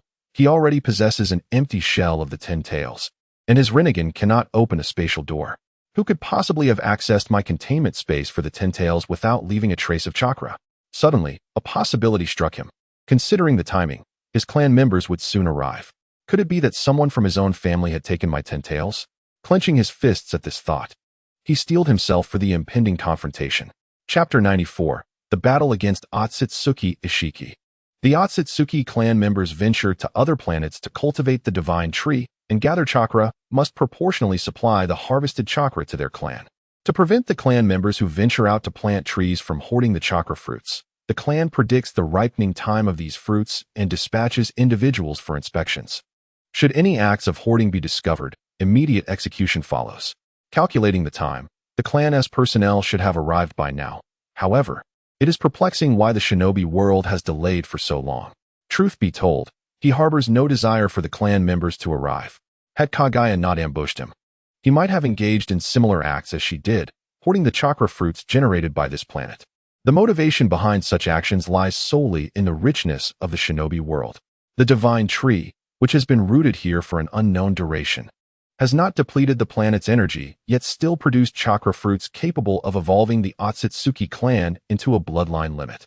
Such temptation makes him reluctant to report the affairs of the shinobi world to the clan, even in his severely wounded and near-fatal state. Moreover, he has uncovered certain legendary existences within the Otsutsuki clan on this planet. This existence and the chakra it harbors lead him to believe he can glimpse the pinnacle of Otsutsuki evolution, the realm of the legendary Otsutsuki god, thus becoming a true deity. Therefore, He is determined to keep the clan unaware of the shinobi world's unique attributes. If possible, he might even ally with Kagaya's descendants to eliminate the Otsutsuki who have arrived in this world. This world is his nursery. It can only belong to him. Contemplating this, Otsutsuki Ishiki continuously calms his emotions. If it is indeed the clan's doing, what shall he do? He must ensure the clan remains oblivious to the shinobi world's peculiarities. Perhaps he should consider finding a vessel for reincarnation sooner rather than later. Plans often falter amidst change. Weakness is weakness. But at least it won't lead to an abrupt demise from unforeseen developments. Resolute in his decision, Otsutsuki Ishiki suddenly regained his elegant demeanor. He utilized Inyang release to repair a table and chair, seated himself, and retrieved his treasured wine and goblet from his Daikokutten space. After a brief moment of elation, he savored the wine slowly. As he drank, he felt his troubled heart lighten considerably, gazing at the swirling red liquid in his goblet. He found himself admiring the human race. Despite their frailty and short lifespan, they possess a remarkable talent for enjoying life. In just a millennium, their enjoyment has surpassed that of his Otsutsuki clan by several millennia. With a sip of the wine, he revealed a look of delight. Before annihilating this world, he intended to stockpile a significant quantity of wine within Daikokutten, then gather some intriguing trinkets as mementos. While lost in enjoyment, he poured himself another glass of wine. Yet, inexplicably, it overflowed before he could finish pouring. He recalled that the previous glass had already been emptied. Why had it filled so quickly? No need for pleasantries. In my hometown, there exists a custom of offering a farewell drink to those on the brink of death. Amidst his confusion, a voice resonated from across the table. A figure, somewhat familiar yet predominantly unfamiliar, sat directly opposite him. Miraculously, the furniture he had previously destroyed had inexplicably reverted to its original state. With a swift instinct, upon realizing the sudden appearance of an unknown entity beyond his perception, he instinctively hurled several black chakra rods and retreated violently against the wall, crashing through it and creating a gaping hole.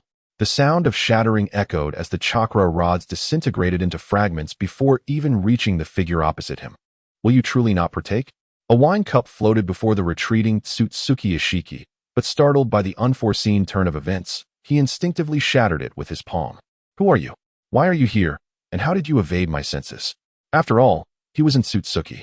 At that moment, Otsutsuki Ishiki discerned the appearance of the individual before him. He seldom paid heed to appearances, yet he could not deny that the visage of this person was indeed breathtaking. Even after millennia of existence, he had never encountered a being of such striking beauty. Nonetheless, beauty was secondary. The focal point lay in the pair of eyes, radiant like stars, that glimmered from their sockets. Almost instantly, he recognized that these eyes were a variant of the Byakugan. Despite failing to perceive the chakra of the individual opposite him, as a distinguished member of the Otsutsuki clan, he could sense the exceptional power emanating from them. Having encountered numerous variations of the Byakugan in his lifetime, you truly are forgetful, my dear. We have met before, Yuyin remarked playfully. His transformation was significant, yet familiarity allowed one to recognize him.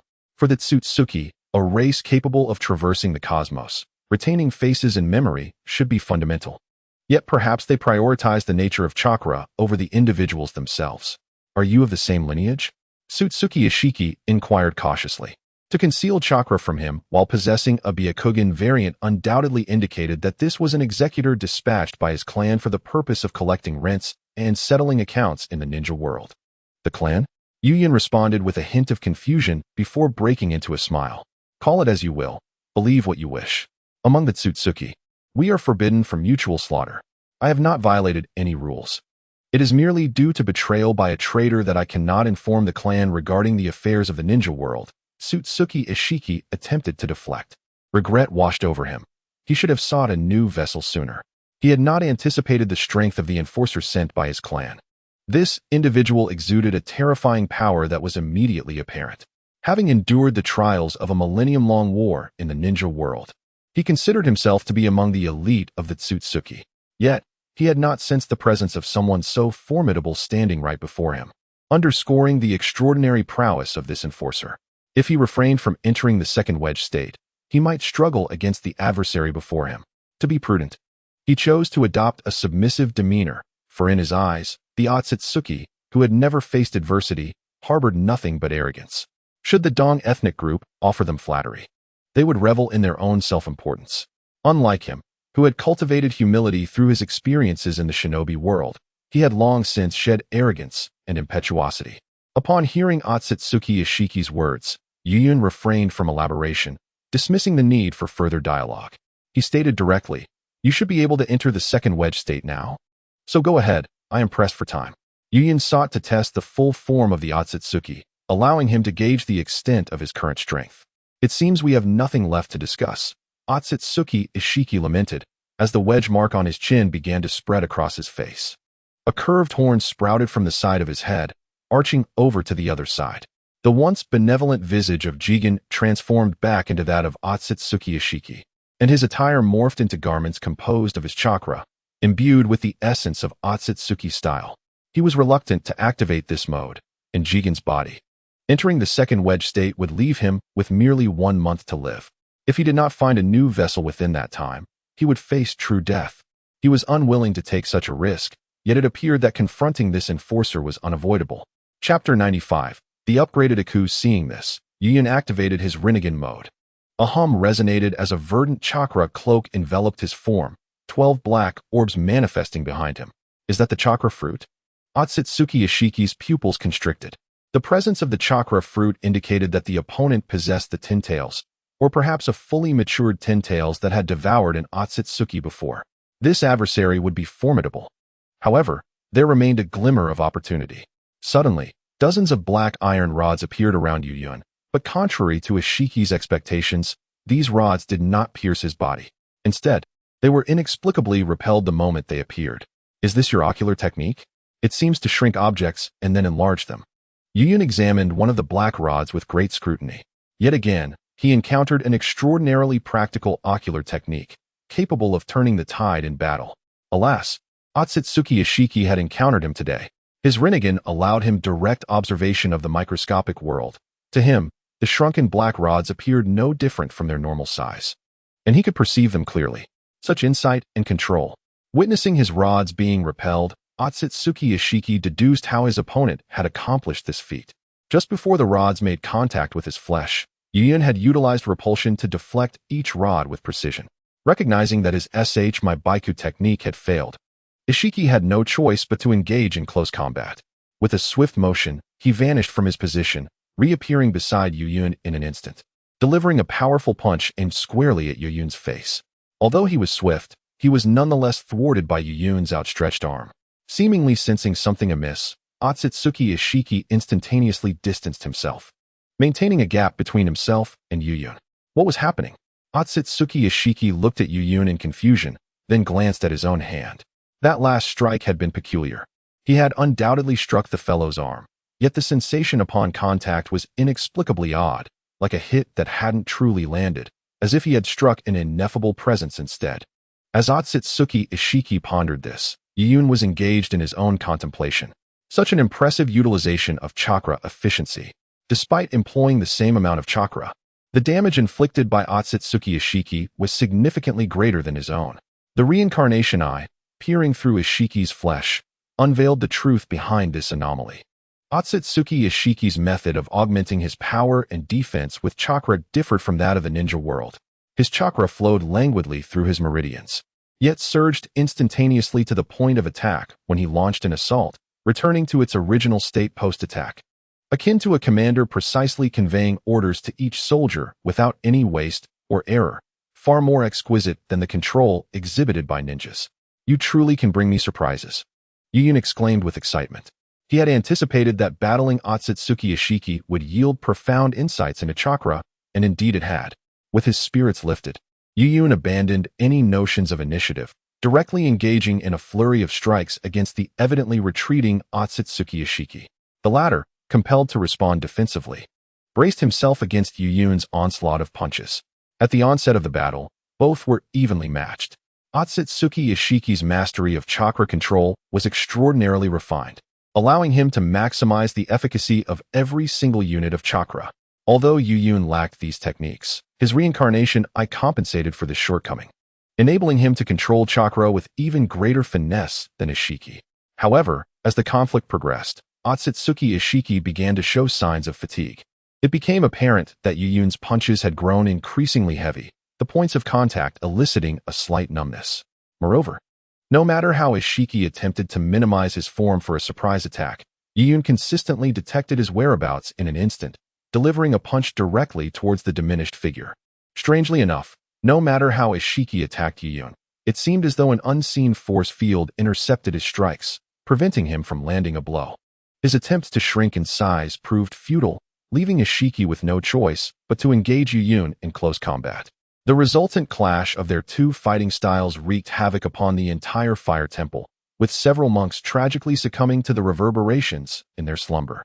As Ishiki sought to leap back and extricate himself, Yuyun yanked him from a distance, forcibly pulling him closer before delivering a reinforced punch to Ishiki's abdomen. Caught off guard by this series of maneuvers, Ishiki, already weary, found himself gasping, "Ugh." The series of strikes incapacitated Ishiki, causing him to cough up blood as he was sent hurtling backward. After flying several kilometers through the air, Ishiki regained his composure and immediately employed a wedge to open a spatial gate, hoping to escape. He found himself thoroughly outmatched by this enforcer. His technique, the lesser-known Biko, was repeatedly detected, and the physical arts he had honed in the shinobi world were being countered with ease. Additionally, his opponent was shielded by an impenetrable force field. In his obsidian eyes, Yuyun manipulated a layer of repulsion that enveloped his body. This repulsion adjusted according to the intensity of Ishiki's attacks, effectively neutralizing them upon impact. The magnitude of this control was utterly absurd. He was being crushed by the sheer disparity in values and mechanics. If he did not flee, he would surely perish here. Attempting to escape? Have you inquired of my permission? Yuyun's left eye swiftly transitioned into the sixth Tomo Rinnegan, distorting and enveloping Ishiki's spatial gate from several kilometers away. How does this fellow possess so many skills? Is this reasonable? Are you truly intent on exterminating me? We are of the same clan, and I did not intend to withhold the events occurring here from my family. I was ambushed by my own servant and have only just regained a modicum of power. Once his means of escape were stripped away, Ishiki was left with no recourse but to plead for mercy. As he uttered these words, Yuyun instantaneously appeared at his side. Upon hearing Ishiki's supplication, Yuyun remained silent, a smirk playing on his lips. Despite their prolonged confrontation, Ishiki still perceived him as merely a member of the Tsutsuki clan come to rectify the chaos in the shinobi world. Yet, this perception was somewhat understandable, considering both had relied solely on physical techniques to prevent the other from replenishing their chakra. However, Yuyun's approach was more elaborate. Employing the Rinnegan, he established a limitless defensive layer of repulsion around his body, leaving Ishiki in a state of growing despair. Noticing Yuyun's indifference, Ishiki gritted his teeth and declared, "This planet can produce 2 chakra fruits capable of generating the impact bloodline. I can share them with you. Additionally, I have located the remains of Tsutsuki Kagaya, who has touched upon that legendary realm. If you spare me, I can share all of this with you." Though reluctant, all he desired was to survive. Life was essential for pursuing his ideals, for in death, nothing remained. Yuyun chuckled at his words. "Killing you, wouldn't he that all belong to me? Impossible. You cannot do this. The place where I store Kagaya's remains can only be accessed through my ocular technique. If you slay me, you will never acquire his body. Is this what you refer to?" Upon hearing the audacious demeanor of Yushir, Yuyun toyed with his Taoist jade, then, under Yushir's terrified gaze, effortlessly manipulated the jade to enlarge and shrink. Indeed, it was an exceedingly effective ocular technique. "Rest assured, I shan't terminate you so swiftly. You still hold value," Yuyun remarked. Following his words, 2 monstrous entities, A2 and Mo Shuluan, materialized beside him. Their appearances, however, had transformed significantly compared to before. Mo Shuluan, having become the Ten Tails Jinchuriki, now bore the unmistakable features of the Ten Tails. In contrast, A2, while largely unchanged in form, had undergone a notable alteration. Its once large eyes had morphed into the Rinnegan, a striking crimson hue, albeit lacking the Tomo scene in Mo Shuluan. Chapter 96. Capturing Yushir alive. The sudden emergence of these 2 monsters instilled a profound fear within Yushir. Although Yuyun had assured him of his temporary survival, the situation was undeniably dire. More alarmingly, had his ocular technique, known as Shoming Pigu, been replicated? He was uncertain. Yet the ability to manipulate the Taoist jade mirrored the manifestations of his own Shoming Pigu ocular technique. I must escape, no matter the cost. I must distance myself from this fiend. Without a moment's hesitation, Yushir turned and took flight, disregarding the considerable chakra expenditure this would entail, and accelerated with fervor. Observing this, Yiyun made no attempt to pursue. He remained seated. However, the A2 and Mo Shula behind him had vanished without a trace. As for their whereabouts, he was uncertain, yet Ishiki swiftly grasped the situation. Observing Ishiki darting about like a hounded creature, Yiyun felt a wave of ennui wash over him. Perhaps his future battles would unfold in such a manner, devoid of any semblance of equality and strength. Those weaker than him would not require his intervention. A mere glare could extinguish their existence. Conversely, those stronger might not be able to defeat him, but they would certainly be dragged down by his relentless pursuit. It could be said that he had transformed into the very type of overpowered entity he once despised. However, it mattered little. People do not detest the overpowered, but rather resent the notion that they themselves are not among them. As long as he surpassed the norm, the rest was inconsequential. Bored and listless, Yiyun sat upon the ground, manipulating stones to enlarge and shrink before his eyes. As it turned out, Otsutsuki Ishiki's speculation was correct. Yiyun had indeed replicated his ocular technique. Not merely a superficial imitation, but a complete and thorough duplication. This was another of his Rinnegan-esque abilities, specifically the ocular technique known as Jinkai. When combined with the perceptive prowess of his Rinnegan, it allowed him to discern the intricacies of an ability. Following this analysis, he could not only generate countermeasures, but also achieve perfect replication. Moreover, his analysis was not confined to special abilities. It extended to the material realm as well.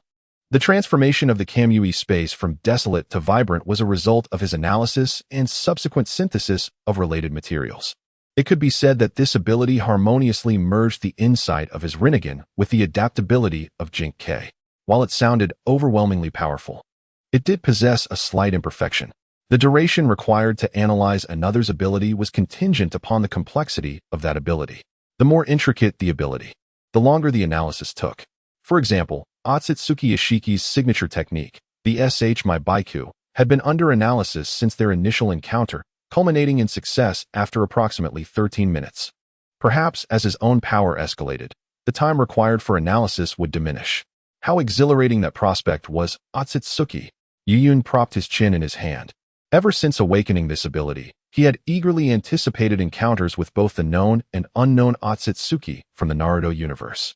Only through such encounters could he analyze their ocular techniques. Each Otsutsuki that made an appearance showcased their unique abilities and ocular arts, each more formidable than the last, making it difficult for one with Jinkai to resist the urge to acquire more power. No one would ever complain about possessing too much power. Those who claim indifference towards wealth are often the most ruthless in their pursuit of it. Yiyun, in contrast, was refreshingly candid. He desired it all. In stark contrast to Yiyun's languor, Ishiki found himself in a race against time. Now, he wished for nothing more than to sprout 8 legs or possess an ocular technique related to escape, to evade the 2 monstrosities pursuing him. It must be said, however, that Ishiki's speed, fueled by his singular focus on fleeing, was indeed remarkable. In a matter of moments, he had escaped the confines of the Land of Fire's temple, attempting to teleport himself away using his space-time technique. Yet, each time he sought to open a spatial door, the monstrous being with a singular, enormous 6-pointed Rinnegan would raise a hand, rendering his spatial door ineffective, as if interfered with by an unseen force. Cursed be his fate. Perhaps he ought not to have ventured outside. Finding the 10 tails would have been better left to the isolated dimension. What was the point of emerging? Was he courting death? In a moment of peril, Ichishi found himself fleeing for his life, only to be confronted by a monstrous entity, Mohuro, who stood menacingly in his path. Sporting a grotesque grin, Mohuro now possessed the same abilities as Yiyun, including the formidable Shinwei. Upon witnessing Mohuro, Ichishi abruptly halted his flight, realizing he had nowhere left to retreat. Faced with Mohuro's mocking smile, Ichishi silently conjured a black staff, wielding it with determination. Since escape was no longer an option, he resolved to fight valiantly. Mohuro, sensing Ichishi's intent, drew forth the demon-banishing sword and, with a speed that nearly caught Ichishi off guard, appeared before him. The sword descended with immense force, and Ichishi exerted all his strength to block it. The impact sent him crashing to the ground, and cracks appeared on the black staff in his grip. To avoid being cleaved, Ichishi swiftly utilized chakra to mend the staff and evaded further attacks from Mohoro. To prevent pursuit, he summoned the black cubes from Daikanton, which could disrupt perception, enlarging them as they materialized. The heavy black cubes struck the ground with force, leaving deep impressions. As Ichishi attempted to recall a cube above Mohoro, an unexpected attack was launched by Eito. Bolstered by the lightning of Nu, Eito manifested a bull-headed specter in his hand. This rapid strike failed to hit Ichishi, for his Byakugan granted him a comprehensive view, rendering ambushes nearly impossible. However, Eito's assault collided with the black cube behind Ichishi. A crackling explosion erupted, and the cube shattered under the blow. What kind of technique was this? Ichishi's eyes widened in disbelief. He had never considered that his specially crafted cubes could be obliterated by mere fists. Had he not evaded in time, he would have been the one reduced to fragments. As his shock subsided, a massive black sword pierced through his chest. Incredulously, he turned to see Mohoro, who had appeared behind him without a sound. Strangely, after being impaled, Ichishi found himself frozen, unable to move. Despite the fact that this creature had never left the range of his Byakugan's sight, how could it have launched such a stealthy attack? At that moment, two one-eyed monstrosities emerged on the battlefield, and the creature he had observed with his Byakugan suddenly dissipated into a wisp of white smoke. Chapter 97. The Tsutsuki Civilization. Who arrives? It is none other than Tsutsuki Ranran, so swift in its movements. Do you believe you are a cat of thunder? Ishii was brought before Yuyun by Etsu and Moxu, unable to speak due to restrictions, passively enduring the humiliation inflicted upon him. Finding this situation unamusing, Yuyun shook his head and placed a hand upon Ishii's head to delve into his memories. It must be noted that accessing the memories of an ordinary individual is a relatively simple task. However, when it comes to someone of Otsutsuki lineage, the endeavor becomes quite arduous. As Yuyun placed his hand atop Ishii's head, employing the rebirth eye in conjunction with the Rinnegan, he struggled to extract Ishii's memories and thoughts. This process proved exceptionally challenging, as Ishii, even under duress, was capable of obstructing others from accessing his memories. Was this a manifestation of heightened chakra control? Apart from reading the memories of Ichishi, Yuyun also analyzes the physical structure of Ichishi. The current form of Ichishi is entirely reminiscent of the Tsutsuki clan, as his original vessel, Zishuan, has been completely overshadowed. Moreover, his corporeal existence transcends mere flesh. A portion of Ichishi's body has undergone a transformation into energy, more precisely, into chakra. His body embodies both physicality and chakra, with their interrelation dictated by Ichishi's needs. For instance, in an effort to resist Yuyun's attempt to extract memories, Ichishi seeks to convert himself into chakra, thereby complicating Yuyun's reading process. Unfortunately, he had not anticipated that someone could decipher another's chakra. For Yuyun, analyzing Ichishi's chakra allows him to access memories as well, and since he only needs to focus on chakra, this saves him considerable effort. Yuyun is capable of converting a part of his physical form into chakra. Indeed, following the success of his genetic ascension plan, he becomes akin to an Tsutsuki, thus enabling him to perform such instinctual operations, although he rarely employs this ability. Once in a chakra state, the healing speed of the body accelerates significantly. For the loss of flesh is merely a matter of chakra quantity in the eyes of the Tsutsuki. Replenishing chakra suffices for restoration. Perhaps for the Tsutsuki, the path they pursue towards becoming the god of Tsutsuki is fundamentally the process of complete chakra transformation. This is evident from Kagaya's immortality. Having deeply entwined herself with the chakra of the ninja world, theoretically, all chakra within that realm is a fragment of her own. Furthermore, the resurrection technique of the Tsutsuki, known as wedge, involves a process of complete chakra transformation, followed by insertion into a vessel, ultimately eroding the vessel's chakra, merging it with one's own chakra and corporeal form. While analyzing Ichishi's physical structure, Yuyun simultaneously delves into Ichishi's memories. Despite Ichishi's persistent resistance, it appears feeble to Yuyun, akin to a candy encasing itself, mistakenly believing that its wrapper can shield it from all harm. Upon breaching Ichishi's defenses, Yuyun finally uncovers all of Ichishi's memories. It turns out there is a reason behind Ichishi's betrayal by Kagaya. Amused, Yuyun discovers that when Uchiha and Kagaya arrived in the ninja world to plant trees, they found that another divine tree had already taken root there.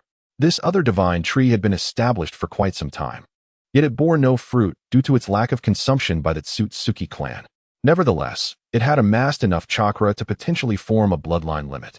Upon witnessing the chakra contained within that divine tree, Uchiha's immediate thought was how to monopolize the chakra fruit. Given that Uchiha held a relatively low status within the Tsutsuki, he was far inferior to the later appearing Tsutsuki, Momoshiki. After all, the purpose of planting trees was precisely for that chakra. Each time he engaged in this task, he received only a fraction of the chakra he had gathered. If he were to dutifully accept missions to plant trees, how long would he have to wait to achieve a bloodline limit? A millennium? It would take at least 10,000 years. Yet the divine tree before him could instantaneously transform him into a wielder of the bloodline limit. By consuming the chakra fruit it bore, he would draw near to the legendary realm. Greed momentarily birthed within him the notion of betraying the Tsutsuki clan to hoard the fruit. But was it truly betrayal? As long as he could eliminate anyone privy to this knowledge, he would still be regarded as a benefactor of the Tsutsuki clan, harvesting planetary energy. Thus, he resolved to send his subordinate, Tsutsuki Kagaya, to nourish the divine tree, ensuring no traces remained. Typically, those dispatched to cultivate the tree operated in pairs. This duo would first venture to the heart of the Tsutsuki clan to procure the 10 Tails embryo, subsequently seeking out a suitable planet on the star map to plant the 10 Tails. One would feed the divine tree to hasten its maturation, while the other would safeguard it. The implanted 10 Tails would have its 10 tails morph into roots, burrowing deep into the planet's core, gradually allowing the divine tree to grow. Upon its full maturation, the tree would siphon the energy from the anchored planet until it bore chakra fruits. The duo adhered to a strict hierarchy. Typically, the superior Tsutsuki would oversee the divine tree, while the subordinates sought containers to offer themselves as sacrifices for its nourishment. Awaiting resurrection.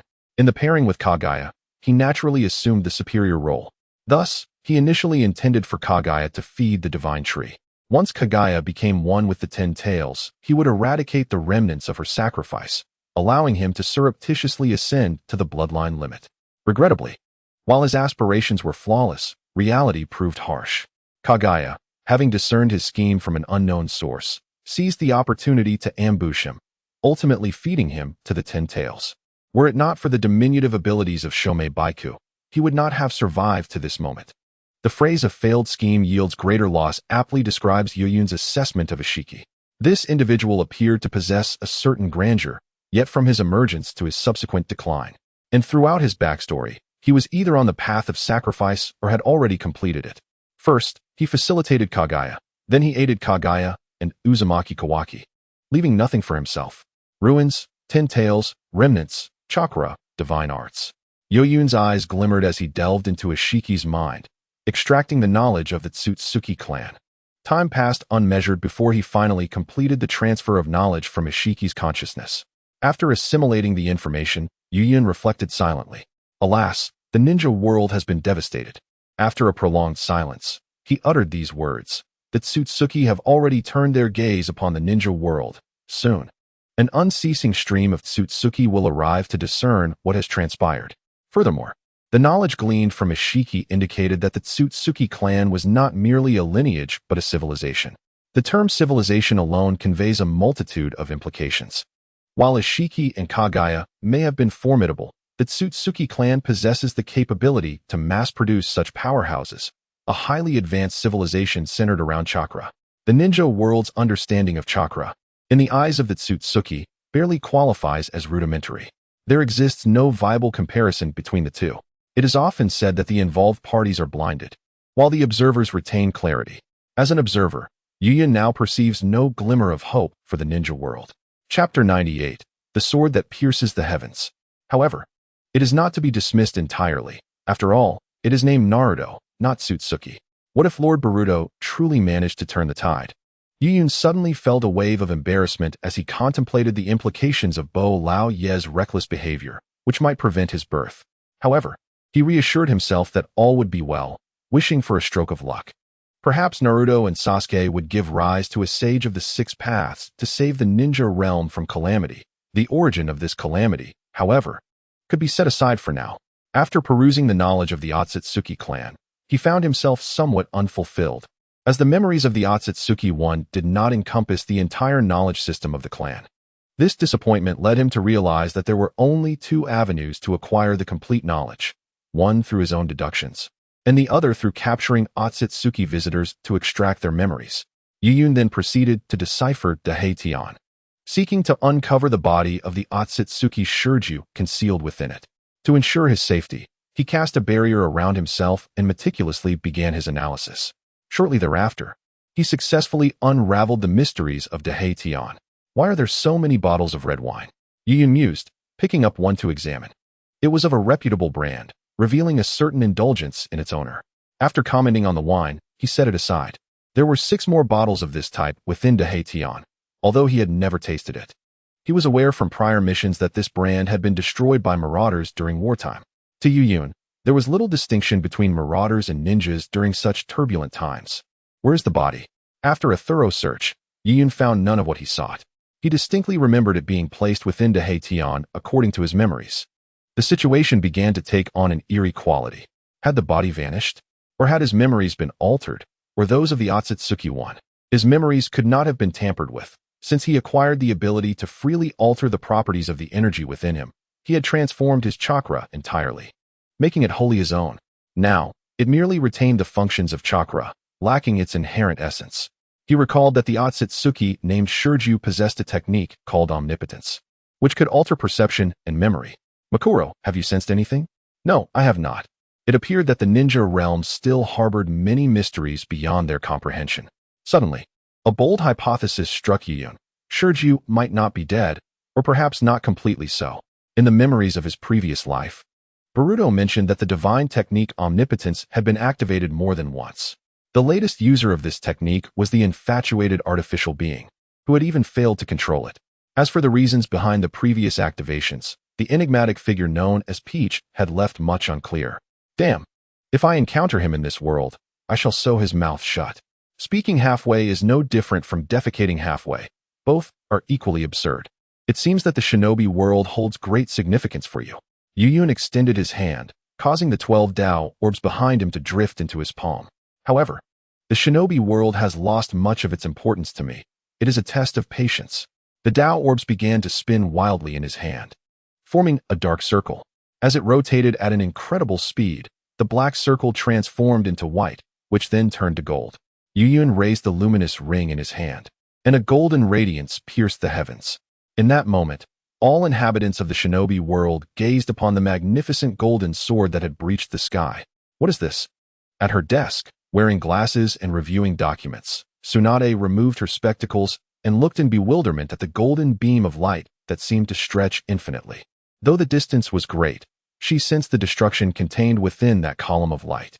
Moments later, a member of the Umbu suddenly appeared before Tsunade. Lady Tsunade, we've received reports from the sensory division of a massive energy reaction from the Temple of Fire. The energy level detection crystal has shattered. The Umbu spoke rapidly and clearly. Immediately notify all departments to arrange for the evacuation of villagers to shelters. Have Uchiha Fugaka's law enforcement team maintain order and inform the elder to prepare defensive measures. Tsunade, or rather the acting 5th Hokage, swiftly issued the command and exited through the main door, intending to personally oversee the situation.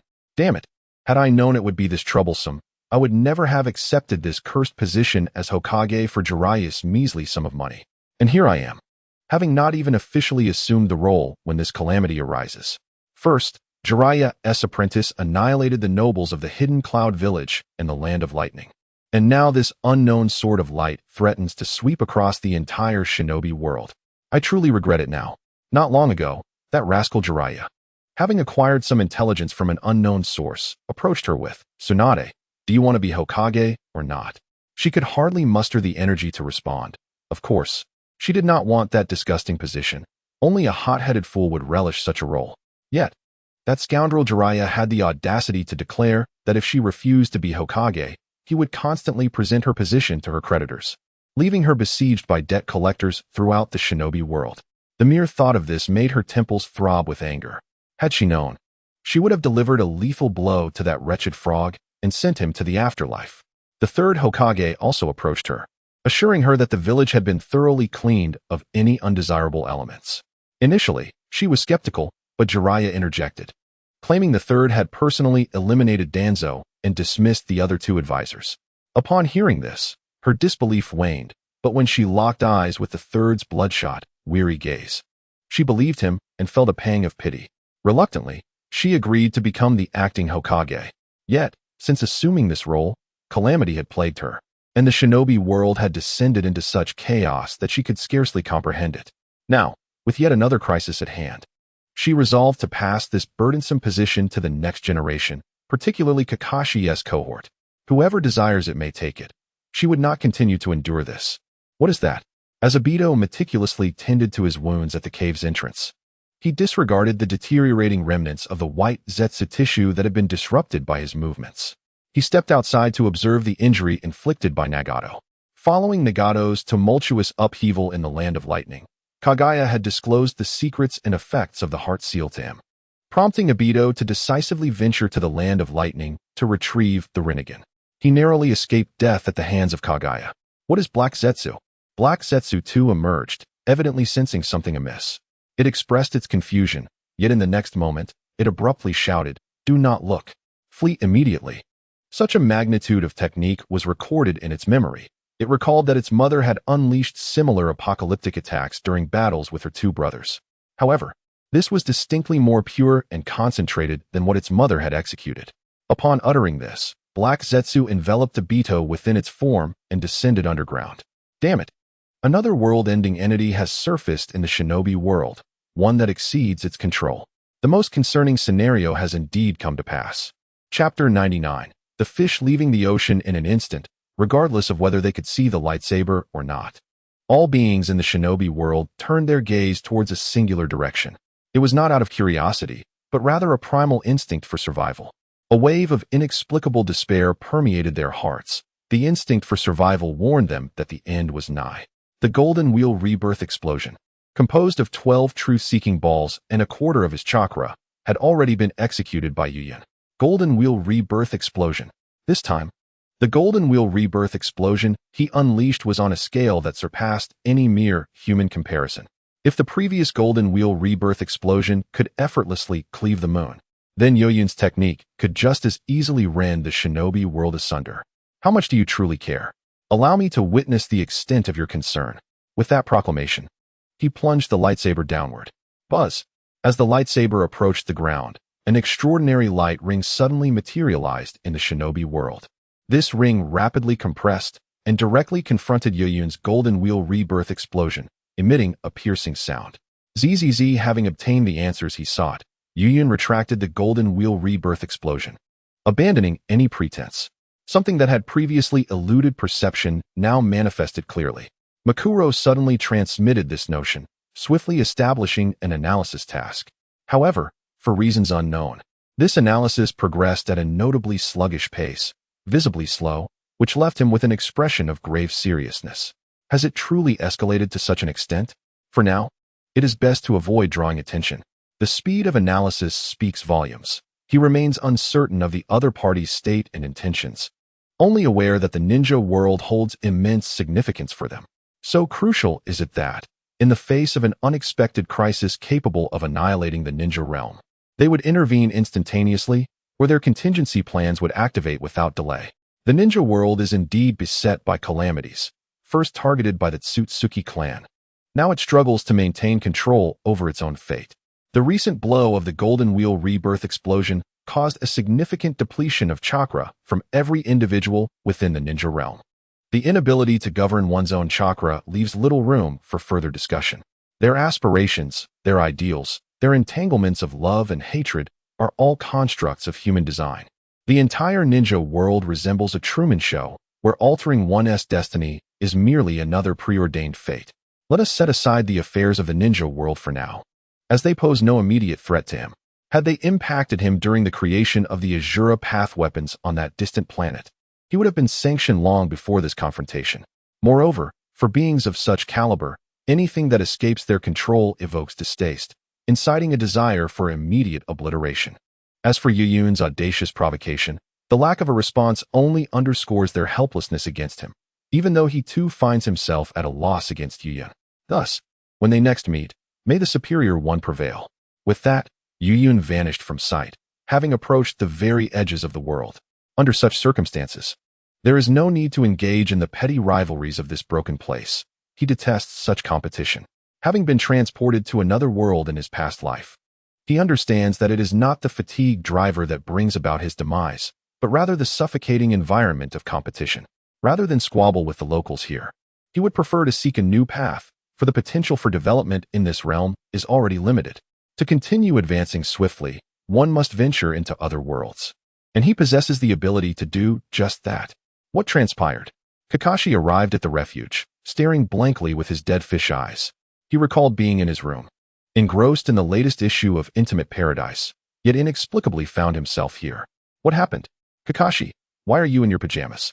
Red inquired, her confusion evident. I don't know. And you, Red, you're also in pajamas, aren't you? Kakashi's eyes widened slightly. Red lace, quite tasteful, he noted, his gaze inadvertently drawn to her alluring nightwear.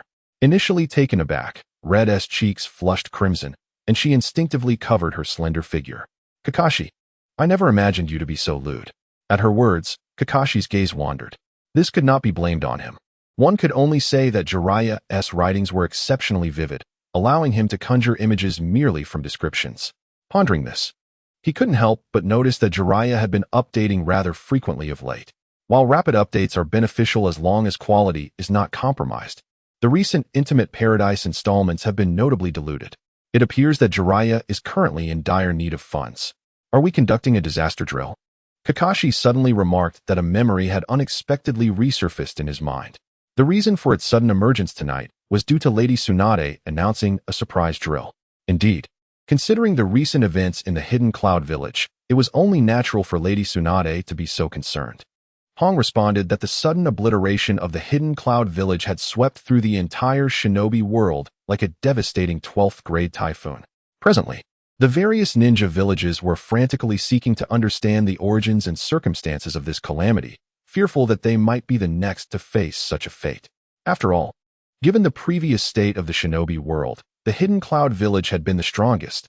Yet, if even they could be annihilated in an instant, how could the other villages not feel trepidation? The extent of destruction that could be wrought upon the shinobi world was beyond what they had anticipated. Hong felt a wave of anxiety wash over her, as she began to treat each day as if it were her last. The current state of affairs left one uncertain as to whether tomorrow or an unexpected event would arrive first. Let us take it as it comes. We must simply do our part, Kakashi said with a calm demeanor. He had come to terms with much, perhaps due to his indulgence in several volumes of Ika Paradise. Lady Tsunade announced that the drill had concluded, instructing everyone to return in an orderly fashion. At that moment, a masked Umbu emerged to relay the orders. Until next time, Kakashi nodded. He did not need to maintain order.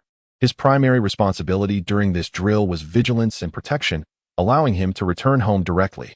Upon arriving at his residence, he noticed Ika Paradise discarded by the window. Why had it been tossed there? He picked up the book, a surge of confusion swelling within him.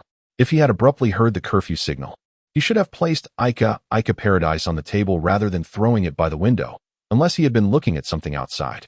Yet, he had no recollection of such an event. This evening felt oddly peculiar, though he could not pinpoint why. As he pondered, a voice startled him. Still awake at this hour? At that moment, Yuyun appeared at his bedside desk, seemingly having materialized from nowhere, and was perusing his treasured edition of Ika Paradise. Seeing his beloved book being handled by someone familiar ignited a surge of blood to Kakashi's face, leaving him flushed. Ignoring the fact that they were currently in an adversarial state, he swiftly stepped forward and snatched the book from Yuyun's hands. To think you enjoy such literature, he exclaimed. Jiraiya has truly led you astray. Yuyun, unfazed by the book's confiscation, wore a playful expression as he responded. Chapter 100. A conversation between father and son. Mind your own business, Kakashi retorted, hastily stowing the book away, feeling embarrassed. If only you would find a girlfriend, you wouldn't be reading this nonsense all day. Sometimes I truly wonder if the Hokage lineage will end with your generation. That's a concern you need not fret over. The rogue ninjas of Konoha are on the run. The tender moments of warmth are invariably fleeting. Despite his fondness for engaging in casual dialogue with Yuyun, Kakashi is reminded that such times can be perilous. The last instance of such a conversation led to the unfortunate incident of his eye being forcibly taken by Obito. One must never let their guard down. Kakashi's words carried an undertone that amused Yuyun, who deemed it unnecessary to fret.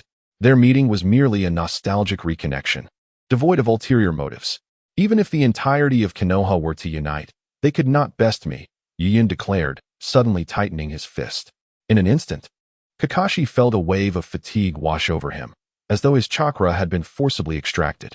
Yet, as Yuyun released his grip, Kakashi's chakra returned to him. "See, I can make you crumble without even shifting my position," Yuyun remarked, propping his chin on one hand, observing Kakashi, who was hesitant to create distance yet remained immobile. Kakashi wrestled with his thoughts before succumbing to resignation. Very well, let things unfold as they may. What could they possibly discuss? Shall we talk about returning Obito's eye?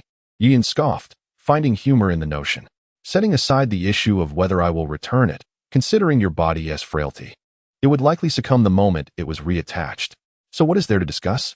Kakashi, with his lifeless gaze, responded. Shall we delve into the life of a rogue ninja?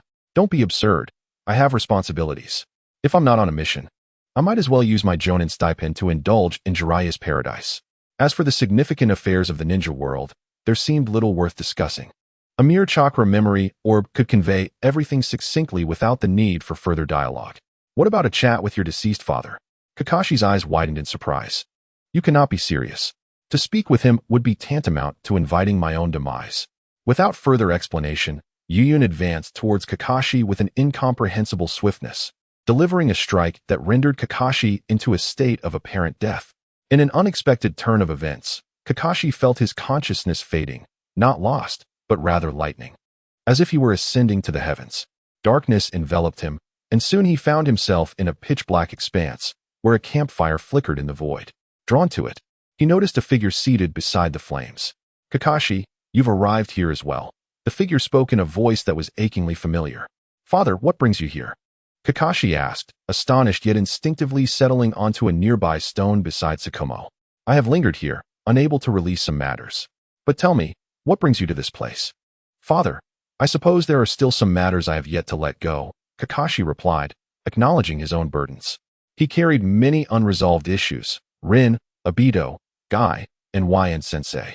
If it weren't for these, he might have chosen to abandon life itself. In this desolate world, he felt fatigued, weary to the point of indifference. Kakashi, could you share your stories from the past years with me? I wish to listen, SHM implored, as he rummaged through the fire pit with a branch he had found. He found it difficult to move on from Kakashi, especially after his death. It dawned on him that his own suicide was the utmost irresponsibility towards Kakashi. He could escape, but what about Kakashi? Thus, he remained suspended between life and death, hoping for the day he could reunite with Kakashi. When that day finally arrived, it seemed he had arrived too early, and SHM felt a pang of sympathy for Kakashi. It's a long story. I shall recount it slowly, Kakashi agreed readily. Ah, indeed, SHM responded. Gazing at Kakashi, the two of them could converse for as long as they wished. Here, everything was lacking, except for time. In this manner, Kakashi recounted his experiences over the years, falling into the shadow of his father's suicide, then finding redemption through Obito, Rin, and others, only to once again be engulfed by that darkness. From doubting his beliefs to questioning life itself, he traversed several years. Now, with Guy's assistance, he had regained some semblance of faith.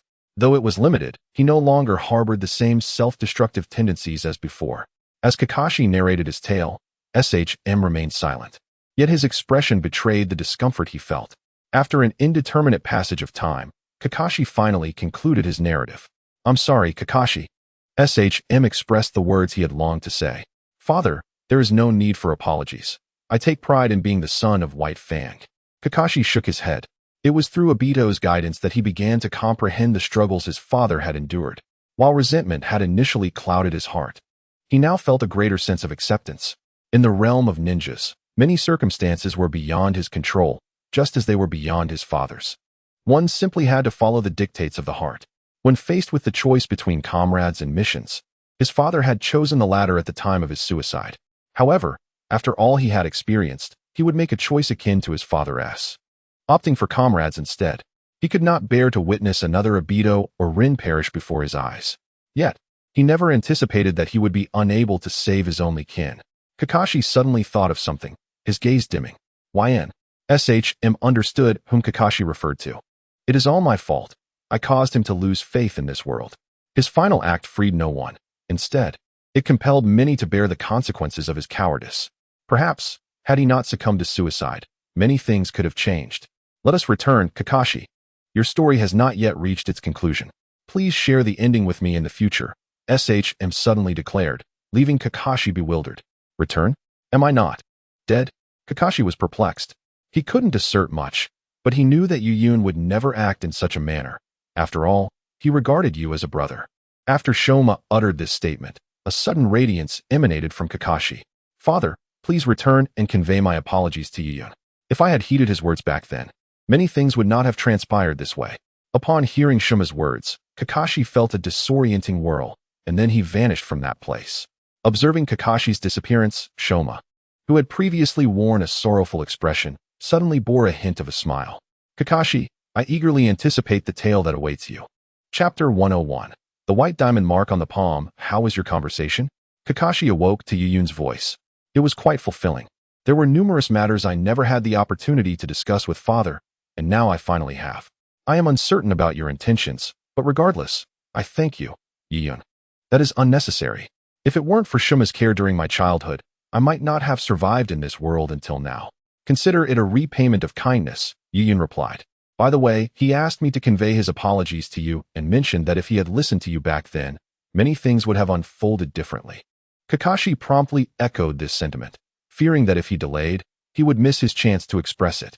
Yuyun, however, seemed less inclined to reminisce and more inclined to bid farewell. Upon hearing this, Yuyun fell silent for a moment before speaking. There is no remedy for regret in this world. Expressing apologies now serves no purpose. The die has been cast. I trust you have surmised my purpose for visiting. I am here to say goodbye. After this, I shall depart from the shinobi world. Depart from the shinobi world? Kakashi queried, perplexed. Is it truly possible to leave the shinobi realm? This presents a slight challenge to his understanding. Perhaps he will return, or perhaps he will not, Yin responded. He has already touched the boundaries between worlds with the enhanced power of Kimui. He can depart at will. After becoming the Ten Tails Jinchuriki, he encountered Madara Uchiha and acquired two ocular techniques. One is Madara's, known as the Eye of Perception, which effectively transforms his adaptive analysis ability into an active skill, enabling him to create corresponding shields based on his opponent's attacks, as well as replicate their techniques. The other ocular technique is his own, named Dimension Wanderer, which allows the opening of portals between different worlds. This technique bears some resemblance to Kimui, seemingly an advanced version of it. In truth, it is indeed an evolution, as the true capability of Kimui is to open the gateway between the real world and the Kimui dimension. Later, after Obito became the Ten Tails Jinchuriki, his Kamui could even unlock Kagaya's dimensional space. Remarkably, when he assisted Kakashi, he opened a door between life and death to deliver a Kimui experience card to him. This illustrates the high potential of the Kimui technique. Now, under its influence, it can open portals to diverse worlds. However, this is not solely due to the inherent attributes of Kimui, but also because he is a person who has traversed three worlds, inherently possessing a touch of such attributes. Should he falter in the realm of Naruto, he might find himself in other worlds. At present, Dimension Wanderer merely articulates and solidifies this trait. Moreover, his fervent desire has also shaped the formation of this ocular technique. He has long wished to leave the ninja world and venture into other realms, hence the manifestation of this technique. Yet, the infinite worlds signify not only boundless opportunities, but also limitless risks. He is uncertain whether the barriers opened by Dimension Wanderer will lead to opportunities or perils, but he yearns to explore. Much of life's trepidation is futile. Fear merely hinders progress. It is through personal experience that one discovers the very fears that loomed large are often not as daunting as they seemed. Perhaps he will, or perhaps he will not. Let this moment be our final farewell, Kakashi replied, extending his hand to create a seal that evoked both familiarity and strangeness in Yuyun, the seal of reconciliation.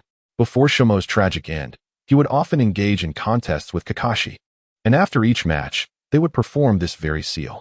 After a moment's hesitation, Yuyun extended his hand to join Kakashi in the pact of reconciliation. So be it. If fate allows, we shall meet again. With that, Yuyun turned and vanished from sight. Even if fate permits, there would be no reunion. Should he find his way back to the ninja world, a meeting with Kakashi would remain an impossibility. Thus, his connections in the ninja realm reached their conclusion. For one who embarks into the infinite, excessive attachments only serve to weaken the spirit. Even the formidable Rick is tormented by the void of infinity and the emotional ties to his family. An orphan is better suited to survive in the boundlessness, thriving amid the madness it brings. In the aftermath of Yuyun's departure, Kakashi remained rooted in place, lost in silence.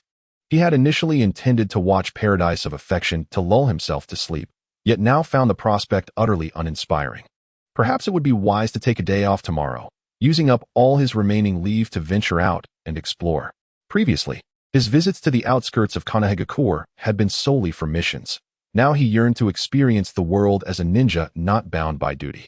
Having devised a plan, Kakashi removed his mask to catch up on some much-needed rest, only to discover an unfamiliar white diamond-shaped mark adorning the palm of his right hand. What could this possibly signify? He could not recall when he first noticed this peculiar mark on his palm. His body exhibited no abnormalities. It seemed merely an ordinary insignia. This hand was the one that had just performed the seal of reconciliation with Yuyun, and the only plausible explanation was that it originated from their shared sealing process. Nevertheless, he decided to dismiss it, lying down without further contemplation. Meanwhile, Yuyun found himself in an abyssal black space, searching for something elusive. This realm was entirely void, with only Yuyun as a luminous entity. It was the chasm between worlds, a true embodiment of nothingness. In this place, his reincarnation, I felt as if it were blind, unable to perceive anything, neither matter nor energy, only an expanse of emptiness, a void even more profound than the cosmos itself. At this moment, he could only navigate through this nothingness, relying on the dimensional wanderer's sensitivity to the world. After parting ways with Kakashi, he had indeed left behind a small token, a white wedge of the Otsutsuki style, containing only physical data and lacking any protective soul data. The Otsutsuki wedges come in two varieties. The black wedge contains the soul data of the Otsutsuki. Once fully unfrozen, the recipient would be entirely usurped. Conversely, the white wedge contains solely the body data, and upon complete unfreezing, the bearer can fully inherit the Otsutsuki's power. This particular wedge was meticulously crafted by Yuyun, having fully deciphered the Otsutsuki style and combined it with his memories regarding the wedge. It was perfectly tailored for Kakashi, ensuring no adverse reactions. The wedge would activate when Kakashi faced peril, allowing him to instantaneously update to a new version, entering the era of tattoos in Boruto, thus gaining a significant advantage over others. As he drifted through this void for an indeterminate time, Yuyun's internal energy began to dwindle. Suddenly, he heard a clear voice, the owner of which he did not recognize. Yet, it was the content of the voice that captivated Yuyun. Bru-bru, Yura. Intriguingly, someone is summoning the formidable Mashura, suggesting a return to familiar grounds. Yuyun's lips curled into a smile. Chapter 102, Return to the Curse Combat. Fushiguro Megumi now finds himself embroiled in the gravest crisis of his life. Having just defeated a special-grade cursed spirit, he becomes the target of a man with terrifying physical prowess. Following a brutal exchange reminiscent of a father punishing a son, the man who could have easily ended Megumi's life inexplicably pierced his own skull with the fractured Yuyun after inquiring about his name. Truly baffling. Just as he thought he had narrowly escaped death, he encounters the repugnant curse user Haruta on the streets of Shibuya. Many acquaintances of his have perished at the hands of this despicable yellow-haired fiend, and now he finds himself devoid of even a trace of cursed energy. His life philosophy, to repay blood with blood and to exact vengeance upon wrongdoers, prompts him to decisively summon the ultimate Shikigami, Mashura, recorded in the Zenin family's texts as impossible to control.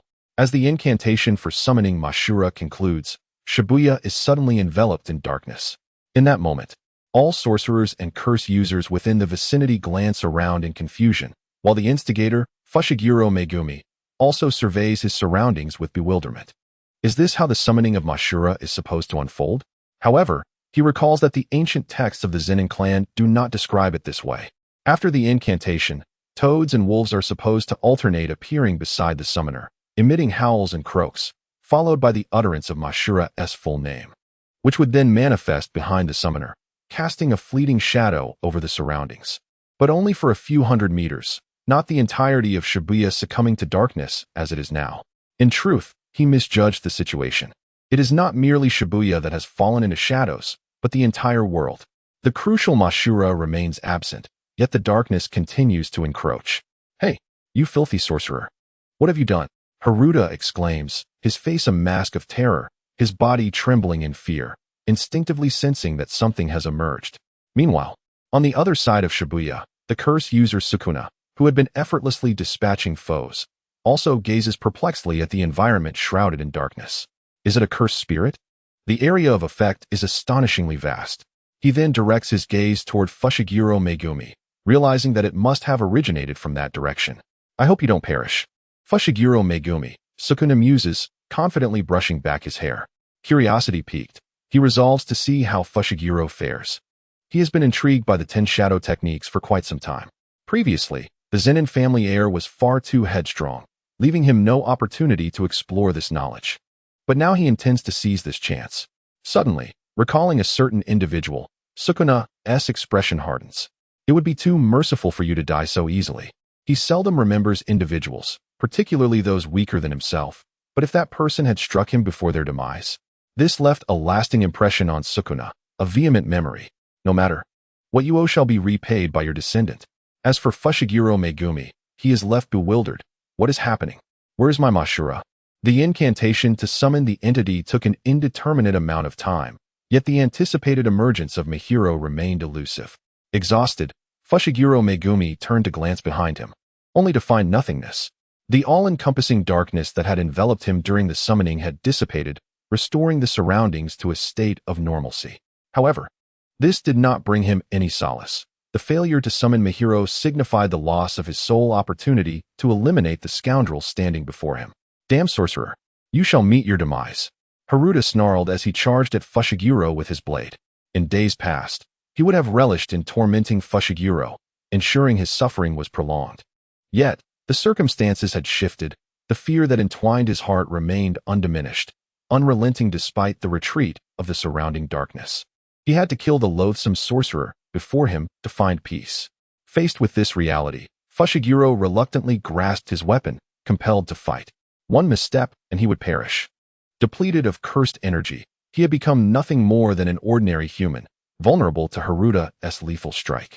With ample cursed energy still at his disposal, Haruta swiftly closed the distance between them, raising his weapon with a ferocious glare. Die! The blade descended with alarming speed, leaving Fushiguro no time to defend himself. However, just as the weapon was about to make contact, it inexplicably ricocheted away, sending Haruta hurtling backward into a nearby fast food establishment. Fushiguro what? Clearly bewildered by this unexpected turn of events, he surveyed his surroundings until his attention was drawn to the distorted shadow beneath his feet. His shadow fluctuated, contracting and expanding as if engaged in a silent struggle. Within the confines of his perplexed gaze, the shadow shrank to the size of a ping-pong ball, only to suddenly swell again. In a moment of astonishment, Fushiguro beheld an astonishing sight, a pair of pallid hands grasping either side of his shadow, forcefully stretching it apart. As the shadow was pulled to its limits, a gigantic single eye emerged, capturing Fushiguro's full attention. The eye was a sinister crimson, adorned with 6 interlocking rings and 6 swirling motifs. Such an enigmatic and arcane design was unlike anything he had ever encountered before. Despite perusing the Zenin family's records and vanquishing countless bizarre cursed spirits, he had never seen an eye like this. Logically, a person of sound mind would flee upon witnessing such an otherworldly spectacle. Fushiguro, despite being a rational individual himself, found himself unable to turn away, paralyzed as if his body were no longer under his control. The monstrous entity stretching his shadow applied force, expanding it to its maximum size, revealing its full form to Fushiguro. Was this Mihiro? A peculiar being with a single eye is accompanied by 4 symmetrical wings, reminiscent of the 4 wings depicted on the face of the demon Mashura in the ancient texts of the Zenin clan. As this creature, bearing a resemblance to Mashura, unfurls its shadow, a white-haired figure emerges from the inky darkness. Fushiguro Megumi's eyes widen in disbelief. This entity is no mere human. Its appearance and aura transcend the boundaries of humanity. Even his eccentric white-haired teacher pales in comparison to this being. Moreover, those eyes, imbued with a hint of violet and sparkling like stars, are unmistakably inhuman. I have returned to the world of sorcerers, proclaims this entity as it steps forth from the shadows. A child of the Zenin clan? Your technique mirrors mine. Well done. Upon hearing these words, a chill runs down Fushiguro Megumi's spine. What sort of being has he unleashed? The entity, emerging from the void, perceives everything within this world. Wandering amidst the interstices of existence is indeed a tormenting endeavor, yet it matters not. Everything is worthwhile now. Is it not, Sukuna? The entity smiles faintly, gazing in a particular direction. Chapter 103. Winning the resurrection match with a deep breath. The entity recalls the nostalgic air of the city, a scent it has not encountered in many years. How long has it been since it last inhaled this aroma? Certainly, it has not graced the realm of Naruto for quite some time. Hovering in midair, the entity lands upon the roadway of Shibuya Crossing. As Fushiguro Megumi regains his capacity for movement. Who are you? Fushiguro refrains from using honorifics by habit, yet instinctively adopts a respectful tone in the presence of this being. Who am I? In this world, you may call me Zenin Y-Gen Zenin Y-Gen. Fushigiro's pupils constrict. Zenin Y-Gen, the head of the Zenin clan during the Heian period, is renowned as the ephemeral prodigy of the Zenin family. This name is frequently referenced in the ancient texts of the Zenin clan. Each era's chronicler of the Zenin family's history speaks of him. Their attitudes varying from ignorance to admiration, from hatred to regret. Due to certain circumstances, the Zenin clan has long been at odds with the Gojo clan, their enmity reaching a depth of animosity. Historically, both sides have engaged in numerous conflicts, the intensity of which rivals that of the Senju and Uchiha clans during the Warring States period in Naruto. Though the Zenin clan is reluctant to admit it, the truth remains that the Gojo clan has consistently suppressed them. Throughout history, there have only been two periods where the Zenin clan clearly surpassed the Gojo clan.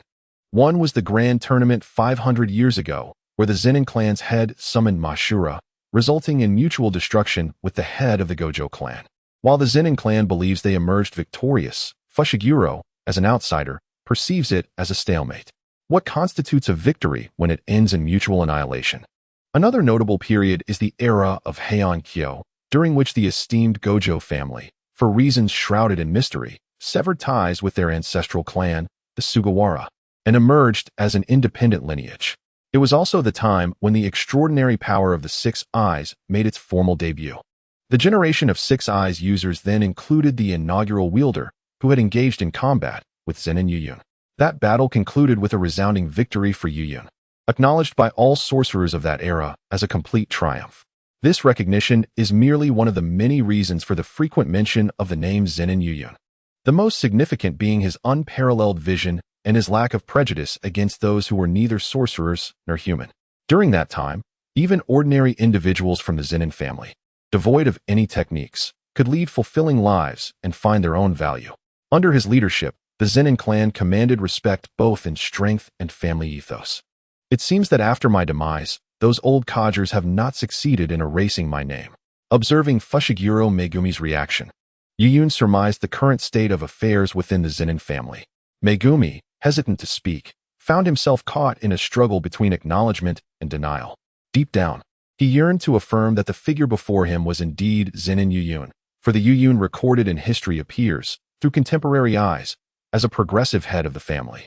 Yet, he felt constrained in voicing this thought.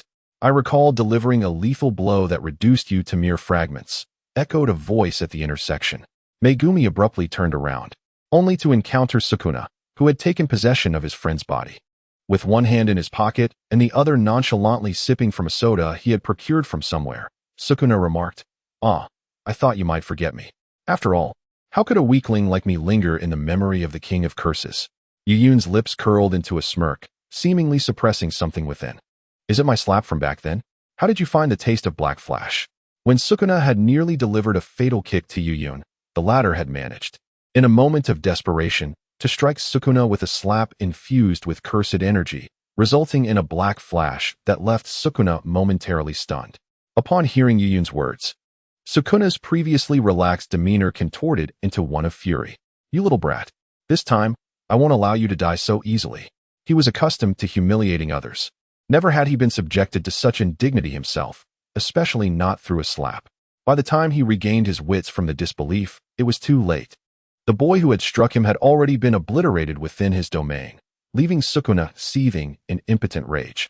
This encounter had etched the memory of someone weaker than him into his mind for over a millennium. Whenever I reflect upon it, an uncontrollable fury surges within me. After all, no matter how formidable he may be, he cannot possibly resurrect a deceased individual. Upon hearing this statement, Yuyun's lips quivered uncontrollably. He could neither laugh nor smile. For if he were discovered, he would miss the opportunity to savor that incredulous expression on his face. In order to unveil the true nature of the loathsome Sukuna, Yuyun meticulously controlled his physical state, misleading Sukuna into misjudging the disparity in their strengths. Furthermore, to prevent Sukuna from perceiving any incongruity regarding his appearance, Yuyun employed illusions to distort Sukuna's perception, ensuring that he appeared nearly unchanged from a millennium ago. To express his deference, he gracefully placed his hand upon his chest and offered a slight nod in acknowledgement, signifying respect. "You little imp," Sukuna exclaimed, his face flushing with anger. Memories of that slap surged forth in his mind, and coupled with the humiliation he felt, his emotions spiraled out of control. Sukuna harbors a deep-seated grudge. Anyone who has ever insulted him will face the most grotesque retribution. Utilizing Fushiguro Megumi's body serves not only to employ the Shikigami to counter Gojo Satoru's limitless techniques, but also to evoke a sense of revulsion in both Gojo and Itadori Yuji. His magnanimity as a powerful being only manifests when he possesses the upper hand. When confronted with the weak, he assumes the role of the king of curses. Yet, when faced with those stronger than himself, he becomes a repugnant creature willing to resort to any means for victory and survival. In a fit of rage, Sukuna unleashed 4 slashing strikes aimed directly at Yuyun's hands and feet, intent on tormenting the one who had occupied his thoughts for over 1,000 years. Clang, clang, clang, clang. Rather than evade Sukuna's swift onslaught, Yuyun chose to confront it head-on. "Your chef has truly undergone no change whatsoever," he remarked. Initially, Sukuna had intended to strip away his defenses when the domain was activated, but that prospect now seemed impossible.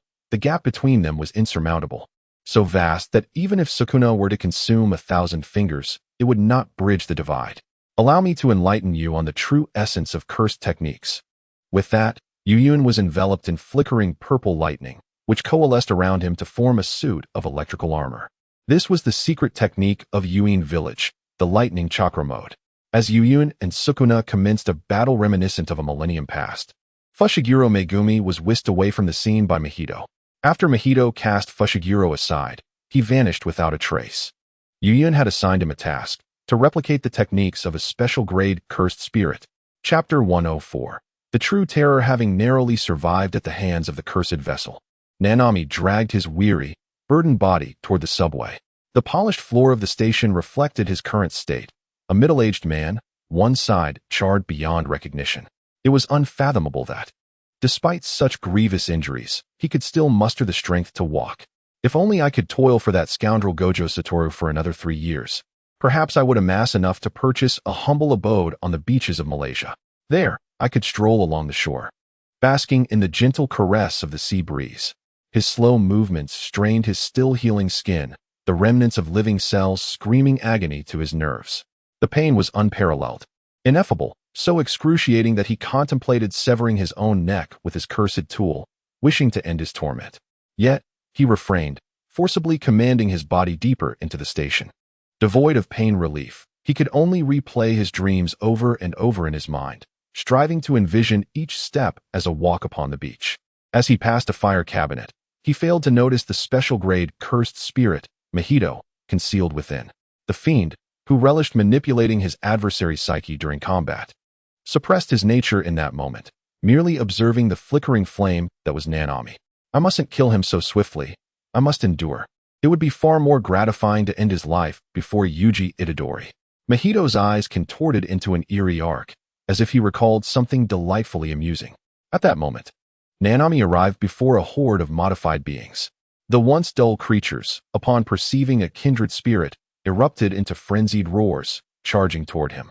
With the last remnants of his vision, Nanami regarded these beings, remaining silent as he tightened his grip on his cursed tool. He could have fled. With such severe injuries, retreating would invite no censure. However, His sense of duty forbade him from abandoning them. If he were to leave, these remaining modified beings would be left unattended, inevitably leading to greater calamities. Thus, he resolved to stay. The zombie-like modified beings surged toward him, and at that moment, Nanami raised his cursed tool high, ready to confront the onslaught. With a strike neither hurried nor slow, the first of the modified beings was cleaved in twain. The initial cursed tool swung down and was raised once more. At present, due to his injuries, he could not resolve issues with the swiftness he once possessed. However, it sufficed to deal with these modified beings. After dispatching 7 or 8 of them, Nanami gradually honed his skills, methodically slicing through the foes at a deliberate pace. A smile graced his lips, as though he were not engaged in a battle, but rather strolling along a beach. Perhaps I could send Itadori in my stead to Malaysia. No. The aspirations of an adult should not be imposed upon a child. Dreams ought to be pursued by oneself. Every human, after vigorous exertion, experiences fatigue, and he, being but half a person at present, naturally felt weariness. After an indeterminate number of swings with the cursed tool, his body finally succumbed to the burden, unexpectedly. He was struck in the lower back by a modified being and fell to the ground. As the creature sought to consume him, he braced himself with his blade against the floor and rose once more to continue his assault. This sight caused a twitch of alarm in Mahito, who was concealed nearby. Is this fellow truly human? No, he cannot be allowed to survive. This individual, Nanami, possesses a technique that could inflict harm upon him, and he could seamlessly collaborate with his nemesis, Itadori Yuji. Should this man regain his strength, he would surely meet his demise at their combined hands. Such a fate must be averted at all costs. Thus, Mahito subtly unleashed the modified beings hidden within him, forcing Nanami to engage in an unending struggle on the subway. Observing the evident slowing of Nanami's movements, Mahito's previously displeased expression brightened anew. Yes, exactly like that. Once he is too exhausted to move, I shall eliminate him before Itadori Yuji. The expression on Yuji's face will be utterly delightful. He could hardly contain his anticipation to witness the look of cursing rage in Itadori's eyes. Alas, Yuji's body is presently possessed by Sukuna. The thought of Sukuna caused Mahito's grin to falter and revert to its usual demeanor. Sukuna, just wait. One day, I shall force you to wear the same expression as Itadori Yuji. In the midst of Mahito's reverie, he failed to notice the emergence of Maharaga behind him. Or rather, he did notice. While he was peering, he distinctly sensed the area where he crouched darkened suddenly, the presence of something looming behind him. Upon realizing the anomaly, Mahito swiftly transformed his hand into a sharp blade and turned to strike at the entity lurking behind him. Clang! The blade formed from his hand shattered upon impact. What? Mahito was taken aback that his handblade would break, and turning around, he beheld the towering figure of Maharaga, resembling a demonic deity. Flee! Almost instinctively, he yearned to divide himself into countless fragments to escape the monster's attack range. Yet Maharaga was swifter than his instinctive response. In an instant, the formidable hand of Imo Shulua seized the neck of the real entity, employing the pure positive energy from the demon-repelling sword to precisely disrupt its intent to escape through self-splitting. As the positive energy of Imo Shulua made contact with the corporeal form of the real entity, it emitted a sizzle akin to a red-hot iron block being cast upon ice. Oh!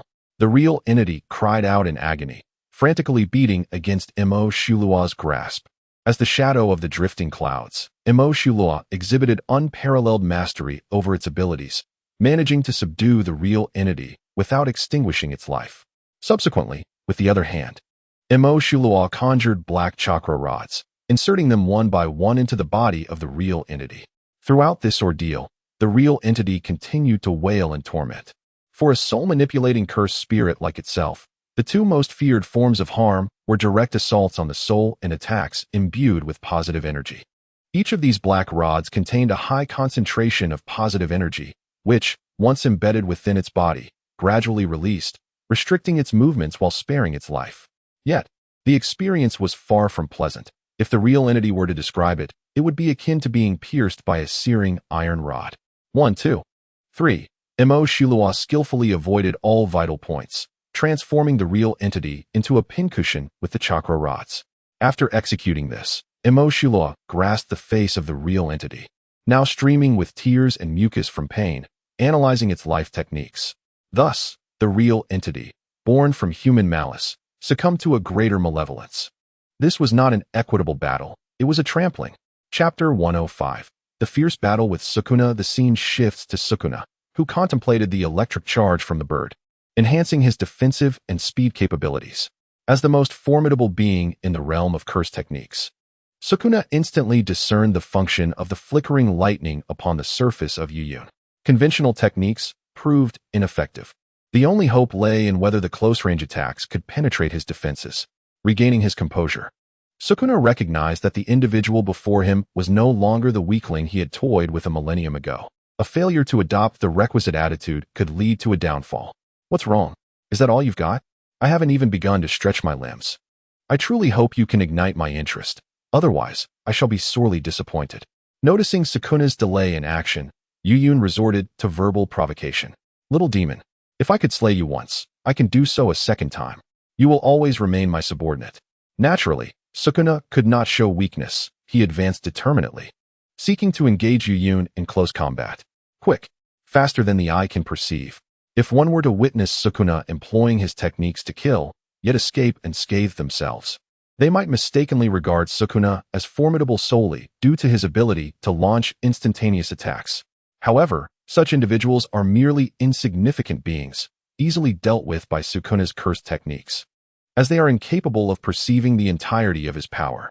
Sukuna's true strength lies not in his techniques, but in his robust physique, possessing 4 arms and 2 faces, unrivaled cursed energy, an efficiency in utilizing cursed techniques that rivals that of the 6 eyes, and his exceptional combat skills. These qualities constitute the essence of the king of curses within the realm of Jujutsu Kaisen, and they are also the source of Yujun's past despair. The sensation of exhausting one's efforts only to find the opponent seemingly toying with them is profoundly disheartening and humiliating. Had it not been for that final black flash strike before his demise, Yujun might have faced a collapse of his resolve. Now, it is time for Sukuna to experience such feelings. As Yujun re-enters the fray of Jujutsu Kaisen, he has contemplated countless strategies against Sukuna, yet never once considered the act of killing him. What purpose would that serve? Long ago, Yujun recognized a fundamental truth. Murder offers limited solutions. While it may eliminate the perpetrator, the remnants of the problem persist. Imagine a being that revels in slaughter, preying upon women and infants. Would slaying him truly bring you solace? The answer is a resounding no. Inflicting suffering upon others and death is a form of reward, a grace, and even a humanitarian act. Yet some entities are unworthy of such mercy. Only by allowing them to endure torment can one exact true revenge, a cruel form of justice. Henceforth, he would employ every means at his disposal to inflict both physical and psychological agony upon Sukuna, avenging the humiliations of Yur. In an instant, Sukuna closed the distance to Yujun, placing his hand upon Yujun's shoulder. The strike, known as 8, can be released in 2 manners, from a distance or in close proximity. When unleashed in close quarters, its potency is maximized, and this time, it was adjusted to target the opponent. It would undoubtedly penetrate. Yet, with a sound, Sukuna's smile froze. His attack was thwarted. Can you manage? If not, it's my turn. Yujun taunted.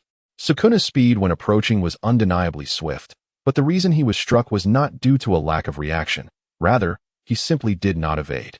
To maintain fairness, Yujun refrained from utilizing his own extraordinary abilities, opting instead for the lightning chakra mode of the burly figures from the hidden cloud village, allowing Sukuna to believe he still had a chance. Lightning bomb. Yujun clasped Sukuna, who had yet to retreat, and executed a wrestling maneuver, throwing Sukuna to the ground. Boom. Sukuna came crashing into the solid pavement, and an explosion of lightning erupted around him. The savage bolts of electricity tore through Sukuna's flesh. As Yujun prepared to advance, Sukuna had already regained his senses, unleashing numerous slashes in all directions. He understood that neither of his 2 strikes had succeeded. So why continue to unleash them? In an effort to disperse the swirling clouds surrounding him, Sukuna, relying on sheer force, gradually pushed the clouds away with his strikes. One must commend him, for he is indeed the king of curses. Upon realizing that his attacks had become ineffective, he swiftly adapted, allowing his strikes to still yield results. Whoosh! The dissipating clouds vanished in an instant. Witnessing this strange speed, Sukuna's pupils constricted. Behind him? To the left? To the right? No, not below. A perfectly executed uppercut struck Sukuna squarely on the jaw, and the thunder-infused fist sent him soaring into the sky. As he ascended, Sukuna's expression twisted in disbelief. What a joke! I am the king of curses. He then enveloped his fist in cursed energy and swung backward. Slap! He connected. Remarkably, even while taking a hit. Sukuna anticipated the rout of Yu Yun's assault. He had guessed correctly, but his fist was caught in Yu Yun's palm and was abruptly yanked back. Yu Yun raised his other hand, forming a fist, prepared to unleash a blow upon Sukuna's face. Slap! Yet that was also caught.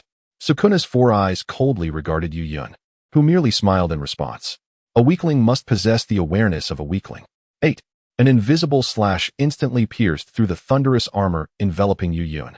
However, the anticipated torrent of blood did not materialize. Did the compression of the domain, followed by its application to the strike, bestow it with guaranteed accuracy? Yu Yun promptly commented on Sukuna's ingenious maneuver. This technique seems to be referred to as domain extension in the original narrative. It appears to have been developed by the 4 special grade cursed spirits to stall Gojo Satoru, harnessing the guaranteed hit attribute of the domain to breach Gojo's absolute defense. I never expected Sukuna to wield it as well, though it seems he has never witnessed a cursed spirit employ this technique. Did he invent it himself? Faced with Yu Yun's indomitable thunderous armor, Sukuna's options for breaching it were limited. Fortunately, he had always considered Gojo Satoru as a hypothetical adversary, contemplating how to overcome Gojo's limitless abilities. The simplest and most direct method entailed utilizing the guaranteed hit effect of the domain. Yet, this approach proved futile against Yu Yun, as the speed and strength he exhibited allowed him to effortlessly escape the domain's range. After all, Sukuna's domain spanned merely 300 to 400 meters, while Yu Yun could cover that distance in mere seconds. Thus, he devised a strategy to breach Yu Yun's defenses. Why? Despite having penetrated that layer of armor, was there no damage? Sukuna was now filled with confusion. This was supposed to be a strike imbued with guaranteed accuracy. In response to Sukuna's bewilderment, Yu Yun remained silent. The outer layer of armor, reminiscent of a lightning chakra mode, was a playful fade crafted by Yu Yun, intended to provide Sukuna with a target to chase after.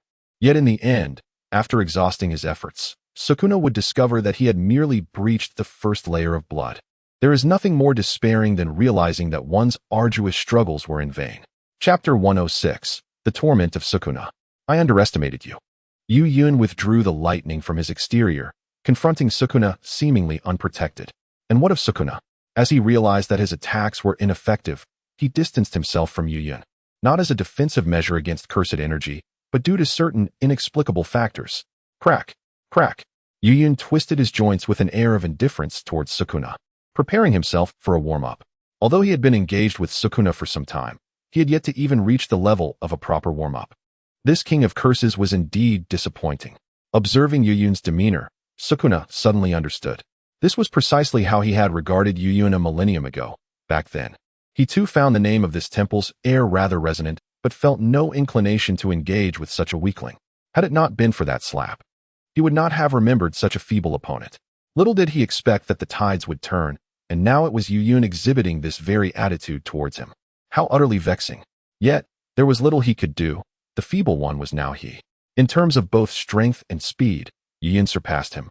And to land a blow on Yu Yun, he would have to predict his movements. Otherwise, he would simply endure a beating. Moreover, his techniques had never even breached Yu Yun's defenses. For the first time, Sukuna felt that his technique was antiquated. Had his abilities been on par with the Six Eyes and Limitless, he certainly would not find himself in such a predicament. The thought of being unable to defeat his opponent plagued him. Unless he could unleash Black Flash, he had no chance whatsoever. Wasn't that brat Itadori particularly adept at wielding Black Flash? Sukuna suddenly recalled something. In the realm of Jujutsu Kaisen, manifesting Black Flash was purely a matter of chance. Even he, the king of curses, could not reliably produce it through mere practice. In fact, due to his prolonged invincibility, he had not encountered an opponent capable of fully engaging him in battle, resulting in a lengthy absence of Black Flash in his repertoire. However, there was an exception to this pattern. The vessel he currently inhabited, Itadori Yuji.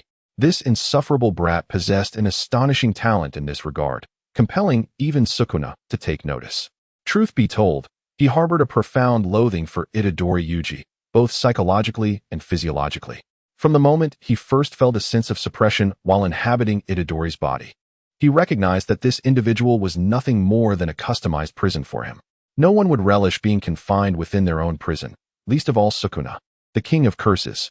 Furthermore, spending prolonged periods within Itadori only intensified Susanoo's disdain, as all of his most loathsome traits manifested in this vessel. If Itadori were to embody a compassionate Buddha, then Susanoo represented a malevolent demon. No demon would hold affection for a Buddha, particularly one that embodies the antithesis of their very nature. If his intuition serves him correctly, it appears that Itadori is indeed his nephew. That cursed entity, Kinji Hikari, is truly unscrupulous in his methods. Under these convoluted circumstances, Susanoo harbors an intense loathing for Itadori. A disdain so profound that he believes only by annihilating what Itadori cherishes can he find any semblance of relief. Initially, he had envisioned a rampage using Itadori's body, seeking an opportunity to usurp Megumi Fushigiro's form. However, upon reflection, that plan is no longer viable. The only reason he is able to endure the relentless blows from Zenin Yuji like a mere punching bag is due to the utilization of Itadori's physique. The moment he transitions to Fushigiro's body, even if he withstands the period of weakness, he would be obliterated by a single punch from Yuji. The disparity in physical prowess between Fushiguro and Itadori is far too great. Although he is reluctant to concede this fact, the truth remains that Itadori's body is the most compatible for him, allowing him to unleash his inherent power, perhaps even exceeding it. Having resolved on a new strategy, Susanoo recalibrated his stance. He has chosen not to retreat, but to continue his assault? Ah, Hikari, you truly are something else. Susanoo remained silent, reminiscing about the sensation he experienced when Itadori unleashed a black flash. Suppressing the revulsion within, he delved into the memories contained within this body. And upon finding what he sought, he swiftly adjusted his emotions and physical state to align with the feeling Itadori had when confronting Mahito. In but a moment, Susanoo's aura transformed entirely. He moved. In the next instant, Susanoo launched his attack, as swift as ever, reaching Yuji in the blink of an eye. Observing Susanoo reignited with fervor, Yuji was filled with anticipation. What revelation has sparked such confidence within you? Crack! Susanoo's initial strike was met with Yuji's single-handed interception, followed by Yuji hurling him away. Yet, as Susanoo soared through the air, he abruptly vanished. To the right, though Susanoo's speed inexplicably surged nearly fourfold. Yuji still discerned his trajectory, raising his right hand in preparation to intercept Susanoo's second blow. A black flash. An effect that should be impossible to apply to Susanoo suddenly manifested. Zing! As Susanoo's fist met Yuji's palm, a surge of black lightning erupted from the impact.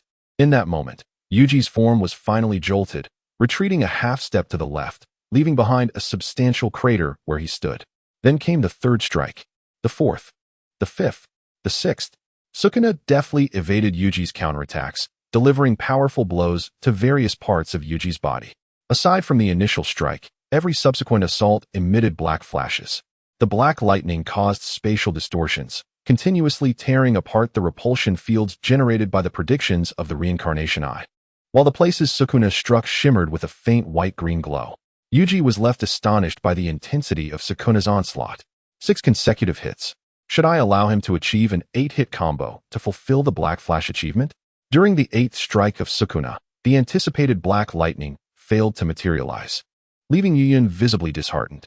He then extended his hand towards Susanoo, who was preparing to unleash another flurry of attacks. Just as Susanoo was about to strike Yuyun, his body suddenly froze, immobilized.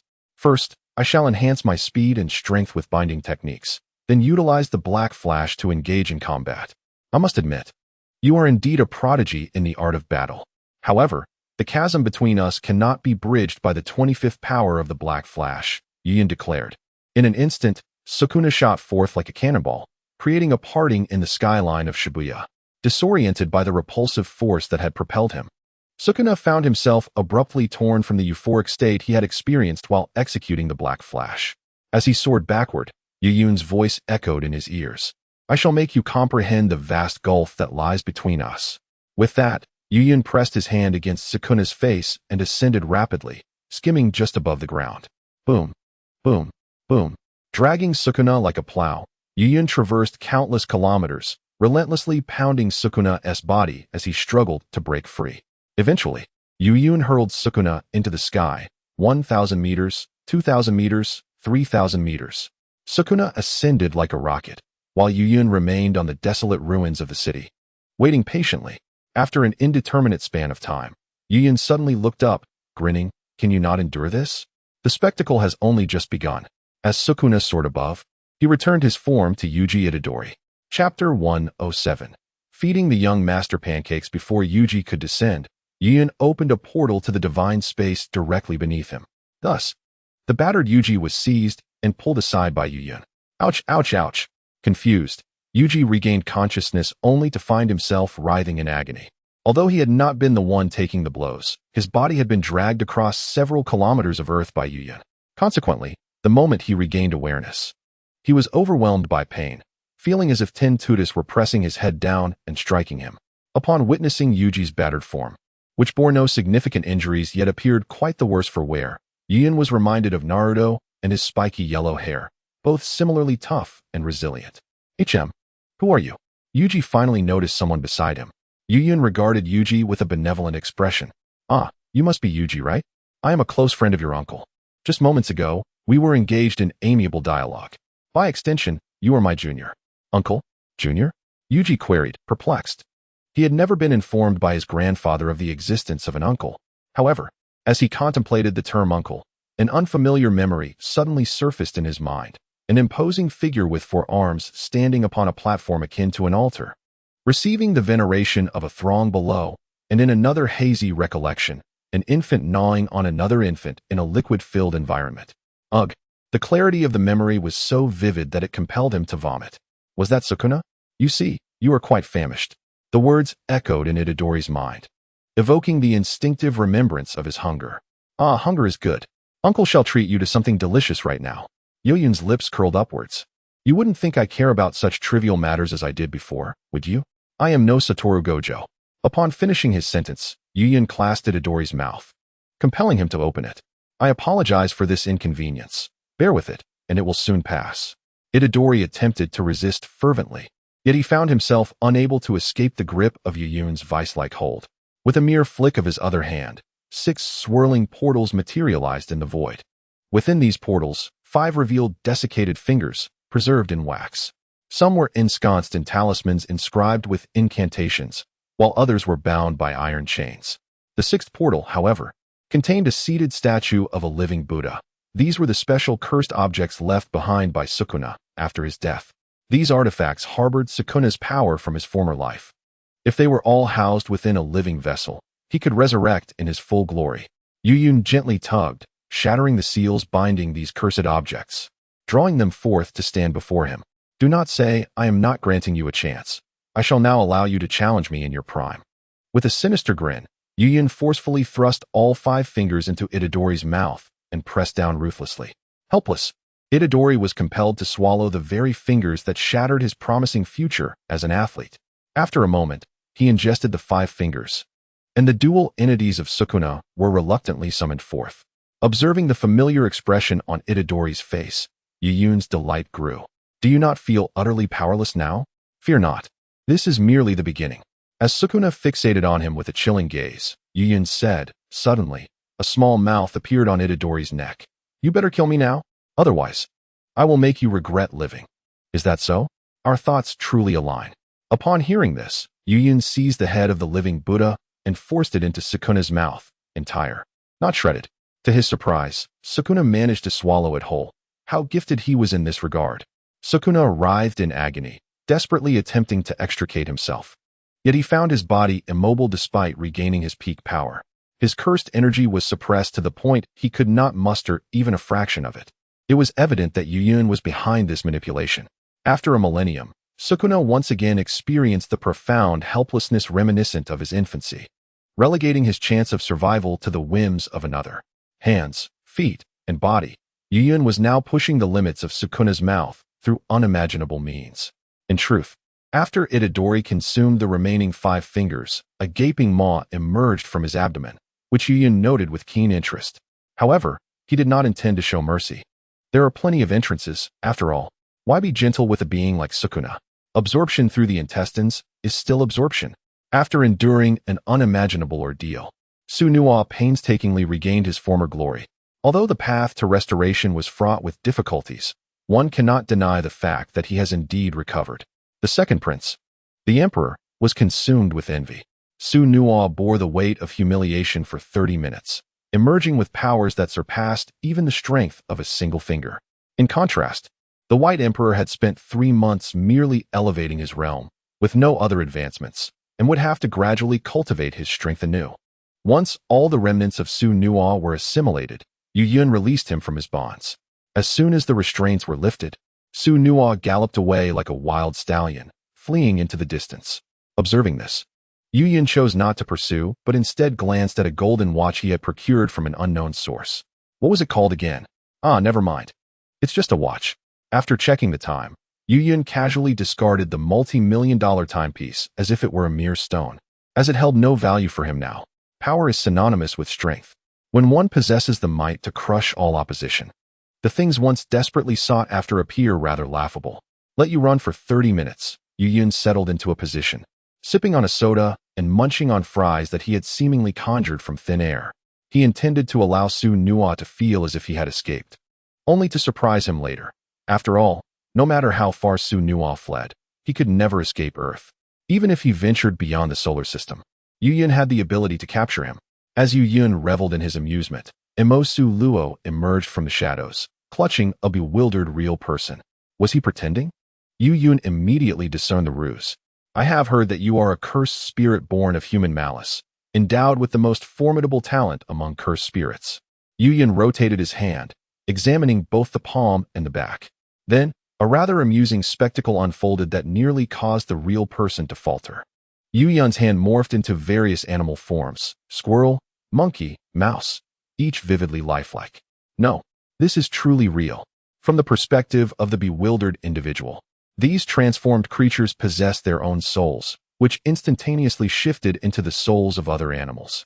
Your effortless transformations are indeed quite entertaining. At this moment, Yuyun's hand underwent yet another transformation, taking the shape of a miniature version of the real person, who repeatedly exclaimed, "This is quite entertaining." This bizarre sight nearly brought the feigning individual to tears. The soul form of this little entity was all too familiar, resembling his own. What manner of monster is this? At this moment, his inner fear reached its zenith. Chapter 108. The real person truly becomes human. Still pretending? Though the real person trembled in fear, they refused to open their eyes. Rest assured, do not be afraid. I am not a villain like Sukuna. I will not harm you, Yuyun spoke soothingly. Yet, to the real person's ears, the words rang hollow. Shibuya had already been reduced to ruins. It was here that a significant number of people had been transformed into modified beings due to the real person's use of the technique of non-action. Now, with the aftermath of Yuyun's battle against Sukuna, many more had perished. It could be said that apart from a few exceptionally resilient sorcerers, no other living beings remained in this city. Please, do not kill me. I am still of use. From birth, the real person seldom submitted to anyone. Yet now they found themselves compelled to yield. The instinct for survival drove them to make the most pragmatic choice in this dire situation. The individual before them was more formidable than Sukuna by at least tenfold. In terms of their very essence, the two were incomparable, akin to the sun and the stars. Not to mention that this presence could wield a similar effect to their technique of non-action, but with far greater finesse. At least they could not conjure the souls of ordinary animals. It was the same as before. Their non-action transformation, compared to this monster, was laughable. Much like a child's clay model in kindergarten. Kill you? Do not mistake me for someone as malevolent as you. How could I possibly harm you? I would not wish you any pain. Yuyun half-squatted and patted the real person's stitched face. The stitches, though bizarre, created an oddly harmonious blend of different skins, bestowing an uncanny beauty. Haha, the real person managed a strained laugh, attempting to mirror the smile on Yuyun's face. Sir, I can bind myself to serve you. I will kill whomever you command. Driven by fear, the real person learned the flattery that they had always believed impossible to master. You have used honorifics too soon. Soon enough, you shall not call me sir anymore. Yuyun pressed a hand against the real person's face. Sensing something amiss, the real person instinctively tried to withdraw, but the binding of Mohuro held them fast, rendering them immobile. Non-action transformation. Under Yuyun's adept manipulation, the real person emitted cries of anguish. You cannot do this. Their formless soul began to reshape and solidify under Yuyun's enhanced non-action transformation. They finally experienced the sensation of their soul being forcibly contorted. As one well-acquainted with souls in the realm of Jujutsu Kaisen, the real person understood what Yuyun was doing. He was altering their essence as a cursed spirit, transforming them into a species they regarded as mere livestock. Then came Yin-Yang escape. The transformation of the real person was far from over. After reshaping their soul, Yuyun proceeded to reconstruct their body, turning them inside out into the very embodiment of the humanity he despised. Are you not the cursed spirit born of human malice? Let you become human, to truly experience the depths of human malevolence. Yuyun released his grip and chuckled softly. To take away what one loves and bestow what one detests, this constitutes true torment. The absence of laughter left him feeling void of any cursed power, and the reality of his existence echoed a lament akin to that of Xianglin's wife. It should be he. The person had transformed entirely into a veritable human. A most ordinary one at that, lacking in extraordinary physique, devoid of cursed energy, and certainly bereft of techniques. Reduced to the status of a mere monkey, as described by Suguru Geto. Yet, he was not a truly ordinary person. His current body possessed an unusual resilience, though he remained oblivious to this fact for the time being. However, he would soon come to understand that a robust recovery without power is merely a form of torment. Consider it a prelude, a sweet morsel before the main course, to see if he could amass some experience from you, which would later serve to entertain Sukuna. Upon concluding his thoughts, Yuyun prepared to transport the individual to a special location via the space of divine might. But at that moment, the person moved. He suddenly charged towards the shattered wall, the force of his sprint unmistakably indicating a desire for self-destruction. Yuyun did not intervene. He merely observed as the individual barreled forward. Just as he was about to collide with the wall, he abruptly halted. Kill me. The person cried out like a child, throwing a tantrum. How endearing. Yuyun inscribed something akin to a mental seal upon him, meant to prevent the individual from succumbing to despair. Suicide. Such an easy escape is not permitted. Life is a farcical journey. While death might offer an escape from reality, there are myriad forces that tether one to existence, making the choice of such an extreme path untenable. Work, companionship, offspring, social interactions. These are both the reasons one contemplates suicide and the reasons one yearns to live. Pain intertwined with joy, and joy laced with pain, compel one to oscillate between the two. This is the essence of life. The individual would soon grasp this truth. After the failed attempt at self-harm, Yuyun opened the portal once more and unceremoniously cast the thrashing individual inside. Transform well, learn to be human. Yuyun waved farewell, indicating that they would not meet again. No. Ineffectual tears cascaded from the individual's eyes, evoking a sense of pity. His appearance had changed little. The sutured skin on his face was now distinct in color, devoid of stitches, and the previous inhuman aura had entirely dissipated. Now, he resembled a delicate, youthful lad. As for the destination to which he was sent, it was merely a prison located somewhere in America. This prison had one distinguishing feature, an abundance of sisters. It is believed that here, the individual might discover the meaning of life. Do you know the greatest punishment for one who once stood at the pinnacle?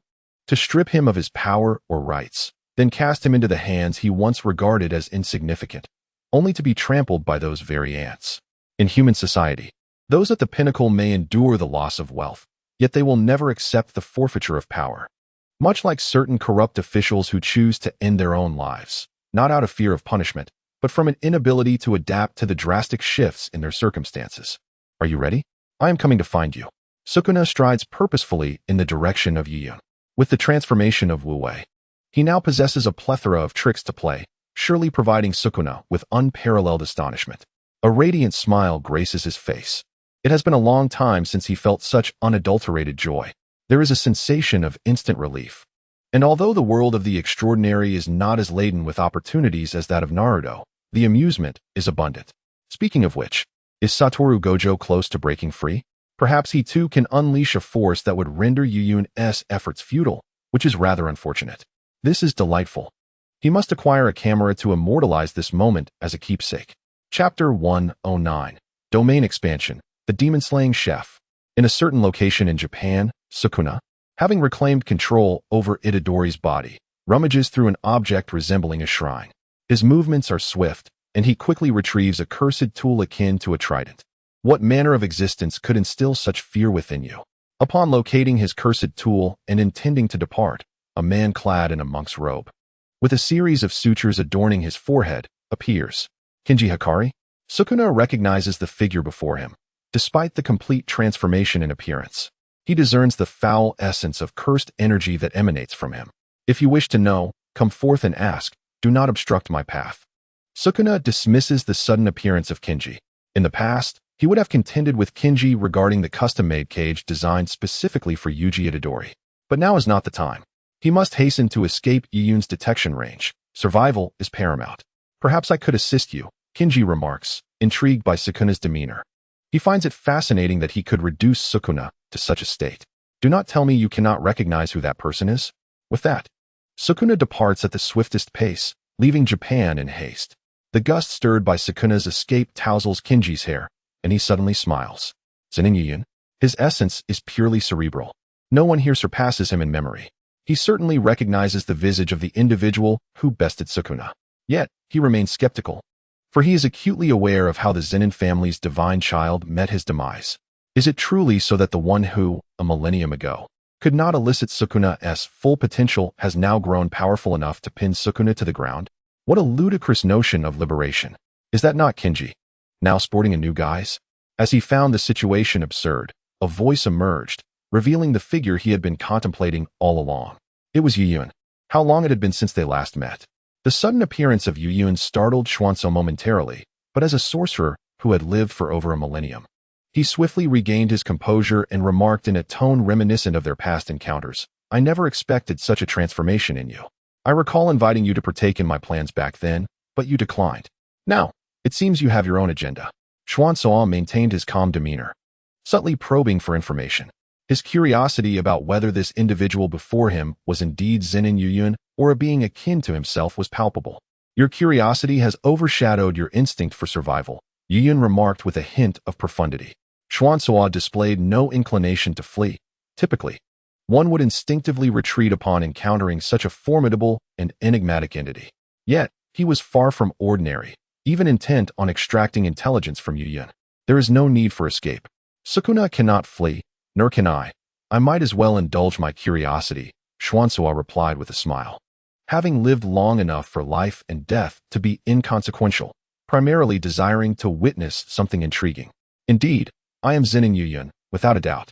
The reason for my current state is that I have ventured beyond the confines of the well, gaining a broader perspective than you. Iyun dispelled his disguise, revealing his true appearance to Schwanzo. Indeed, we are but frogs at the bottom of a well, Schwanzo mused as he beheld Iyun's unmasked visage, a fervor igniting in his gaze. He comprehended the implications of Iyun's words. If his conjecture held true, then he and Susanoo were indeed akin to those frogs.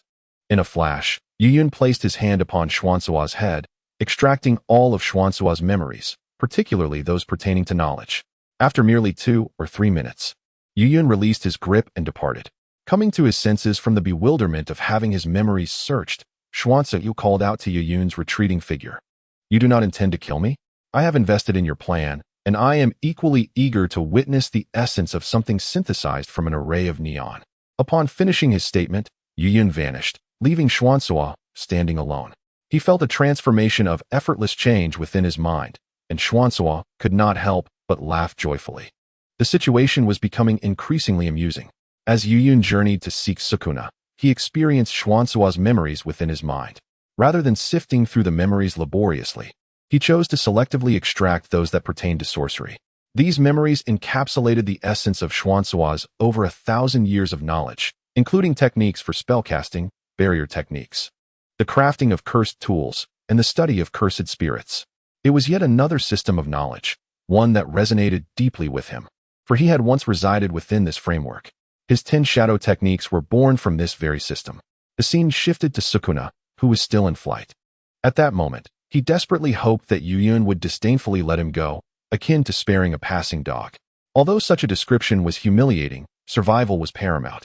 It was only by living that he could seek vengeance and repay the humiliations he encountered today.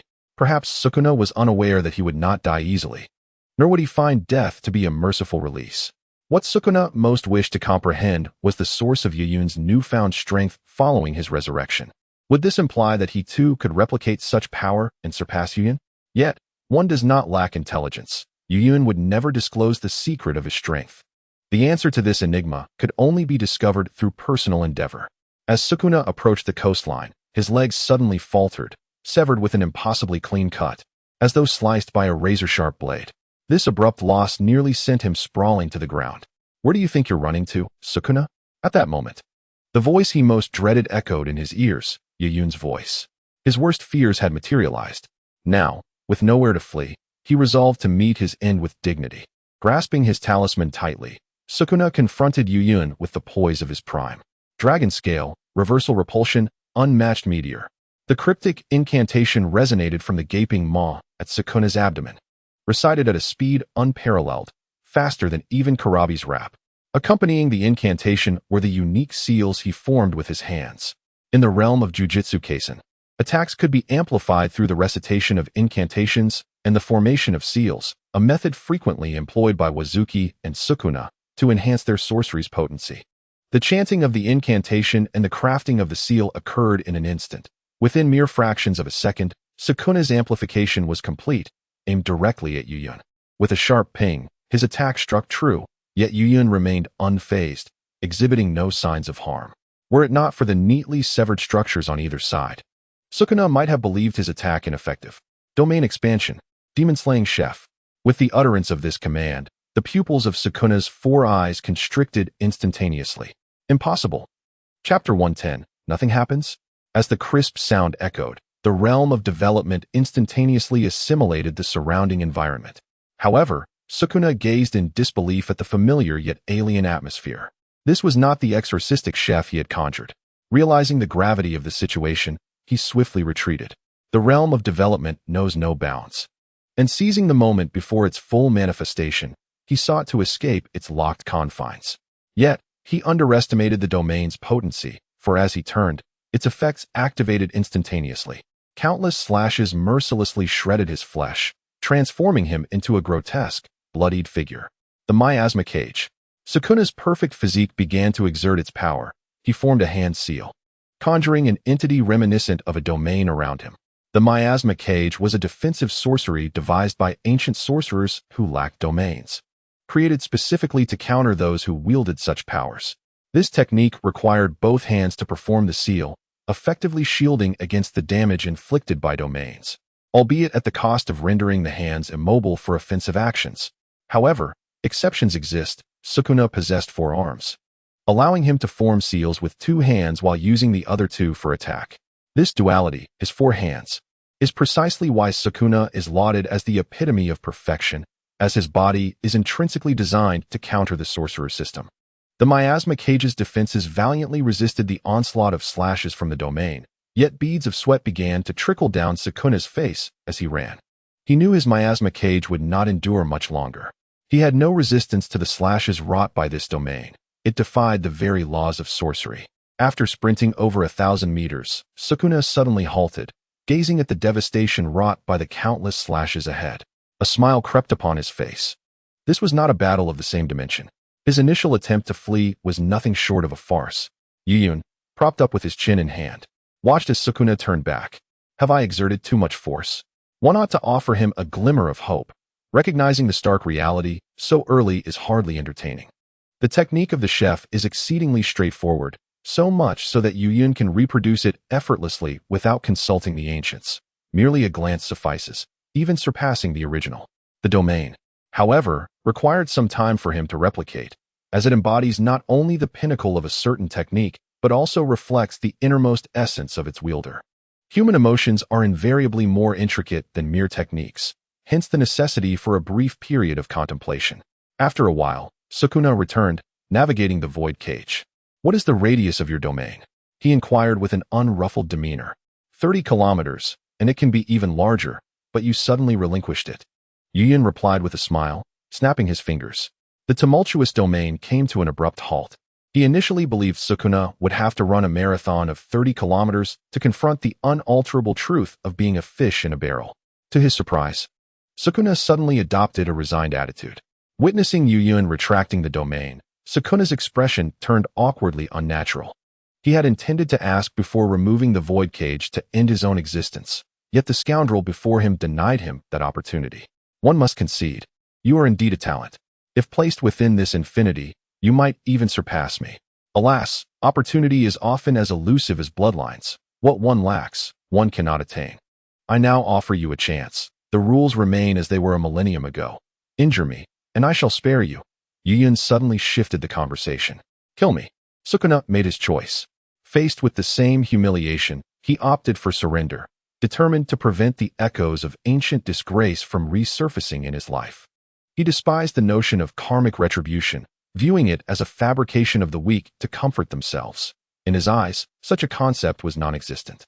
Yet, his current predicament bore a striking resemblance to retribution. Upon hearing Sukuna's words, Yuyun's lips curled into a smirk. How naive you are. I have stated that I shall make your existence more unbearable than death. Yuyun felt a sense of satisfaction. Let this disquiet brought forth from a millennium ago come to an end. Crack, crack, crack. Suddenly, numerous black rods manifested at every joint of Sukuna's body. These rods not only immobilized his movements, but also sealed his cursed energy. Yuyun approached, placing his hand upon Sukuna's head, simultaneously employing the principle of non-action. He leaned closer to Sukuna's ear and whispered, to destroy a person's flesh is a trivial task. To shatter a person's spirit presents a challenge. I find pleasure in undertaking difficult endeavors, and I have all the time in the world. You scoundrel! Sukuna roared, uncertain of what Yuyun was doing to his very soul. But it was evident that it was far from a benevolent act. After a moment, Sukuna's dual faces and forearms vanished, and his fierce countenance reverted to the innocent visage of Itadori. Before Itadori could awaken, Yuyun utilized his divine might to hurl him beside the also recently revived Fushiguro Megumi. Megumi? How did you end up here? Itadori, clutching his head in confusion, lamented the pain coursing through his body. Yet his memory offered no clarity as to its origin. This should be a question for me to ask you, Fushiguro replied, taken aback to awaken to the sight of this bewildered, pink-haired youth. Truly a calamity. What is that mark on your stomach? At this moment, Fushiguro noticed a peculiar symbol resembling a bagua etched upon Itadori's abdomen. Oh right, how did I come to have this? Due to Sukuna's recent overpowering of Waikai's cooking, Itadori's original shirt had vanished, leaving his upper body bare, thereby accentuating the mark. Could it be related to Sukuna? Fushiguro speculated, as the only enigma surrounding Itadori was indeed the presence of Sukuna within him. It must be, but for some reason, I can't sense Sukuna's presence right now. Let us set that aside for the moment. Are you hungry? I'm absolutely famished.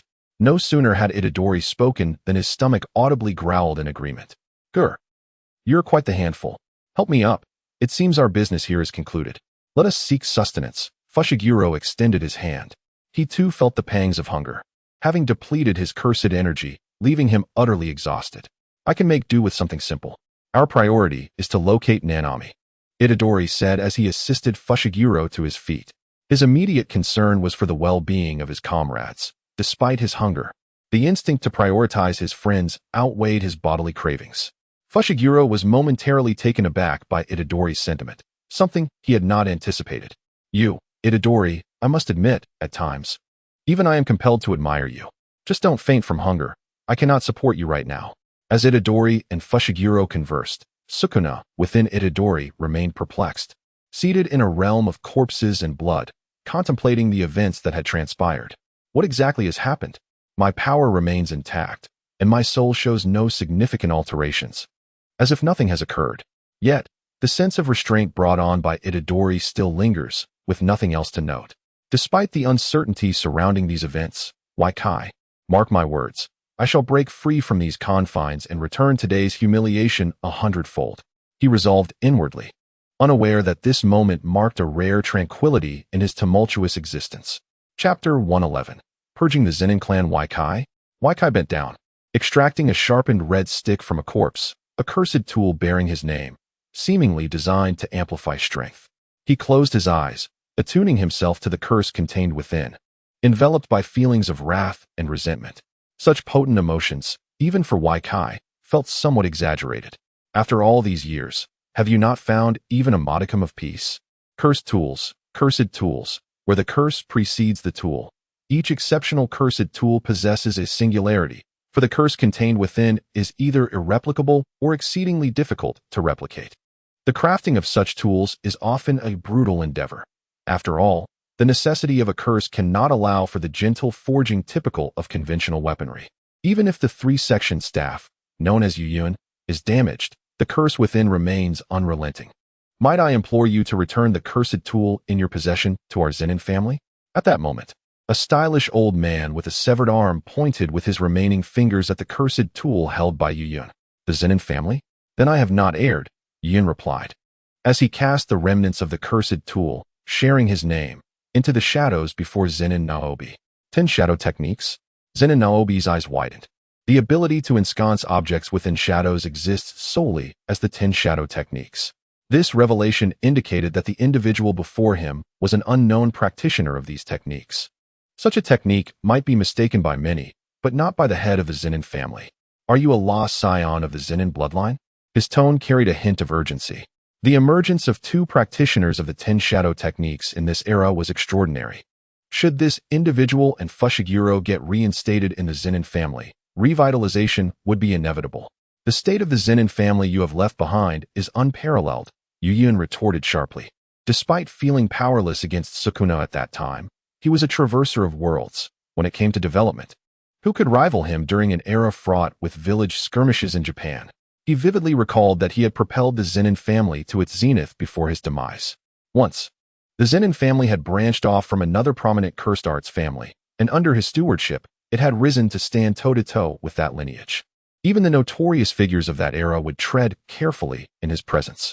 He cared little for the grandiose displays of power or mythic legacies. He refrained from annihilating them entirely because he felt he was not yet sufficiently evolved to dominate the entire cursed arts realm. Regrettably, he had overlooked the presence of a being known as the dual-faced Sukuna. Nevertheless, the foundation of the Zenin family still endured, even in decline. They ought not to reduce themselves to the status of a third-rate cursed arts family, necessitating the head of the family to bear the burden. Foundation? This left Zenin Naobi momentarily speechless. The 10 shadow practitioner spoke with a gravitas surpassing that of the elder, almost as if addressing him with the authority of a family head. While it was certain that should Yuyun return to the Zenin family, he would assume the role of patriarch, especially since Fushiguro had little regard for the Zenin lineage, not even bearing the family name. Let us depart and witness the current state of the Zenin family, Yuyun declared, leading the way. After mending Zenin Naobi's arm, he bestowed upon him a memory orb, allowing him to recognize who Yuyun truly was. You are Lord Yuyun, Zenin Naobi exclaimed, his excitement palpable. The legendary figure from the annals of Zenin history now stood before him. How could he not be elated? Have you returned? Indeed. I triumphed in the resurrection match and emerged victorious against the relentless onslaught of Sukuna. Upon hearing the incredulous remarks of the Zenin clan, Yuyun silently lamented. Let us converse as we walk. After all, the Zenin is a descendant of a friend of mine, possessing a commendable character that does not warrant the same treatment as that directed towards Sukuna. Why has the Zenin clan reverted to its former state after my demise? Is it the fault of that imbecile, Zenin, for failing to subdue those ancient entities? Upon my death, Zenin's ancestors believed the responsibility lay with them, becoming consumed by the pursuit of power in their quest for vengeance against Sukuna, entrusting all familial matters to the elders. Zenin's demeanor betrayed his guilt, as this history is particularly convoluted. His ancestor, Zenin, was a close confidant of Yuyun, to such an extent that when Yuyun was mercilessly slain by Sukuna, the leadership of the Zenin clan was bequeathed to his ancestor. However, at that time, his ancestor held little regard for the clan's future, being entirely preoccupied with thoughts of exacting revenge on Sukuna. Yet, just as he believed himself capable and deserving of vanquishing Sukuna, the latter had already attained enlightenment. Why is it that such a malevolent being can achieve Buddhahood? In the face of the vengeful target attaining enlightenment, Zenin Shinjo succumbed to a most vile curse and met a sudden demise. That fool did not heed my words at all, Yuyun lamented, rubbing his forehead in exasperation. Zenin Shinjo was a tyrant of his generation, a being of formidable strength yet devoid of curse energy, which had captured the attention of Yuyun in his youth. During that era, the Zenin family had already cultivated a concept of being neither sorcerers nor human. Had it not been for Yuyun, the divine scion of the Zenin clan, Shinjo might not have survived past the age of 13, as he was ill-equipped to endure the harsh tenets of his family. Thus, Zenin Shinjo became his most loyal friend and subordinate. At that time, Yoyun's innate talent was not particularly remarkable, perhaps even inferior to Fushiguro Megumi. However, he possessed the ability to tame 9 Shikigami, excluding the formidable Shikigami of purification, before the age of 15. This was largely due to the fact that the tyrant Shinjo was classified as an inorganic entity within the Shikigami taming process, allowing Yoyun to step in and deliver the finishing blows once Shinjo had weakened them. It was during this period that he discerned the profound connection between the 10 Shadows sorcerers and the tyrants. The appearance of a 10 Shadows sorcerer invariably heralded the presence of a tyrant, a correlation that could not be mere coincidence. The 10 Shadows technique, which necessitated the sorcerer to tame their own Shikigami, was fundamentally flawed, significantly lowering its potential. For those with less than ideal talent, it was likely they would only manage to tame 4 Shikigami throughout their lifetime, never mind the formidable Shikigami of purification. In the world of Jujutsu Kaisen, every gain is accompanied by a loss. The existence of tyrants, recognized as inorganic by the taming system, was a direct response to the 10 Shadows sorcerer's inherent flaw. Regrettably, the 10 Shadows sorcerers before him had failed to grasp this truth, just as those that followed him remained oblivious. Let us return and see what has become of the family I once fought for. Yoyun's tone was laden with complexity. Neither sorcerers nor human, neither Zenin clan nor sorcerers. He had long since formed a conclusion in his heart. He once believed he could change the hearts of men and endeavored tirelessly toward that end. But now it appeared he had been naive. Lord Yoyun, the current state of the Zenin family. No need to speak further. I shall observe with my own eyes. If the Zenin family has truly changed, then it is unnecessary for their existence, Yoyun proclaimed in a chilling tone. He viewed this as a means to obliterate his own dark history, akin to when he had formatted his phone with the strength of reflection upon perishing in his first life. Chapter 112. Purging the Zenin clan. 2 Zenin Obito dared not voice his thoughts. The Zenin family was likely finished. Perhaps this is for the best. I need not endure such fatigue any longer. For one who stands in stark contrast to the Zenin family's ethos, being appointed as the head of the family is a torment, a trial both mental and physical. He had countless times wished to alter the circumstances of the Zenin family, yet it had decayed to its very roots. Attempting to instigate change was nothing short of a fanciful dream. Moreover, his technique was not of the 10 Shadows. Only the head of the 10 Shadows sorcerers wielded true power among the family heads. Others, despite their formidable projection techniques, lacked the authority to dictate the family's direction. He felt powerless to save the younger Zenin Shinjo and Zenin Maki, helplessly watching as these promising heirs harbored resentment towards their family. In silence, the two arrived at the Zenin household. Yet, even upon reaching the entrance, no one emerged to welcome Zenin Obito, the family head. Yoyun remained silent, while Zenin Obito grew awkward, hastily pushing open the door for Yoyun to enter. Master, please refrain from bringing such a monkey home, Zenin Fan chastised immediately upon Nobito's entrance. In truth, Zenin Fan held a certain reverence for Nobito, but he could not tolerate the presence of a powerless monkey within the Zenin household. Your brother shows no regard for ancestral teachings. Father should never have bestowed the title of family head upon such a person. You have utterly failed in your role as family head, Yoyun quipped in response to Zenin Fan's words, having anticipated Nobito's lack of control over the family. Yet never to this extent. I apologize for the trouble, Fan. Show some courtesy to this esteemed individual. He is none other than the head of the Yoyun family, the illustrious Yoyun family from the Heian period. Ziberin first offered an awkward smile to Yoyun, then quickly reprimanded Zenin Fan in a desperate attempt to save his own skin. Yoyun family head, I perceive that age has dulled your senses. Just as Zenin Fan attempted to utter another word, his entire mouth suddenly vanished, leaving behind a gruesome, bloody wound. The excruciating pain compelled him to writhe on the ground. Silence. With that, Yoyun proceeded towards the Zenin family's secret vault, which harbored not only the family's arcane techniques, but also written records chronicling events of the past. This left Zenin Fan and Ziberin in a state of shock. Due to the commotion, the Zenin family's elite force, Unit B, arrived, led by none other than Ziberin's son, Zenin Chia. Father, what transpired here?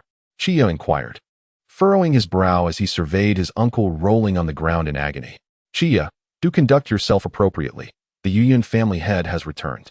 The Yuyun family head? Surely. You jest, father. Chiyo was well aware of whom Zibaran referred to, the very figure he had long idolized, the youngest and most exceptional head of the Zenin family in millennia. Yet, such a person had perished at the hands of Sukuna long ago. Although it struck him as peculiar, he should have revered Sukuna even more since he appeared to possess greater strength. Indeed, his admiration for Sukuna existed. But it was akin to the reverence one holds for a deity, and deities are often too distant. The most salient feature of jujitsu is its inherent unpredictability. Anything is possible, and the reversal of life and death is not beyond the realm of possibility. Zibaran shook his head. Just avoid following in your uncle's footsteps, or no one will be able to save you. He gestured toward Zenin Fan, who had succumbed to his excessive bleeding and pain. It was then that Chiyo realized his uncle had already passed, sending a chill of dread coursing through him. How could this be? In theory, such a wound could be managed by any sorcerer. Merely sealing it with cursed energy would suffice, as it had not penetrated any vital areas. With the bleeding halted, there should be no significant concerns. As the second in command of the Zenin clan, Zenin Fan could not be oblivious to this technique. An increasing number of Zenin clan members gathered, drawn by the innate human tendency to congregate in times of excitement. The tragic demise of Zenin Fan, due to excessive blood loss, only served to heighten their curiosity. Listen well, when the head of the Yuyun family emerges, let us comport ourselves with decorum, someone cautioned. It seemed that Shibi-Ren had softened somewhat. Yuyun restrained his cursed energy, presenting himself as an ordinary individual to the untrained eye. However, if he were to be spotted by the Zenin clan, it would spell his doom, as death would be considered a release for him. Should the Zenin clan members catch sight of Yuyun, they would undoubtedly launch an assault, both physical and verbal. Currently, the extent of Yuyun's power remained uncertain, even to Shibi-Ren. In the annals of the Zenin clan's history, only 2 individuals had ever managed to tame 9 of the 10 Shikigami associated with the 10 Shadows technique, the original bearer of the technique, and, without a doubt, Yuyun himself. It was unquestionable that Yuyun could contend with the entire Zenin clan, for during his reform, he had not merely persuaded through words. He had subdued all opposition through sheer force, thus earning his authority. The crowd exchanged glances, some filled with skepticism, others with disdain, clearly unconvinced by this absurd assertion. Shibi-Ren remained silent, for the only means to earn the Zenin clan's respect was to break their bones. Otherwise, they remained a group of arrogant fools. Amidst the murmurs of the crowd, a tremendous and unfathomable pressure emanated from the secret treasury. Under this overwhelming force, the Zenin clan members instinctively prostrated themselves. Shizai's pupils dilated in shock. What kind of power was this? He felt as though his heart was being tightly clenched, afraid to beat too rapidly for fear of attracting the attention of those in power. Some individuals were so frightened they lost control, while others had succumbed entirely. The sound of footsteps echoed from the secret vault, each step resonating crisply, as if they were treading upon their very hearts. It was palpable that this presence had approached them, yet none dared to lift their gaze. No one could now question the identity of Yuyun. I do not implore you to retain much, yet I did not foresee that you would act so decisively. Yuyun's voice emerged, neither mournful nor wrathful. Yet the tone of inquiry sent shivers through them. Though they were oblivious to the specifics of Yuyun's interrogation, fear gripped them nonetheless. Lord Yuyun, they are unaware of those matters, Zibaran interjected, braving Yuyun's ire. He understood the nature of Yuyun's inquiry, pertaining to the affairs of Zenyuan Shinner. Following Shinner's demise, the family's records had been altered through successive generations, transforming him into a traitor who sought to usurp the position of clan leader. The Zenyuan family's ethos had originally rejected both sorcerers and non-humans, yet after Yuyun's corrections, it had improved somewhat. However, following Yuyun's death, that atmosphere had returned, as Shinner had wielded overwhelming power over the entire Zenyuan family. While alive, the rats dared not stir, but posthumously, he was branded a conspirator. The family ethos that Yuyun had once rectified began to revert to its former state, even intensifying. History, indeed, is a maiden that allows herself to be adorned by those who shape her. Chapter 113. Purging the Zenyuan clan. What does knowing change, and what does ignorance alter? Yuyun spoke slowly, regarding the current state of the Zenyuan family, as if reflecting upon his own dark past. He recalled how, before his untimely demise, he had meticulously prepared and designed numerous systems, including comprehensive regulations and effective oversight mechanisms. Yet what was the use? With his death, all his efforts were rendered void, and alongside him, his friends were also slandered. Take those whom you believe can be saved and depart from this place. In honor of your ancestors, Yuyin instructed Zibrin. The third generation of clan leaders after him was a descendant of Shinno, who, due to the high intensity of his awakened sorcery, naturally ascended to the position of clan leader. It is difficult for Yuyin to deem this trend of valuing individuals based on sorcery intensity as right or wrong, for he himself had once benefited from such a system. Surely, a family forged in the crucible of this ethos would strengthen over time, would it not? After all, there must be many first-level sorcerers, if not those of the highest caliber. As Yuyin gazed upon this group of misfits, he mused on their reliance on the strength of their techniques to judge worth. The so-called Zen Institute's fan would not dare to shout at the family head, for with his meager prowess, he would struggle even against a second-level sorcerer. His status was purely a result of the family legacy that had elevated him. They must have monopolized the standards for assessing the strength of techniques. Their definitions of strength and weakness held sway. It was reminiscent of the family records, where it was explicitly stated that the 10 shadow sorcerers were linked to the celestial tyrant. The existence of a 10 shadow sorcerer inevitably heralded the emergence of the celestial tyrant, who could harness the power of the celestial tyrant to subdue the previous 9 Shikigami. However, as he had just observed, that passage in the records had been erased. Upon hearing Yuyin's words, Jiji Ren sighed repeatedly. "Shinny, let us depart. You seek your sister while I indulge in my inebriation," he said to a young woman amidst the crowd. He was aware of the alterations to family records and the adjustments to their system. One should not expect those who perpetrated such actions to possess any understanding of nuanced historical narratives. When they edited the records, they did so with blatant disregard for subtlety. Any observant individual could discern the discrepancies. "Me?" the girl named Jinny questioned, pointing to herself, while Jiji Ren said nothing, merely sipping his drink as he led her away. "Father?" Zen and Shizuya looked at the two in disbelief. "I am your son." Yuyin's intentions were transparent, and all present understood, causing a stir among the crowd, fraught with the terror of mortality. "What nonsense is this? Yuyin's ancestor, there is no need for such actions. You could reclaim your position as family head, and the Zen Institute would surely flourish under your leadership." The members of the Zen family implored, desperately attempting to preserve their lives. "Scoundrel! What is he? Merely a wielder of 10 shadow techniques. Let us confront him together. Can he truly contend with us all at once? Indeed, what is a family head who listens to a monkey?" Upon hearing their words, Yuyin remained silent, gathering a Tao-seeking jade within his palm, only to extinguish it moments later. "A2 and Mohira, deal with them," he commanded. "This family began with 10 shadow techniques, and it shall conclude with them." A2 and Mohira materialized instantaneously by his sides, surveying the oblivious crowd before them. "Flee! Flee for your lives." Upon the emergence of A2 and Moxo Luo, they realized that they could never be a match for Yuyin. Though they could not perceive the aura of Moxo Luo, the oppressive energy radiating from A2 was palpable. Having never experienced a battle of extraordinary techniques, they were instantly terrified by the godlike energy pressure emanating from A2. As they scattered in fear, both Moxo Luo and Ada sprang into action, resulting in a scene of carnage. Zen and Naoya gazed at the slaughtering figures of A2 and Moxo Luo, his expression flushed and eyes wide open, captivated by their beauty. His face betrayed a mixture of fear and infatuation. This was what he had always pursued. Indeed, the family teachings were correct. Neither sorcerer nor human, neither Zenin nor sorcerer. He felt compelled to add that they were neither 10 shadows sorcerers nor Zenin. In the midst of fear and fascination, he was cleaved in half by Moxo Luo's sword of exorcism. The Zenin family's struggle lasted approximately 7 seconds. During this brief period, attempts to counterattack with their techniques proved futile, as the disparity in levels rendered resistance meaningless. Witnessing such a gruesome spectacle, Yuyin remained emotionally unperturbed. The distinction between killing and sparing held no significance, yet he chose to kill, to put an end to his grievances with the Zenin family. A millennium ago, he had bravely fought against Sukuna for the sake of the Zenin family, only to be delivered to the Hokage by the demon exorcising chef.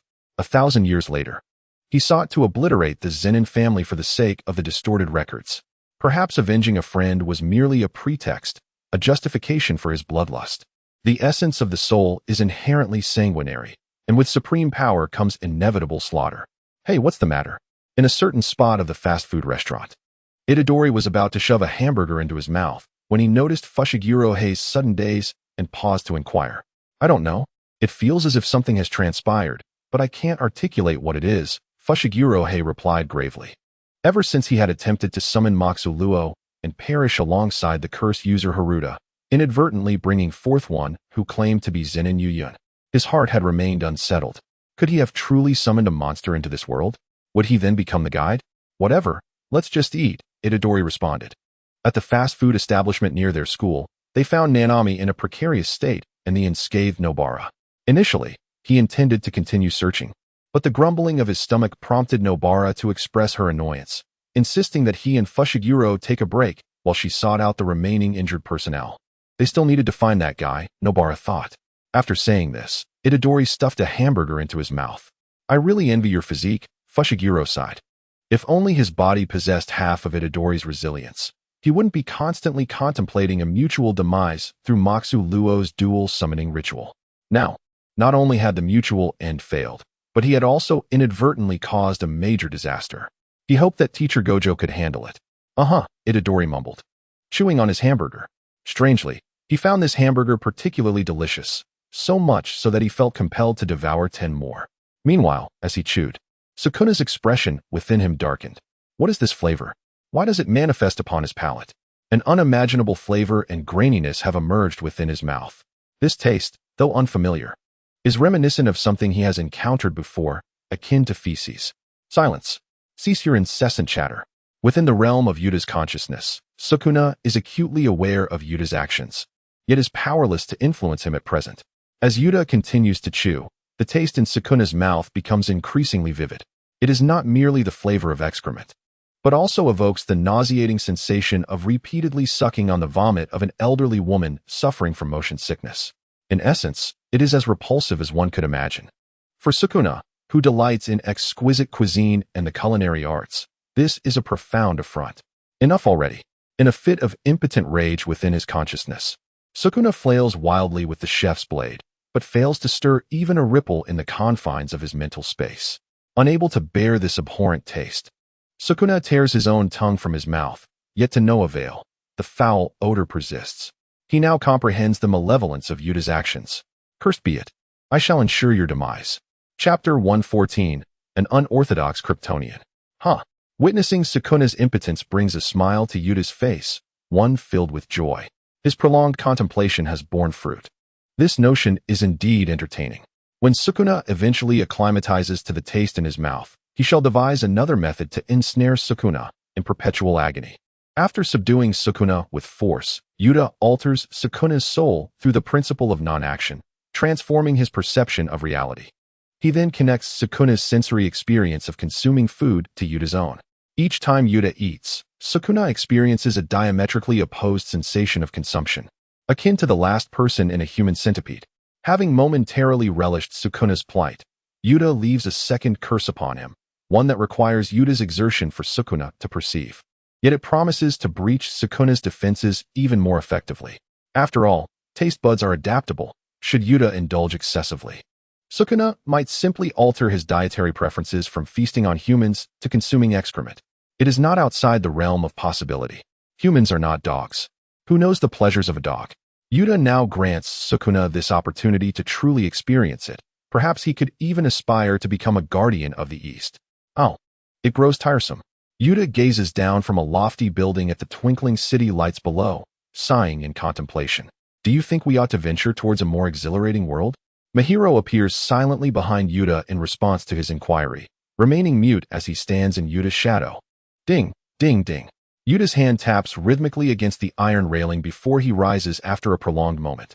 For Yuta, the essence of the Jujutsu Kaisen world has never resided in the sorcery itself, nor in the techniques employed, but rather in Sukuna. Presently, Sukuna's fate is intricately tied to Yuta's machinations, and the duration of his torment hinges upon how long Yuta Itadori can endure. Once Sukuna's affairs are settled, there shall be little left of interest in this world. Satoru Gojo. When the time comes for him to emerge, a swift spatial slash will suffice. The encounter between Sukuna and him could yield remarkable achievements, as they clash from one end of the street to the other. Upon meeting Yuyun, delivering a spatial slash would undoubtedly lead to immediate success.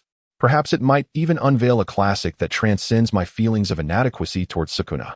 In addition to this, Yuyun harbored the belief that upon his arrival in this world, the curse energy system would conjure a being of equal strength to his own. After all, this realm seemingly adheres to a balance akin to the dichotomy of righteousness and malevolence portrayed in Jackie Chan adventures. However, to his astonishment, upon his arrival, there was naught but silence and stillness. Perhaps he was too extraordinary, far exceeding the limits of this world. At this moment, all aspects of reality lay bare before his reincarnation eye. Once Kenso concludes with that formidable cursed spirit, we shall venture into other worlds. Yet, Magurul shook his head. Yuyun aspired to extract the curse energy from the grand cursed spirit, which encapsulated the essence of all curse techniques, and transmute it into his own energy. However, both of them had calculated that the curse energy from the grand cursed spirit was woefully inadequate to sustain the consumption of a dimensional drifter. Upon entering the realm of Jujutsu Kaisen, Yuyun's energy had already dwindled by more than half. Had it not been for the coordinates provided by Fushiguro Megumi's incantation for the Magurul adjustment ritual, their energy expenditure would have been even greater. Traversing between different worlds is an endeavor that demands utmost caution, as each realm is separated by an impenetrable membrane. This membrane not only wards off outsiders, but also confines information within each world, preventing any leakage. If Yuyun wishes to safely land in an alternate reality, he must conduct thorough reconnaissance to ascertain the conditions of the target world. Otherwise, he risks inadvertently stumbling into a realm where emperors are less than dogs and saints are a dime a dozen, only to be swiftly obliterated. The energy required for such reconnaissance would be considerable. The current situation reveals that even if Yuyun were to drain this world of all its curse energy and invoke the divine tree to siphon the planet's energy, the resulting chakra fruit would still be insufficient for his dimensional travels. The realm of Jujutsu Kaisen remains too rudimentary. Yuyun gazed up at the moon, contemplating that perhaps we need not confine ourselves to a singular means of acquiring energy. Is solar energy not a source of power as well? He conceived an ingenious idea. The colossal Rinnegan possesses the capacity to convert solar energy into chakra. When the wielder was under the control of the colossal Rinnegan's components, he forcibly absorbed the sun's energy, subsequently propelling the motionless moon. However, the components of the colossal Rinnegan could not harness the energy of the sun, ultimately succumbing to melting. This demonstrated that the colossal Rinnegan indeed has the ability to transform solar energy into its own. As his Rinnegan is derived from the colossal version, it naturally retains such capabilities. He can draw energy from the solar chakra within his body or directly decompose solar energy, bypassing intermediaries and directly converting the absorbed solar energy into his own. Let us become Kryptonians for a while, he declared, always a man of action. He promptly opened a space portal and ventured near the sun. The brightness and heat of the sun caused him, endowed with the Rinnegan, to squint. It was overwhelmingly intense. His eyes, inherently sensitive, could perceive scales and information that even the most advanced instruments of human civilization could not rival. This made it instinctively uncomfortable for him to gaze directly at the sun. However, after a brief moment, he adjusted his ocular state to accommodate the discomfort of observing the sun. Subsequently, he and his companion began to analyze the energy radiating from the sun. The process took a bit longer than anticipated, requiring several more minutes than the analysis of the lesser-known bijou. This disparity can only be attributed to the significant differences between the extraordinary system and the tangible reality.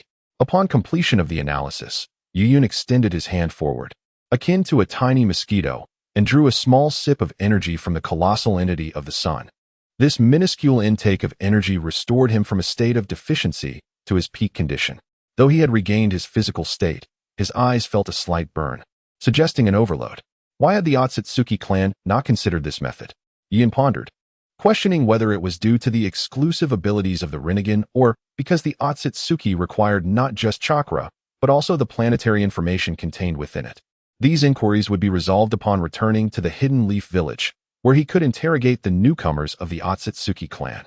In the side story of the Hokage, Obito, are you truly going to proceed with this? Kurizetsu gazed at Obito, who lay upon the operating table, and said, we have exhausted all other options. The 7 tails are in Nagato's possession, and the 8 tails is unaccounted for. For one with the outer path golem, locating them is merely a matter of time. Should the remaining 9 tails not be under our control, we will lack any means to counterbalance Nagato.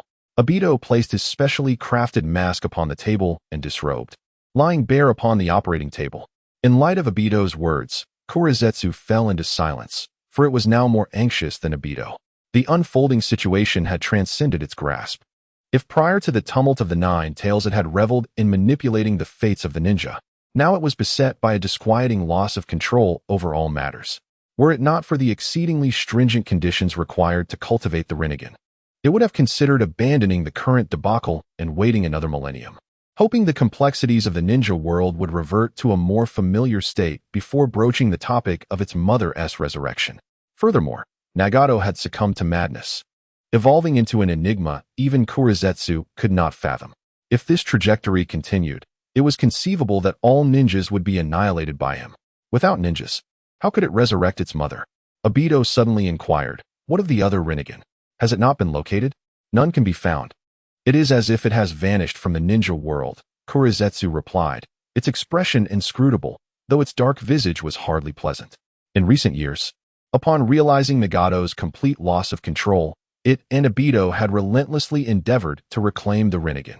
During a recent ambush, they had glimpsed the eye hidden beneath Nagato's bangs. It was not the Rinnegan, but rather the eye of the white Zetsu. This indicated that, unbeknownst to them, one of Nagato's Rinnegan had disappeared. I have searched every conceivable location where Nagato might conceal the Rinnegan, yet to no avail. Current speculation suggests that the vanished Rinnegan is linked to Yuyun. Only he possesses the ability to seize the Rinnegan right beneath our noses. Moreover, he is likely the one responsible for Nagato's current state. Upon hearing Kurizetsu's words, Obito's fists tightened as he struck the nearby table with ferocity. It is him again. Ever since encountering Yuyun, nothing has gone smoothly. First, my eyes were taken, and now, one of the pivotal Rinnegan for the Moon Eye plan has been lost. In response to Obito's fury, Kurizetsu remained silent, merely observing the impotent rage that consumed him. So, what exactly did that fellow say to you back then? Does it pertain to me? There were still other significant matters that Black Zetsu yearned to articulate. Yet he restrained himself, knowing that once voiced, it would irreparably fracture his fragile bond with Obito. At that juncture, he would find himself in a state of utter desolation, devoid of any allies. There was no need for further discourse. They must hasten to perform the surgery and subsequently capture the Jinchuriki of the 9 tails. They could not permit pain to simply amass the chakra of the 9-tailed beasts. After uttering this, Obito reclined, uncertain if Pain was aware of the seals required to become the 10 tails Jinchuriki. After all, one could never predict the actions of someone who had associated with that scoundrel. Why gone? Endure for now, we have no anesthetics. Black Zetsu's beady green eyes twisted into an uncanny angle. He then concentrated his chakra into the form of a surgical knife and excised the flesh that belonged to a human from Obito's body. Once the human tissue was removed, Black Zetsu retrieved a mass of white, block-like substance and pressed it against Obito's wound. The moment these white blocks made contact, they seemed to animate as if they had found their rightful place, seamlessly merging with Obito. He displayed no expression in response. He could no longer perceive pain. 90% of his body had been supplanted by Black Zetsu's cells, causing the grotesque scar on his face to vanish due to the high concentration of these cells within him, leaving only his brain still tethered to humanity. Obito had distanced himself from humanity, drawing closer to Black Zetsu. While the body composed of Black Zetsu's cells possessed a sense of touch, it bore little resemblance to that of a human. At the very least, he could not comprehend the pain of being Black Zetsu. Perhaps the remnants of his brain still belonged to the realm of humanity. After Black Zetsu had replaced all human portions below Obito's head with his cells, he produced a vial of green liquid. As Black Zetsu prepared to inject this liquid into Obito's neck, he hesitated. Obito, have you truly made your decision? The interstitial cells within this test tube were deliberately preserved by Obito, untouched by any form of weakening or dilution. The raw ferocity of these original interstitial cells is unparalleled by that of the white Zetsu. Even if one possessed a pair of kaleidoscopic Sharingan, it may prove insufficient to contain them. Should one undergo a transformation into a tree from within, do not blame me for not having forewarned you. However, such discussions are futile now. Simply proceed with the injection. Obito, maintaining his composure, declared that power surpasses all else. Even life itself pales in comparison. With Obito's assertion, Black Zetsu refrained from further objection and directly injected the interstitial cells from the test tube into Obito's neck. Initially, there was no discernible change for the first few seconds. But after a brief moment, Obito's body began to swell, branches and roots sprouting from his distended form, emerging from his hands, mouth, and eyes. Kakashi, helpless in the face of this transformation, could not perceive the agony of flesh. Nonetheless, his consciousness began to fade. At that moment, memories of his life surged forth, nostalgic images of his childhood with his grandmother, the burdens of his innate talent, the first sight of Rin's shyness, and the self-important Kakashi. The final image crystallized into a photograph of their team. Suddenly, a voice resonated within his mind. Your Rin has been watching over you, witnessing how you incited the Nine-Tails rampage, how you forced your mentor to his demise, rendering his child an orphan, and inciting the scorn of the entire village. Oh, I forgot to mention. The higher-ups of the Mist Village would never devise a plan to implant the Three Tails within a leaf ninja to annihilate Konoha. What a ridiculous notion. Obito, numbly enraged, bellowed. What nonsense is this? How could I possibly be at fault? The world is to blame. Rin, I will prove to you that I am right. I am indeed right. His roar reverberated throughout the underground base, leaving Black Zetsu bewildered. Has he gone mad again? Ha ha. Kakashi, masked and unperturbed, sneezed, sending a basin of water flying, which soared directly towards Naruto, who was intent on dousing him with flour. Naruto Uzumaki, is it? The Hokage has decreed that from this day forth, I shall be your guardian. What guardian? I refuse to have a lecherous old white-haired man as my guardian. Naruto immediately protested upon hearing Kakashi's words. A lecherous old white-haired man. Kakashi paused, momentarily stunned, unable to fathom that someone would dare to describe him in such a manner. After all, during his time at the Ninja Academy, he had garnered the affection of numerous girls, and Obito had often been consumed by jealousy. If you are not lecherous, then am I? No, absolutely not. Naruto rushed to file a complaint with Granny Tsunade, shaking his head in disbelief. Why should he be forced to share his living space with a stranger when he had been content living alone? Observing Naruto's garish yellow tracksuit, Kakashi couldn't help but nod slightly. It was not indecent, merely rather unsophisticated. Ignoring Naruto's protests, he approached the wardrobe and opened it, only to find it filled entirely with the same drab yellow tracksuits. Kakashi felt a pang of complexity within. These garments had been purchased after Naruto, despite facing humiliation, mustered the courage to buy them from a shop that struggled to sell them. Surely, if his teacher and teacher's wife were alive, they would never allow Naruto to wear the same outfit throughout the year. As he stepped out from the shadows, intending to assist Naruto, Kakashi was halted by the vigilant members of Naruto's Umbu, who guarded him closely. It seemed he would need to procure several new outfits for Naruto.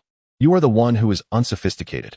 Leave my home, Naruto insisted, trying to push Kakashi away, but the effort proved futile. Becoming your guardian is Lord Tsunade's decision. Your refusal is inconsequential. With a single hand, Kakashi subdued the unruly Naruto. Why should I? I have been living perfectly well on my own. I certainly do not wish to share a room with you, old man with white hair. If guardianship was genuinely a thing, I wouldn't have lived alone for a decade. You will be moving into my home tomorrow. It is quite spacious. Aside from my room, you are free to choose whichever you like. I refuse. I barely know you. Knowing me is sufficient, Kakashi replied. At this unexpected declaration, Naruto paused, momentarily taken aback, before resigning himself to the situation. So, I'm a demon fox, am I? After all, you all treat me like a demon fox, a nuisance. While Naruto sensed that this white-haired man bore no ill will and was one of the few in the village who did not despise him, that was precisely why he did not want to involve Kakashi in his troubles. Sharing a residence with a demon fox could lead to them both being labeled as such.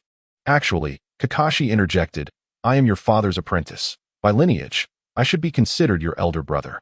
Lord Tsunade had mentioned that if Naruto exhibited strong resistance, certain truths about his origins could be revealed. Naruto was momentarily stunned, his prior defiance evaporating, replaced by a blank expression. He turned and retreated to the bathroom, locking himself inside. Seeing Naruto's reaction, Kakashi sighed and approached the bathroom door. I apologize, Naruto, for all the suffering you have endured. Your background is indeed complex, but I can assure you unequivocally that you are not a demon fox. You are a hero, just like your parents. They loved you more than you can imagine. Particularly when you were merely 4 months old, your mother would often grasp my hand and ask, Kakashi, Will I be a good mother? Will he hate me for being his mother? At that time, she was consumed by anxiety each day, fearing that she might not become a good mother. Yet, I assure you, her love for you surpasses that of anyone else. Although she could not be there to witness your growth due to unforeseen circumstances, her affection has remained unwavering. Kakashi sat on the floor, expressing thoughts he had long wished to voice, to the point of appearing somewhat verbose. I had refrained from seeking you out, haunted by the suspicion that I might bring calamity. I feared that I could inadvertently cause your demise. Such thoughts were too daunting to entertain. Therefore, when the fifth Hokage issued this command, I resisted it even more than you did. However, she insisted that no one but me could accomplish this task. After much hesitation, I chose to embrace this duty. This is not merely a task, but my responsibility. I shall not allow you to endure a life of solitude any longer. A relative once imparted to me the wisdom that it is never too late to mend a fence. I hope you can grant me this opportunity, Naruto. Having spoken, Kakashi rose and placed the key to his home by the bathroom door before departing, recognizing that Naruto needed time to process, and that haste would not serve them well. After leaving Naruto's rented room, Kakashi ventured to the commercial district of Konoha to procure some daily necessities. From tomorrow onward, he would no longer be living alone. There were many details to consider. Is this truly wise, Tsunade? In the Hokage's office, Jiraiya remarked while gazing into the crystal ball. How could it not be? It is far preferable to have you dragging Naruto across the world with this proposal, is it not? Just look at your current state. If you were to take Naruto out of Konoha, he would be captured by Nagato before the next day dawned. Tsunade, eyeing Jiraiya, who was wrapped in bandages, retorted sharply. 3 months prior, Nagato ventured alone into the land of Earth and, in a single day, annihilated the nobles who had long been prepared for his arrival. He also captured the 8 tails and 9 tails from Iwagakure, while the third Tsuchikage fought valiantly, but ultimately met his demise. First, it was the land of lightning and Kimogakure. Next, the land of wind and Sunagakure. And finally, the land of earth and Iwagakure. Through his horrific actions, Nagato instilled a profound sense of fear throughout the entire shinobi world, particularly among the nobility, as he made no secret of his intentions to gather tail beasts and eliminate the aristocracy. The nobility no longer dares to claim descent from the divine, for the gods truly exist. Tsunade's rapid ascent to the position of the 5th Hokage was fueled by the genuine fear of the daimyo of the Land of Fire, who ardently supported Tsunade due to their blood ties, subsequently tripling the military funding for Konoha. Yet, this was not sufficient. The others have now taken residence in Konoha. The daimyos of the 5 great nations are, in fact, relatives, and regardless of the battles fought during the Ninja World War, their familial harmony remained unscathed. However, the situation has changed. There exists a madman who would not hesitate to sever their heads, instilling a profound fear in them. In light of this, Jiraiya immediately sought out Nagato, urging him to reconsider his path while attempting to gather intelligence on him. However, he was grievously injured in the encounter. I have always suspected that Nagato was not behind the incident in the village hidden in the clouds, yet I was astonished to discover that he indeed was. Jiraiya was disheartened by Tsunade's words. When Nagato annihilated the village hidden in the clouds and the nobility of the Land of Lightning, he did so with such thoroughness that few remained to testify to the events. Not long after, however, information surfaced from the black market indicating that it was indeed Nagato responsible, complete with a detailed account of the 6 abilities of the Rinnegan. Realizing the gravity of the situation, Jiraiya naturally sought clarity, but he did not anticipate that, despite possessing intelligence regarding Nagato's abilities, he would still be no match for him. In a single encounter, he was left severely injured. Had Nagato not shown restraint at a critical moment, he would not have the opportunity to consider Naruto's safety. Speaking of such matters now is futile. The focus must be on how to protect Naruto and the nobility of the Land of Fire from Nagato's grasp. Tsunade, in a state of agitation, tugged at her hair, which had been falling out incessantly of late. Had she foreseen this, she would never have accepted the role of 5th Hokage. It has been nothing short of torment. Initially, she had intended to resolve the village's turmoil and then flee with Shizune, severing all ties with Konoha, but the emergence of Nagato changed everything. Her cousin, the daimyo of the Land of Fire, terrified by the situation, spared no effort to elevate her to the Hokage position, leaving her trapped in this role with no escape. If necessary, I shall invoke that technique with the old man. You? Tsunade scoffed. The Shiki F gene is not a technique that just anyone can wield. Sealing techniques are far more intricate than medical ninjutsu, and as a forbidden technique, the Shiki F gene is even more convoluted.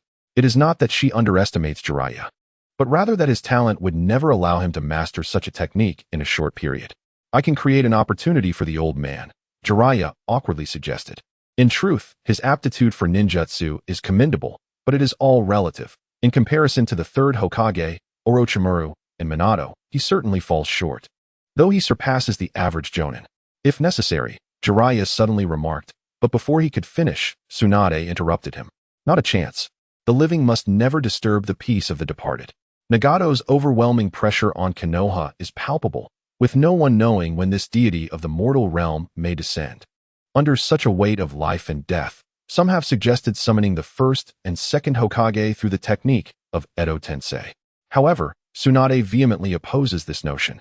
She is unwilling to disrupt the tranquility of her two beloved predecessors, and fears that once the rift between life and death is opened, Konoha, even if it survives Nagato's assault, will face endless repercussions. Rather than entertain such thoughts, it might be more prudent to consider compensating Naruto. After all, each day could potentially be the last, and none can predict whether today is indeed their final day. As a host for the Nine Tails, Naruto is unlikely to escape Nagato's grasp. Tsunade attempted to redirect the conversation, suggesting they return to the original topic. What if we reveal Naruto's identity? Jiraiya proposed. I believe it would be futile. Disclosing Naruto's identity would merely shift the villagers' sentiments from disdain to indifference. People seldom acknowledge their own mistakes, especially when those errors are collective. Moreover, individuals tend to believe only what they wish to believe and hear what they desire to hear. Whether Naruto is a demon fox or the son of a hero is insignificant. What truly matters is whether they have an outlet to express their anguish. Tsunade, in exasperation, rested her head on the table, supported by her oversized frame. Before becoming Hokage, she had wandered the gambling dens, where no other place so vividly exposes the ugliness of human nature. She had long since seen through many things, thus leaving the resolution to Kakashi seemed prudent. Kakashi and Naruto are both good boys, but fate often seems to favor the virtuous poorly. Jiraiya sighed deeply. Disillusionment with reality often stems from witnessing injustice that one cannot alter. He had seen many tragedies within the ninja world, yet how many could he truly resolve? One could only grow numb to it all. It must be accepted, for if Kakashi were to care for Naruto, their teachers could rest easy. Humph, rest easy indeed, Tsunade retorted. Some individuals become increasingly feeble with age, concocting the most absurd ideas. Setting aside the efficacy of surrendering Naruto to Nagato's current ruthless campaign, the very foundation of Konoha was to protect children like Naruto. If they were to do otherwise, could Konoha still be called Konoha? Hearing Tsunade's complaints, Jiraiya offered his consolation. Tsunade, I am grateful for everything you have done for Konoha and Naruto. I will find a way to resolve the situation with Nagato. If you could resolve it. It wouldn't have escalated to this point, Tsunade retorted, holding up a mirror from the table to reflect Jiraiya's current state, which resembled that of a mummy. Take care of yourself and recuperate in Konoha. Do not attempt to shoulder everything alone. Nagato's current condition is not your fault. She had initially thought she wouldn't care about this insufferable man, yet upon seeing him gravely injured, her heart was stirred. She still harbored concern for him. The disparity in power between Jiraiya and Nagato was now so vast it transcended dimensions. So be it, since the future is uncertain. Let us focus on the present and address Naruto's situation first. Tsunade redirected the conversation. Meanwhile, Naruto, after absorbing Kakashi's heartfelt words, remained silent for a long while before he opened the restroom door, discovering the key Kakashi had left at the threshold. He had been contemplating the key for quite some time, but had hesitated to pick it up. He was beset with numerous questions and thoughts, yet he struggled to articulate them. Perhaps clarity would come once he visited the white-haired uncle's home, but he felt a twinge of fear. The more he yearned for acceptance, the more he dreaded the potential loss.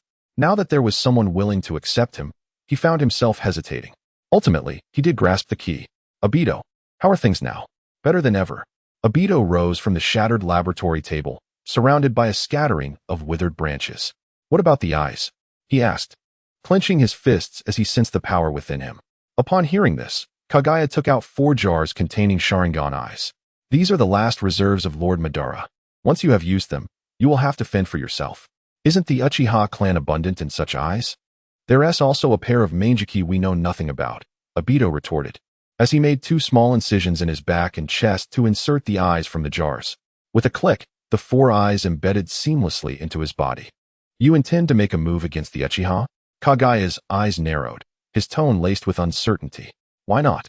The more Sharingan we possess, the greater our advantage against Nagato's foresight, Obito replied. Absolutely not. Kagaya immediately countered. The current state of the ninja world is dire. We must retain our backup plans.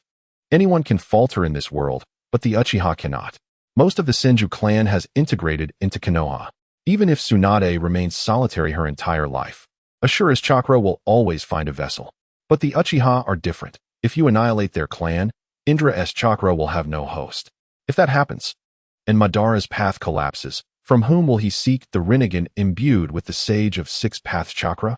Kagaya's unusual behavior piqued Obito's interest. You seem particularly invested in the Uchiha clan. Am I to share with you my intentions of seeking a backup plan? Certainly. Black Zetsu could not respond in such a manner. The current situation is deteriorating increasingly, while retaining the Uchiha clan presents an element of unpredictability. It is not always a negative aspect. Black Zetsu has no choice but to navigate through this. In truth, it is not entirely incorrect. After all, the Uchiha Sharingan, with its extraordinary and perplexing capabilities, poses a risk. If any Uchiha were to succumb to the overwhelming pressures of the ninja world, the awakening of a jutsu capable of dragging the entire ninja realm into mutual destruction is not beyond the realm of possibility. It is precisely this unpredictability that leads both it and Hashirama Senju to perceive the Uchiha clan as a ticking time bomb. However, should everything proceed according to plan, what Obito chooses to do is his affair, and it would not concern Black Zetsu. Nevertheless, given the current circumstances, Black Zetsu requires the Uchiha and cannot afford Obito's reckless antics. Obito, upon hearing this, remained silent, donning a fine attire and adjusting his mask. What thoughts lay beneath the mask, Black Zetsu could not ascertain. Perhaps he would listen, or perhaps he would not. Even Black Zetsu, with its millennia of experience in observing madness, found it momentarily inscrutable. In light of this, Black Zetsu retreated. It might consider plotting against this generation's Indra and Ashura. How splendid my home is! Kakashi exclaimed as he placed Naruto's belongings in the hall. It is as it is, Naruto replied with a hint of pride, yet could not suppress his curiosity as he surveyed his unfamiliar surroundings. To his astonishment, the abode of this white-haired elder was situated far from the bustle of civilization, devoid of nearby inhabitants. Kakashi's residence was a solitary structure, appearing somewhat dilapidated and isolated. It seemed Kakashi had discerned Naruto's thoughts. This house is an ancestral estate passed down through generations, dating back to the establishment of Konoha, hence its somewhat worn condition. Fear not, I undertake annual repairs, and it is indeed very sturdy. He had previously summoned Yamato to reinforce it with wood-release techniques, making it quite reliable. Furthermore, should all go according to plan, Yamato was expected to join them, making for a perfectly balanced arrangement with 3 rooms. And where shall I reside? Naruto inquired. You can stay here. Kakashi indicated towards a room adjacent to his own, which had been cleaned thoroughly. He ensured this room was tidied weekly. Naruto, feeling somewhat reserved, moved his belongings into the room. Once brimming with audacity, he now appeared more taciturn, a far cry from the boy capable of painting the Hokage rock. This left Kakashi in a bit of a quandary. This is a predicament, he mused. Should Naruto display his usual mischievousness, it would seem entirely reasonable, as the information provided by Lady Tsunade depicted him as a boisterous child seeking attention. Even if Naruto were to dismantle the place, Kakashi would not have been surprised. At worst, he could press Yamato into using wood release to conjure a new structure, treating it as an exchange of the old for the new. Yet, the current demeanor of Naruto, appearing somewhat melancholic, raised concerns. Perhaps the emotional turmoil brought upon Naruto in such a brief span was overwhelming. As he settled his belongings, he inadvertently caught sight of a framed photograph atop the bedside table. The image featured 2 individuals with white hair and 1 with black hair. The youngest of the white-haired figures was unmistakably Kakashi, his distinct deadpan gaze unchanged over time. The elder figure was presumably Kakashi's father, for they bore a striking resemblance, particularly in their eyes. However, it was not the father-son duo that captured Naruto's attention. Rather, it was the black-haired youth, several years Kakashi's senior. The youth beamed radiantly at the camera, a stark contrast to the reserved demeanor of Kakashi and his father. In a moment of inexplicable impulse, Naruto found himself covering the black-haired boy's mouth with one hand. This gesture flooded his mind with a peculiar sense of familiarity, leading him to ponder. I have seen him before. The brooding figure. Who is he? Kakashi noted the direction of Naruto's gaze. That's my brother-in-law, Yiyun. This room was originally his, but he moved out after becoming a ninja. Kakashi's tone was tinged with complexity. Perhaps if Yiyun had not chosen the path of a ninja, circumstances would have unfolded differently. At that time, Konoha was in dire straits, and anyone with even a modicum of special ability was compelled to become a ninja. Even children as young as 11 or 12. Have you met him?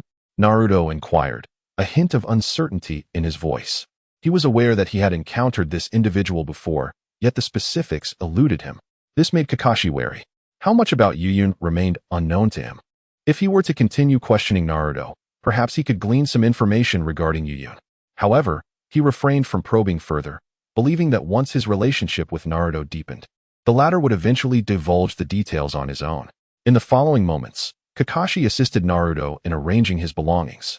Once everything was in order, Kakashi proposed. Shall we go fishing? I have several rods. Naruto eagerly nodded in response. Absolutely. Let us set off at once. Seemingly anxious that Kakashi might change his mind, Naruto quickly donned his shoes, ready to embark. Observing Naruto's exuberant demeanor, Kakashi couldn't help but chuckle. After all, Naruto was still a child at heart, inherently drawn to play. Fortunately, a small stream lay just beyond Kakashi's doorstep, allowing them to find an excellent fishing spot merely a few paces away. Upon reaching their destination, Kakashi promptly began setting up chairs, preparing bait, affixing specialized lures, and casting lines, a series of steps executed seamlessly.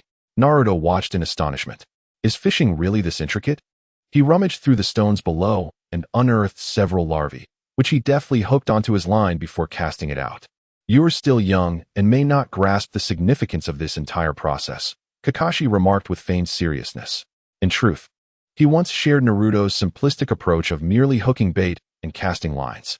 However, after spending considerable time fishing with a certain aviator, he had unconsciously adopted the latter's meticulous habits. TCH, I am certain that I can catch more fish than you. Naruto's eyes brimmed with disdain for Kakashi, the reformist. One should not challenge his livelihood with mere interests. It is worth noting that few in Konoha would sell him anything if he wished to savor meat. He would have to fish in the river or hunt in the forests of Konoha. Without a modicum of skill in this endeavor, he could hardly hope to thrive. Allow me to demonstrate how the times have changed. Kakashi, naturally, was not one to concede easily. Thus, the two, one large and one small, competed by the riverbank to see who could catch the most fish. After 30 minutes, Naruto's bucket was filled with a variety of fish, while Kakashi had managed to catch several elusive specimens, including a mysterious milk cap that floated down from who knows where. Kakashi's gaze transformed from that of a lifeless fish to one of acute seriousness, ultimately becoming fierce and determined. It was merely 30 minutes in. Fishing for 2 hours was just the beginning. Oh, just the beginning? I have never fished for such a duration. Naruto's tone dripped with sarcasm. Yet this taunt did not linger long. Suddenly, his expression shifted, and he reached out to push Kakashi aside. However, Kakashi's hand was quicker, pushing Naruto away first. In the instant he shoved Naruto, Kakashi leapt from his position. Crash! A tree root, as thick as a barrel and of a grayish-green hue, ravaged their fishing spots. In the side story of Hokage, Sharingan and would release. After pushing Naruto away, Kakashi swiftly circled around the tree root and dashed towards him, contemplating his strategy as he ran. The scale of this would release was far beyond what Yamato could manage. This was dire indeed. In an instant, purple lightning flickered around Kakashi. Just as the tree root threatened to engulf Naruto, Kakashi seized him and sprinted away towards the village's outskirts, all the while reassuring the shaken Naruto. Are you all right? I'm fine, but what is happening? Naruto inquired.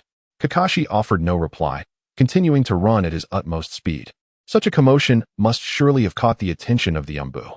As Kakashi pondered these thoughts in his sprint, unbeknownst to him, 3 lifeless bodies lay motionless, their necks twisted a full 180 degrees. Meanwhile, the surrounding trees stirred as if animated, extending their branches. Lightning release. Purple lightning. The dazzling purple lightning struck the surrounding trees, preventing their branches from encroaching even a single step. After his Sharingan was taken by Yuyun, he contemplated ways to enhance his strength. Thus, he recommenced his training in the White Fang's blade technique and developed lightning release ninjutsu, serendipitously creating the violet lightning. Gazing at the seemingly endless trees, Kakashi pondered, the opponent's target is Naruto. He must be delivered to Lady Tsunade.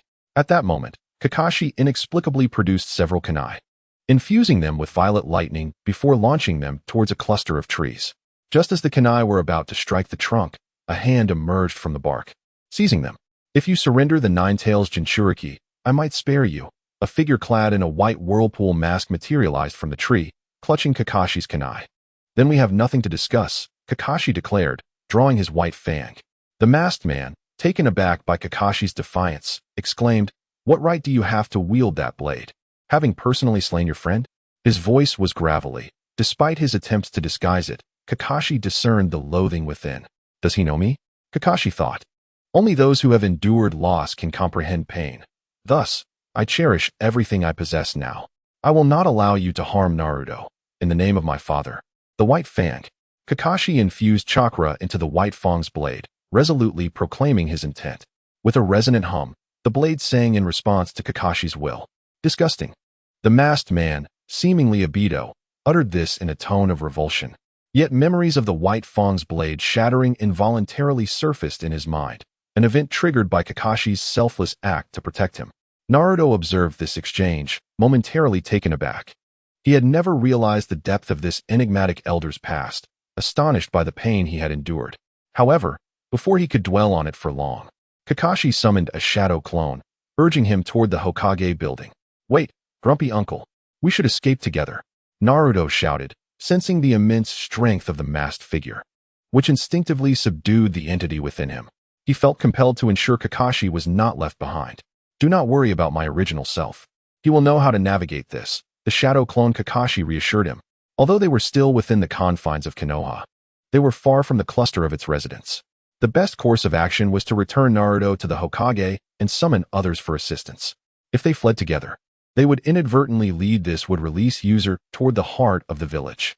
Should he unleash his powers there, it would result in countless casualties, an outcome Kakashi was determined to avert. Before Obito could shake off the memories, Kakashi surged toward him with unparalleled speed, rivaling even the late Fourth Hokage. In an instant, Kakashi was at Obito's flank, raising his blade for a strike. Clang! Toby caught the deadly blow with his bare hand. Witnessing this, Kakashi swiftly extricated himself and tightly shut his eyes. Does this fellow possess the Sharingan? Having previously suffered under the gaze of those very eyes, Kakashi immediately attempted to cast a Genjutsu, only to discover that he had not fallen prey to it. YN, such a sinister strategy could only originate from your mind. Konoha Great Whirlwind. A voice, familiar to Kakashi, resonated from behind him. Reinforcements had arrived. Guy, be cautious. He wields not only would release, but also the Sharingan. Guy promptly shifted his gaze, but Toby, unable to evade, blocked Guy's powerful kick with his other hand. Boom. Although he managed to defend against the blow, Toby was driven into the ground like a nail. At that moment, instead of seizing the opportunity to attack, Guy retreated to Kakashi's side. "Kakashi, are you alright?" "I'm fine, Guy. Why are you the only one here?" "That guy's clone is wreaking havoc in the village center. The others are occupied." Guy relayed the situation regarding Toby's would release clone holding back the rest of the Leaf Village. A clone? This is bad. Kakashi thought of Naruto, whom his shadow clone had taken back. If the center of the village was swarming with this fellow's clones, sending Naruto back would be akin to leading a lamb to the slaughter. "Do not worry, Kakashi. When I arrived, I saw the third Hokage. Naruto should be with him now." Guy alleviated Kakashi's concerns. "And this must be the real body." Guy shifted his gaze towards Toby, pinned to the ground, observing his condition without establishing eye contact.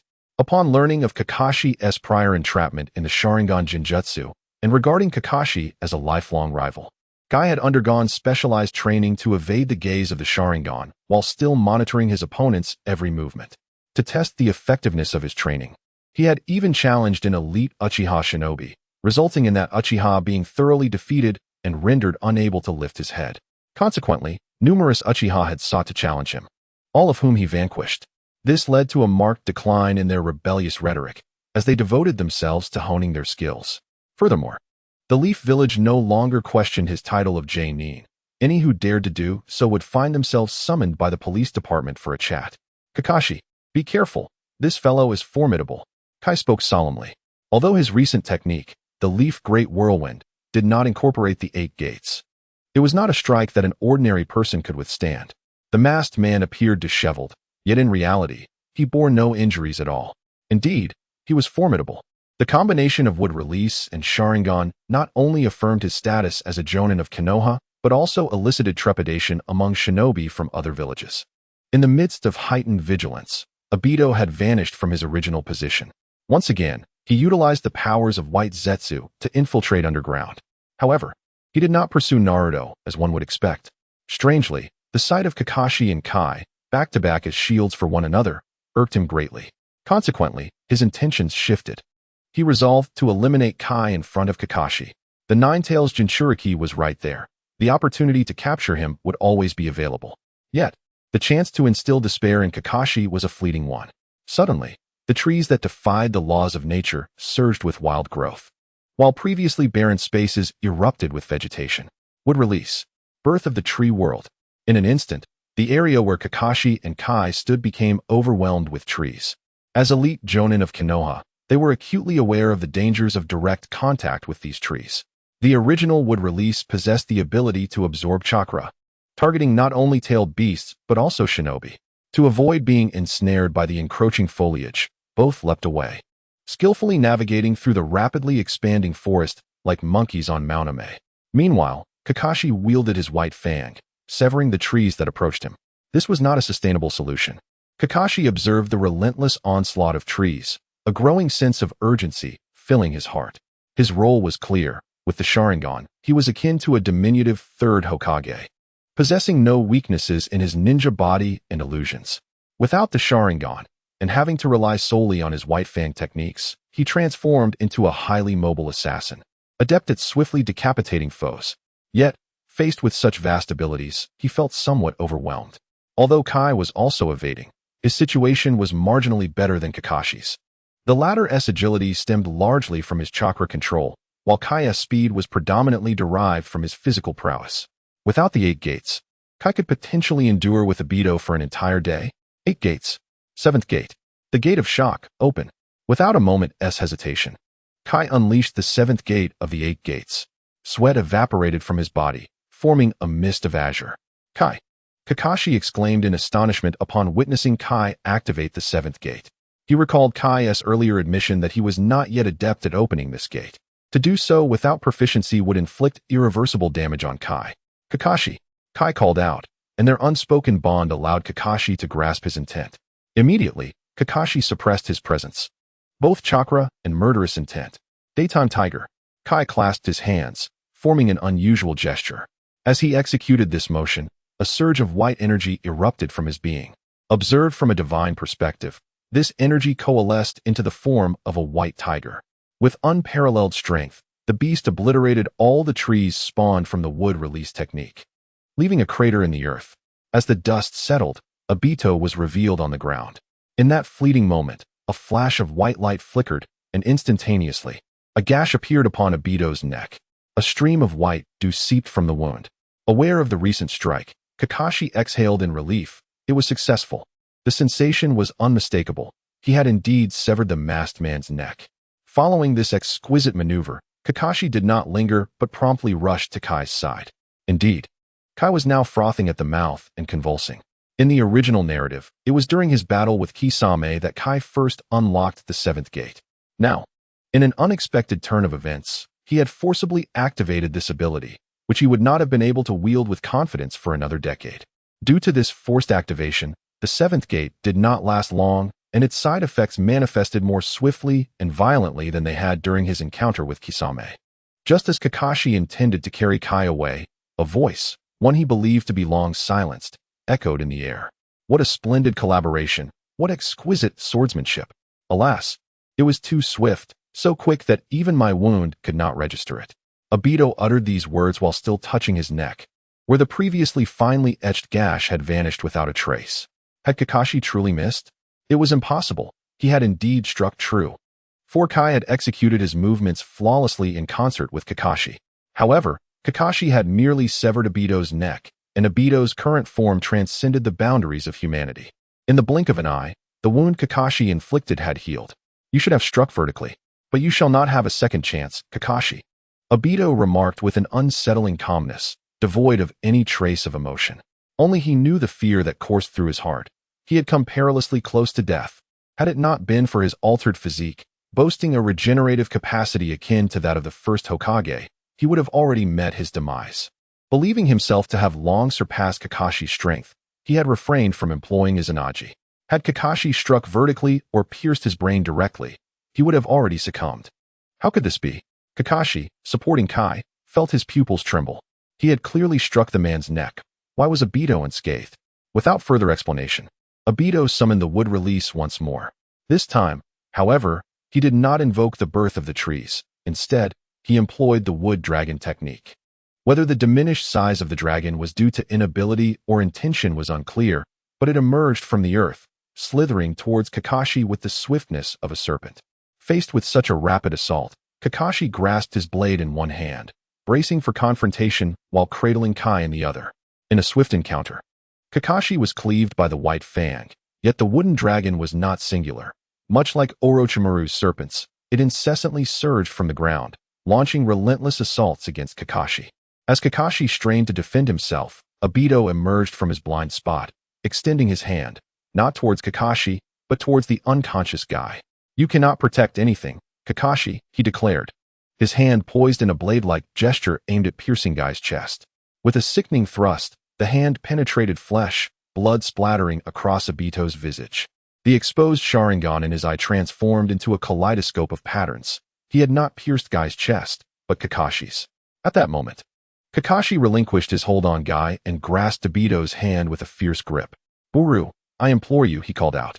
A colossal bulldog, summoned by Kakashi at an unknown moment, barked once at the gravely injured Kakashi before seizing the unconscious Guy and racing towards the heart of Konoha. Obito, momentarily stunned by his own hand embedded in Kakashi's chest, was jolted back to reality by Kakashi's voice. This time, I will protect everyone. Purple lightning erupted from within Kakashi's being as he prepared for a fatal confrontation with the enigmatic figure before him. Instinctively, Obito delivered a powerful kick, sending Kakashi hurtling away. The impact left Kakashi crashing heavily against a shattered tree trunk, teetering on the brink of death. Gazing at his blood-soaked hand, Obito's kaleidoscopic eyes trembled with madness, while the four-tomo Sharingan embedded in his back whirled in frenzy. This act of violence resonated deeper within him than any previous slaughter. After a prolonged silence, Obito turned away, his gaze no longer fixed on Kakashi's lifeless body, and took steps towards the center of Konoha. It matters not. As long as I capture the Nine Tails and reclaim the Rinnegan, I shall resurrect the Ten Tails and become its Jinchuriki. Then, I can initiate the Moon's Eye plan. In the dream of the Moon's Eye, Kakashi will be revived, Rin will return, and my teacher shall rise again. Heroes need not weep before graves. There shall be no more killing, and war will cease in the shinobi world. Everything will be restored, everything will be well. Did I allow you to leave? A hand rested upon Obito's shoulder. Instinctively, he executed a spinning kick with all his might, only for the elegant maneuver to be thwarted by the figure behind him. In that moment, he recognized the assailant's form. Is that Kakashi? Indeed, it was Kakashi, yet he appeared different. Now, Kakashi bore an unsettling aura, with white patterns spiraling from his right hand, extending towards his eye. Even more bizarrely, the pupil of Kakashi's right eye had morphed into a pattern resembling a compass. How is this possible? I clearly killed you, Obito exclaimed, bewildered, for he had thrust his hand through Kakashi's chest. Yet, what transpired before him now was a mystery beyond comprehension. Kakashi did not respond. Instead, he grasped Obito's leg and yanked him towards himself, subsequently raising his fist in an attempt to deliver a blow to his mask. In an instant, Obito shielded his mask with both hands. The impact was akin to being struck by a rampaging bull, sending Obito hurtling backwards, the tremendous force toppling the trees behind him. It was nothing short of astonishing. Having accomplished this, Kakashi gazed at his transformation, white tattoos, a unique ocular technique, a formidable physique, and unparalleled chakra control. He felt an overwhelming sense of invincibility. Observing the diamond-shaped mark on his palm, Kakashi understood the source of his newfound power. Thank you, Yiyun, you have been of immense help. Experiencing the bitterness of helplessness had made him truly appreciate the value of strength. What are you joking about? Obito, emerging from the deep pit, shouted in outrage. Those who have died should remain dead. Though Obito initially calmed, he proclaimed, I can kill you once, and I can kill you again. This time, I shall hold nothing back. The surrounding trees stirred once more, but this was not the birth of the tree world. The animated trees coalesced into a colossal wooden figure, towering over 100 meters, instilling a profound sense of dread. Once fully formed, the wooden giant hoisted Obito onto its shoulder. Let Konoha perish alongside you. On the shoulder of the wooden giant, Obito's Sharingan spun wildly, a surge of crimson chakra enveloping him. This blood-red chakra began to spread across the neck of the wooden giant, eventually enveloping its entire form, creating a rough chakra armor. But this was not the end. Obito's hand clenched tightly. The crimson chakra covering the wooden figure began to contract and reshape itself. Ultimately, it transformed into a blood-red Susanoo armor. Would release. Susanoo. This technique, inspired by Madara's beastly prowess, surpassed its predecessor. It combined the supreme powers of the Uchiha and Senju clans, embodying offense, agility, and defense. Under this technique, no one in the ninja world could stand in his way, not even Nagato. It must be said that Obito's display was overwhelmingly oppressive, leading those unaware of the Uchiha Susanoo to wonder if a divine being had descended. This prompted many Konoha shinobi engaged in battle with Obito's wood clones to involuntarily drop their weapons. What is this? The villagers, who had yet to retreat to safety, knelt in surrender. A deity has descended. A deity has descended. Please spare us. Ugly and morbid as it was, Kakashi remained unperturbed in the face of divinity. Despite the overwhelming presence of Obito's Susanoo, Kakashi felt confident in his ability to triumph over this colossal entity.